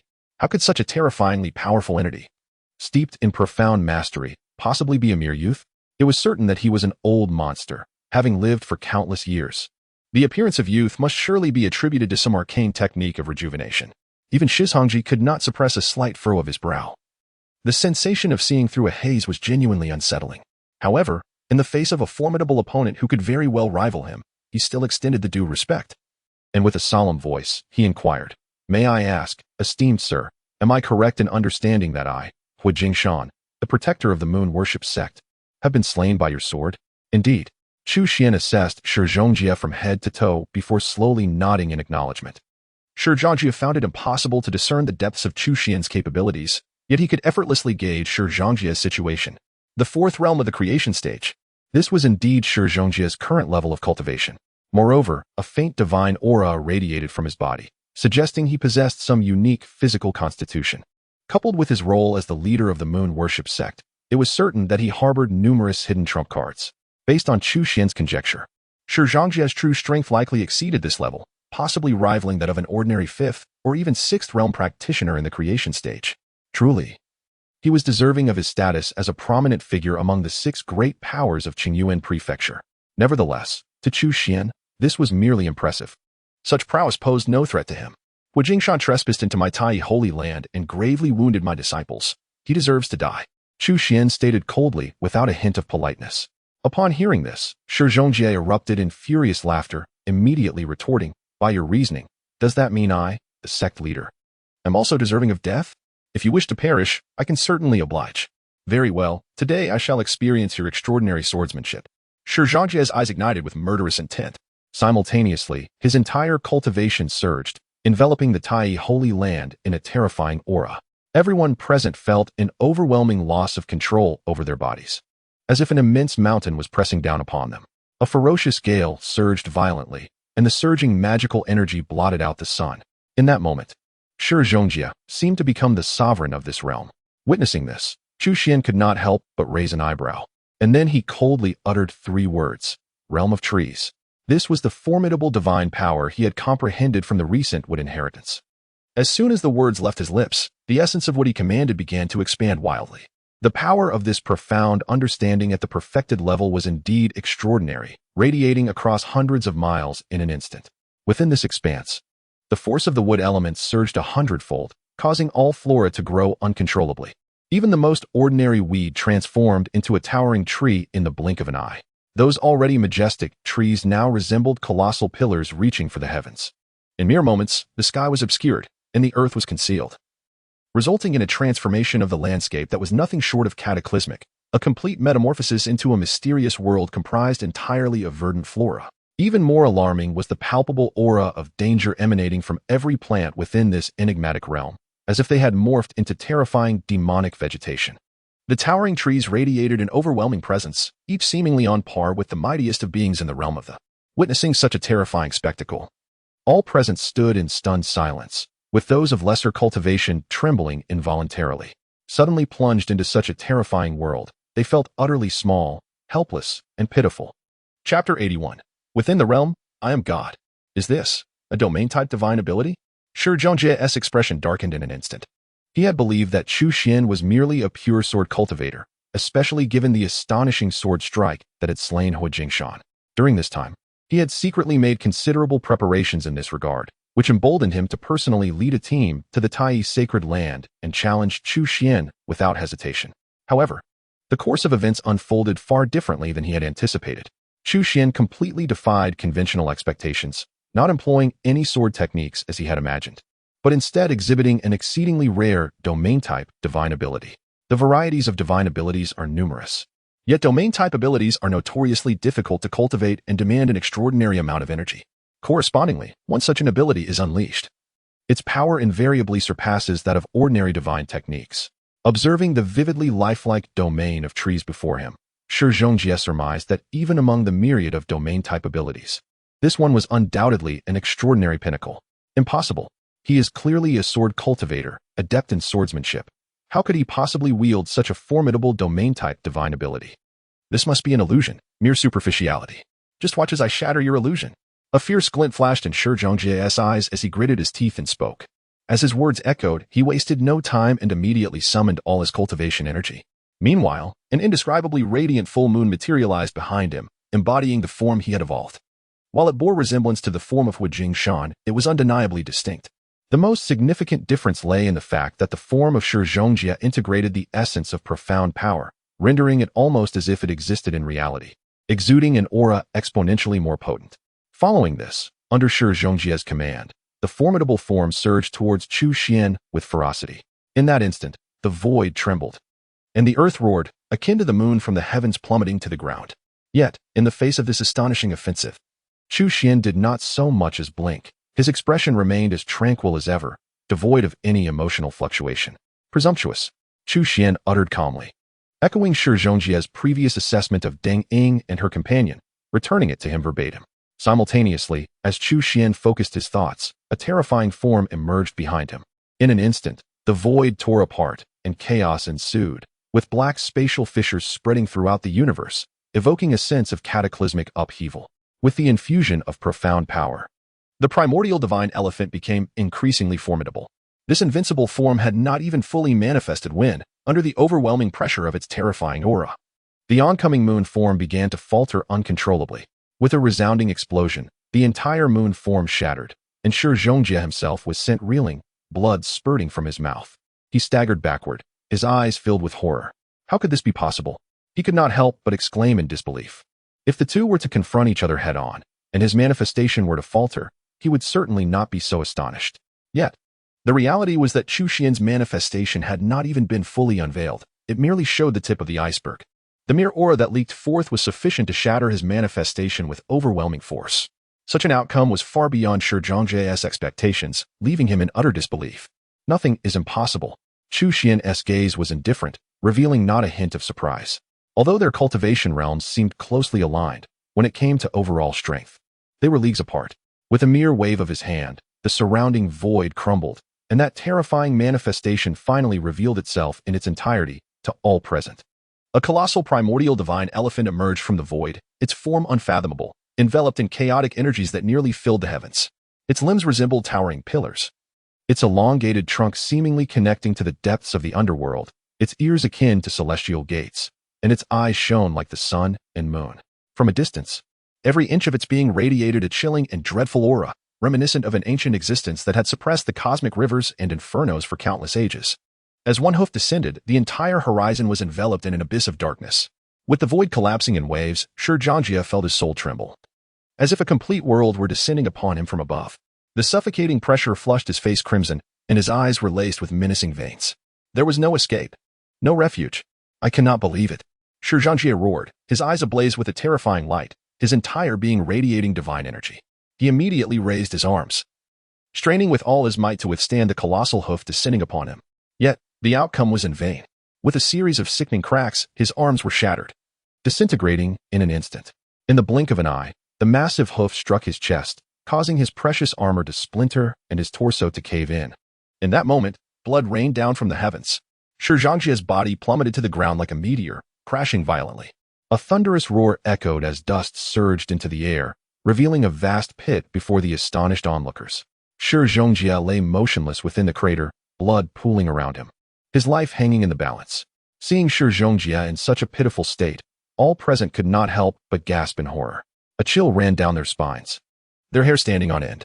Just moments ago, Shi Zhongjie had been an invincible force, and now he lay nearly lifeless. This scene was nothing short of shocking, a profound challenge to the perceptions of all who witnessed it. Even Shi Zhongjie, a figure of immense strength within the realm of creation, had shown no resistance. What kind of power could possibly subdue such a formidable being? At that moment, Chu Xuan slowly turned, his icy gaze sweeping over the others. To him, these individuals were no different from Shi Zhongjie, each a scheming invader. Senior, we are not allied with Shi Zhongjie. I implore you to grant us our freedom. Indeed, Senior, We have no affiliation with the moon worship sect. We merely came to observe and have done nothing untoward. We acknowledge our mistakes and vow never to repeat them. We implore you to show us mercy this time, and we shall remember this lesson well." Upon facing Chu Xuan's icy gaze, a chill ran through everyone present, prompting them to hastily offer explanations. "You certainly know how to adapt to circumstances, yet, realizing your mistakes now is likely too late." Chu Xuan scoffed. Fully aware of their nature, they would seize benefits without hesitation and flee from danger, akin to a pack of wolves. Had the Tai Chi sacred land possessed no strength, they would undoubtedly have pounced without a moment's thought. Growing weary of their banter, Chu Xuan coldly proclaimed, "Sever a limb, and I shall allow you to depart." "What? Sever a limb?" At this declaration, the countenance of everyone in attendance shifted dramatically. They were not formidable beings of the creation realm and could not restore themselves with the power of creation. Should they sever a limb? Unless they were fortunate enough to find an exceedingly rare medicinal herb for recovery, they might endure a lifetime of physical impairment. Such a punishment was simply intolerable. "Fear not. Though he is strong, he stands alone. With our combined might, how could we possibly fear him? Indeed, let us attack together, eliminate him, and then divide the treasures of the five-element secret realm. As the saying goes, 2 fists cannot contend with 4 hands. United in action, his demise is assured. Let him bear the consequences of inciting our wrath." Soon, voices of provocation arose, particularly from the members of the moon worship sect who had accompanied Shi Zhongjia, especially the 3 great guardians, each a pinnacle of the Dharma realm. Under their leadership, many could not help but join the fray, and in an instant, an overwhelming offensive surged forth, with countless beams of divine abilities rushing towards Chu Xuan. Can 2 fists contend against 4 hands? Apologies, but within my domain, I am divine. With a mere thought, Chu Xuan set all flora and fauna into motion, transforming the world in the blink of an eye. Towering trees overshadowed the sun. Flowers bloomed and withered in a chaotic dance, blades of grass soared like sword lights, and vines spanned the heavens and the earth. In a fleeting moment, the formidable warriors found themselves forcibly bound to the great trees, ensnared tightly by countless vines resembling tentacles. Moreover, sharp thorns pierced their bodies, incessantly siphoning their cultivation and lifeblood. As they felt their bodies grow hollow, a sense of dread and unrest began to grip them all. At this rate, would they not be reduced to mere husks? Rather than face such a fate, they mused, it would be better to sever an arm from the outset. Chapter 82, Moths to the Flame. Voluntarily walking into the trap, Chu Xuan paid no heed to their pleas for mercy. He had clearly offered these individuals a chance, yet not a single one valued it. They were, without a doubt, blind to the grave consequences they faced. To encapsulate their folly in one word, despicable. Thus, Chu Xuan resolved to instill lasting lessons within them, to prevent a recurrence of such folly, where they might again rush to the Tai Chi Holy Land to reap the benefits. As for whether excessive siphoning of their cultivation and lifeblood would lead to any physical ailments, that concern lay far beyond Chu Xuan's purview. Instead, with the continuous influx of energy provided by these formidable beings, Chu Xuan found it considerably easier to maintain the tree realm. Otherwise, relying solely on his own strength to uphold such a vast domain would undoubtedly place a slight strain on even his profound cultivation. To his surprise, others had arrived as well. It appears I have indeed underestimated the allure of the 5-element secret realm, as well as the insatiable greed of the various factions within the Qingyuan prefecture. Just then, Chu Xuan suddenly lifted his gaze, his profound eyes casting a penetrating glance into the distance. Today, I shall witness how many more seek a share of the Tai Chi sacred land. A frosty smile crept upon Chu Xuan's lips. Following this, he waved his hand, causing countless flowers, grasses, and trees to stir as if they were a well-drilled army. Soon, a passage manifested within the tree realm, allowing outsiders to enter at will. A passage? At that moment, many powerful beings who had been barred from entry by the tree realm could not help but brighten their eyes. To obtain the 5-element secret realm, they first needed to enter the Tai Chi sacred land. Since the Tai Chi sacred land was enveloped by the tree realm, their initial step was to breach its confines. Of course, they were unaware that this tree realm was an extraordinary domain conjured by Chu Xuan. They merely believed it to be a manifestation of some change triggered by the 5-element secret realm. The sudden emergence of a passage was undoubtedly a fortuitous surprise for them. Many rushed in without a second thought. However, a few maintained their composure, sensing that something was amiss. "Lady Saint, shall we enter?" The 4 elders of the Xian sect simultaneously turned their gaze toward a mysterious young maiden veiled in a silk scarf before them. The enigmatic maiden is none other than Si Jiaolan, the saintess of the Xian sect. Within the Xian sect, the saintess essentially serves as the successor to the sect leader. Thus, Si Jiaolan holds a position of immense authority, Even the four esteemed elders must heed her commands. However, Xi Jialan herself is a prodigious talent, possessing not only exceptional intelligence, but also remarkable aptitude for cultivation. Under the diligent cultivation of the Xianin sect, despite her tender years, she has already transcended the realm of Fa Xiang, rendering her a genuine powerhouse. Additionally, among the four elders, two have attained the initial stage of the transformation realm, while the other two have reached the pinnacle of the Fa Xiang realm. Therefore, although only 5 of them have been dispatched, their collective strength is formidable. Why has the Bai West sect, which likely arrived before us, remained so silent? Xi Jialan gently parted her cherry lips, a hint of perplexity gleaming in her bright eyes. The 4 elders were momentarily taken aback, then instinctively furrowed their brows. According to their knowledge, this time the Baiwei sect was led personally by their sect leader, Shi Zhongjie. Although the two sects have historically been at odds, they possess a fair understanding of Shi Zhongjie's character, assertive and domineering. Logically, one would expect Shi Zhongjie to create a stir upon entering the Tai sacred land, yet the current silence is indeed rather unusual. Saintus, do you imply that we should merely wait outside? One elder could not help but inquire. Xi Jialan did not respond. Instead, she turned her gaze towards the factions of the 3 major sword sects in the Longhu Palace. Leading the Dragon and Tiger Palace is Hua Zijin, the preordained successor to the position of Palace Master. Once a prominent figure on the Eastern Wilderness Genius list, this remarkable individual has transcended the creation realm, earning the title of the foremost young prodigy within Qingyuan Prefecture. Perhaps emboldened by his prowess, he does not perceive the Taichi sacred land as a formidable challenge. Without a moment's hesitation, Hua Zijin strides confidently into the sanctum, accompanied by his entourage from the Dragon and Tiger Palace. Similarly, the 3 major sword sects exhibit no reluctance. These sword cultivators, known for their bold and decisive nature, are not inclined to overthink the situation. They promptly follow suit, advancing into the depths of the passage. In the blink of an eye, only their group remains among the 5 great factions. Xi Jialan takes a deep breath, feeling a twinge of apprehension. Although she harbors suspicions regarding the potential dangers of this pathway, they remain unsubstantiated, merely conjectures devoid of concrete evidence.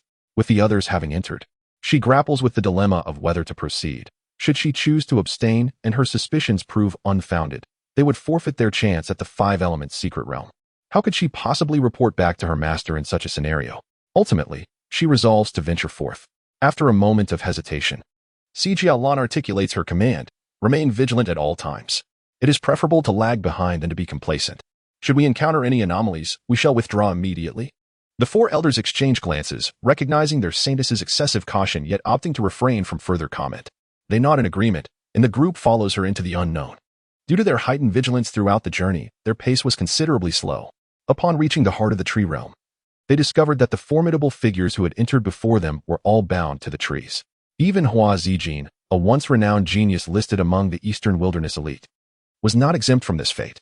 Ensnared by numerous thorny vines, his eyes appeared vacant, his complexion ashen, bearing the marks of excessive defeat, devoid of the slightest trace of his former pride and confidence. Among the towering trees, they even spotted Shizhongji, the leader of the moon worship sect. This once dominant figure was now drenched in blood, his eyes shut tight, his life hanging in the balance. The 5 of them exchanged glances, momentarily speechless, as the absurdity of the scene unfolded before them, akin to a surreal dream. The same dismal fate befell the renowned masters of the 3 great sword sections. Presently, only a young girl clad in white remained standing. If Xi Jialan was not mistaken, she was the prodigious sword cultivator Luo Yunjin, hailed as a rare genius by the Qinghong sword sect. Do you wish to meddle in the 5 Elements secret realm? A detached voice resonated from above. Startled, Xi Jialan and her companions realized that there was indeed someone in the sky. Vaguely, he appeared to be a tall man, adorned with a bronze mask that obscured his features behind layers of mist. I have come here solely to seek guidance on swordsmanship from esteemed seniors, Luo Yunjin declared, shaking her head, her delicate and fair face etched with earnestness. Seek guidance on swordsmanship from me? With a slight arch of his brow, Chu Xuan surveyed the despondent figures of the various formidable beings surrounding him, and for a fleeting moment, he felt an urge to smile. Yet, from the pure and earnest gaze of the young girl before him, he sensed an unwavering honesty. It was highly probable that this was indeed her sole purpose for being here. He found himself regarding this exceptionally innocent girl with a newfound respect, a sentiment that compelled him to keep her until the end. Nevertheless, he still denied her the opportunity she sought. Perhaps another time, at present, she had yet to earn such a privilege. As he spoke, Chu Xuan waved his hand, and soon, numerous vines began to entwine around him. Luo Yunjin's expression dimmed momentarily, yet she quickly lifted her head with renewed determination, declaring, "I will soon possess that qualification. I hope you will honor your word, senior." As she spoke, she voluntarily raised her hands, allowing the vines to bind her without resistance, embracing the entire process with remarkable cooperation. Observing her demeanor, Chu Xuan smiled before turning his gaze towards the 5 newcomers, Si Jialan and her companions. In that instant, the 5 women felt an overwhelming weight pressed down upon them, as if the very world had come alive. It was at this moment they comprehended that the entirety of their surroundings was under his dominion. He was the singular sovereign of this realm. The moment Chu Xuan's gaze fell upon them, the burden of the world seemed to converge upon their shoulders. An unprecedented sense of helplessness flooded their hearts, and the 5, who had once entertained thoughts of resistance, swiftly abandoned such notions. What a jest! Beneath this suffocating atmosphere of terror, their very movements are rendered exceedingly arduous. How could they possibly resist? At this moment, they finally comprehend why such illustrious powerhouses have fallen to this plight. The enigmatic figure before them possesses an overwhelming strength, one that is insurmountable. "You have certainly made me wait far too long. Even a snail would outpace you." Observing the 5 individuals, Chu Xuan spoke with an expressionless demeanor. Upon hearing these words, the faces of Si Jialan and her companions instantly flushed with embarrassment.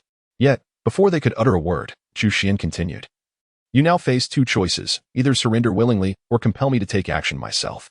Upon hearing this, the expressions of the 5 shifted subtly. It was evident that their fates were no different from those of others. At that moment, Si Jialan stepped forward, her countenance serious, and declared, "I propose a far better alternative. Might the esteemed elder be willing to consider it?" Chapter 83. Extortion, Alliance Demands Him? Upon hearing Si Jialan's words, Chu Xuan narrowed his eyes slightly. He scrutinized the purple-clad maiden before him, reminiscent of an orchid in a secluded valley. His piercing gaze seemed to penetrate her very essence. Faced with such a capricious and formidable entity, Si Jialan maintained an appearance of composure, though her heart was tumultuous. As time ticked by, her heartbeat quickened, her breaths becoming increasingly rapid and shallow. As she appeared to be on the brink of collapse, Chu Xuan finally nodded, softly uttering a single word, "Speak." At that moment, Si Jialan exhaled a long sigh of relief, and beneath her black veil, an exquisite smile blossomed. In that brief interval, the pressure she felt was even greater than that of facing her master. Without daring to linger, she hastily began, "Senior, your decision to capture us without resorting to execution must stem from your anger at our audacity in trespassing the Tai sacred land, aiming to impose a punishment upon us. Yet, your benevolent nature prevents you from indulging in unnecessary bloodshed. Therefore, you must be quite troubled about how to handle our situation. Am I correct?" At this juncture, Si Jialan lifted her gaze confidently towards Chu Xuan. A playful smile danced at the corners of Chu Xuan's lips. He had to admit that this young woman was indeed exceptionally astute. She had accurately discerned his thoughts. He was indeed grappling with how to deal with the individuals before him. Simply releasing them was out of the question, yet annihilating them all was equally inappropriate. The notion of benevolence was, of course, a flattering embellishment. The true reason lay in the sheer number of individuals involved, along with the myriad sects and powers affiliated with the Qingyuan prefecture. To eliminate them all might be satisfying, but it would undoubtedly provoke those factions, leading to a tumultuous future for the Tai sacred land. Although Chu Xuan was unafraid, the prospect of quietly engaging in cultivation thereafter seemed nearly impossible, which fundamentally contradicted his original intentions. Moreover, to speak candidly, although these individuals possess less than noble intentions, they have not inflicted any significant damage upon the sacred land of Tai. Most were swiftly subdued by Chu Xuan upon their arrival. In light of this incident alone, their transgressions do not warrant a death sentence. What are your thoughts? Chu Xuan turned to Si Jialan, asking directly without any circumlocution. Observing his demeanor, Si Jialan's smile broadened, and she promptly suggested, "As a humble woman, I possess an unrefined notion that perhaps we could alleviate calamity through financial means, by paying for our lives. This way, everyone could seize the opportunity for freedom, while the esteemed elder would also gain a substantial income, achieving a mutually beneficial outcome. Why not embrace such an option? Paying for our lives?" Chu Xuan's eyes sparkled with interest, and he inquired, "Your proposal is indeed intriguing. What do you believe would be an appropriate sum for the ransom?" Si Jialan, clearly having contemplated this matter beforehand, replied without hesitation, "We, 5 intruders, have trespassed upon your esteemed domain, disturbing the elder. We are willing to offer 1,000,000 spirit stones as compensation. Should the elder acquiesce, we can present the sum immediately." As she spoke, she retrieved her storage bag from her waist, preparing to deliver the 1,000,000 spirit stones as an offering. However, at that moment, Chu Xuan shook his head. Si Jialan, perplexed, quickly amended, if the elder finds this amount insufficient, we can double it, offering 2,000,000 spirit stones. Although, as the saintess of the Xianin sect, her wealth is considerable, she still felt a pang of reluctance at the prospect of parting with such a substantial sum. However, considering the assurance of safety for the 5 individuals and the opportunity to cultivate a favorable relationship with the formidable and enigmatic power before him, the 2,000,000 spirit stones seemed rather inconsequential. No, what I mean to say is that you are all my captives, and thus these items are naturally my spoils of war. Should they not rightfully belong to me? As he spoke, Chu Xuan raised his hand, and a vine shot forth like a tendril, swiftly snatching the storage bag from Si Jialan's grasp and delivering it into Chu Xuan's possession. He weighed the storage bag in his hand, a sardonic smile playing on his lips as he remarked, "Is it not somewhat inappropriate for you to offer me what originally belonged to me as a means of persuasion?" Upon hearing this, Si Jialan's exquisite eyes widened in disbelief. Her perception of Chu Xuan's audacity significantly altered. Yet, being under his roof, she had no choice but to yield, suppressing her indignation as she inquired, "Then, esteemed senior, what do you propose? Your suggestion is indeed commendable. However, the price remains rather insufficient," Chu Xuan replied, directing his gaze toward the assembly. "Let us establish the following. For those below the law manifestation realm, the ransom shall be 100,000 spirit stones each.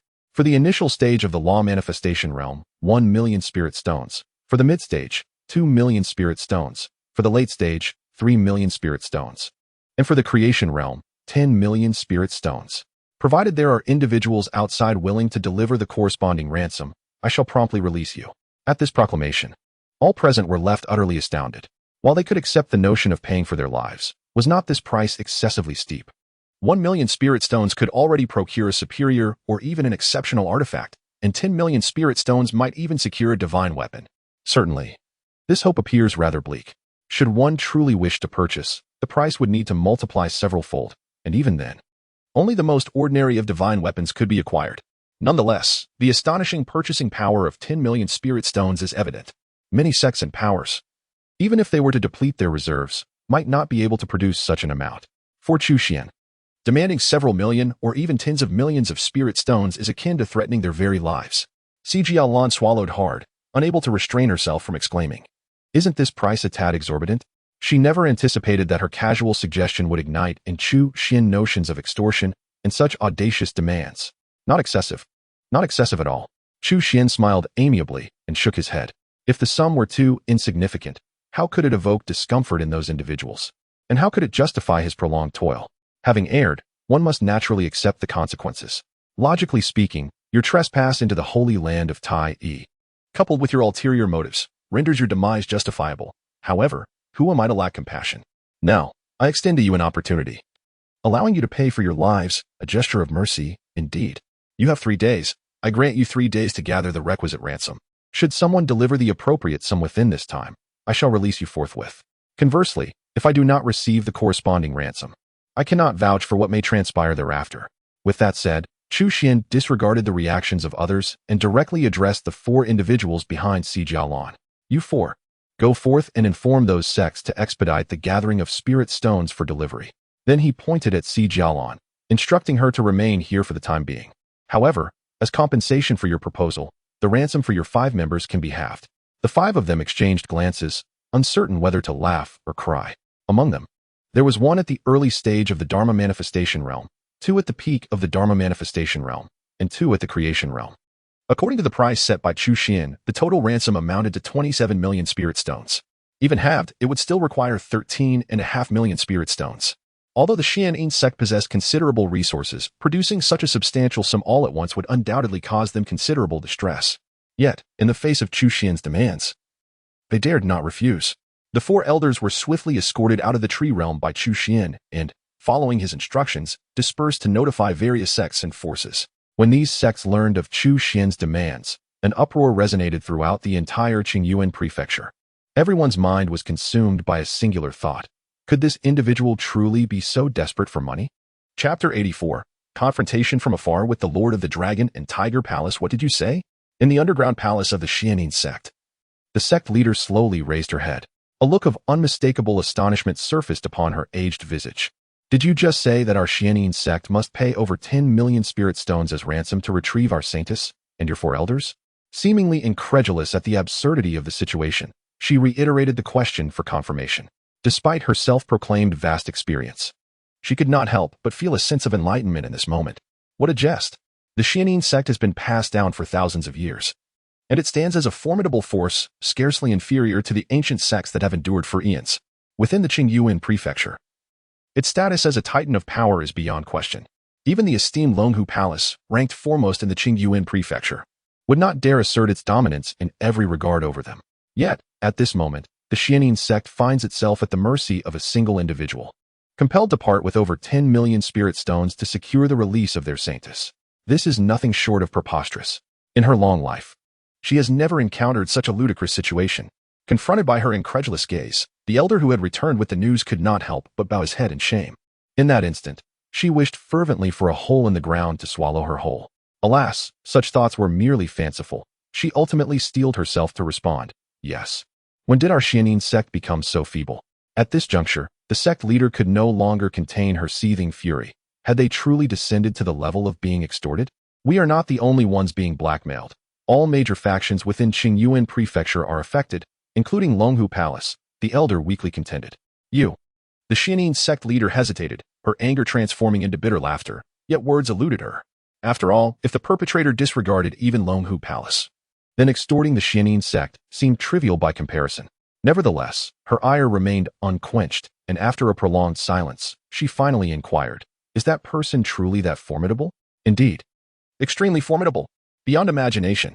Upon the mention of this matter, the elder immediately became animated, reiterating thrice as if such emphasis could elucidate the profound embarrassment they had suffered. The leader of the Baiwa sect, Shi Zhongjia, was utterly powerless in his grasp. The typically proud and arrogant Hua Zijin of the Longhu Palace found himself questioning his very existence under such overwhelming pressure.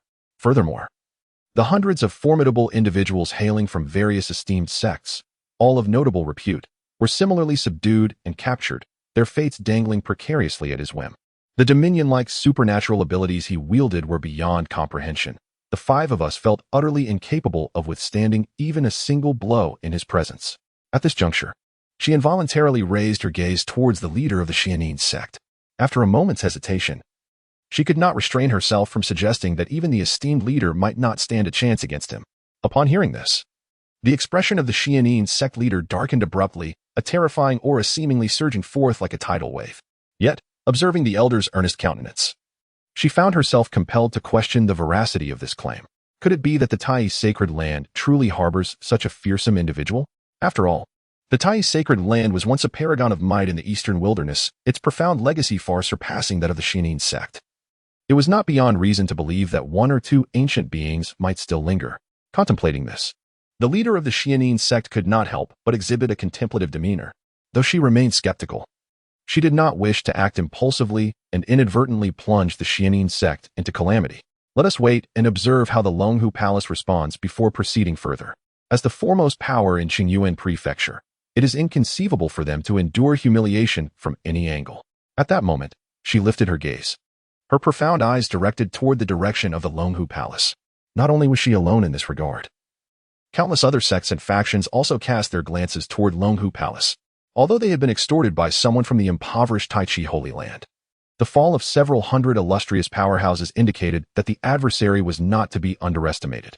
Moreover, with hostages in their possession, even the most furious and indignant factions had to exercise caution. At this juncture, the Longhu Palace, as the leading force among the various powers of Qingyuan prefecture, did not disappoint the onlookers. If you are so audacious, allow an old man to ascertain whether your appetite matches your bravado. An ancient voice resonated slowly, echoing throughout Qingyuan prefecture. Although the speaker remained unseen, everyone recognized it as the voice of the palace lord of Longhu Palace. Renowned as the foremost figure in Qingyuan prefecture, the palace lord possessed unparalleled strength. Despite not having intervened for over a century, none dared to belittle his existence. As the words echoed, an aged hand emerged from the void. The spiritual essence of the heavens and earth surged wildly, swiftly transforming into an awe-inspiring, unparalleled tiger and a terrifying dragon that billowed clouds and mist. With a couple of deft taps from the ancient hand, both the tiger and the dragon opened their eyes simultaneously, as if suddenly awakened to life. In that moment, The fierce gaze of the mighty tiger erupted with an unimaginable, terrifying ferocity, causing the vast Qingyuan mansion to tremble in fear beneath its formidable presence. Meanwhile, the colossal dragon emanated a palpable aura of dread, its radiant divine light intertwining with the brilliance of the sun and moon, obscuring the stars as the entire heavens transformed under its overwhelming power. Soon after, this unparalleled tiger and the fearsome dragon shattered the void, appearing instantaneously above the Tai sacred land. With claws bared and fangs exposed, they tore through the celestial fabric, lunging fiercely towards the Tai sacred land. Witnessing this spectacle, Chu Xuan narrowed his eyes slightly, a sharp glimmer igniting within his dark orbs. The Dragon Tiger Palace. Could this indeed be the legendary Dragon Tiger Dharma form? Since the adversaries had already made their move, Chu Xuan would not sit idly by. Although the tree realm could likely withstand the onslaught of this Dragon Tiger Dharma form, he preferred taking the initiative over remaining on the defensive. With a mere thought, the primordial divine elephant emerged from the void, and in an instant, the fabric of reality shattered and the earth was rent asunder. Even the numerous powerful beings within the tree realm felt the jarring impact of that heart-stopping aura, their expressions shifting dramatically. See Jelon, the holy maiden of the Xian sect, gasped in astonishment, her eyes widening in disbelief. What kind of Dharma form is this, that it could be so terrifying? At that moment, the two great Dharma forms collided with one another, causing vast expanses of the void to collapse and shatter. The horrifying scene resembled the sudden onset of an apocalyptic event. The vast expanse of Qingyuan Mansion was shrouded in an unending darkness. After what felt like an eternity, the sky gradually regained its light. Countless formidable beings gazed upward, only to discover that both the fearsome Dragon Tiger Dharma and the seemingly invincible primordial divine elephant had vanished without a trace. This aerial confrontation appeared to yield no clear victor, a conclusion that was difficult for many factions to accept. No one had anticipated that even the esteemed master of the Dragon Tiger Palace could not contend with the mysterious powerhouse.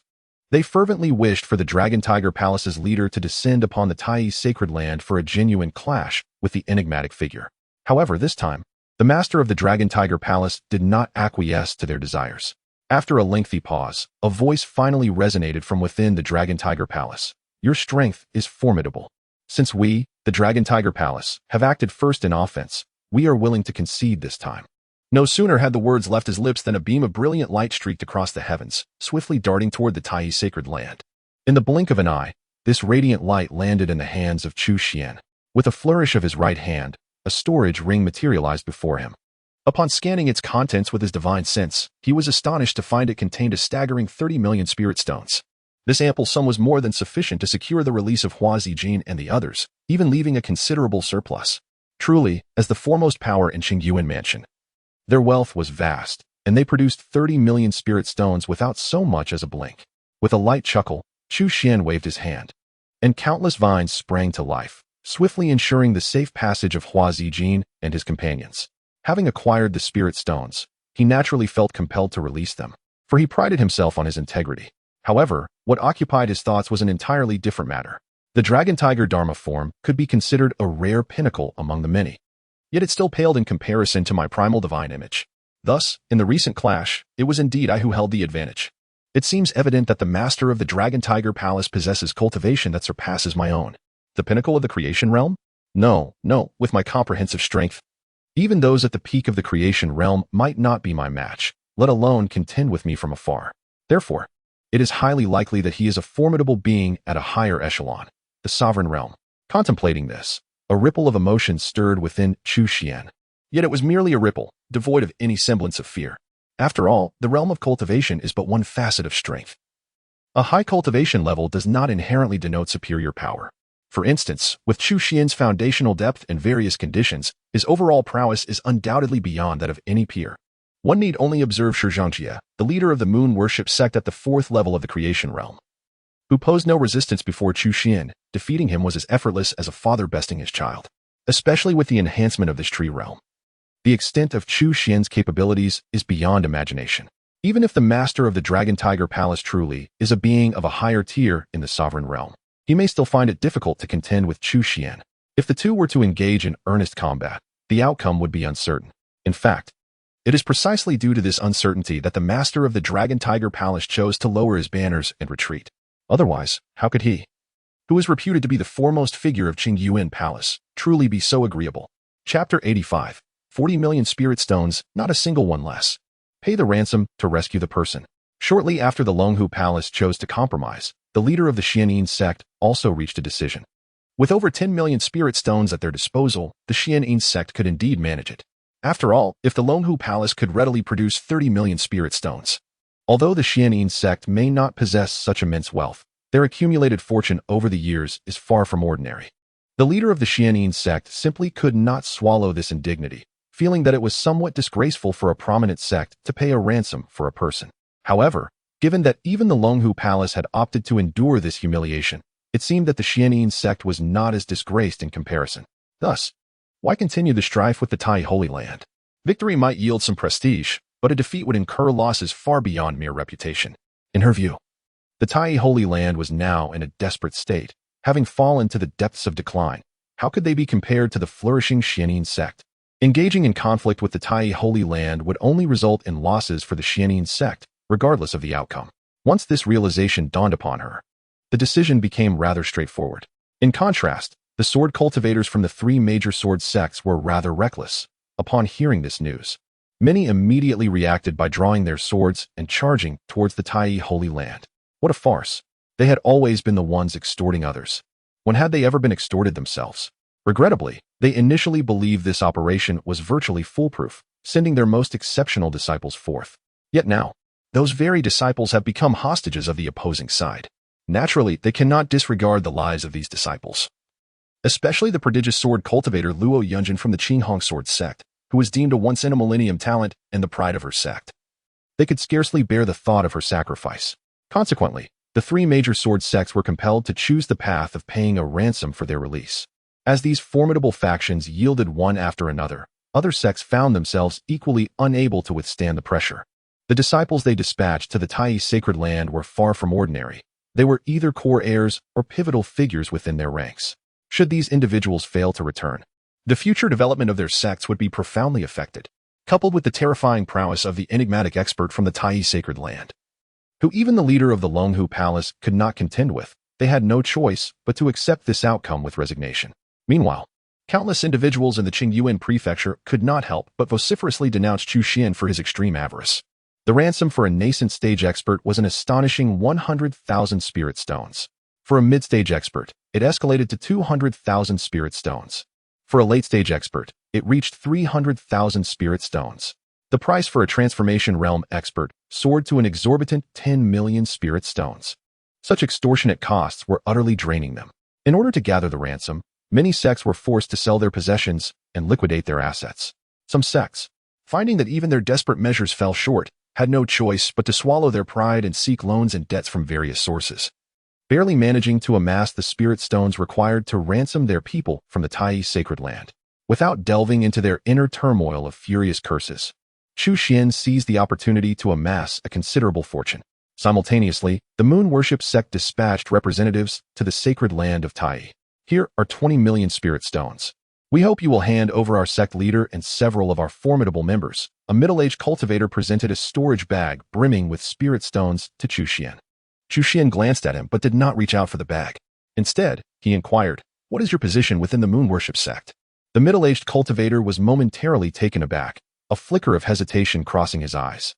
Yet, recalling the formidable presence before him, he promptly replied, "I am but a humble servant. Currently the deputy sect leader of the moon worship sect." The deputy sect leader of the moon worship sect? Chu Xuan regarded him with a significant look. One could not deny the profound heritage of these ancient sects that had endured for millennia. After having dispatched their sect leader and the four guardians, it was surprising that yet another deputy sect leader of the first level of the transformation realm had emerged. Naturally, Chu Xuan did not regard the mere first level of the transformation realm with any concern. He waved his hand dismissively, his expression unchanged, and stated, 20 million spirit stones are insufficient. Upon hearing this, the middle-aged cultivator's countenance darkened instantly, barely suppressing his ire, and he exclaimed loudly, "What do you mean by this? You clearly established this price yourself. Now you deny it outright. Are you truly so untrustworthy?" With a detached gaze, Chu Xuan cast a glance at him and scoffed. "While others may adhere to that price, your moon worship sect is distinctly different. I trust you comprehend precisely how. I shall refrain from elaborating further. Should you wish to secure the release of your people, it is indeed possible. However, for members of the moon worship sect, the price must be doubled. Bring forth 40 million spirit stones, and we may proceed. Upon hearing Chu Xuan's words, the middle-aged cultivator's expression darkened considerably. Over the years, the moon worship sect had engaged in numerous ventures, yet their reserves paled in comparison to both the Longhu Palace and even the Xianyin sect. The current 20 million spirit stones they possessed had already required significant withdrawals from their internal treasury. As for the 40 million spirit stones, procuring such an amount within a short time frame was utterly implausible. Nonetheless, it must be acknowledged that 40 million spirit stones represented no trivial sum. In the vast Qingyuan prefecture, aside from the affluent Longhu Palace and Xianyin sect, it was unlikely that any other faction could amass such a substantial amount all at once. Might you extend me a favor? At that moment, an aged voice resonated unexpectedly. The air shimmered with waves, and soon, a wrinkled elder clad in red emerged through the void. His figure flickered as he swiftly approached the two individuals.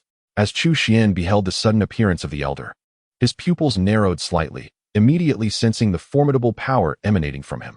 He was at least at the pinnacle of the creation realm, if not a terrifying powerhouse on the verge of the king realm.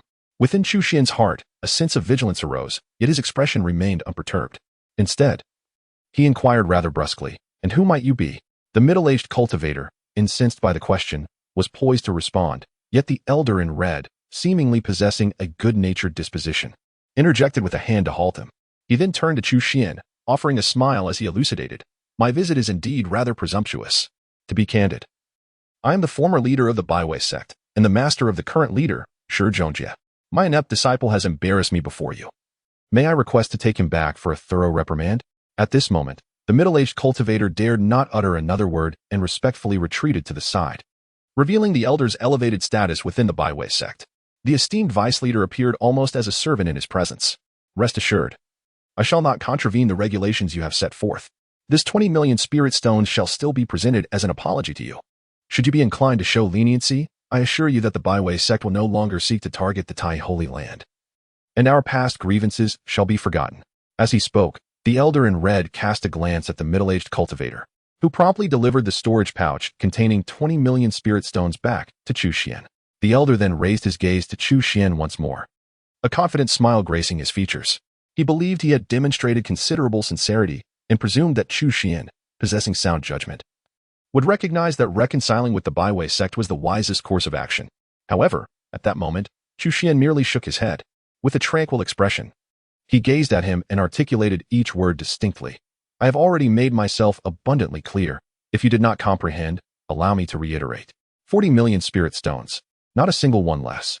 Chapter 86. Apologies, the price has changed. 40 million spirit stones, not a single one less.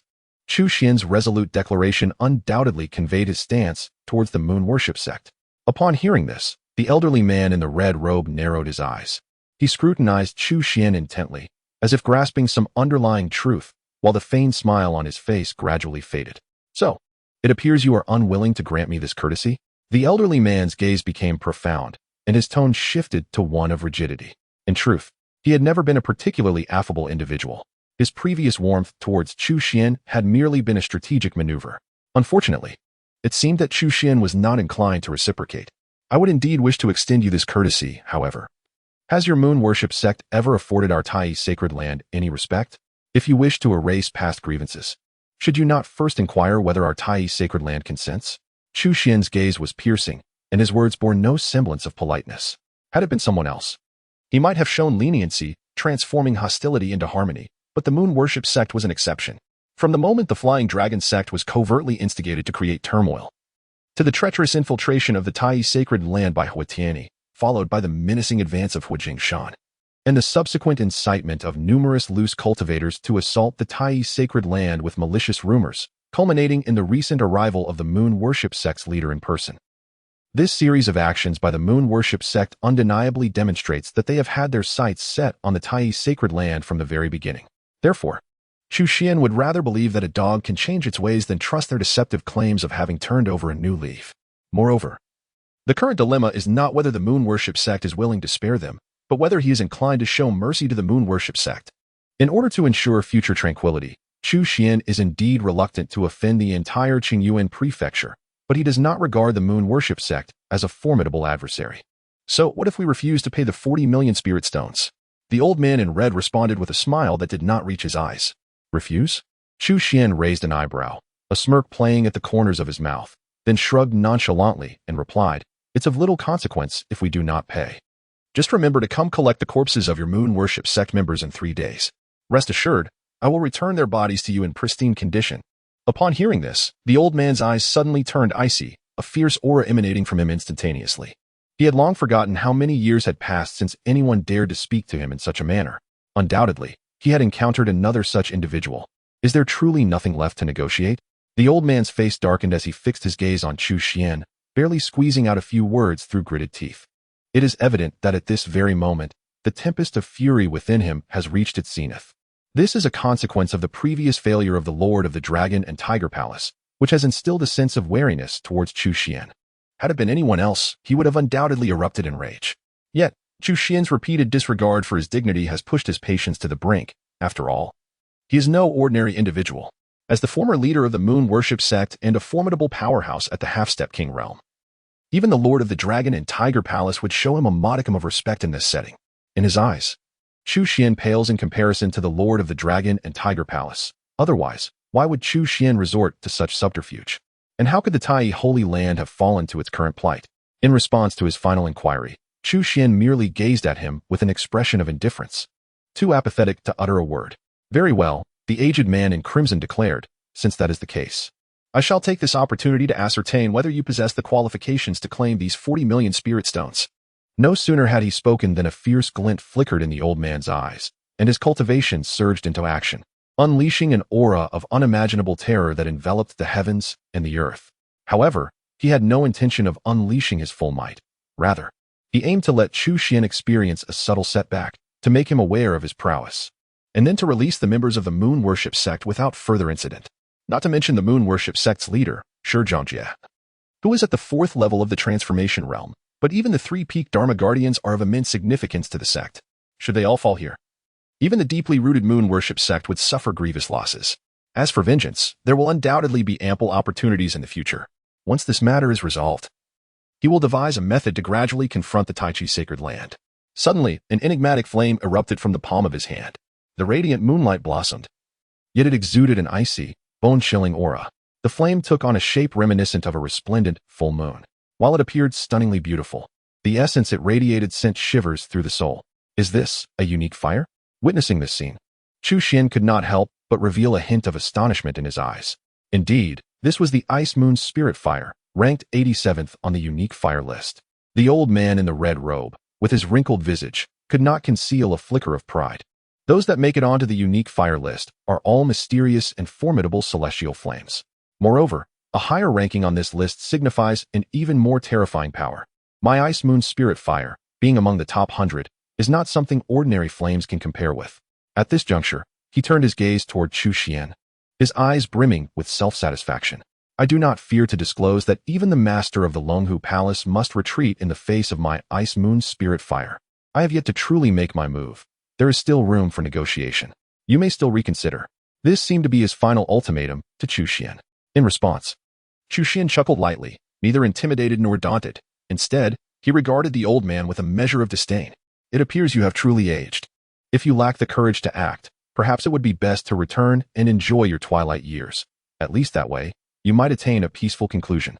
You seek death." The inner fury of the elderly man in the crimson robe was utterly ignited. Unable to tolerate the mockery from Chu Xuan any longer, he immediately unleashed the Ice Moon Spirit Fire from his hands, launching an aggressive assault. This Ice Moon Spirit Fire, ranked 87th on the list of extraordinary flames, was indeed formidable. A radiant glow erupted, and the power of ice and fire surged forth, causing the surrounding space to alternately freeze and explode. In an instant, it transformed into a blazing net of flames, enveloped in a terrifying aura, hurtling towards Chu Xuan with a howling force. Such a degree of extraordinary fire poses no threat to me. Chu Xuan's eyes flickered with a fierce crimson light, resembling 2 blazing fireballs. Suddenly, the temperature around him soared, and a brilliant radiance shone forth, as if a blazing sun were rising from the earth's surface. In that fleeting moment, Chu Xuan raised his right hand, and an unimaginable torrent of terrifying flames surged forth from his palm. This was none other than the true sun fire he had nurtured within his dantian. The 2 formidable flames collided in an instant. Although the Ice Moon Spirit Fire, ranked 87th, was indeed powerful. It was no match for the supreme divine flame of the Chu Xuan fire, which swiftly began to retreat. However, the Chu Xuan fire, emboldened by its advantage, relentlessly pursued the Ice Moon spirit fire, akin to a ruthless tyrant, intent on devouring it, causing the Ice Moon spirit fire to flee in panic. Witnessing this spectacle, the elderly man in crimson was left utterly dumbfounded. In his hands, the Ice Moon's spiritual fire, which had always been invincible, now resembled a frail and helpless maiden. Though disbelief coursed through him, his reflexes remained swift. As he witnessed the Chu Xuan fire relentlessly consuming the Ice Moon's spiritual fire with insatiable fervor, he gritted his teeth and decisively severed a portion of the Ice Moon's spiritual fire, subsequently drawing the remaining essence into his body for nurturing. The realization that he had lost a staggering 30 to 40% of the Ice Moon's spiritual fire left him breathless with anguish.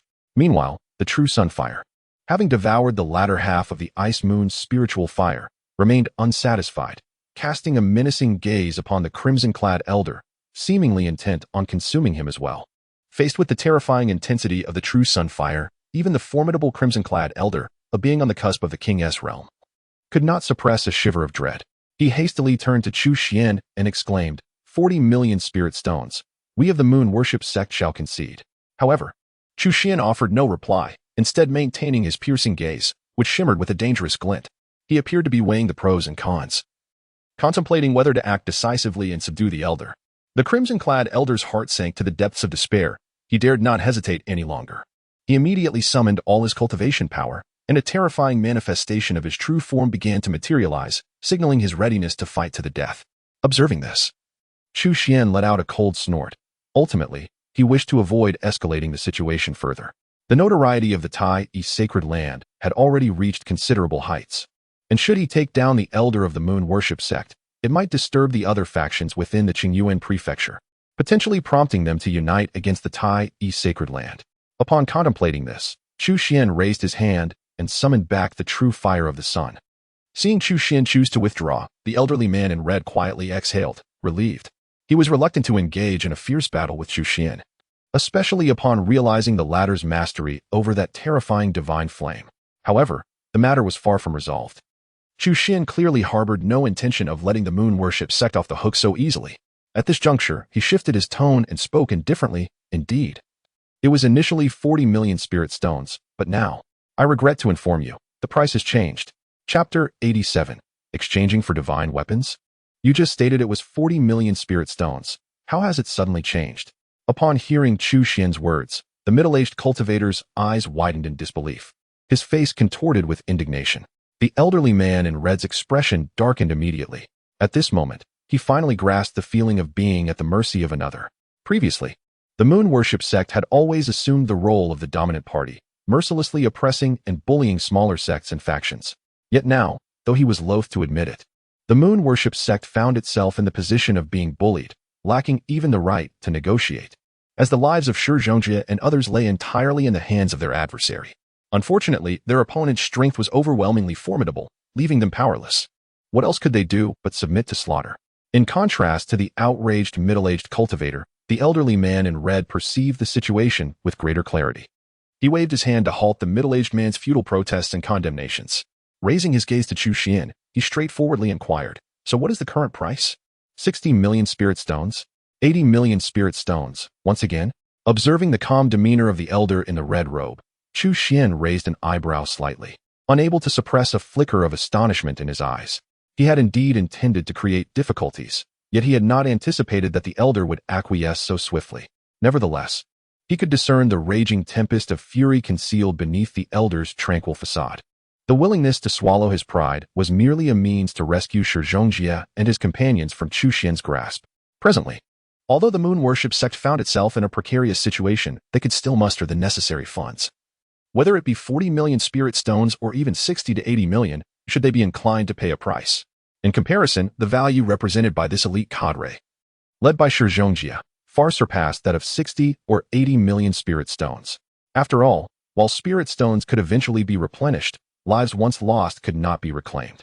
Particularly in the case of someone as exceptionally gifted as Shi Zhongjie, such prowess could not be forged solely through the expenditure of spirit stones.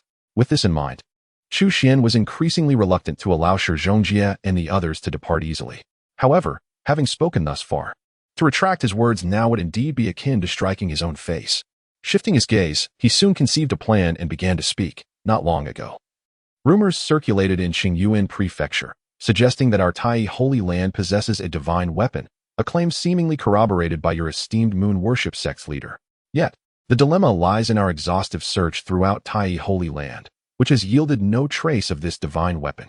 With that, Chu Xuan lifted his head, a smile gracing his features as he regarded the elder in the red robe and his companion. Upon witnessing his fox-like smile, the two elderly men in red felt a sudden pang in their hearts, instantly overwhelmed by a sense of foreboding. And indeed, Chu Xuan immediately followed with, "If you are able to retrieve that divine weapon for our Tai sacred land, I shall promptly release the members of the Baiwes sect." After all, the rumors initially originated from your Baiwes sect. This request should not pose a challenge for you, should it? With that, Chu Xuan regarded the two with a beaming smile. Upon hearing these words, the expressions on their faces could scarcely be described as anything less than appalling. They exchanged glances, each gaining a renewed understanding of the audacity of this individual before them. They had encountered shameless individuals before, yet they had never encountered anyone as brazen as Chu Xuan. To distill his proposition, it could be succinctly stated, if they wish to rescue the members of the Baiwei sect, they must offer a divine weapon in exchange. What is the true worth of a divine weapon? This question is indeed challenging to answer with precision. While the market price for a divine weapon is approximately several tens of millions of spirit stones, in reality, acquiring one for such an amount is nearly impossible. For no faction would ever part with a divine weapon for sale. After all, a divine weapon serves as a treasured heirloom, passed down through generations. And possessing one is akin to having an unparalleled powerhouse safeguarding the sect. In contrast, a mere few tens of millions of spirit stones pales in significance. Even when a rare divine weapon does appear at an auction house, its price is typically inflated to astonishing heights, with figures exceeding 100 million being quite commonplace. Thus, the moon worship sect preferred to offer 60 to 80 million spirit stones to Chu Xuan rather than exchange for a divine weapon. However, upon witnessing Chu Xuan's resolute and unyielding demeanor, they quickly realized that he would likely not concede in the slightest. Their minds, tinged with malice, speculated that this might be Chu Xuan's cunning scheme to drive them away, thereby seizing the opportunity to eliminate the formidable members of the moon worship sect under the guise of legitimacy.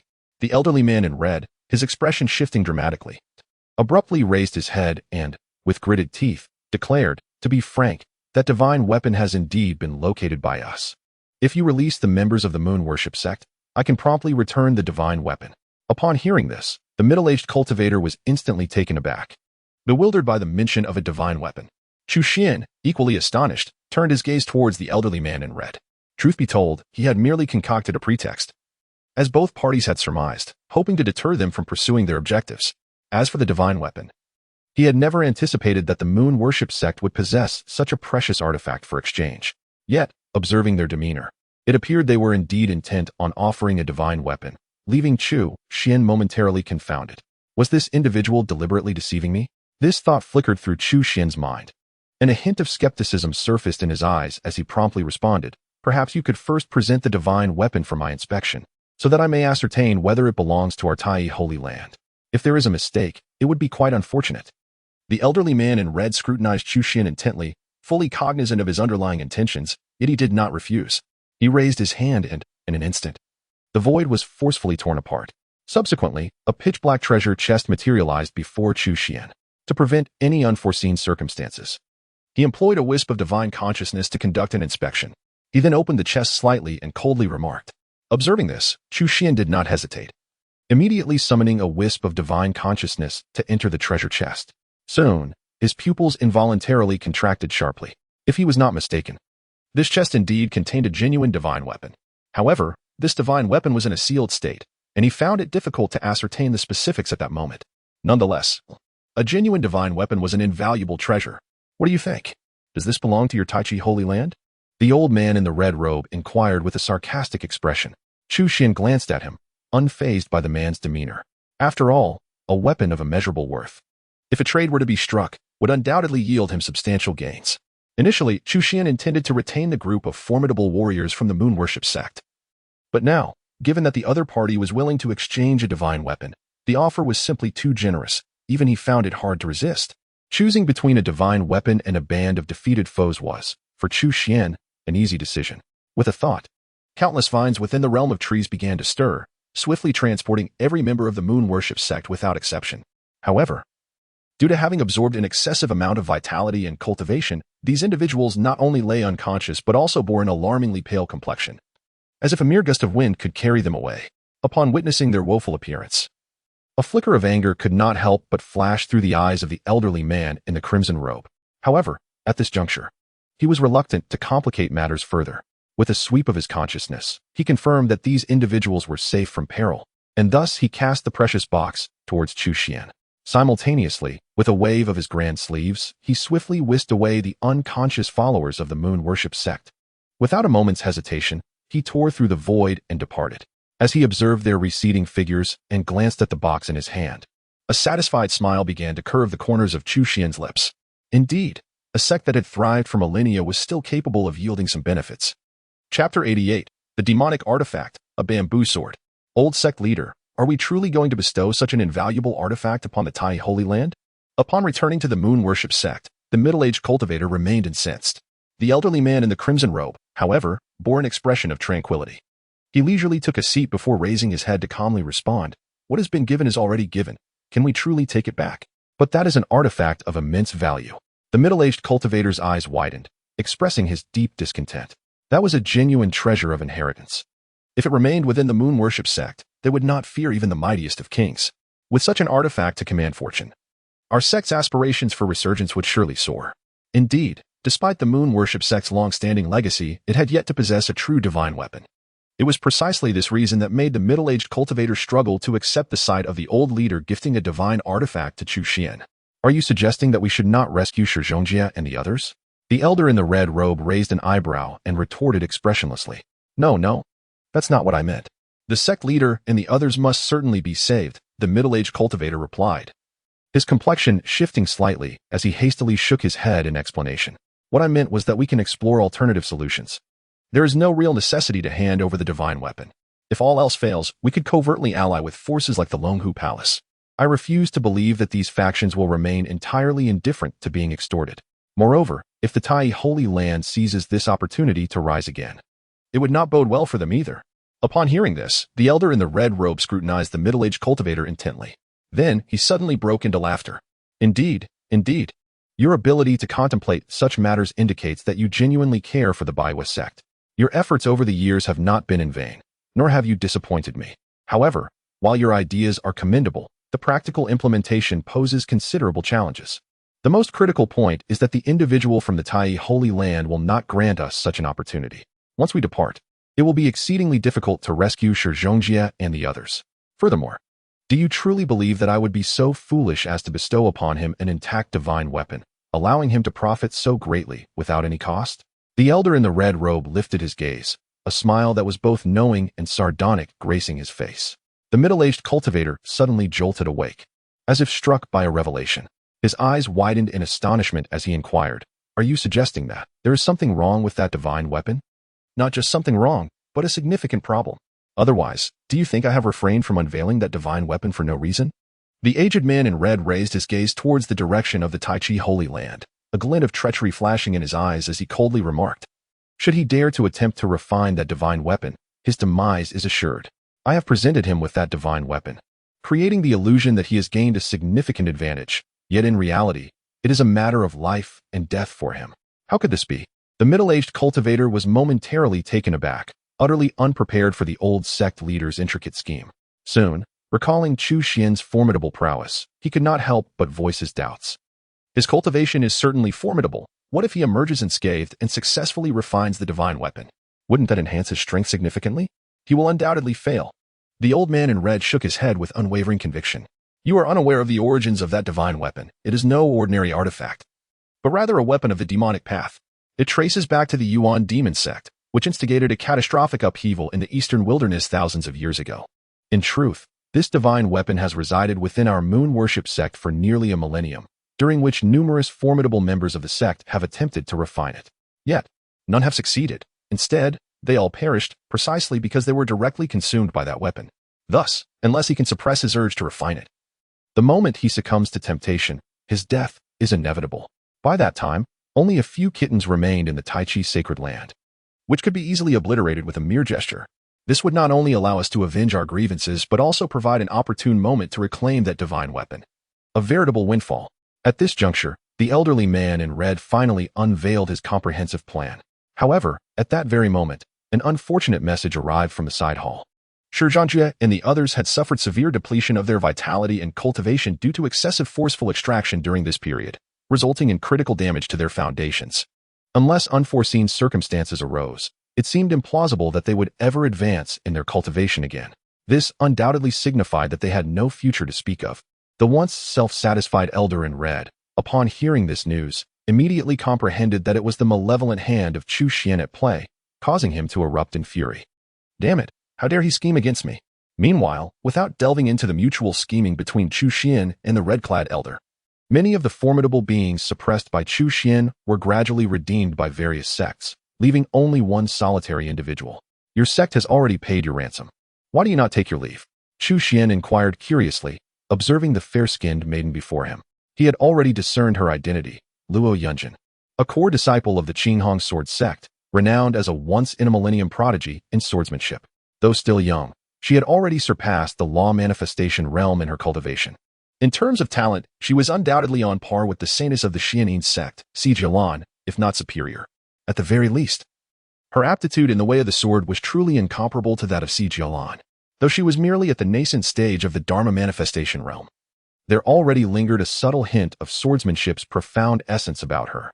Even more astonishingly, it was not limited to a single aspect of swordsmanship.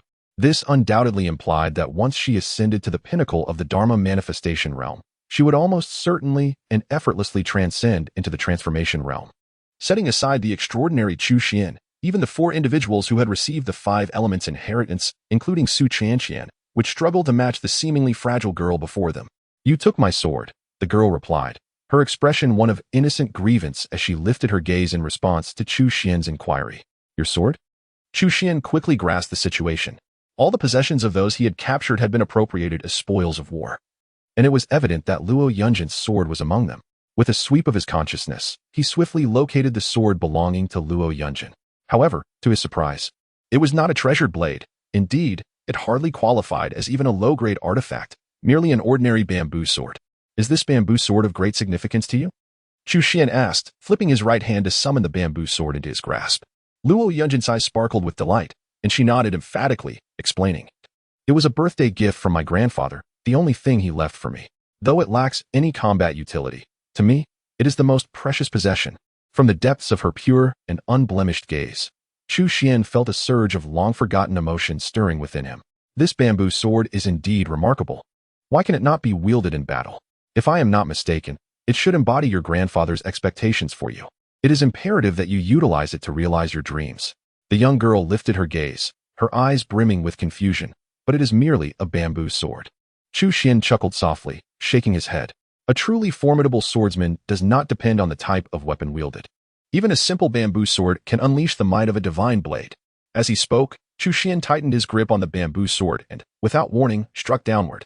Instantly, a terrifying beam of sword light, akin to a shooting star, tore through the void, cleaving a distant mountain peak in twain. Luo Yunjin stood agape, her astonishment mounting as she turned her head again, only to find that Chu Xuan had vanished. All that remained was the bamboo sword that had accompanied her for many years, now quietly suspended in midair. She instinctively reached out to grasp the bamboo sword, and it felt as though a new door had been opened. The sensation of the sword in her hand had transformed entirely. Chapter 89, 900 million spirit stones.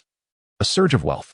Upon returning to the Tai sacred land, Chu Xuan refrained from meeting with the elder, Deng Ying, primarily due to the fear of having his identity exposed. Deng Ying was relatively familiar with him, and given that she was already aware of Yuan's abilities, there was a risk she might draw connections to him and uncover some clues. Moreover, Deng Ying possessed a profound understanding of the circumstances in the Tai sacred land, far surpassing his own knowledge. While Chu Xuan could easily mislead outsiders with his fabricated identity, deceiving Deng Ying would prove to be a far more challenging endeavor. She might uncover inconsistencies with just a few words.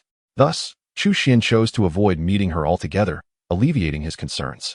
The Grand Elder, Deng Ying, was naturally perplexed by Chu Xuan's decision.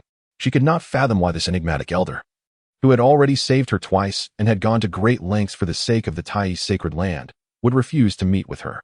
She was brimming with questions, yet did not know whom to approach. Turning to Yuan, she discovered that the creature had already feasted and was now sprawled on the ground, soundly asleep. Meanwhile, Chu Xuan had returned to the five-element secret realm. Having concluded the commotion, after such turmoil, the various factions within Qingyuan Mansion would likely adopt a more subdued demeanor. Even the ambitious moon worship cult, having been repeatedly thwarted, would hesitate to act in the near term. Chu Xuan could finally focus on his cultivation in peace, a rare blessing indeed. On the peak of the wood summit, Chu Xuan let out a heavy sigh. All he wished was to cultivate quietly, yet even this modest desire seemed unattainable. At times, he truly contemplated capturing those troublesome individuals for a thorough interrogation, questioning why they could not remain tranquil. Could they not simply devote themselves to diligent practice within the sect? Was it not exhausting to constantly stir up trouble? However, reflecting on his recent gains brightened his spirits considerably. Initially, he had only intended to teach those factions a lesson.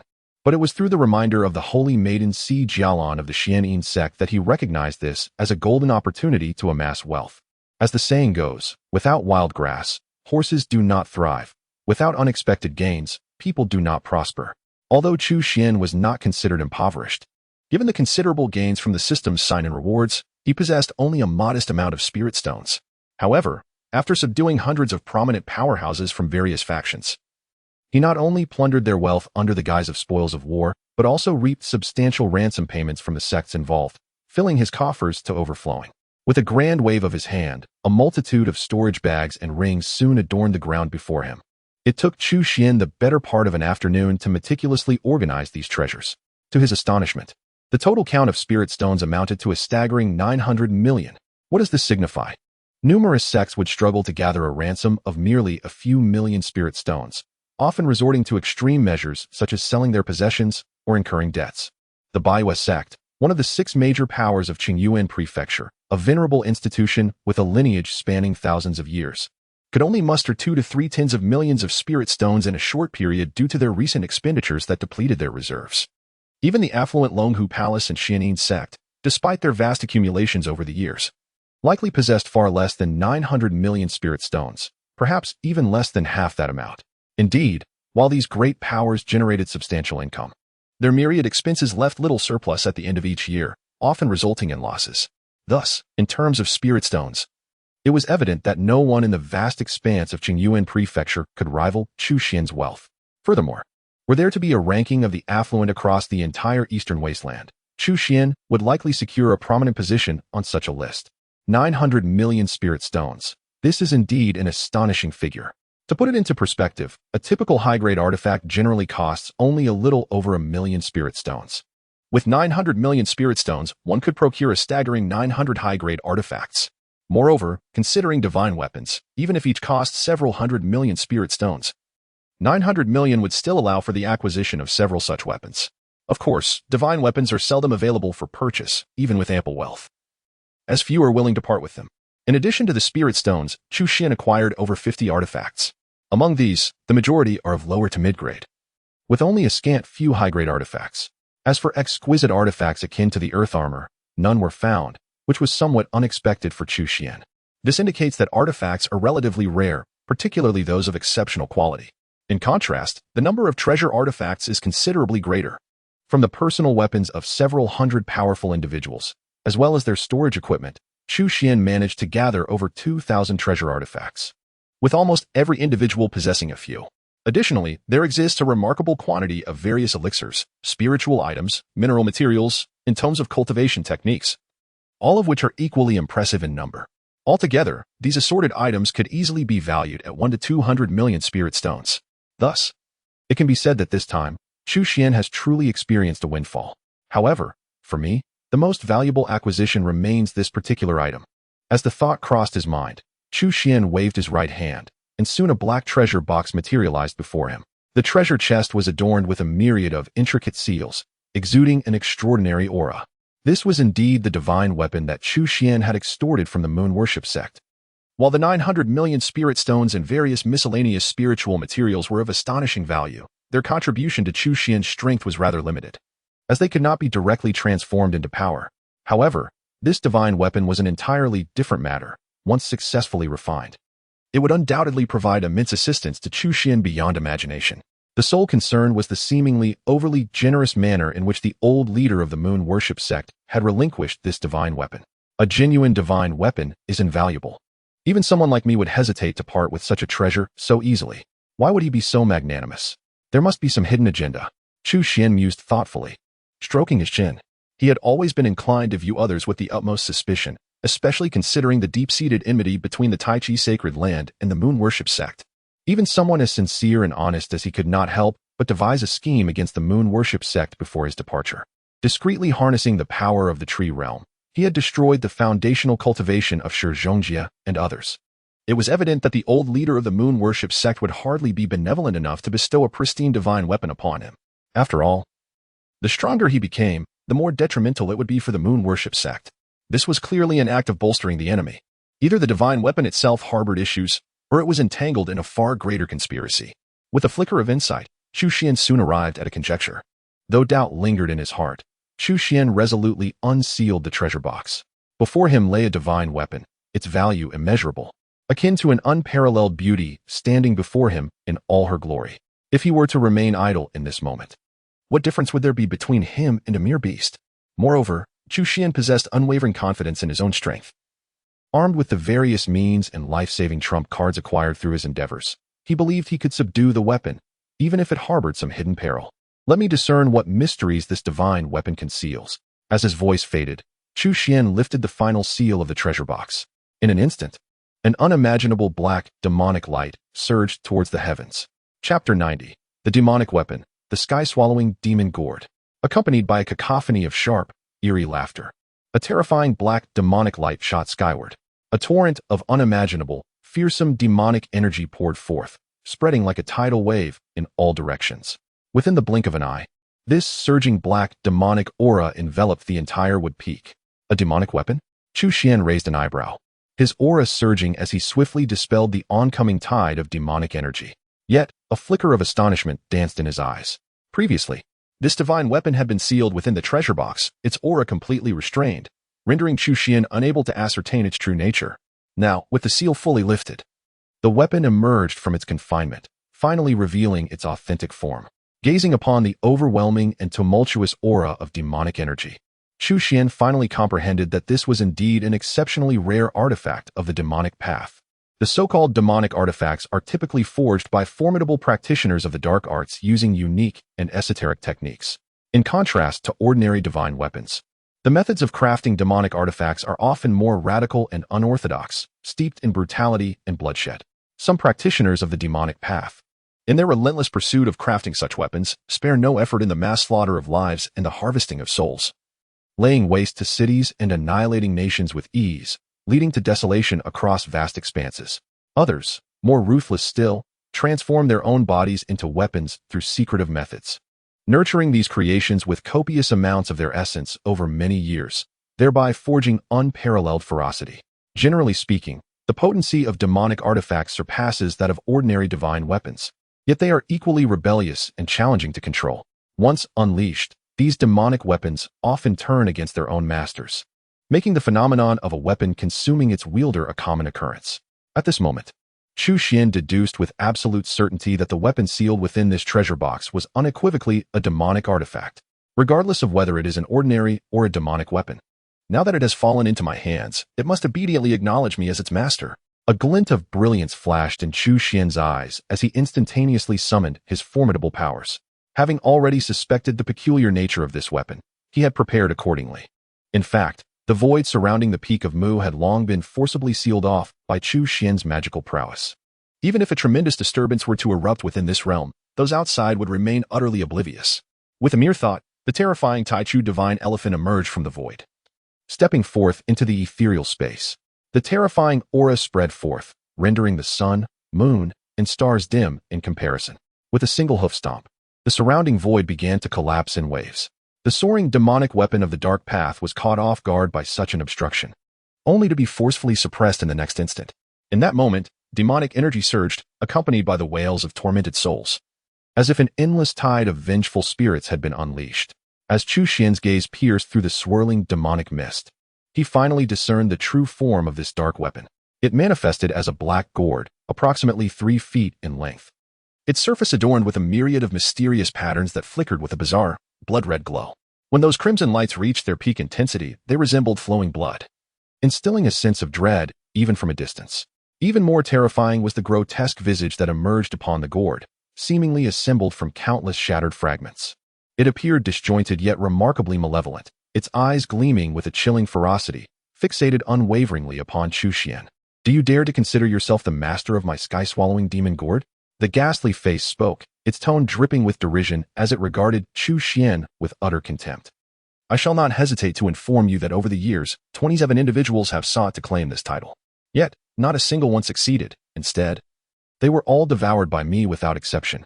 Their flesh, bones, and cultivation have all become sustenance for my growth. Hee. Human, do you wish to become the 20th? It loomed over Chu Xuan, devoid of any fear, and instead, it radiated contempt. A mere weapon. Yet it failed to recognize its own inadequacy. It seemed you are indeed lacking in proper training.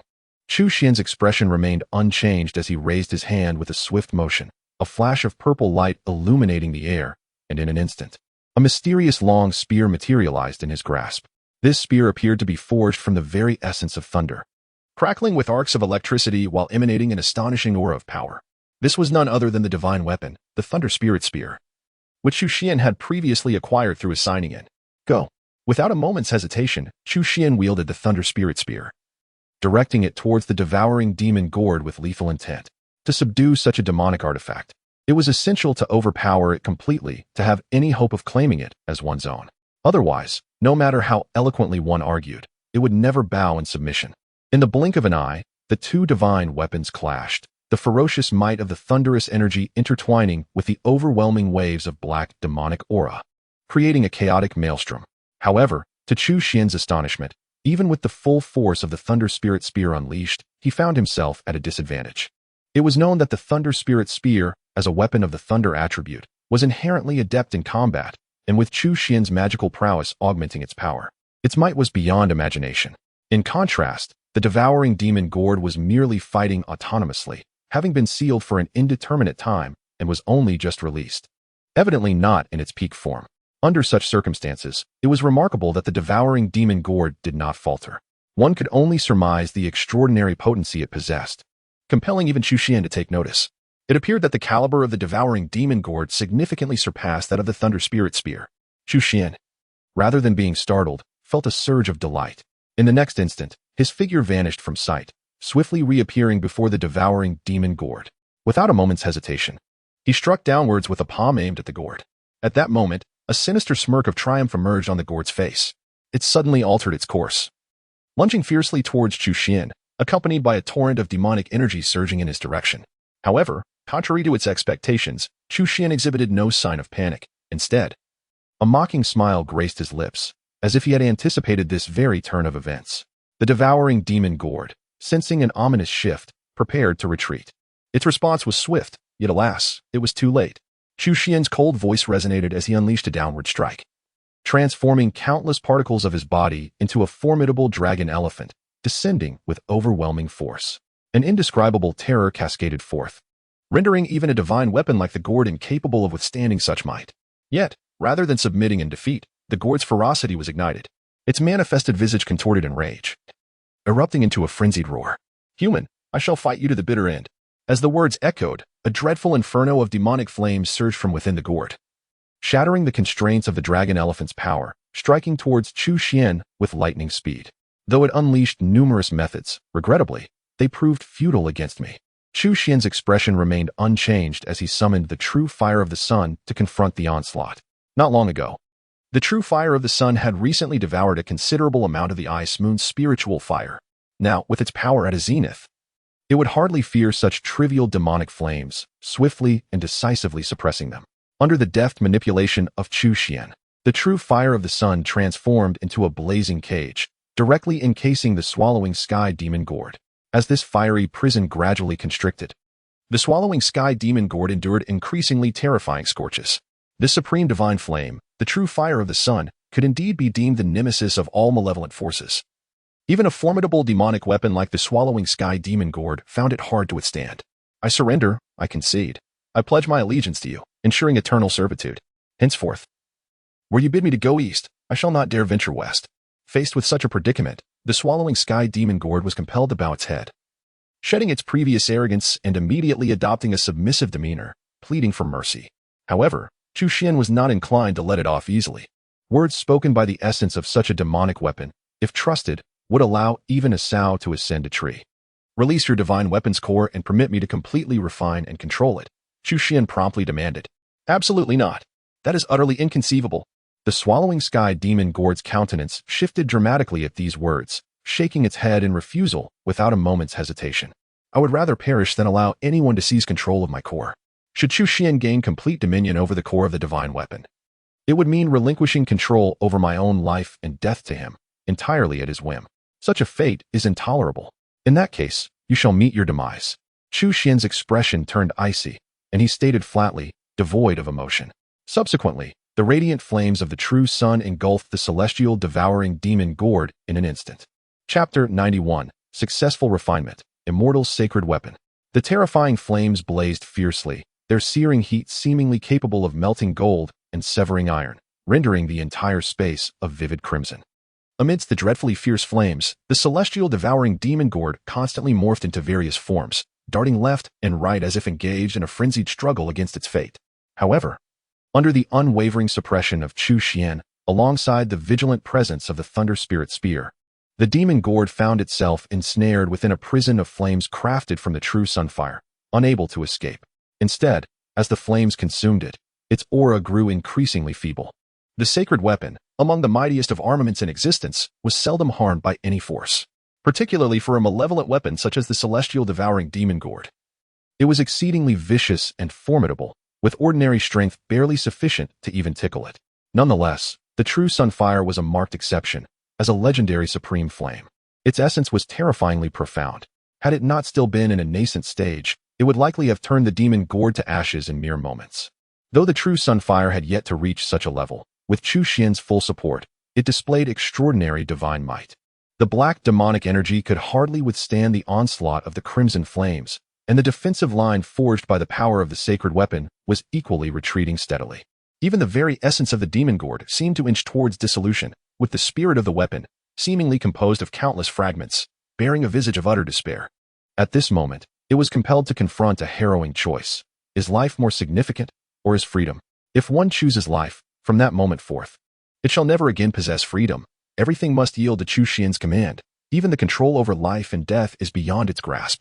As a naturally rebellious spirit of a demonic weapon, it is, of course, unwilling to accept such a fate. However, should it opt for freedom, witnessing Chu Xuan's demeanor, it is clear that he would heartlessly obliterate it entirely. Indeed, not the devouring magic gourd, but rather its essence as a divine weapon spirit. As for the gourd's physical form, it is indestructible in the short term, and there is no need for Chu Xuan to destroy it. Eventually, he could conceive a new divine weapon spirit, resulting in yet another formidable weapon. While the newly born spirit may not wield the same power as the original devouring magic gourd, it would undoubtedly submit entirely. It would be akin to the Thunder Spirit Spear, connected to Chu Xuan's mind, capable of executing his will with precision. The thought of its body potentially being occupied by other weapon spirits, and then subjected to various indescribable fates, caused an involuntary shiver and an unprecedented sense of resentment to well up within the weapon spirit. In that moment, it finally made a decision, lifting its gaze to Chu Xuan and declaring, I am willing to relinquish the core of the divine weapon. Although stripped of the flowery compliments it once offered, reduced to but a simple statement, it was, at that moment, far more credible. Upon hearing this, Chu Xuan waved his hand, and the sun's true fire, though reluctant, came to a halt. He had anticipated devouring a divine weapon this time, to savor the flavor of legendary armaments. Yet he was astonished that this entity had submitted so swiftly, truly, a coward. However, in response to Chu Xuan's command, the sun true fire would naturally not rebel. As the sun true fire temporarily retreated to the side, the swallowing heaven demon gourd could not help but exhale a long sigh of relief. Feeling a sense of survival after a calamity, it harbored a genuine fear of the sun true fire, for it was indeed its nemesis. Released the core of the divine weapon. At this juncture, Chu Xuan did not indulge in superfluous words and directly articulated his demand. At this moment, the swallowing heaven demon gourd dared not refuse any longer. Accompanied by the dazzling radiance of divine light, the intricate laws of the divine weapon intertwined and swiftly constructed complex portals, leading directly to the innermost core of the divine weapon.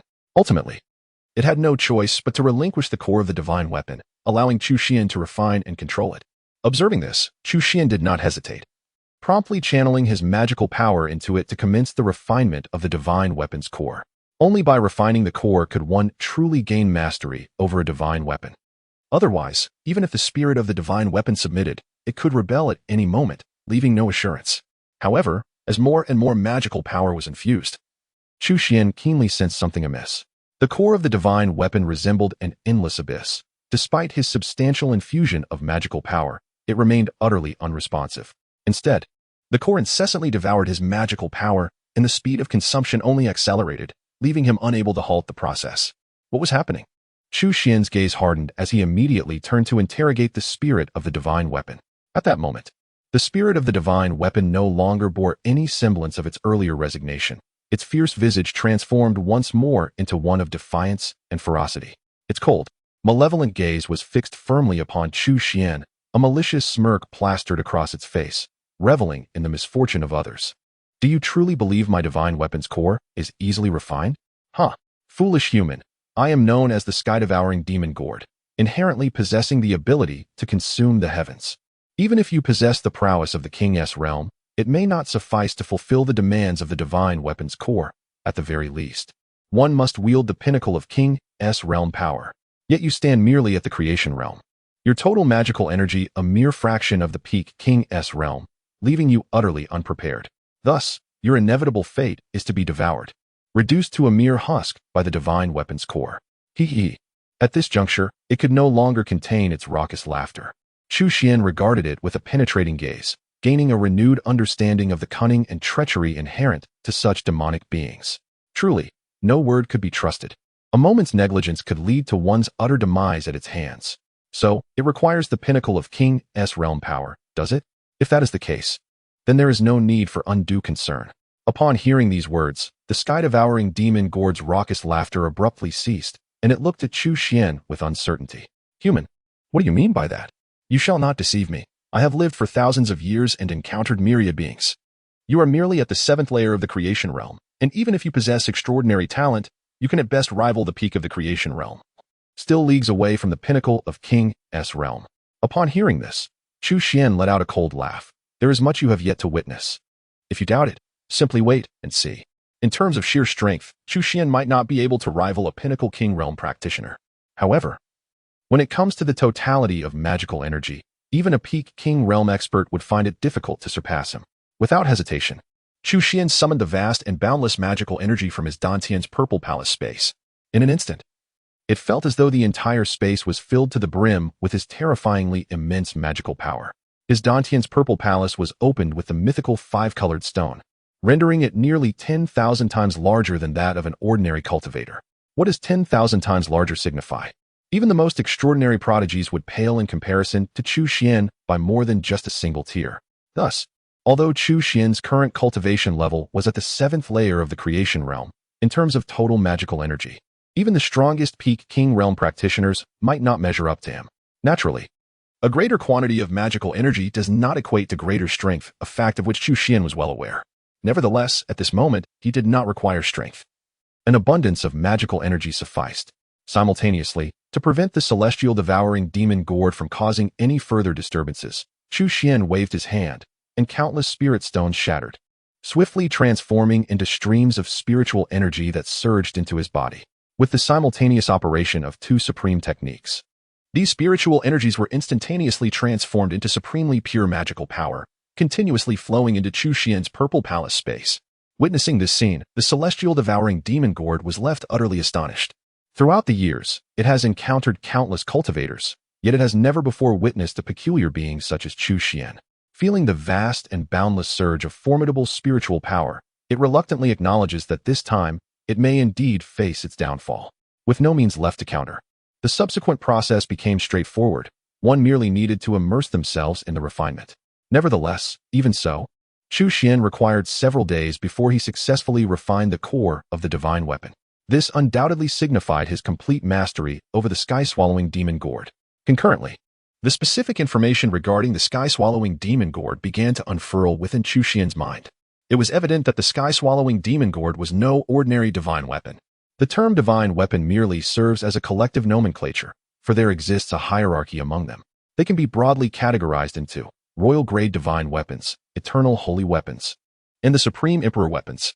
Royal-grade divine weapons correspond to those of the King's realm, with the Thunder Spirit Spear belonging to this echelon.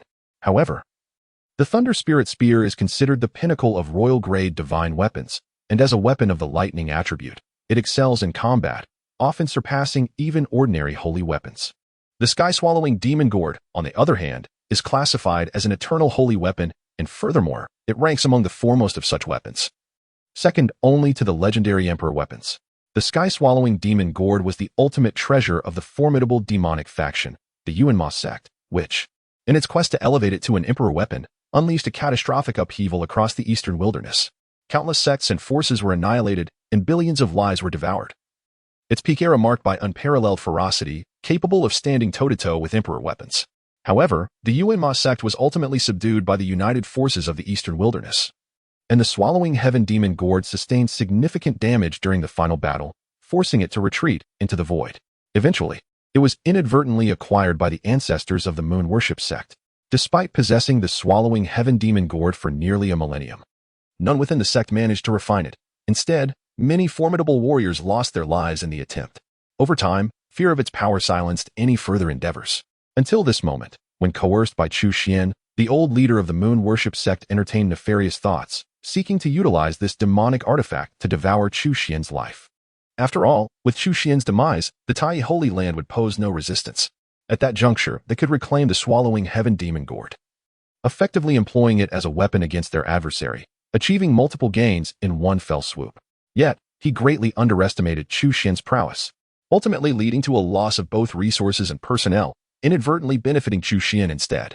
It is worth noting that the swallowing heaven demon gourd was in a weakened state. Had it been at its peak, given my current cultivation and magical prowess, I would have found it exceedingly difficult to refine it, and it might have truly drained my essence.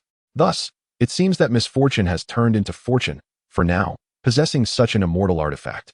Few within the vast eastern wilderness can pose a threat to me. Gazing at the diminutive black gourd before him, now reduced to the size of a palm, a smile of elation spread across Chu Xuan's face. Chapter 92, The Might of the Moon-Worshipping Sect and the Pinnacle of Transcendence, the Sky-Devouring Demon Gourd. An unparalleled treasure of the former Yuan demon sect is enshrouded in a web of profound causality. Should this artifact be discovered, it could undoubtedly embroil me in considerable trouble. Contemplating this, Chu Xuan could not help but furrow his brow slightly. His knowledge of the Yuan demon sect is rather limited, primarily gleaned from his perusal of historical texts on the eastern wilderness in the scripture repository of the Spirit Rune sect. The Yuan demon sect was a formidable force in the demonic path, renowned thousands of years ago, with its influence extending to over 20 prefectures at its zenith.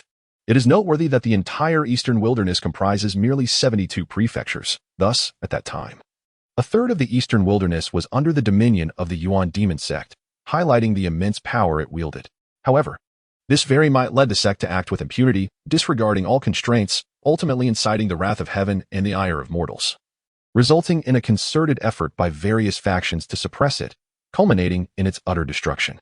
Moreover, the sky-devouring demon gourd, being a sacred weapon second only to the supreme imperial arms, is far beyond the realm of ordinary divine weapons. Should news of its existence leak, it is likely that few would remain untempted. Even a half-truth regarding a divine weapon previously stirred a considerable uproar in Qingyuan Prefecture. It is easy to imagine the fervor that would ensue throughout the eastern wilderness should the existence of the sky-devouring demon gourd be revealed. After all, as the supreme treasure of the Yuan demon sect, it was once capable of contending directly with imperial arms. And there are few who inhabit the eastern wilderness that are unaware of its legend. Such an immortal sacred weapon would inevitably capture the attention of even the most ancient of relics, those who have one foot in the grave. After pondering for a while, Chu Xuan realized that this dilemma was, in fact, insurmountable. Unless he discards the heavenly devouring demon gourd far away, any ensuing events will bear no relation to him. However, this is evidently an implausible scenario. After enduring great hardship to successfully refine the heavenly devouring demon gourd, to abandon it over trivial concerns would be akin to throwing away the fruit of one's labor. Even the dullest of minds would refrain from such folly. The most prudent course of action is to ensure that no information leaks, to refrain from utilizing the gourd unless absolutely necessary, and if compelled, to eradicate all traces without hesitation. On another front, it is imperative to elevate his own cultivation. As long as his strength is formidable enough, he need not fear the covetous intentions of others. If he stands invincible in the world, who would dare covet his possessions? The sole dilemma lies with the moon worship sect, from whom the heavenly devouring demon gourd was obtained. They are undoubtedly aware of its whereabouts. However, they are likely biding their time, anticipating my demise during the refining process, only to reclaim the gourd afterward. In the short term, they will certainly refrain from disclosing any information. Contemplating the moon worship sect, a cold glint flashed in Chu Xuan's eyes. Suddenly, as if struck by inspiration, he summoned the heavenly devouring demon gourd and inquired, "You have been with the moon worship sect. Do you possess knowledge of their true strength and any hidden depths they may harbor?" After the core of the celestial demon gourd was refined by Chu Xuan, life and death rested entirely in his hands. It dared not exhibit the slightest disrespect and promptly responded with reverence. "Reporting to my master, I was previously sealed by them." Upon noticing the impatience in Chu Xuan's eyes, it hastily amended its words. "However, during their several attempts to refine me, I discreetly probed into their strength. Excluding those below the Dharma phase realm, there are approximately over 100 at the Dharma phase level and around a dozen at the creation realm. Among them, the most formidable is the old leader of the moon worship sect, a being on the cusp of the King's realm. Furthermore, there are 2 ancient immortals who have sealed themselves deep underground. Although they possess only a single battle's worth of strength, they can still unleash the power of the King's realm for a short period. Additionally, there exists a forbidden artifact sealed within the altar, which can also manifest the might of an ordinary divine weapon when faced with danger. Chu Xuan gazed deeply at it, realizing that this creature had indeed lived up to his expectations, silently uncovering the full extent of the moon worship sect's capabilities, information that likely eluded many of the sect's higher-ups. "Given the considerable time that has passed, why have you remained inactive? With your prowess and cunning, a mere seal should not pose a hindrance to you." Chu Xuan inquired with curiosity. Judging by this being's nature, it seemed rather uncharacteristic for it to behave so submissively. The swallowing sky demon gourd offered an awkward smile and candidly confessed, "I was gravely injured years ago, and I have yet to recover fully. Moreover, I have made numerous enemies over the years, which has rendered me hesitant to venture outside. Thus, I plan to take advantage of the environment provided by the moon worship sect to recuperate for some time before seeking an opportunity to take action against them." By saying this, does it imply that I have indirectly saved the moon worship sect? Chu Xuan inquired, a peculiar expression on his face. "Heh, is that difficult? As long as you give the word, Master, I can devour all the members of the moon worship sect right now," the swallowing sky demon gourd declared fiercely. Chu Xuan pondered this suggestion for a moment but ultimately shook his head.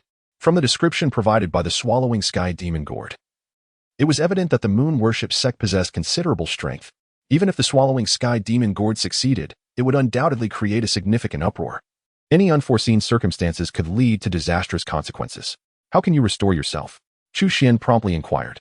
Should the swallowing sky demon gourd achieve complete restoration, its power would undoubtedly increase, thus providing him with greater assistance.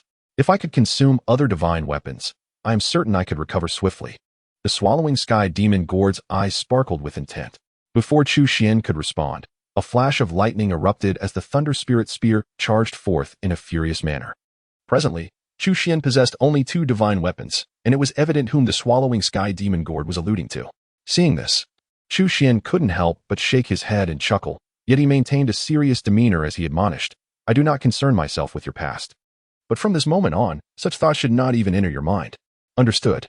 The celestial devouring gourd, displaying a visage of disappointment, nodded slightly before expressing, "In addition to that, if I could consume a substantial amount of flesh and blood, or be provided with a wealth of spiritual materials and minerals, my recovery speed would undoubtedly accelerate."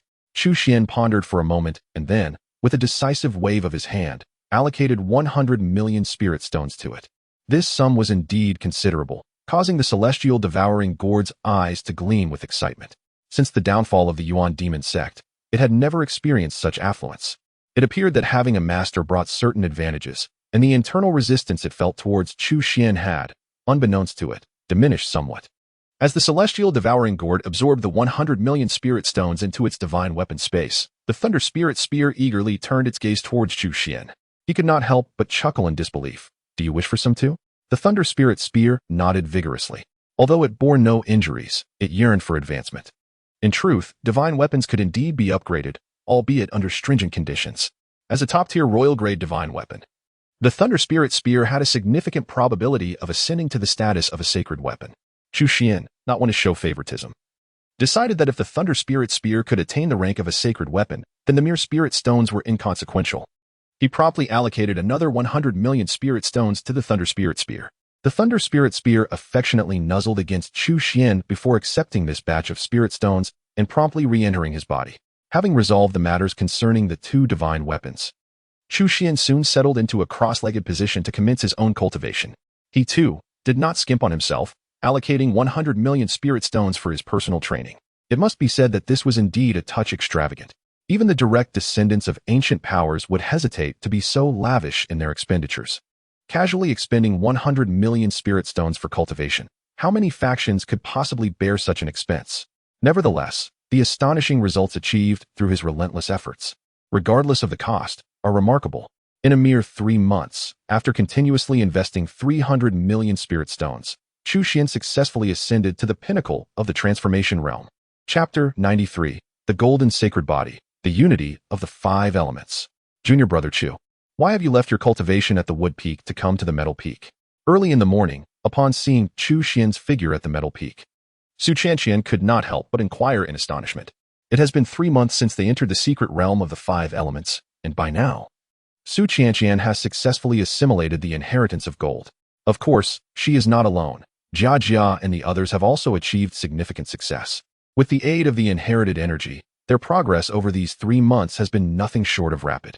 Jia Jia, Hu, and Lu Bo have all consecutively broken through to the Purple Mansion realm. As for Su Chanqian, who originally possessed the cultivation of the Purple Mansion realm, she has now reached its pinnacle, merely a step away from breaking into the Dharma aspect realm. As for Chu Xuan's appearance at the Metal Peak, it is undoubtedly in pursuit of the Golden Sacred Body. Compared to his earlier fortuitous encounter at the Wood Peak, where he miraculously obtained the Sacred Wood Body on his first attempt, his luck at the Metal Peak has been considerably less favorable. For 3 consecutive months, Chu Xuan has diligently visited the Metal Peak daily. From the foot of the mountain to its summit, he has acquired a plethora of various metal attributes. Yet he has not obtained the coveted Golden Sacred Body, much to his inner frustration, which he cannot fully articulate to Su Chanqian. Faced with her puzzled gaze, Chu Xuan could only casually fabricate an excuse, stating, I came to see when you, my esteemed junior sister, will break through to the creation realm. However, this remark struck a chord with Su Chanqian. In the presence of Chu Xuan, she felt no need to conceal her emotions, and an expression of pride immediately graced her delicate features. Humph, dear junior brother, just you wait and see. It won't be long before I become the second formidable figure in our Tai sacred land. She raised her chin high, exposing her fair neck, and spoke with an air of confidence. Yet, at that moment, a peculiar glimmer flickered in Chu Xuan's eyes. He yearned to exclaim to Su Chanqian, no, you are not the second. In fact, you may not even be the third, for Yuan has already surpassed you. At most, she could only claim the 4th position. However, after a moment's hesitation, Chu Xuan ultimately chose to withhold this harsh truth from Su Chanqian, allowing her to bask in her joy for a while longer. He anticipated that when she eventually left the 5 Elements secret realm and discovered that Yuan had achieved her breakthrough before her, her expression would be quite entertaining. Yet, the thought of leaving the 5 Elements secret realm soon filled Chu Xuan with concern. From what he understood, the secret realm could only be sustained for approximately a year at most with each opening. In other words, he could remain in the secret realm for no longer than a year. Should he fail to attain the Crimson Golden Sacred Body within that time, he would have to seek opportunities elsewhere. Finding another location with such rich golden attribute spiritual energy, aside from the 5 Elements secret realm, would not be an easy endeavor. How might one improve their fortunes? Chu Xuan raised his gaze towards Su Chanqian, a sudden glimmer of inspiration illuminating his eyes. He then extended his right hand towards her. What are you doing? Su Chanqian inquired, a look of bewilderment adorning her face as she observed Chu Xuan's outstretched hand. I wish to borrow a bit of luck. Chu Xuan replied earnestly. Given his own misfortune, he thought to try his luck by tapping into someone else's. Borrow luck? Su Chanqian's eyes widened in disbelief as she regarded Chu Xuan, having never encountered such a peculiar notion before. Then, as if struck by a thought, she regarded him with skepticism and asked, You're not trying to take the opportunity to hold my hand, are you? Chu Xuan's expression darkened as he was taken aback by her train of thought. He quickly retorted, Do not let your imagination run wild. I merely wish to borrow some luck. Just tell me, will you lend it or not? Upon hearing his insincere explanation, Su Chanqian couldn't help but pout. Had it been anyone else, she would have turned on her heel and walked away. However, in the case of Chu Xuan, she hesitated for a moment before finally extending her delicate hand slowly towards him. Chu Xuan, finding her movements too sluggish, took a step closer and grasped her right hand firmly. The unexpected contact sent a shiver through Su Qianqian, akin to a jolt of electricity, leaving her feeling a delightful tingling sensation. Meanwhile, Chu Xuan remained oblivious to her reaction, his focus solely on the nervous chant in his mind. System, sign in. The system's prompt soon echoed in his mind. In that fleeting moment, Chu Xuan was overwhelmed with an impulse to weep tears of joy. It had not been an easy journey, but he had finally obtained the golden saint body. This time, he owed it all to his junior sister. With that thought, a broad smile blossomed on his face as he turned to Su Qianqian. Before she could comprehend why he was suddenly grinning so beautifully, he enveloped her in his arms, lifting her completely off the ground. Su Qianqian's body stiffened abruptly, her eyes widening in astonishment as if she had been struck by a paralysis spell, leaving her frozen in place. Soon, her cheeks flushed a deep crimson, and she stuttered, "Why you? What are you doing?" "Thank you, junior sister." At that moment, Chu Xuan whispered something in her ear before gently releasing her, as if his actions were merely an expression of gratitude. However, Su Qianqian felt as though her mind was in a haze, her small face staring blankly at Chu Xuan, unable to process what had just transpired. Nevertheless, she resolved to assist him wholeheartedly, just as one would escort a revered figure to their destination. "Junior sister, I feel on the verge of a breakthrough. Could you kindly lend me your cave dwelling once more?" "Thank you." In his eagerness, Chu Xuan had little regard for whether Su Qianqian would agree or not. He dashed into the temporary cave she had established. With a resounding thud, the door to the cave was shut from within, finally rousing Su Qianqian from her stupor. As a thought struck her, Su Qianqian rushed forward with an anxious expression, exclaiming, Hey, that is my cave dwelling, and I have many personal belongings inside." However, the only response she received was the unyielding silence of two tightly shut doors. Gazing at those immovable gates, her countenance shifted through an array of emotions. Soon, she clenched her teeth and balled her fists, glaring fiercely at the entrance. It was evident that she was enraged. It remained uncertain whether her ire was directed at her own previous poor performance or at Chu Xuan's reckless actions, or perhaps a combination of the two. Meanwhile, Chu Xuan had already settled cross-legged within Su Qianqian's cave dwelling. With a wave of his hand, he established a myriad of formidable barriers, then eagerly immersed himself in the depths of the system. Fusion, Chu Xuan silently exclaimed within his mind. If one were to count from the moment he acquired the first ice saint body, over a decade had elapsed. At last, he had successfully gathered all 5 elemental saint bodies. The anticipation of obtaining the complete primordial saint body filled him with exhilaration. Just then, a crimson glow surged into Chu Xuan's being. Simultaneously, 5 distinct and resplendent hues began to radiate from him. These 5 colors represented the 5 saint bodies, embodying the elemental forces of metal, wood, water, fire, and earth. As the 5 saint bodies began to merge, the elemental powers swiftly reached a state of equilibrium, culminating in their unification. Chapter 94. The Essence of the 5 Elements, Striving for the King's Realm. Humph. His cultivation level is merely at the 3rd tier of the Purple Mansion realm. Even if he manages to break through, he will only reach the 4th tier, which is certainly no match for my peak Purple Mansion realm prowess. When he emerges, I will undoubtedly teach him a lesson, turning him into a pig-ass head, so he understands the consequences of disrespecting his senior sister. However, considering he is in the midst of a breakthrough, I shall refrain from disturbing him for the time being.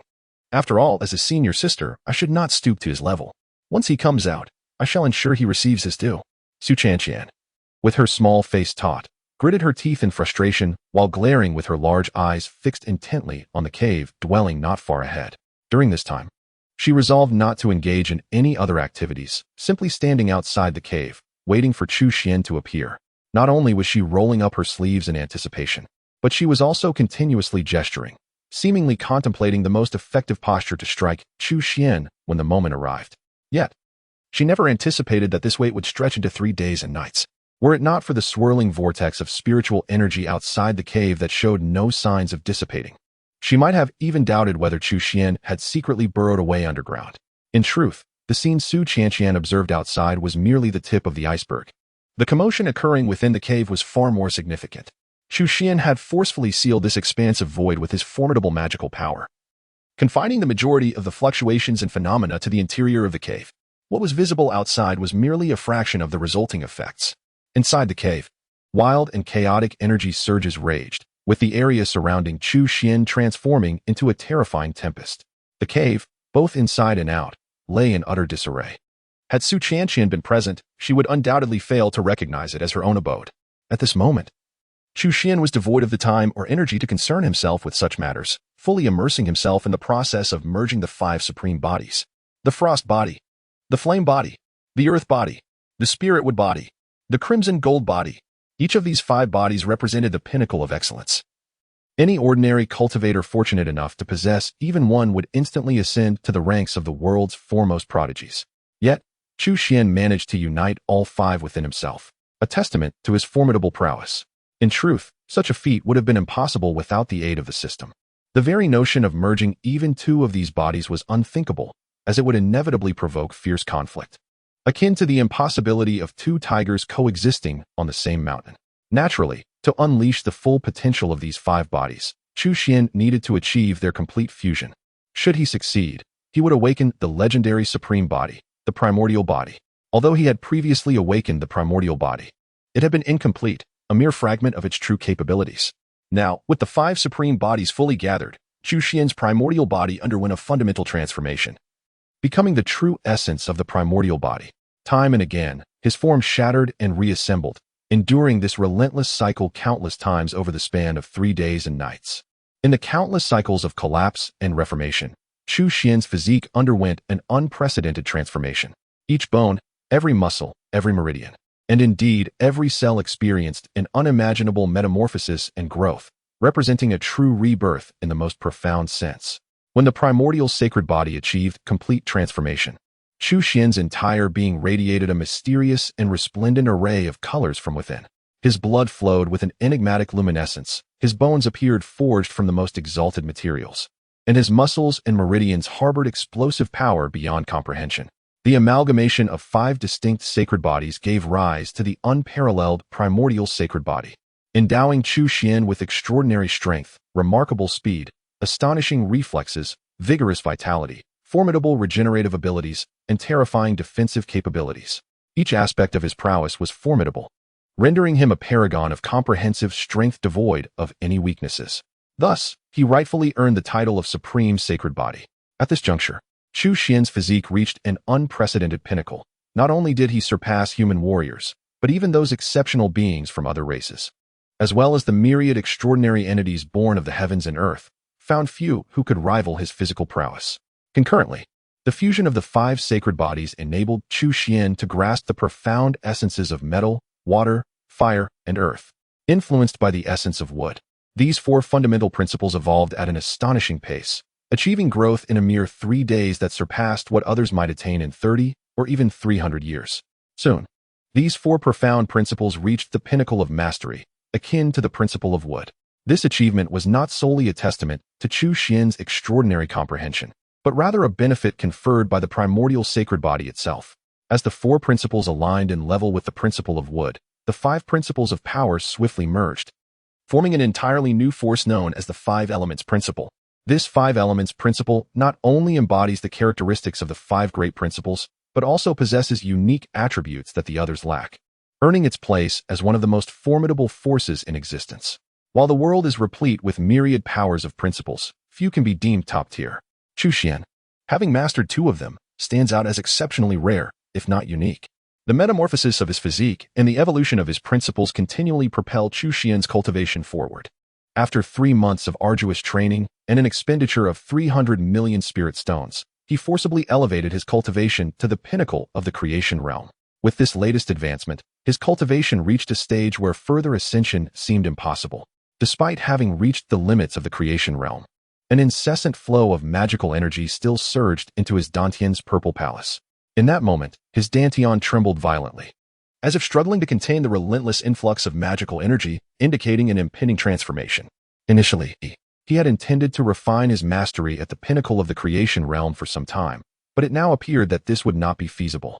The transformation of his physique and the evolution of his principles had profoundly altered both his body and soul, propelling his overall strength into an entirely new echelon.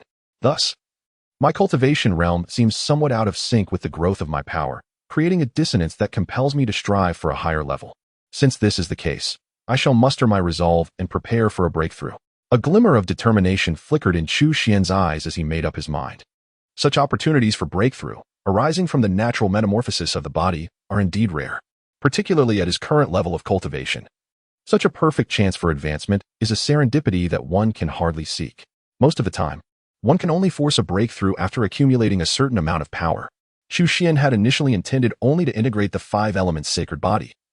The birth of the 5 elements' mystique was an unexpected delight. Now, the arrival of this opportunity for a breakthrough was even more astonishing than he had anticipated. However, Chu Xuan was not one to be indecisive. Although this breakthrough was not part of his original plan, his current level of cultivation allowed him to proceed without excessive caution. Since the moment has arrived, I shall break through. The King of Seals, Chu Xuan murmured to himself, his eyes sparkling with fervor.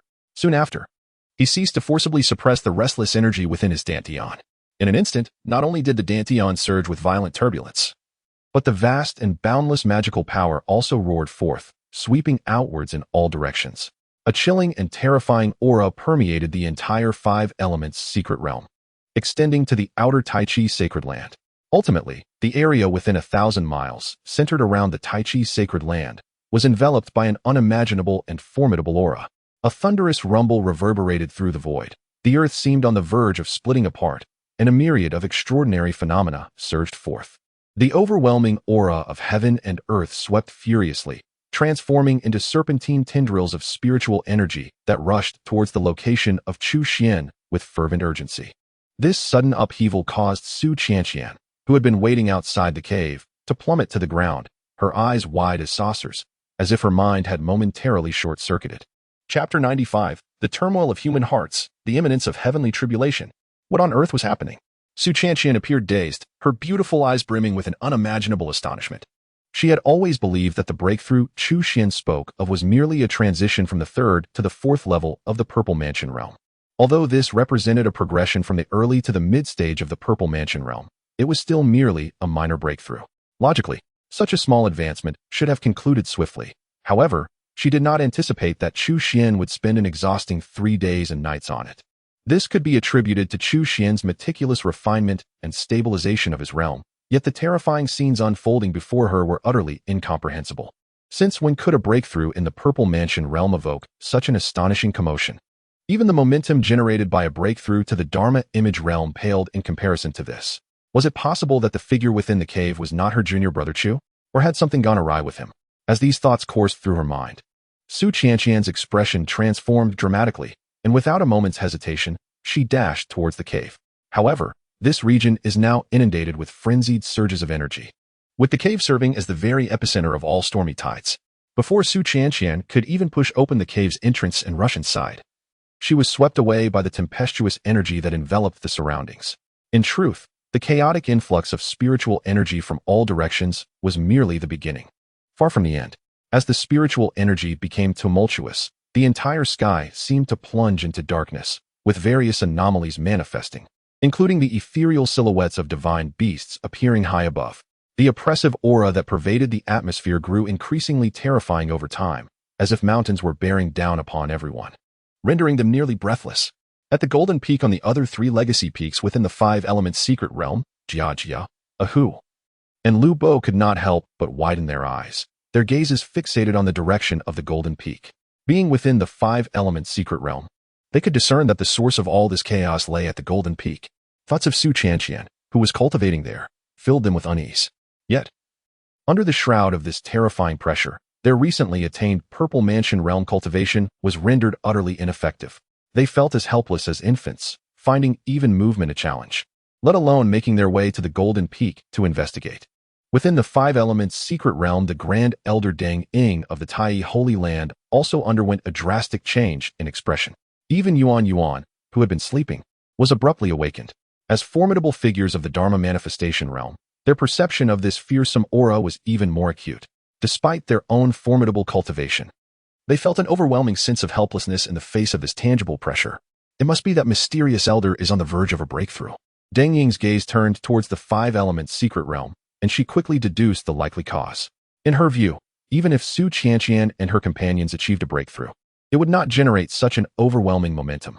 Although the mysterious elder had never met her face to face, there was no doubt in her mind that the elder stood firmly on the side of their Tai sacred ground. For this reason alone, She earnestly wished for the elder's success in this endeavor. On the other hand, Yuan was acutely aware of the situation. It was not merely because the aura felt somewhat familiar, but also due to the contract she had forged with Chu Xuan, which established a profound connection between their minds. She could distinctly sense that Chu Xuan's mental strength was surging at an astonishing rate. Originally formidable to an alarming degree, it had now escalated to an unimaginable level. The master's power has grown once more. The master's progress is so swift that, as a pet beast, the pressure is quite overwhelming. Alas, this is compelling me to forego sleep. Yuan could not help but rub her face with her hands, murmuring with a frown. Such a cataclysmic momentum was certainly felt beyond the confines of the Taiyi's sacred ground. As the terrifying force intensified, the entire Qingyuan prefecture soon quaked in response. Countless powerful individuals were stirred, and soon, piercing gazes of divine consciousness turned towards the Taiyi sacred ground. In fact, upon realizing that the astonishing phenomenon originated from the Taiyi's sacred ground, many instinctively furrowed their brows in concern. Reflecting upon the recently concluded Five Elements secret realm, the memory of the substantial spirit stones extorted from them by Chu Xuan weighs heavily on their hearts, rendering them nearly breathless with anguish.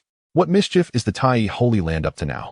Yet, despite their heartache, the astonishing and formidable spectacle before them piques their curiosity uncontrollably.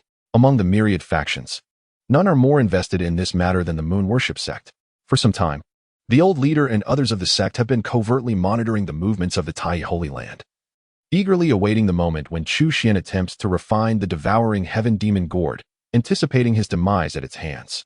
As for whether Chu Xuan will succeed in refining the devouring heaven demon gourd, the old leader of the Moon Worship sect, fully aware of its formidable nature, harbors no such illusions. Over the past millennium, the sect has witnessed the demise of numerous formidable beings at the hands of the gourd, including several who were of the king realm. The allure of mastering such a fearsome and immortal weapon is undeniable. Should one succeed, the benefits would be beyond imagination. While it may not elevate the Moon Worship sect to the heights of the erstwhile Yuansha sect, it would undoubtedly position them among the foremost sects of the Eastern Wilderness in the near future.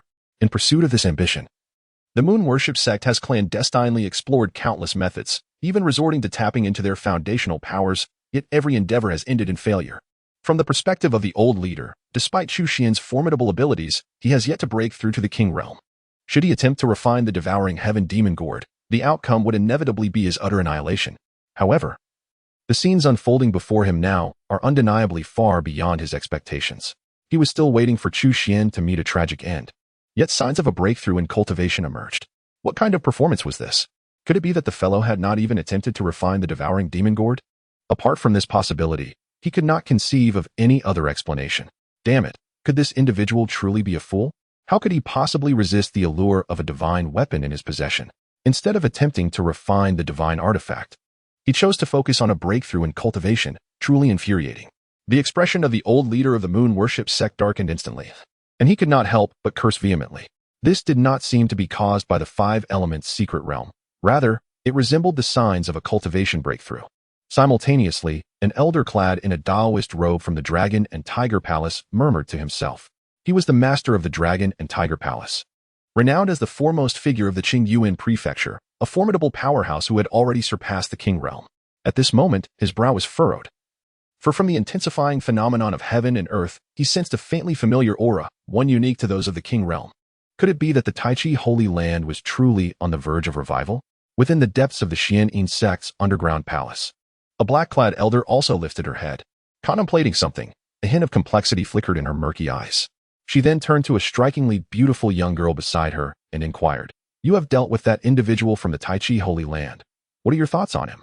Si Jialan understood whom her master referred to. After a brief moment of contemplation, she raised her head and offered a forward appraisal, profound and unfathomable. It seems the Taichi Holy Land has indeed given rise to an extraordinary individual. In the Qinghong Sword sect, an elderly man clad in a simple cloth robe could not suppress the flicker of intense battle intent in his eyes. As he spoke, the long sword in his hand trembled incessantly. "Master, you are likely no match for that esteemed predecessor." At that moment, a graceful young girl standing nearby lifted her head, her expression earnest as she spoke. The old man instantly felt his momentum wane, casting a fierce glare at the girl. "You insolent child. Is it merely because he taught you a single technique that you have been swayed by him?" Suddenly, a cacophony erupted as the celestial phenomena enveloping the Taichi sacred land transformed dramatically. Dark clouds loomed ominously, and calamity energy filled the sky. It was as if the heavens themselves had descended into darkness. Lightning crackled and surged forth, casting a terrifying divine might over the earth, causing countless onlookers to pale in fear. Witnessing this apocalyptic spectacle, a singular thought arose in many minds. The heavenly tribulation is imminent. Chapter 96. The Ninefold Heavenly Tribulation. Terrifying physique. The heavenly tribulation serves as a trial imposed by the heavens upon powerful beings within the universe. When one's strength reaches a certain pinnacle, the heavens will unleash this trial. Should one fail to overcome it, there is nothing more to be said. They will naturally be reduced to ashes, returning to the earth. Conversely, if one successfully navigates the heavenly tribulation, they will undergo a baptism of transformation, transcending the material realm and entering an entirely new echelon. Generally, when a cultivator reaches the peak of the transformation realm and prepares to attempt a breakthrough into the king realm, the heavens will bestow the trial of the heavenly tribulation. Moreover, depending on the cultivator's foundational strength, the nature of the heavenly tribulation invoked will vary, from the lowest tier of tribulation to the highest. Spanning from the first to the ninth heavenly tribulation, the majority of cultivators confront trials ranging from the fourth to the sixth. Should one only encounter the first to the third, it essentially signifies a frail foundation or a cultivation achieved through dubious means. Even if one fortuitously survives the tribulation, their future potential remains severely limited, rendering further advancement nearly impossible. As for the seventh to the ninth heavenly tribulations, they are exceedingly rare. Only those who are truly exceptional talents may invoke such formidable tests. Even the seventh heavenly tribulation is a hallmark of unparalleled genius. While successfully overcoming the eighth guarantees one a future as an immortal powerhouse capable of traversing the realms. The ninth heavenly tribulation, however, has not graced the world in countless years. It remains uncertain what manner of tribulation the individual from the Tai sacred land will invoke. The Lord of the Dragon and Tiger Palace gazes pensively. He is hailed as the foremost figure of Qingyuan Prefecture, having once summoned the sixth heavenly tribulation. One must not underestimate the sixth, for it is indeed a commendable achievement. Apart from a select few prodigies, most sovereign-level cultivators cannot rival him. After all, merely summoning a tribulation is insufficient. One must also successfully navigate its trials to be deemed truly victorious. Should one fall to the tribulation, all claims hold no merit. With his prowess, eliciting the fifth heavenly tribulation should pose no challenge, and the sixth is feasible as well. Yet the seventh presents a significantly greater difficulty. Throughout nearly a millennium, the Qingyuan Prefecture has witnessed fewer than 10 instances of the sevenfold heavenly tribulation. At this moment, the leader of the Xianin sect murmurs to himself, while the upper echelons of the three major sword sects closely monitor the developments of the tribulation. The sovereign of the king realm, revered as the true monarch, embodies a significance that starkly contrasts with that of the venerables of the transformation realm. Although the venerables may be regarded as formidable protectors of their sects, their numbers are ample, and the presence or absence of one in the external world holds little sway over them.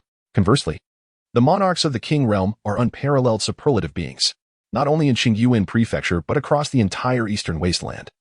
There are but a handful of factions commanded by a king realm powerhouse. The reason why the Longhu Palace has ascended to become the preeminent force in Qingyuan Prefecture is that they overtly possess a king realm guardian. Similarly, the five families that stand alongside the Longhu Palace as the six great powers owe their status to their extraordinary foundations, enabling them to summon king realm prowess at pivotal moments. In such a context, should an additional king realm powerhouse emerge from the external world, the ramifications would undoubtedly be significant, likely precipitating a monumental shift in the power dynamics of Qingyuan Prefecture. While the high-ranking officials of the three sword sects harbor some apprehensions, they maintain a relative calm, as their ties with the Tai sacred land are rather tenuous. Even if the Tai sacred land were to gain a new king realm powerhouse or undergo a resurgence, the most it would achieve is a transformation of the six great powers into seven. In contrast, the Baiwei sect faces genuine distress, for among the six great factions, it is the Baiwei sect that harbors the deepest enmity with the Tai sacred land. Should the Tai sacred land rise anew, the Baiwei sect would undoubtedly find itself in dire straits. The countenance of the old leader of the moon worship sect at this very moment could scarcely be described as merely unsightly. He had initially presumed that Chu Xuan had merely achieved a breakthrough in his cultivation. Little did he anticipate that he intended to directly transcend into the King S realm. It is worth noting that he had lingered at the threshold of the half-step King S realm for decades without advancing. Thus, Chu Xuan's sudden progression ahead of him was undoubtedly a source of vexation. Cursed fate! Should this individual indeed ascend to the King S realm, he might possess the potential to refine the devouring heaven magic gourd. Although the likelihood remained slim, once he successfully broke through to the king's realm, there would, after all, exist a glimmer of hope for success.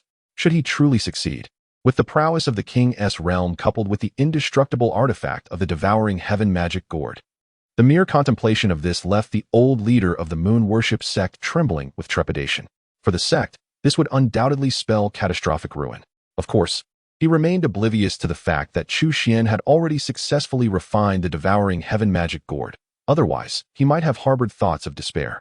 Nevertheless, an undercurrent of regret stirred within him. Perhaps he should never have gifted the devouring heaven magic gourd to his adversary. Yet, there was no need for excessive worry, as this was merely the worst-case scenario. Firstly, he might not even succeed in overcoming the heavenly tribulation. Secondly, even if he were to survive the tribulation, it would not bode well for the moon worship sect. Furthermore, there was no certainty that he would successfully refine the devouring heaven magic gourd, as this remained an exceedingly rare possibility. The old leader of the moon worship sect took a deep breath to quell the unrest within his heart. Yet his gaze remained fixated intently upon the direction of the Tai Holy Land. Given his strength, it is likely that he is an elder from the Tai Chi sacred land. Having lingered in a state of stagnation for many years, he has only now managed to break through to the king's realm.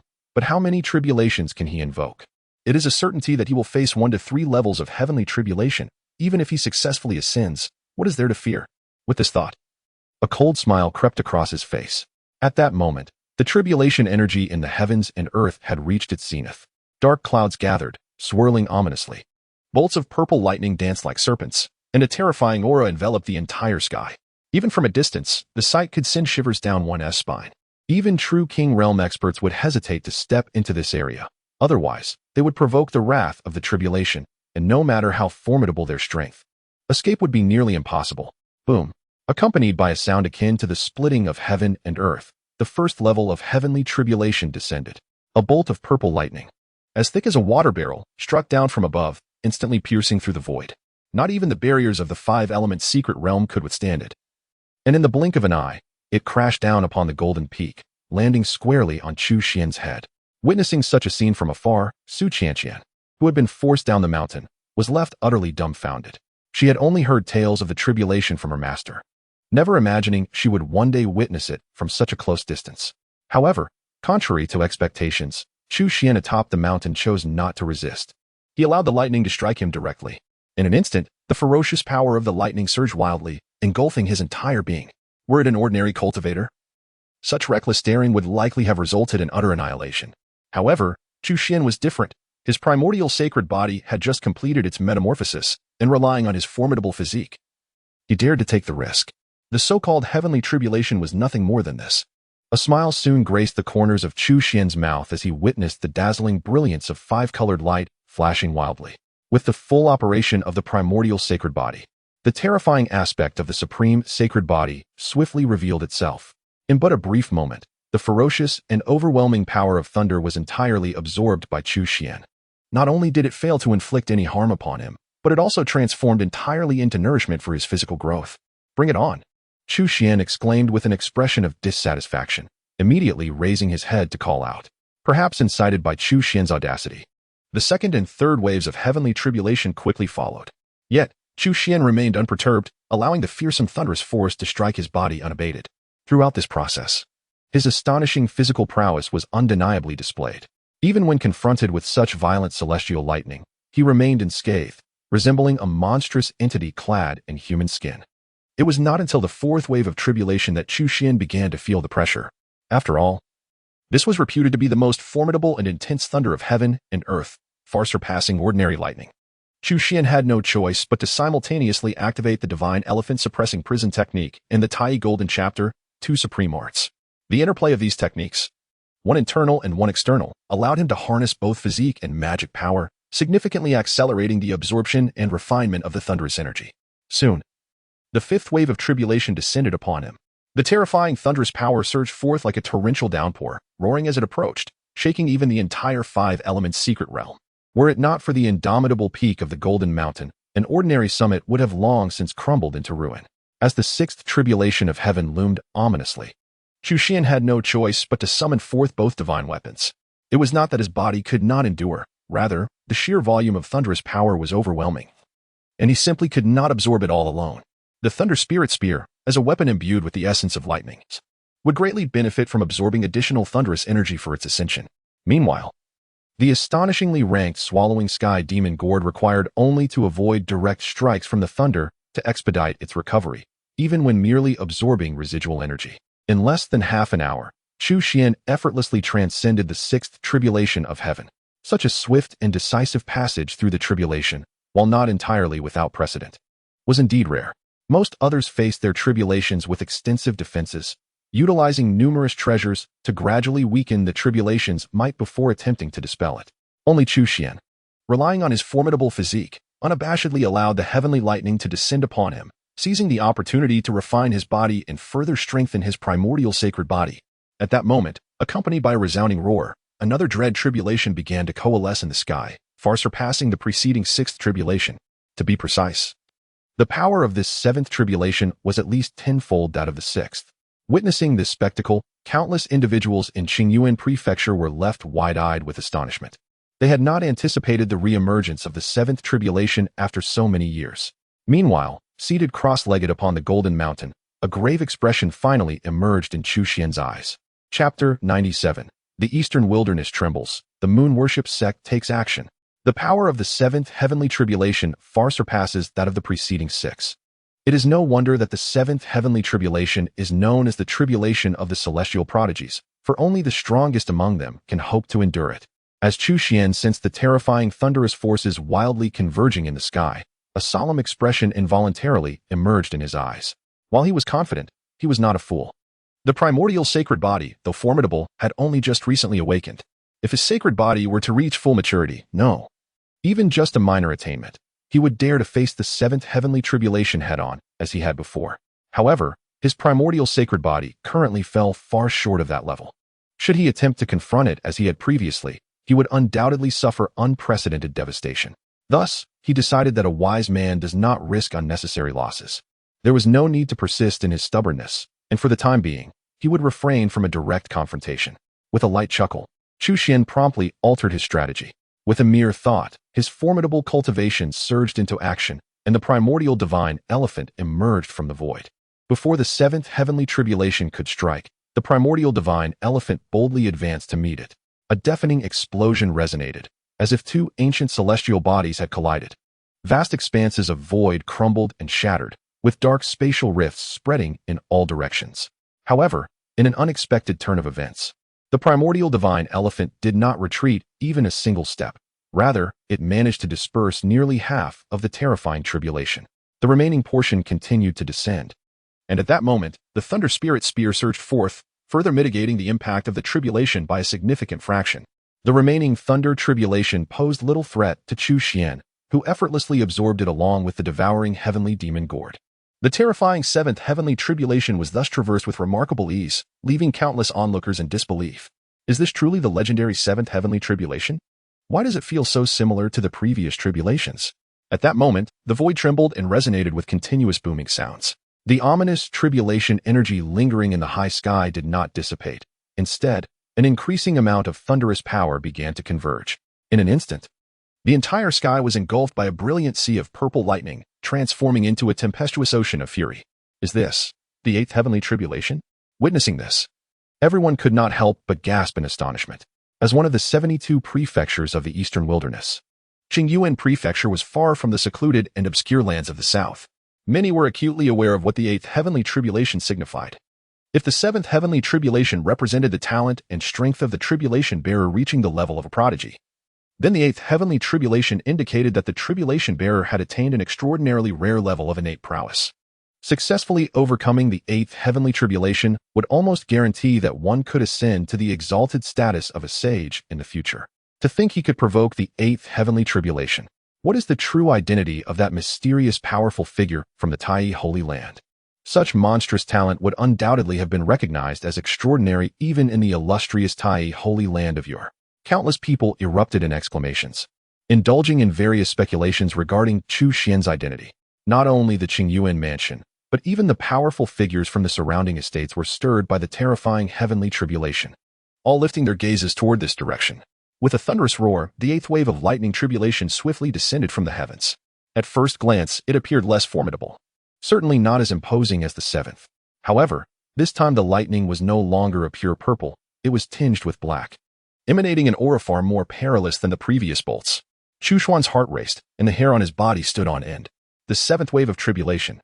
If he dared to confront it head-on, would at most result in injury. But the eighth wave, should he choose to face it directly, would undoubtedly spell his demise.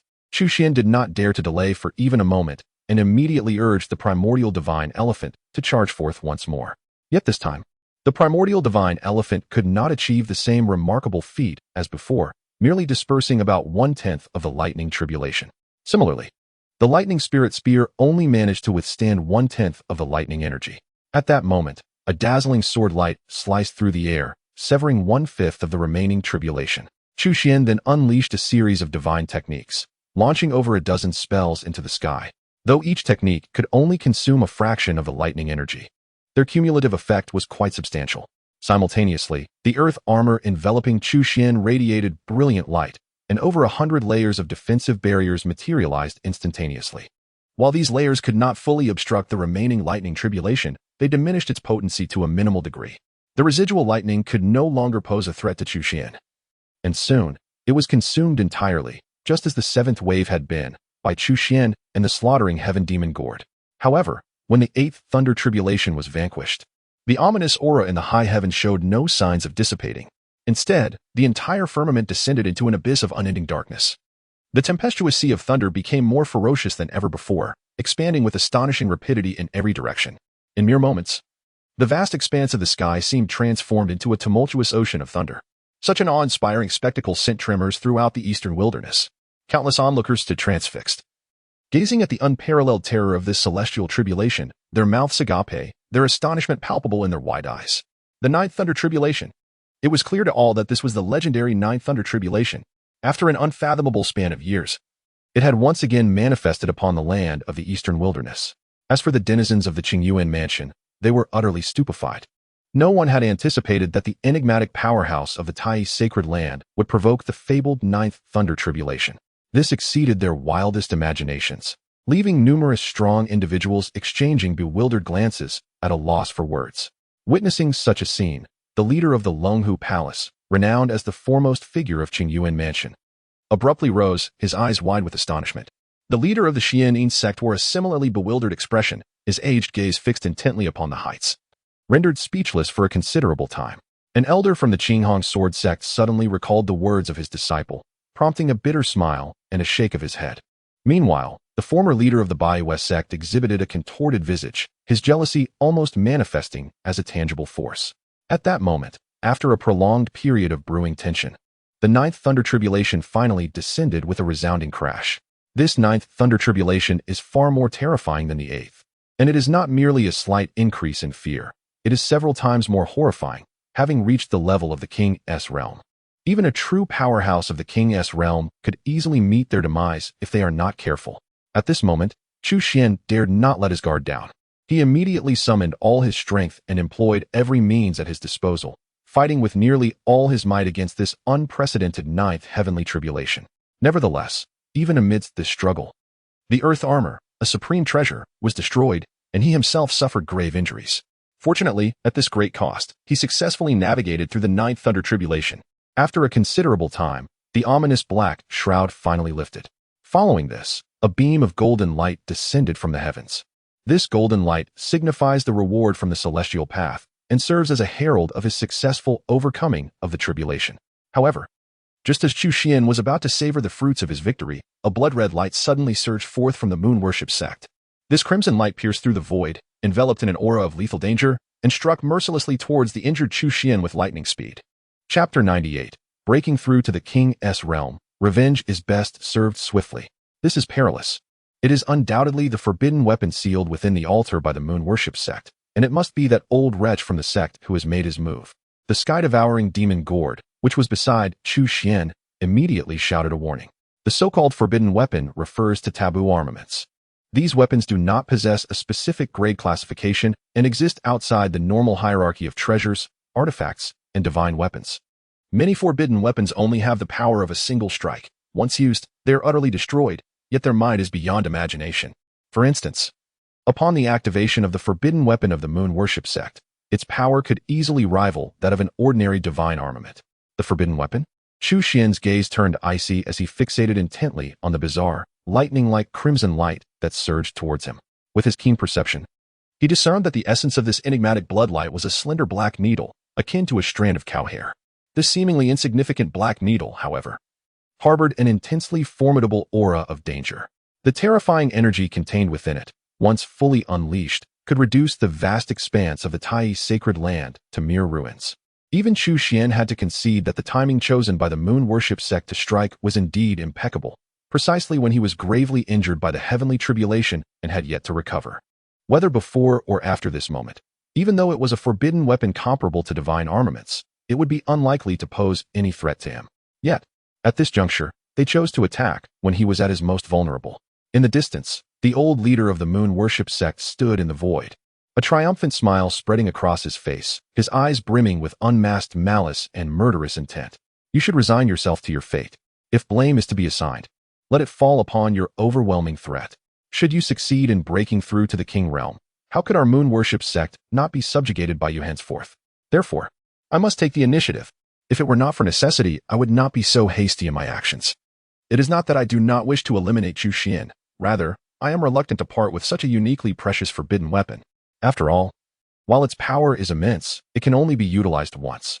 In the present context, it signifies a considerable loss of heritage for the moon worship sect. However, the threat posed by Chu Xuan is exceedingly grave. He has not only successfully endured the heavenly tribulation but has also triumphed over the ninefold heavenly tribulation. From the perspective of the old leader of the moon worship sect, the formidable power displayed by Chu Xuan suggests that even the refinement of the devouring demon gourd carries a substantial probability of success. Thus, he dares not delay any longer, fearing that further inaction may lead to catastrophic consequences for the moon worship sect. In his resolve to eliminate Chu Xuan, he is prepared to employ the sect's last remaining forbidden artifact, deeming it a necessary sacrifice. The death of Chu Xuan would render all efforts worthwhile. At this moment, the gazes of the two adversaries seemed to collide across the void, igniting a series of sparks. Yet, contrary to expectations, Chu Xuan displayed no hint of panic. Instead, a sardonic smile graced his lips. Indeed, he currently finds himself in a state of weakness, having just faced an unprecedented ninefold heavenly tribulation without any prior preparation. It is entirely reasonable for unforeseen circumstances to arise. However, to assume that he is devoid of the capacity for resistance and can be easily slain is a gross underestimation of his abilities. An inconsequential forbidden artifact, lacking the status of a divine weapon, dares to threaten his life. Who does it presume to belittle? A man as cautious as Chu Xuan would certainly have retained some means of preserving his life. Setting aside other considerations, the two divine weapons he wields are more than sufficient to withstand the assault of this forbidden artifact. Nevertheless, Chu Xuan refrains from taking such action. The Thunder Spirit Spear, having absorbed an excessive amount of thunderous energy to aid him against the heavenly tribulation, seems somewhat overextended at present and requires time to assimilate its power. As for the Swallowing Sky Demon Gourd, as previously mentioned, unless absolutely necessary, Chu Xuan did not wish for others to know that this divine weapon had been refined by him. More importantly, aside from these two divine artifacts, Chu Xuan possessed even better alternatives. Go forth, true Sunfire. With Chu Xuan's command, a flash of crimson light erupted as the true Sunfire transformed into a radiant beam, soaring out from within him. After a prolonged period of nurturing and having absorbed several exotic flames, the current true Sunfire was no longer what it once was. Even an immortal holy weapon like the Swallowing Sky Demon Gourd could not withstand the inferno of true Sunfire, illustrating the astonishing potency it now wielded. Chu Xuan refrained from using true Sunfire against the tribulation, as its efficacy was rather limited. However, when confronting this malevolent artifact emanating a dense bloodlight, it served as an absolute nemesis. Under Chu Xuan's command, the true Sunfire surged toward the incoming blood-red needles. In the blink of an eye, the two forces collided. While it may seem lengthy to recount, the entire sequence transpired in an instant. From the moment the moon worship sect's elder initiated the attack to Chu Xuan summoning the true Sunfire in response, the entire ordeal unfolded in mere moments. Countless onlookers remained entranced by the terrifying spectacle of Chu Xuan's tribulation and had yet to comprehend the situation when they witnessed the dazzling blood light clash ferociously with the crimson flames in the void. Accompanied by a series of thunderous explosions, vast expanses of the void crumbled and collapsed, with dark spatial rifts twisting and spreading in all directions. The force of their confrontation was comparable to that of two divine weapons colliding head-on. Upon witnessing the sudden and terrifying spectacle, countless formidable figures within the Qingyuan mansion could not help but widen their eyes in astonishment. It dawned upon them that this was a ruthless ambush launched by someone taking advantage of Chu Xuan's momentary weakness following his tribulation. Moreover, the assailants had resorted to employing a fearsome, forbidden artifact. It was the moon worship sect. Various major powers, including the Longhu Palace, swiftly reached a consensus. Many individuals immediately stepped into the void, their eyes shimmering with an unusual brilliance. However, Chu Xuan did not afford them the opportunity to intervene. The sun true fire transformed into a divine golden crow, its eyes gleaming with radiance. In an instant, it opened its beak and directly consumed the dreadful forbidden artifact. The endless divine flames surged forth, rapidly incinerating the slender black needle. Witnessing this scene from afar, innumerable onlookers gasped in astonishment. The countenance of the moon worship sect's elder leader darkened to the point of nearly dripping with ire. It had failed. At that moment, his hands involuntarily clenched into fists, his heart wavering with indecision. He yearned to summon the two ancient ancestors hidden deep within the moon worship sect to lead the sect's formidable members in an assault on the Tai Holy Land. Yet, he was acutely aware that sufficient time had elapsed for Chu Xuan to recover, rendering it impossible to eliminate him. Taking a deep breath, he remained silent for a considerable period before ultimately turning back towards the moon worship sect. He promptly ordered the activation of the protective formation, sealing off the sect from top to bottom and placing it on a war footing. Chu Xuan reabsorbed the sun true fire into his body and lifted his head, a glimmer of cold light flashing in his eyes. He did not immediately retaliate. Instead, he resolved to first assimilate the fruits of his successful tribulation. The radiant beam of golden light had been absorbed into his being, a reward from the heavenly Tao, impervious to any attempts of theft.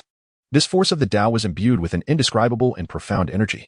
As Chu Xuan refined and assimilated it, he not only restored his cultivation to its former glory, but also achieved a remarkable breakthrough into the realm of the sovereign king. Feeling the expansion of his dantian and the explosive surge of mana within him, alongside significant advancements in both his physique and spiritual awareness, a satisfied smile graced the corners of Chu Xuan's lips. Yet, his gains did not end there.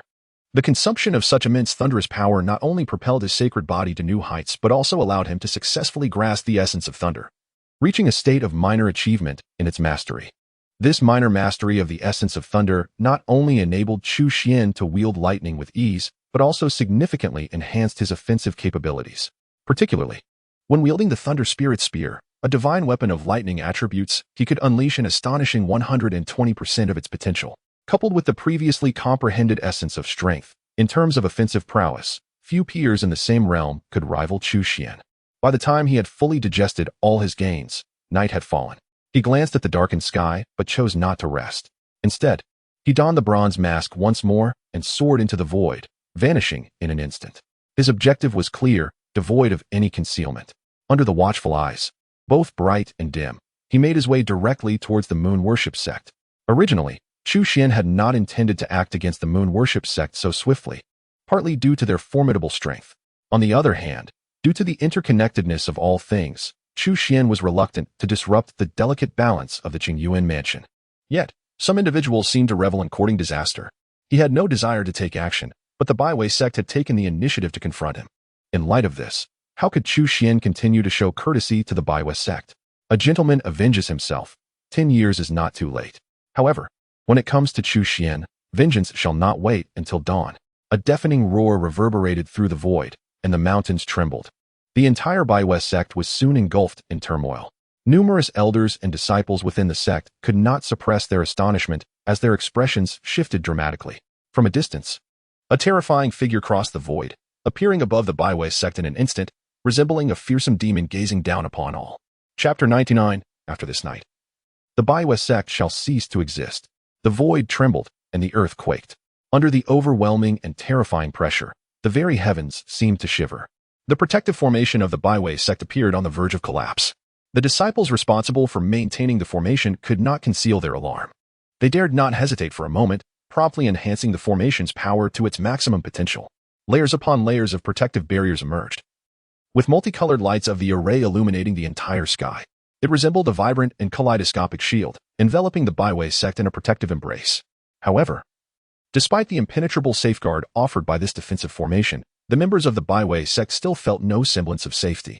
Gazing upon the formidable figure in the sky, akin to a terrifying deity, the elders and disciples of the moon worship sect could not suppress their trembling hearts, overwhelmed by an oppressive force that felt almost tangible. How could this individual possess such immense strength? Even the sect leader, Shi Zhongjie, could not conceal a flicker of trepidation in his eyes. After 3 months of recuperation, his prowess had returned to its former pinnacle, achieving the 4th tier of the creation realm. Despite being unable to progress further, he remained an undisputed powerhouse of the sect. Yet, in the presence of Chu Xuan, the arrogance and confidence he once held had vanished. This was not solely due to his previous defeat at Chu Xuan's hands, but rather because he could distinctly sense the vast chasm that now separated them. If they could once be considered peers, it was evident that they now belonged to entirely different realms. Nonetheless, as the leader of the moon worship sect, Shi Zhongjie, despite his inner fear and panic, stepped forward without hesitation. Taking a deep breath, he swiftly traversed the protective formation, appearing in the sky in an instant. "Might I inquire as to your intentions for intruding upon the territory of my sect?" he demanded with a serious demeanor. "What do you think my intentions are? Are you truly unaware?" Chu Xuan replied coldly, casting a dismissive glance at him. Taken aback by the response, Shi Zhongjie understood all too well that Chu Xuan had come seeking retribution. He was acutely aware of the recent assault orchestrated by the former sect leader. Although that act had been undertaken at the behest of the former leader, he harbored a deep-seated agreement with it in his heart. In alignment with the old leader's perspective, he too believes that as long as Chu Xuan remains alive, the Baiwei sect will find it exceedingly difficult to rise again. A single misstep could even lead to their downfall. Rather than being subject to others, it would be prudent to take the initiative. Regrettably, the old leader's assault was unsuccessful, resulting not only in the loss of an invaluable forbidden artifact, but also in failing to eliminate Chu Xuan, or even to inflict significant injury upon him. Reflecting on this, he could not help but feel a pang of regret. Naturally, these thoughts remained concealed within, for he would not express them outwardly. Instead, he feigned ignorance, saying, "I am unclear on your meaning. Perhaps there is some misunderstanding. Why don't we sit down and discuss this?" "There is nothing to discuss. Summon your old leader to meet me," Chu Xuan replied coldly, cutting off Shi Zhongjie before he could continue. A sense of foreboding washed over Shi Zhongjie as he discerned the resolute determination in Chu Xuan's eyes, realizing that today's matter would likely not end amicably. After a moment of silence, he reluctantly conceded, "Since you are convinced that the fault lies with our Baiwei sect, we are willing to offer compensation, 50 million spirit stones.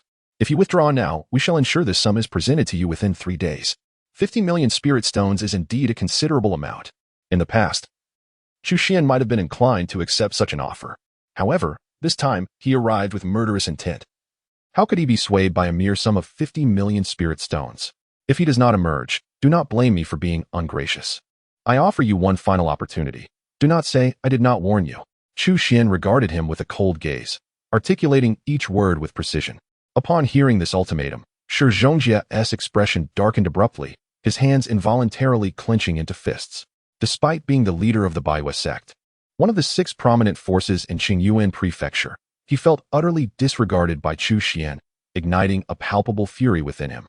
Yet, considering Chu Xuan's formidable prowess as a veritable sovereign, he could not help but feel a sense of helplessness. "This is my personal matter, unrelated to others. I am willing to apologize to you. Whatever your demands may be, I shall accept them all today."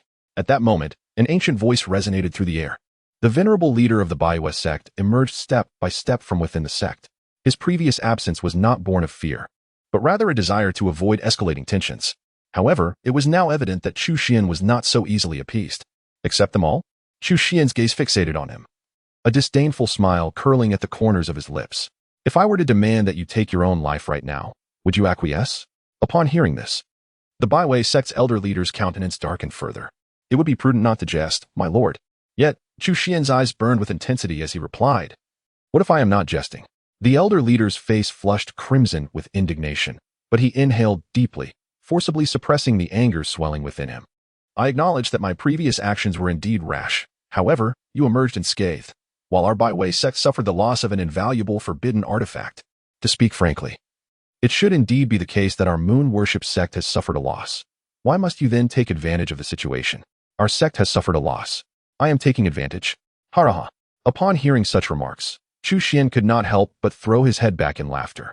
"You truly are adept at calculations. You employed forbidden devices, secretly plotting against me while I was transcending my tribulation, intending to bring about my demise. And you dare to label your actions as reckless and impulsive? Very well, if that is the case, I shall also act recklessly today. As his words resonated, Chu Xuan ceased his ramblings, channeling his entire cultivation power in an instant. His foundational strength far surpassed that of ordinary individuals, rivaling the sovereign realm even during the transformation stage. Now that he had officially broken through to the sovereign realm, he had ascended to an extraordinarily terrifying level. In terms of magical prowess, even the pinnacle of the sovereign realm would likely find it difficult to match him. It was as though he had unleashed a terrifying wave, surging forth in all directions. Whether it was Shi Zhangje of the fourth layer of the transformation stage or the moon worship sect's leader at the half-step sovereign realm, they found themselves utterly powerless against such a formidable tide, forced to retreat in disarray. The two leaders of the moon worship sect appeared before Chu Xuan like helpless children, their feelings of indignation and fury beyond description. Given their high status, they had never endured such humiliation, especially in their own territory. It was akin to a grievous affront to their very essence. Very well, since you are so unreasonable, do not blame us for being impolite. All disciples of the moon worship sect, heed my command. At the behest of the venerable leader of the moon worship sect, countless powerful practitioners soared into the sky. In the blink of an eye, they formed an immense magical array, with Shi Zhangje and another as the core, transforming into an enormous full moon that seemed to merge with the very essence of the moon worship sect, emanating a terrifying aura. Yet, upon witnessing this, Chu Xuan felt no fear. Instead, a palpable and unmasked murderous intent surged within his dark eyes. You have been given a chance, yet you fail to cherish it. Thus, after this night, the moon worship sect shall cease to exist. As his words echoed, Chu Xuan slowly raised his right hand and then forcefully pressed downward. In an instant, a colossal handprint descended from the heavens, as if to obliterate the entire moon worship sect with a single strike. Chapter 100. The Foundation of the Moon Worship Sect, 2 Stone Coffins. For millennia, the moon worship sect has endured. Today, how could it be extinguished by your hand? Upon hearing Chu Xuan's brazen proclamation, the powerful members of the moon worship sect could not contain their fury. While they acknowledged Chu Xuan's formidable strength, they were not to be trifled with. To believe that a single individual could annihilate the moon worship sect was, in their eyes, sheer folly. Indeed, the moon worship sect was one of the 6 great powers of Qingyuan Prefecture, boasting a number of strong practitioners far beyond that of ordinary factions. Similar to the revelations previously disclosed by the swallowing heaven demon Gord, there are more than a dozen revered figures in the transformation realm, and over 100 formidable beings in the Dharma realm. The esteemed Zifu realms number nearly 1,000, while the disciples in the innate realm and body refinement realm amount to tens of thousands. With such a plethora of powerful individuals gathered, ordinary sovereign-level warriors would undoubtedly refrain from harboring any thoughts of defiance. After all, it is not an impossible feat for a multitude of ants to bring down an elephant. And they are not merely ants. As the fervent roars echoed, all disciples of the moon worship sect were engulfed in righteous indignation, mobilizing their cultivation and unhesitatingly channeling it into the formation. At the core of this formation, the venerable leader of the moon worship sect, bolstered by the unwavering support of thousands of his disciples, rapidly elevated his strength to astonishing heights. In a mere moment, he surpassed his previous limits, ascending visibly into the sovereign realm, and remarkably, he reached the 3rd tier of the sovereign level in one swift surge. Though this enhancement was temporary and could not be truly compared to the genuine 3rd tier of the sovereign realm, he nonetheless crossed that threshold, instilling within him an unprecedented confidence. The gaze of the moon worship sect's leader towards Chu Xuan shifted dramatically. The previous trepidation dissipated, swiftly replaced by an overwhelming combat fervor. Although Chu Xuan had transcended the 9 heavens tribulation to emerge as a sovereign-level warrior, he was still in the nascent stages of his breakthrough. Even if he were to become immensely powerful in the future, he was currently merely at the 1st tier of the sovereign realm. In terms of cultivation level, the leader might still be superior to Chu Xuan. Given this, what was there left to fear? Today, I shall make you pay the price. Rise. The leader of the moon-worshipping sect was engulfed in a murderous intent, and without uttering a word, he unleashed his full power. He was acutely aware that he was unlikely to match Chu Xuan in a one-on-one confrontation, thus he had no intention of engaging in solitary combat. Instead, he immediately summoned the full strength of the formation. In the next instant, a magnificent and colossal moon radiated its brilliance, illuminating the surrounding night and transforming the darkness into a realm akin to daylight. In the following moment, the pristine moon collided fiercely with the gigantic palm imprint descending from the heavens. Accompanied by a thunderous explosion, shock waves erupted, causing the entire Qingyuan prefecture to tremble. Visible energy ripples surged outward in all directions, sweeping away the surrounding flora and vegetation, leaving a vast area of barren land for hundreds of miles. The ant attempting to shake the tree was utterly foolish. Upon witnessing this, a glimmer of fierce light flashed in Chu Xuan's eyes, and he coldly remarked without reservation. Although he was standing alone against the entire moon-worshipping sect, he felt no fear. Instead, he resolutely summoned the fully realized five elements principle. The powers of metal, wood, water, fire, and earth surged forth simultaneously, and under the terrifying might of this profound principle, the very essence of the universe seemed to fall under Chu Xuan's dominion.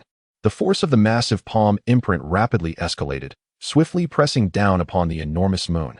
Chu Xuan, seizing the advantage, did not relent. Instead, he pushed the powers of the five elements principle to their utmost limit, and in that moment, the entire world was suffused with brilliant multicolored light. Under the profound influence of the five elemental mysteries, the terrifying palm print descended with an earth-shattering force, evoking the sensation as though the heavens themselves were collapsing. The once resplendent and luminous moon instantly shattered into fragments, its brilliance dimming abruptly, while the entire formation began to crumble piece by piece. Although the power of the moon worship sect's formation was formidable, it ultimately did not stem from an individual's might, but rather from the collective strength of thousands. Mobilizing such power proved far less convenient and swift than anticipated. When faced with an ordinary strong adversary, they could exert pressure through sheer force. However, against a formidable opponent like Chu Xuan, their approach appeared excessively cumbersome and sluggish, riddled with exploitable flaws and vulnerabilities. Under the unmatched might of Chu Xuan, disciples of the moon worship sect with slightly lesser abilities were crushed to dust, while the more powerful elders and leaders suffered grievous injuries, spewing blood as they were hurled backward. Even the old leader of the moon worship sect was not spared. As the core of the formation, he bore the brunt of the pressure. Under such relentless suppression, he was sent crashing to the ground like a cannonball, soon becoming drenched in blood. The once formidable moon worship sect found itself in utter disarray in the blink of an eye. Of the tens of thousands of disciples, fewer than 1% remained standing. Even among those who did, the majority were consumed by panic, their former confidence and arrogance completely vanquished. Was this truly the extent of the moon worship sect's power? As Chu Xuan approached step by step, his gaze was disdainful, his aura turbulent, radiating an overwhelming and invincible presence. As he approached step by step, the remaining strong members of the moon worship sect could not help but retreat. Without the barrier of the grand formation, they were confronted with Chu Xuan and truly felt his terrifying presence. He was in a realm far beyond that of an ordinary king-level expert, akin to an invincible demon god.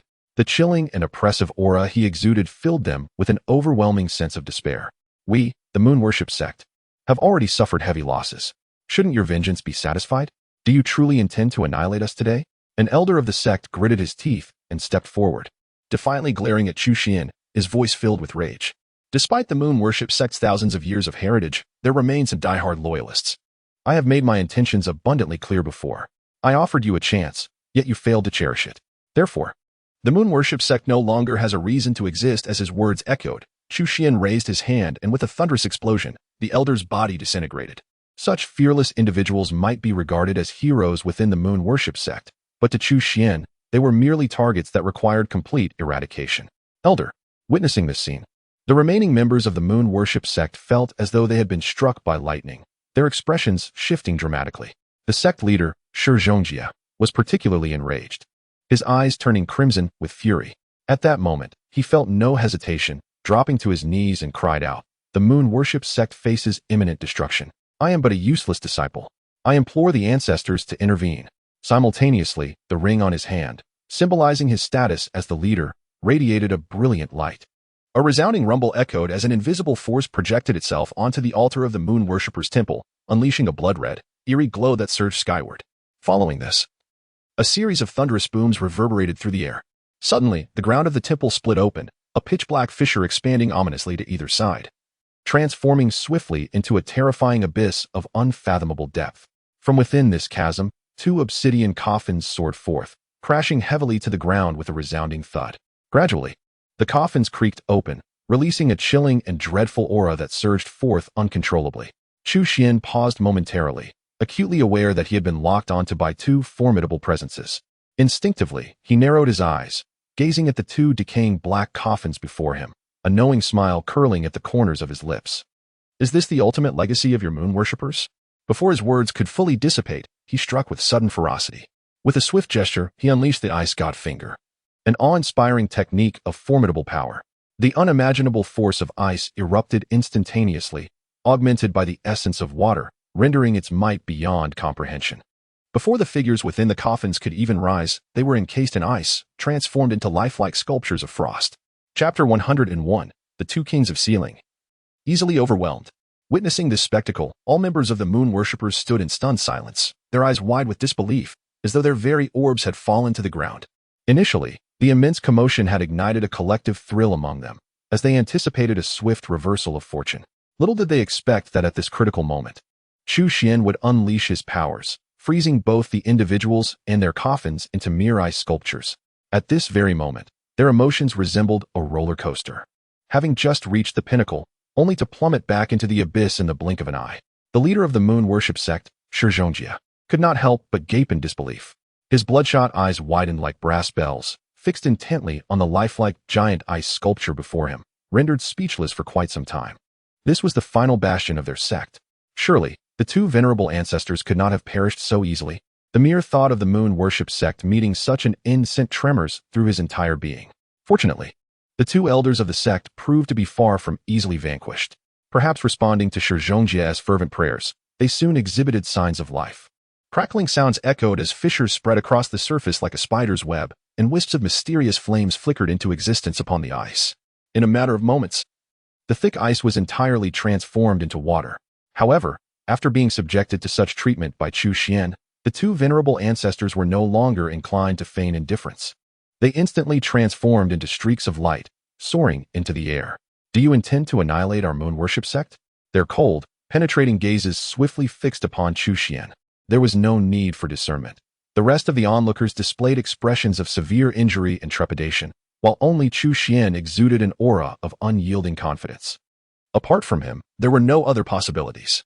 Meanwhile, Chu Xuan scrutinized the two elders of the moon worship sect, a man and a woman. From the mouth of the sky-eating demon Gord, he had long been aware of the existence of these two ancient beings, thus their appearance elicited no surprise from him. What truly astonished Chu Xuan was that, despite their bodies having decayed to the utmost, permeated with a dense aura of death, the two individuals stood before him, seemingly unscathed. Had it been anyone else, they would have long since met Yama, the king of hell. However, these two remained standing, a puzzling spectacle. Upon closer inspection, Chu Xuan quickly discerned that their bodies appeared to be forcibly sealed by a mysterious power, preventing any vital energy from leaking out, akin to lifeless marionettes. Furthermore, having been imprisoned deep underground for years, they had managed to elude the awareness of the heavenly Tao, continuing their tenuous existence. Of course, such survival was not without its limits. Once a certain threshold was crossed, they would inevitably succumb to death. Moreover, during this period, any attempt to act would undoubtedly accelerate their demise. Thus, unless faced with an existential crisis, the Baiwei sect would refrain from summoning them. In fact, few within the sect were even aware of the existence of these two ancient ancestors. So, this was what true heritage entailed. A disdainful smirk curled at the corners of Chu Xuan's lips. If he was unafraid of the living, why would he fear these two half-dead beings?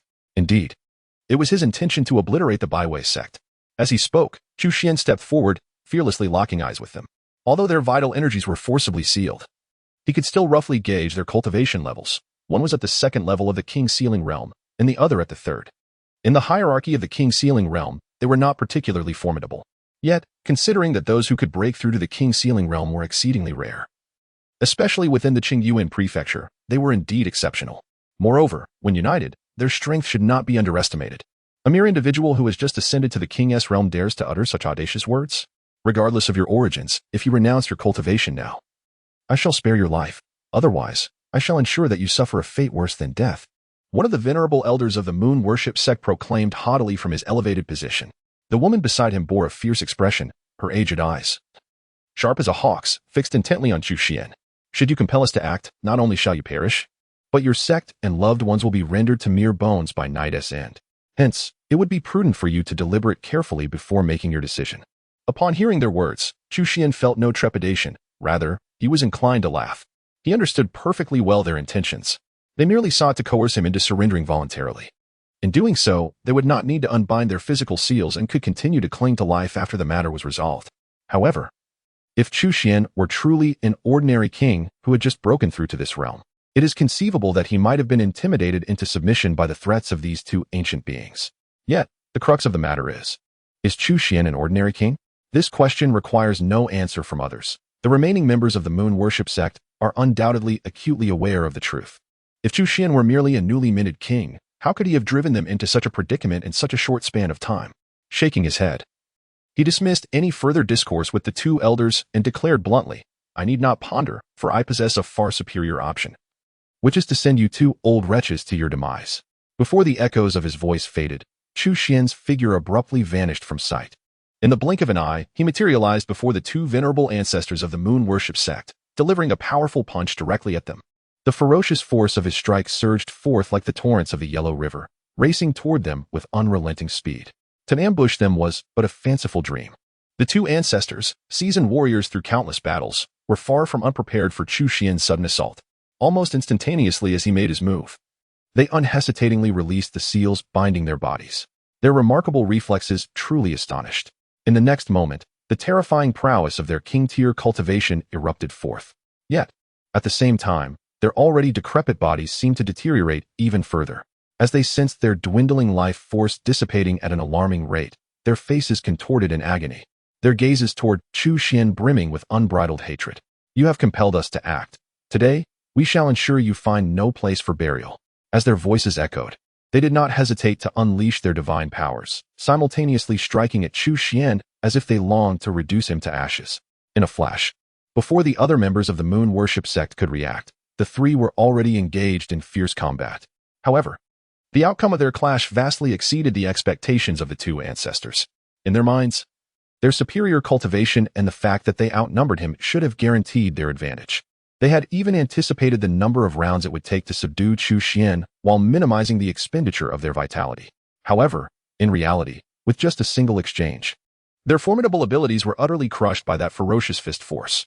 Furthermore, the relentless momentum of that fist continued to bear down upon the two of them.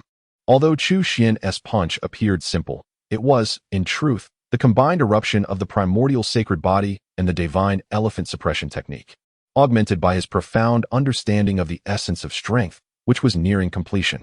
This seemingly straightforward strike possessed an overwhelming power that far exceeded expectations. A thunderous explosion resounded as vast expanses of void collapsed and shattered, rippling outwards like a surging tide. The two ancestors of the moon worship sect were instantly grievously injured, blood spurting from their mouths as they staggered backward. Yet, Chu Xuan showed no signs of relenting. His expression remained cold and filled with murderous intent, his figure flickering like lightning as he swiftly closed the distance. With his terrifying cultivation in full operation, the primordial divine elephant suppressed heaven and earth, unleashing a series of astonishing assaults.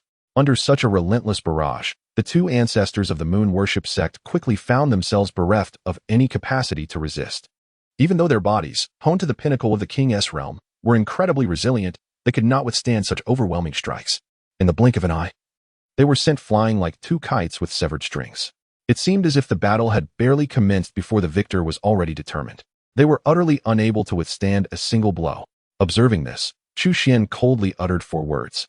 He then made a sweeping gesture, and brilliant radiance erupted. A fearsome purple spear materialized in the palm of his hand, seemingly forged entirely from the power of thunder, its ferocious aura distorting the surrounding void.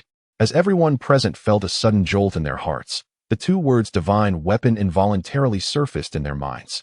Chapter 102, An Instantaneous Annihilation. The Intervention of the Dragon and Tiger Palace.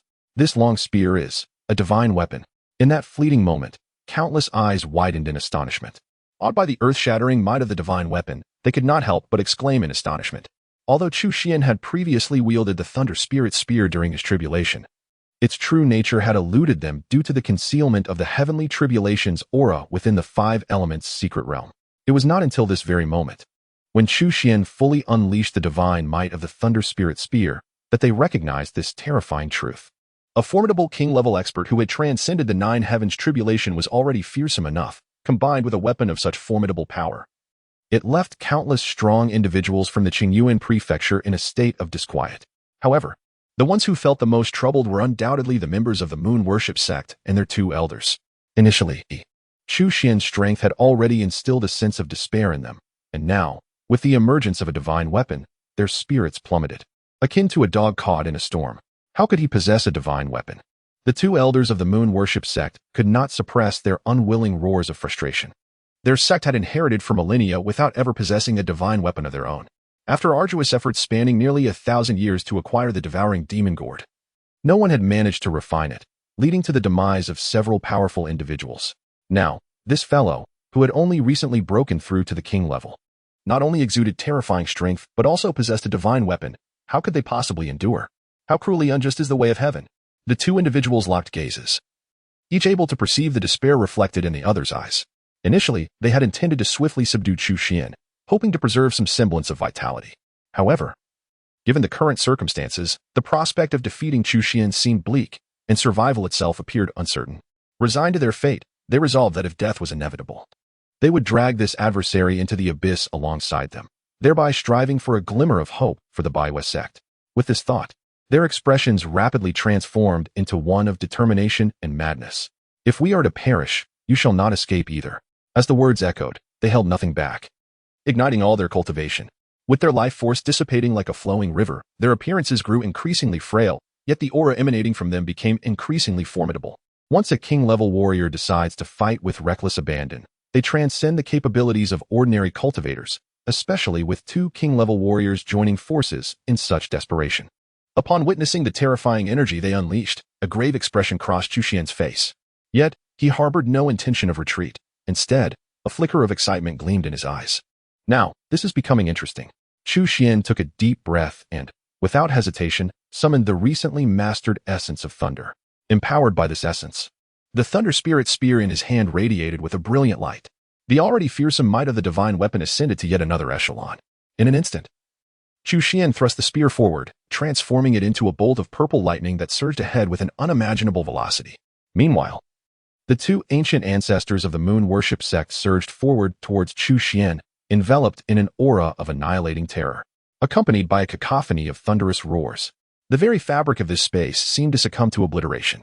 The unfathomable energy coalesced into a cataclysmic tempest, reducing countless edifices of the moon worship sect to mere rubble. As the terrifying storm subsided, only Chu Xuan remained steadfast in his place. The thunder spirit spear returned to his grasp. Yet the two ancestors of the sect had vanished without a trace. Not only had they disappeared, but their very presence had been utterly erased from this world. The two ancestors had met with failure. Witnessing such an outcome, the members of the moon worship sect, who had clung to a glimmer of hope, were instantly engulfed by despair. Some even collapsed to the ground in sheer defeat. "I shall fight you to the death," roared the sect leader, Shi Zhongjie. Unable to bear the weight of this revelation, as he charged madly towards Chu Xuan, resolved to perish alongside him. However, the grim reality was that even their two ancestors lacked the power to prevail, let alone someone of mere creation realm cultivation like himself. With a mere flick of his right hand, an invisible force ensnared Shi Zhongjie, rendering him helpless and bringing him swiftly into Chu Xuan's grasp. Do not blame others. Reflect upon the deeds of your sect over the years. All of this is a consequence of your own making. Chu Xuan regarded him with an expression devoid of empathy, his voice chillingly devoid of warmth. At the sound of these words, Shi Zhongjie was momentarily struck dumb. Countless words that were once on the tip of his tongue suddenly became inexpressible. Reflecting on the actions of the Baiwa sect over the years, it was evident that their relentless ambition to expand their power knew no bounds, employing every conceivable means to achieve their ends. The number of forces annihilated by the Baiwa sect was beyond enumeration, and even the Tai sacred land had been one of their predetermined targets. However, the emergence of Chu Xuan as an unforeseen variable altered the fates of these two formidable factions. Contemplating this, Shi Zhongjie's gaze inevitably dimmed. Even he had to concede that the downfall of the Baiwa sect was perhaps a consequence of their own misdeeds. Suddenly, just as Chu Xuan was poised to extinguish Shi Zhongjie's life, a hurried voice broke the tension. An elder clad in a Taoist robe appeared, tearing through the air. The leader of the Longhu Palace? Chu Xuan's pupils narrowed slightly. Although he was unfamiliar with the Longhu Palace master, he distinctly remembered the aura from their prior encounter 3 months ago. The moment this robed elder materialized, Chu Xuan instantly discerned that he was indeed the one heralded as the foremost figure of Qingyuan Prefecture. "Do you intend to obstruct me?" Chu Xuan squinted, a glint of danger flashing in his eyes. Had he not yet transcended to the king's realm, he might have exercised caution. However, having successfully broken through to the king's realm, his mindset was markedly different as he faced the Longhu Palace master again. if his observations were accurate. The elder's cultivation level appeared to be at the pinnacle of the 6th layer of the King's realm, merely a step away from the 7th layer, which represented the later stages of the King's realm, truly deserving of the title of the greatest in Qingyuan Prefecture. Nonetheless, within his heart, Chu Xuan harbored no trace of fear. As long as the disparity in realms was not insurmountable, his solid foundation rendered him unafraid of any adversary of the same tier. One should show mercy when possible. The Baiwa sect had already fallen to such a dire state, with even their 2 venerable ancestors perishing. Surely, your vengeance has been avenged. We all belong to the Qingyuan Prefecture. Why must we pursue annihilation? The Lord of the Longhu Palace spoke with a gentle demeanor, attempting to persuade him. However, Chu Xuan paid no heed to his grandiloquent words. Instead, he fixed his gaze upon him and inquired once more, "Are you certain you wish to impede my path?" As he spoke, the Thunder Spirit spear in his hand levitated once more, arcs of lightning flickering incessantly, exuding a terrifying aura that sent shivers down the spine. Witnessing this scene, the Lord of the Longhu Palace's expression changed markedly. The recollection of Chu Xuan annihilating the 2 Baiwa sect elders with a single strike of this divine weapon stirred an unmistakable sense of trepidation within his gaze. Even though he was confident that his strength surpassed that of the 2 Baiwa sect elders, he had no desire to test the might of this formidable divine weapon. Ultimately, he refrained from further provoking Chu Xuan, shaking his head and responding truthfully, "I have come upon the request of another. There are those who hope you might show restraint." Chapter 103. Today, no one matters. A request from another? Upon hearing the Lord of the Longhu Palace's words, Chu Xuan's immediate reaction was skepticism. The esteemed Lord of the Longhu Palace, reputed as the foremost figure in the Qingyuan Prefecture, who could possibly summon him to convey such a message? However, observing the earnest expression on the other's face, Chu Xuan instinctively felt that the individual was not jesting. After all, there was no necessity to fabricate such matters. Contemplating this, he could not help but chuckle. Who would have thought that the esteemed leader of the Longhu Palace would act as someone else's envoy? It seems that this person must indeed be an extraordinary figure. Indeed, he is a person of considerable stature. Even I, an old man, cannot afford to disregard his dignity. The leader of Longhu Palace appeared oblivious to the sarcasm in Chu Xuan's words and earnestly advised him, regardless of whether you are inclined to reconsider, it would be prudent to wait a moment, for he should be arriving shortly. I apologize, but once I have made up my mind, not even 9 oxen could pull me back. It is futile to expect anyone to change my resolve today. Chu Xuan shook his head, his inner intent to kill not only undiminished but growing ever stronger. Before his words had fully left his lips, he raised his right hand, and an invisible force swiftly seized Shi Zhongjia by the throat, lifting him effortlessly. Stop! At that moment, a loud shout rang out. This time, however, the voice was somewhat familiar and emanated from within the Baiwa sect. Chu Xuan's expression darkened as he turned to look, and soon he could not suppress a raised brow, his eyes betraying a hint of astonishment. You are still alive? The individual stepping forward was none other than the former leader of the Baiwa sect. Previously, as the core of the formation, the former leader had been a primary target of Chu Xuan's assault. Even Chu Xuan had believed him to be deceased. Yet here he was, very much alive. Upon hearing Chu Xuan's words, the former leader of the Baiwa sect wore a grim expression. Indeed, he had just traversed the precipice of death. Had it not been for the possession of a secret treasure that miraculously saved his life at a critical juncture, he might well have met an irrevocable end. However, this was not the moment for such reflections. He swiftly raised the communication stone aloft and declared with conviction, I am not afraid to inform you that I have just discreetly contacted the sacred land of the Blazing Sun and received a personal assurance from the Lord of the Blazing Sun himself. Henceforth, the Moon Worship sect shall be an affiliated force of the sacred land of the Blazing Sun. If you wish to avoid the annihilation of the Tai sacred land, it would be prudent to cease your actions at once. In the Eastern Wasteland, 2 primary forms of communication are prevalent. The message talisman, which is inexpensive and simple to produce but limited in range, and the communication stone, which, though costly and rare, boasts an extensive transmission distance. The mention of the sacred land of the Blazing Sun elicited a confident demeanor from his interlocutor, while the members of the Moon Worship sect radiated exuberance as if reborn. Chu Xuan could not help but furrow his brow. Even in his relative ignorance, he had heard of the illustrious reputation of the sacred land of the Blazing Sun. It was the most formidable power in the vicinity of Qingyuan Prefecture, without question. Instinctively, he turned to glance at the master of the Dragon and Tiger Palace, who appeared to grasp Chu Xuan's unspoken concern and nodded in affirmation. Indeed, the individual who had implored his assistance was none other than the Lord of the Blazing Sun. At this juncture, he cast a furtive glance at the elder leader of the Moon Worship sect, his eyes betraying a hint of complexity. He had previously been unaware of the sect's intention to wholly align itself with the sacred land of the blazing sun. The Qingyuan mansion has long been the domain of their Longhu Palace. The recent alliance of the Baiwei sect with the Liyang Holy Land signifies the expansion of Liyang's influence into Qingyuan, a development that spells trouble for Longhu Palace. However, the die is cast, and any protestations are now futile. More critically, the strength of Longhu Palace pales in comparison to that of Liyang Holy Land. There exists a substantial disparity between the two, at least one entire tier. While Longhu Palace may reign supreme in Qingyuan, it is, in the broader context of the Eastern Wasteland, merely a relatively ordinary first-tier power. In stark contrast, Liyang Holy Land stands as a true colossus, undeniably the preeminent ruler of the entire Eastern Wasteland. For instance, when the Holy Master of Liyang reached out to him, he had no choice but to comply, regardless of his personal inclinations. The historical ties between the Baiwei sect and Liyang Holy Land run deep. The founding ancestor of the Baiwei sect was once a venerable elder of Liyang. However, due to certain conflicts, he chose to depart from Liyang and subsequently establish the Baiwei sect. This background accounts for the tenuous relationship that, while not entirely amicable, has persisted over the years without severance. Under normal circumstances, the Baiwei sect would certainly resist yielding to Liyang Holy Land. Yet now, faced with the imminent threat of annihilation and lacking alternatives, their choice is hardly surprising. Motivated by unspoken sentiments, the master of Longhu Palace took it upon himself to elucidate the historical connections between the two formidable factions to Chu Xuan. With a single, penetrating glance, Chu Xuan comprehended many underlying truths. However, Chu Xuan contemplated matters more deeply than the Lord of the Dragon and Tiger Palace had anticipated. If the sole motivation for the Holy Lord of the Blazing Sun to go to such lengths to rescue the moon worship sect were merely their past connections, then it seemed unlikely.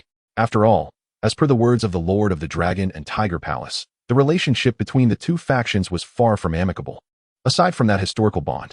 Moreover, given the moon worship sect's current diminished strength, its value to the Blazing Sun Holy Land was rather negligible.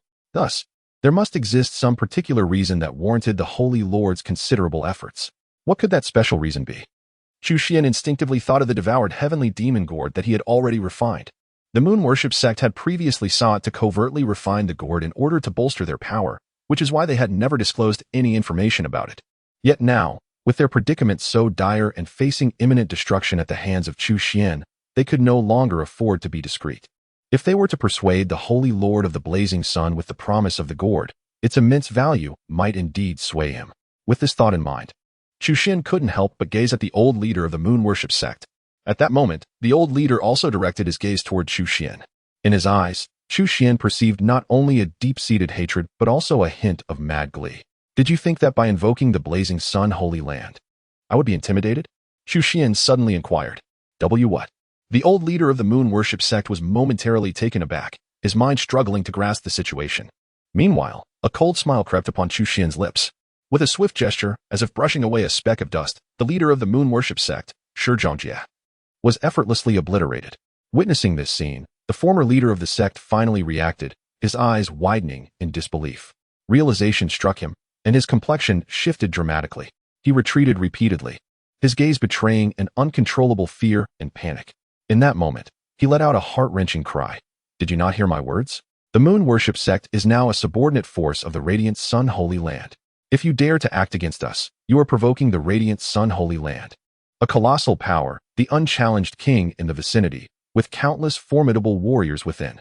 To deal with you would be as effortless as crushing an ant. However, before he could finish his words, Chu Xuan raised his hand and pointed. An immensely terrifying dragon elephant descended, unleashing an unimaginable force that crushed his body into oblivion. I have stated that it matters not who arrives today. Chu Xuan's eyes burned with murderous intent as he activated the Thunder Spirit Spear once more. Purple lightning flickered wildly, and countless spear shadows emerged, as if thousands of long spears had suddenly materialized. With a swift motion of his right hand, these innumerable spears soared forward like lightning. In an instant, the vast moon worship sect suffered a cataclysmic blow. Under this relentless barrage, the remaining strong members of the sect were utterly annihilated, leaving no survivors. Even the lofted structures of the moon worship cult have been reduced to mere ruins under such an onslaught, accompanied by billowing clouds of dust. The once illustrious moon worship cult has irrevocably become a relic of the past. Witnessing this scene, even the Lord of the Dragon and Tiger Palace could not help but gape in astonishment. He had never anticipated that Chu Xuan would be so resolute. acting without the slightest hesitation at the moment of action. Then, recalling something, he could not suppress a wry smile and remarked, "Though the moon worship cult is insignificant, the radiant sun's sanctum." Just then, a dazzling beam of golden light surged from the distance. Chapter 104. The Radiant Sun Sovereign, a direct confrontation. He has arrived. The Lord of the Dragon and Tiger Palace murmured. He and Chu Xuan instinctively lifted their gazes. A brilliant golden light was approaching rapidly, growing increasingly magnificent and powerful, as if a resplendent sun were gradually rising from the northern plains. In the blink of an eye, it was upon them, the blinding golden radiance rendering it nearly impossible to behold. Amidst the dazzling and searing glow, a square-faced, middle-aged man emerged, striding forth, clad in a golden robe. He possessed a towering stature, exuding an aura of formidable strength with every movement, embodying the essence of the sun itself. There was no doubt, the moment he appeared, Chu Xuan understood that he must be the Radiant Sun Sovereign. As for the Moon Worship Cult's members, observing the devastation surrounding the Moon Worship Cult, the Radiant Sun Sovereign could not help but narrow his eyes slightly. Soon, he spotted Chu Xuan and the Lord of the Dragon and Tiger Palace. In the vast expanse of the Moon Worship sect, there remained but two living souls. The Sun Lord's gaze swiftly traversed the Master of the Dragon and Tiger Palace before settling upon Chu Xuan. Upon observing the bronze mask adorning Chu Xuan's visage, he could not help but furrow his brow. This was not merely due to his distaste for those who concealed themselves before him. Rather, it was the perplexing fact that even with his formidable divine sense, he was unable to penetrate the barrier of the bronze mask to discern the true countenance of the individual before him. "Who are you?" the Sun Lord inquired, his tone imposing. "My identity bears little relevance to you," Chu Xuan replied, maintaining an air of composure and indifference, showing no sign of deference to the other's stature. The Master of the Dragon and Tiger Palace, standing nearby, could not help but cast a sidelong glance at Chu Xuan, a flicker of admiration igniting within. In the eastern wilderness, few dared to speak to the Sun Lord with such audacity. The expression of the Sun Lord darkened slightly, taken aback by the unexpected retort upon his arrival at Qing Yuan Mansion.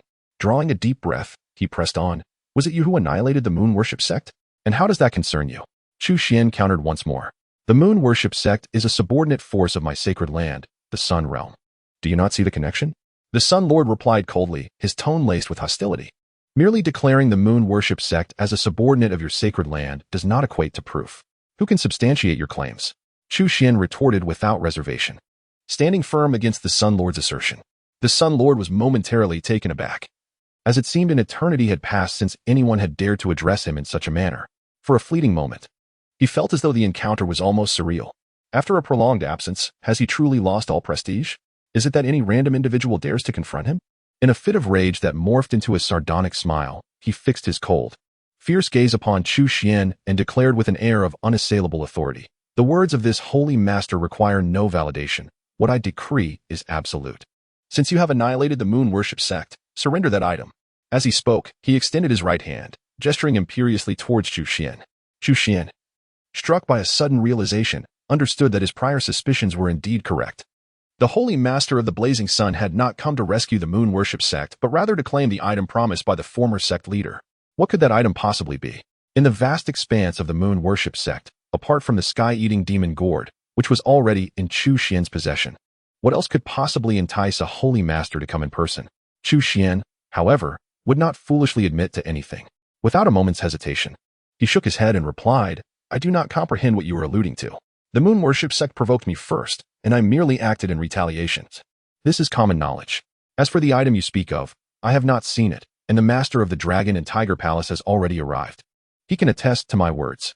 The Holy Master of the Blazing Sun immediately turned to the Master of the Dragon and Tiger Palace. After a moment of hesitation, the latter nodded in affirmation. "I indeed arrived earlier and did not witness him seizing anything from the Moon Worship sect." The members of the sect did not mention such a matter before their demise.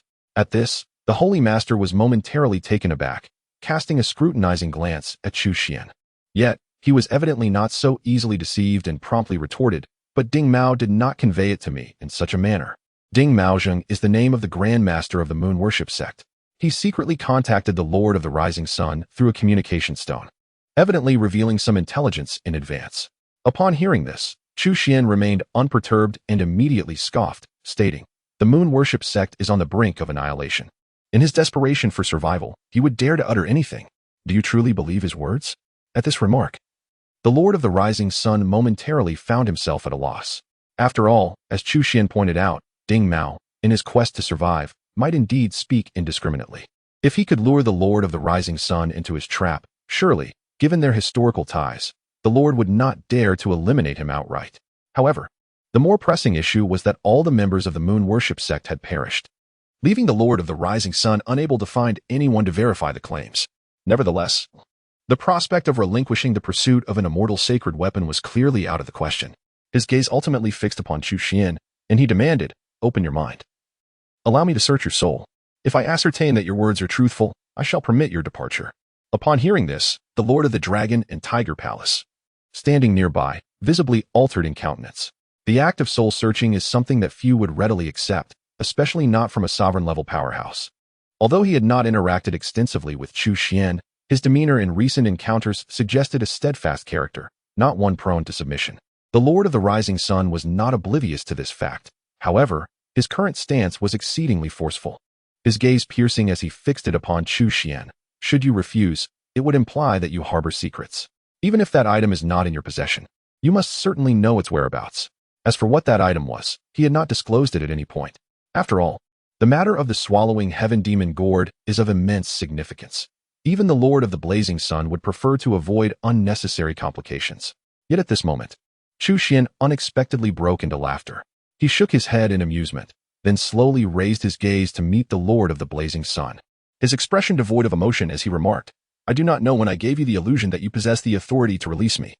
If I am not mistaken, what has descended here is merely a projection of yourself. With but a mere avatar, what audacity do you possess to act so arrogantly?" As he spoke, Chu Xuan's gaze turned icy, and his formidable cultivation surged forth, manifesting a terrifying Dharma form that stepped forth from the void. In an instant, the entire sky seemed to be completely engulfed by the colossal silhouette of the primordial divine elephant. The realm was instantly shrouded beneath its unparalleled, overwhelming ferocity. Feeling the palpable and dreadful pressure, the Lord of the Blazing Sun could not help but change his expression, his pupils narrowing slightly. The invincible Dharma form. As one of the overlords of the eastern wilderness, the Lord of the Blazing Sun possessed insights far beyond those of ordinary individuals. Drawing upon the myriad information regarding Chu Xuan, he quickly deduced a terrifying truth. You are the one who recently endured the ninefold heavenly tribulation? And so what if you are or are not? The pressing question now is, are you certain you wish to probe into my soul? Chu Xuan asked coldly, a sardonic expression gracing his features. The Lord of the Blazing Sun's countenance shifted repeatedly, feeling as though he had been soundly slapped. However, he was known for his unwavering resolve, and it was evidently impossible for him to retract his statement. Very well, it seems I have underestimated you. No wonder you could single-handedly annihilate the moon-worshipping sect. Today, I shall experience firsthand the true significance of transcending the 9 layers of heavenly tribulations. No sooner had the thought crossed his mind than a brilliant light ignited in his eyes, and he resolutely launched an assault. In that fleeting moment, he seemed to transform into a resplendent sun, radiating an overwhelming brilliance, enveloped in unimaginable light and heat, hurtling towards Chu Xuan with tremendous force. Simultaneously, Chu Xuan, undaunted, summoned the primordial divine elephant to counter the advance. The two forces swiftly collided in the void, resulting in a cacophony of explosive sounds. As tumultuous energy surged and swept across the surroundings, once again inflicting devastating damage upon the moon worship sect, the ground was repeatedly plowed flat, and the very fabric of space was forcibly torn apart in all directions. Dark fissures in the void spread like wildfire, while torrents of gray winds rampaged mercilessly. Amidst this clash, the figure of the radiant sun sovereign gradually faded into nothingness. As Chu Xuan had surmised, what had descended was merely a fraction of his essence.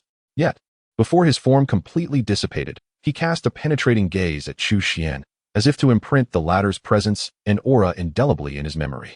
Chu Xuan regarded him coldly, understanding that this matter was far from concluded. However, he felt no undue concern from the strength exhibited by the fragment. He could surmise that the true power of the radiant sun sovereign was at the pinnacle of the King's realm. Indeed, within the eastern wilderness, such a level marked one as an undeniable titan of strength, truly deserving of the title of leader of a great holy land. Nevertheless, to Chu Xuan, the pinnacle of the King's realm was merely a stepping stone. While there may be a slight disparity in realms, his prowess was unequivocally on par with that of his adversary. As for what other hidden cards the opponent may possess, one must not forget that he still has 2 divine weapons yet to be employed. Should the radiant sun sovereign dare to persist in his relentless pursuit, Chu Xuan would ensure he experiences the sensation of his own demise. At this moment, Chu Xuan's heart is entirely unburdened. However, the Lord of the Dragon and Tiger Palace, witnessing this scene, is rendered utterly speechless, his mind roiling with tumultuous waves. He had assumed he had sufficiently overestimated Chu Xuan, yet to his astonishment, Chu Xuan's prowess far exceeds his expectations. Although the Radiant Sun Sovereign is merely a projection, his strength rivals that of a sixth-tier king, making him no match for Chu Xuan. Yet, before Chu Xuan, he finds himself at a complete disadvantage, swiftly subdued in mere moments. Considering the possibility that if he were to confront Chu Xuan himself, would he not meet the same fate? With this thought, the Lord's expression stiffens slightly. Relying on his profound cultivation, he previously believed he held some advantage against Chu Xuan, but it now appears that this was merely a delusion of his own making. Chapter 105. Auction Industry, Moon Palace's Jade Rabbit? Just as the Lord of the Dragon and Tiger Palace is lost in thought, he suddenly notices Chu Xuan fixating on him intently. A jolt runs through him, and he involuntarily recalls his attempt at a distant provocation 3 months prior. Could this individual be seeking to exact revenge? With this realization, the Lord feels as though he is seated on needles, hastily declaring, now that this matter has concluded, I shall take my leave and not impose further. Wait. As he was preparing to flee, Chu Xuan suddenly seized his shoulder and, with a beaming smile, inquired, Are you interested in the moon worship sect? The Lord of the Dragon Tiger Palace glanced at the moon worship sect, now reduced to mere ruins, and his expression turned one of bewilderment as he looked back at Chu Xuan. Although he said nothing, his incredulous look clearly conveyed the sentiment, Are you jesting with me? Unperturbed by this reaction, Chu Xuan quickly began to elucidate. Despite the moon worship sect's transformation into a desolate wasteland, did this signify its lack of value? Certainly not. The sect still possessed numerous business ventures throughout Qingyuan Prefecture. In every major city, they operated various shops, directly or indirectly controlled numerous trading guilds, auction houses, and marketplaces. Additionally, there were countless mines, fertile fields, and medicinal gardens, each brimming with immense worth. As one of the 6 major powers in Qingyuan Prefecture, the moon worship sect boasted tens of thousands of disciples, and mere extortion could not sustain them. Even though their headquarters now lay in ruins, the sect's widespread enterprises remained intact. In comparison to this symbolically significant headquarters, these far-flung industries were the true golden geese, continually generating wealth. Of course, such enterprises were generally beyond the reach of ordinary individuals, as they lacked the strength to protect them. The power of the Taichi Holy Land was indeed sufficient. With Chu Xuan alone having vanquished the moon worship sect, others would undoubtedly refrain from harboring any ambitions. However, the Holy Land of Tai has an exceedingly small population, with merely a handful of individuals, rendering it utterly impossible to take over and manage such a vast array of industries. Rather than allowing them to languish in hand, it would be far wiser to seize the present opportunity to liquidate these enterprises in exchange for spirit stones, securing a more stable position. As for the master of the Lunghu Palace, in Chu Xuan's eyes, he is merely a wealthy patron. Oh no, rather, a client of considerable potential. Upon hearing Chu Xuan's explanation, the master of Lunghu Palace could not suppress the gleam in his eyes. Especially when he learned that Chu Xuan intended to sell these industries at rock-bottom prices, his interest was thoroughly piqued. In truth, with the might of Lunghu Palace, they could easily resort to seizing a portion of the assets. After all, such matters have always been a shared spoils for those who witness them. Could it be that Chu Xuan would manage to pocket all those various industries? Nevertheless, considering Chu Xuan's formidable strength, the master of Lunghu Palace promptly dismissed that notion. After all, since Chu Xuan had already resolved to sell, with the financial power of Lunghu Palace, even if they could not acquire everything, they could certainly secure the most valuable portions. Why risk offending Chu Xuan over such trivial matters? The following day, the major factions of Qingyuan Prefecture received the news, leading to a uniquely engaging auction held amidst the ruins of the Worship Moon sect. In truth, Chu Xuan himself was not entirely aware of what industries the Worship Moon sect possessed. However, his own ignorance was inconsequential, as long as the other factions were well informed. These factions are the local powerhouses of Qingyuan Prefecture, possessing intimate knowledge of the Worship Moon sect's assets and which of those assets hold the most value. The format of this auction was indeed quite extraordinary. Initially, the various factions presented the specifics of their industries, followed by a bidding process. The auction prices, unsurprisingly, fell far below the genuine worth of the industries, resembling unprecedented bargain prices. After all, these industries did not genuinely belong to Chu Xuan. He was merely selling them under his name. It was precisely for this reason that the auction proceeded with remarkable smoothness. In just half a day, The countless assets accumulated by the moon worship sect over the years were entirely liquidated by Chu Xuan. The most valuable portion naturally found its way into the coffers of the affluent Dragon and Tiger Palace. Despite the Dragon and Tiger Palace often appearing somewhat diminished in confidence before the Radiant Sun Sacred Land, within the confines of Qingyuan Prefecture, it remained a preeminent power, instilling a sense of trepidation in the other factions. The Xianin sect, a close second to the Dragon and Tiger Palace, not only possessed extraordinary strength but also immense wealth, seizing the opportunity to profit handsomely. Even the three major sword sects could not resist extracting a substantial portion of their stockpiled spiritual stones to purchase a significant number of assets. Although they typically displayed little interest in such matters, this occasion compelled them, as the prices demanded by Chu Xuan were simply too appealing. While other ordinary sects could not feast as lavishly as the five major factions, they nonetheless partook in the benefits to some extent. The advantages gained were almost akin to free gifts, leaving them all in high spirits, with their perceptions of Chu Xuan and the Tai Sacred Land considerably improved. Chu Xuan, in turn, felt exceptionally pleased by the generosity he extended to others. Through this auction, he once again amassed nearly 200 million spirit stones, replenishing his previously depleted pockets. After the auction concluded, Chu Xuan did not hastily depart from the moon worship sect. Instead, he decided to utilize today's opportunity to sign in at the sect. The moon worship sect, with its legacy spanning thousands of years, although now reduced to ruins, remained a place of significant distinction. Moreover, the prospect of a first-time sign-in might yield extraordinary rewards. With this thought in mind, Chu Xuan silently invoked, "System, sign in."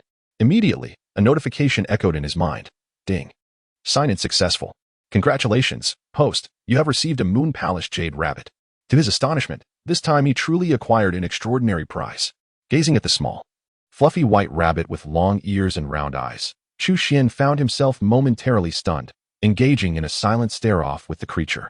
Having signed in countless times before, this was indeed the first occasion he had received a living being. The Moon Palace Jade Rabbit? Reflecting on the system's notification, he wondered if this was the fabled Jade Rabbit of Chang'e from mythology. With this realization, Chu Xuan couldn't resist the urge to probe deeper with his spiritual consciousness, examining the rabbit more intently. Soon, he was taken aback, for within this seemingly innocuous creature resided an astonishingly potent energy. Unlike the demonic aura cultivated by ordinary magical beasts, the energy within this rabbit was remarkably pure and natural, rivaling the magical power he had attained through the Tai Golden Chapter. It appeared that this rabbit's cultivation had reached the level of a king. To her astonishment, it turned out to be a demon king. Upon realizing this, Chu Xuan could not help but widen his eyes in disbelief. What precisely had he signed up for? Chapter 106. A night that feels like an eternity. Elder Deng, please accept this modest gift as a token of our respect. It is but a small gesture from our Guangling sect, and we implore you to accept it. Indeed, our Dongyang sect has had some misunderstandings with the Tai Sacred Land in the past, and I have long harbored feelings of remorse. Today serves as our humble apology. If you refuse this, we shall find it difficult to feel at ease. Moreover, Elder Deng, your ability to overlook past grievances fills us with immense gratitude. From this day forth, our Silver Blade sect shall unwaveringly align ourselves with the Tai Sacred Land. Should you require anything, please do not hesitate to command us. Before the gates of the Tai Sacred Land, yet another batch of sect representatives was seen off.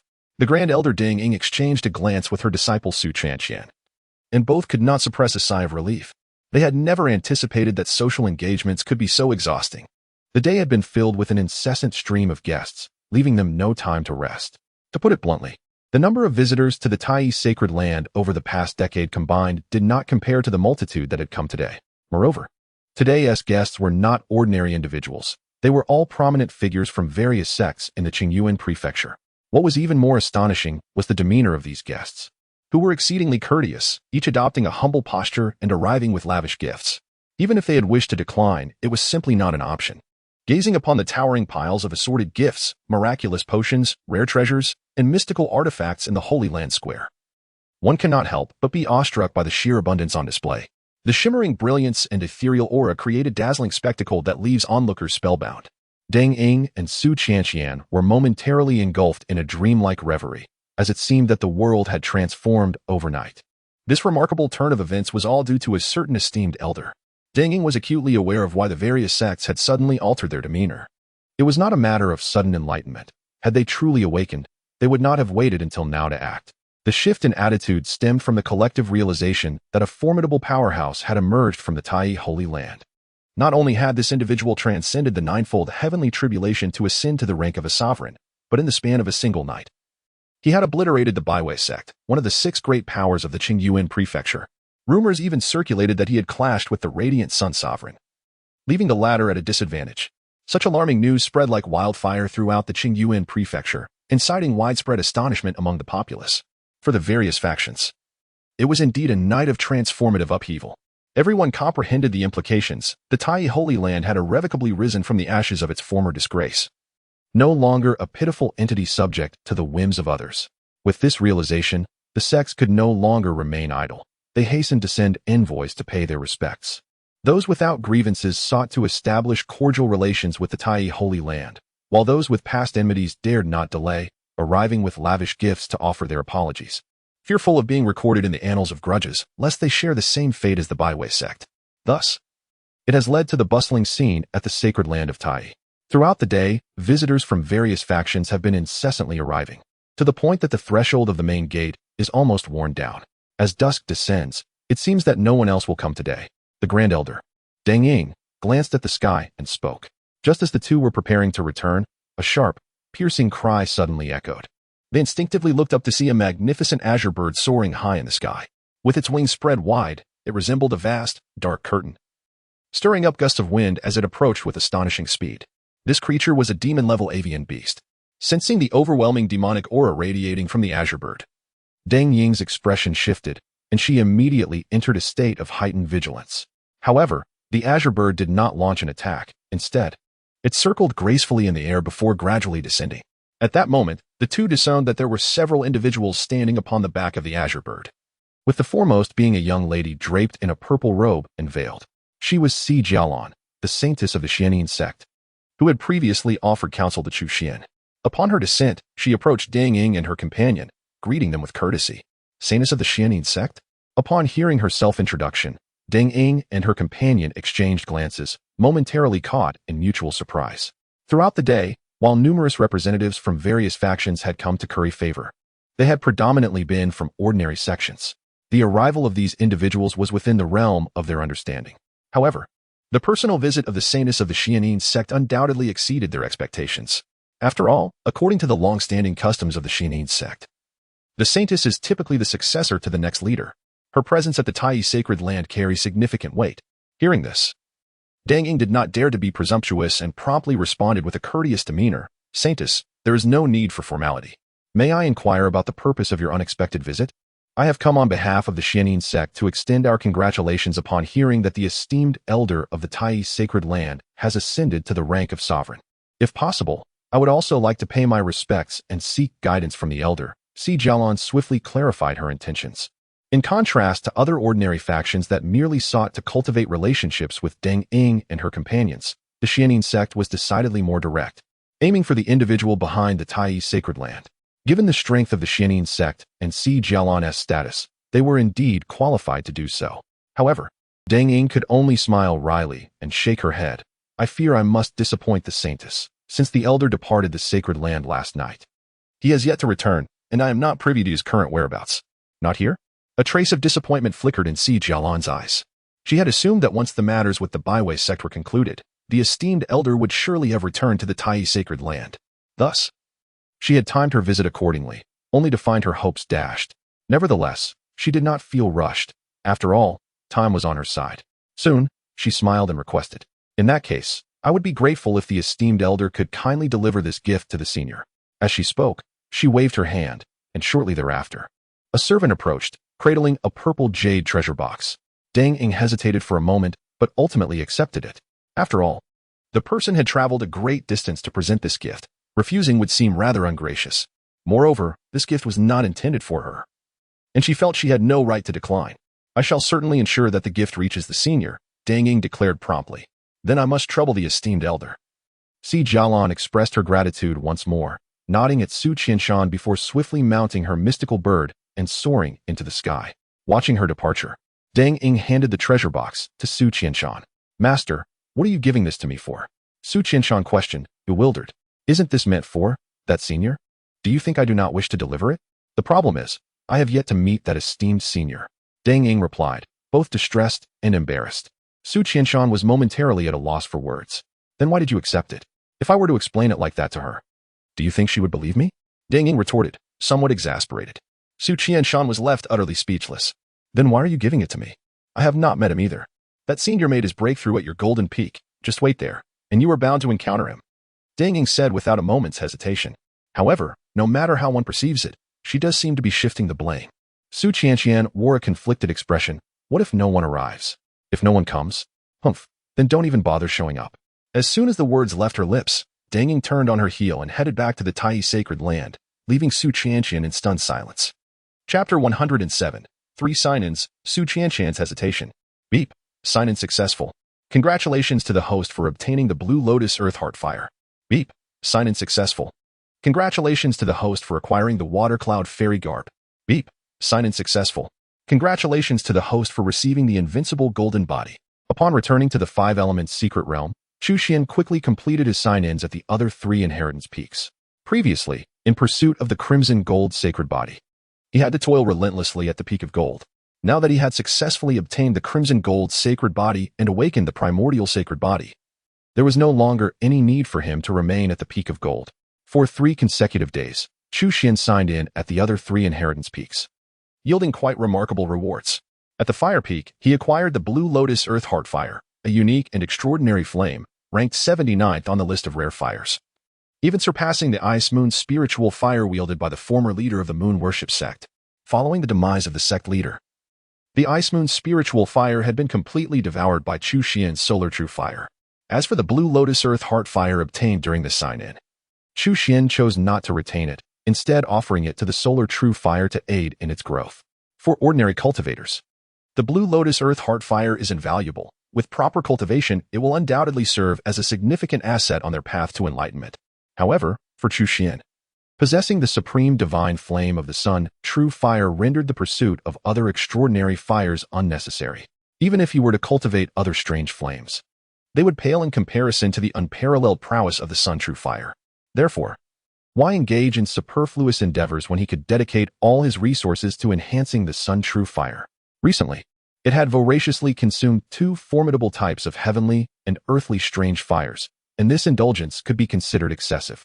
However, once it successfully digested and absorbed these 2 strange fires, its growth would undoubtedly experience a significant surge, resulting in even more astonishing power. Upon signing in at the Water Peak, Chu Xuan received the Water Cloud Immortal Garb. This garment, crafted from exquisite spiritual threads, was of incalculable value due to its exceptional material alone, not to mention the intricate and complex manufacturing process involved.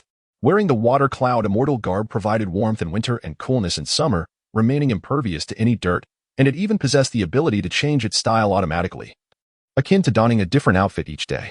Furthermore, the defensive capabilities of this garment were remarkable. Upon infusing it with spiritual power, waves and cloud patterns would emerge, showcasing a defensive strength that rivaled the protective barrier formed by the previous Earth armor. Thus, the Water Cloud Immortal Garb's protective prowess could easily be compared to that of a top-tier Dao artifact. Given that Chu Xuan's previous Earth armor had been damaged during the Heavenly Tribulation, acquiring this superior Water Cloud Immortal Garb undoubtedly brought him immense satisfaction. Nevertheless, in comparison to the Blue Lotus Core Fire and the Water Cloud Immortal Garb, the truly invaluable acquisition from signing in at the Earth Peak was the Invincible Golden Body, which stood as his most significant reward. The Invincible Golden Body, a miraculous technique, not only demands an astounding amount of energy but also renders the practitioner immobile once activated, transforming them into a mere target for attacks. In this regard, the technique appears rather inadequate. However, when weighed against its effects, these drawbacks seem trivial. The sole effect of this technique is as follows. Upon its invocation, the practitioner is immediately enveloped in an invincible state. What does this entail?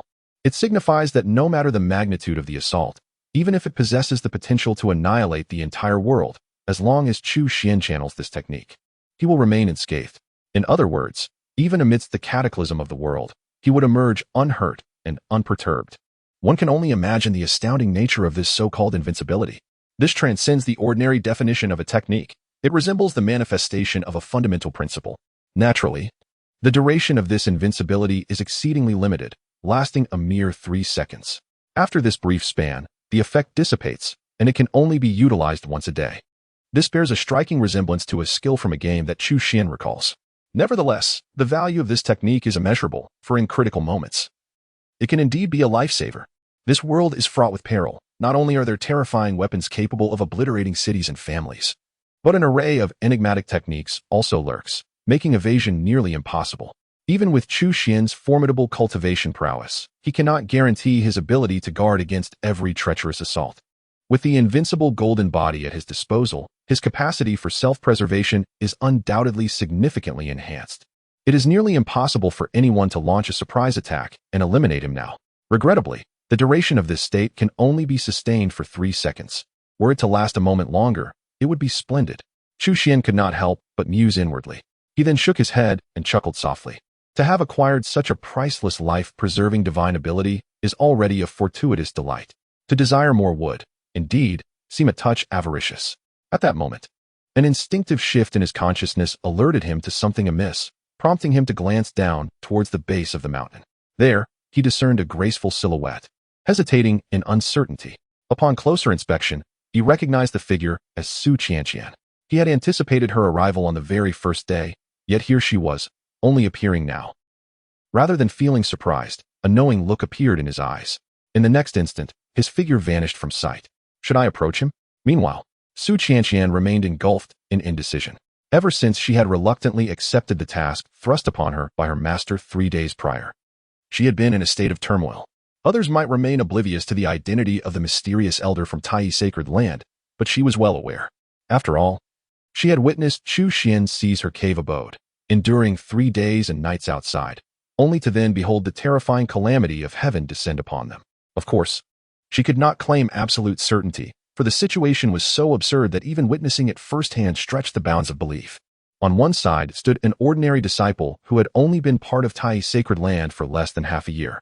On one side stands a formidable figure who single-handedly annihilated the moon cult, leaving the entire Qingyuan prefecture in a state of shock. In every conceivable way, these two identities share no intersection. Yet, deep within her heart, Su Qianqian is acutely aware that the enigmatic predecessor is most likely Chu Xuan. Paradoxically, this knowledge only deepens her turmoil.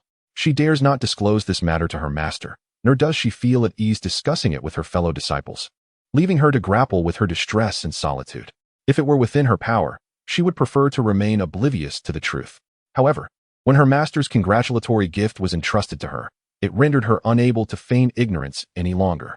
After 3 days of hesitation, she ultimately resolved to ascend Mu Peak. She believed she had steeled her resolve, yet upon reaching the base of the mountain, uncertainty crept back into her mind. Perhaps I should return to Jin Peak and wait a little longer? It's possible that the esteemed predecessor is not him. I could very well be mistaken. Just as Su Qianqian was on the verge of retreating into self-deception, a familiar figure suddenly materialized before her. Little junior sister. Are you here to find me? Chu Xuan inquired with a light chuckle.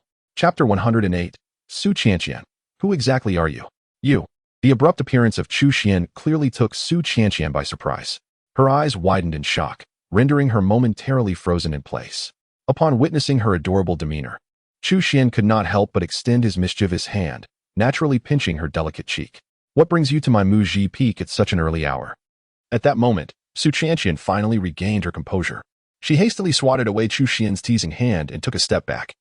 Her small face contorted in a frown as she glared at him. What are you doing? Chu Xuan silently assessed the pleasant sensation of her skin, then reluctantly withdrew his hand, yet there was no hint of remorse on his face.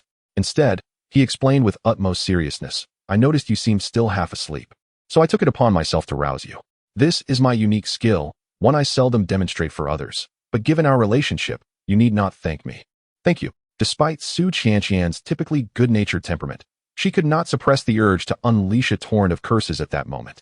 Not only had he taken advantage of her, but he also expected her to express gratitude. All while referring to it as a unique skill, he was treating her like a fool. Taking a deep breath, she managed to quell her rising ire. The myriad of inner turmoil and worries she had felt earlier were now scattered by Chu Xuan's antics. Deciding to dismiss her thoughts, she quickly donned a serious expression and addressed Chu Xuan with an unprecedented gravity. Don't you have anything you wish to convey to me? Convey what? Chu Xuan replied, his expression one of confusion. I'll give you a hint. 3 days ago. Su Qianqian promptly interjected, her gaze fixed intently on him, eager to witness his forthcoming reaction. However, Su Qianqian felt a sense of disappointment. For his expression remained utterly unchanged, as he gazed at her with a look of bewilderment, inquiring, 3 days ago? What occurred 3 days ago? Su Qianqian's delicate face flushed with indignation. She felt akin to an innocent little lamb, while this individual before her resembled a cunning old fox. Gritting her teeth, she reiterated with fervor, do not feign ignorance with me. Tell me, where were you 3 days ago? What did you do? 3 days ago? Seemed to finally grasp the situation. It appears I visited your Jin's Haifeng and took the liberty of utilizing your cave to break through. Now, I have successfully ascended to the 4th level of the Purple Mansion realm. Speaking of which, I ought to express my gratitude to you. Oh, you haven't come today seeking something from me, have you? Seeing brush aside the matter so nonchalantly and noting that his cultivation had progressed from the 3rd to the 4th level of the Purple Mansion realm only exacerbated her frustration. What drove her to despair was that, regardless of how she scrutinized him, he indeed embodied the 4th level of the Purple Mansion realm. As if there were no trace of deception, Su Qianqian felt as though she had struck a punch into a pile of cotton, her heart laden with a sense of powerlessness. Faced with the impervious, she found herself at a loss. After a prolonged silence, Su Qianqian lifted her gaze once more. Her eyes locking onto as she asked, with deliberate clarity, who exactly are you? Upon posing this question, her emotions became exceedingly intricate. She yearned to hear the truth, yet simultaneously dreaded the prospect of uncovering it. Although Chu Xuan had not been a part of the Tai Holy Land for long, Su Qianqian had already come to genuinely acknowledge him and regard him as an indispensable member of the sect. She truly wished to avoid a repetition of the circumstances surrounding Huatiani, as Huatiani's standing in her heart could not even begin to compare with that of Chu Xuan. When she was betrayed by Huatiani, she felt displeasure, but it was merely a fleeting annoyance. However, if there were any issues surrounding Chu Xuan's identity, a betrayal from him would be utterly intolerable. It was this conflicting sentiment that led Su Qianqian to be perpetually troubled, even reluctant to face Chu Xuan, wishing fervently that this situation had never come to pass. Who am I? To Su Qianqian's astonishment, upon hearing her question, Chu Xuan did not exhibit any of the anticipated anguish or struggle. Throughout the entire exchange, he hesitated not even for a second, responding without a moment's thought. What need is there to ask? I am, of course, your subordinate, junior sister. Your subordinate? Su Qianqian was left utterly speechless, staring at Chu Xuan in a state of shock, her mind momentarily paralyzed. What kind of absurd answer was this? After days of anxiety and sleepless nights, this was all she received? Overcome with indignation, Su Qianqian glared at Chu Xuan, her anger flaring. Do not attempt to deceive me. I am serious. Reveal your true identity at once, or do not blame me for being unkind today. Overwhelmed by Chu Xuan's words, Su Qianqian disregarded the significant disparity in their strengths and rolled up her sleeves, adopting a posture that suggested she was ready to engage in a fierce confrontation at any moment. Am I not the one you welcomed into your sect, dear junior sister? Have you forgotten the time in Qingyuan Prefecture when you desperately sought disciples, yet none would pay you any heed? You even approached those individuals, only to be met with mockery and scorn. The pitiful sight of you back then was truly something. Not even a dog would have bothered with you. In the end, it was I who could not bear to watch any longer. All right, you needn't elaborate so much. Upon hearing Chu Xuan's recounting, Su Qianqian was reminded of her own embarrassing moments. With Chu Xuan vividly describing the events, her shame intensified, prompting her to cover her face in exasperation, deflating her earlier bravado in an instant. Chu Xuan, witnessing this, could not help but smirk, thinking to herself, you dare to challenge me? Just wait and see how I handle you. Even if you were my disciple, you still deceived me. Su Qianqian quickly lifted her head and exclaimed, what did I deceive you about? Chu Xuan smiled and replied, or rather, do you believe that the Tai Chi sacred land holds anything of value for me to deceive you over? Suddenly rendered speechless by Chu Xuan's words, Su Qianqian realized the truth. The Tai Chi sacred land was utterly destitute, lacking in all respects. The only thing of note it could potentially offer was the inheritance from the 5 elements secret realm. However, that inheritance would only prove beneficial for cultivators below the transformation realm like themselves. For a formidable cultivator who has already ascended to the esteemed rank of a monarch, the allure of the Tai sacred land seemed rather elusive. Su Qianqian found herself perplexed, pondering what could possibly draw Chu Xuan to such a barren place. Could it truly be, as he claimed, because of her? As this thought crossed her mind, her eyes widened in astonishment, as if she had uncovered a monumental secret. In the past, when she was neglected and overlooked in the capital, it was only Chu Xuan who sought her out, requesting to join the Tai sacred land. Despite Chu Xuan having been part of the Tai sacred land for quite some time, he had seemingly gained little in return, while she and her companions often indulged at his expense. On numerous occasions, when the Tai sacred land faced peril, they emerged unscathed, likely due to Chu Xuan's covert efforts.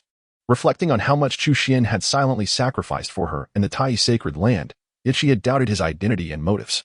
A wave of guilt washed over Su Qianqian. Junior brother Chu Xuan, I have wronged you. From this moment forth, you shall be my junior brother.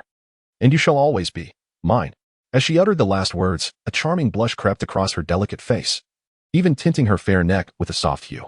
Chu Xuan, bewildered, had yet to utter a word. How had this young lady come to such self-realization? Yet, her self-affirmation spared him the need for further explanation. He promptly nodded in agreement. Of course, I belong to you, senior sister. Such declarations should not be made so casually. Su Qianqian replied, her face flushed. Ah, indeed, this is a congratulatory gift from the holy maiden of the Xianin sect. My master instructed me to present it to you. At this moment, Su Qianqian finally remembered the matter at hand and swiftly retrieved a precious box from her storage ring, handing it to Chu Xuan. The holy maiden of the Xianin sect? Chu Xuan was momentarily taken aback upon hearing this. Indeed, it was the holy maiden Si Jiaolan, renowned as the most beautiful woman in Qingyuan Prefecture. This gift is personally delivered to you. Su Qianqian puffed up her cheeks as she spoke. Upon hearing this, Chu Xuan could not help but glance at her, suddenly detecting a hint of jealousy, and he burst into laughter. In my eyes, junior sister, you are the true beauty of Qingyuan Prefecture, nay, the entire eastern wilderness. As he spoke, he casually opened the precious box, revealing a deep blue jade hairpin that emanated an astonishing aura of spiritual energy. This is a high-grade artifact? Su Qianqian gasped in astonishment. Although she had anticipated that the Xianin sect would not be stingy, she never imagined it would be so extraordinary. High-grade artifacts are quite rare, and the value of such ornamental high-grade artifacts is scarcely inferior to that of an average top-grade artifact. Do you like it? Then it is yours. A mere high-grade artifact holds no significance for Chu Xuan. Moreover, he already possessed the Water Cloud Immortal Garment, rendering this high-grade artifact somewhat superfluous. Witnessing Chu Xuan's generosity, Su Qianqian felt a surge of emotion. However, she resolutely shook her head in refusal, saying, I do not want it, and besides, this jade hairpin is designed for men. What would it look like for a woman like me to wear it? You should keep it for yourself. That is easily arranged. Upon hearing this, Chu Xuan let out a light chuckle. Then with a gentle sweep of his right hand, a flash of brilliance transformed the jade hairpin before him. It was now flawless, wasn't it?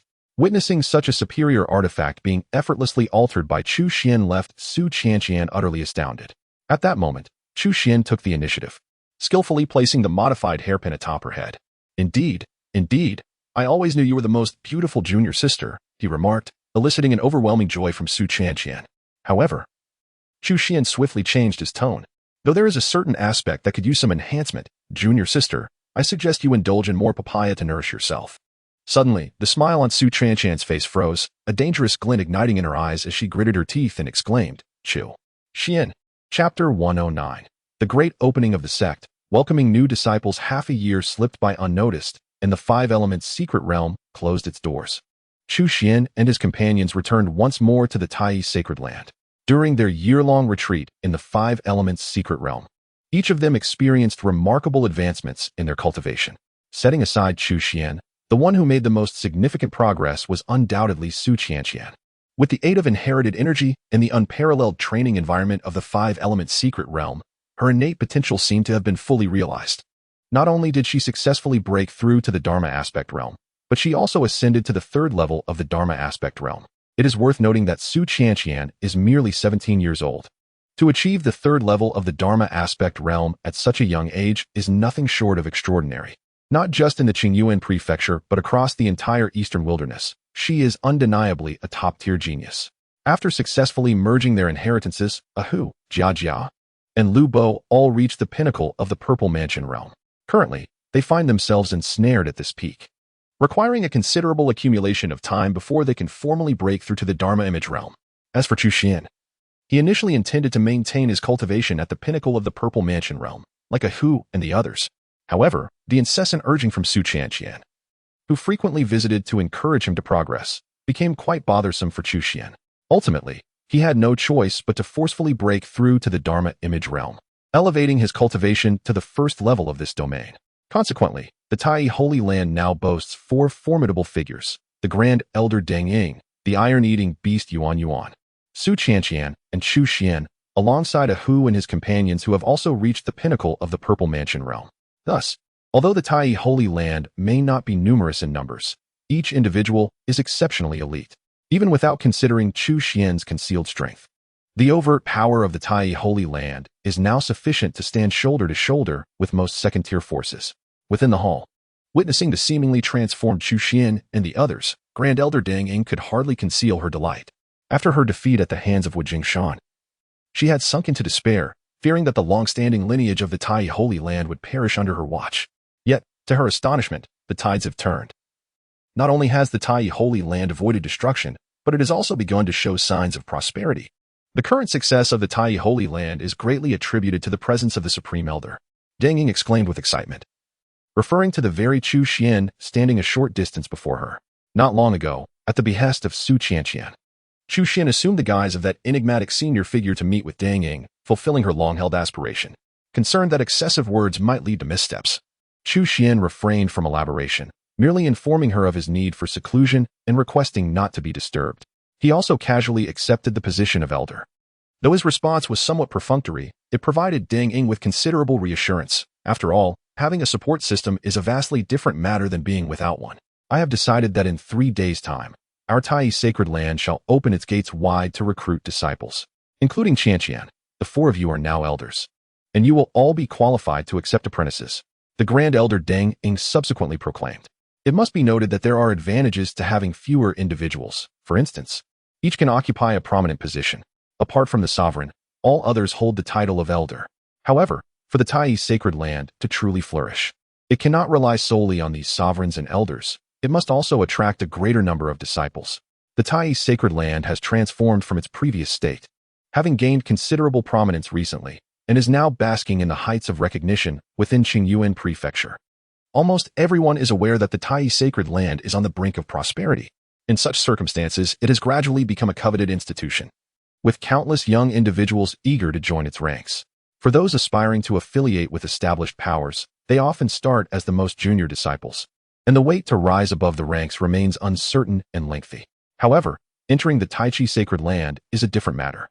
The current scarcity of inhabitants within the Tai Chi sacred land presents an opportune moment for those seeking to make their mark. A display of even modest talent could significantly enhance one's prospects for success. Should one excel further, there lies the tantalizing possibility of being taken under the wing of that enigmatic elder, a formidable figure capable of standing toe-to-toe with the Lord of the Blazing Sun. To become a disciple, even if only to grasp the most superficial teachings, would yield boundless benefits for a lifetime, allowing one to traverse the realms of Qingyuan Prefecture with unmatched authority. Thus, when news spread that the Tai Chi sacred land was to open its gates to receive new disciples, a wave of excitement surged throughout the entirety of Qingyuan Prefecture. Countless young aspirants flocked from all corners, eager to join the ranks of the Tai Chi sacred land. In stark contrast to its previous desolation, within merely 3 days, the sacred land was teeming with throngs of hopefuls. Simultaneously, various influential factions within Qingyuan Prefecture dispatched representatives to extend their congratulations, including the 5 major powers, with the Longhu Palace among them. It appears the Tai Chi sacred land is on the cusp of revival, while it may be improbable to regain its former glory. Achieving a premier status as a force is certainly within reach, especially with their esteemed elders still present. High above, aboard a resplendent dragon-shaped airship, Hua Zijin, the representative of Longhu Palace, spoke with a measured tone. His gaze lingered on the Tai Chi sacred land not far off, imbued with a hint of complexity, as he recalled a recent misstep he had experienced there. Yet, upon recognizing that the opponent was a kingly realm powerhouse, comparable to his own master, his feelings of discontent swiftly dissipated. Though he was proud and arrogant, he was acutely aware of whom he could provoke and whom he could not. The representatives of the Longhu Palace have arrived. As this group reached the sacred land of Tai, Ahu, who was in charge of the reception, immediately bellowed at the top of his lungs. In an instant, countless gazes converged, and many could not help but reveal expressions of keen interest. One was an established dominator from Qingyuan Prefecture, while the other was a resurgent ancient holy ground. Should the two sides clash, it would surely be a spectacle to behold. However, the ensuing scene left them disappointed. Although Hua Zijin exhibited an air of pride, his demeanor was surprisingly courteous, even managing to squeeze out a rare smile upon his stern visage. Congratulations on the reopening of the sacred land of Tai. This is a token of goodwill from Longhu Palace. As he spoke, he had someone present a gift list. It is truly an honor for our sacred land to host the young master. Please, take a seat. The Grand Elder, Deng Ying, understood the significance of Hua Zijin's visit and welcomed him with equal enthusiasm. By the time Hua Zijin and his entourage were seated, representatives from various factions had largely gathered. The grand hall was filled with esteemed guests, a congregation of formidable powers. Each individual radiated an aura of immense cultivation, all renowned figures in the outside world. Since the decline of the sacred land of Tai, it was the first time such a multitude of strong beings had convened. Su Qianqian and others exchanged glances, their hearts surging with excitement. Yet, at that moment, the void suddenly trembled, and a thunderous roar echoed across the heavens. A colossal meteor suddenly materialized in the sky, resembling a blazing fireball, enveloped in unimaginable heat and flames, hurtling directly towards the sacred land of Tai. Witnessing this scene, countless individuals within the sacred land were instantly overcome with terror. Chapter 110, Lava Giant vs. Golden Panda, with an eerie, piercing laughter echoing through the air. A grotesque head abruptly sprouted from the blazing meteor, followed by arms and legs. In a mere moment, the once fiery meteor transformed into a terrifying creature, resembling a human yet vastly larger in size. This monstrous being appeared to be entirely composed of rock, yet was infused with the searing essence of molten lava. In an instant, a dazzling light illuminated the entire sky, akin to a star plummeting from the heavens. Could it be the lava giant? A fearsome entity said to be born from volcanic magma? Legends speak of the lava giant possessing immense strength and the ability to wield flames of magma, boasting astonishing combat prowess. Indeed, such an extraordinary creature is beyond the comparison of ordinary beasts. Engaging in battles beyond its level is but a trivial matter for it. Now, as this formidable lava giant descends upon them, the sacred land of Tai is likely to face dire consequences. The crowd buzzed with speculation, quickly turning their gazes towards the inhabitants of the sacred land. This was their territory, and they would not interfere. Moreover, confronting such a terrifying lava giant recklessly could very well lead to their demise. Damn it, this lava giant has appeared at the most opportune moment. Who could be orchestrating this behind the scenes? Even Ahu, typically a single-minded individual, has sensed that something is amiss. The lava giant has chosen this precise moment to emerge, a fact that even a fool would recognize as suspicious. However, the members of the Tai Holy Land have no time to ponder this dilemma. Their immediate priority is to prevent the lava giant from breaching the sanctity of Tai Holy Land. Should this formidable creature invade, while the strong might endure, the ordinary souls seeking to join Tai Holy Land would undoubtedly suffer grave casualties. Such an occurrence would deliver a severe blow to the aspirations of the Tai Holy Land's revival. The promising momentum they had achieved could very well plummet to the depths once more. I shall take action. Su Qianqian stepped forward without hesitation, her cultivation at the third level of the Dharma manifestation realm surging into motion. No, this lava giant's prowess is on par with the pinnacle of the Dharma manifestation realm. Its true combat capabilities are extraordinary, and you are no match for it. Allow me to confront it. The elder, Deng Ying, remarked solemnly. Although the lava giant's cultivation may not exceed hers, such an extraordinary being cannot be evaluated solely by its level of cultivation. As previously stated, it is commonplace for lava giants to engage in battles beyond their rank. Even though she has reached the threshold of the half-step creation realm, she feels no certainty in facing such a terrifying creature. One cannot simply seek the Grand Elder upon encountering an adversary. Deng Ying pondered, her gaze resolute, as she began to channel her energy. Yet, before she could truly take action, a brilliant bolt of lightning surged into the sky. Shortly thereafter, a colossal figure, starkly defined in black and white, materialized in the heavens. It was none other than the iron-eating beast, Yuan Yuan, who had been napping moments ago. Master, leave this formidable opponent to me. Yuan Yuan had recently volunteered to battle on behalf of Chu Xuan. She exhibited little interest in the Tai Sacred Land's open recruitment of disciples, yet she was evidently far more captivated by the prospect of combat. Should we be defeated, the training regimen will be doubled. Chu Xuan's tone remained calm, though his words conveyed profound trust in Yuan Yuan. In fact, over the past year, not only had Su Qianqian and the others made remarkable progress, but Yuan Yuan had also undergone astonishing growth. Although she had not inherited any specific lineage, she was fortunate to have an exceptional master. Chu Xuan had bestowed upon her all the spiritual materials and ores he had previously acquired through various means, as well as those garnered from attendance rewards. While such items held little value for ordinary demon beasts, they were immensely beneficial for a creature like Yuan Yuan. Her innate talent allowed her to consume metal and iron. By devouring substantial quantities of spiritual materials, she could swiftly augment her strength. The total worth of the spiritual ores that Chu Xuan had provided her over time likely exceeded 200 million spirit stones. Thus, Yuan was no longer the pitiful beast that struggled to find sustenance. She had transformed into a veritable treasure-laden panda. With the infusion of 200 million spirit stones worth of spiritual materials, her cultivation soared to new heights. Now, she has reached the pinnacle of the law manifestation realm, her strength surpassing all imagination. Thus, Yuan harbored no fear towards the lava giant. Instead, she soared into the sky and engaged in fierce combat with the creature. The lava giant possessed immense strength and the ability to manipulate magma flames, coupled with its impervious and terrifying physique, making it far beyond the capabilities of an ordinary cultivator. However, Yuan was equally gifted. Not only could she move mountains with her power, but she also commanded the exceedingly rare exorcising divine thunder, rendering her combat prowess on par with that of the lava giant. The two colossal figures clashed in an instant, resembling a blazing fireball colliding with a radiant ball of divine lightning. In an ephemeral moment, the entire sky was suffused with the brilliance of thunder and flame. The visible energy waves radiating outward in every direction, evoking a sense of awe and trepidation even from a distance. Witnessing such a spectacle, the representatives from various formidable factions could not help but be astonished. Even Hua Zijin, a powerful figure within the creation realm, widened his eyes in disbelief. Confronted with the indomitable lava giant, even someone of his caliber felt considerable unease. He had initially believed that the mysterious elder of the Tai sacred land would need to intervene personally to navigate this perilous scenario.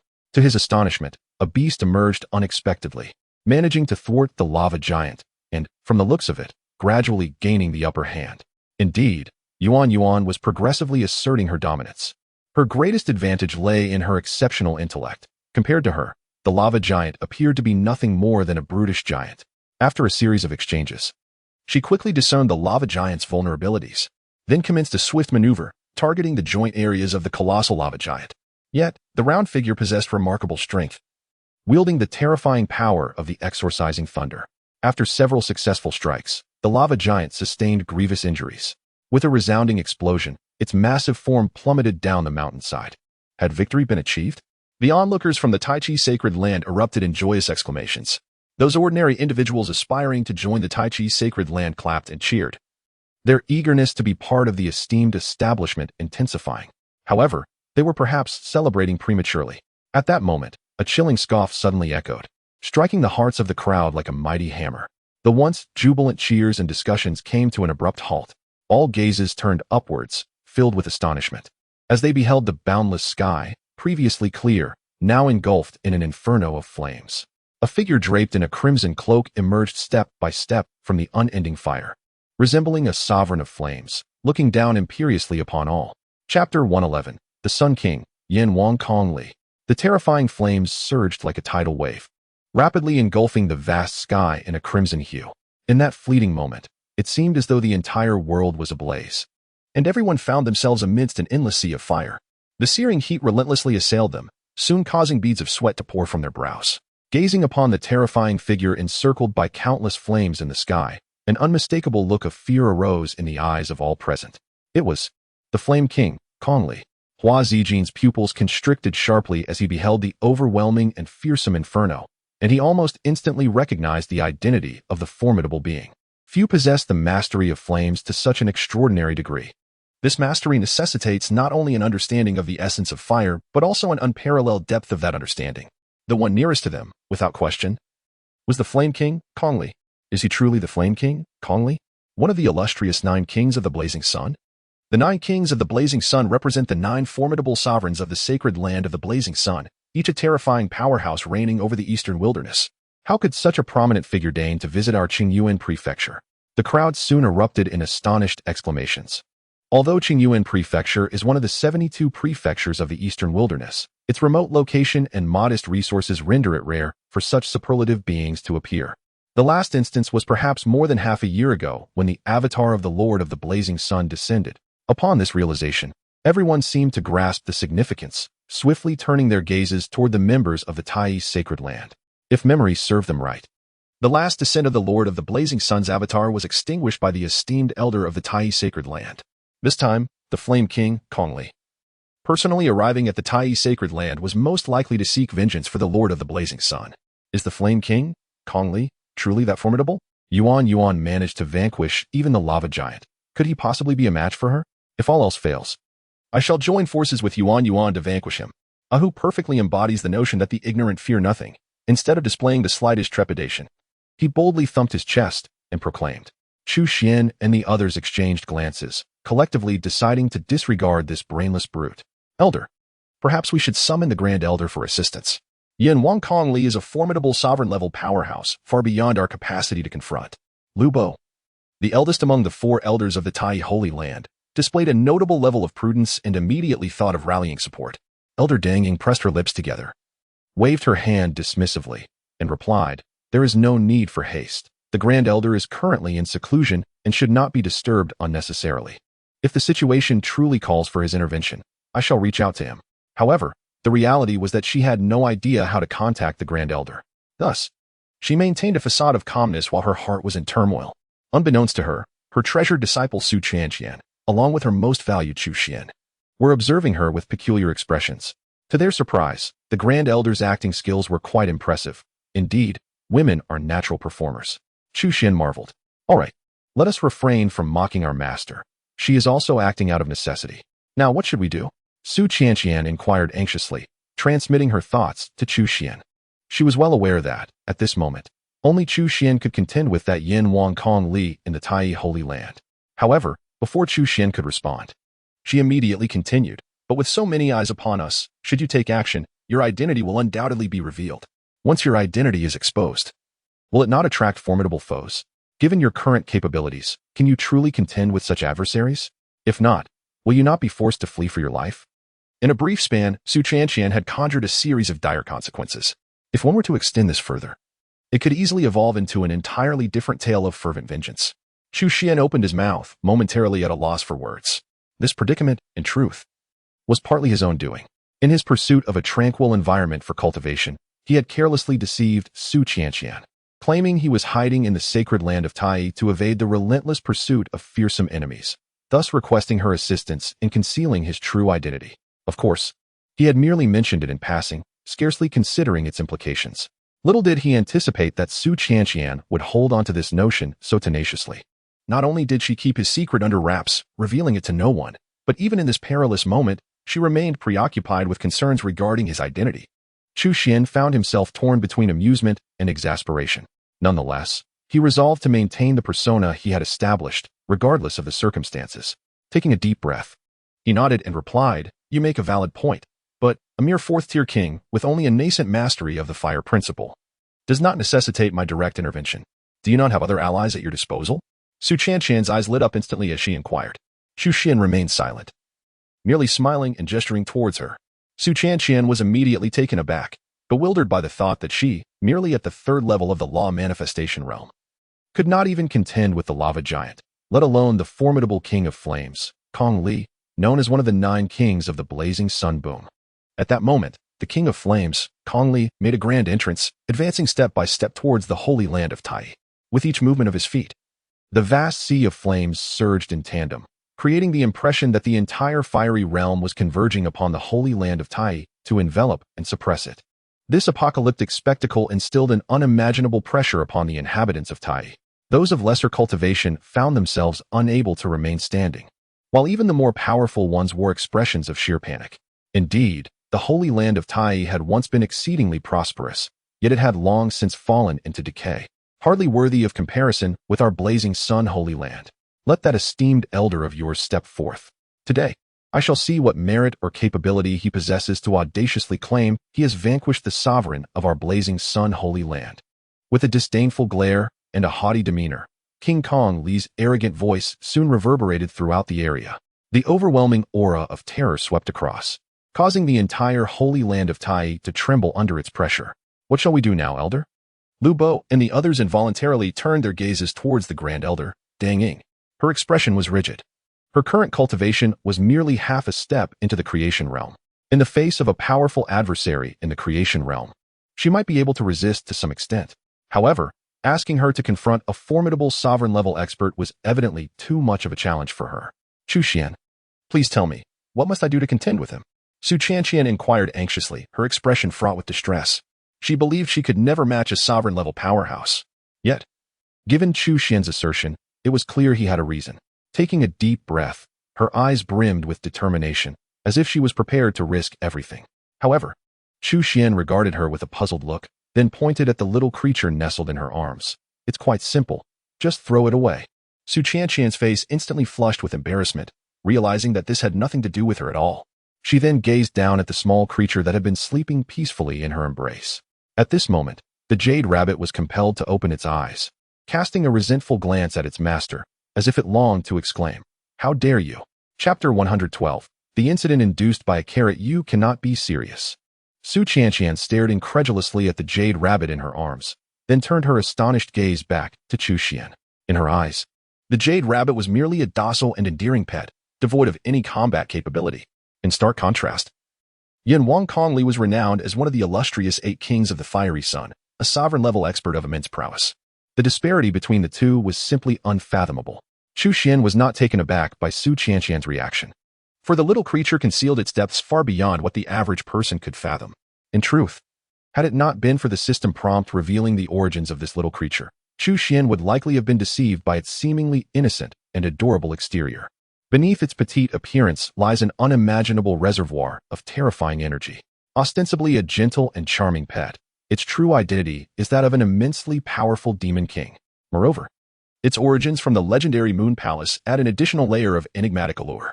Even Chu Xuan, its master, cannot fully grasp the depths of its prowess. However, when it comes to the little one's capacity to contend with the Flame King Kongli, Chu Xuan harbors no doubts whatsoever. Rather than coercing the jade rabbit through his authoritative position, Chu Xuan raised a finger and proposed 1,000 carats. In his view, no matter the matter, there is always room for negotiation. If there were not, it surely indicates that the benefits have not been adequately provided. Upon hearing Chu Xuan's offer, the previously listless jade rabbit instantly perked up, its crimson eyes shimmering with newfound brilliance. While it may not have been swayed by other requests, the prospect of its favorite delicacy, carrots, was indeed a matter open for discussion. 1,000 is insufficient. I demand 2,000. The jade rabbit swiftly articulated in a youthful, melodious tone. Given the jade rabbit's formidable strength, the mere act of speaking was hardly surprising to Chu Xuan. Even if it transformed into human form, he would remain unfazed. He did not engage in haggling. Whether it was 1,000 or 2,000 carats made no difference to him. He promptly nodded in agreement. No problem. As long as you deal with that fellow up there, I shall provide you with 2,000 carats. A promise made is a promise kept. A promise made is a promise kept. Upon witnessing an individual and their pet swiftly reach an agreement, Su Qianqian could not help but stare in disbelief. The fact that the moon rabbit could articulate speech was far beyond her expectations. What astonished her even further was that Chu Xuan had managed to procure it with merely 2,000 carats. What is the worth of 2,000 carats? 1 spirit stone. Or perhaps 2.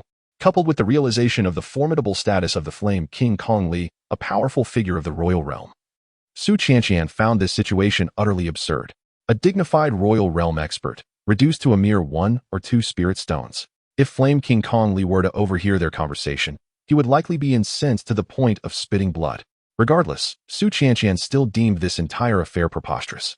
However, before she could voice her concerns, the jade rabbit had already vanished from her embrace, transforming into a beam of white light that shot upwards into the heavens. Its speed was so extraordinary that it far surpassed even that of Yuan Yuan employing the thunder escape technique. In the blink of an eye, before anyone could react, it had ascended into the sky. The raging inferno posed no threat to the moon rabbit. It shimmered with a resplendent moonlight, resembling a miniature moon, wherever it traversed. The ferocious flames transformed into docile sheep, retreating in deference, as if parting a path for it. It could be said that the grand spectacle orchestrated by Flame King Kongli held no significance for the moon rabbit. By the time Kongli became aware, the moon rabbit was already mere feet away from him. At such a close distance, Kongli could easily take a life. Yet, at this very moment, he felt an unprecedented threat to his own existence. Before his eyes stood a seemingly adorable white rabbit. Retreat, retreat, retreat. The powerful intuition of a formidable being compelled Kongli to make the wisest decision, and he immediately sprang backward. However, he was still a moment too late. The jade rabbit raised a paw, appearing so diminutive and tender, devoid of any semblance of menace. Yet, as that paw descended, the very fabric of the void began to shatter. Black fissures, reminiscent of a spider's web, rapidly spread in all directions. An unimaginable force of moonlight erupted forth, striking down upon Kongli like a radiant pillar. In an instant, half of his body was erased, as if wiped away by an invisible hand. Blood splattered. cascading like rain.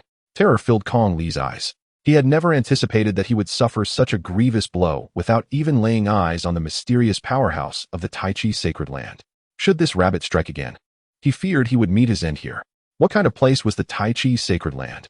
How could such a fearsome rabbit exist? This place was no longer safe. He must flee. Gone was the arrogance that once filled his gaze, replaced by unimaginable dread and anxiety. With such thoughts racing through his mind, he dared not even tend to his wounds. In an instant, he transformed into a streak of light, fleeing with the utmost speed into the distance. When he appeared, his demeanor was remarkably ostentatious, yet his subsequent retreat was equally disheveled. As he swiftly vanished from sight, the jade rabbit could not help but pause momentarily, seemingly taken aback by the unexpected decisiveness of this human's flight, devoid of any hesitation. What had become of his earlier imposing presence? With a disdainful curl of its lip, it chose not to pursue any further. After all, according to Chu Xuan's instructions, it had already fulfilled its mission. In no time, the jade rabbit transformed into a streak of white light and returned to the Tai Holy Land. With a flash of brilliance, it nestled back into Su Qianqian's embrace. Nuzzling its little head inward, it found the warmth far more comforting than Chu Xuan's rigid form. Soon, the jade rabbit's expression relaxed into one of indulgent enjoyment, as if it had merely accomplished a trivial task. Suddenly, a sound echoed, a soft thud as something fell to the ground. In the profound silence of the moment, it resonated with clarity. The figures, resembling statues, finally stirred from their stupor. Yet, the astonishment etched on their faces remained palpable. They had anticipated a cataclysmic upheaval at the Tai Holy Land, or perhaps a dreadful battle. However, mere moments later, this unforeseen upheaval had drawn to a close. What a damp squib. No one could have foreseen that Kong Li, the so-called King of Flames among the 8 kings of the Blazing Sun, a formidable figure of the King's domain, would retreat in such a disarrayed fashion. It was truly beyond belief.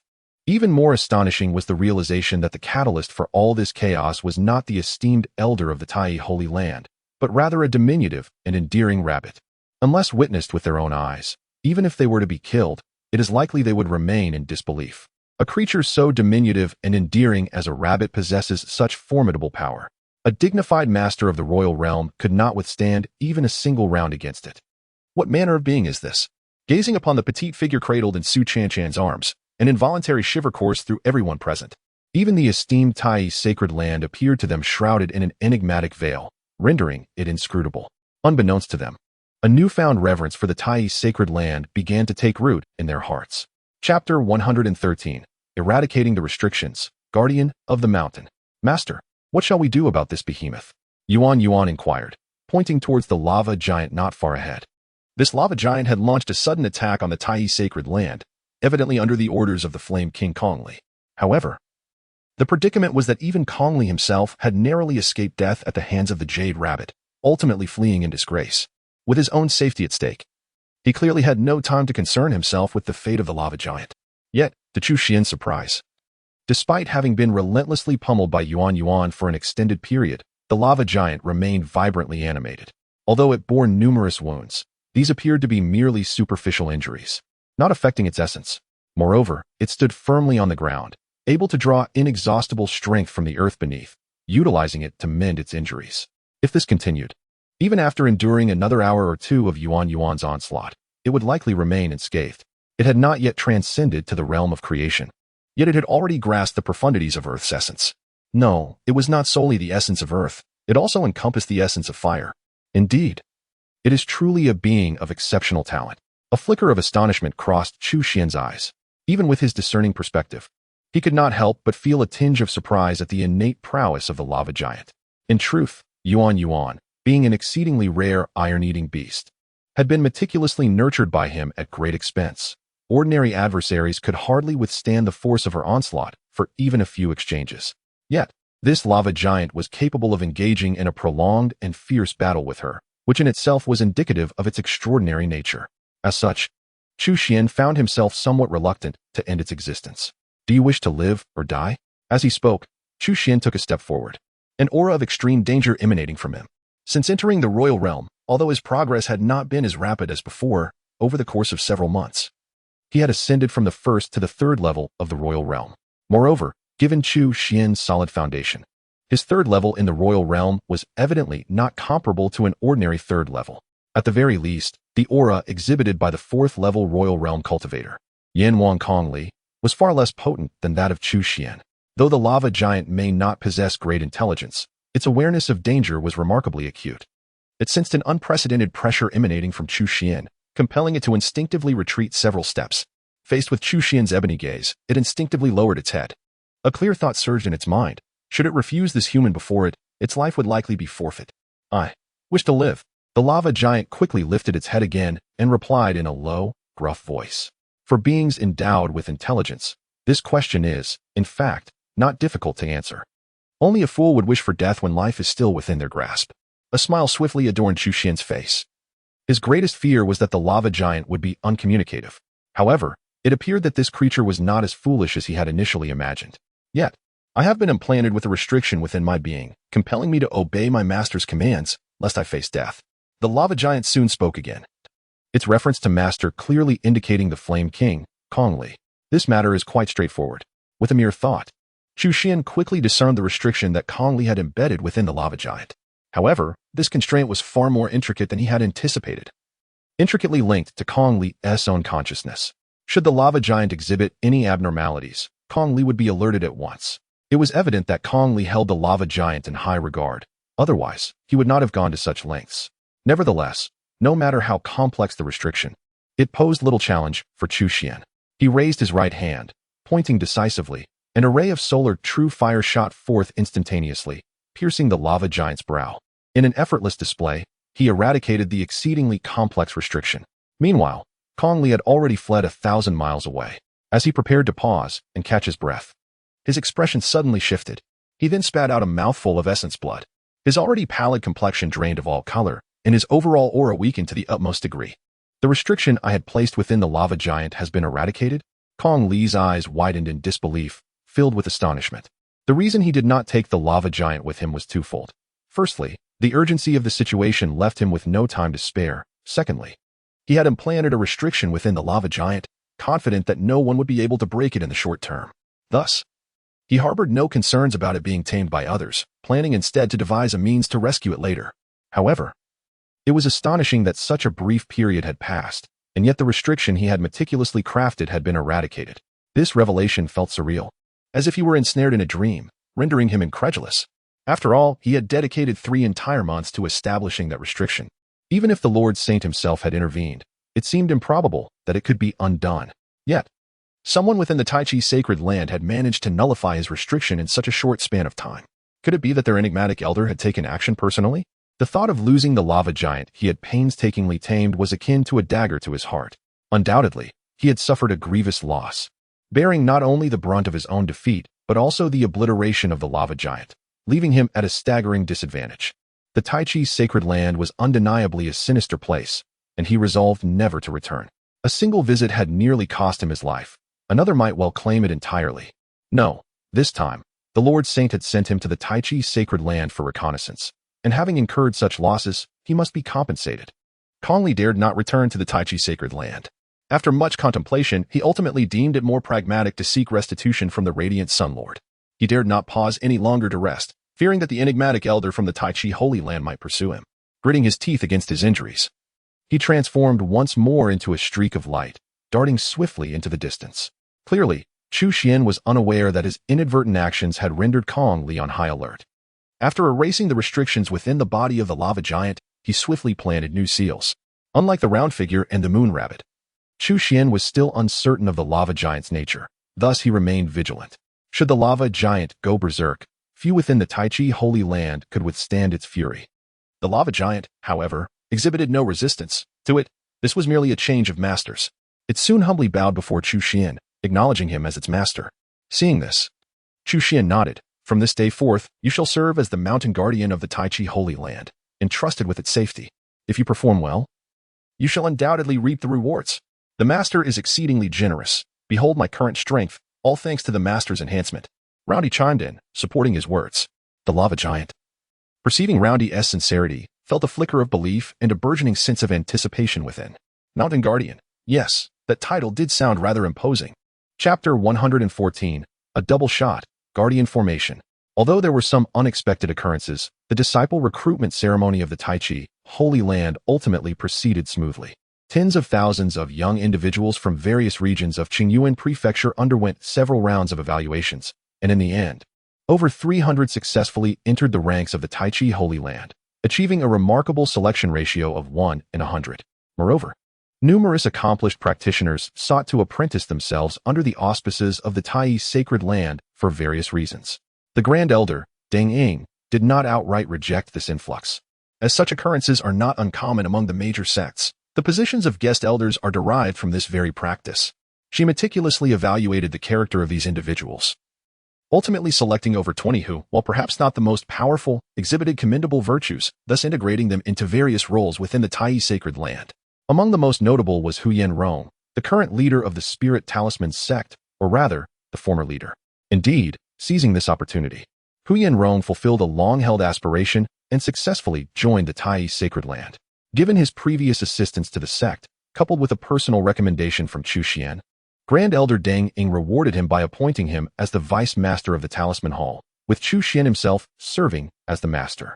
Not only did Chu Xuan assume the role of Master of the Talisman Hall, but Su Qianqian also took on the position of Master of the Sword Hall. Additionally, Lu Bo became the Master of the Miscellaneous Hall, Ahu the Master of the Refining Hall. And even Jia Jia was bestowed the title of Master of the Pill Hall. Grand Elder Deng Ying herself also held the title of Master of the Transmission Hall, while Yuan acquired the esteemed title of Guardian Beast of the sect. It can be said that each of these individuals bore multiple titles, albeit for the time being. They remained largely nominal. System, sign in. Another new day dawns. Chu Xuan arrived at a desolate ruin on the mountainside to register his attendance. As for the nature of the structure that once stood here, he was uncertain, due to the overwhelming presence of places akin to the Taichi Sacred Land. The moment was punctuated by a notification. Ding. Sign in successful. Congratulations, host. You have obtained the legacy of the Master of Array Techniques, along with a diagram of the 5 elements Grand Array. A double reward? This was the first time he encountered such a serendipitous event during a sign-in. A look of delight danced across Chu Xuan's face, for both rewards were extraordinary. Having previously acquired the legacy of the Master of Talismans, he was acutely aware of the immense value such a legacy held. Now, with the legacy of the Master of Arrays in his possession, it meant that by fully absorbing and mastering this knowledge, he could swiftly ascend to the status of an array master. The study of array techniques is exceedingly intricate, even more challenging to grasp than talismanic arts, rendering array masters a rare breed. Even the most ordinary array masters are esteemed guests within various sects, let alone the unparalleled array masters. When compared objectively, the value represented by an array master is on par with that of a powerful sovereign. If a sect boasts an array master as its protector, its defensive formations will be as solid as iron fortifications. Even powerful sovereigns, should they attempt an assault, often find themselves thwarted. As for the diagram of the 5 elements Grand Array, it serves as a means to establish this formidable formation. The 5 elements Grand Array is not merely an ordinary array. It is a pinnacle of array techniques. Once established, the forces of the 5 elements will circulate perpetually, making it exceedingly difficult for even the mightiest of foes to breach. The Taichi Sacred Land, currently lacking a protective grand formation, now possesses the means to deter any unruly elements seeking trouble. However, there is no immediate urgency to act. Once I become a master of formations, I shall proceed to arrange this 5 elements great array, and its power will undoubtedly be significantly enhanced. Chu Xuan promptly returned to his palace, where he began to meditate and comprehend the inheritance of the formation master. His cultivation had now reached the 3rd layer of the King's realm, and his divine consciousness had correspondingly expanded, surpassing his capabilities from his time at the Spirit Rune sect by an extraordinary magnitude. Thus, his comprehension of this formation master's legacy progressed at a pace far exceeding that of his previous understanding of the Talisman Master's teachings. In just 5 days, an astonishing wave of formation energy began to emanate from Chu Xuan's palace. He raised his hand, drawing intricate symbols in the air, and ripples spread outward, akin to the undulating surface of water. Soon, countless beams of formation light manifested, densely populating the void, and in an instant, enveloping the entire palace. In that moment, it seemed as though the palace had vanished from the sacred land of Tai, appearing dreamlike and surreal, evoking an uncanny sense of unreality. Noticing this bizarre transformation, Yuan, who had been vigilantly stationed outside, rushed in. However, upon entering, she found Chu Xuan sitting calmly, as if nothing had transpired. Confused, she instinctively rubbed her eyes in disbelief. Observing her reaction, Chu Xuan smirked, then pointed a finger causing countless beams of formation light to intertwine. In the blink of an eye, they coalesced into a cage, imprisoning Yuan Yuan. Startled, Yuan Yuan felt a surge of panic and instinctively attempted to break free from the confines of her captivity. Yet, no matter how she struggled, she remained firmly ensnared in place.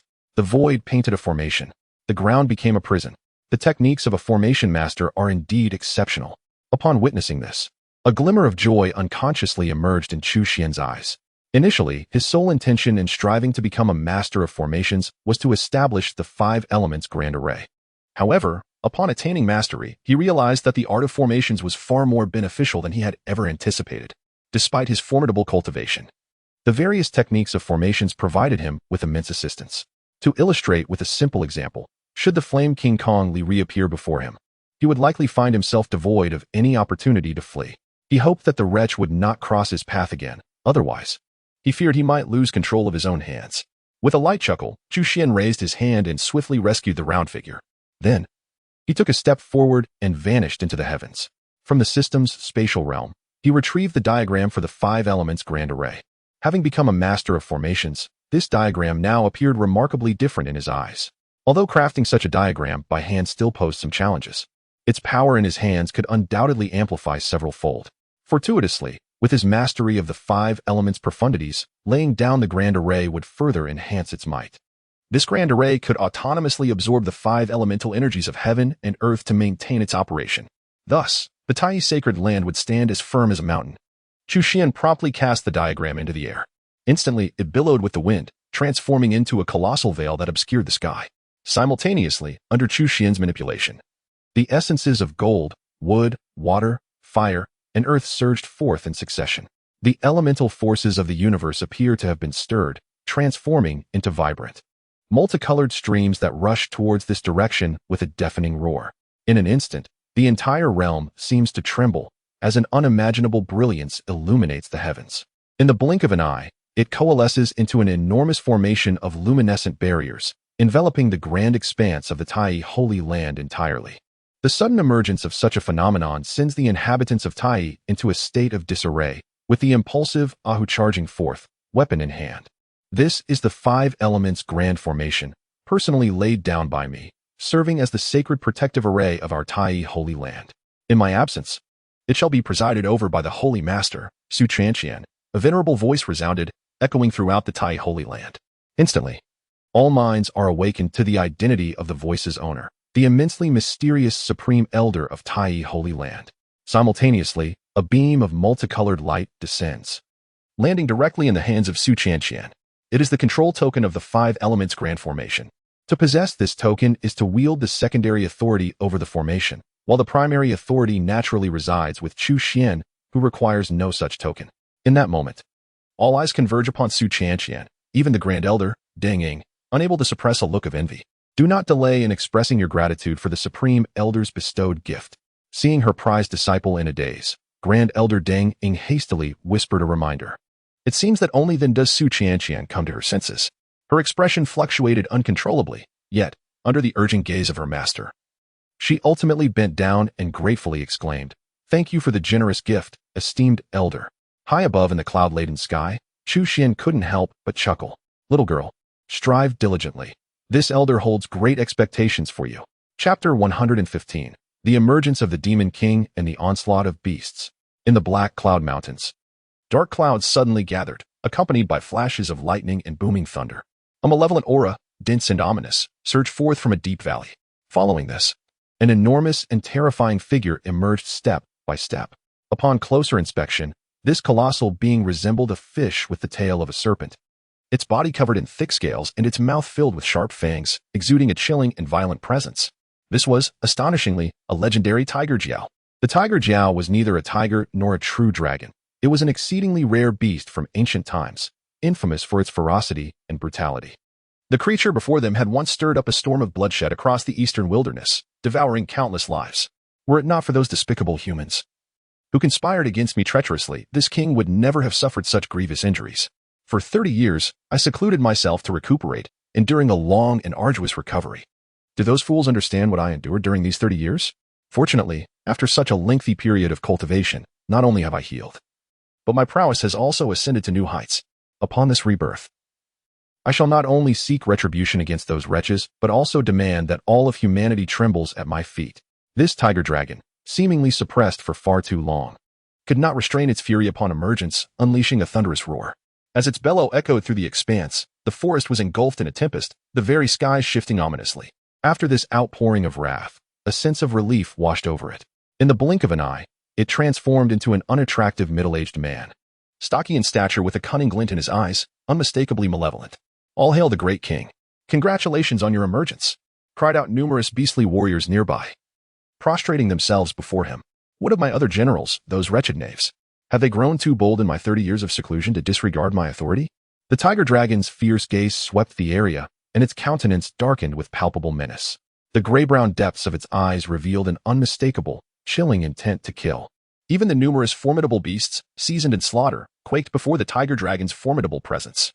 "Your Majesty, the other generals do not refuse to meet you. Rather, they have departed from this realm." An elder beast was compelled to step forward and clarify. Upon hearing this, the tiger dragon's expression hardened, and it fixed a cold stare upon the elder. "Explain yourself. What transpired?" The elder, not daring to delay, immediately spoke. It was at the hands of a human that those generals met their demise. As he spoke, an undeniable terror flickered in the eyes of the other formidable demons present, as if they were haunted by some dreadful memories.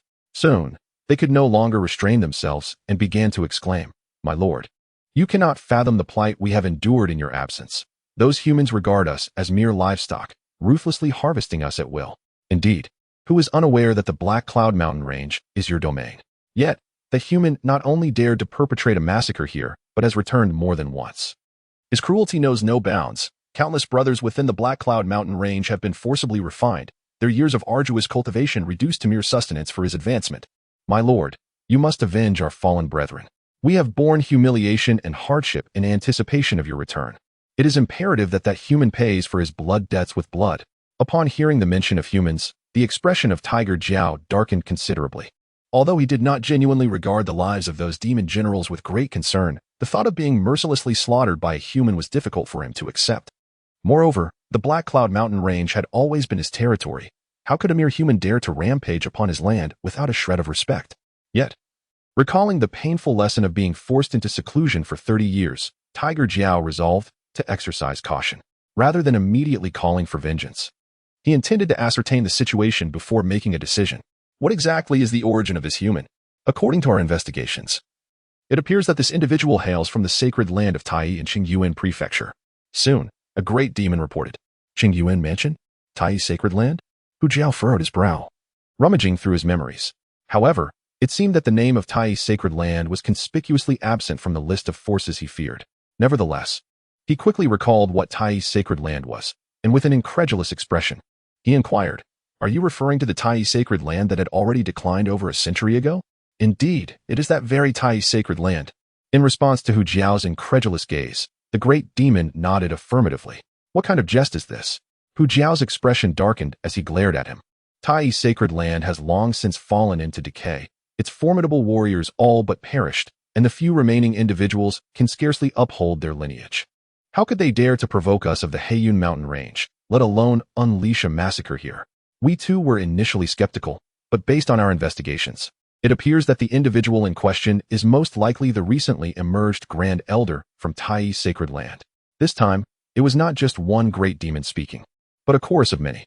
If only one person had said it, Hu Jiao might have dismissed it. However, with everyone echoing the same sentiment, disbelief was no longer an option. To his astonishment, how could such a mere entity as Tai's sacred land have the audacity to provoke us of the Heiyun Mountain Range? To challenge me? Hu Jiao's rage transformed into a bitter laugh. The fire of indignation within him could no longer be contained. Initially, he had hesitated to act out of concern for the adversary's formidable background. Yet now, it seemed he had no reason to worry. The insignificant Tai's sacred land was hardly worthy of his regard. It appears that during my years of seclusion, the world has forgotten my existence. If that is the case, then I shall not hold back. Summon the beast tide at once. This time, I intend not only to annihilate the Tai Chi sacred land, but also to thoroughly cleanse the Qingyuan Prefecture in blood. This opportunity shall serve as my grand declaration to the world of my return. Ha ha ha ha. The tiger flood, with an overwhelming intent to kill, erupted into boisterous laughter. Hearing this, the great demons were instantly electrified, their eyes glimmering with a ravenous light. Unleash the beast tide, obliterate the Taichi sacred land, and purge the Qingyuan prefecture. They echoed fervently. With a single command from the Tiger Flood, the entire Black Cloud Mountain range became a cauldron of chaos. Numerous great demons dispersed, rallying countless monstrous beasts. A terrifying tide of beasts soon surged forth, relentlessly advancing towards the Qingyuan prefecture. The first to bear the brunt was none other than the Taichi sacred land, situated not far from the Black Cloud Mountain range. Chapter 116. A million beasts, as solid as a fortress. Boom, rumble, rumble. The earth trembled, and the mountains swayed. Thousands upon thousands of monstrous beasts erupted from the Black Cloud Mountain range. As far as the eye could see, the landscape was a veritable sea of beasts, an impenetrable mass that seemed endless. No one could accurately determine the number of beasts within the Black Cloud Mountain range. Even after Chu Xuan's 2 massive slaughters within its confines, the number of beasts that fell to his hand was nearly tens of thousands. However, in comparison to the vast and formidable horde of demonic beasts inhabiting the Black Cloud Mountain range, this was merely a minuscule fraction. Naturally, the beasts that perished at the hands of Chu Xuan were predominantly high-tier demonic creatures that had attained considerable cultivation. Among them were numerous formidable entities, representing the zenith of power within the Black Cloud Mountain range. Consequently, the remaining great demons harbored a profound fear of Chu Xuan, dreading the possibility of his return to reap yet another harvest, as they could very well be the unfortunate victims. Indeed, Chu Xuan had previously entertained such a plan. However, due to pressing matters, his intentions were postponed. Little did he anticipate that, before he could set his scheme into motion, the beasts of the Black Cloud Mountain range would take the initiative to emerge. What did you say? A beast tide has erupted in the Black Cloud Mountain range, and it is heading directly toward our Tai sacred land? Upon hearing this startling revelation from Su Qianqian, Chu Xuan could not help but widen his eyes in astonishment. Yet, what shone in his gaze was not terror, but rather an uncontrollable joy. When did these beasts become so considerate? They came to him without him needing to venture into the Black Cloud Mountain range. Was this not akin to having goods delivered to one's doorstep? However, Su Qianqian was evidently unable to grasp Chu Xuan's exhilaration. At that moment, her face was etched with worry and anxiety as she lamented. Every beast tide that erupts is a calamity for humanity. Wherever the tide passes, it leaves behind desolation and suffering. Recently, the Heiyun Mountain range has unexpectedly unleashed a horde of beasts, catching everyone completely off guard. According to the reports from disciples dispatched to investigate, this beast tide could potentially reach a staggering scale of 1 million. Currently, these ferocious creatures are heading straight for our Tai sacred land. What resources do we possess to defend against such an onslaught? Although Chu Xuan's strength is formidable, Su Qianqian believes that no matter how powerful an individual may be, it is futile in the face of a terrifying tide of over 1 million beasts. After all, among this vast army of monsters, not all are merely low to mid-tier creatures. There are certainly many that possess horrifying strength, perhaps even terrifying entities at the level of beast sovereigns or kings. Even if Chu Xuan remains unafraid, she does not wish for him to take unnecessary risks. Should he become ensnared within the overwhelming encirclement of these beasts, the outcome would inevitably be one of perilous survival. However, their focus is clearly divergent. Upon hearing Su Qianqian's revelation, Chu Xuan exhibited no trace of concern. Instead, a palpable joy radiated from within him. 1 million beasts? He inhaled deeply, feeling as though an enormous pie had descended from the heavens. He could hardly restrain himself from calculating in his mind the potential life essence to be extracted from the complete refining of such a vast number of beasts.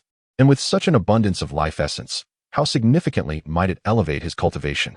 Even at his current king-level cultivation, if he were to refine all these beasts, it would likely result in several substantial ascensions. Amidst the tumultuous clamor, a deafening roar suddenly erupted, causing the very foundations of the Taichi sacred land to tremble. Chu Xuan and Su Qianqian exchanged a glance, and without a moment's hesitation, they ascended into the air, transforming into 2 streaks of light that soared outward. In the blink of an eye, their figures materialized above the Taichi sacred land. Gazing into the distance, they beheld a relentless horde of demonic beasts charging forth, raising clouds of dust as if an army of thousands was on the march. However, these creatures were far more fearsome than ordinary steeds. Each beast was enveloped in a swirling miasma of demonic energy, galloping with a swiftness akin to lightning. The combined ferocity of thousands of these beasts unleashed a terrifying aura that sent shivers down the spine. How could these fiends arrive so swiftly? Su Qianqian's expression shifted dramatically, her hands instinctively clenching into fists. She had only just received word and sought out Chu Xuan for counsel, Yet before they could devise a plan, the demonic beasts had already encroached upon the Tai Chi sacred land. Do not panic. They are merely a handful of beasts, incapable of challenging us. Chu Xuan remained remarkably composed. He refrained from immediate action, for while subduing the present threat was feasible, he understood the importance of not inadvertently driving away the more formidable foes lurking behind. Patience is a virtue. In moments like these, one must maintain composure. Rather than striking out, he intended to feign vulnerability. By presenting a facade of weakness, he could lure the enemy into revealing their true strength, ultimately ensnaring them in a decisive maneuver, a legendary all-encompassing strategy. Once all the monstrous beasts are lured here, it will be the true definition of a sudden fortune. If these creatures were to hide deep within the Black Cloud Mountain range, gathering them would be nearly impossible.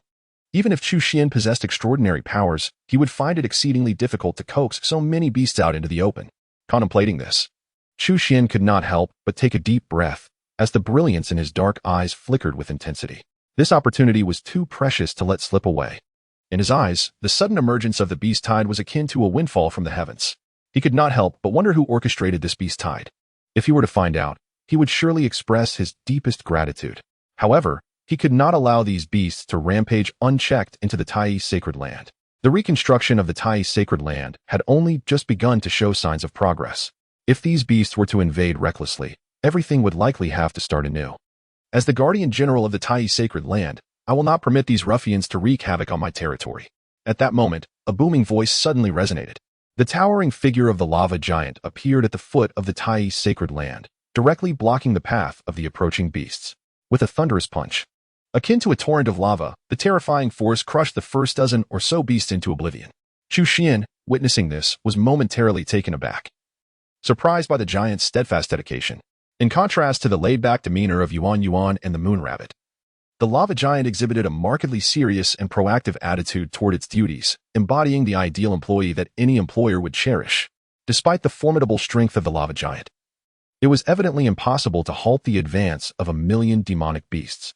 Chu Xuan raised his hand and pointed, causing the protective array of the sect to radiate with brilliant light. In an instant, layers of luminous barriers materialized, enveloping the entire Tai sacred land in mere moments. Multicolored radiance flowed in a harmonious dance, with the power of the 5 elements surging ceaselessly. The surrounding spiritual energy of heaven and earth was fervently absorbed, continuously sustaining the array's energy expenditure. Remarkably, there was no need for additional spirit stones to activate it. The defensive capabilities of the entire formation were elevated to an astonishing degree. A master of formations indeed possessed such extraordinary prowess. Even as an increasing number of demonic beasts surged forth, under the watchful eye of this master, the 5 elements' great formation remained as unyielding as an impregnable fortress. From a distance, it resembled an impenetrable wall of bronze and iron. Those demonic beasts could not even stir the formation, let alone breach it.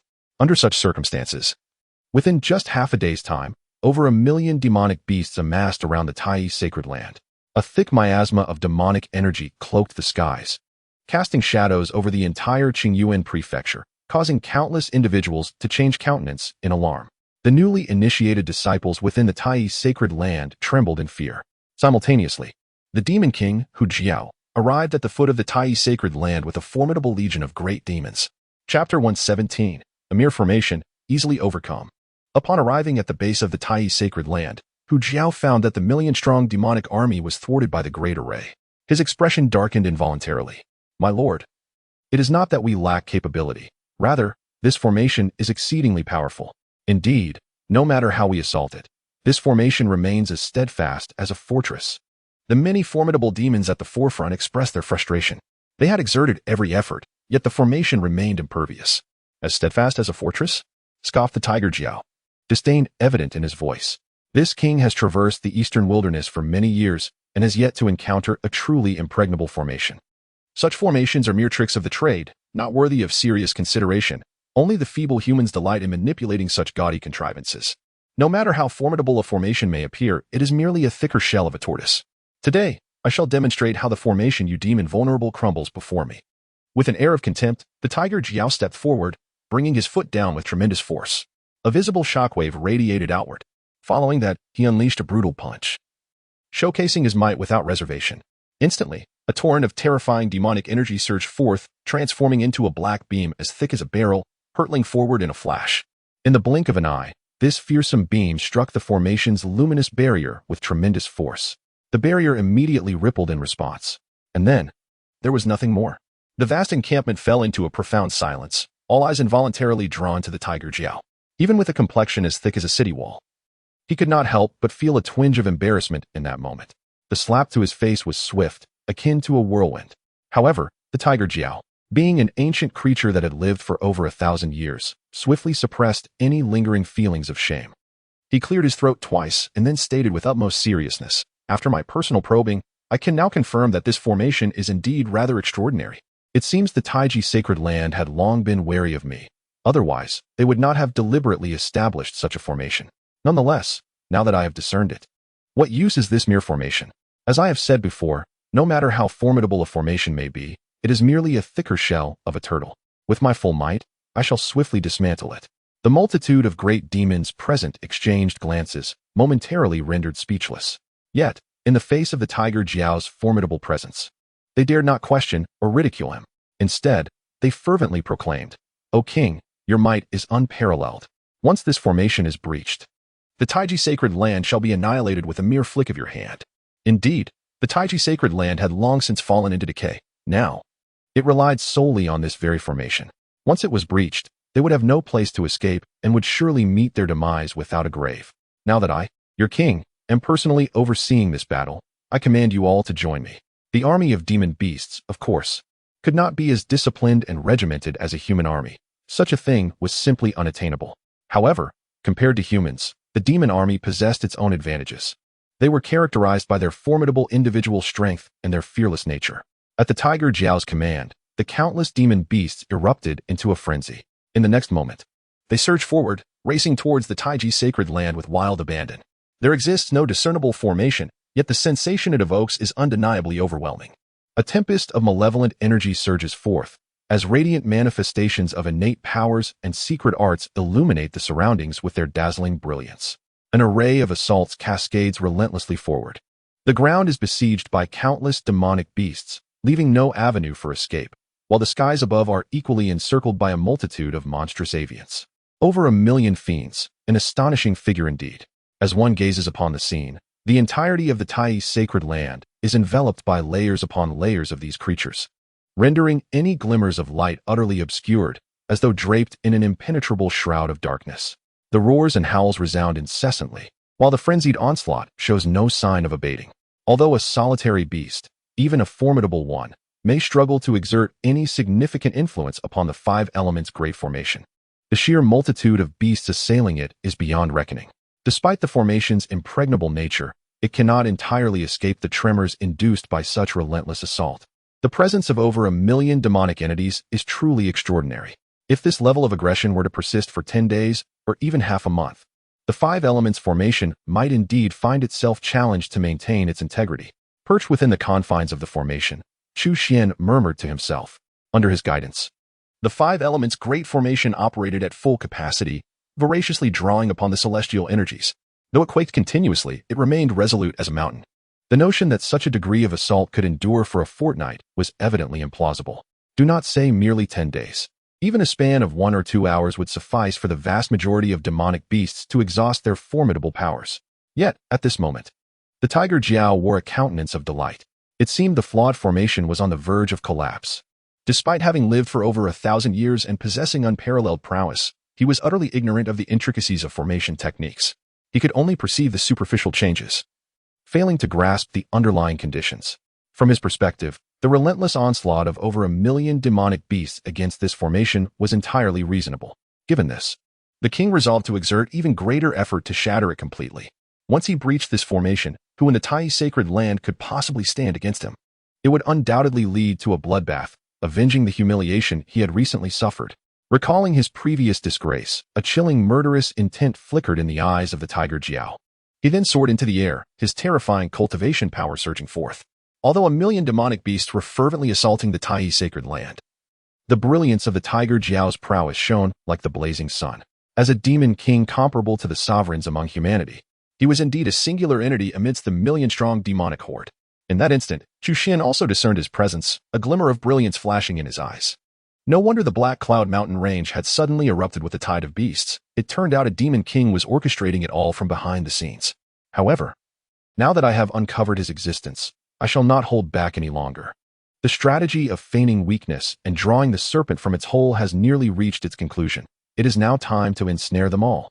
As the voice resonated, Chu Xuan transferred the control of the five elements' great formation to Chu Xuan. In an instant, he vanished from his original position. In the blink of an eye, as if piercing through the void, he reappeared before the Tiger Jiao. Just as the Tiger Jiao was poised to shatter the formation, it abruptly halted its movements. Its muscles tensed, and a palpable gravity of seriousness etched itself onto its face.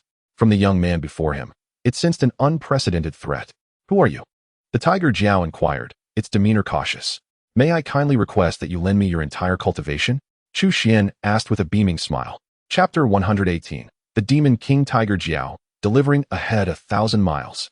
Seeking death. Upon hearing Chu Xuan's words, the Tiger Jiao wasted no time and launched an attack. What a jest! It regarded its own cultivation as more precious than life itself. To demand its power was akin to demanding its life. Before the words had fully escaped his lips, the Tiger Jiao took 3 strides, suddenly appearing before Chu Xuan. Its right hand clenched into a fist, and it unleashed a devastating punch toward him, aware that Chu Xuan was not to be trifled with. The Tiger Jiao held nothing back this time. It summoned all its demonic energy and unleashed its formidable physical strength. The punch, imbued with the force of 1,000 pounds, shattered the surrounding void. Invisible gusts of wind surged violently as if intent on engulfing Chu Xuan entirely. "It seems you are unwilling to comply. In that case, I shall take matters into my own hands." Upon witnessing the unfolding events, Chu Xuan let out a cold chuckle, his eyes flashing with a fierce, chilling light. Unwilling to be outdone, he retaliated with a punch of his own.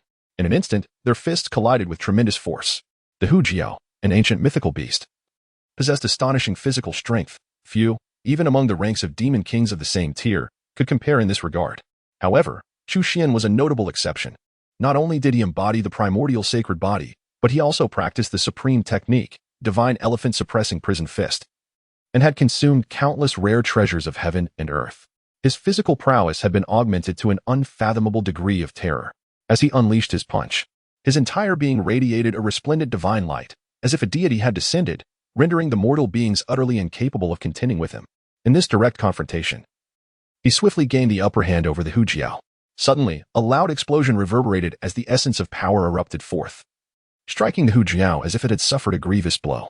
The bones in its right arm cracked in succession, and it found itself uncontrollably retreating. "My strength has been subdued by a mere human? How can this be possible?" The Hu Jiao's eyes widened in disbelief, filled with an expression of incredulity. As an ancient beast, how could it possibly be bested in strength by a frail human? This was a crushing defeat in what it considered its most formidable domain, making it nearly impossible for it to accept. "There is nothing impossible in this world," Chu Xuan remarked calmly, gazing at it. "Now, you still have the chance to surrender." "Surrender? I would rather die." The tiger serpent, with a defiant demeanor, though initially at a disadvantage in their clash, was evidently unwilling to concede defeat. Without hesitation, he began to channel his energy, unleashing a barrage of demonic spells and techniques directed towards Chu Xuan. Unfazed, Chu Xuan emitted a cold snort, showing no sign of courtesy, and swiftly summoned his Dharma form. The void was torn asunder, the very fabric of space quaking, as the primordial divine elephant emerged from the abyss, its formidable silhouette seemingly capable of subduing all beneath the heavens. The onslaught of demonic spells was swiftly thwarted. Witnessing the terrifying Dharma form descending upon him, the tiger serpent's expression shifted dramatically. In that moment, he truly grasped the tenacity of Chu Xuan. It was not merely the raw power of his physique. Rather, the comprehensive prowess he exhibited was exceedingly formidable. How could such an anomaly arise from the holy land of Tai? Could it be he is indeed the human of whom those demon generals spoke? A conjecture surged within the tiger serpent's mind, yet he had no time to verify it. He soon realized that no matter how he attempted to evade, he could not escape the suppression of the primordial divine elephant, and the constraints upon him only grew more severe. Previously, a multitude of human warriors had only managed to inflict severe injuries upon him. There was no way a single individual could claim his life. In a moment of desperation, a fierce glint flashed in the tiger serpent's eyes. His entire being surged with demonic energy, swiftly reverting to his beastly form. While assuming a human guise offered numerous advantages, it was in his beastly state that his combat prowess reached its zenith. Before Chu Xuan stood a colossal figure stretching dozens of zhang, its formidable presence radiating an unimaginable ferocity. The vast expanse of sky was enveloped in darkness, as if this realm had entirely succumbed to the dominion of the ancient beast. The Tiger Jiao. This creature, reminiscent of the ancient monster described in a tome he had previously perused, was indeed the Tiger Jiao, a beast of legend. Human. Today I shall bring about your demise, roared the Tiger Jiao, its massive jaws opening wide as it lunged towards Chu Xuan with lightning speed, seemingly intent on devouring both him and the surrounding void. In that moment, a glint of determination flickered in Chu Xuan's eyes. He had to admit that the Tiger Jiao's strength surpassed his expectations. After several attempts to subdue it without success, his patience began to wane. After all, his true objective was not the Tiger Jiao, but rather the multitude of demonic beasts numbering in the millions. It was time to bring this to an end. Chu Xuan raised his hand, swiftly tracing intricate patterns in the air, and within moments, a series of radiant formations emerged, forcibly sealing the entire space. He then shifted directly into the five elements grand array, thoroughly isolating the Tiger Jiao from the outside world. Deprived of the spiritual energies of the universe, the Tiger Jiao's imposing aura diminished significantly. What struck the Tiger Jiao with even greater fear was the realization of the formidable power contained within the grand array, leaving it with a profound sense of helplessness. To engage me using the array, what skill is that? The Tiger Jiao exclaimed in a panic, its voice resonating with desperation. Apologies. I not only intend to utilize the formation but also to harness the power of divine weaponry. As he spoke, Chu Xuan deftly flipped his right hand, revealing a mysterious, jet-black gourd resting in his palm. This was none other than the immortal sacred weapon, the sky-eating demon gourd, procured from the moon worship sect. This formidable artifact bore significant implications, and if he were outside, Chu Xuan would need to exercise caution in its use. However, within the confines of this five elements grand formation, everything lay firmly within his control. Even the most formidable of adversaries would find it challenging to pry into his intentions. More crucially, after half a year of nurturing and devouring over 1 million spirit stones, the once injured weapon was now restored to a considerable extent, its power far surpassing that of ordinary divine weaponry. How dare a mere demon king provoke its master? The spirit of the sky-eating demon gourd soon manifested, its tone astonishingly arrogant, as if it deemed the demon king utterly insignificant. Considering its past terrifying achievements, such bravado was not unwarranted. In no time, the gourd radiated a series of ethereal glows, swiftly launching itself towards the tiger dragon. Upon sensing the soul-piercing aura emanating from the gourd, the tiger dragon's expression shifted dramatically, and it dared not confront it head-on, opting instead to flee. Yet, within the confines of this five elements grand formation, where could it possibly escape? Ultimately, it was compelled to engage in a desperate struggle. The tiger dragon unleashed a terrifying beam of light from its maw, fiercely directed at the sky-eating demon gourd. In an unexpected turn, the gourd did not evade or retreat but rather consumed the fearsome beam directly, wasting not an iota of energy, devouring it completely. The swallowing demon gourd appeared to have feasted heartily, its displayed might becoming increasingly formidable. Eerie, ethereal glimmers filled the entire space, swiftly ensnaring and binding the tiger Wyrm. The massive form of the tiger Wyrm seemed utterly powerless before the gourd, and in the blink of an eye, it was completely subdued. At that moment, the tiger Wyrm's eyes widened in disbelief, brimming with profound regret and resentment. What had compelled it to journey 1,000 miles to the Tai Chi Holy Land? To deliver itself as a sacrifice? Chapter 119, Refining 1 million beasts, elevating all. After being forcefully subdued by the immortal holy weapon, the swallowing demon gourd, the tiger Wyrm was instantly engulfed in remorse. Having endured hardship and seclusion for 30 years, it had finally regained its former strength. With its prowess, it could traverse any corner of the world. So why had it chosen to come to the Tai Chi Holy Land to offer its head on a platter? Had it known that such a terrifying powerhouse lurked within the Tai Chi Holy Land, it would never have subjected itself to such humiliation. At most, it would have commanded beasts to attack, never revealing itself in person. Yet now, not only had the Tai Chi Holy Land not been conquered, but it had become the captor instead. The surrounding void was sealed by a great formation, and the divine weapon overhead emanated a prison-like majesty. It found itself unable even to stir, let alone escape. Faced with such dire straits, even the typically proud tiger Wyrm had no choice but to submit. It turned to Chu Xuan and declared, "This time, I concede. Human, I acknowledge your strength. If you release me, I shall lead my army of 1 million beasts back to the Black Cloud Mountains and guarantee that we shall never infringe upon your Tai Chi Holy Land or the Qingyuan Prefecture again." Upon hearing the fervent assurances of Hu Jiao, Chu Xuan could not help but pause, scrutinizing the fellow before him. Internally, he mused. Has this individual yet to comprehend the gravity of the situation? With over 1 million demonic beasts under his command, Did that not render my efforts futile? And what if I refuse to comply? Chu Xuan retorted with a playful smirk. Refusal? Humph. Even if by some misfortune I were to fall into your trap, I still command an army of 1,000,000 demonic beasts. No matter how formidable you are, can you truly withstand the onslaught of such a vast horde? Once the formation is breached, even if you manage to escape, the others in the Tai sacred land will find themselves in dire straits as well. Do you truly wish to drag the entirety of Tai sacred land into oblivion alongside me? Thus, rather than engage in mutually assured destruction, it would be prudent for us to take a step back. Perhaps we might transform our conflict into cooperation, opening avenues for future collaboration. For instance, should you possess any adversaries, I would not be averse to extending my assistance, provided the terms are agreeable. In the parlance of your kind, this is termed as mutual benefit versus mutual harm, a concept so simple, surely you grasp its essence?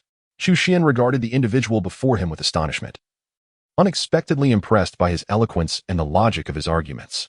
Yet, the notion of mutual benefit seemed to overestimate oneself. With a chuckle, Chu Xuan shook his head and replied, "While you present a somewhat reasonable argument, I must apologize. I have never been one to favor choices. I prefer to indulge in all that life has to offer." As soon as the words left his lips, Chu Xuan lost all interest in further banter with the fellow, his figure flickering before vanishing from sight.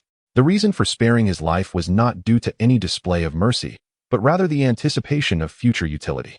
Upon hearing Chu Xuan's response, Hu Jia was momentarily taken aback, and after a prolonged pause, his expression turned exceedingly grim as he could not suppress an angry retort. "Human. You shall come to regret this."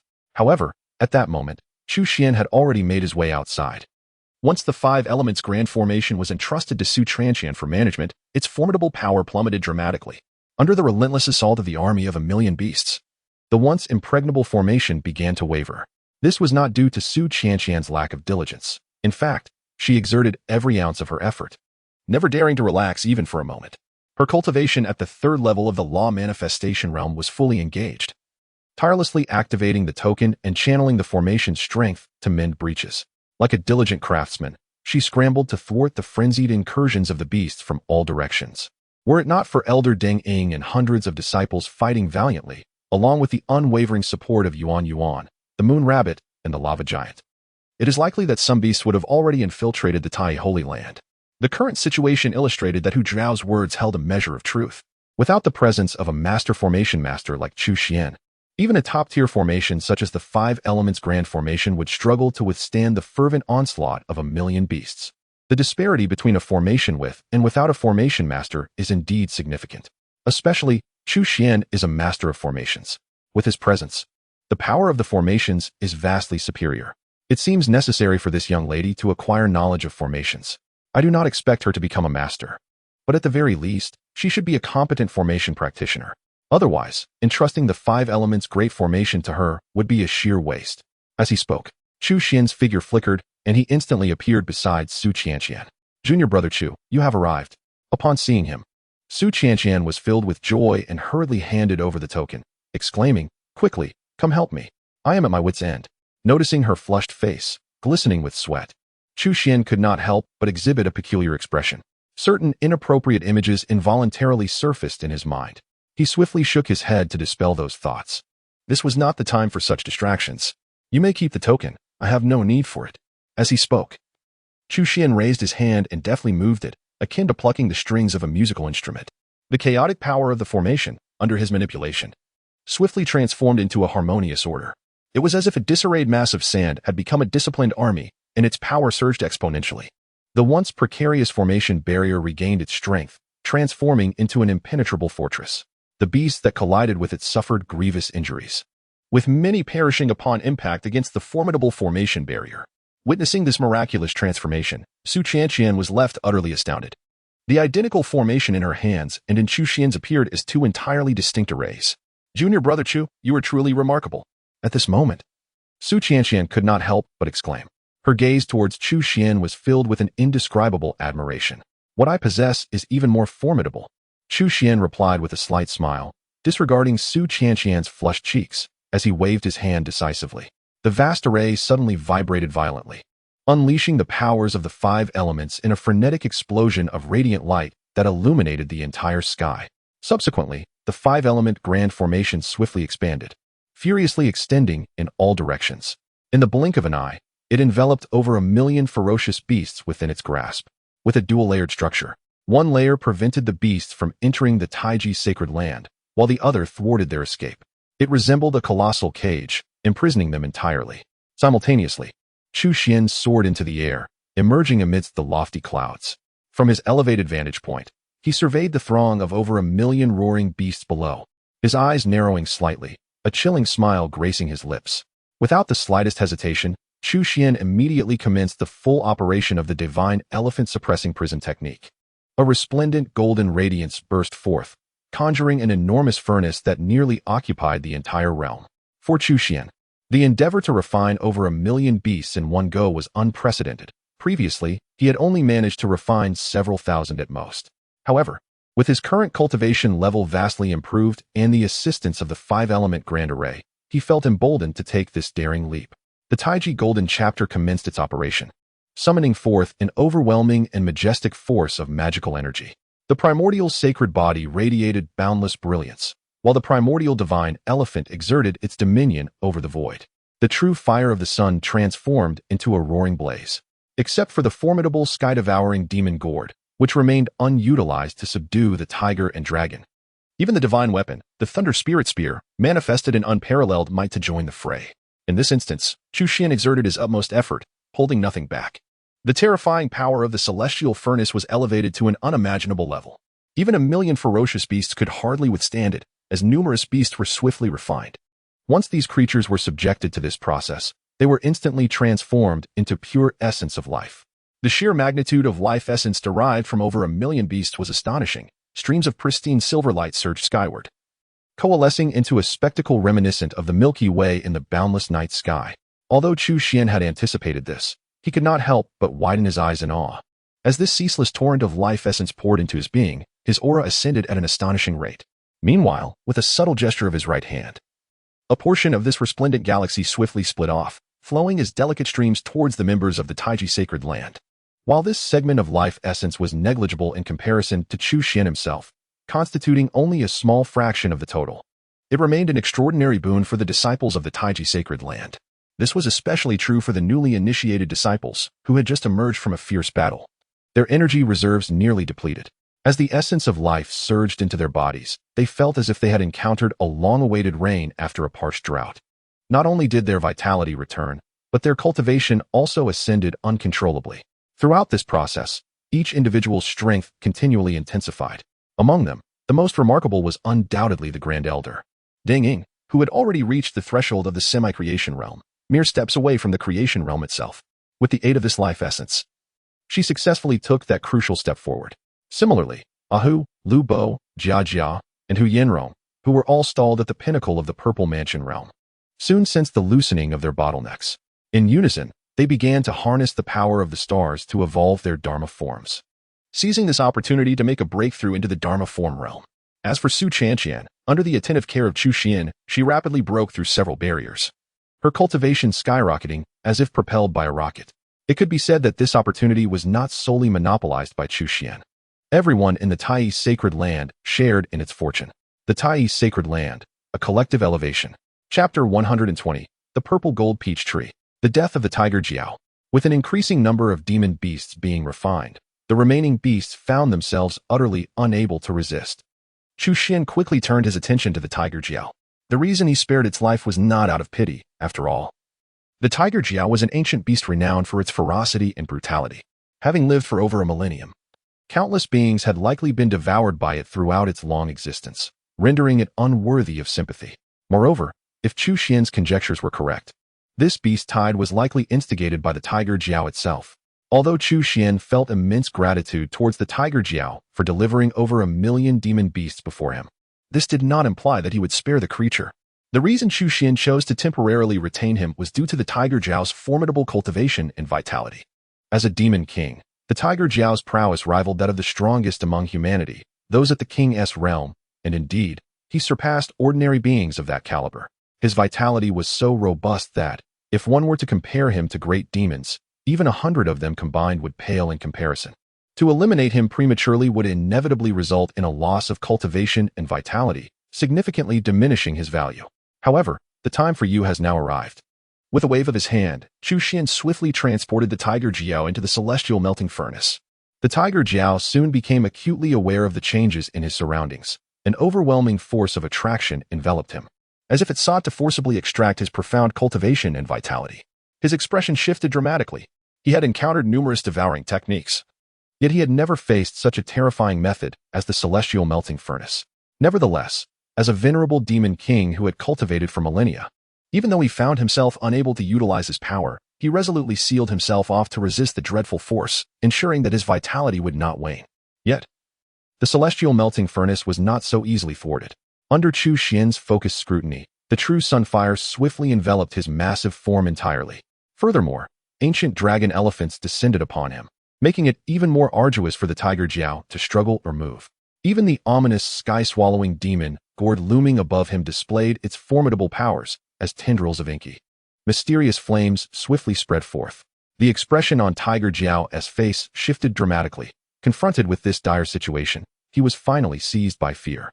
For years, he had relied solely on his immense cultivation and vitality to commit his nefarious deeds. Should his cultivation and vitality vanish, he would undoubtedly be rendered a mere shell of his former self. Oh no, a mere wretched beast. Death would be a preferable fate. Spare me, spare me. I am willing to surrender, to submit. I am an ancient, extraordinary beast, and my strength is formidable. I can fight for you, vanquish your enemies. I could even serve as your steed. Just grant me mercy, and I shall comply with anything. In a state of utter panic, Tiger Jiao pleaded fervently. His earlier composure had stemmed from the presence of over 1 million demon beasts outside. He believed that as long as Chu Xuan could not resolve that overwhelming force, he would ultimately be set free. Yet now, the harsh reality dawned upon him. The very army he had relied upon had been vanquished by Chu Xuan. Faced with the specter of death, he could no longer maintain his arrogance and could only cry out for mercy. While having an ancient beast as a mount is indeed appealing, it is unfortunate that he is far too grotesque. Even if I am not overly concerned with appearances, I cannot bear to ride such an unsightly steed in public. Chu Xuan remained completely indifferent to Tiger Jiao's pleas for mercy.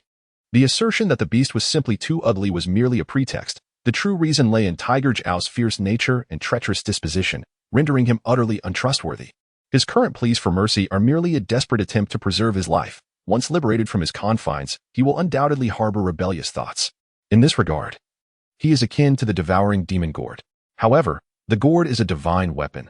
Once its core is refined, it becomes exceedingly difficult to resist. Hence, Chu Xuan can afford to be patient. Conversely, he possesses little tolerance for the Tiger Jiao. Rather than allowing future complications to arise, it would be prudent to extract its value now. Of course, a more significant factor is that Chu Xuan's cultivation has advanced. Although the Tiger Jiao's strength is commendable, it is of little consequence to him.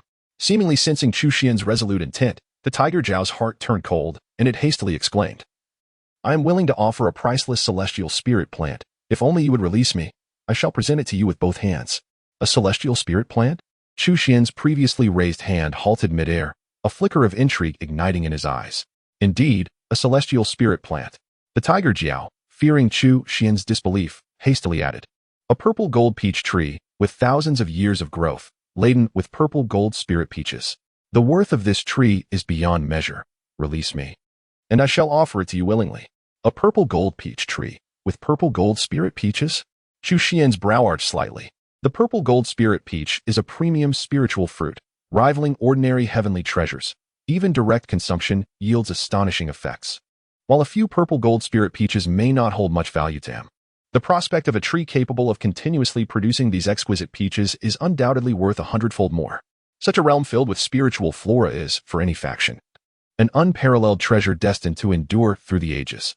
The fruits born from such divine trees yield incomparable benefits, whether traded, utilized to cultivate disciples, or to entice formidable allies. If you were to discover a tree of golden purple peaches, would you truly have preserved it until now? Regarding Hu Jiao, Chu Xuan evidently held little faith. To speak candidly, 30 years ago, I was grievously injured by a coalition of human powerhouses, barely escaping with half my life back to the Black Cloud Mountains. It was solely due to the effects of the golden purple spiritual peaches that I was able to restore myself in such a brief period, even advancing my cultivation further. However, the golden purple peaches are exceedingly precious, and I have been reluctant to squander them entirely. As it stands, more than half still hangs on the tree.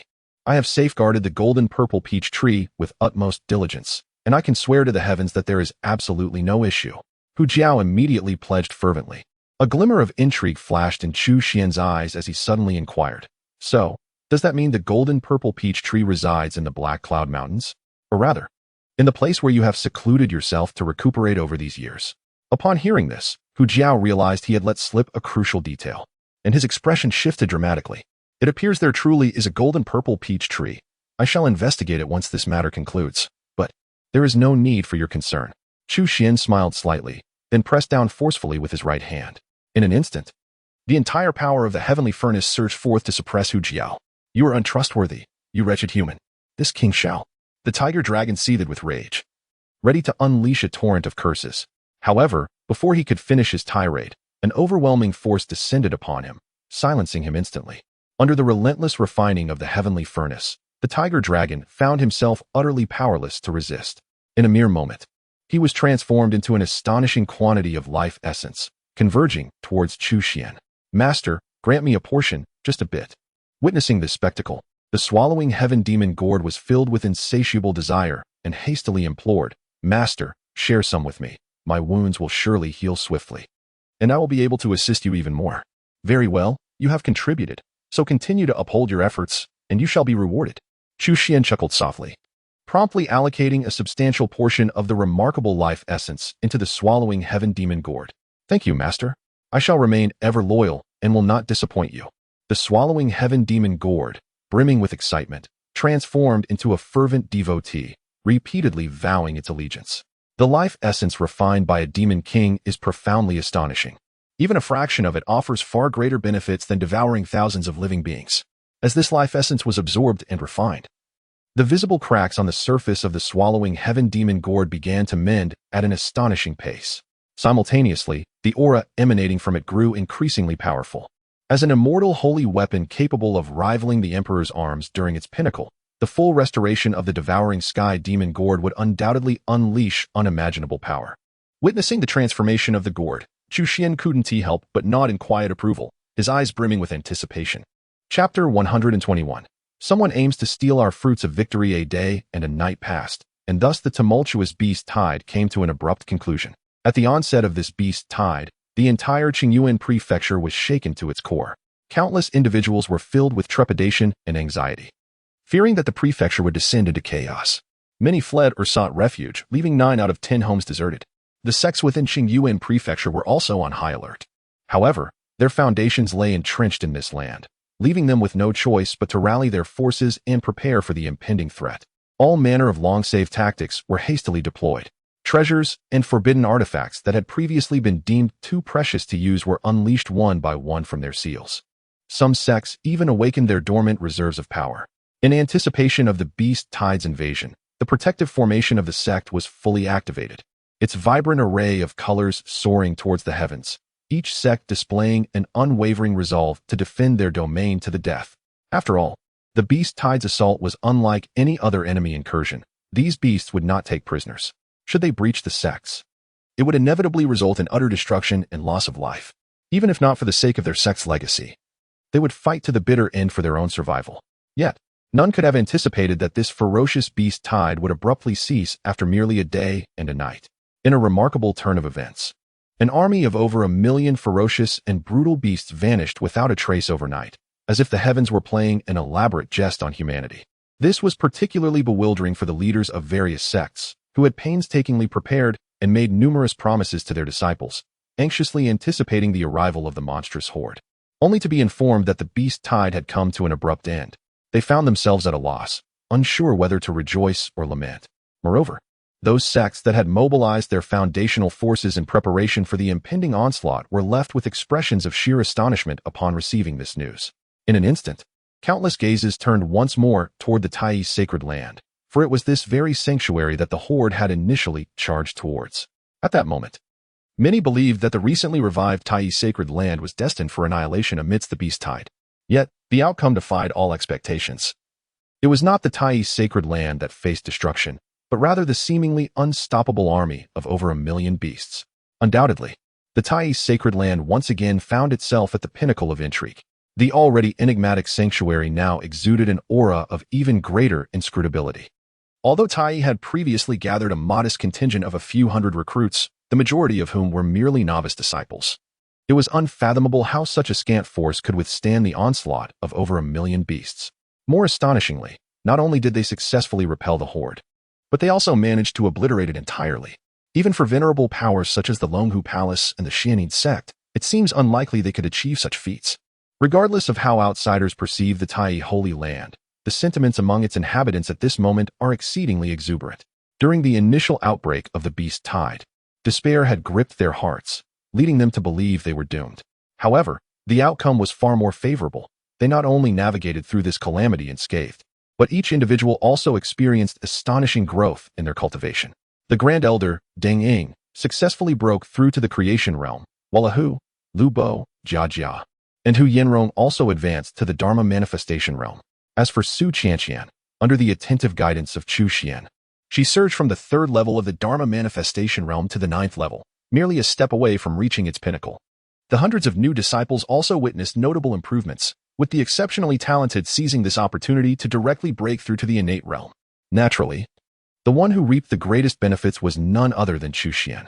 Although he resided at the King S level, where each minor breakthrough demands vast accumulation, the life essence extracted from over 1,000,000 demonic beasts was overwhelmingly abundant, with more than 90% refined and absorbed by him. After fully assimilating this copious life essence, his cultivation ascended from the 3rd to the 6th level of the King S realm, and he now stands at the pinnacle of the 6th level, just a step away from the 7th. While it appears to be a mere leap of 3 minor realms for other formidable beings at the King S level, such a transition could easily require 3 centuries to accomplish. Moreover, it is worth noting that Chu Xuan's foundational accumulation far surpasses that of ordinary individuals, which necessitates a greater expenditure of time for him to transcend these 3 minor realms. Hence, the abundance of rewards he reaps this time is exceedingly beyond the imagination of the average person. Regrettably, such fortuitous events are not easily encountered. At the very least, after 3 harvests, the remaining demon beasts in the Black Cloud Mountains have significantly diminished in both number and strength. The prospect of another harvest remains uncertain, leaving one to ponder when that day might arrive. Reflecting on the Black Cloud Mountains, Chu Xuan could not help but recall the mention of the purple gold peach tree by Hu Jiao. He promptly turned to Su Qianqian beside him and inquired, "I plan to take a trip to the Black Cloud Mountains. Would you care to join me? What purpose do you have for going to the Black Cloud Mountains?" Su Qianqian asked, her expression one of bewilderment, unable to comprehend Chu Xuan's sudden inclination. Chu Xuan did not withhold his intentions and quickly conveyed the matter concerning the purple gold peach tree to her. Upon hearing about the purple gold peach tree, Su Qianqian's eyes brightened with excitement, only to be followed by a look of skepticism as she scrutinized Chu Xuan, questioning, "Surely you do not intend for me to serve as a spirit plant caretaker, assisting you in tending to the purple gold peach tree?" The purple gold peach tree, a celestial spirit plant, possesses the remarkable ability to attract and gather the essence of heaven and earth. If it could be transplanted to the holy land of Tai, it would significantly enhance the cultivation environment of that sacred place, not to mention the continuous production of purple gold spirit peaches. At this juncture, Chu Xuan beamed at Su Qianqian, saying, "Such a role as spirit plant caretaker is not one that just anyone can undertake. It is precisely because of our close relationship that I entrust this invaluable opportunity to you." I couldn't care less. If there are no purple gold peach trees by then, let's see what you have to say." Su Qianqian huffed, her expression brimming with pride. Upon hearing her words, Chu Xuan chuckled lightly, opting not to elaborate further. Soon, he took Su Qianqian with him, transforming into a streak of light as they soared towards the direction of the Black Cloud Mountain range. Given Chu Xuan's current cultivation level, his speed was astonishing, and within a mere moment, they had penetrated deep into the heart of the mountains. The purple gold peach trees were likely located in the vicinity where the tiger Jiao was recuperating, presumably nestled within the depths of the Black Cloud Mountain range. However, the exact location eluded him, necessitating a thorough search. Chu Xuan immediately summoned his divine sense to conduct a meticulous sweep.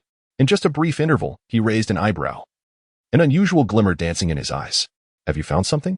Su Qianqian inquired, unable to suppress her curiosity upon noticing the change in his demeanor. Chu Xuan glanced towards a certain direction, an odd expression gracing his features as he remarked, "If I am not mistaken, it appears someone is attempting to pilfer our hard-earned spoils." Chapter 122. The Overlord of Hejian Prefecture, the Underworld Sect. "Someone wishes to seize our hard-won rewards?" Hearing Chu Xuan's words, Su Qianqian appeared perplexed, entirely failing to grasp the implication. After enduring countless hardships to fend off the beast tide and narrowly defeating the Tiger Jiao, the spoils rightfully belonged to them. Yet now, someone sought to be the first to claim them, akin to stealing their victory. Chu Xuan stated matter-of-factly, enduring great trials to resolve the beast tide, risking our lives to vanquish the Tiger Jiao. Observing Chu Xuan's resolute demeanor, Su Qianqian might have been persuaded had she not experienced it firsthand. However, she grasped Chu Xuan's implication. Are you suggesting that someone discovered the purple gold peach tree before us? Whether they found the tree remains uncertain. Yet that location is likely the lair of the Tiger Jiao. The concentration of spiritual energy in that area surpasses that of other regions within the Black Cloud Mountain range. Were he the Tiger Jiao, he would undoubtedly choose to enter seclusion and recuperate there. Moreover, only in such a richly endowed locale could the purple gold peach tree thrive as a celestial plant. Thus, it is highly probable that the tree lies in that very spot. Let us proceed there and uncover who dares to snatch from our grasp. As Chu Xuan prepared to lead Su Qianqian towards their destination, she quickly halted him, exclaiming, "Are we truly heading there directly? Shouldn't we take some precautions?" To Su Qianqian, it seemed they were on a mission to seize something, and it would be prudent to conceal their identities. Chu Xuan turned to glance at her and nodded in agreement. You are correct. Without delay, he retrieved a bronze mask from the system space and donned it. And what about me? Seeing that Chu Xuan seemed to have forgotten her, Su Qianqian promptly pointed to herself as a reminder.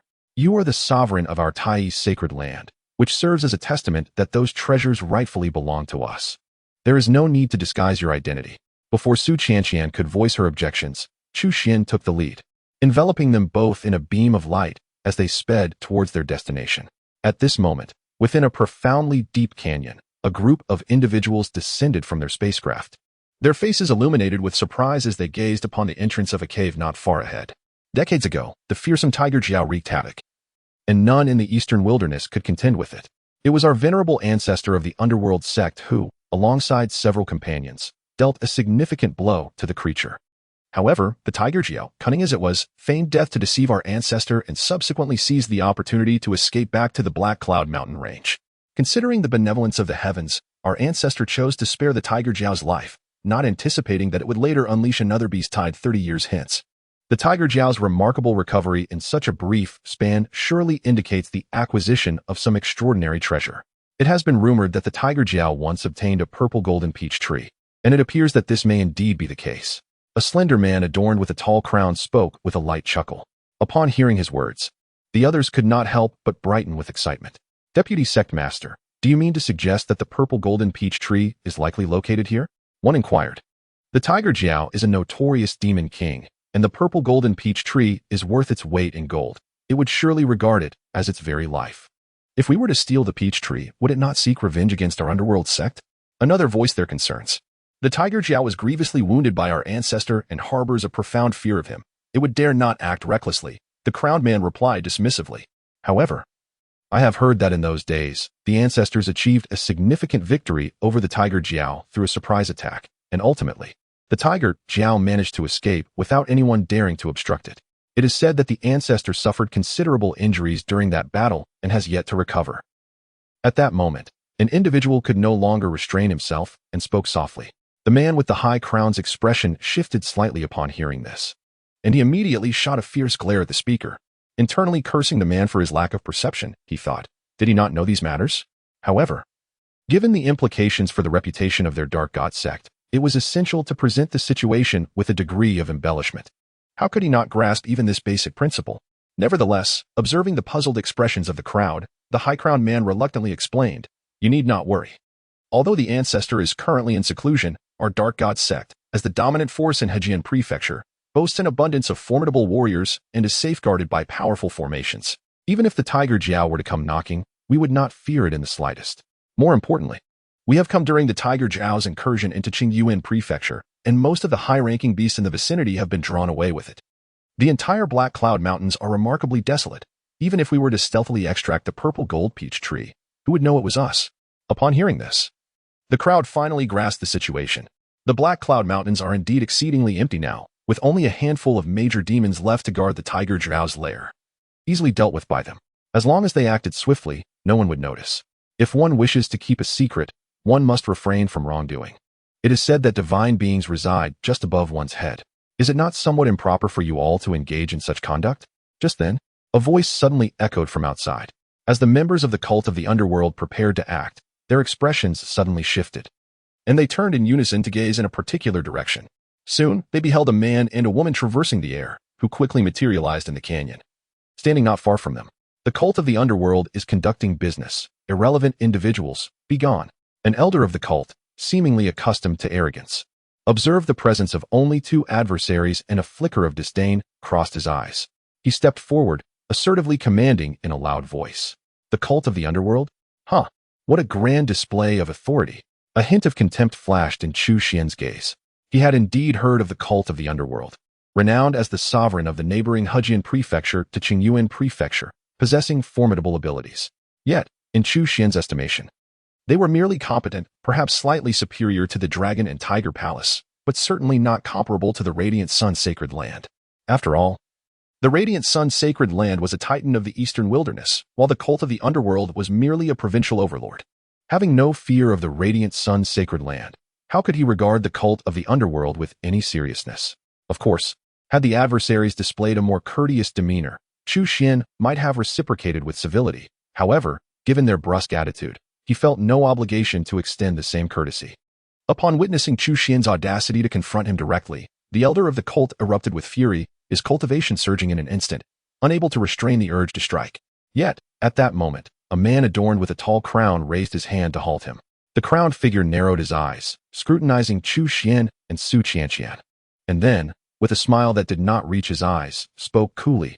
I am Chu Dong'a, the deputy leader of the cult of the underworld. May I inquire about your esteemed names? Chu Xuan cast a glance at Su Qianqian, who promptly understood the cue and stepped forward to declare, I am Su Qianqian, the master of the Tai Sacred Land, and this esteemed individual is our supreme elder. The mention of Tai Sacred Land sparked a glimmer of intrigue in Chu Dong's eyes. Though he was not a native of Qingyuan Prefecture, he resided in the neighboring Hejian Prefecture and had heard whispers regarding the recent developments concerning Tai Sacred Land. However, in his eyes, a nascent force, recently rejuvenated, could hardly compare to the established titans like the Longhu Palace or the Xian'in sect.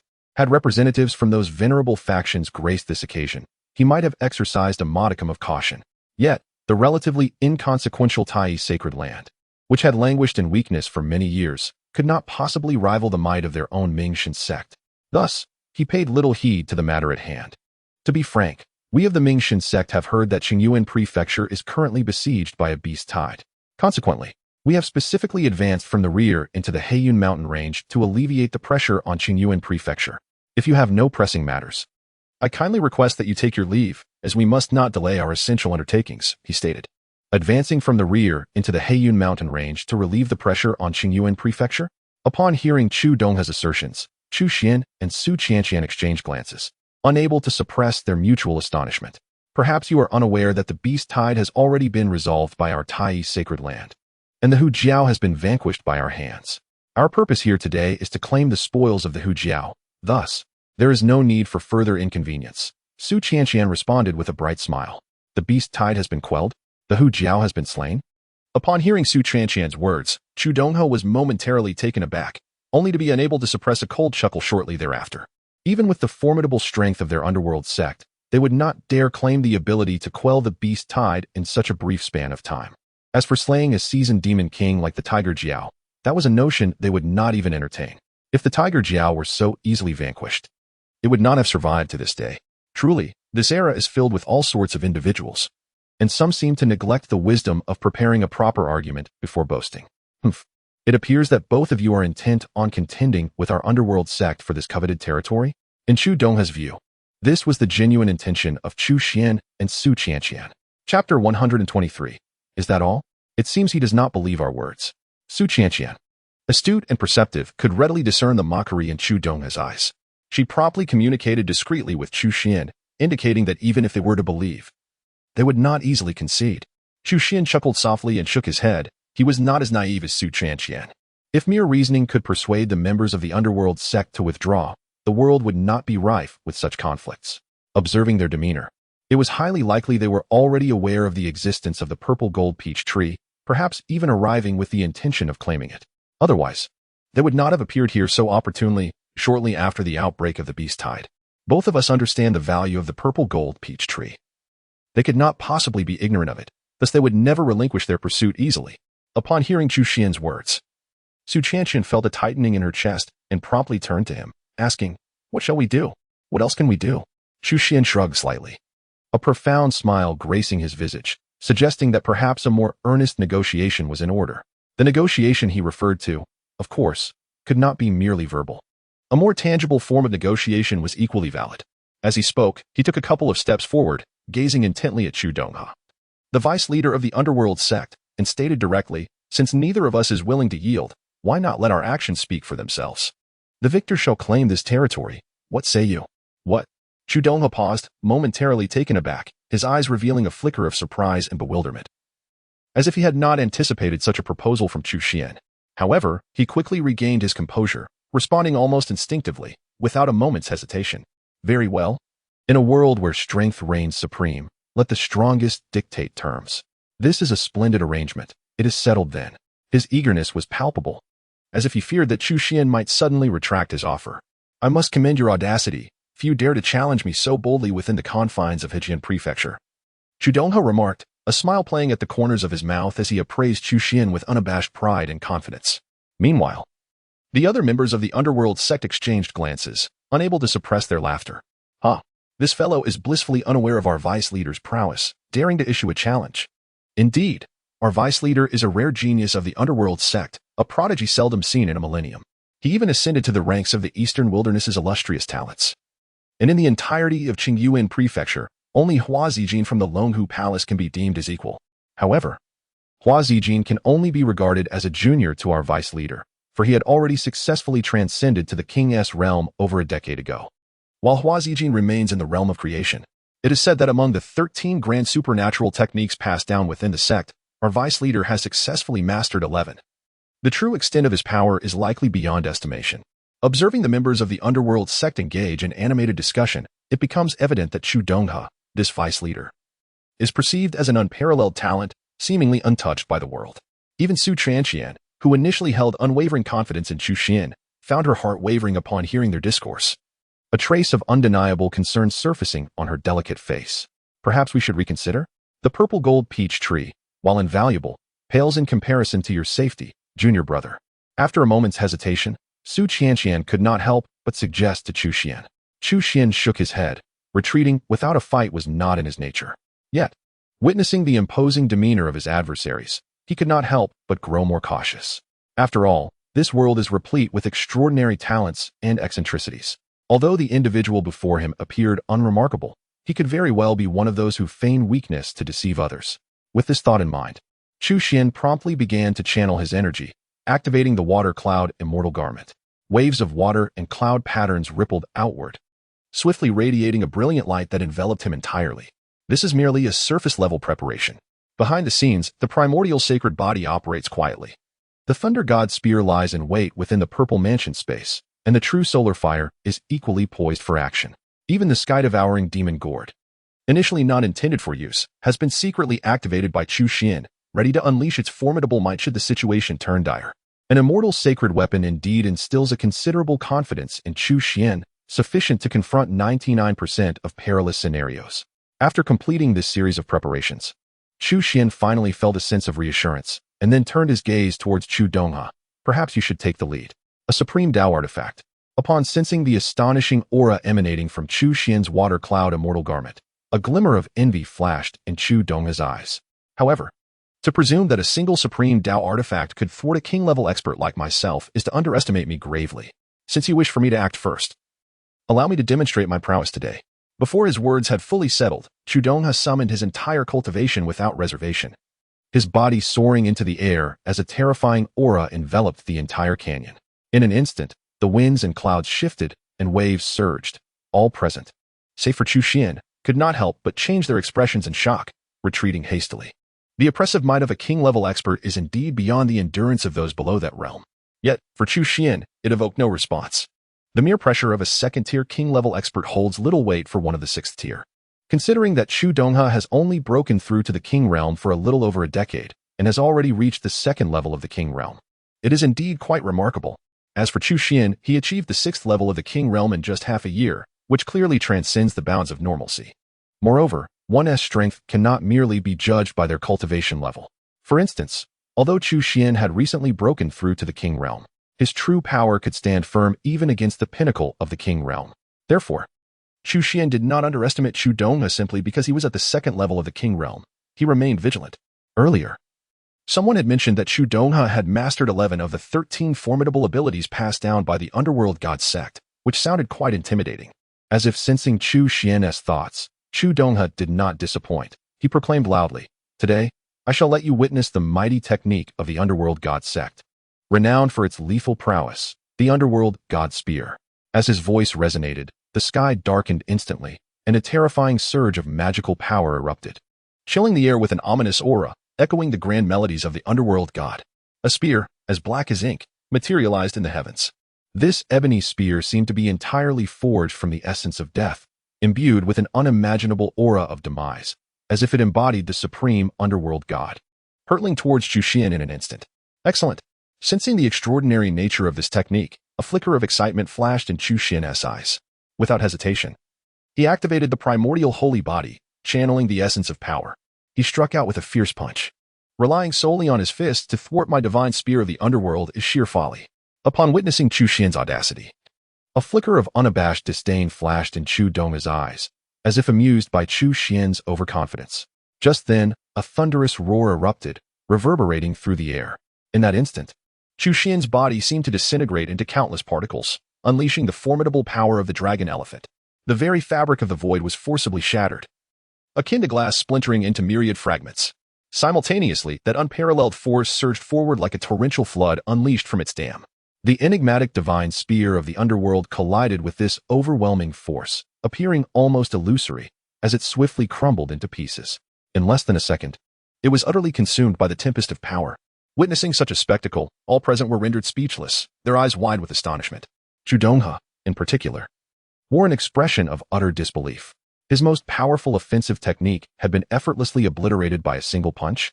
After a prolonged silence, Chu Xuan finally raised his head. A myriad of complex emotions etched across his face as he regarded Chu Donghe, and slowly uttered two words. "Is that all?" Chapter 124. The Ancient Relic. The Purple Gold Spirit Peach.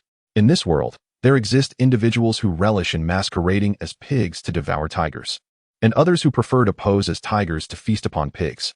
Chu Xuan initially believed Chu Donghe belonged to the former category. However, upon engaging in true combat, he discovered that the latter was indeed the case. Is that all? These seemingly simple words encapsulated Chu Xuan's intricate emotions at that moment. Having prepared extensively and maintained a heightened state of vigilance from the very beginning, he had anticipated a fierce battle, at the very least a formidable adversary. However, the outcome was far beyond his expectations. With but a single strike, everything came to an abrupt end. Chu Donghe's strength might not be considered lacking, yet he was merely an ordinary second-tier monarch. For Chu Xuan, he was evidently no match. You could sense the profound disappointment emanating from the name Chu Xuan, causing Chu Donghe to feel utterly deflated, his face flushing crimson in an instant. Although Chu Xuan refrained from direct mockery, the implications of those two words felt more humiliating than any scornful jibe. "Do not underestimate me," Chu Donghe bellowed, as if to affirm his capabilities, immediately channeling his full power to unleash a flurry of attacks. In his reckless fervor, a barrage of divine techniques surged towards Chu Xuan. To be fair, the divine techniques of the underworld sect were quite impressive. However, the issue lay in Chu Donghe's limited mastery over them. Not only had he not attained perfection, but he had barely reached even the preliminary stages. He had merely grasped the basics. Such a level of divine technique posed no real threat to Chu Xuan. In fact, Chu Xuan could scarcely be bothered to respond, simply summoning the primordial divine elephant from the void. Under the overwhelming and palpable might of the primordial divine elephant, all the rushing divine techniques crumbled and disintegrated, utterly incapable of impacting Chu Xuan in any way. With a resounding rumble, the iron hooves of the primordial divine elephant descended, akin to a mountain pressing down. The void shattered, unleashing an unimaginable force of terror. With but a single strike, Chu Donghe's body was violently propelled as if severed from its strings, tracing a long parabola through the air before plummeting towards the ground below. Deputy Leader. Witnessing this scene, the members of the underworld sect finally came to their senses, rushing forward to rescue him. "It appears that victory is mine. As per our agreement, you may leave now." Chu Xuan's expression remained tranquil, devoid of any trace of exhilaration, as if he had merely accomplished a trivial task. "You," Chu Dongha coughed, his face contorted with reluctance, struggling to rise for another bout. Yet, before he could regain his footing, he spat out a mouthful of congealed blood and collapsed once more, his complexion growing even paler. The members of the underworld sect, witnessing this, dared not delay, despite their deep-seated resentment. For the cave before them was linked to the invaluable purple-gold peach tree. However, with even the deputy leader of the king's realm unable to contend with Chu Xuan, their grievances were futile, and they could only resign themselves to fate. They scarcely dared to utter another harsh word, hastily assisting Chu Dongha before hurriedly boarding their ship, anxious that any delay might result in being forcibly detained by Chu Xuan. As they watched the underworld sect's vessel streak away through the sky, Chu Xuan shifted his gaze back to the cave before him. This cave did not appear to be constructed by the Tiger Jiao.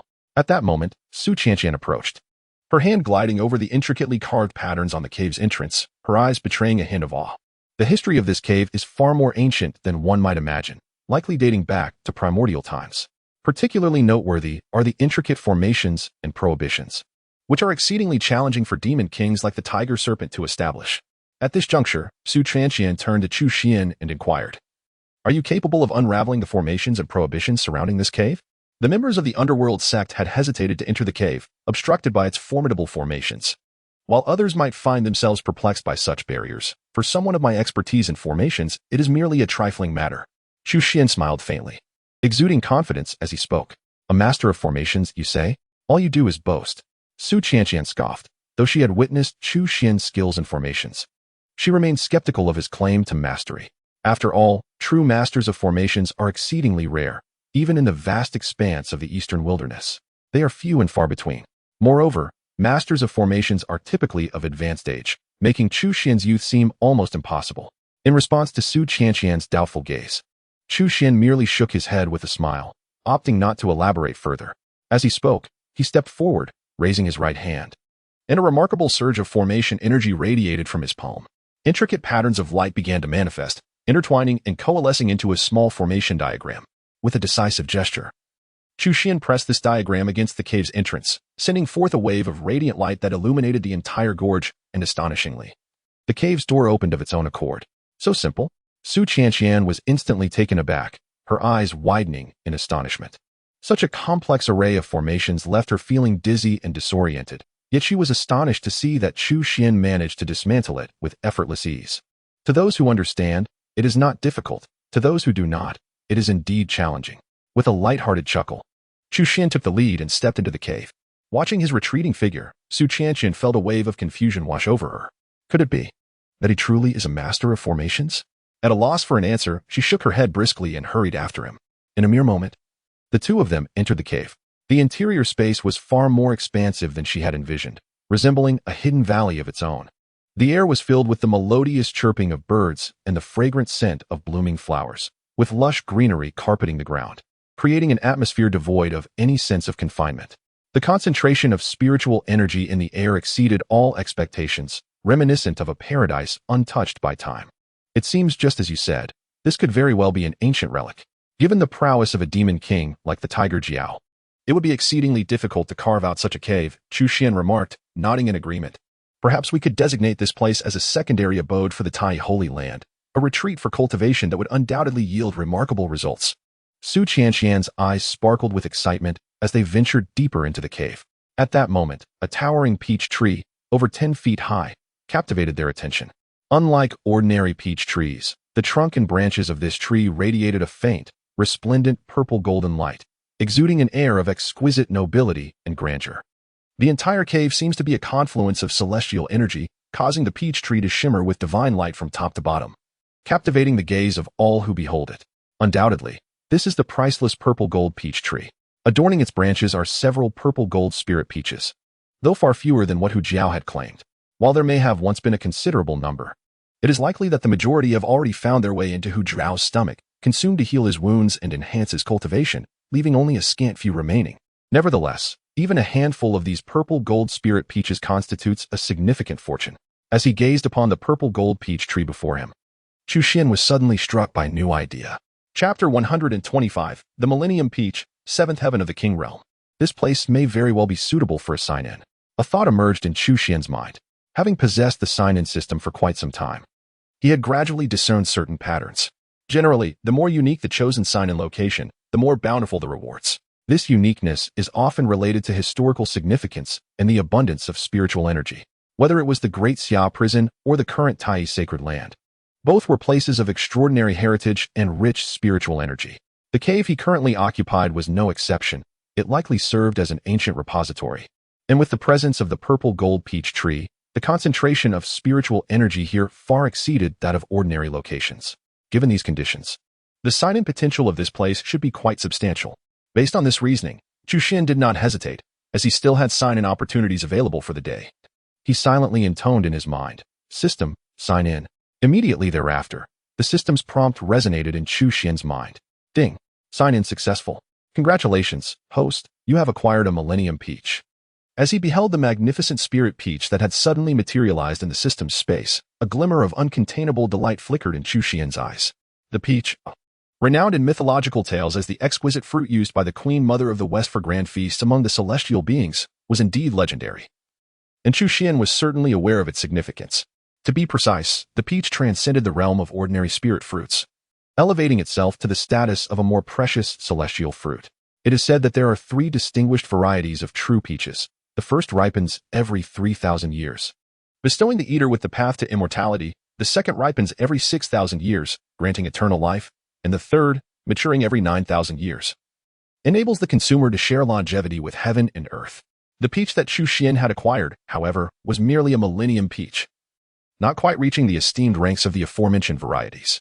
Nevertheless, it remained an authentic treasure, a rarity among ordinary mortals. Of course, given Chu Xuan's current prowess, capable of upheaving rivers and soaring through the skies, he had long transcended the limitations of an average individual. Yet, even so, this Millennium Peach held considerable value for him, its effects far surpassing those of ordinary spirit fruits. It seemed my deductions were correct. This cave abode was indeed extraordinary. I must linger here a while longer.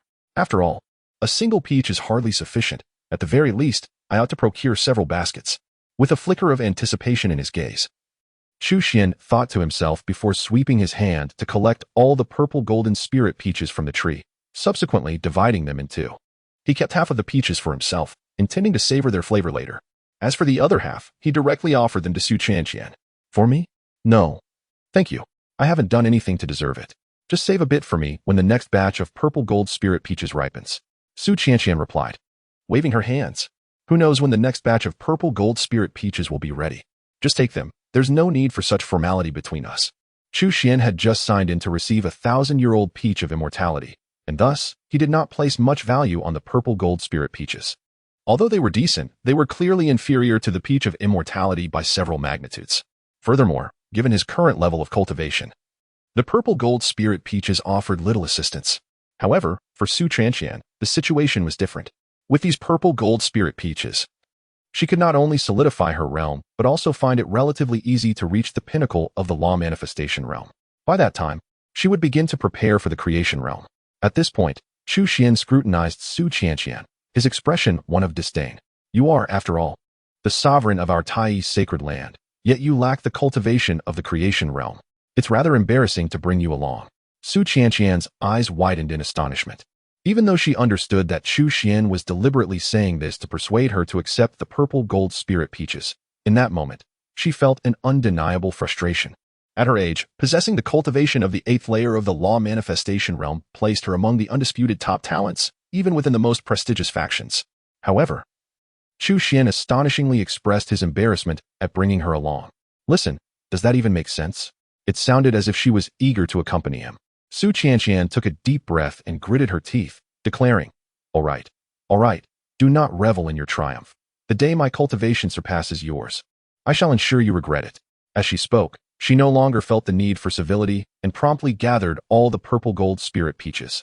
In her heart, she silently vowed to exert herself doubly, even sacrificing sleep at night. She was determined to surpass that scoundrel Chu Xuan as soon as possible. With ambition, she awaited that day. Seeing Su Qianqian brimming with determination, Chu Xuan chuckled and patted her shoulder, his face radiating encouragement. Humph. Su Qianqian responded with an exaggerated eye roll. Chu Xuan, undeterred by her reaction, inquired. For now, let us refrain from transplanting the purple gold peach tree. I intend to cultivate here for a while. Will you return to the Tai sacred land first, or will you join me in cultivating here for some time? Su Qianqian initially contemplated returning to the Tai sacred land. But recalling her earlier words and observing the superior cultivation environment here, it was evident that this place far surpassed the sacred land. If she allowed Chu Xuan to cultivate here alone, the gap between them would only widen. With that thought, she quickly amended her response. The sacred land is under the watchful eye of Master. It is of no consequence if I do not return for now. I will cultivate with you here for a while. Very well, then. Please use your flying sword to inform the Grand Elder of the situation here, while I go and rearrange the formations at the entrance of the cave dwelling. Chu Xuan instructed Su Qianqian with a brief remark before making his way to the entrance of the cave dwelling. To speak candidly, the array formations of this cave were quite remarkable. However, due to the passage of time, much of the array's energy had naturally dissipated. Moreover, the Tiger Jiao lacked comprehension of the intricacies of array techniques, resorting to a simplistic method of energy infusion. Although this had allowed the cave's array formations to function, their potency was reduced to less than a tenth of their original strength. Were it not for these circumstances, even as a master of array techniques, Chu Xuan would not have easily breached the cave's defenses. Now, with the array formations under Chu Xuan's control, a significant transformation occurred. Within less than half an hour of his deft manipulations, resplendent beams of light began to flicker. The array's luminous barrier emerged in layers, swiftly enveloping the entire gorge. After establishing the array formations, Chu Xuan returned to the cave only to find that a certain young lady had already settled into a meditative posture, diligently commencing her cultivation. Has she already begun? A peculiar expression surfaced on Chu Xuan's face. While he felt no particular pressure, Su Qianqian's earnest demeanor was somewhat stimulating for him.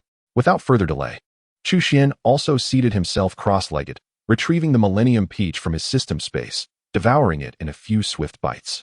He then activated the supreme technique, the Tai Golden Chapter, and the energy contained within the peach was rapidly transformed into pure, unparalleled magical power, subtly glowing with a mysterious dark golden hue, all converging into the ocean of magical energy within his dantian. In this unfolding process, Chu Xuan's cultivation aura began to ascend steadily. After refining over 1 million demon beasts, his cultivation had already reached the pinnacle of the 6th tier of the King Realm, merely a step away from the 7th tier. Now, with the assistance of the Millennium Peach, he finally advanced further, swiftly breaking into the 7th tier of the King Realm. An overwhelming aura surged uncontrollably, enveloping the entire cave with a formidable and imposing presence. Even Su Qianqian, who was deeply engrossed in her cultivation, was startled awake. Upon noticing the astonishing phenomenon emanating from Chu Xuan, her eyes widened in disbelief. Although her cultivation level was far beneath his, she could still discern the signs of his breakthrough. This fellow, has he broken through again? Su Qianqian could not help but gasp in astonishment, her face a canvas of incredulity. She suddenly felt that her earlier declarations of surpassing Chu Xuan might have been a tad presumptuous. Was it too late to retract her words now? Chapter 126. The shock of Chu Donghe and the determination of the cult leader of the underworld sect in Hejin Prefecture. Within the underworld sect, a spaceship pierced through the skies. Upon seeing the flag fluttering above the vessel and the familiar figure standing at the bow, the patrolling disciples of the underworld sect dared not impede its passage, allowing the ship to glide effortlessly into the heart of the sect. On board this vessel were Chu Donghe, the vice leader of the underworld sect, and his entourage, returning from the Black Cloud Mountain Range. After a journey of recovery, Chu Donghe's complexion has significantly improved. At the very least, he no longer requires assistance from others. As a strong contender at the king level, his physical constitution, albeit not comparable to that of the monstrous Chu Xuan, possesses a recovery ability that is nonetheless extraordinary. Just recently, he appeared to be on the brink of death. Yet now he seems to be in a much better state. It is essential to note, however, that this improvement is merely superficial. In reality, his injuries have yet to truly heal. Although Chu Xuan's strike was delivered casually, the damage inflicted by the Taichu Divine Elephant remains unfathomable. Even with his remarkable recovery capabilities as a king-level warrior, it is unlikely that he will fully recuperate in less than a year and a half. More troubling than his physical injuries is the profound blow to Chu Donghe's spirit. He has always regarded himself as a rare genius within the ranks of the Mingshan sect. Having ascended the Eastern Wilderness Talents list at a young age and successfully breaking through to the king level in his early 30s.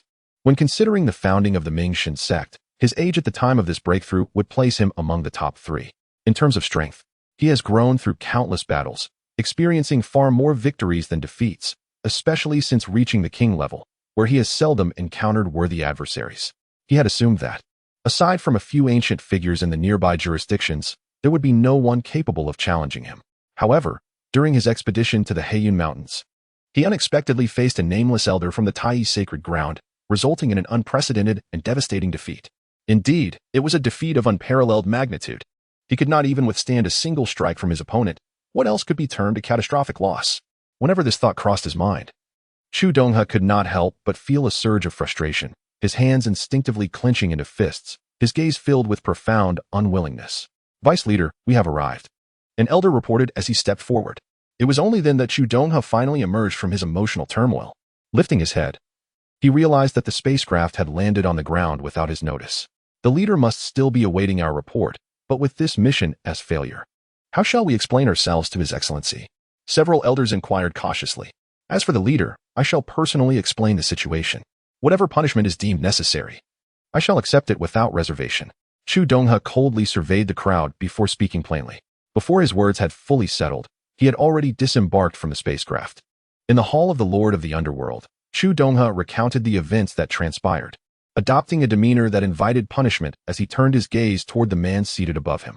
This man, portly and clad in a silken long robe, wore a benevolent smile on his round face, appearing no different from an ordinary wealthy merchant. Yet, the depth of his gaze and the occasional gleam of intelligence revealed that his identity was far from that of a mere merchant.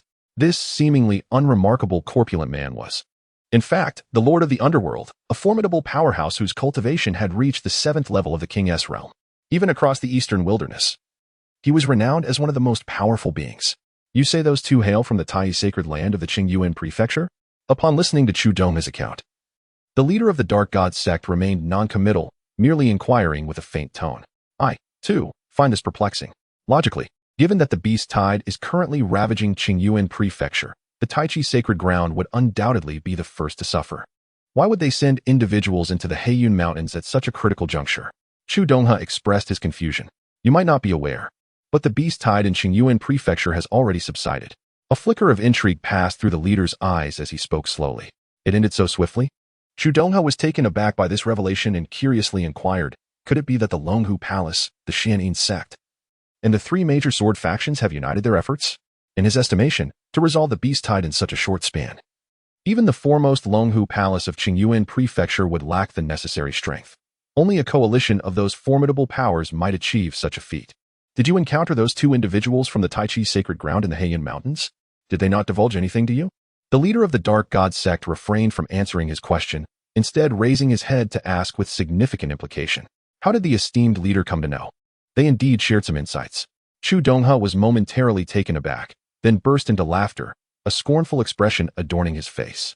They claimed that the beast tide had been resolved by their Taichi's sacred ground, and that the demon king, the tiger Jiao, had been slain by them.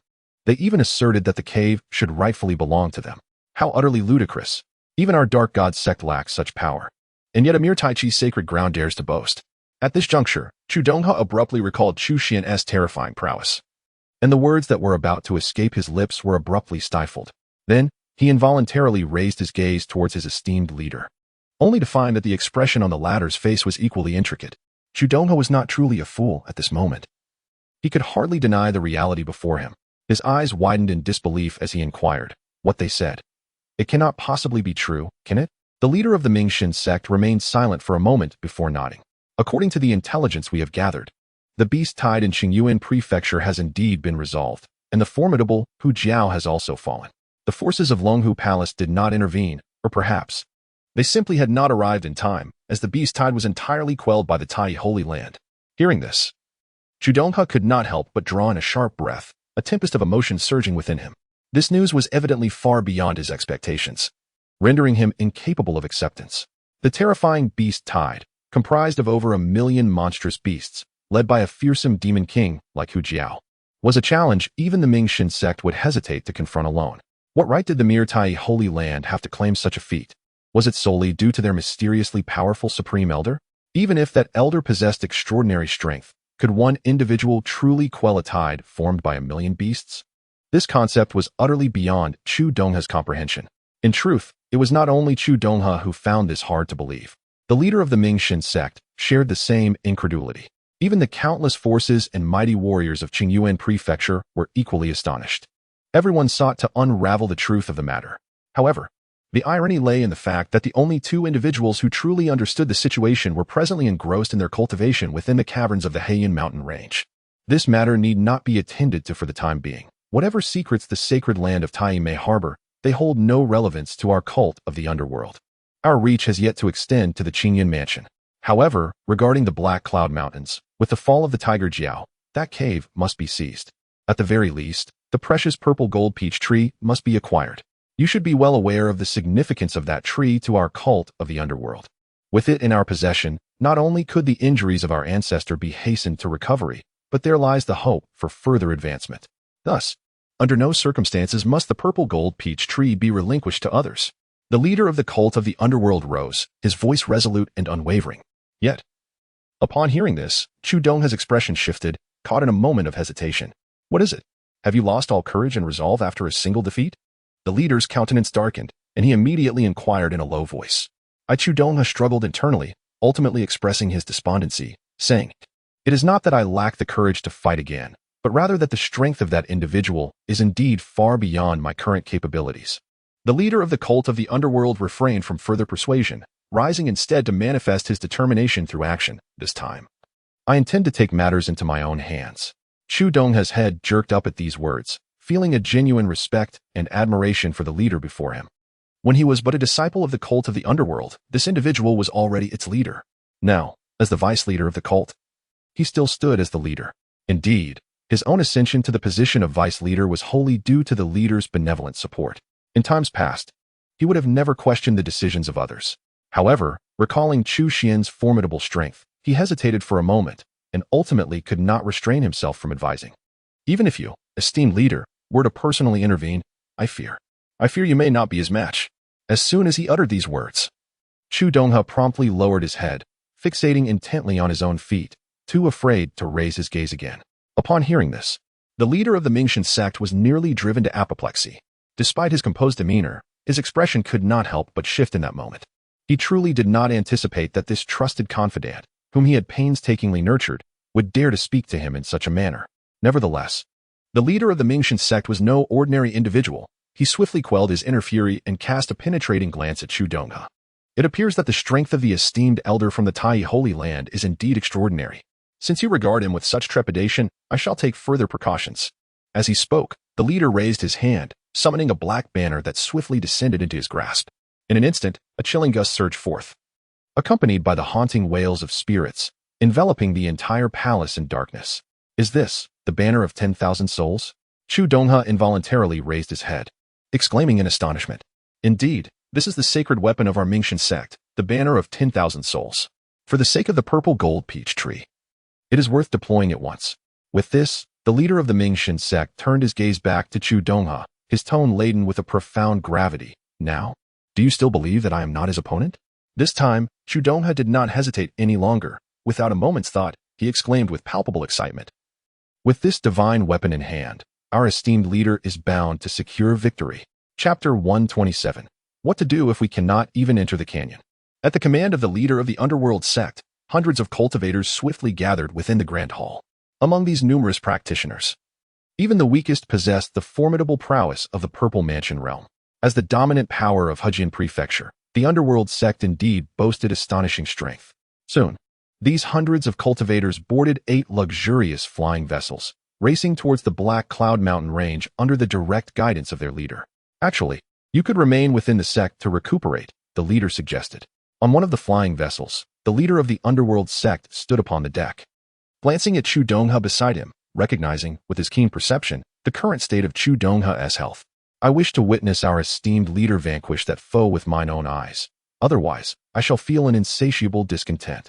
Chu Dongha replied, shaking his head and gritting his teeth in determination. Observing Chu Dongha's unwavering demeanor, the leader of the underworld sect sighed in resignation. Although he had recently faced Chu Dongha's skepticism, he felt little anger in his heart. Deep down, he understood that Chu Dongha did not harbor true defiance. Rather, it was merely a lack of faith in his capabilities. "This is a turtle spirit pill, a 9th-grade elixir, effective for healing injuries. Take it," the leader said, producing a pill from his storage ring and offering it to Chu Dongha. Chu Donghe hesitated slightly, yet upon observing the unwavering demeanor of the other party, he complied with sincerity, expressing his gratitude. "Thank you, esteemed leader." Upon uttering these words, he swallowed the pill and began to channel his energy, allowing the medicinal properties to circulate within him. Almost immediately, he felt a significant improvement in his injuries. Though he was still far from complete recovery, he could at least muster a portion of his strength.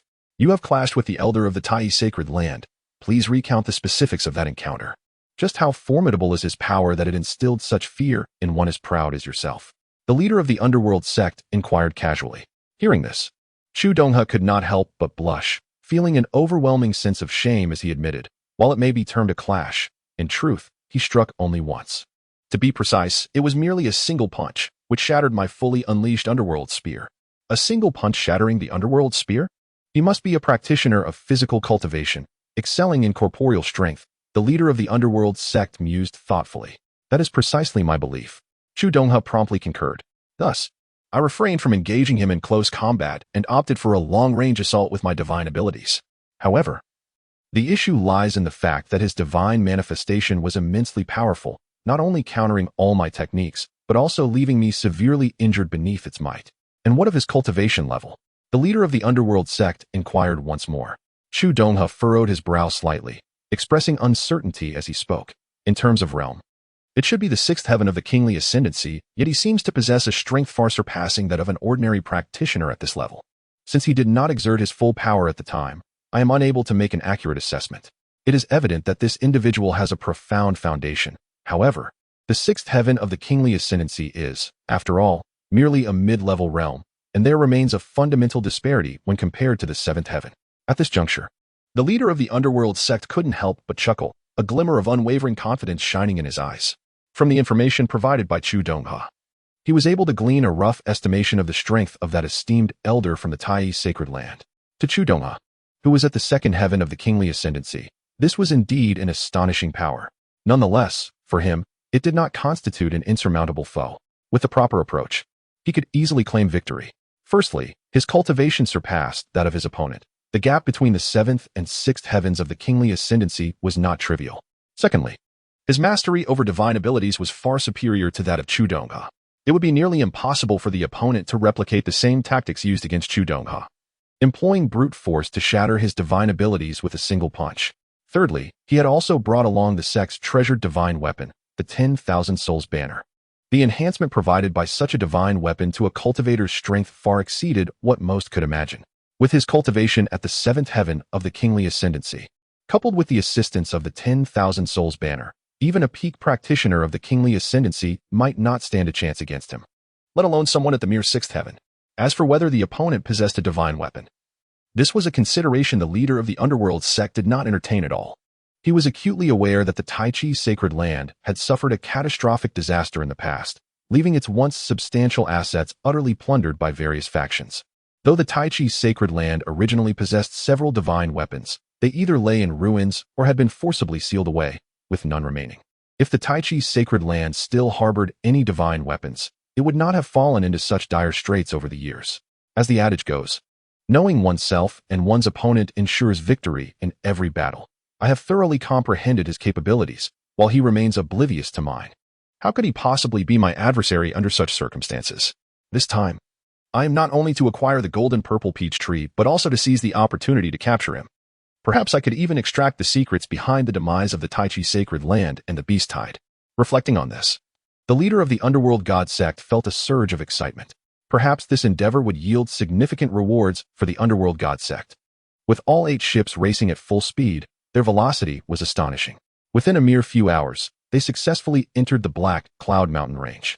Following the beast tide, the number of demonic creatures in the Black Cloud Mountain range had diminished by more than half, particularly among the mid to high-tier beasts. Even as their 8 ships boldly advanced into the mountain range, not a single beast emerged to obstruct their passage. Before long, they arrived at the canyon where the Tiger Dragon Cave was located. However, in contrast to its former appearance, the canyon had undergone a remarkable transformation. Layers of ethereal, multicolored light screens emerged, enveloping the entire canyon in a mesmerizing display. The spiritual energy of heaven and earth seemed to converge here, reflecting a dazzling brilliance under the sunlight. Observing this, the leader of the underworld god sect raised his hand, signaling for the ships to come to a halt, and then furrowed his brow as he glanced at Chu Donghe beside him. Chu Donghe naturally comprehended the implications of his words and immediately shook his head, stating, "It is not as you perceive. It must have been orchestrated by those two from the Taichi sacred land after our departure." Upon hearing this, the leader of the underworld sect, far from being alarmed, was filled with delight, clapping his hands in mirth. "I was initially concerned they might have fled. Although transplanting the purple gold peach tree would undoubtedly require considerable time, it is better to be cautious than to overlook any possibility.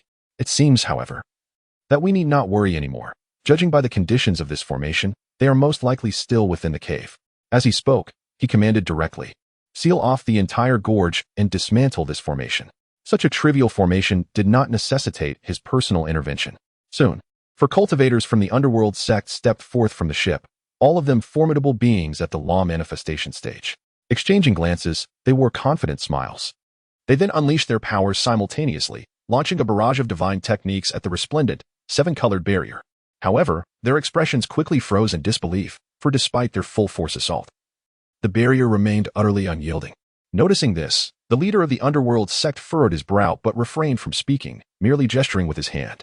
The others immediately understood and promptly dispatched over a dozen capable cultivators to join the initial four law manifestation experts in their assault. Yet, the outcome remained unchanged. The seven-colored barrier stood resolute as if hewn from stone. This time, without further prompting from the leader, the remaining members of the group instinctively surged forward to attack. With several hundred high-level cultivators launching their assault in unison, the spectacle was truly earth-shattering. In an instant, countless divine powers surged forward in a frenzied bombardment. However, contrary to expectations, even with such an onslaught, the colossal formation enveloping the entire canyon remained unbreached. The assembled crowd exchanged glances, and after a series of failures, their eyes involuntarily turned towards their leader. The leader of the underworld sect, upon witnessing this, could not help but display a hint of displeasure. Naturally, he was reluctant to take action at this moment. After all, the main entity was still unseen. Was he to exert himself after bringing these hundreds of cultivators here merely to stand idle? Yet the dilemma lay in the fact that if he did not act, they might not even gain entry into the canyon today. He found himself trapped in a predicament of indecision. Chapter 128. Are you all looking for us? Master, allow me to take the lead. Seemingly sensing the hesitation of the underworld sect leader, Chu Donghe immediately stepped forward. The leader turned to glance at him but shook his head. Although Chu Donghe had partially recovered from his injuries after consuming the turtle spirit pill, the time for full restoration was still insufficient. At present, he could only muster 3 to 4/10 of his full strength. Breaching the formation before them would likely exceed his capabilities. I shall handle it personally. Before his words faded, the leader of the underworld sect unleashed a speed that was astonishingly incongruous with his corpulent physique. In the blink of an eye, he appeared above the layers of the formation's shimmering barrier. This formation was indeed quite extraordinary. Unlike the Beast King, Hu Jiao, the underworld sect leader was not an expert in formations, but he had dabbled in the field. To some extent, he could indeed be considered a legitimate formation master. Previously, he had paid little heed to it, but upon closer inspection, he began to perceive the extraordinary intricacies of this forbidden formation. Even when compared to the protective grand array of their own cult of the dark deity, it seemed to stand equally formidable. However, the distinction lay in the fact that their protective grand array was designed to safeguard the entire cult, while the formation before him merely aimed to protect this canyon. The disparity in the scale of defense naturally resulted in a significant difference in the exhibited defensive prowess. Thus, from this perspective, the defensive capability demonstrated by the formation ahead may even surpass that of their cult's grand array. It is no wonder that it could withstand the combined onslaught of hundreds of high-level practitioners. While the collective assault of hundreds of high-level practitioners was indeed astonishing, the attack was ultimately dispersed. If the leader of the cult were to intervene, the scenario would differ dramatically. Not only would the assault be concentrated at a single point, but its potency would also be immensely amplified. This, indeed, was the key to breaching the formation before him. The leader of the cult felt assured, believing he had discerned the strengths and weaknesses of the formation. A confident expression emerged on his face, and without further hesitation, he summoned his own magical power. His cultivation at the 7th level of the King's realm was formidable. In an instant, a palpable and terrifying pressure enveloped the canyon, a menacing aura surging and swirling, causing the formation's light curtain to flicker even before he made a move. Simultaneously, the leader of the cult raised his hand as if to open the gates of hell, releasing an incessant torrent of black deathly energy that surged forth uncontrollably. In an instant, a long spear, entirely cloaked in darkness, materialized in midair, accompanied by an overwhelming aura of death that surged violently around it. This was none other than the infernal spear, previously wielded by Chu Dongha against Chu Xuan, a formidable manifestation of the renowned 13 arts of the infernal sect, celebrated for its unparalleled lethality. Now, unleashed by the sect's leader, the true potency of this divine technique was unveiled, far surpassing Chu Dongha's earlier attempts. As the melodies of the infernal symphony resonated, the forces of death surged forth, enveloping the area as if it had been entirely transformed into a realm governed by the deity of death. "Go," commanded the leader, directing a finger forward, and the infernal spear shot forth with blinding speed. The power of death erupted, as if nothing in existence could withstand its onslaught. With a thunderous explosion, the once impenetrable barrier of the formation began to fracture, spreading like a web of cracks, before shattering in an instant. Our revered leader is magnificent. Witnessing this spectacle, all the practitioners of the infernal sect present could not help but erupt into cheers of exhilaration. For so long, their powerful sect had been thwarted at the entrance of this mere canyon, unable to breach it, which was a source of embarrassment. However, with their leader's intervention, the formation was finally dismantled, alleviating their predicament. The infernal spear, nearing its full mastery, was certainly no mere formation capable of impeding its might. Upon hearing the jubilant cheers of the crowd, the leader of the cult of the underworld could not help but display a hint of smugness upon his countenance. However, the situation appeared to be somewhat amiss. At that moment, Chu Dongha unexpectedly interjected with an ill-timed exclamation. The crowd, momentarily taken aback, followed his pointed finger, and soon all were left wide-eyed in astonishment. It turned out that, after the divine spear of the underworld had pierced through the layer of the formation's luminous barrier, the entire array did not collapse as anticipated. Instead, a relentless surge of formation energy swiftly converged. Beams of radiant light intertwined and crisscrossed, weaving together a mysterious net. In the blink of an eye, the damaged areas were seamlessly restored, layers of luminous barriers stacking upon one another until the entire formation returned to its original state. Witnessing such a breathtaking spectacle, all the formidable members of the cult of the underworld were momentarily rendered speechless, instinctively casting their gazes back towards their leader. Yet this time, the leader himself fell into a contemplative silence. Undoubtedly, the complexity and profundity of the formation before him far exceeded his expectations. In his estimation, this formation could not be easily dismantled through sheer brute force, unless he were to mobilize a substantial portion of the cult's elite warriors to this location and mount an unceasing assault. The formation would eventually falter under the strain of its waning energy, leading to its inevitable collapse. Alternatively, if he could enlist the aid of a master of formations, it would likely pose little challenge for such an expert to breach the array. However, the rarity of formation masters is well known. Not only would it be uncertain whether he could secure their assistance, but the cost of doing so would undoubtedly be exorbitant. In comparison, it seems that the first method is somewhat more reliable. Alternatively, he might employ divine weapons, relying on their power, which could perhaps offer a glimmer of hope to completely dismantle the formation before him. However, this brings us back to the earlier dilemma. He has yet to even encounter the main target. So must he reveal all his trump cards? At this moment, the leader of the underworld sect could not help but feel a throbbing headache. He never anticipated that a mere defensive formation of a cave would put them, a group of several hundred, in such a predicament. Even more astonishing was the fact that, despite their considerable numbers, they could not even enter the gorge. Contemplating this, he shot an exasperated glare at Chu Dongha. Useless. It was one thing not to seize the purple gold peach tree. But how could he not have sabotaged the cave's formation beforehand? Had Chu Dongha and his companions dismantled the formation in advance, he would not be in such a predicament now. Chu Dongha wore a look of grievance. Yet, he could sense the leader's intense fury and thus kept his complaints to himself, refraining from any defense. For a moment, the several hundred of them stood awkwardly, exchanging glances as they braved the cold wind in the gorge, each feeling as if they could dig several caves with their toes from sheer embarrassment. Just as they found themselves at a loss, the formation before them suddenly shifted, revealing a new development. A dazzling array of colors illuminated the space as a passageway unexpectedly extended forth. Soon, a man and a woman appeared before them, smiling as they inquired, "Are you all looking for us?" Chapter 129, Wails of 10,000 Souls, Thunderous Roars. Suddenly, a man and a woman appeared. They were none other than Chu Xuan and Su Chanqian. The commotion caused by the disciples of the underworld god sect could not have gone unnoticed by them. After stepping out from the array's light barrier, Chu Xuan cast a sweeping glance over the crowd, quickly fixing his gaze upon Chu Dongha. "According to our prior agreement, this cave should rightfully belong to our Tai Holy Land. Yet, you have brought others here. Do you intend to break your word and seize it for yourself? Confronted by Chu Xuan's calm gaze, Chu Donghe felt a wave of embarrassment wash over him. He found himself at a loss for words, stammering without managing to articulate a single coherent sentence. At that moment, the leader of the underworld god sect stepped forward, his eyes fixed on Chu Xuan, and stated, "I am the leader of the underworld god sect. I shall take charge of this matter. The purple gold peach tree holds immense significance for our sect. Might I inquire if you would consider parting with it?" The leader of the underworld god sect? Chu Xuan then noticed this seemingly prosperous man before him, a flicker of surprise crossing his eyes. He immediately replied with a smile, "Certainly, for the sum of 1 billion spirit stones. We shall gladly present you with the purple gold peach tree. Are you jesting with me?" The leader's expression darkened immediately. If he possessed 1 billion spirit stones, there would be nothing he could not procure.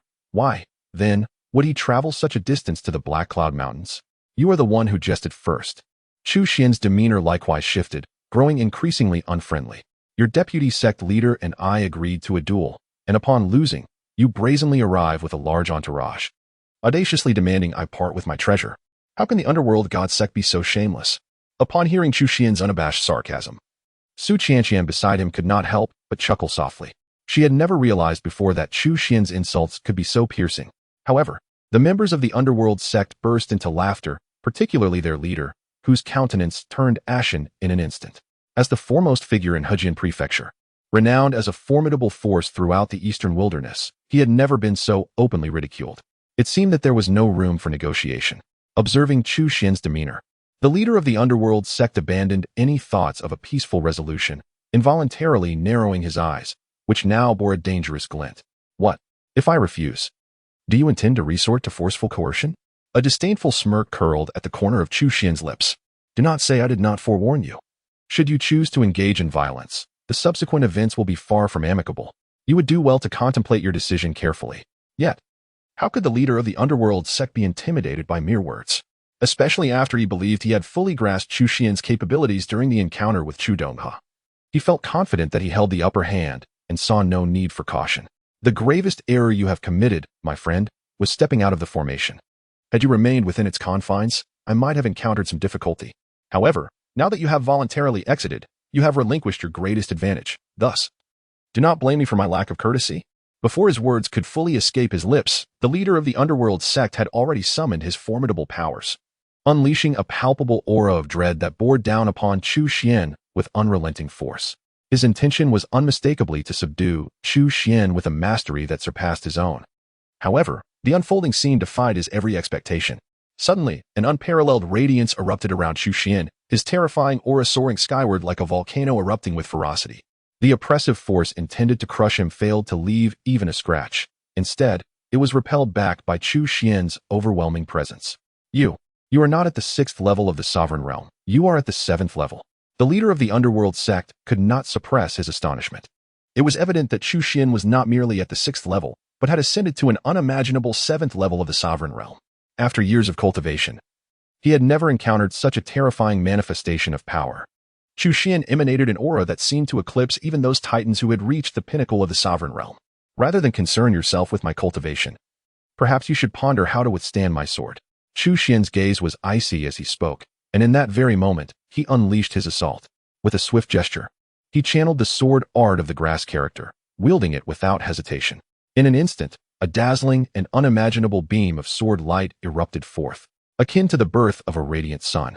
The blinding white sword light was so intense that it was nearly impossible to behold, surging forward with an inconceivable velocity. At that moment, the leader of the underworld sect felt a chilling wave of dread wash over him. Faced with Chu Xuan's astonishing sword strike, he felt as though the confidence he once possessed, which had seemed unassailable, crumbled like an ice mountain in an instant. Despite his mastery of various mystical techniques, many of which had reached a level of formidable prowess, he could not shake the conviction that none of them could withstand this blinding flash of sword light. At that moment, his sole desire was to summon Chu Donghe and demand, what of the promised cultivation at the 6th level of the King Realm? What of the physical training? Yet, time was not on his side. He could only suppress these thoughts deep within, dedicating his entire focus to countering this overwhelmingly terrifying sword strike, fearful of any lapse in concentration. He sensed with acute clarity that a moment's distraction could very well lead to his demise beneath the onslaught of this sword light. Thus, He resolved to summon the One Hun banner. Apart from this divine artifact, he had no other means to fend off such an appalling strike. The leader of the underworld sect, seasoned by countless battles as a formidable king realm cultivator, made a swift decision in that fleeting moment. He retreated with urgency to buy himself precious time while simultaneously channeling all his strength into activating the One Hun banner, the sect's revered weapon. Indeed, the One Hun banner lived up to its reputation as a treasure of the underworld sect, unleashing a terrifying power. As it emerged, it conjured chilling winds, swiftly enveloping the entire canyon. In mere moments, the very atmosphere transformed into a hauntingly eerie realm, filled with the anguished wails of countless tormented souls, sending shivers down the spine. As the terrifying sword light rushed into the area, it was immediately suppressed by the power of the divine weapon, visibly dissolving at an astonishing speed, vanishing completely into the intangible within moments. A divine weapon? Chu Xuan could not help but raise an eyebrow at the sight. Nevertheless, considering that the underworld sect was the overlord of Hejian Prefecture, an ancient force with a lineage spanning over 10,000 years, it was not entirely unfathomable for them to possess a divine weapon. What surprised him, however, was that the sect leader of the underworld sect had brought this divine weapon to the Black Cloud Mountains. This indicated the leader's resolute determination to acquire the purple gold peach tree. At that moment, the leader of the underworld sect finally let out a long sigh of relief, a smile returning to his face. Although the opponent was formidable, in the presence of a divine weapon, even the strongest prowess was rendered futile. The leader of the underworld sect felt a surge of pride. As he spoke, he activated the 10,000 Souls banner, instantly enveloping Chu Xuan in a gust of ominous winds. A mere divine weapon, as if no one else possesses one. Chu Xuan scoffed coldly, raising his hand in a swift motion, accompanied by flickering arcs of lightning. A spear seemingly forged entirely from the power of thunder materialized in an instant. Following this, a terrifyingly violent aura surged forth, filling the air with dread. Without hesitation, Chu Xuan urged the Thunder Spirit Spear forward in a devastating assault. In the blink of an eye, the two divine weapons clashed head-on. One side echoed with the wails of countless souls, while the other roared with the ferocity of thunder. Witnessing this unforeseen spectacle, the leader of the underworld sect's expression shifted dramatically, his eyes filled with disbelief. At this very moment, he found himself at a loss for words to articulate his emotions. Chu Xuan was not merely at the 6th level of the king realm, but had ascended to the 7th. He could accept that. Chu Xuan was not a cultivator of physical strength, but a master of the sword. He could also accept that. However, why did Chu Xuan possess a divine weapon, one that was fortuitously a lightning attribute weapon, which just so happened to counter the One Hun banner? At this moment, he felt an overwhelming sense of regret. The three advantages he had previously relied upon seemed to have evaporated entirely. This battle was precarious. Chapter 130. A prisoner at the foot of the stage, 600 million spirit stones. Both the One Hun banner and the lightning spirit spear belong to the category of royal divine weapons, and logically, their power should have been comparable. Yet, the reality was starkly different. The One Hun banner was a weapon of the Yin attribute, while the lightning spirit spear was of the lightning attribute, which inherently countered the One Hun banner. Furthermore, the lightning spirit spear was of the highest caliber among royal divine weapons. After absorbing vast amounts of spirit stones and heavenly thunder energy, it had undergone a subtle transformation, barely qualifying as a semi-holy weapon. Coupled with the disparity in strength between Chu Xuan and the leader of the underworld sect, the potency of the divine weapons in their hands varied significantly. Thus, when the two divine weapons clashed, the outcome was swiftly determined. The One Hun banner stood no chance against the lightning spirit spear. Under the terrifying roar of thunder, countless vengeful spirits were instantaneously reduced to wisps of green smoke. The originally eerie and terrifying realm of endless ghosts was forcibly transformed into a world of thunder and lightning. Defeated, utterly defeated. Witnessing this scene, no matter how unwilling the leader of the underworld sect might be, he was compelled to acknowledge this harsh truth. At this juncture, he had nearly exhausted all his strength. However, Chu Xuan's prowess merely revealed the tip of the iceberg. Apart from unleashing that terrifying sword light, he had not truly engaged in combat at any point. Yet, even so, the situation had become perilous for him, rendering even the use of divine weapons futile.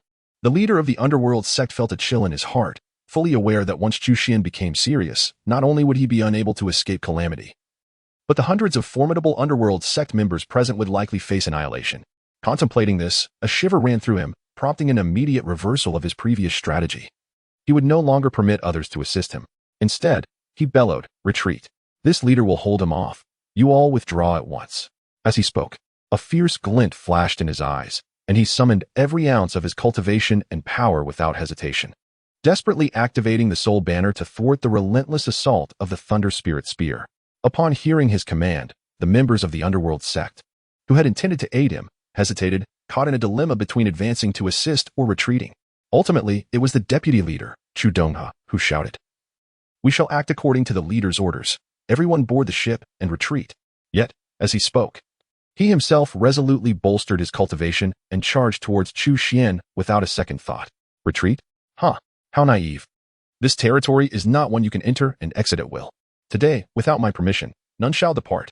With a sweeping gesture, Chu Xuan unleashed a terrifying surge of mystical energy that swept through the void like a silken ribbon. Before Chu Xuan could reach him, he was violently propelled backwards. Despite his already grievous injuries, blood gushed forth uncontrollably, and his complexion turned ashen. The invaluable turtle spirit pill he had consumed seemed utterly wasted. Simultaneously, the divine art of the tree realm was once again manifested by Chu Xuan. Previously, when he had invoked this power, he was merely at the level of transformation. Now, however, he had ascended to the rank of a king, attaining the formidable 7th layer of the king realm. Moreover, the Black Cloud Mountains, lush with verdant flora and abundant in what attribute spiritual energy, offered an environment far superior to that of the Taichi sacred land. Therefore, when the art of the tree realm reemerged, its potency vastly exceeded that of before. In an instant, it enveloped an area spanning hundreds of miles, causing the flora within to grow wildly, as if awakened to life, transforming into towering trees that blotted out the sun and completely sealed off any escape routes for all present. Witnessing such a breathtaking spectacle, the members of the underworld god sect were left utterly dumbfounded. While they were not strangers to domain-type divine arts, the sheer terror of this particular manifestation surpassed their wildest imaginations. After the passage of a mere incense stick's time, including the sect leader, all hundreds of members of the underworld god sect found themselves, without exception, reduced to prisoners beneath Chu Xuan's dominion. I had previously cautioned you against acting recklessly. Do you now feel any regret? Chu Xuan inquired nonchalantly, observing the disheveled leader of the underworld god sect. The leader of the cult of the underworld experienced a series of emotional fluctuations, ultimately taking a deep breath to suppress his inner indignation and directly inquiring, "Pray tell, what must we do to secure our release?" With a chuckle, Chu Xuan, taken aback by the leader's forthrightness, responded, "Ah, how refreshing.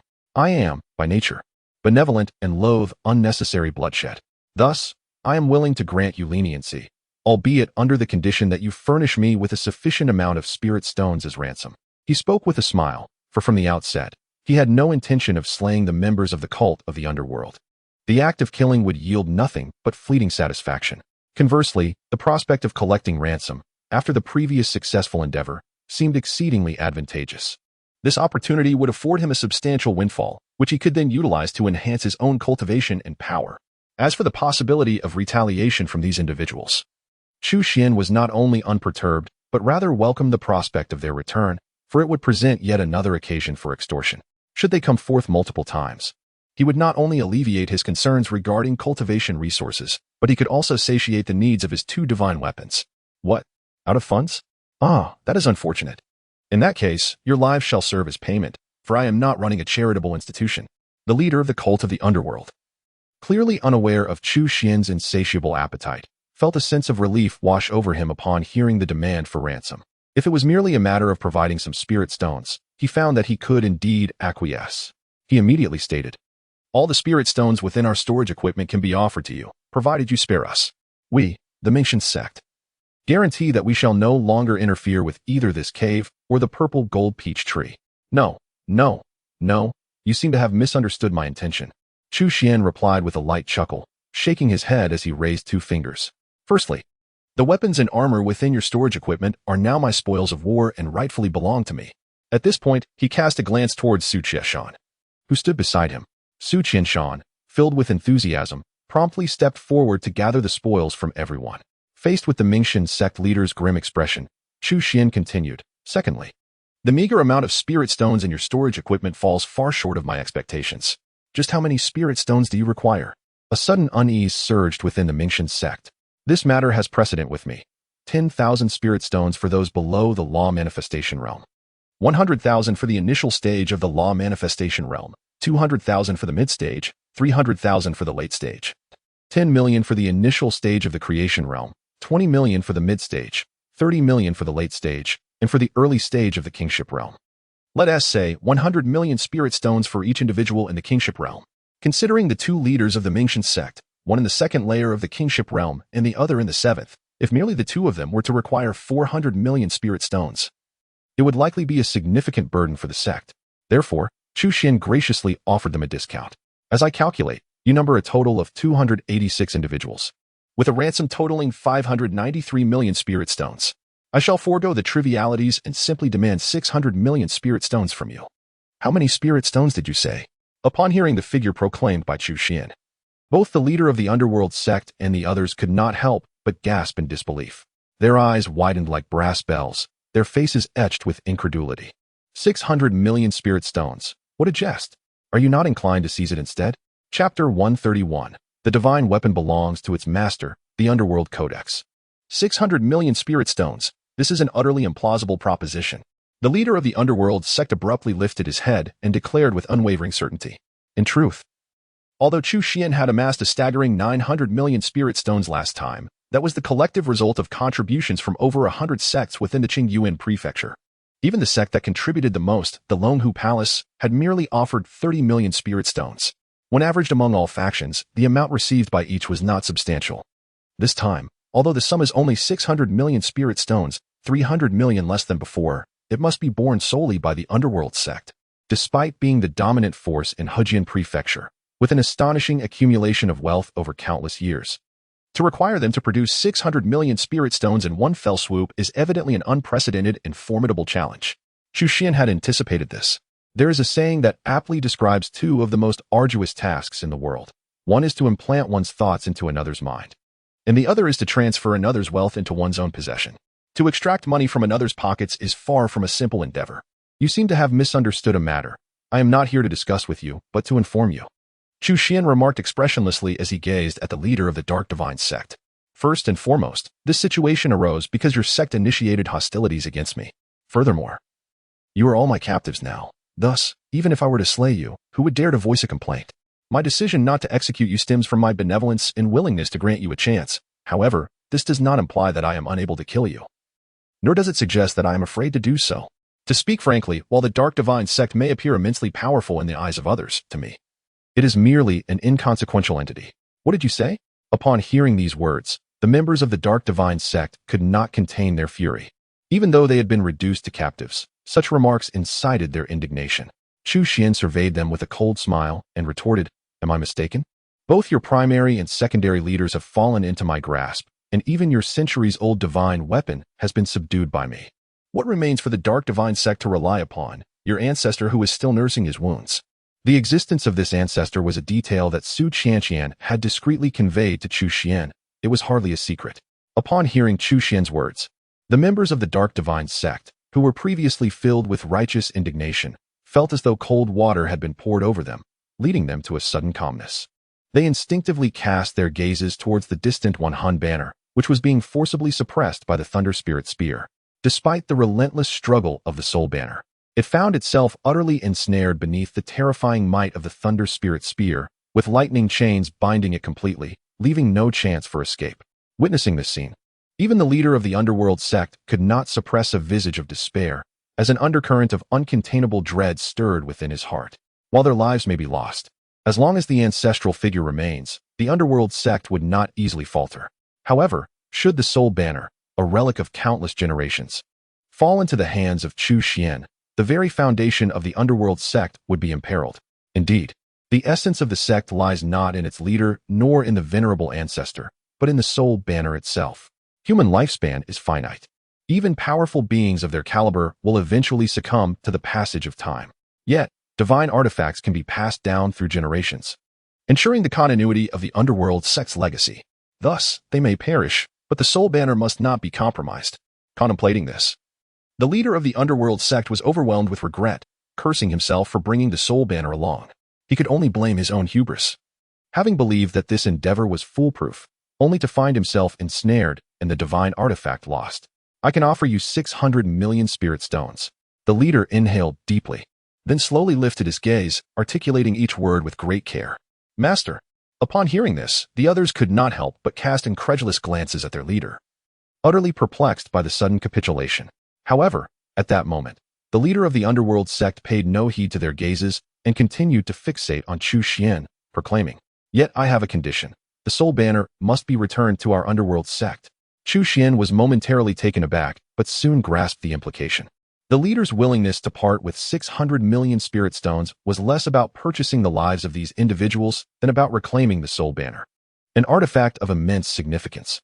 Although the soul banner appeared inferior to the thunder spirit spear, this perception was not due to its weakness, but rather the overwhelming power exhibited by the spear in Chu Xuan's hands. In truth, the soul banner was no ordinary weapon. It was, at the very least, a superior item among royal-grade artifacts, which explained why the underworld sect cherished it so dearly. The soul banner is a legacy weapon of our underworld sect, refined by generations of our formidable practitioners, and has long been imprinted with our sect's mark. Even if you were to forcibly suppress it, it would prove futile and would only squander a considerable amount of your time and effort. As if fearful of Chu Xuan's dissent, the leader hastily added, "It seems that the current owner of this artifact is not you?" Chu Xuan suddenly interjected. The leader of the underworld sect paused, momentarily taken aback, and then nodded, his expression slightly strained. "Indeed. The true owner of the soul banner at present is our sect's ancestor, who is the one that wields the core of the artifact. Thus, even if you were to kill me, you would not be able to truly command this weapon." Chu Xuan furrowed his brow slightly. Without the ability to refine the core of the weapon, controlling the soul banner would indeed be impossible. Conversely, in order to suppress the wandering soul banner, he could not even employ the thunder spirit spear. Otherwise, should he release the constraints, the wandering soul banner would undoubtedly unleash its formidable powers and swiftly vanish into the void. One must not underestimate the prowess of a divine weapon. Once, even the formidable Black Demon sect suffered catastrophic losses, while the notorious devouring heaven magic gourd managed to escape unscathed. When Chu Xuan attempted to refine the devouring heaven magic gourd, he too fell victim to its cunning schemes time and again. Although the wandering soul banner is by no means on par with the devouring heaven magic gourd, it is still a genuine divine weapon.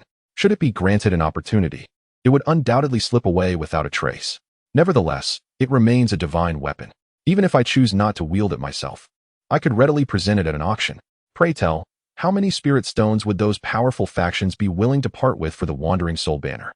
Chu Xuan's tone shifted, and he cast a mocking glance at the leader of the underworld sect as he inquired, "You?" The leader of the underworld sect's expression shifted at these words.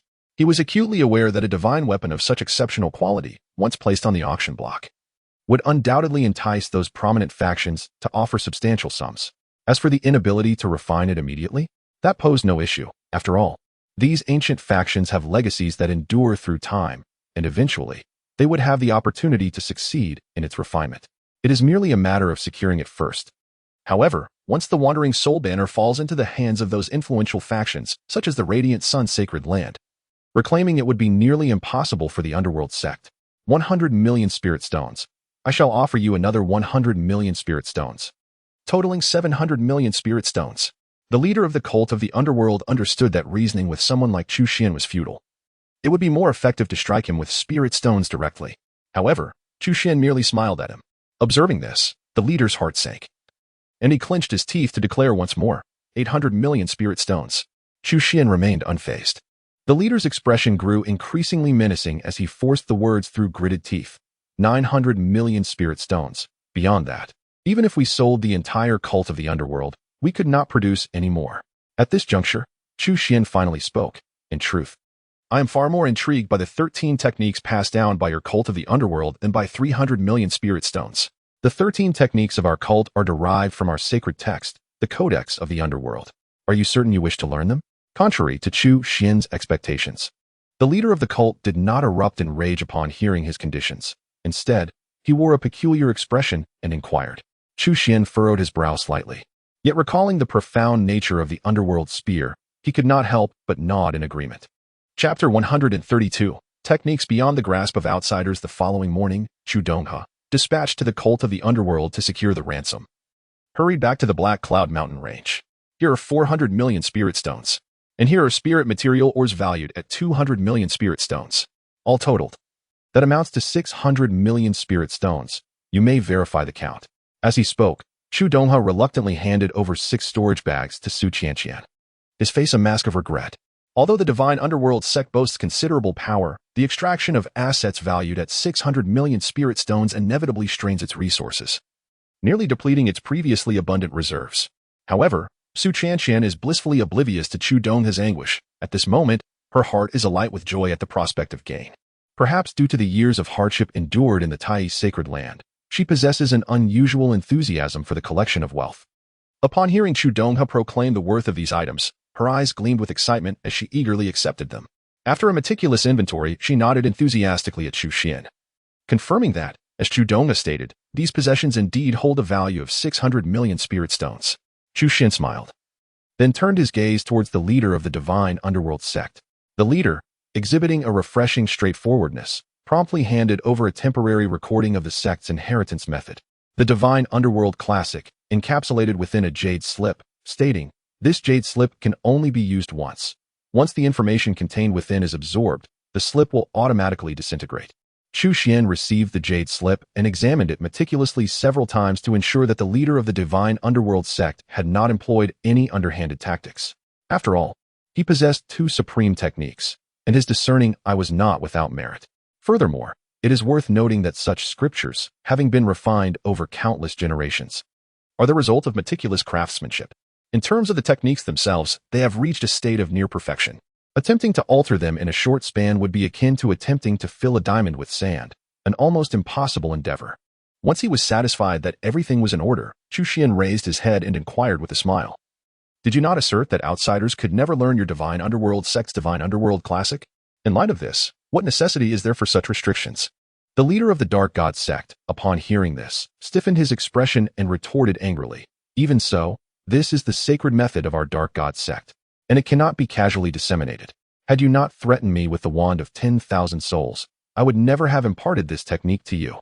At this juncture, he clearly wished to engage no further in conversation with Chu Xuan and directly inquired, "We have fulfilled your request. It is now time for you to honor your promise. Surely, a formidable being such as yourself would not resort to dishonor? Rest assured, I am a person of my word. As long as the payment is adequate, I will undoubtedly uphold my commitment." As he spoke, Chu Xuan waved his hand, and the countless vines formed from the tree realm immediately retreated. The hundreds of Dark God sect cultivators, who had been bound for an entire night, finally regained their freedom. While their spirits were far from vibrant, they were undeniably disheartened. Simultaneously, the Thunder Spirit Spear let out a piercing cry, transforming into a streak of purple light and returning to Chu Xuan's side. The one of 10,000 souls, having escaped captivity, immediately bared its fangs and attempted to rush toward Chu Xuan for vengeance. Yet, hindered by the formidable presence of the Thunder Spirit Spear, it hesitated for a moment before ultimately refraining from advancing. Observing this, the leader of the Dark God sect sighed inwardly, waved his hand to retract the wand of 10,000 souls into the purple mansion space, and then, with a grim expression, boarded the airship, departing with the other members of the Dark God sect.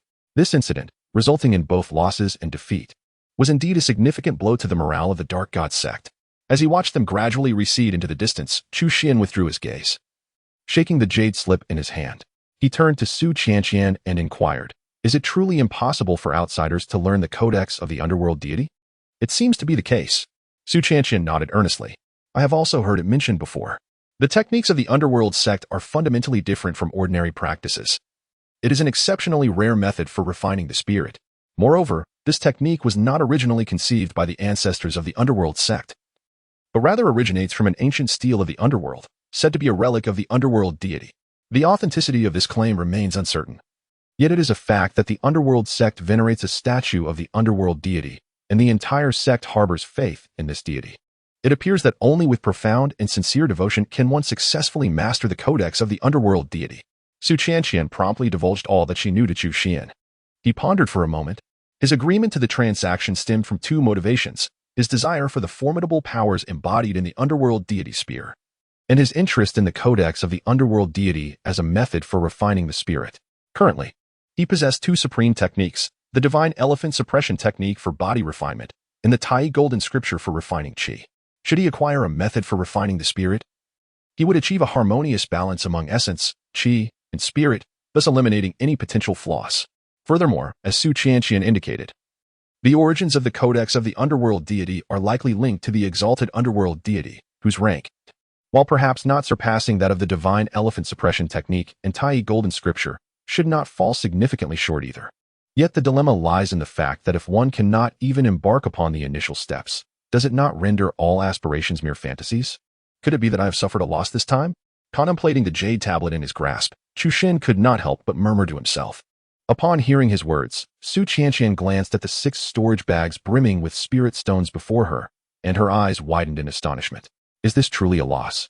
If such a scenario constitutes a loss, then she would eagerly await daily misfortunes. Chu Xuan soon noticed the peculiar gaze Su Qianqian directed at him, and, with a slight shake of his head, chuckled softly. He then extracted 100 million spirit stones from the 6 storage bags and presented them before Su Qianqian. Seeing this, she hastily waved her hands in refusal. I don't. However, before she could articulate her protest, Chu Xuan had already thrust the storage bag into her hands. Everyone shares in this, he asserted. If you continue to decline, I may be compelled to take more assertive action. Recalling Chu Xuan's previous indiscretions, Su Qianqian was startled into compliance and promptly accepted the storage bag. Chu Xuan nodded in satisfaction and then collected the remaining 5 storage bags. The 300 million spirit stones could be utilized for his own cultivation or to expedite the growth of 2 divine weapons. As for the 200 million spirit material ores, they could be consumed by Yuan Yuan and the lava giant. The moon rabbit, on the other hand, always absorbed the power of moonlight for its cultivation, rendering these materials unnecessary. In this comparative analysis, Chu Xuan suddenly realized that the moon rabbit was indeed easier to nurture. Providing it with a few worthless carrots sufficed. He soon returned to his cave dwelling, reflecting on the recent unfortunate transaction. He deemed it prudent to sign in first, as a means to soothe his wounded spirit. System, sign in. Chu Xuan immediately recited silently in his heart. Ding, sign in successful. Congratulations to the host for obtaining a Millennium Peach. The system prompt soon echoed. Unable to contain his smile, Chu Xuan beamed with joy. Indeed, engaging in business was not his forte. He would rather faithfully sign in. He harbored no desires for great wealth or status. Merely maintaining a modest livelihood sufficed. Chapter 133. In the blink of an eye, half a year has passed. As winter melted into spring, half a year had slipped by unnoticed.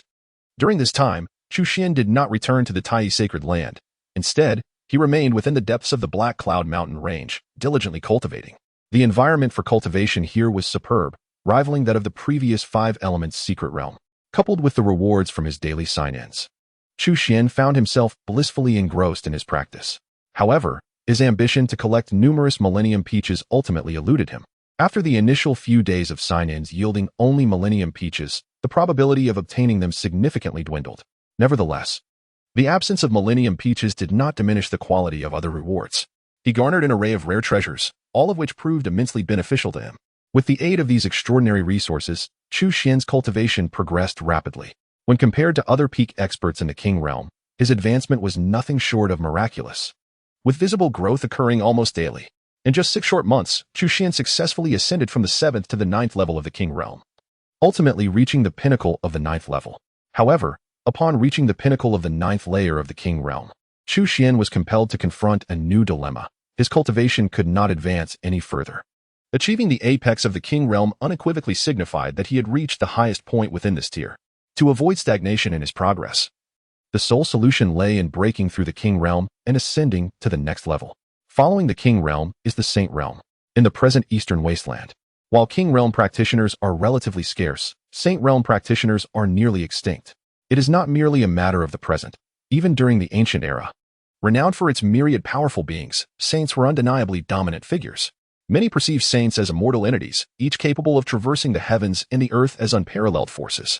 The so-called sanctuaries are, in fact, factions established by saints, each possessing extraordinary heritage and legacy, akin to the illustrious Tai Sanctuary, which boasts a remarkably glorious history. Thus, saints not only symbolize unmatched martial prowess but also represent an extraordinary and profound lineage of teachings. Correspondingly, the challenge of breaking through to the Saint Realm is equally formidable. For once one transcends into the Saint Realm, it is akin to entering an entirely new echelon, where every aspect transforms significantly. It is no wonder that even the radiant sun Saint Lord remains at the pinnacle of the King Realm. It appears that surmounting the Saint Realm is indeed no simple feat. Moreover, the Eastern Wilderness saints have nearly vanished, a situation that likely transcends mere difficulties and breakthroughs, possibly entwined with other underlying factors. I have presently attained the pinnacle of the King's realm. Further arduous cultivation appears futile. and it seems the moment has arrived for me to depart from this place. Chu Xuan raised his gaze, swiftly fixating on the resplendent purple-gold peach tree at the center of the cave. Since I am to leave, it is only fitting that I transplant this invaluable tree. To leave such a precious earthly spirit here would inevitably invite covetous eyes. Given the current strength of the Tai Holy Land, there are insufficient resources to adequately guard this purple-gold peach tree. Thus, rather than courting trouble, it would be far more prudent to relocate the tree to the Tai Holy Land, ensuring its safety once and for all. Upon sharing this notion with Su Qianqian, she expressed no dissent, promptly nodding in agreement. I too have reached the pinnacle of the Dharma aspect realm, and it is an opportune moment for me to return and prepare for a breakthrough into the creation realm. Su Qianqian had previously acquired the heritage of gold within the five-element secret realm, and she has successfully comprehended the essence of gold, achieving a minor completion stage. Thus, the challenge of breaking into the creation realm is not insurmountable for her. In light of this, let us commence our work, she declared. As they spoke, the two of them approached the majestic purple-gold peach tree. Transplanting such a towering tree, exceeding 10 feet in height, is no trivial endeavor. The purple-gold peach tree, being an exceptionally rare spiritual plant, is exceedingly delicate, and the intricate network of roots beneath the surface poses a significant challenge, should the root system sustain severe damage. Recovery would be an arduous task. It would be prudent to excavate the surrounding soil together, as this would maximally ensure the vitality of the purple-gold peach tree. Do you have a method? Su Qianqian gazed expectantly at Chu Xuan. Were it anyone else, she would certainly refrain from making such a suggestion. However, Chu Xuan's prowess far surpassed that of ordinary individuals, having reached a level beyond her imagination, which emboldened her to voice her thoughts. I shall give it a try. Chu Xuan pondered for a moment before nodding in agreement. Such meticulous work requires more than mere strength. It necessitates a deftness of skill at a certain level. If a beast king like Hu Jiao were to attempt this, it would likely obliterate half of the purple-gold peach tree with a single blow.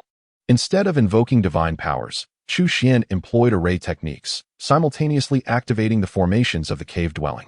A kaleidoscope of array lights began to emerge, intertwining and crisscrossing above the cave, swiftly constructing a cubic structure that gradually extended downward into the depths. Once below the surface, the array shifted in accordance with the root system of the purple-gold peach tree. Under the powerful control of Chu Xuan's divine consciousness, all the roots were meticulously safeguarded. With a resounding boom, the entire cave quaked violently, and large volumes of soil surged upward. Shortly thereafter, the purple-gold peach tree was uprooted, perfectly intact, and lifted into the air, resembling a diminutive mountain from a distance. Is it truly possible? Su Qianqian's eyes widened in astonishment. She never anticipated that a casual suggestion of hers would be realized so swiftly by Chu Xuan, and even more splendidly than she had envisioned. The root system of the purple-gold peach tree remained entirely unscathed, ensuring its survival when transplanted to the Tai sacred land. Brother Chu, you are truly remarkable, Su Qianqian exclaimed with uncontainable excitement. However, upon turning her gaze, she found Chu Xuan frowning deeply at the gaping pit before them. What is wrong? Su Qianqian inquired, perplexed. To her astonishment, Chu Xuan remarked, it seems there is another world beneath. As he spoke, he waved his long sleeves. This time, without any reservations. His formidable magical power surged like a tidal wave, swiftly excavating the ground before them. Following this, an ancient tomb concealed deep underground emerged before their eyes. This, Su Qianqian gasped, her mouth agape, clearly taken aback by the unexpected discovery of such a relic beneath the earth. This tomb is ancient. It might belong to the master of this cave, Chu Xuan remarked with a calm demeanor. His spiritual sense swept through the area, yet revealed nothing unusual, as if it were merely an ordinary sepulchre. Suddenly, a thought struck him, and a glimmer of intrigue sparkled in his eyes. He then silently intoned, "System, sign in." In that moment, as if a mysterious restriction had been triggered, the tombstone of the ancient grave burst forth with unimaginable, supernatural radiance. Chapter 134. The 8 Styles of God Slaying, Resurrection of the Ancient Corpse. As the system notification resonated in Chu Xuan's mind, announcing his successful sign-in and the acquisition of the ancient battle technique, God-slaying 8 styles, the gravestone of the ancient tomb simultaneously shattered into pieces. An unimaginable and mystical radiance surged forth, and Chu Xuan felt as if he were instantaneously transported to another realm. Before him lay a scene of devastation. The ground, riddled with countless wounds, was littered with corpses, and rivers of blood flowed freely. Among the dead were not only human bodies but also an array of exotic beasts from various races. Their remains heaped like mountains. Towering dragons, their heads severed, lay defeated. Phoenixes, adorned with iridescent plumage, had their wings torn asunder, Giants, as massive as mountains, were cleaved in twain, and the once mighty Kunpeng, which should have soared through the heavens, now languished, barely clinging to life as it fell to the earth. The ghastly tableau was so horrifying that even Chu Xuan felt a shiver crawl up his spine, his breath quickening involuntarily. Every being that once existed here was unfathomably powerful. Even in death, their lifeless forms emanated an aura far more terrifying than that of ordinary creatures. This was the ancient battlefield. A whisper echoed, akin to a gentle breeze brushing against Chu Xuan's ear. He immediately lifted his gaze, and there, atop the carcass of a beast the size of a small mountain, stood a tall man clad in coarse linen garments. He appeared to have just emerged from a harrowing battle, his body marred with wounds and seemingly on the verge of disintegration, his aura having plummeted to an icy nadir. Yet, despite this, his formidable figure remained upright, exuding an air of unwavering strength. Even the sun, moon, and stars appeared dim and lackluster in his presence. Even the vast, boundless expanse of the night sky is relegated to mere backdrop. The 8 forms of divine slaughter represent the culmination of my lifelong dedication. Young ones, heed my teachings well.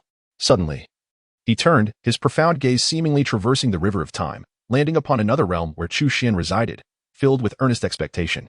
Before his words could fully escape his lips, his body moved in an instant.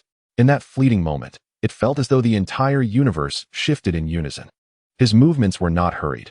Rather, they seemed to strive to elucidate the intricacies within. Each strike, each posture was imbued with boundless truth and bore the weight of cataclysmic power. Undoubtedly, he was an unfathomably formidable being. The 8 forms of divine slaughter he wielded were an ancient combat technique of unparalleled might. In ancient times, when alien races dominated and humanity dwindled, our ancestors fought valiantly, sacrificing their lives and shedding blood to carve a path for survival through a landscape of chaos. In that era, humanity raced alongside dragons and horses, engaged in fierce battles with fearsome beasts, giving birth to countless powerful martial arts.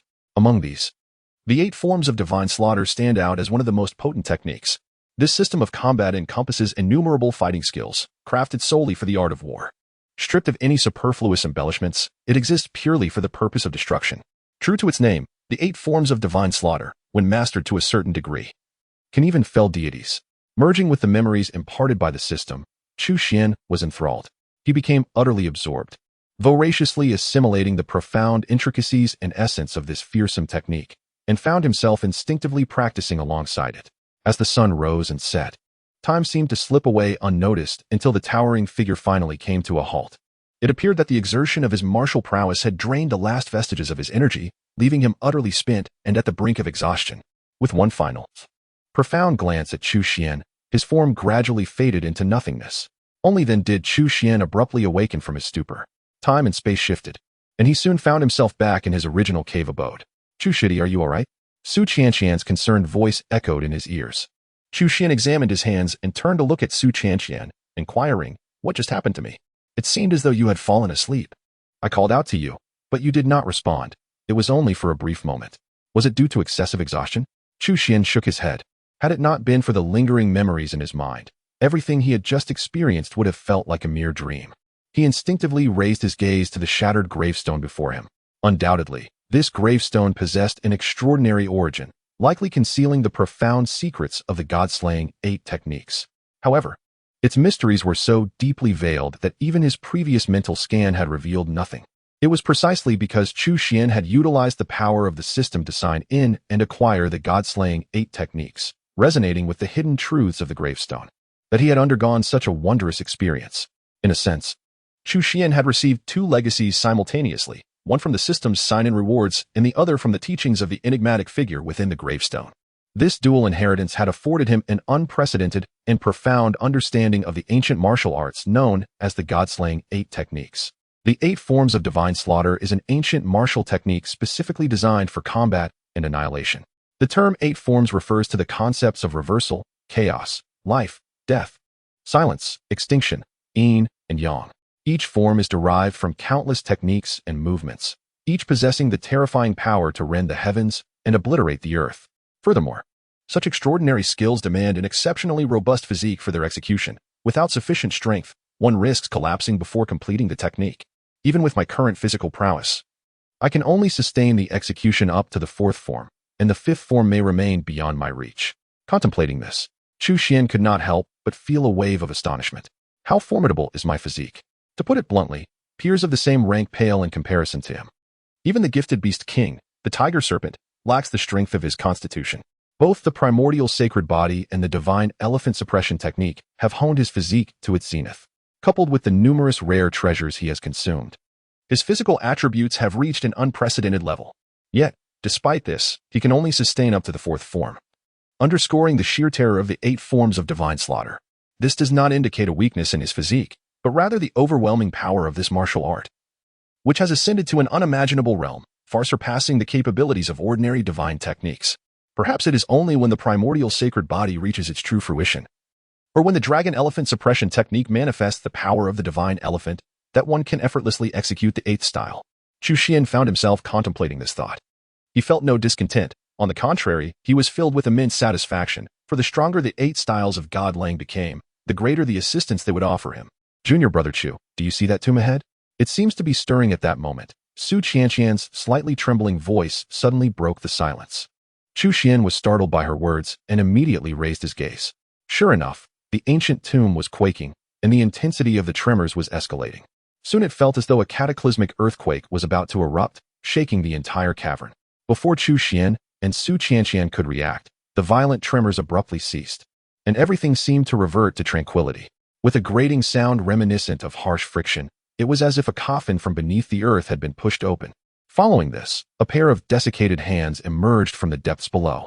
An invisible force rippled outward, and astonishingly, the ancient tomb was torn asunder. Shortly thereafter, a withered corpse slowly stepped forth from within. Chapter 135, the saintly malevolent corpse, power beyond the kingly realm. This was upon witnessing such a horrifying spectacle. Su Qianqian's delicate face turned a ghostly white, and her body trembled uncontrollably. In that moment, her peak cultivation at the law manifestation realm seemed to afford her no sense of safety whatsoever. Like a startled fawn, she instinctively sought refuge behind Chu Xuan.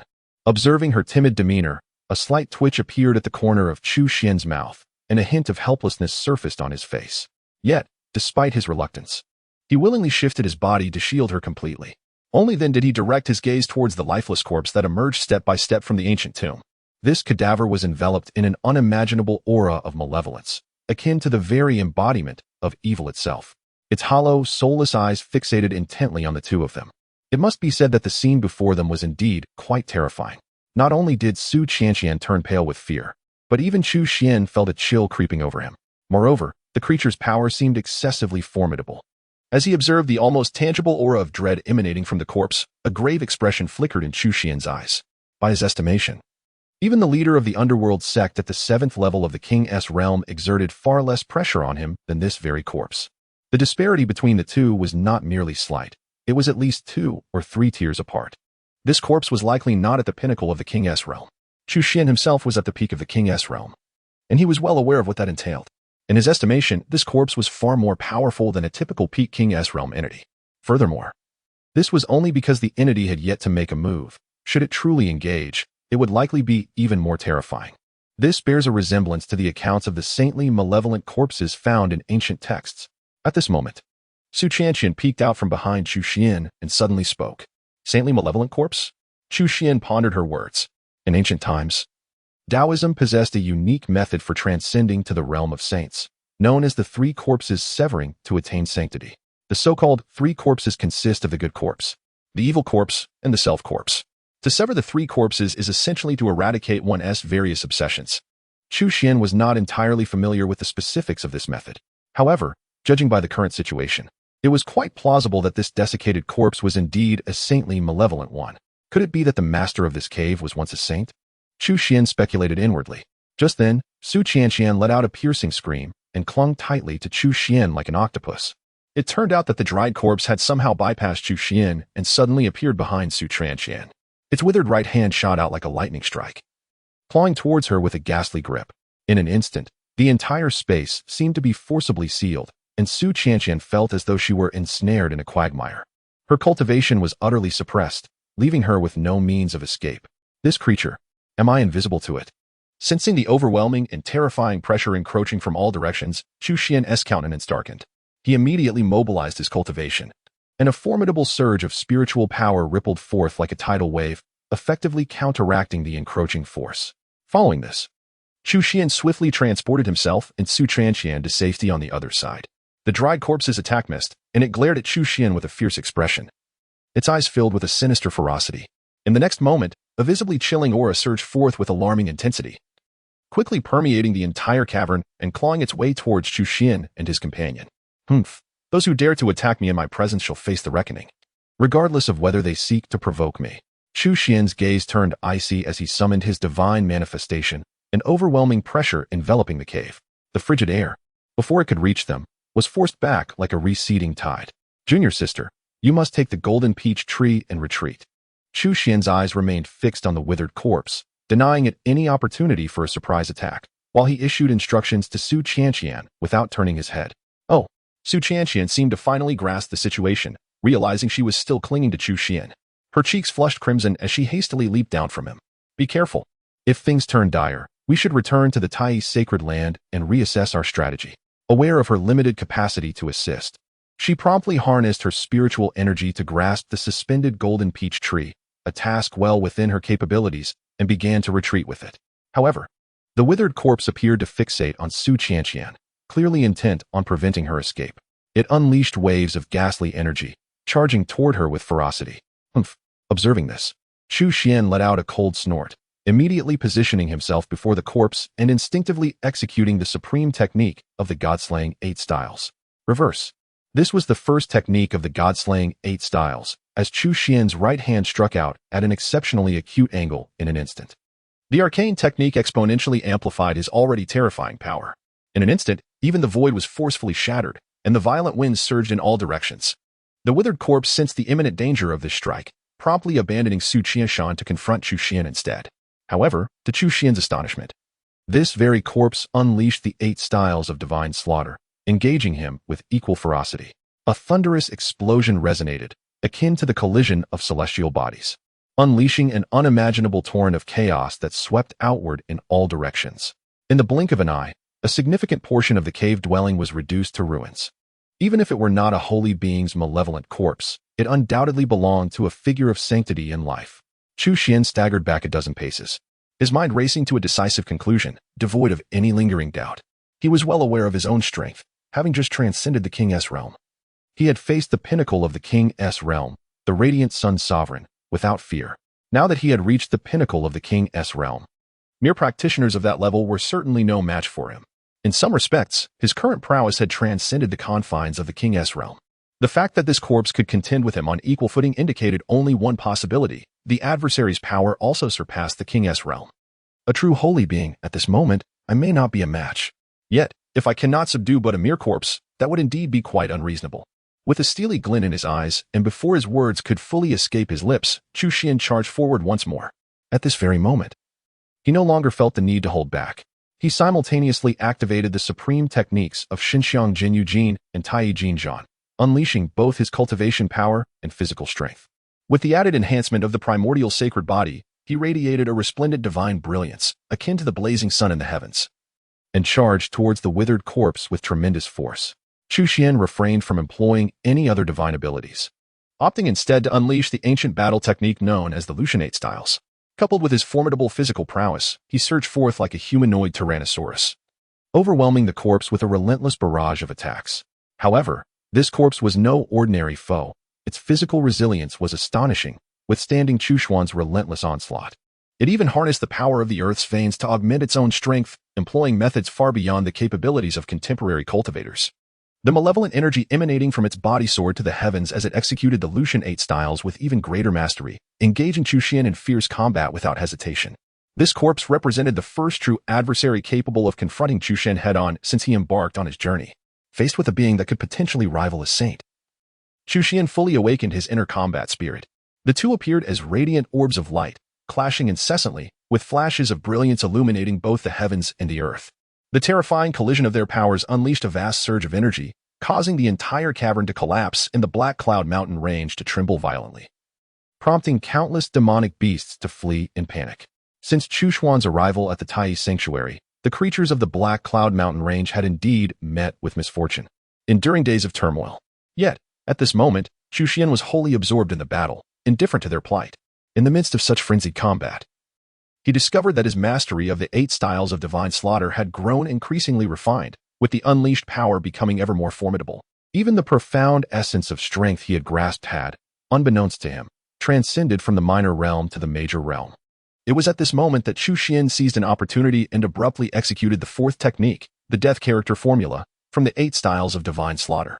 The potency of this 4th technique vastly surpassed that of the preceding 3, and even with Chu Xuan's robust physique, he felt an overwhelming pressure that was almost unbearable. Every muscle was taut, his bones erupted with terrifying force, and his entire being seemed to transform into a furnace of vitality, with even his cells bursting forth with astonishing energy. Then, an unimaginable and terrifying power erupted from within Chu Xuan's body. In that instant, the sky appeared to plunge into darkness, as if it had morphed into a realm of death. The withered corpse was caught off guard, seemingly unable to fathom that Chu Xuan could wield the 8 styles of divine slaughter to such an extent. With just a single contact, its right arm shattered into fragments, and half of its body subsequently vanished. The remaining form was propelled like a cannonball, crashing violently to the ground, causing 10 mountains to collapse in its wake. Chapter 136. The Invincible Golden Body, Forceful Soul Extraction. The power of the 4th technique, the death character formula, exceeded all imagination. After this strike, the area within 100 miles around Chu Xuan's position was reduced to ruins. This was merely the aftermath of the martial technique's residual impact. As for the directly targeted corpse, its life and death became uncertain in an instant. Even Chu Xuan, the instigator of this matter, could not help but draw a sharp breath, gaining a clearer understanding of the lethal potency of the 8 styles of divine slaughter. The sheer terror of the 4th style alone raised questions about the magnitude of devastation that the subsequent 4 styles could unleash. Should he succeed in mastering this formidable combat technique, he might indeed wield the power of divine annihilation. The value of this technique was undoubtedly on par with that of a supreme cultivation method, Chu Xuan mused. Taking a decisive step forward, he found himself hovering above a vast pit. Peering downwards, he was startled to find no trace of the dry corpse. A frown creased his brow. Could it have vanished entirely? It was not the fate of the corpse that troubled him, but rather the concern that all his efforts had yielded no tangible rewards. Nevertheless, reflecting upon his considerable advancement in mastering the 8 styles of divine slaughter during this confrontation, coupled with his breakthrough in the profound essence of strength from minor completion to major completion, he realized that perhaps the benefits were not so meager after all. At that moment, a rustling sound suddenly emanated from the depths of the pit. Shortly thereafter, a figure emerged, crawling from the abyss. To his astonishment, it was indeed the dry corpse. Once shattered by Chu Xuan's strike, it had astonishingly restored itself to its former state. However, its aura now exuded a palpable frailty, as if it had paid a tremendous price for this revival. It was this heavy toll that imbued its gaze towards Chu Xuan with an almost visceral hatred. If possible, it would seem that it yearned to immediately rend Chu Xuan into a myriad of pieces and then scatter his ashes. He did not perish? Truly. A body of sage-level fortitude, remarkably resilient. A playful smile danced upon Chu Xuan's lips as he spoke with a calm, expressionless demeanor. I will kill you. The corpse lifted its head, its eyes fixed intently upon Chu Xuan. This time, it astonishingly articulated 5 words with clarity. Upon hearing this, Chu Xuan's gaze sharpened, scrutinizing the lifeless figure before him, and then he erupted into laughter.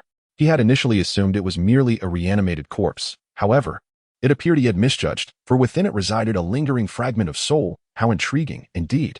Yet, before his words could dissipate, Chu Xuan's form abruptly vanished from sight. With a thunderous explosion, a terrifying surge of energy erupted from the ground. The corpse, having just clambered from the enormous pit and yet to catch its breath, was once again sent flying by Chu Xuan's force.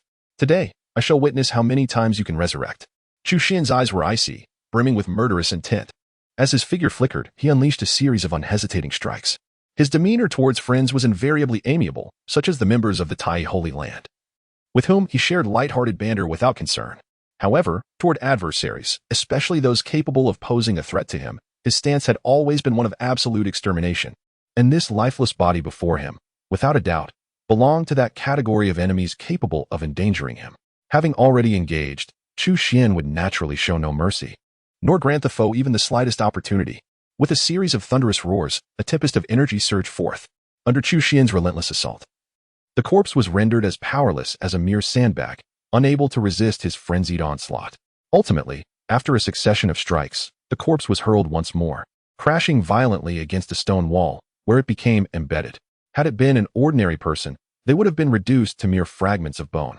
Although the corpse possessed astonishing resilience, it teetered on the brink of collapse after enduring Chu Xuan's ferocious barrage. Die! The corpse suddenly lifted its head, its eyes ablaze with fury, the words almost squeezed through clenched teeth. Before Chu Xuan could unleash another wave of attacks, it detonated the remnants of its saintly power. In that instant, it was as if a volcano had erupted. The overwhelming energy made even Chu Xuan's heart race with trepidation. At that moment, the corpse was engulfed in raging flames, its previously hollow eyes now shimmering with a twisted, blood-red light. In the next heartbeat, its figure vanished from sight, seemingly defying the constraints of space, and appeared directly before Chu Xuan without the slightest hesitation. All the energy converged into a single point, striking like lightning toward Chu Xuan's vital heart. This assault was unequivocally at the level of a saint. In a certain sense, it represented an attack of saintly caliber. Even if your power and prowess are formidable, you shall inevitably succumb to the onslaught of a being of saintly caliber. Under the weight of my strike, your demise is assured. The dry corpse reflected upon this, relishing the thought of vengeance at this moment. With Chu Xuan's current cultivation level, should his vital heart be utterly pierced and shattered, survival would be an impossibility. However, at this critical juncture, an enigmatic layer of golden radiance suddenly enveloped Chu Xuan's form. This luminous aura swiftly shrouded him entirely, as if he had transformed into a statue of pure gold. The terrifying assault from the dry corpse met this golden veil, akin to snow encountering flame, instantly dissolving into nothingness. It posed no threat whatsoever to this seemingly delicate layer of golden light. Upon witnessing such an extraordinary spectacle, the dry corpse was momentarily rendered motionless. Its desperate, saint-level attack had been effortlessly thwarted. It could not even disturb a single thread of Chu Xuan's attire, let alone slay him. The dry corpse immediately lifted its gaze to meet Chu Xuan's, only to find the latter regarding it with unabashed derision. The shield that thwarted the dry corpse's fierce assault was none other than the invincible golden body, a life-preserving technique acquired by Chu Xuan at the Earth Peak. Although each activation lasts only 3 seconds, within that brief span, Chu Xuan becomes an invincible entity. Thus, the dry corpse's ambition to conclude matters with a decisive strike was clearly misguided. It appears your trump card has proven futile. In light of this, you might as well accept your fate with resignation. As the voice echoed, a pitch-black gourd suddenly materialized in Chu Xuan's grasp. It was none other than the immortal sacred weapon, the devouring heaven demon gourd. With an incessant infusion of his magical power, the gourd immediately emanated a terrifying aura. The dry corpse, upon witnessing this, was engulfed by a wave of fear and attempted to flee. However, having exhausted its magical energy, escape was futile. The devouring heaven demon gourd unleashed a beam of black divine light, swiftly binding the corpse, rendering it immobile. Simultaneously, Chu Xuan summoned his consciousness, transforming it into an invisible hand that grasped fiercely at the dry corpse's head, quickly extracting a wisp of ghostly light. This was the remnant soul concealed within the corpse. Once extracted, the remnant soul wore an expression of panic, immediately attempting to flee into the void. Yet, this space had been forcibly sealed by the gourd, and under the dominion of the sacred weapon, escape was impossible. Chu Xuan did not engage in idle chatter. He proceeded to forcibly extract the soul's memories.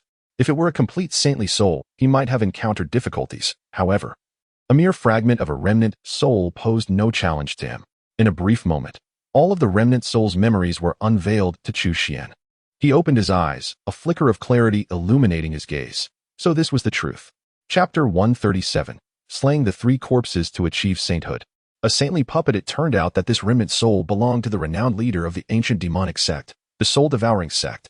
He had just seized an ancient stele recording the 8 styles of God slaying from another, only to be pursued by various forces, united in their intent, due to the leakage of this information. However, the master of the soul-devouring sect remained resolute, firmly believing that the treasures he acquired were earned through his own prowess. Regardless of the coercion and temptations from various powers, he steadfastly refused to relinquish them. Ultimately, negotiations faltered, leading to the tragic annihilation of the soul-devouring sect, leaving him a solitary figure, relentlessly pursued and forced to seek refuge in the desolate Black Cloud Mountain range. In his quest for vengeance, he established a secluded cave dwelling within the mountains to engage in profound meditation. He diligently endeavored to comprehend the 8 styles of divine slaughter while simultaneously attempting to transcend into the saint realm through the method of slaying the 3 corpses. In the end, he experienced both success and failure. The success lay in his actual ability to sever the 3 corpses and ascend to the saint realm. Conversely, The failure stemmed from his inability to survive the heavenly tribulation. He perished beneath its wrath immediately after his breakthrough.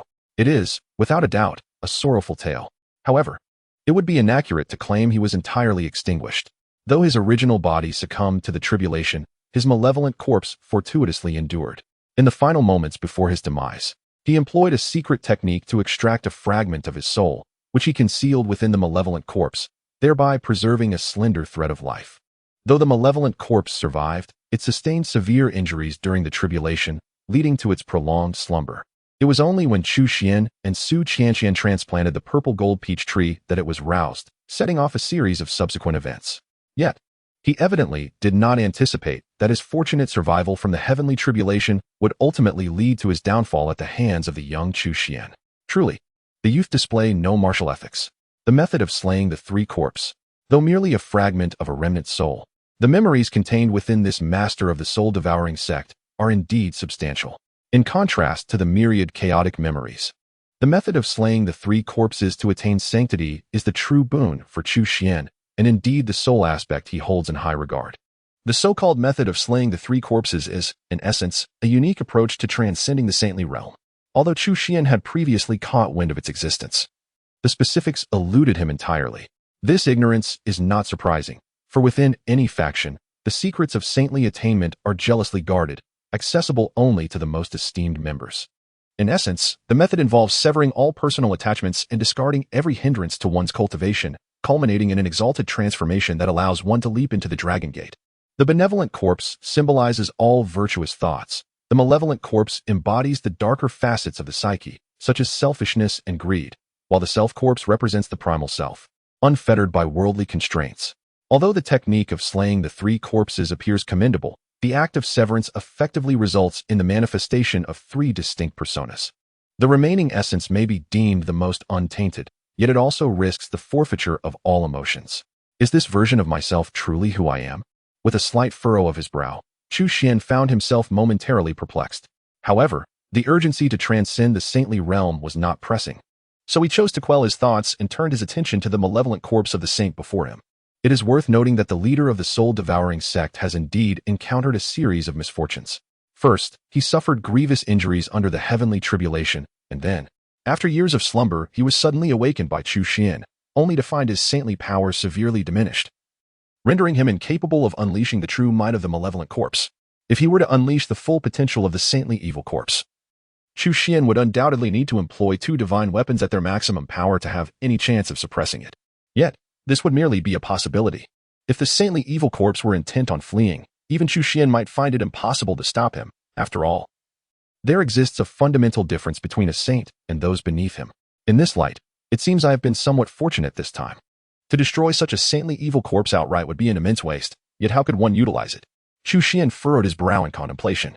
Master, if you are troubled about how to handle this saintly evil corpse, I happen to have an idea. At that moment, the swallowing sky demon gourd emerged, wearing a pleasing expression as it addressed Chu Xuan. You cannot possibly mean to devour this saintly evil corpse, can you? Chu Xuan asked, his brow knitted. It was not that he was unwilling. Rather, such a rare entity as a saintly evil corpse should not simply be consumed by the swallowing sky demon gourd, which seemed a grave misappropriation of resources. No, that's not what I meant. The swallowing sky demon gourd shook its head vigorously. What I meant was, I could control this saintly evil corpse. You would control this saintly evil corpse? Chu Xuan raised an eyebrow, a glimmer of interest flashing in his eyes. You mean akin to manipulating a puppet? Indeed. In fact, the remnant soul I previously encountered controlled the saintly evil corpse in that very manner. And I am far superior to him, the swallowing sky demon gourd asserted immediately. Upon hearing this, Chu Xuan nodded in agreement. The swallowing sky demon gourd was a renowned immortal divine weapon, certainly surpassing a mere remnant soul, even if it belonged to a saint. Moreover, the heavenly devouring demon gourd, under the control of the saintly evil corpse, can utilize the presence of the saintly evil corpse to obscure its own existence, thereby alleviating the issue of its exposure. Are you certain that you can unleash the full potential of the saintly evil corpse? A flicker of intrigue ignited within Chu Xuan's heart. I assure you, the heavenly devouring demon gourd was evidently restless. It was not of a temperament that could endure solitude. Its previous retreat within the moon worship sect had been a matter of necessity. Now, accompanying Chu Xuan, it had mostly recovered from its previous injuries and naturally yearned to engage in the world beyond. Then give it a try, Chu Xuan replied, firmly grasping the core of the heavenly devouring demon gourd, confident that it would not harbor any malicious intentions while wielding the saintly evil corpse's power. The heavenly devouring demon gourd, upon hearing this, was elated and immediately transformed into a wisp of ethereal light, merging into the saintly evil corpse. Subsequently, the corpse's eyes abruptly opened, as if resurrected in an instant, emanating a chilling and formidable aura. The power of a saint. Chu Xuan's eyes sparkled with excitement. However, before 3 seconds had passed, this aura swiftly waned. What is happening? Chu Xuan inquired, perplexed. The energy within this saintly evil corpse has been entirely depleted, and its body has been somewhat ravaged by you, master. To restore it, you may need to provide a bit of spiritual stones. The heavenly devouring demon gourd soon materialized above the saintly evil corpse, wearing a wry smile, as it explained. Cannot you refine the natural spiritual energy for recovery by yourself? Chu Xuan furrowed his brows and asked. It is indeed feasible, yet I am not a mere human. The celestial essence of the world, once absorbed by me, would be significantly diminished, leaving only a mere fraction to flow into the body of the saintly corpse, resulting in an exceedingly slow recovery. Chu Xuan sighed in resignation, realizing that this was indeed a puppet. He felt no sorrow. A puppet of saintly caliber was far more precious than a mere handful of spirit stones. Without hesitation, Chu Xuan allocated 100 million spirit stones from the generous support of the underworld god sect to the sky-devouring demon gourd. The master is magnanimous. The sky-devouring demon gourd's eyes sparkled with excitement. With these 100 million spirit stones, the saintly corpse could undoubtedly be fully restored. Imagining the future scenes of devastation it could unleash, its face radiated exhilaration. I have already provided you with the spirit stones. Should you falter when the time comes, you shall face the consequences. You will not be permitted to leave, for the Thunder Spirit Spear can equally command this saintly corpse. Chu Xuan stated with an impassive expression. The smile of the sky-devouring demon gourd froze, suddenly recalling that its master had a contingency plan. While it could control the saintly corpse, the Thunder Spirit Spear, being a divine weapon, could do so as well, albeit with slightly diminished power. Rest assured, master, I vow not to disappoint you. The sky-devouring demon gourd immediately pledged, thumping its chest in assurance. Chu Xuan nodded in acknowledgement, recognizing that competition indeed invigorates one's zeal for duty. Subsequently, he collected the sky-devouring demon gourd along with the saintly corpse. After a brief span of tea brewing, Chu Xuan sought out Su Qianqian, who waited not far away. At that moment, Su Qianqian stood atop the lofty branches of a grand tree, anxiously scanning the direction of the cave dwelling.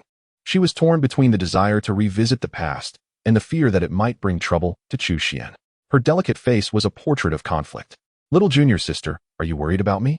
Chu Xuan suddenly appeared beside her, a smile illuminating his face. Su Qianqian was taken aback, swiftly turning around to discover another person standing behind her. She immediately shot a fierce glare at Chu Xuan and retorted, "Humph, I'm just worried that you might die, and then I'll have to go collect your body."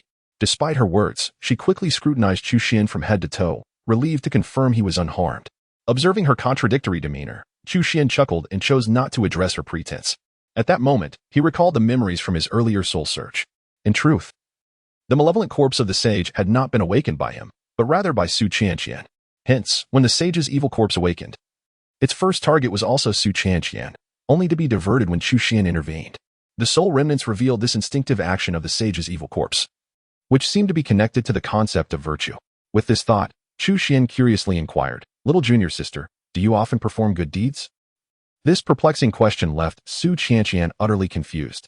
She cast a strange glance at Chu Xuan, unable to suppress her internal musings. Could his mind have been damaged? Chapter 138, Seeking Guidance from the Grand Elder, the 5 Methods to Achieve Sagehood. Master, our Tai sacred land boasts a profound legacy, surely. There must be methods to attain sagehood? Upon returning to the sacred land of Tai, Su Qianqian sought counsel from the Grand Elder, Deng Ying. The path to sanctification? Why does a mere practitioner in the law manifestation realm inquire about such matters? The Grand Elder lifted her eyelids, casting a blank stare at Su Qianqian, and bluntly admonished. You have yet to master walking, and you wish to learn to soar. It seems you have become rather complacent of late. Stung by her master's critique, Su Qianqian could only manage an awkward smile, unable to suppress a furtive glare at a certain uninvolved individual nearby. The reason for her inquiry was, of course, a request from Chu Xuan.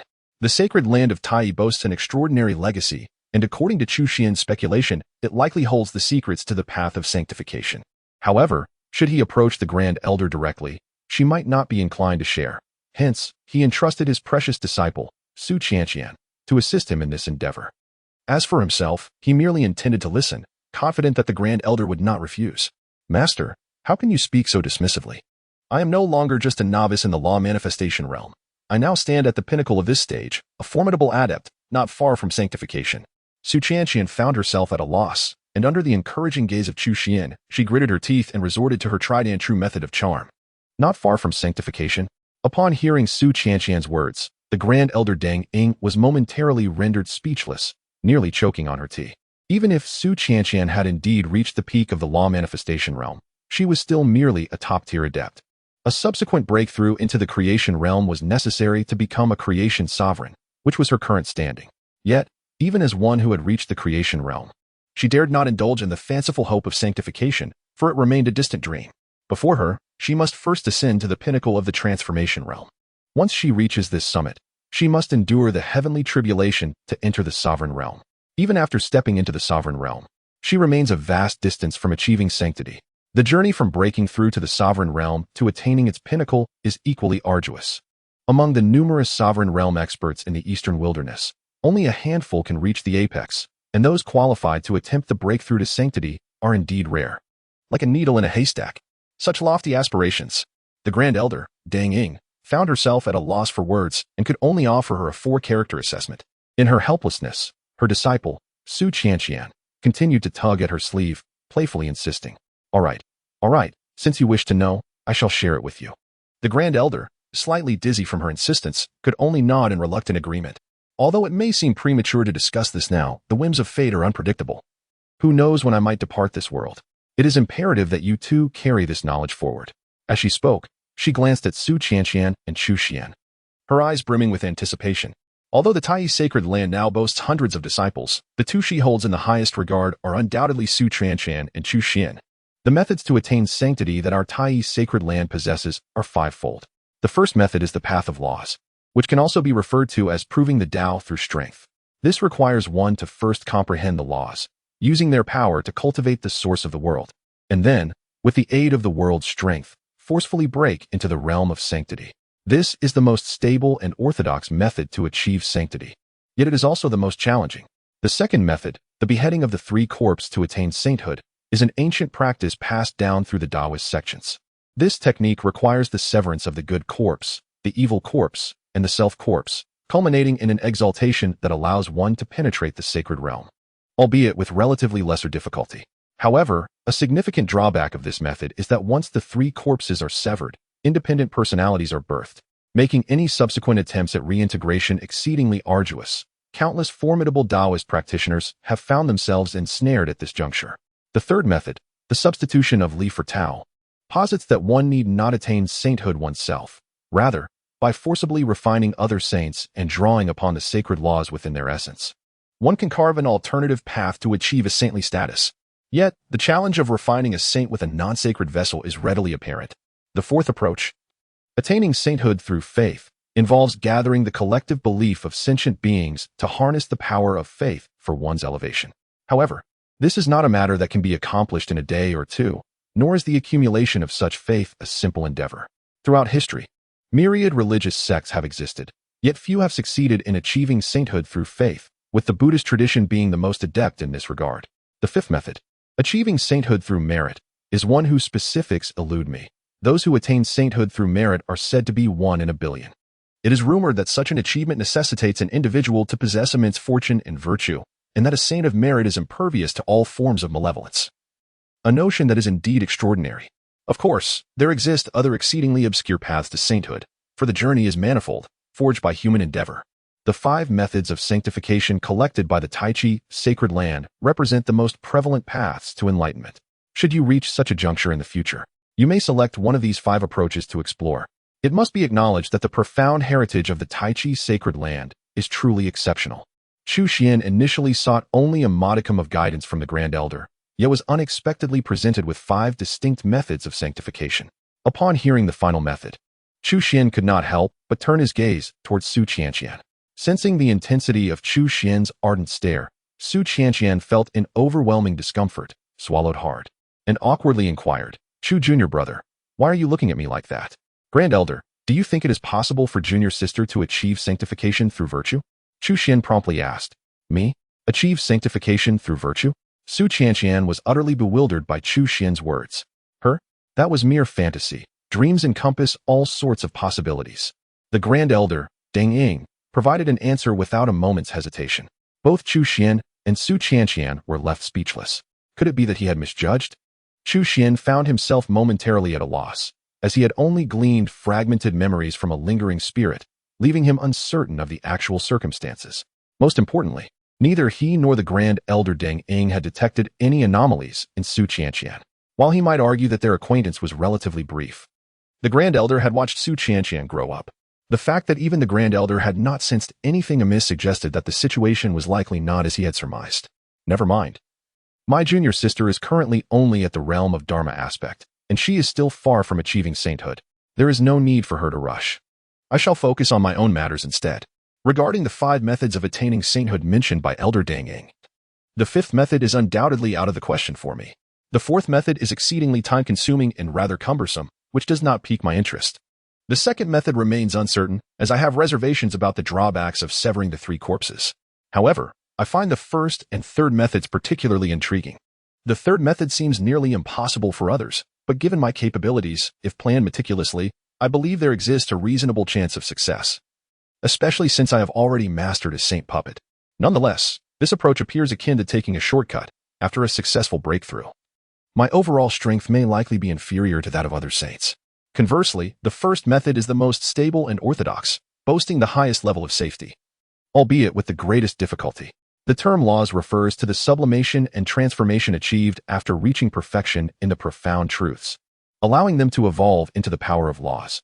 Achieving perfection in the profound truths is already an astonishing challenge, let alone the further step of transforming them into the power of laws. This endeavor necessitates not only an extensive accumulation of time, but also extraordinary talent and comprehension. Currently, I have mastered 3 profound truths. Among them, the truth of thunder is merely at a minor completion, whereas the truth of strength and the truth of the 5 elements have reached considerable completion. However, these 2 profound truths still fall short of perfection, not to mention the transformation into the power of laws. Elder, is there any method to swiftly grasp the power of laws? I inquired tentatively. To his surprise, the Grand Elder indeed provided an affirmative response. Yes, as long as one acquires the crystallization of the laws, one can swiftly grasp the power of the laws. However, before Chu Xuan could rejoice, she swiftly altered her tone, adding, "Yet, in this current era, the spiritual energy of heaven and earth is severely depleted, and the cultivation environment pales in comparison to the ancient times. Consequently, the crystallization of the laws has become nearly extinct, which is precisely why saints are so rare now. For no one can rapidly comprehend the power of the laws as they once did." Chu Xuan, what you have said is tantamount to saying nothing at all. Chapter 139, A Night Exploration of the Underworld God Sect, Signing in Secret. In the dead of night, Chu Xuan opened his eyes, a glimmer of brilliance flashing within his dark orbs. He then stepped into the void, ascending into the high skies in the blink of an eye. Hovering above the Taichi sacred land, Chu Xuan gazed downward. He observed the Grand Elder imparting her insights on the breakthrough to the creation realm to Su Qianqian, occasionally tapping her little head with a ruler. Hu was in the training grounds, exerting himself in strength training, emitting peculiar sounds of exertion. Lu Bo was teaching disciples in the newly established branch halfway up the mountain, his face adorned with a look of satisfaction. Jia lay in bed, soundly asleep, clutching one ear of the moon hair in each tiny hand. Yuan was dozing off, caught in a peculiar state of half-sleep, half-awake, diligently attempting to cultivate. The lava giant patrolled the foot of the mountain with great diligence, its large eyes resembling torches. Meanwhile, the disciples were also preoccupied with their respective tasks. Upon witnessing this harmonious scene, a knowing smile involuntarily graced Chu Xuan's lips. The Taiji sacred land is flourishing like never before. Chu Xuan couldn't help but murmur softly to himself, his voice swiftly carried away by the wind. He then turned around, passing through the luminous veil of the 5 elements' great array, soaring towards the distance. This time, he did not head towards the Black Cloud Mountain range. After his battle with the saint's evil corpse, the cavern there had been utterly obliterated. It was rather unfortunate, as Chu Xuan had initially intended to dismantle the array materials from that cavern and integrate them into the 5 elements' great array of the Taiji sacred land to further enhance its defensive capabilities. However, Following the confrontation with the saint's evil corpse, the area within 1,000 miles surrounding the cavern had transformed into a desolate wasteland. As for those array materials, even if they had not been reduced to dust, they were now buried deep beneath the earth, rendering that notion moot. As a peak powerhouse at the king's ascendancy level, Chu Xuan flew with the speed of lightning. In less than half an hour, he traversed the Qingyuan prefecture and arrived within the jurisdiction of the Hejin prefecture. The destination of his journey was none other than the dominion of the Ming God sect. The reason for this special trip was the Ming God Codex he had acquired from the sect leader of the Ming God sect last time. Unlike the techniques and powers he had previously mastered, which were mostly obtained through check-ins and system memory infusion, presenting no challenge to him. Even the supreme techniques such as Divine Elephant Suppression Technique and Tai Yi Golden Chapter had been easily grasped by him. However, the Ming God Codex was different. It was not only the heritage of the Ming God sect, but also a technique purportedly impossible for outsiders to learn. Originally, Chu Xuan was skeptical. However, after dedicating 6 months to research in the Heiyun mountain range, he was compelled to acknowledge that this particular cultivation method was indeed beyond the grasp of ordinary individuals. It was not a matter of insufficient talent or comprehension, but rather a lingering sense that something vital was missing, preventing him from penetrating the threshold, as if he were on the verge of breaking through a delicate membrane. If it were merely a common technique, he could easily abandon it. Yet, the divine law of the underworld was different. This method not only possessed an exceedingly high rank, but was also an exceptionally rare practice for refining the spirit. Therefore, to resolve the issue, one must seek out its origin. Since the dilemma stemmed from the underworld sect, it was only natural for Chu Xuan to seek solutions within its confines. Is this truly the underworld sect? Indeed, it lived up to its reputation as the sovereign of Hejin Prefecture, with a scale that was truly astonishing. Was the earlier request for 600 million spirit stones not somewhat trivial? Standing beneath the night sky, Chu Xuan surveyed the vast expanse. Witnessing hundreds of miles of territory dominated by the underworld sect, the twilight shimmered with hues of crimson and purple, ethereal mountains rose like a forest, and magnificent towers soared above. Countless structures adorned the landscape, their splendor surpassing that of the Taiyi sacred land by several magnitudes. Furthermore, the underworld sect was not only protected by formidable barriers, but numerous cultivators were stationed at various points, and even in the skies, powerful beings rode exotic creatures, patrolling the area.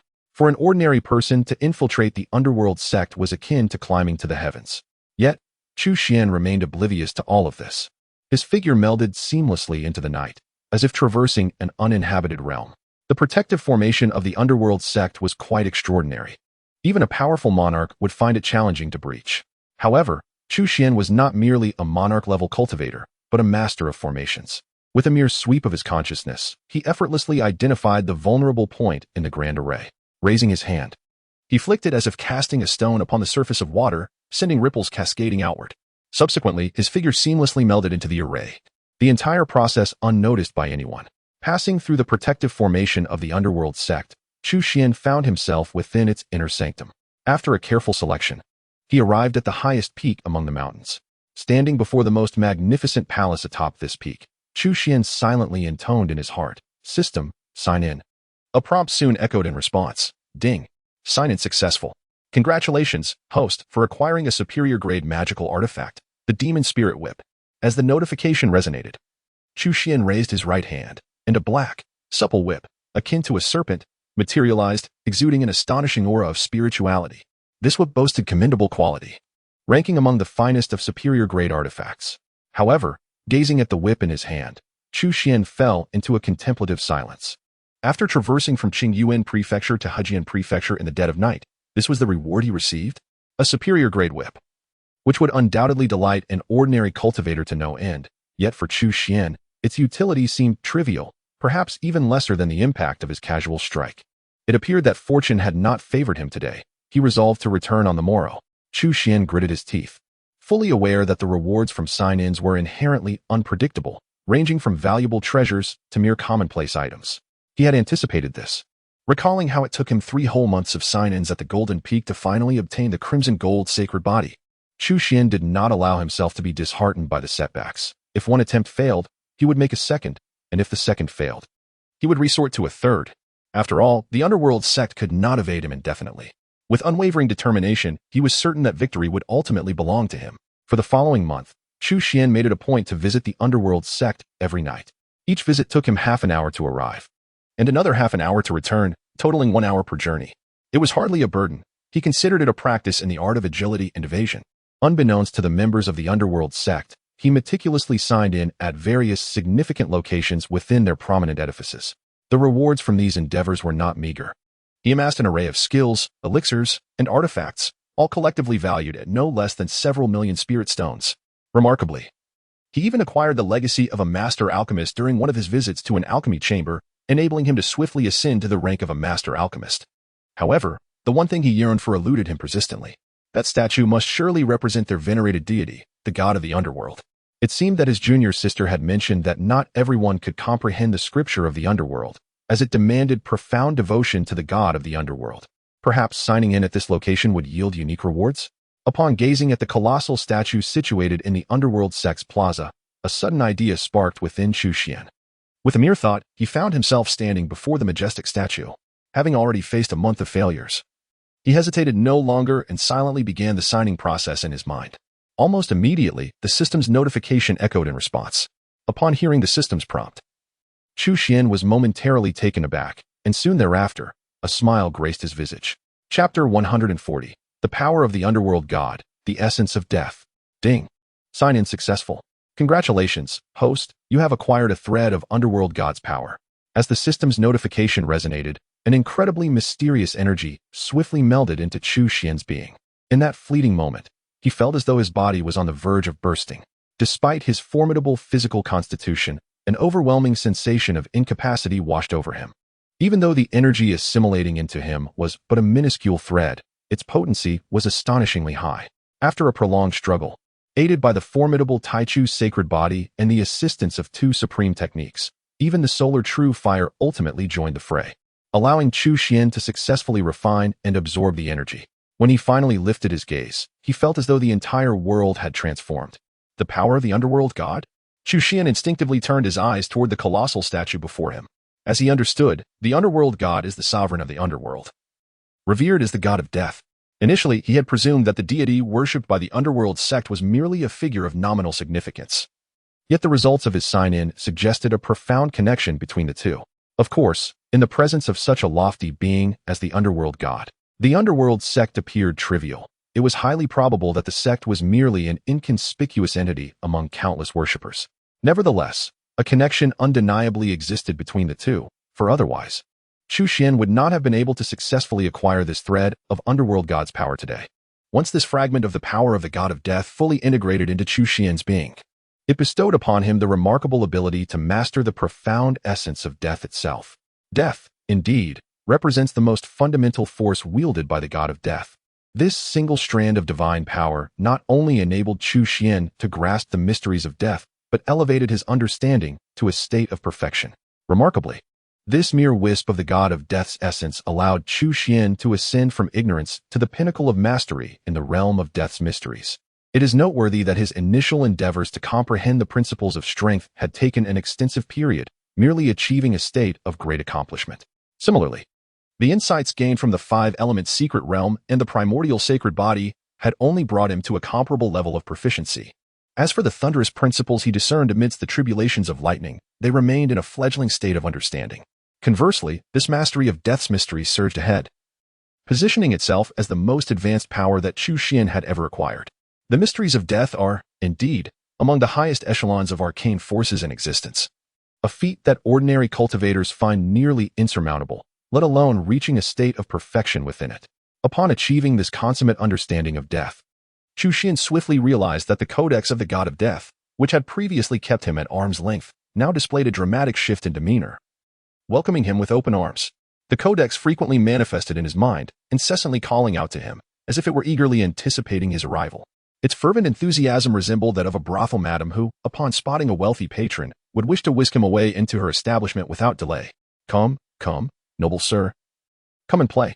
The alluring call resounds incessantly, and the beguiling melody lingers in the air, leaving Chu Xuan in a state of bemusement. At this moment, he finally comprehends the key to mastering the divine code of the underworld. The reason the formidable practitioners of the underworld cult are able to learn this sacred text lies in their wielding of the power of faith to grasp the essence of death. It may not necessarily be mastery over the essence of death. It is quite possible that they merely absorb the aura of death under the influence of this faith, thus enabling their initiation. In contrast, Chu Xuan, who directly fused with a thread of the underworld's power and attained a profound understanding of the essence of death, stands as a paragon amongst the elite, elevating his allure toward the divine code of the underworld to unprecedented heights. In essence, the divine code of the underworld is an intricate art derived from the forces of death. The deeper a practitioner's comprehension of the essence of death, the more harmonious their alignment with its attributes, thereby intensifying its allure. Since you are so enthusiastic, I shall not hold back. Chu Xuan did not adopt a haughty demeanor, reminiscent of yesterday's indifference. The divine code of the underworld, being a high-tier cultivation technique, offers him considerable assistance. Thus, he resolved to let bygones be bygones, opening his mind to embrace the myriad profound scriptures of the divine code of the underworld. At the moment when Chu Xuan released his mind, the mystical divine code exhibited no restraint whatsoever. It did not even require him to summon his divine consciousness, as it immediately embraced him with open arms. Its response was more exaggerated than that of a system imparting knowledge, as it swiftly unfurled an array of profound mysteries within Chu Xuan's mind, revealing everything without any concealment or reservation. In the blink of an eye, a torrent of wisdom surged into his consciousness. Not only did Chu Xuan effortlessly master the alchemical techniques documented within this tome, but he also comprehended the so-called 13 great divine abilities simultaneously. The entire process unfolded with such remarkable ease that it surpassed all of Chu Xuan's expectations. The esoteric text, which had eluded him for 6 months, was now fully grasped in the mere span of a tea break. This was no mere partial gift. It was a complete and unreserved bestowal. Taking a deep breath, Chu Xuan found himself grappling with disbelief. He was acutely aware of the immense value of this fragment of divine power. Suddenly, a thought struck him. If obtaining a mere thread of this divine power granted him mastery over the essence of death and allowed him to attain perfection, then acquiring yet another thread should seamlessly transform his understanding of death into the very laws governing it. Would it not enable him to transcend into the realm of the saints? No, one thread of divine power would surely not suffice. Given such an extraordinary opportunity to reap benefits, he should aim to gather hundreds or even thousands of threads. As long as the divine sect remained and the statue stood, Chu Xuan felt it would be a disservice to his own system if he did not fully exploit this chance. At that moment, a thought had just emerged in his mind. Suddenly, a series of crisp sounds echoed, and the statue of the god of the underworld, which had stood for countless years within the underworld sect, was suddenly marred by numerous cracks that spread rapidly like a spider's web across its surface. Ultimately, with a resounding explosion, the entire statue shattered into countless fragments, scattering across the ground. Chu Xuan was left utterly astonished, his eyes wide open in disbelief, unable to process what had just transpired. Was it really necessary? Was it truly so? All he wished was to sign in a few more times. Yet the statue was utterly destroyed, clearly denying him a second opportunity to do so. In that instant, fury surged within Chu Xuan, and he instinctively raised a grand middle finger. Meanwhile, such a tremendous commotion quickly alerted the nearby disciples of the underworld sect. A thief has damaged the statue of the god of the underworld. Quickly, seize him. A sharp voice belonging to a female disciple rang out. And soon the entire underworld sect was thrown into an uproar. In the blink of an eye, countless powerful figures soared into the sky from every corner of the sect, rushing toward the disturbance with fervor. Chapter 141. The shock of the ancestor of the underworld sect who dares to wreak havoc in our underworld sect? How audacious to destroy our supreme statue of the god of the underworld. This act is utterly unforgivable. He must be captured. I shall tear him to pieces today, or my wrath shall remain unquenched. With each furious shout, hundreds, if not thousands, of powerful beings surged forth from every direction of the underworld sect. These individuals are, at the very least, cultivators of the Purple Mansion realm, with numerous formidable beings from the Law Manifestation realm and a fair share of esteemed figures from the Creation realm. As this place serves as the stronghold of the underworld god sect, the sheer number of powerful entities is truly astonishing. Concurrently, the sect's protective formation radiates with brilliant light, its potency elevated to an extraordinary level in mere moments, effectively sealing the entire void. It appears to be a situation akin to catching a turtle in a jar. Faced with the relentless siege and annihilation orchestrated by the underworld god sect, no matter how remarkable the opponent's cultivation might be, escape from capture or demise is ultimately inevitable. As the dominant force in Hejian Prefecture, every member of the underworld god sect possesses unwavering confidence in this outcome, particularly when both the sect's primary and secondary leaders manifest in midair. The formidable aura of these two sovereigns further bolsters the collective assurance of all present. Alas, it is truly lamentable. I never anticipated that the underworld god would be so miserly, denying me even this small advantage. In the face of such a scenario, Chu Xuan exhibited no signs of panic whatsoever. Instead, he gazed at the shattered statue of the underworld god, shaking his head in regret as he sighed. The power of the underworld god, and a continuous stream of it, now lost. How could he not feel a twinge of sorrow? Strangely, he harbored no concerns regarding his current predicament. Well, it is best to know when to withdraw. Thankfully, the initial objective has been accomplished. It is time to depart. As he spoke, Chu Xuan surveyed his surroundings, a glimmer of confidence flashing in his eyes. Before the underworld god sect's formidable members could fully encircle him, he propelled himself skyward like a rocket. Meanwhile, a terrifying pressure unique to the pinnacle of the king realm was unleashed. Akin to a tempestuous tidal wave suddenly rising upon the ocean, surging forth with astonishing speed in all directions. The dread emanating from a peak king realm powerhouse is formidable beyond measure, especially since Chu Xuan was no ordinary figure at that level. The members of the underworld sect, rushing forward in haste, had no time to halt their advance before being violently repelled in succession. Under this overwhelming pressure, those of lesser cultivation found themselves utterly incapable of resistance, swiftly succumbing to unconsciousness. Even the two leaders of the underworld sect could not maintain their composure. Their expression shifted dramatically, forced to retreat helplessly. At that moment, Chu Xuan raised his hand and pointed, causing the protective array of the underworld sect to shimmer with radiant light, revealing an opening several meters wide. Having traversed the underworld sect numerous times, Chu Xuan's familiarity with its protective array surpassed that of most disciples. As a master of formations, he would certainly have left himself a dedicated exit. Thus, the notion that the Baiwa sect could hinder his departure through the protective array was utterly implausible. Witnessing his calm exit, the countless members of the underworld sect were left utterly speechless, perplexed by how their plan to ensnare him had turned into a seemingly cordial farewell. At that very moment, a terrifying aura surged skyward from the rear mountain of the underworld sect. If you believe that my sect is devoid of capable individuals, you are gravely mistaken. It is best for you to remain here today. An aged voice resonated through the void as a stout figure clad in black robes abruptly materialized in midair. His white eyebrows stood erect, and his expression was malevolent. With a mere wave of his hand, a terrifying palm imprint manifested, hurtling towards Chu Xuan with crushing intent. It was the ancestor. The ancestor had made his move, and this individual was surely doomed. Upon witnessing the appearance of the black-robed elder, the members of the underworld god sect could not suppress their astonishment and admiration. The ancestor of the underworld god sect, at the pinnacle of the king realm, it appears his injuries have fully healed. A peculiar smile graced the corners of Chu Xuan's lips as he immediately activated the first technique of the Godslayer 8 styles, the reverse character technique. A formidable power erupted forth, causing the colossal palm imprint to shatter instantaneously. You wish to detain me? Your abilities are evidently insufficient.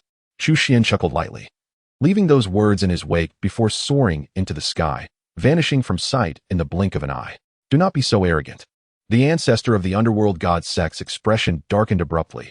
He clearly refused to concede so easily, and soon unleashed an astonishing speed in pursuit. Master, should we assist him? Chu Dongha inquired of the leader of the underworld god sect. This level of battle is beyond our capability to intervene.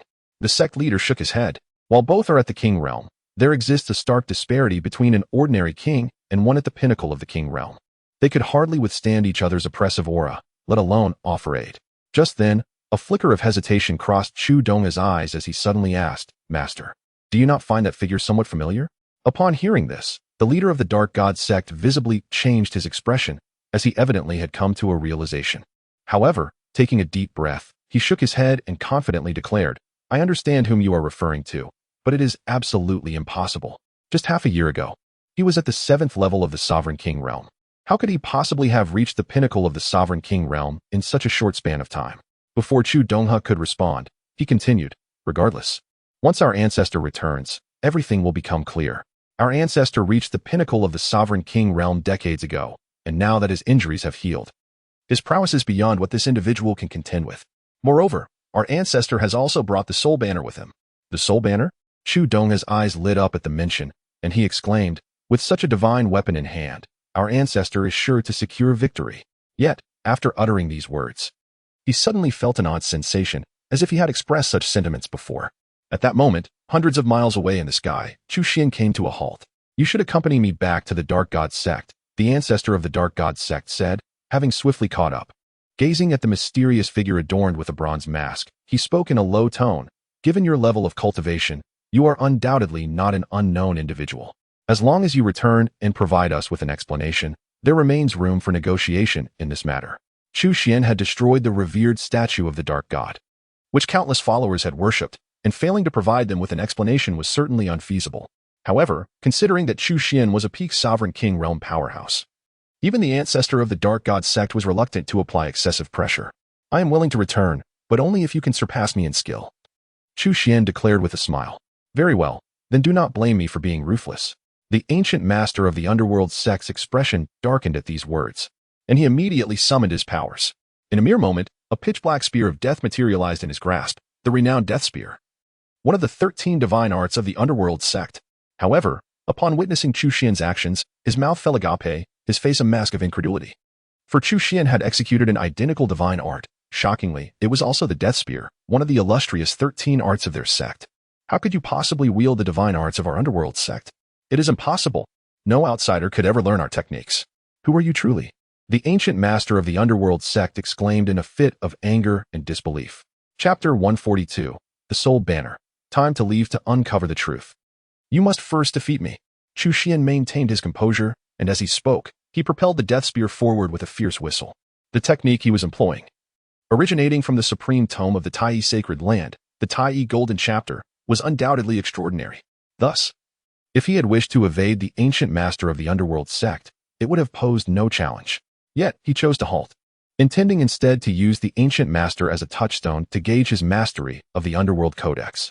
Regardless of the methods you employ to surreptitiously learn the arcane arts of our nether god sect, before me, the rightful master, you merely display your clumsiness. Your trifling skills cannot possibly surpass my own. When I capture you, the truth shall inevitably be revealed. The techniques that have brought the nether god sect its renown have been appropriated by an outsider, and naturally, the sect's venerable ancestor is infuriated.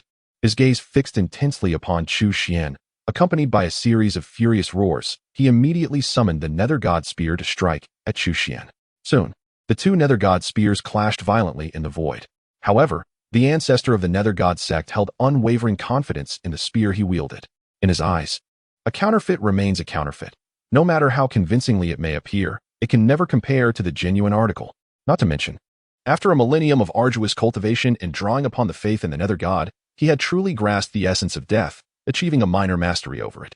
With this minor mastery of the essence of death bolstering his techniques, the powers he unleashed from the nether god sect far exceeded ordinary levels. Under such circumstances, even if the techniques were identical, his opponent could never hope to rival him. Yet, life often bestows unexpected surprises. As the two nether god spears collided fiercely, Chu Xuan's counterfeit remained unscathed, while his genuine spear crumbled under the assault.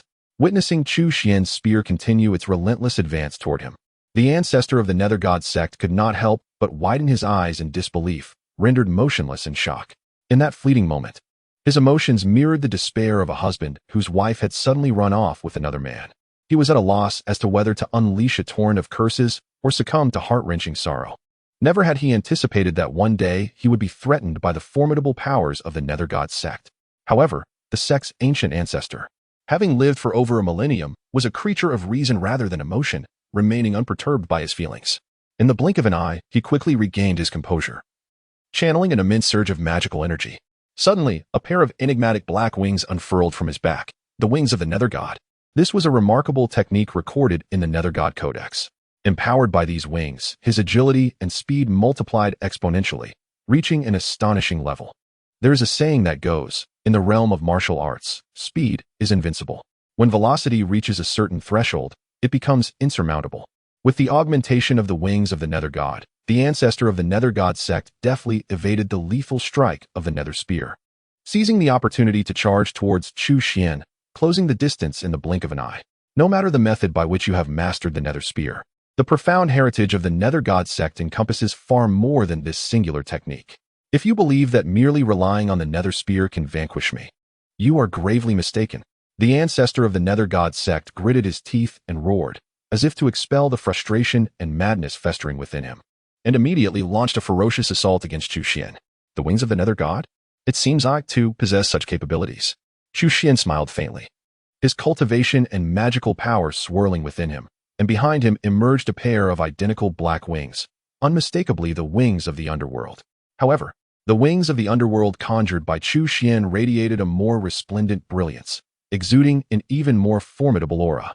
Both wings were adorned with countless intricate divine patterns, pulsating with an astonishing force of death, evoking the impression of two grand gates leading to the netherworld.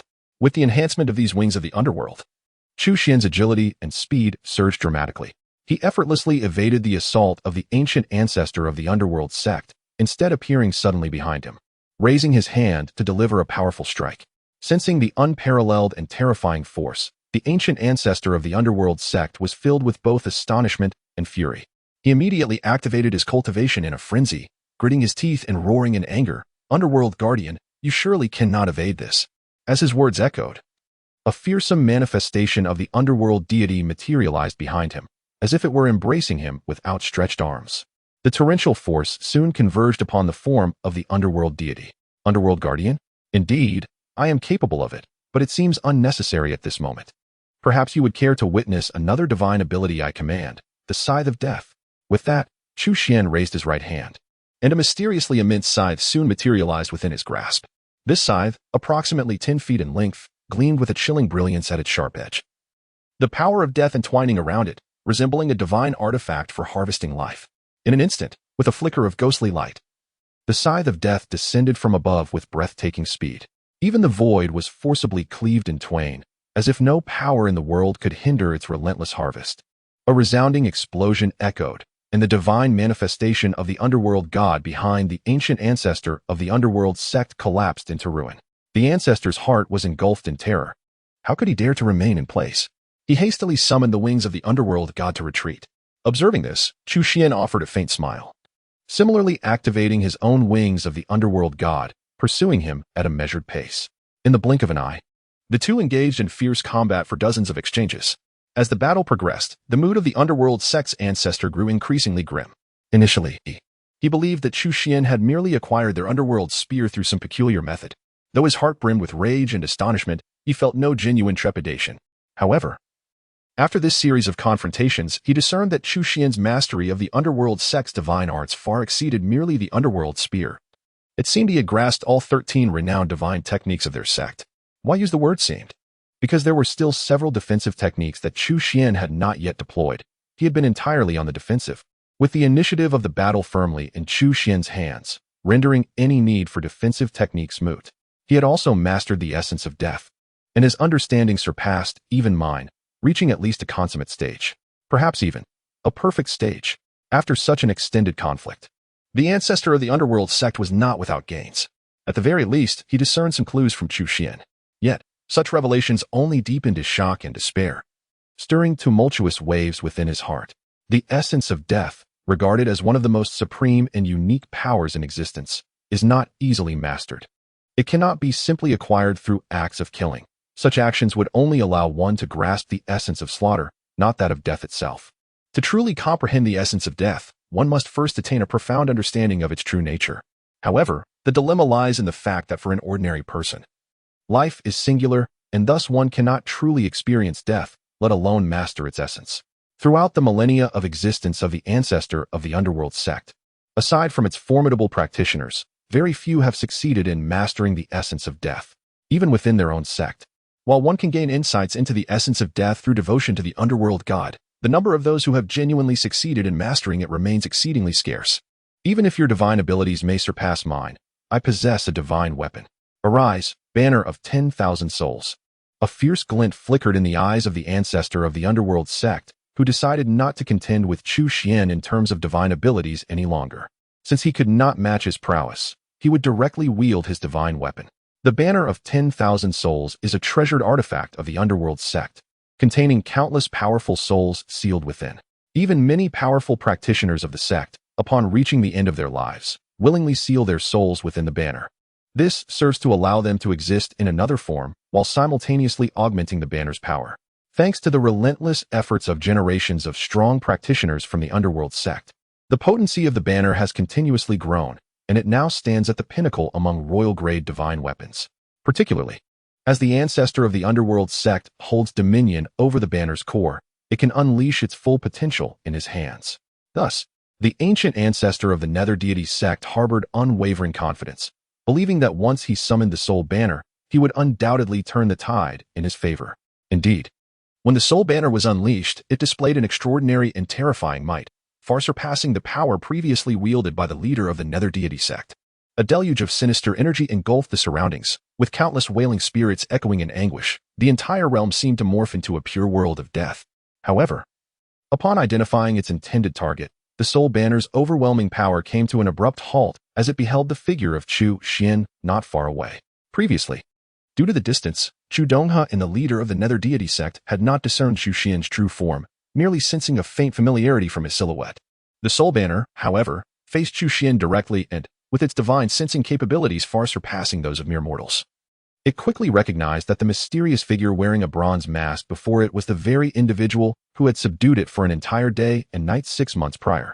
The memory of that torment caused the Soul Banner to shudder involuntarily, though it yearned for vengeance. It was acutely aware that this human possessed another formidable divine artifact that could completely counter its powers. Should it charge forward, it would likely meet the same fate of subjugation once more. With this realization, the Soul Banner swiftly retracted all its divine might and, without hesitation, vanished into the void, fleeing with all haste. Confirming the gaze, it acknowledged, "This is an adversary I cannot defeat. Soul Banner, I'm out of here." Chapter 143, The Ancestors of the Nether Deity Sect, Secrets of the Celestial Abode. How is this even possible? The patriarch of the Cult of Darkness stared in disbelief, his eyes nearly popping out of their sockets. Surely, he had not mistaken his vision. The Wandering Soul's Banner was retreating without a fight? In all his years of wielding the Wandering Soul's Banner, he had never encountered such an occurrence. Momentarily, he even forgot that he held the core of this divine weapon and could force the banner to return. In fact, not only was the patriarch taken aback, but even Chu Xuan found himself momentarily speechless. Initially, upon witnessing the patriarch summon the Wandering Soul's Banner, he had prepared to wield the Thunder Spirit Spear. After all, with the patriarch's peak royal cultivation, the activation of such a formidable weapon posed a significant threat. Yet, before he could even summon the spear, he observed the Wandering Soul's Banner vanishing into the void, fleeing without a backward glance, while he had witnessed many flee from battle. Seeing a divine weapon do so was an unprecedented experience. Who exactly are you? At that moment, the patriarch of the Cult of Darkness finally regained his composure. However, instead of immediately summoning the Wandering Soul's Banner back, he fixed his gaze on Chu Xuan, his eyes wide with fury as he demanded answers. After enduring a series of setbacks, he felt on the brink of madness.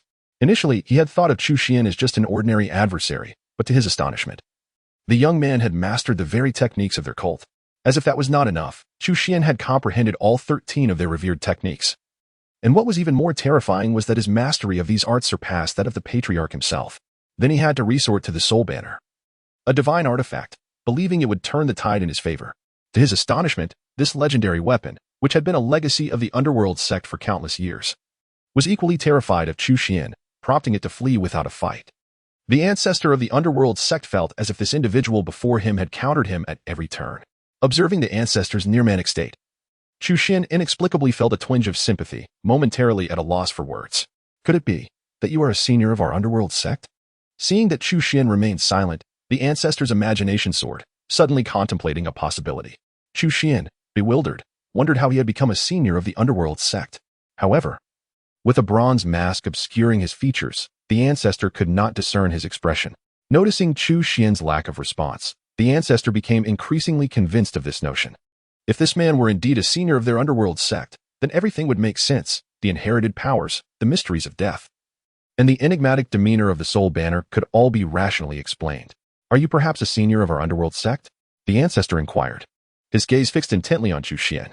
Chu Xuan could not help but chuckle softly, bemused by the ancestor's line of thought, which led him to believe that he was a senior of the underworld sect. What a fascinating idea. Instead of denying it, Chu Xuan nodded affirmatively without hesitation. "Since you have deduced it, I shall not conceal the truth. Indeed, I was once a member of the underworld sect in my earlier years. For certain reasons, I had to depart from the cult of the underworld, and as I reflect on the passage of time, it has already been over a millennium at that time. You might not have even joined the cult yet." As I spoke, Chu Xuan immediately summoned the power of the saint's malevolent corpse. After a month of recuperation, the strength of the saint's malevolent corpse had transcended its previous limits. An imposing aura of sanctity radiated outward from Chu Xuan, rippling through the surroundings. Upon sensing this soul-piercing and terrifying pressure, even the venerable elder of the cult of the underworld, a peak king realm expert, could not help but change his expression drastically. He staggered back several steps before barely regaining his footing, his gaze now filled with astonishment. In that moment, the elder felt a dryness in his throat, rendered speechless. He had assumed that the mysterious figure before him was of equal cultivation, both existing at the pinnacle of the king realm. However, as the palpable aura of sanctity manifested, he realized just how gravely mistaken he was. This individual was not merely a peak king realm expert, but a genuine saint. If I were not from the cult of the underworld, do you truly believe that, with your meager cultivation, you could stand here conversing with me so comfortably? Chu Xuan remarked expressionlessly, directing his gaze at the elder of the cult of the underworld. Upon hearing this, rather than feeling any anger, the elder found himself devoid of any further doubts regarding his earlier assessments. A being of such exalted stature as a saint could effortlessly subdue him with a mere gesture. However, having spent so long in his company, there is but one explanation. The other party is a member of their own cult, the cult of the underworld. It turns out that there is still a saint alive within our ranks. Upon discovering this astonishing secret, the venerable ancestor of the cult of the underworld cast aside his previous frustrations and became engulfed in unprecedented excitement. What does the presence of a saint signify? Especially in this current era, a saint is nearly invincible. If the cult of the underworld were to have a saint presiding over them, they could immediately emerge from the confines of Hejian Prefecture. While dominating the entire eastern wilderness may be somewhat unrealistic, dominating the 7 prefectures of the southeast is certainly within reach. However, esteemed elder, why did you choose to destroy the statue of the underworld deity? The venerable ancestor of the cult of the underworld soon inquired, his expression one of confusion. Chu Xuan fell into a long silence, pondering for an extended period without arriving at a reasonable explanation. He decided to toss the question back to the other party. What do you believe my motive to be? The venerable ancestor of the cult of the underworld furrowed his brow in contemplation. If this action were undertaken by an opposing force, it would undoubtedly be aimed at undermining the morale of their cult. Yet, since the elder belongs to their own ranks, that cannot be the case. There must be a deeper reason behind this. Could it be that you wish to awaken us to the dangers of excessive reliance on faith? The venerable ancestor of the cult of the underworld suddenly raised his head, his face alight with realization. Indeed, that is precisely my intention. Chu Xuan nodded in affirmation. I have been away from the cult of the underworld for many years, yet upon my return, I find myself deeply disappointed. Far too many within the cult are entranced by the allure of fate's power. You have all forgotten one fundamental truth, as a monk. Our cultivation is indeed our true foundation. Chu Xuan spoke with a solemn absurdity. Yet, upon hearing this, the elder of the Ming-Shan sect felt as though he had received enlightenment, awakening him profoundly. He soon lowered his head, his face flushed with shame. I have disappointed you, esteemed senior. Not to mention others, but you. Having remained at the pinnacle of the King's realm for many years, have you not considered attempting to break into the Saint realm? Chu Xuan chastised him with a severe expression. Daring not to deceive the elder, the Ming-Shan sect's elder explained candidly. I have indeed reached a perfect mastery of the essence of wind, yet I have been unable to transform it into a law.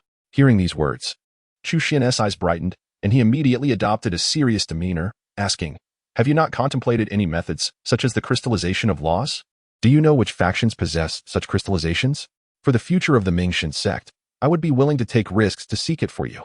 Thank you, esteemed senior.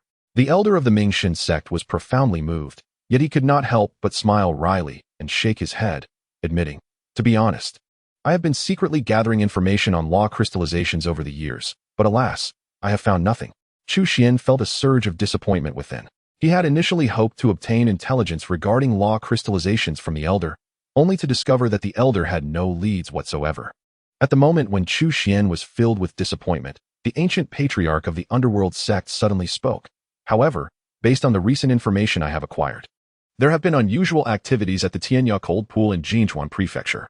A few days ago, I personally went to inspect it, and I estimate that in as little as 3 months, or at most 6 months, the Dian Immortal Mansion will likely reopen.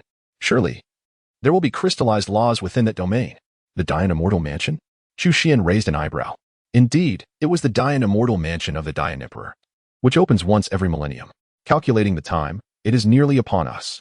At this point, the ancient patriarch of the underworld sect wore an expression of excitement.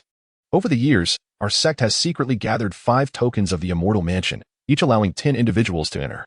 I have already instructed our powerful members to prepare in secrecy. There will undoubtedly be great rewards when the time comes. Is a token necessary to enter the Dying Immortal Mansion? Chu Xuan's lips twitched slightly, and he immediately extended his right hand, urging, "Show me a token." The ancient patriarch of the underworld sect did not hesitate, swiftly retrieving a palm-sized black token from his storage ring and handing it to Chu Xuan. Chu Xuan examined it closely, finding the token rather unremarkable. Perhaps it was yet to be activated, as the restrictions within the token had not been triggered. Since you have already devised a plan, I shall refrain from saying more. Do your utmost when the time comes. May the underworld sect produce a sage in the future.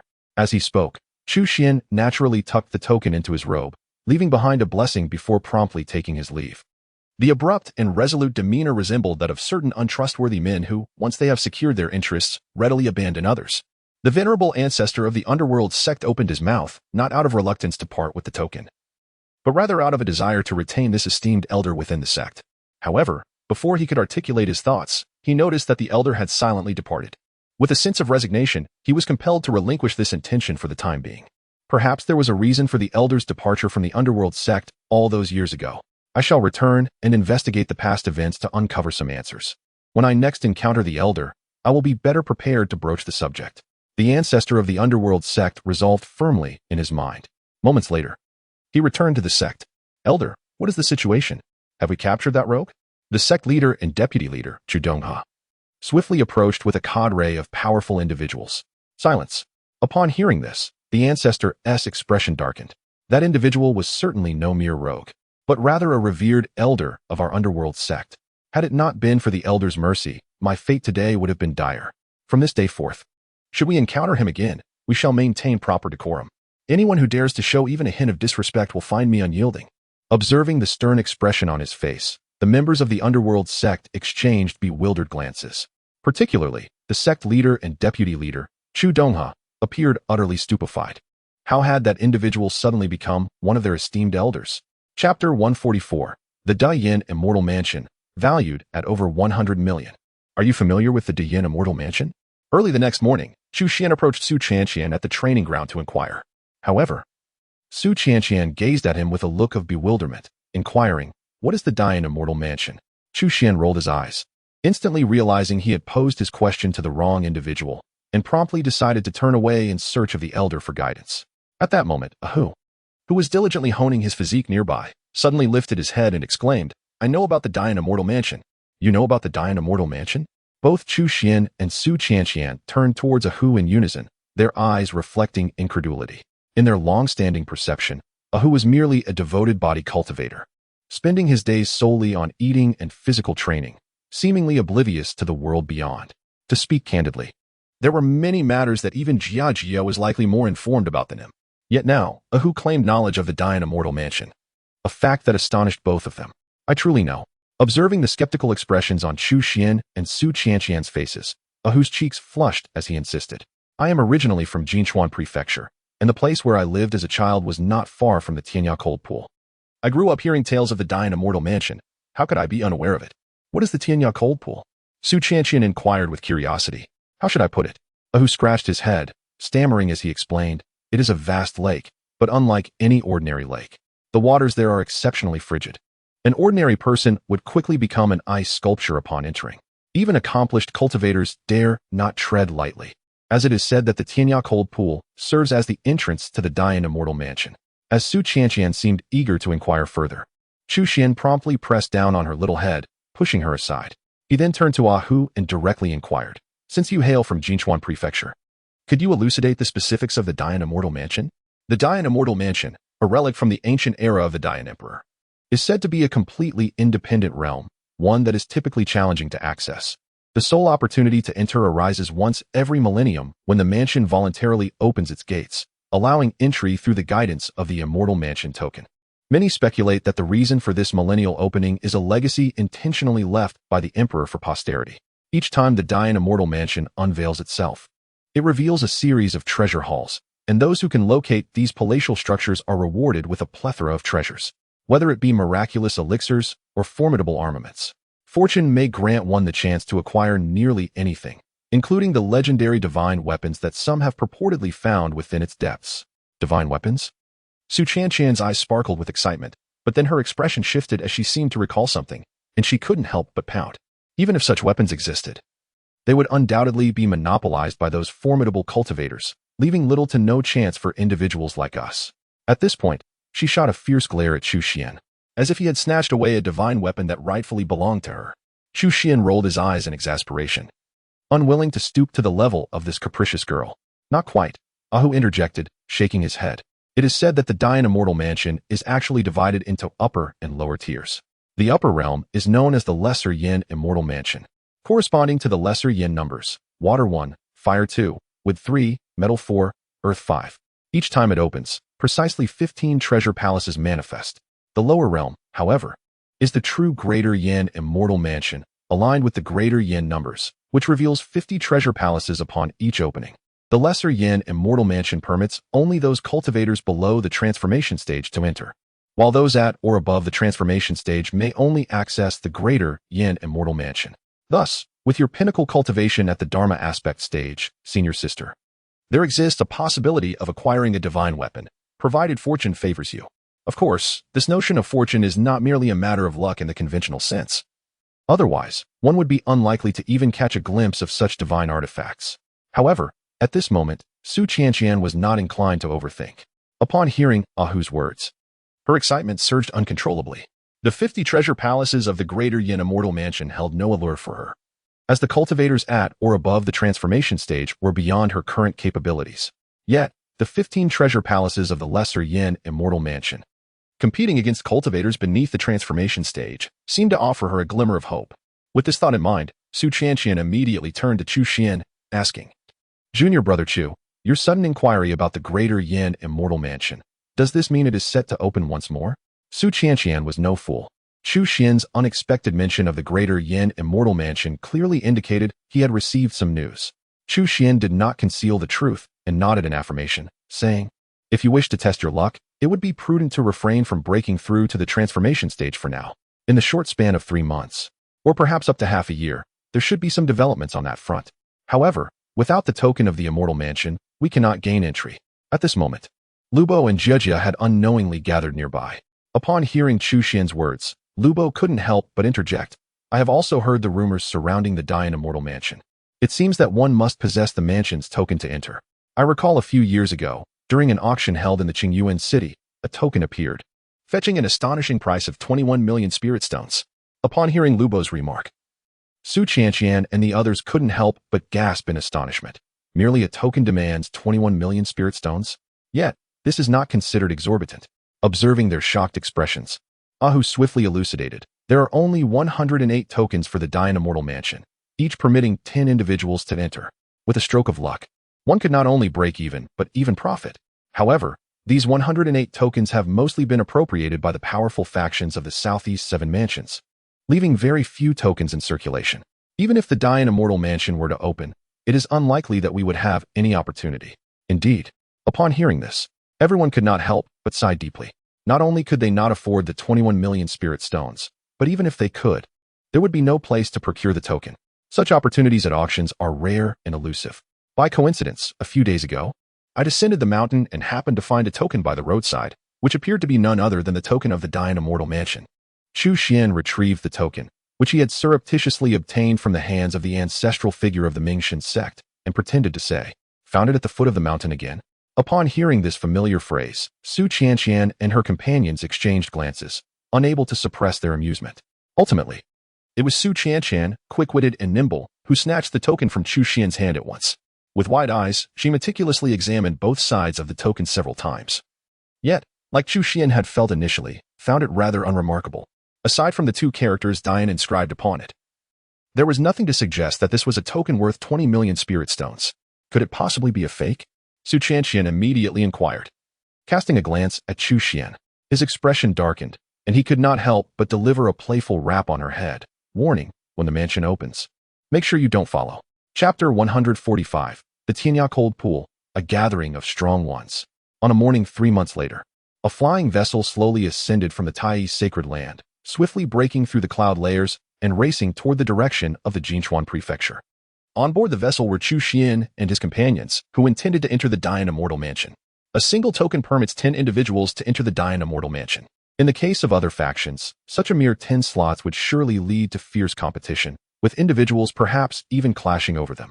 However, the Tai Sacred Land faced no such dilemma. Instead, they found it somewhat challenging to gather enough participants. Ultimately, they had no choice but to include Yuan Yuan, the Moon Rabbit, and the Lava Giant to make up the numbers. This was an unavoidable circumstance, for those novice disciples with inferior cultivation levels were undoubtedly unqualified. Having only joined the Tai Sacred Ground for a mere 6 months, even the most gifted among them had yet to reach the innate realm.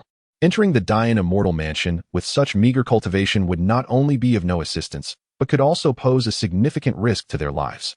Moreover, Elder Danging chose to remain at the Tai Sacred Ground. It was impractical for everyone to venture into the Dayan Immortal Mansion, and it was essential for someone to stay behind. Additionally, she had only recently broken through to the creation realm, and compared to other powerful beings of the creation realm, and even the king realm, she could only be considered among the lowest tier, rendering her presence in the Dayan Immortal Mansion unnecessary. Calculating their numbers, Chu Xuan, Su Qianqian, Ahu, Lu Bo, Jia Jia, along with Yuan Yuan, the Moon Rabbit, and the Lava Giant, amounted to a total of 8 individuals. Reluctantly, they had to bring in Huyen Rong and another disciple at the initial stage of the Law Manifestation realm to complete their party. In light of this, their group was not particularly weak. Even disregarding Chu Xuan, the Moon Rabbit possessed the strength of a top-tier demon king. Both Yuan Yuan and the Lava Giant were exceptional peak demons, capable of contending with ordinary creation realm experts in combat. Su Qianqian also boasted peak cultivation in the Law Manifestation realm. As for the remaining 5, they too were formidable beings of the Law Manifestation realm. Thus, they held substantial expectations for their journey to the Dayan Immortal Mansion. Divine weapons, divine weapons. The young lady Su Qianqian was brimming with excitement, chattering incessantly along the way, almost in a state of fervor. With a resigned shake of his head, Chu Xuan refrained from attempting to persuade, for he knew it would be futile. Although the speed of the spacecraft could not rival that of Chu Xuan traveling alone, its utilization of a substantial amount of spirit stones as fuel allowed for a commendable pace. In merely 3 days, they traversed mountains and rivers, arriving smoothly at the Tianya Cold Pool in Jinchuan Prefecture. Is this the Tianya Cold Pool? As he raised his gaze, a vast expanse of blue ocean lay before him. It bore little resemblance to the desolate portrayal of a large lake by Ahu. Instead, it evoked the impression of an endless sea, stretching far beyond sight. The azure surface shimmered with glimmers of light, while white mist wafted and swirled, illuminated by the golden rays of the sun. From a distance, the entire lake sparkled with a kaleidoscope of colors, reminiscent of a legendary fairyland. Wow! It's so beautiful. Su Qianqian and Jia Jia could not contain their excitement and erupted in exclamations. Observing their delight, Chu Xuan too felt a surge of admiration. However, in contrast to the beauty of the Tianya Cold Pool, he was more concerned about the various sects and forces gathering around them. He had initially thought they had arrived early, only to discover that other sects had arrived even sooner. The sects present here predominantly possessed the Immortal Mansion tokens, with the 108 tokens of the Dayan Immortal Mansion essentially distributed among the major factions of the 7 prefectures of the southeast. As for the forces from more distant regions, they were hindered not only by the vast distances but also by the tacit agreement among the numerous factions of the southeast to keep them at bay. After all, this opportunity belongs to the 7 prefectures of the southeast, and they themselves hardly possess enough to share. If outsiders were to encroach upon their share, those who might have partaken in the bounty would ultimately find themselves reduced to mere broth. Nevertheless, even within the confines of the 7 prefectures, the expanse of territory is astonishingly vast, teeming with countless factions, both large and small, including numerous prestigious powers, numbering in the hundreds or even thousands. As Chu Xuan surveyed the scene, he quickly recognized some familiar figures. For instance, the Radiant Sun Holy Land, renowned as one of the titans of the eastern wilderness, undoubtedly stands as a formidable entity within the southeast 7 prefectures. While other teams comprise 10, 20, or at most 50 individuals, the Radiant Sun Holy Land dispatched nearly 200 members. In other words, of the 108 Celestial Estate tokens, they alone claimed nearly 20, amounting to 1/5 of the total.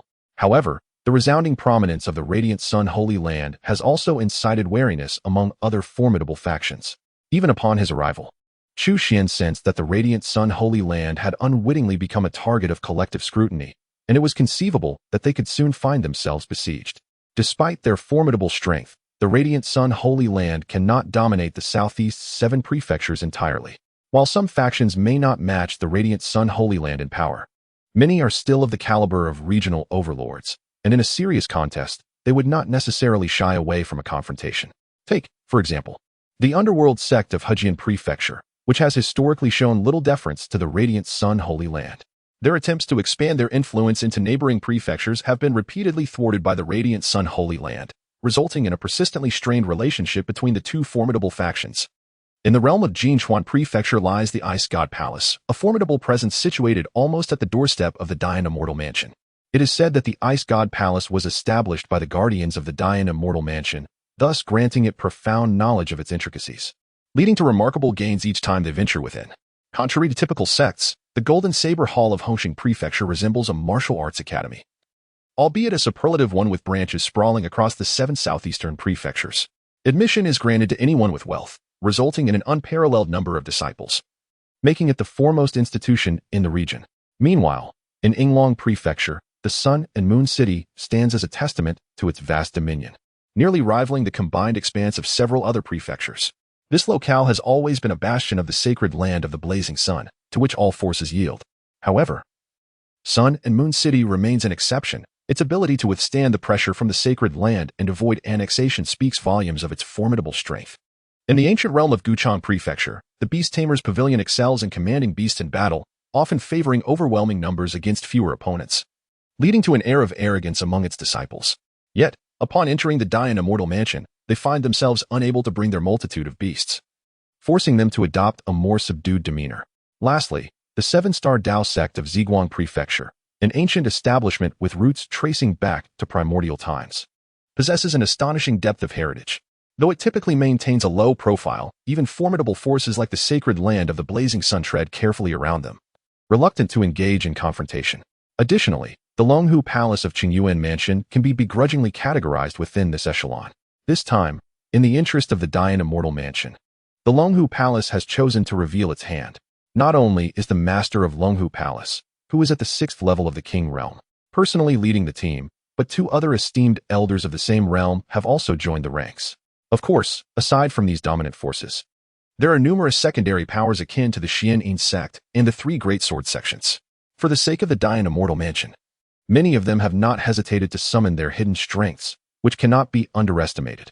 Thus, the Tianyahan Pond has become a convergence of various factions, teeming with formidable cultivators. Many once rare powerhouses have now become exceedingly common in this place, truly transforming it into a realm where opportunities abound and the manifestations of law are rendered inconsequential. Even those who are hailed as kings within the King Realm are present in droves, numbering in the dozens.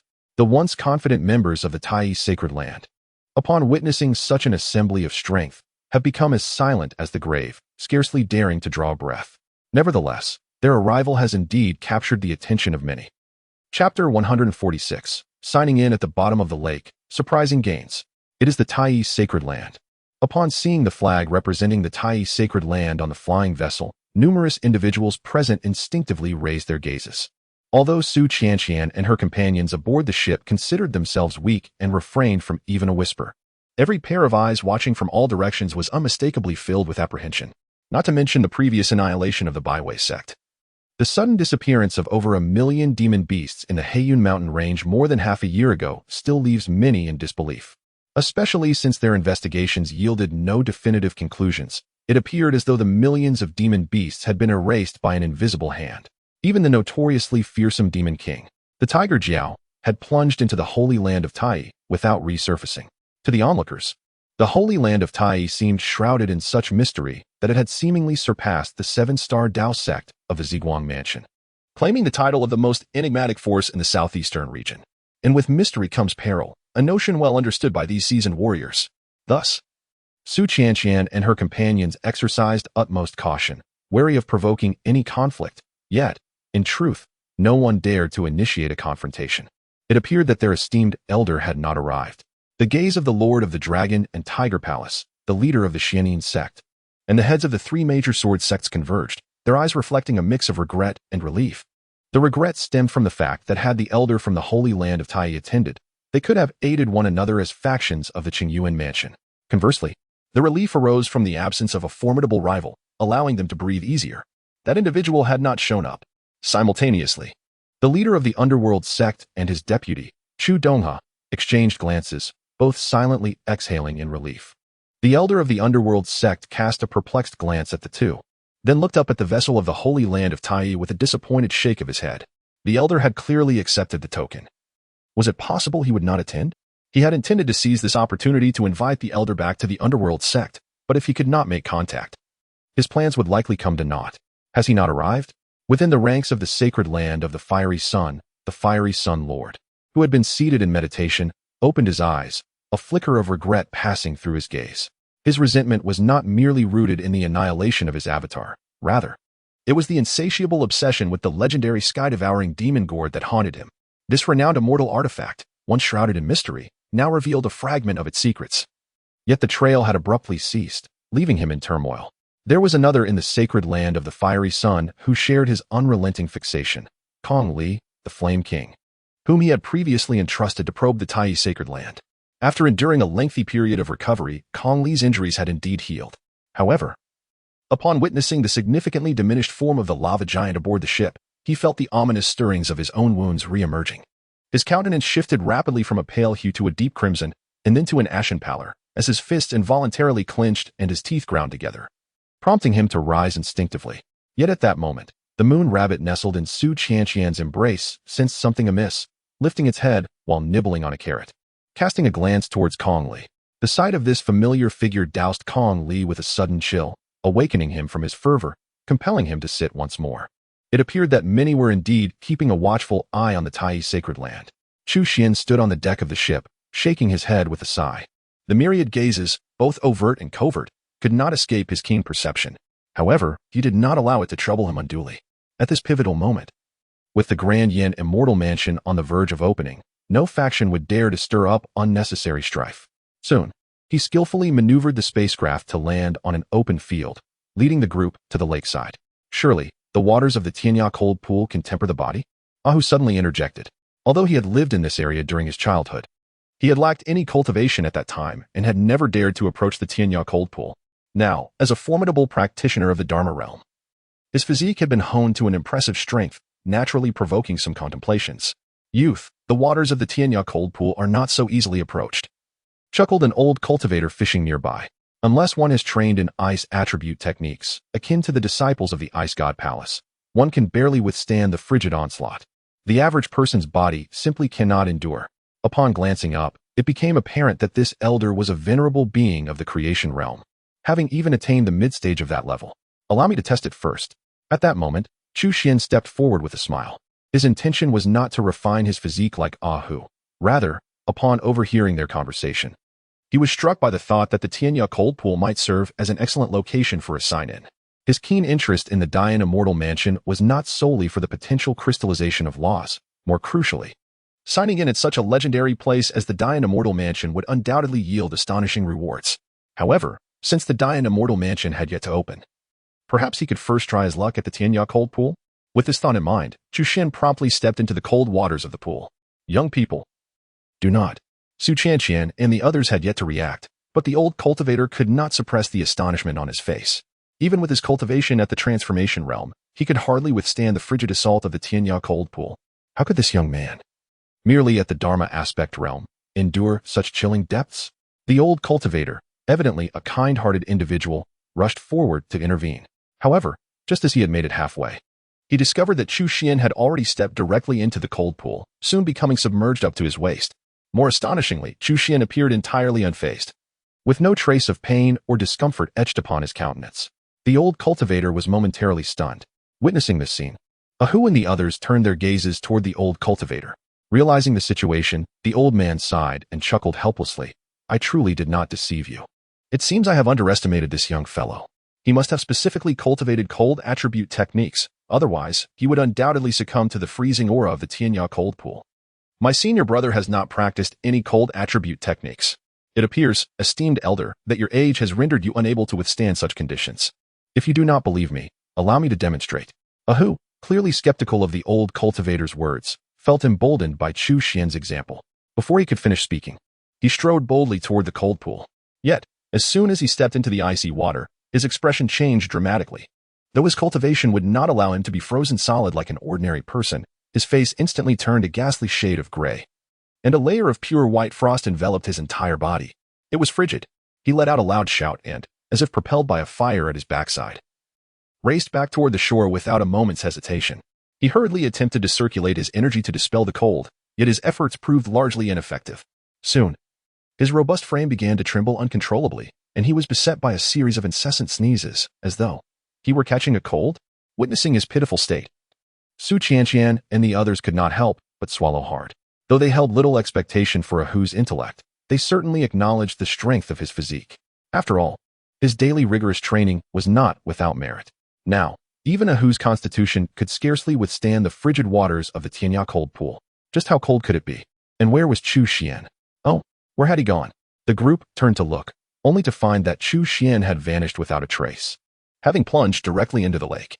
At that moment, the voice of the old cultivator rang out. He stared blankly at the cold pool before him, seemingly in complete shock. After a lengthy pause, he finally lifted his gaze to Su Qianqian and the others, incredulously asking, "He truly has not practiced any cold-attributed techniques? It should be unlikely, right?" At this moment, Su Qianqian and the others could not help but hesitate. If he had not specifically cultivated any cold-attributed techniques, how could he endure the corrosive chill of this pool? And to think he had even dived into the lake? Naturally, Chu Xuan had not trained in any cold-attributed techniques. However, he had once fused with the ice holy body, even though he had since transformed into the primordial holy body. The various traits of the ice holy body had not vanished. Though the chilling aura of the Tianya cold pool was formidable, it posed little threat to him. After entering the lake, Chu Xuan proceeded downstream. The Tianya cold pool proved to be far deeper than he had anticipated. Even he took the better part of a day to finally reach the lake's bottom. Moreover, the deeper he descended, the more frigid the water became. Upon reaching the lake's floor, the bone-chilling cold reached its zenith. Even formidable beings of the law manifestation realm or venerable figures of the creation realm would likely be instantaneously frozen into ice sculptures upon arrival here. It was likely that even those of the monarch realm would struggle to withstand the onslaught of this frigid air. Strangely, despite the extreme cold, the water remained unfrozen, appearing no different from ordinary lake water. This is the place. After swimming around and finding everything to be quite similar, he grew disinterested in further selection and silently thought, "System, sign in." A chime echoed as the system notification rang out. Following this, an indescribable, mysterious radiance erupted from Chu Xian's hand.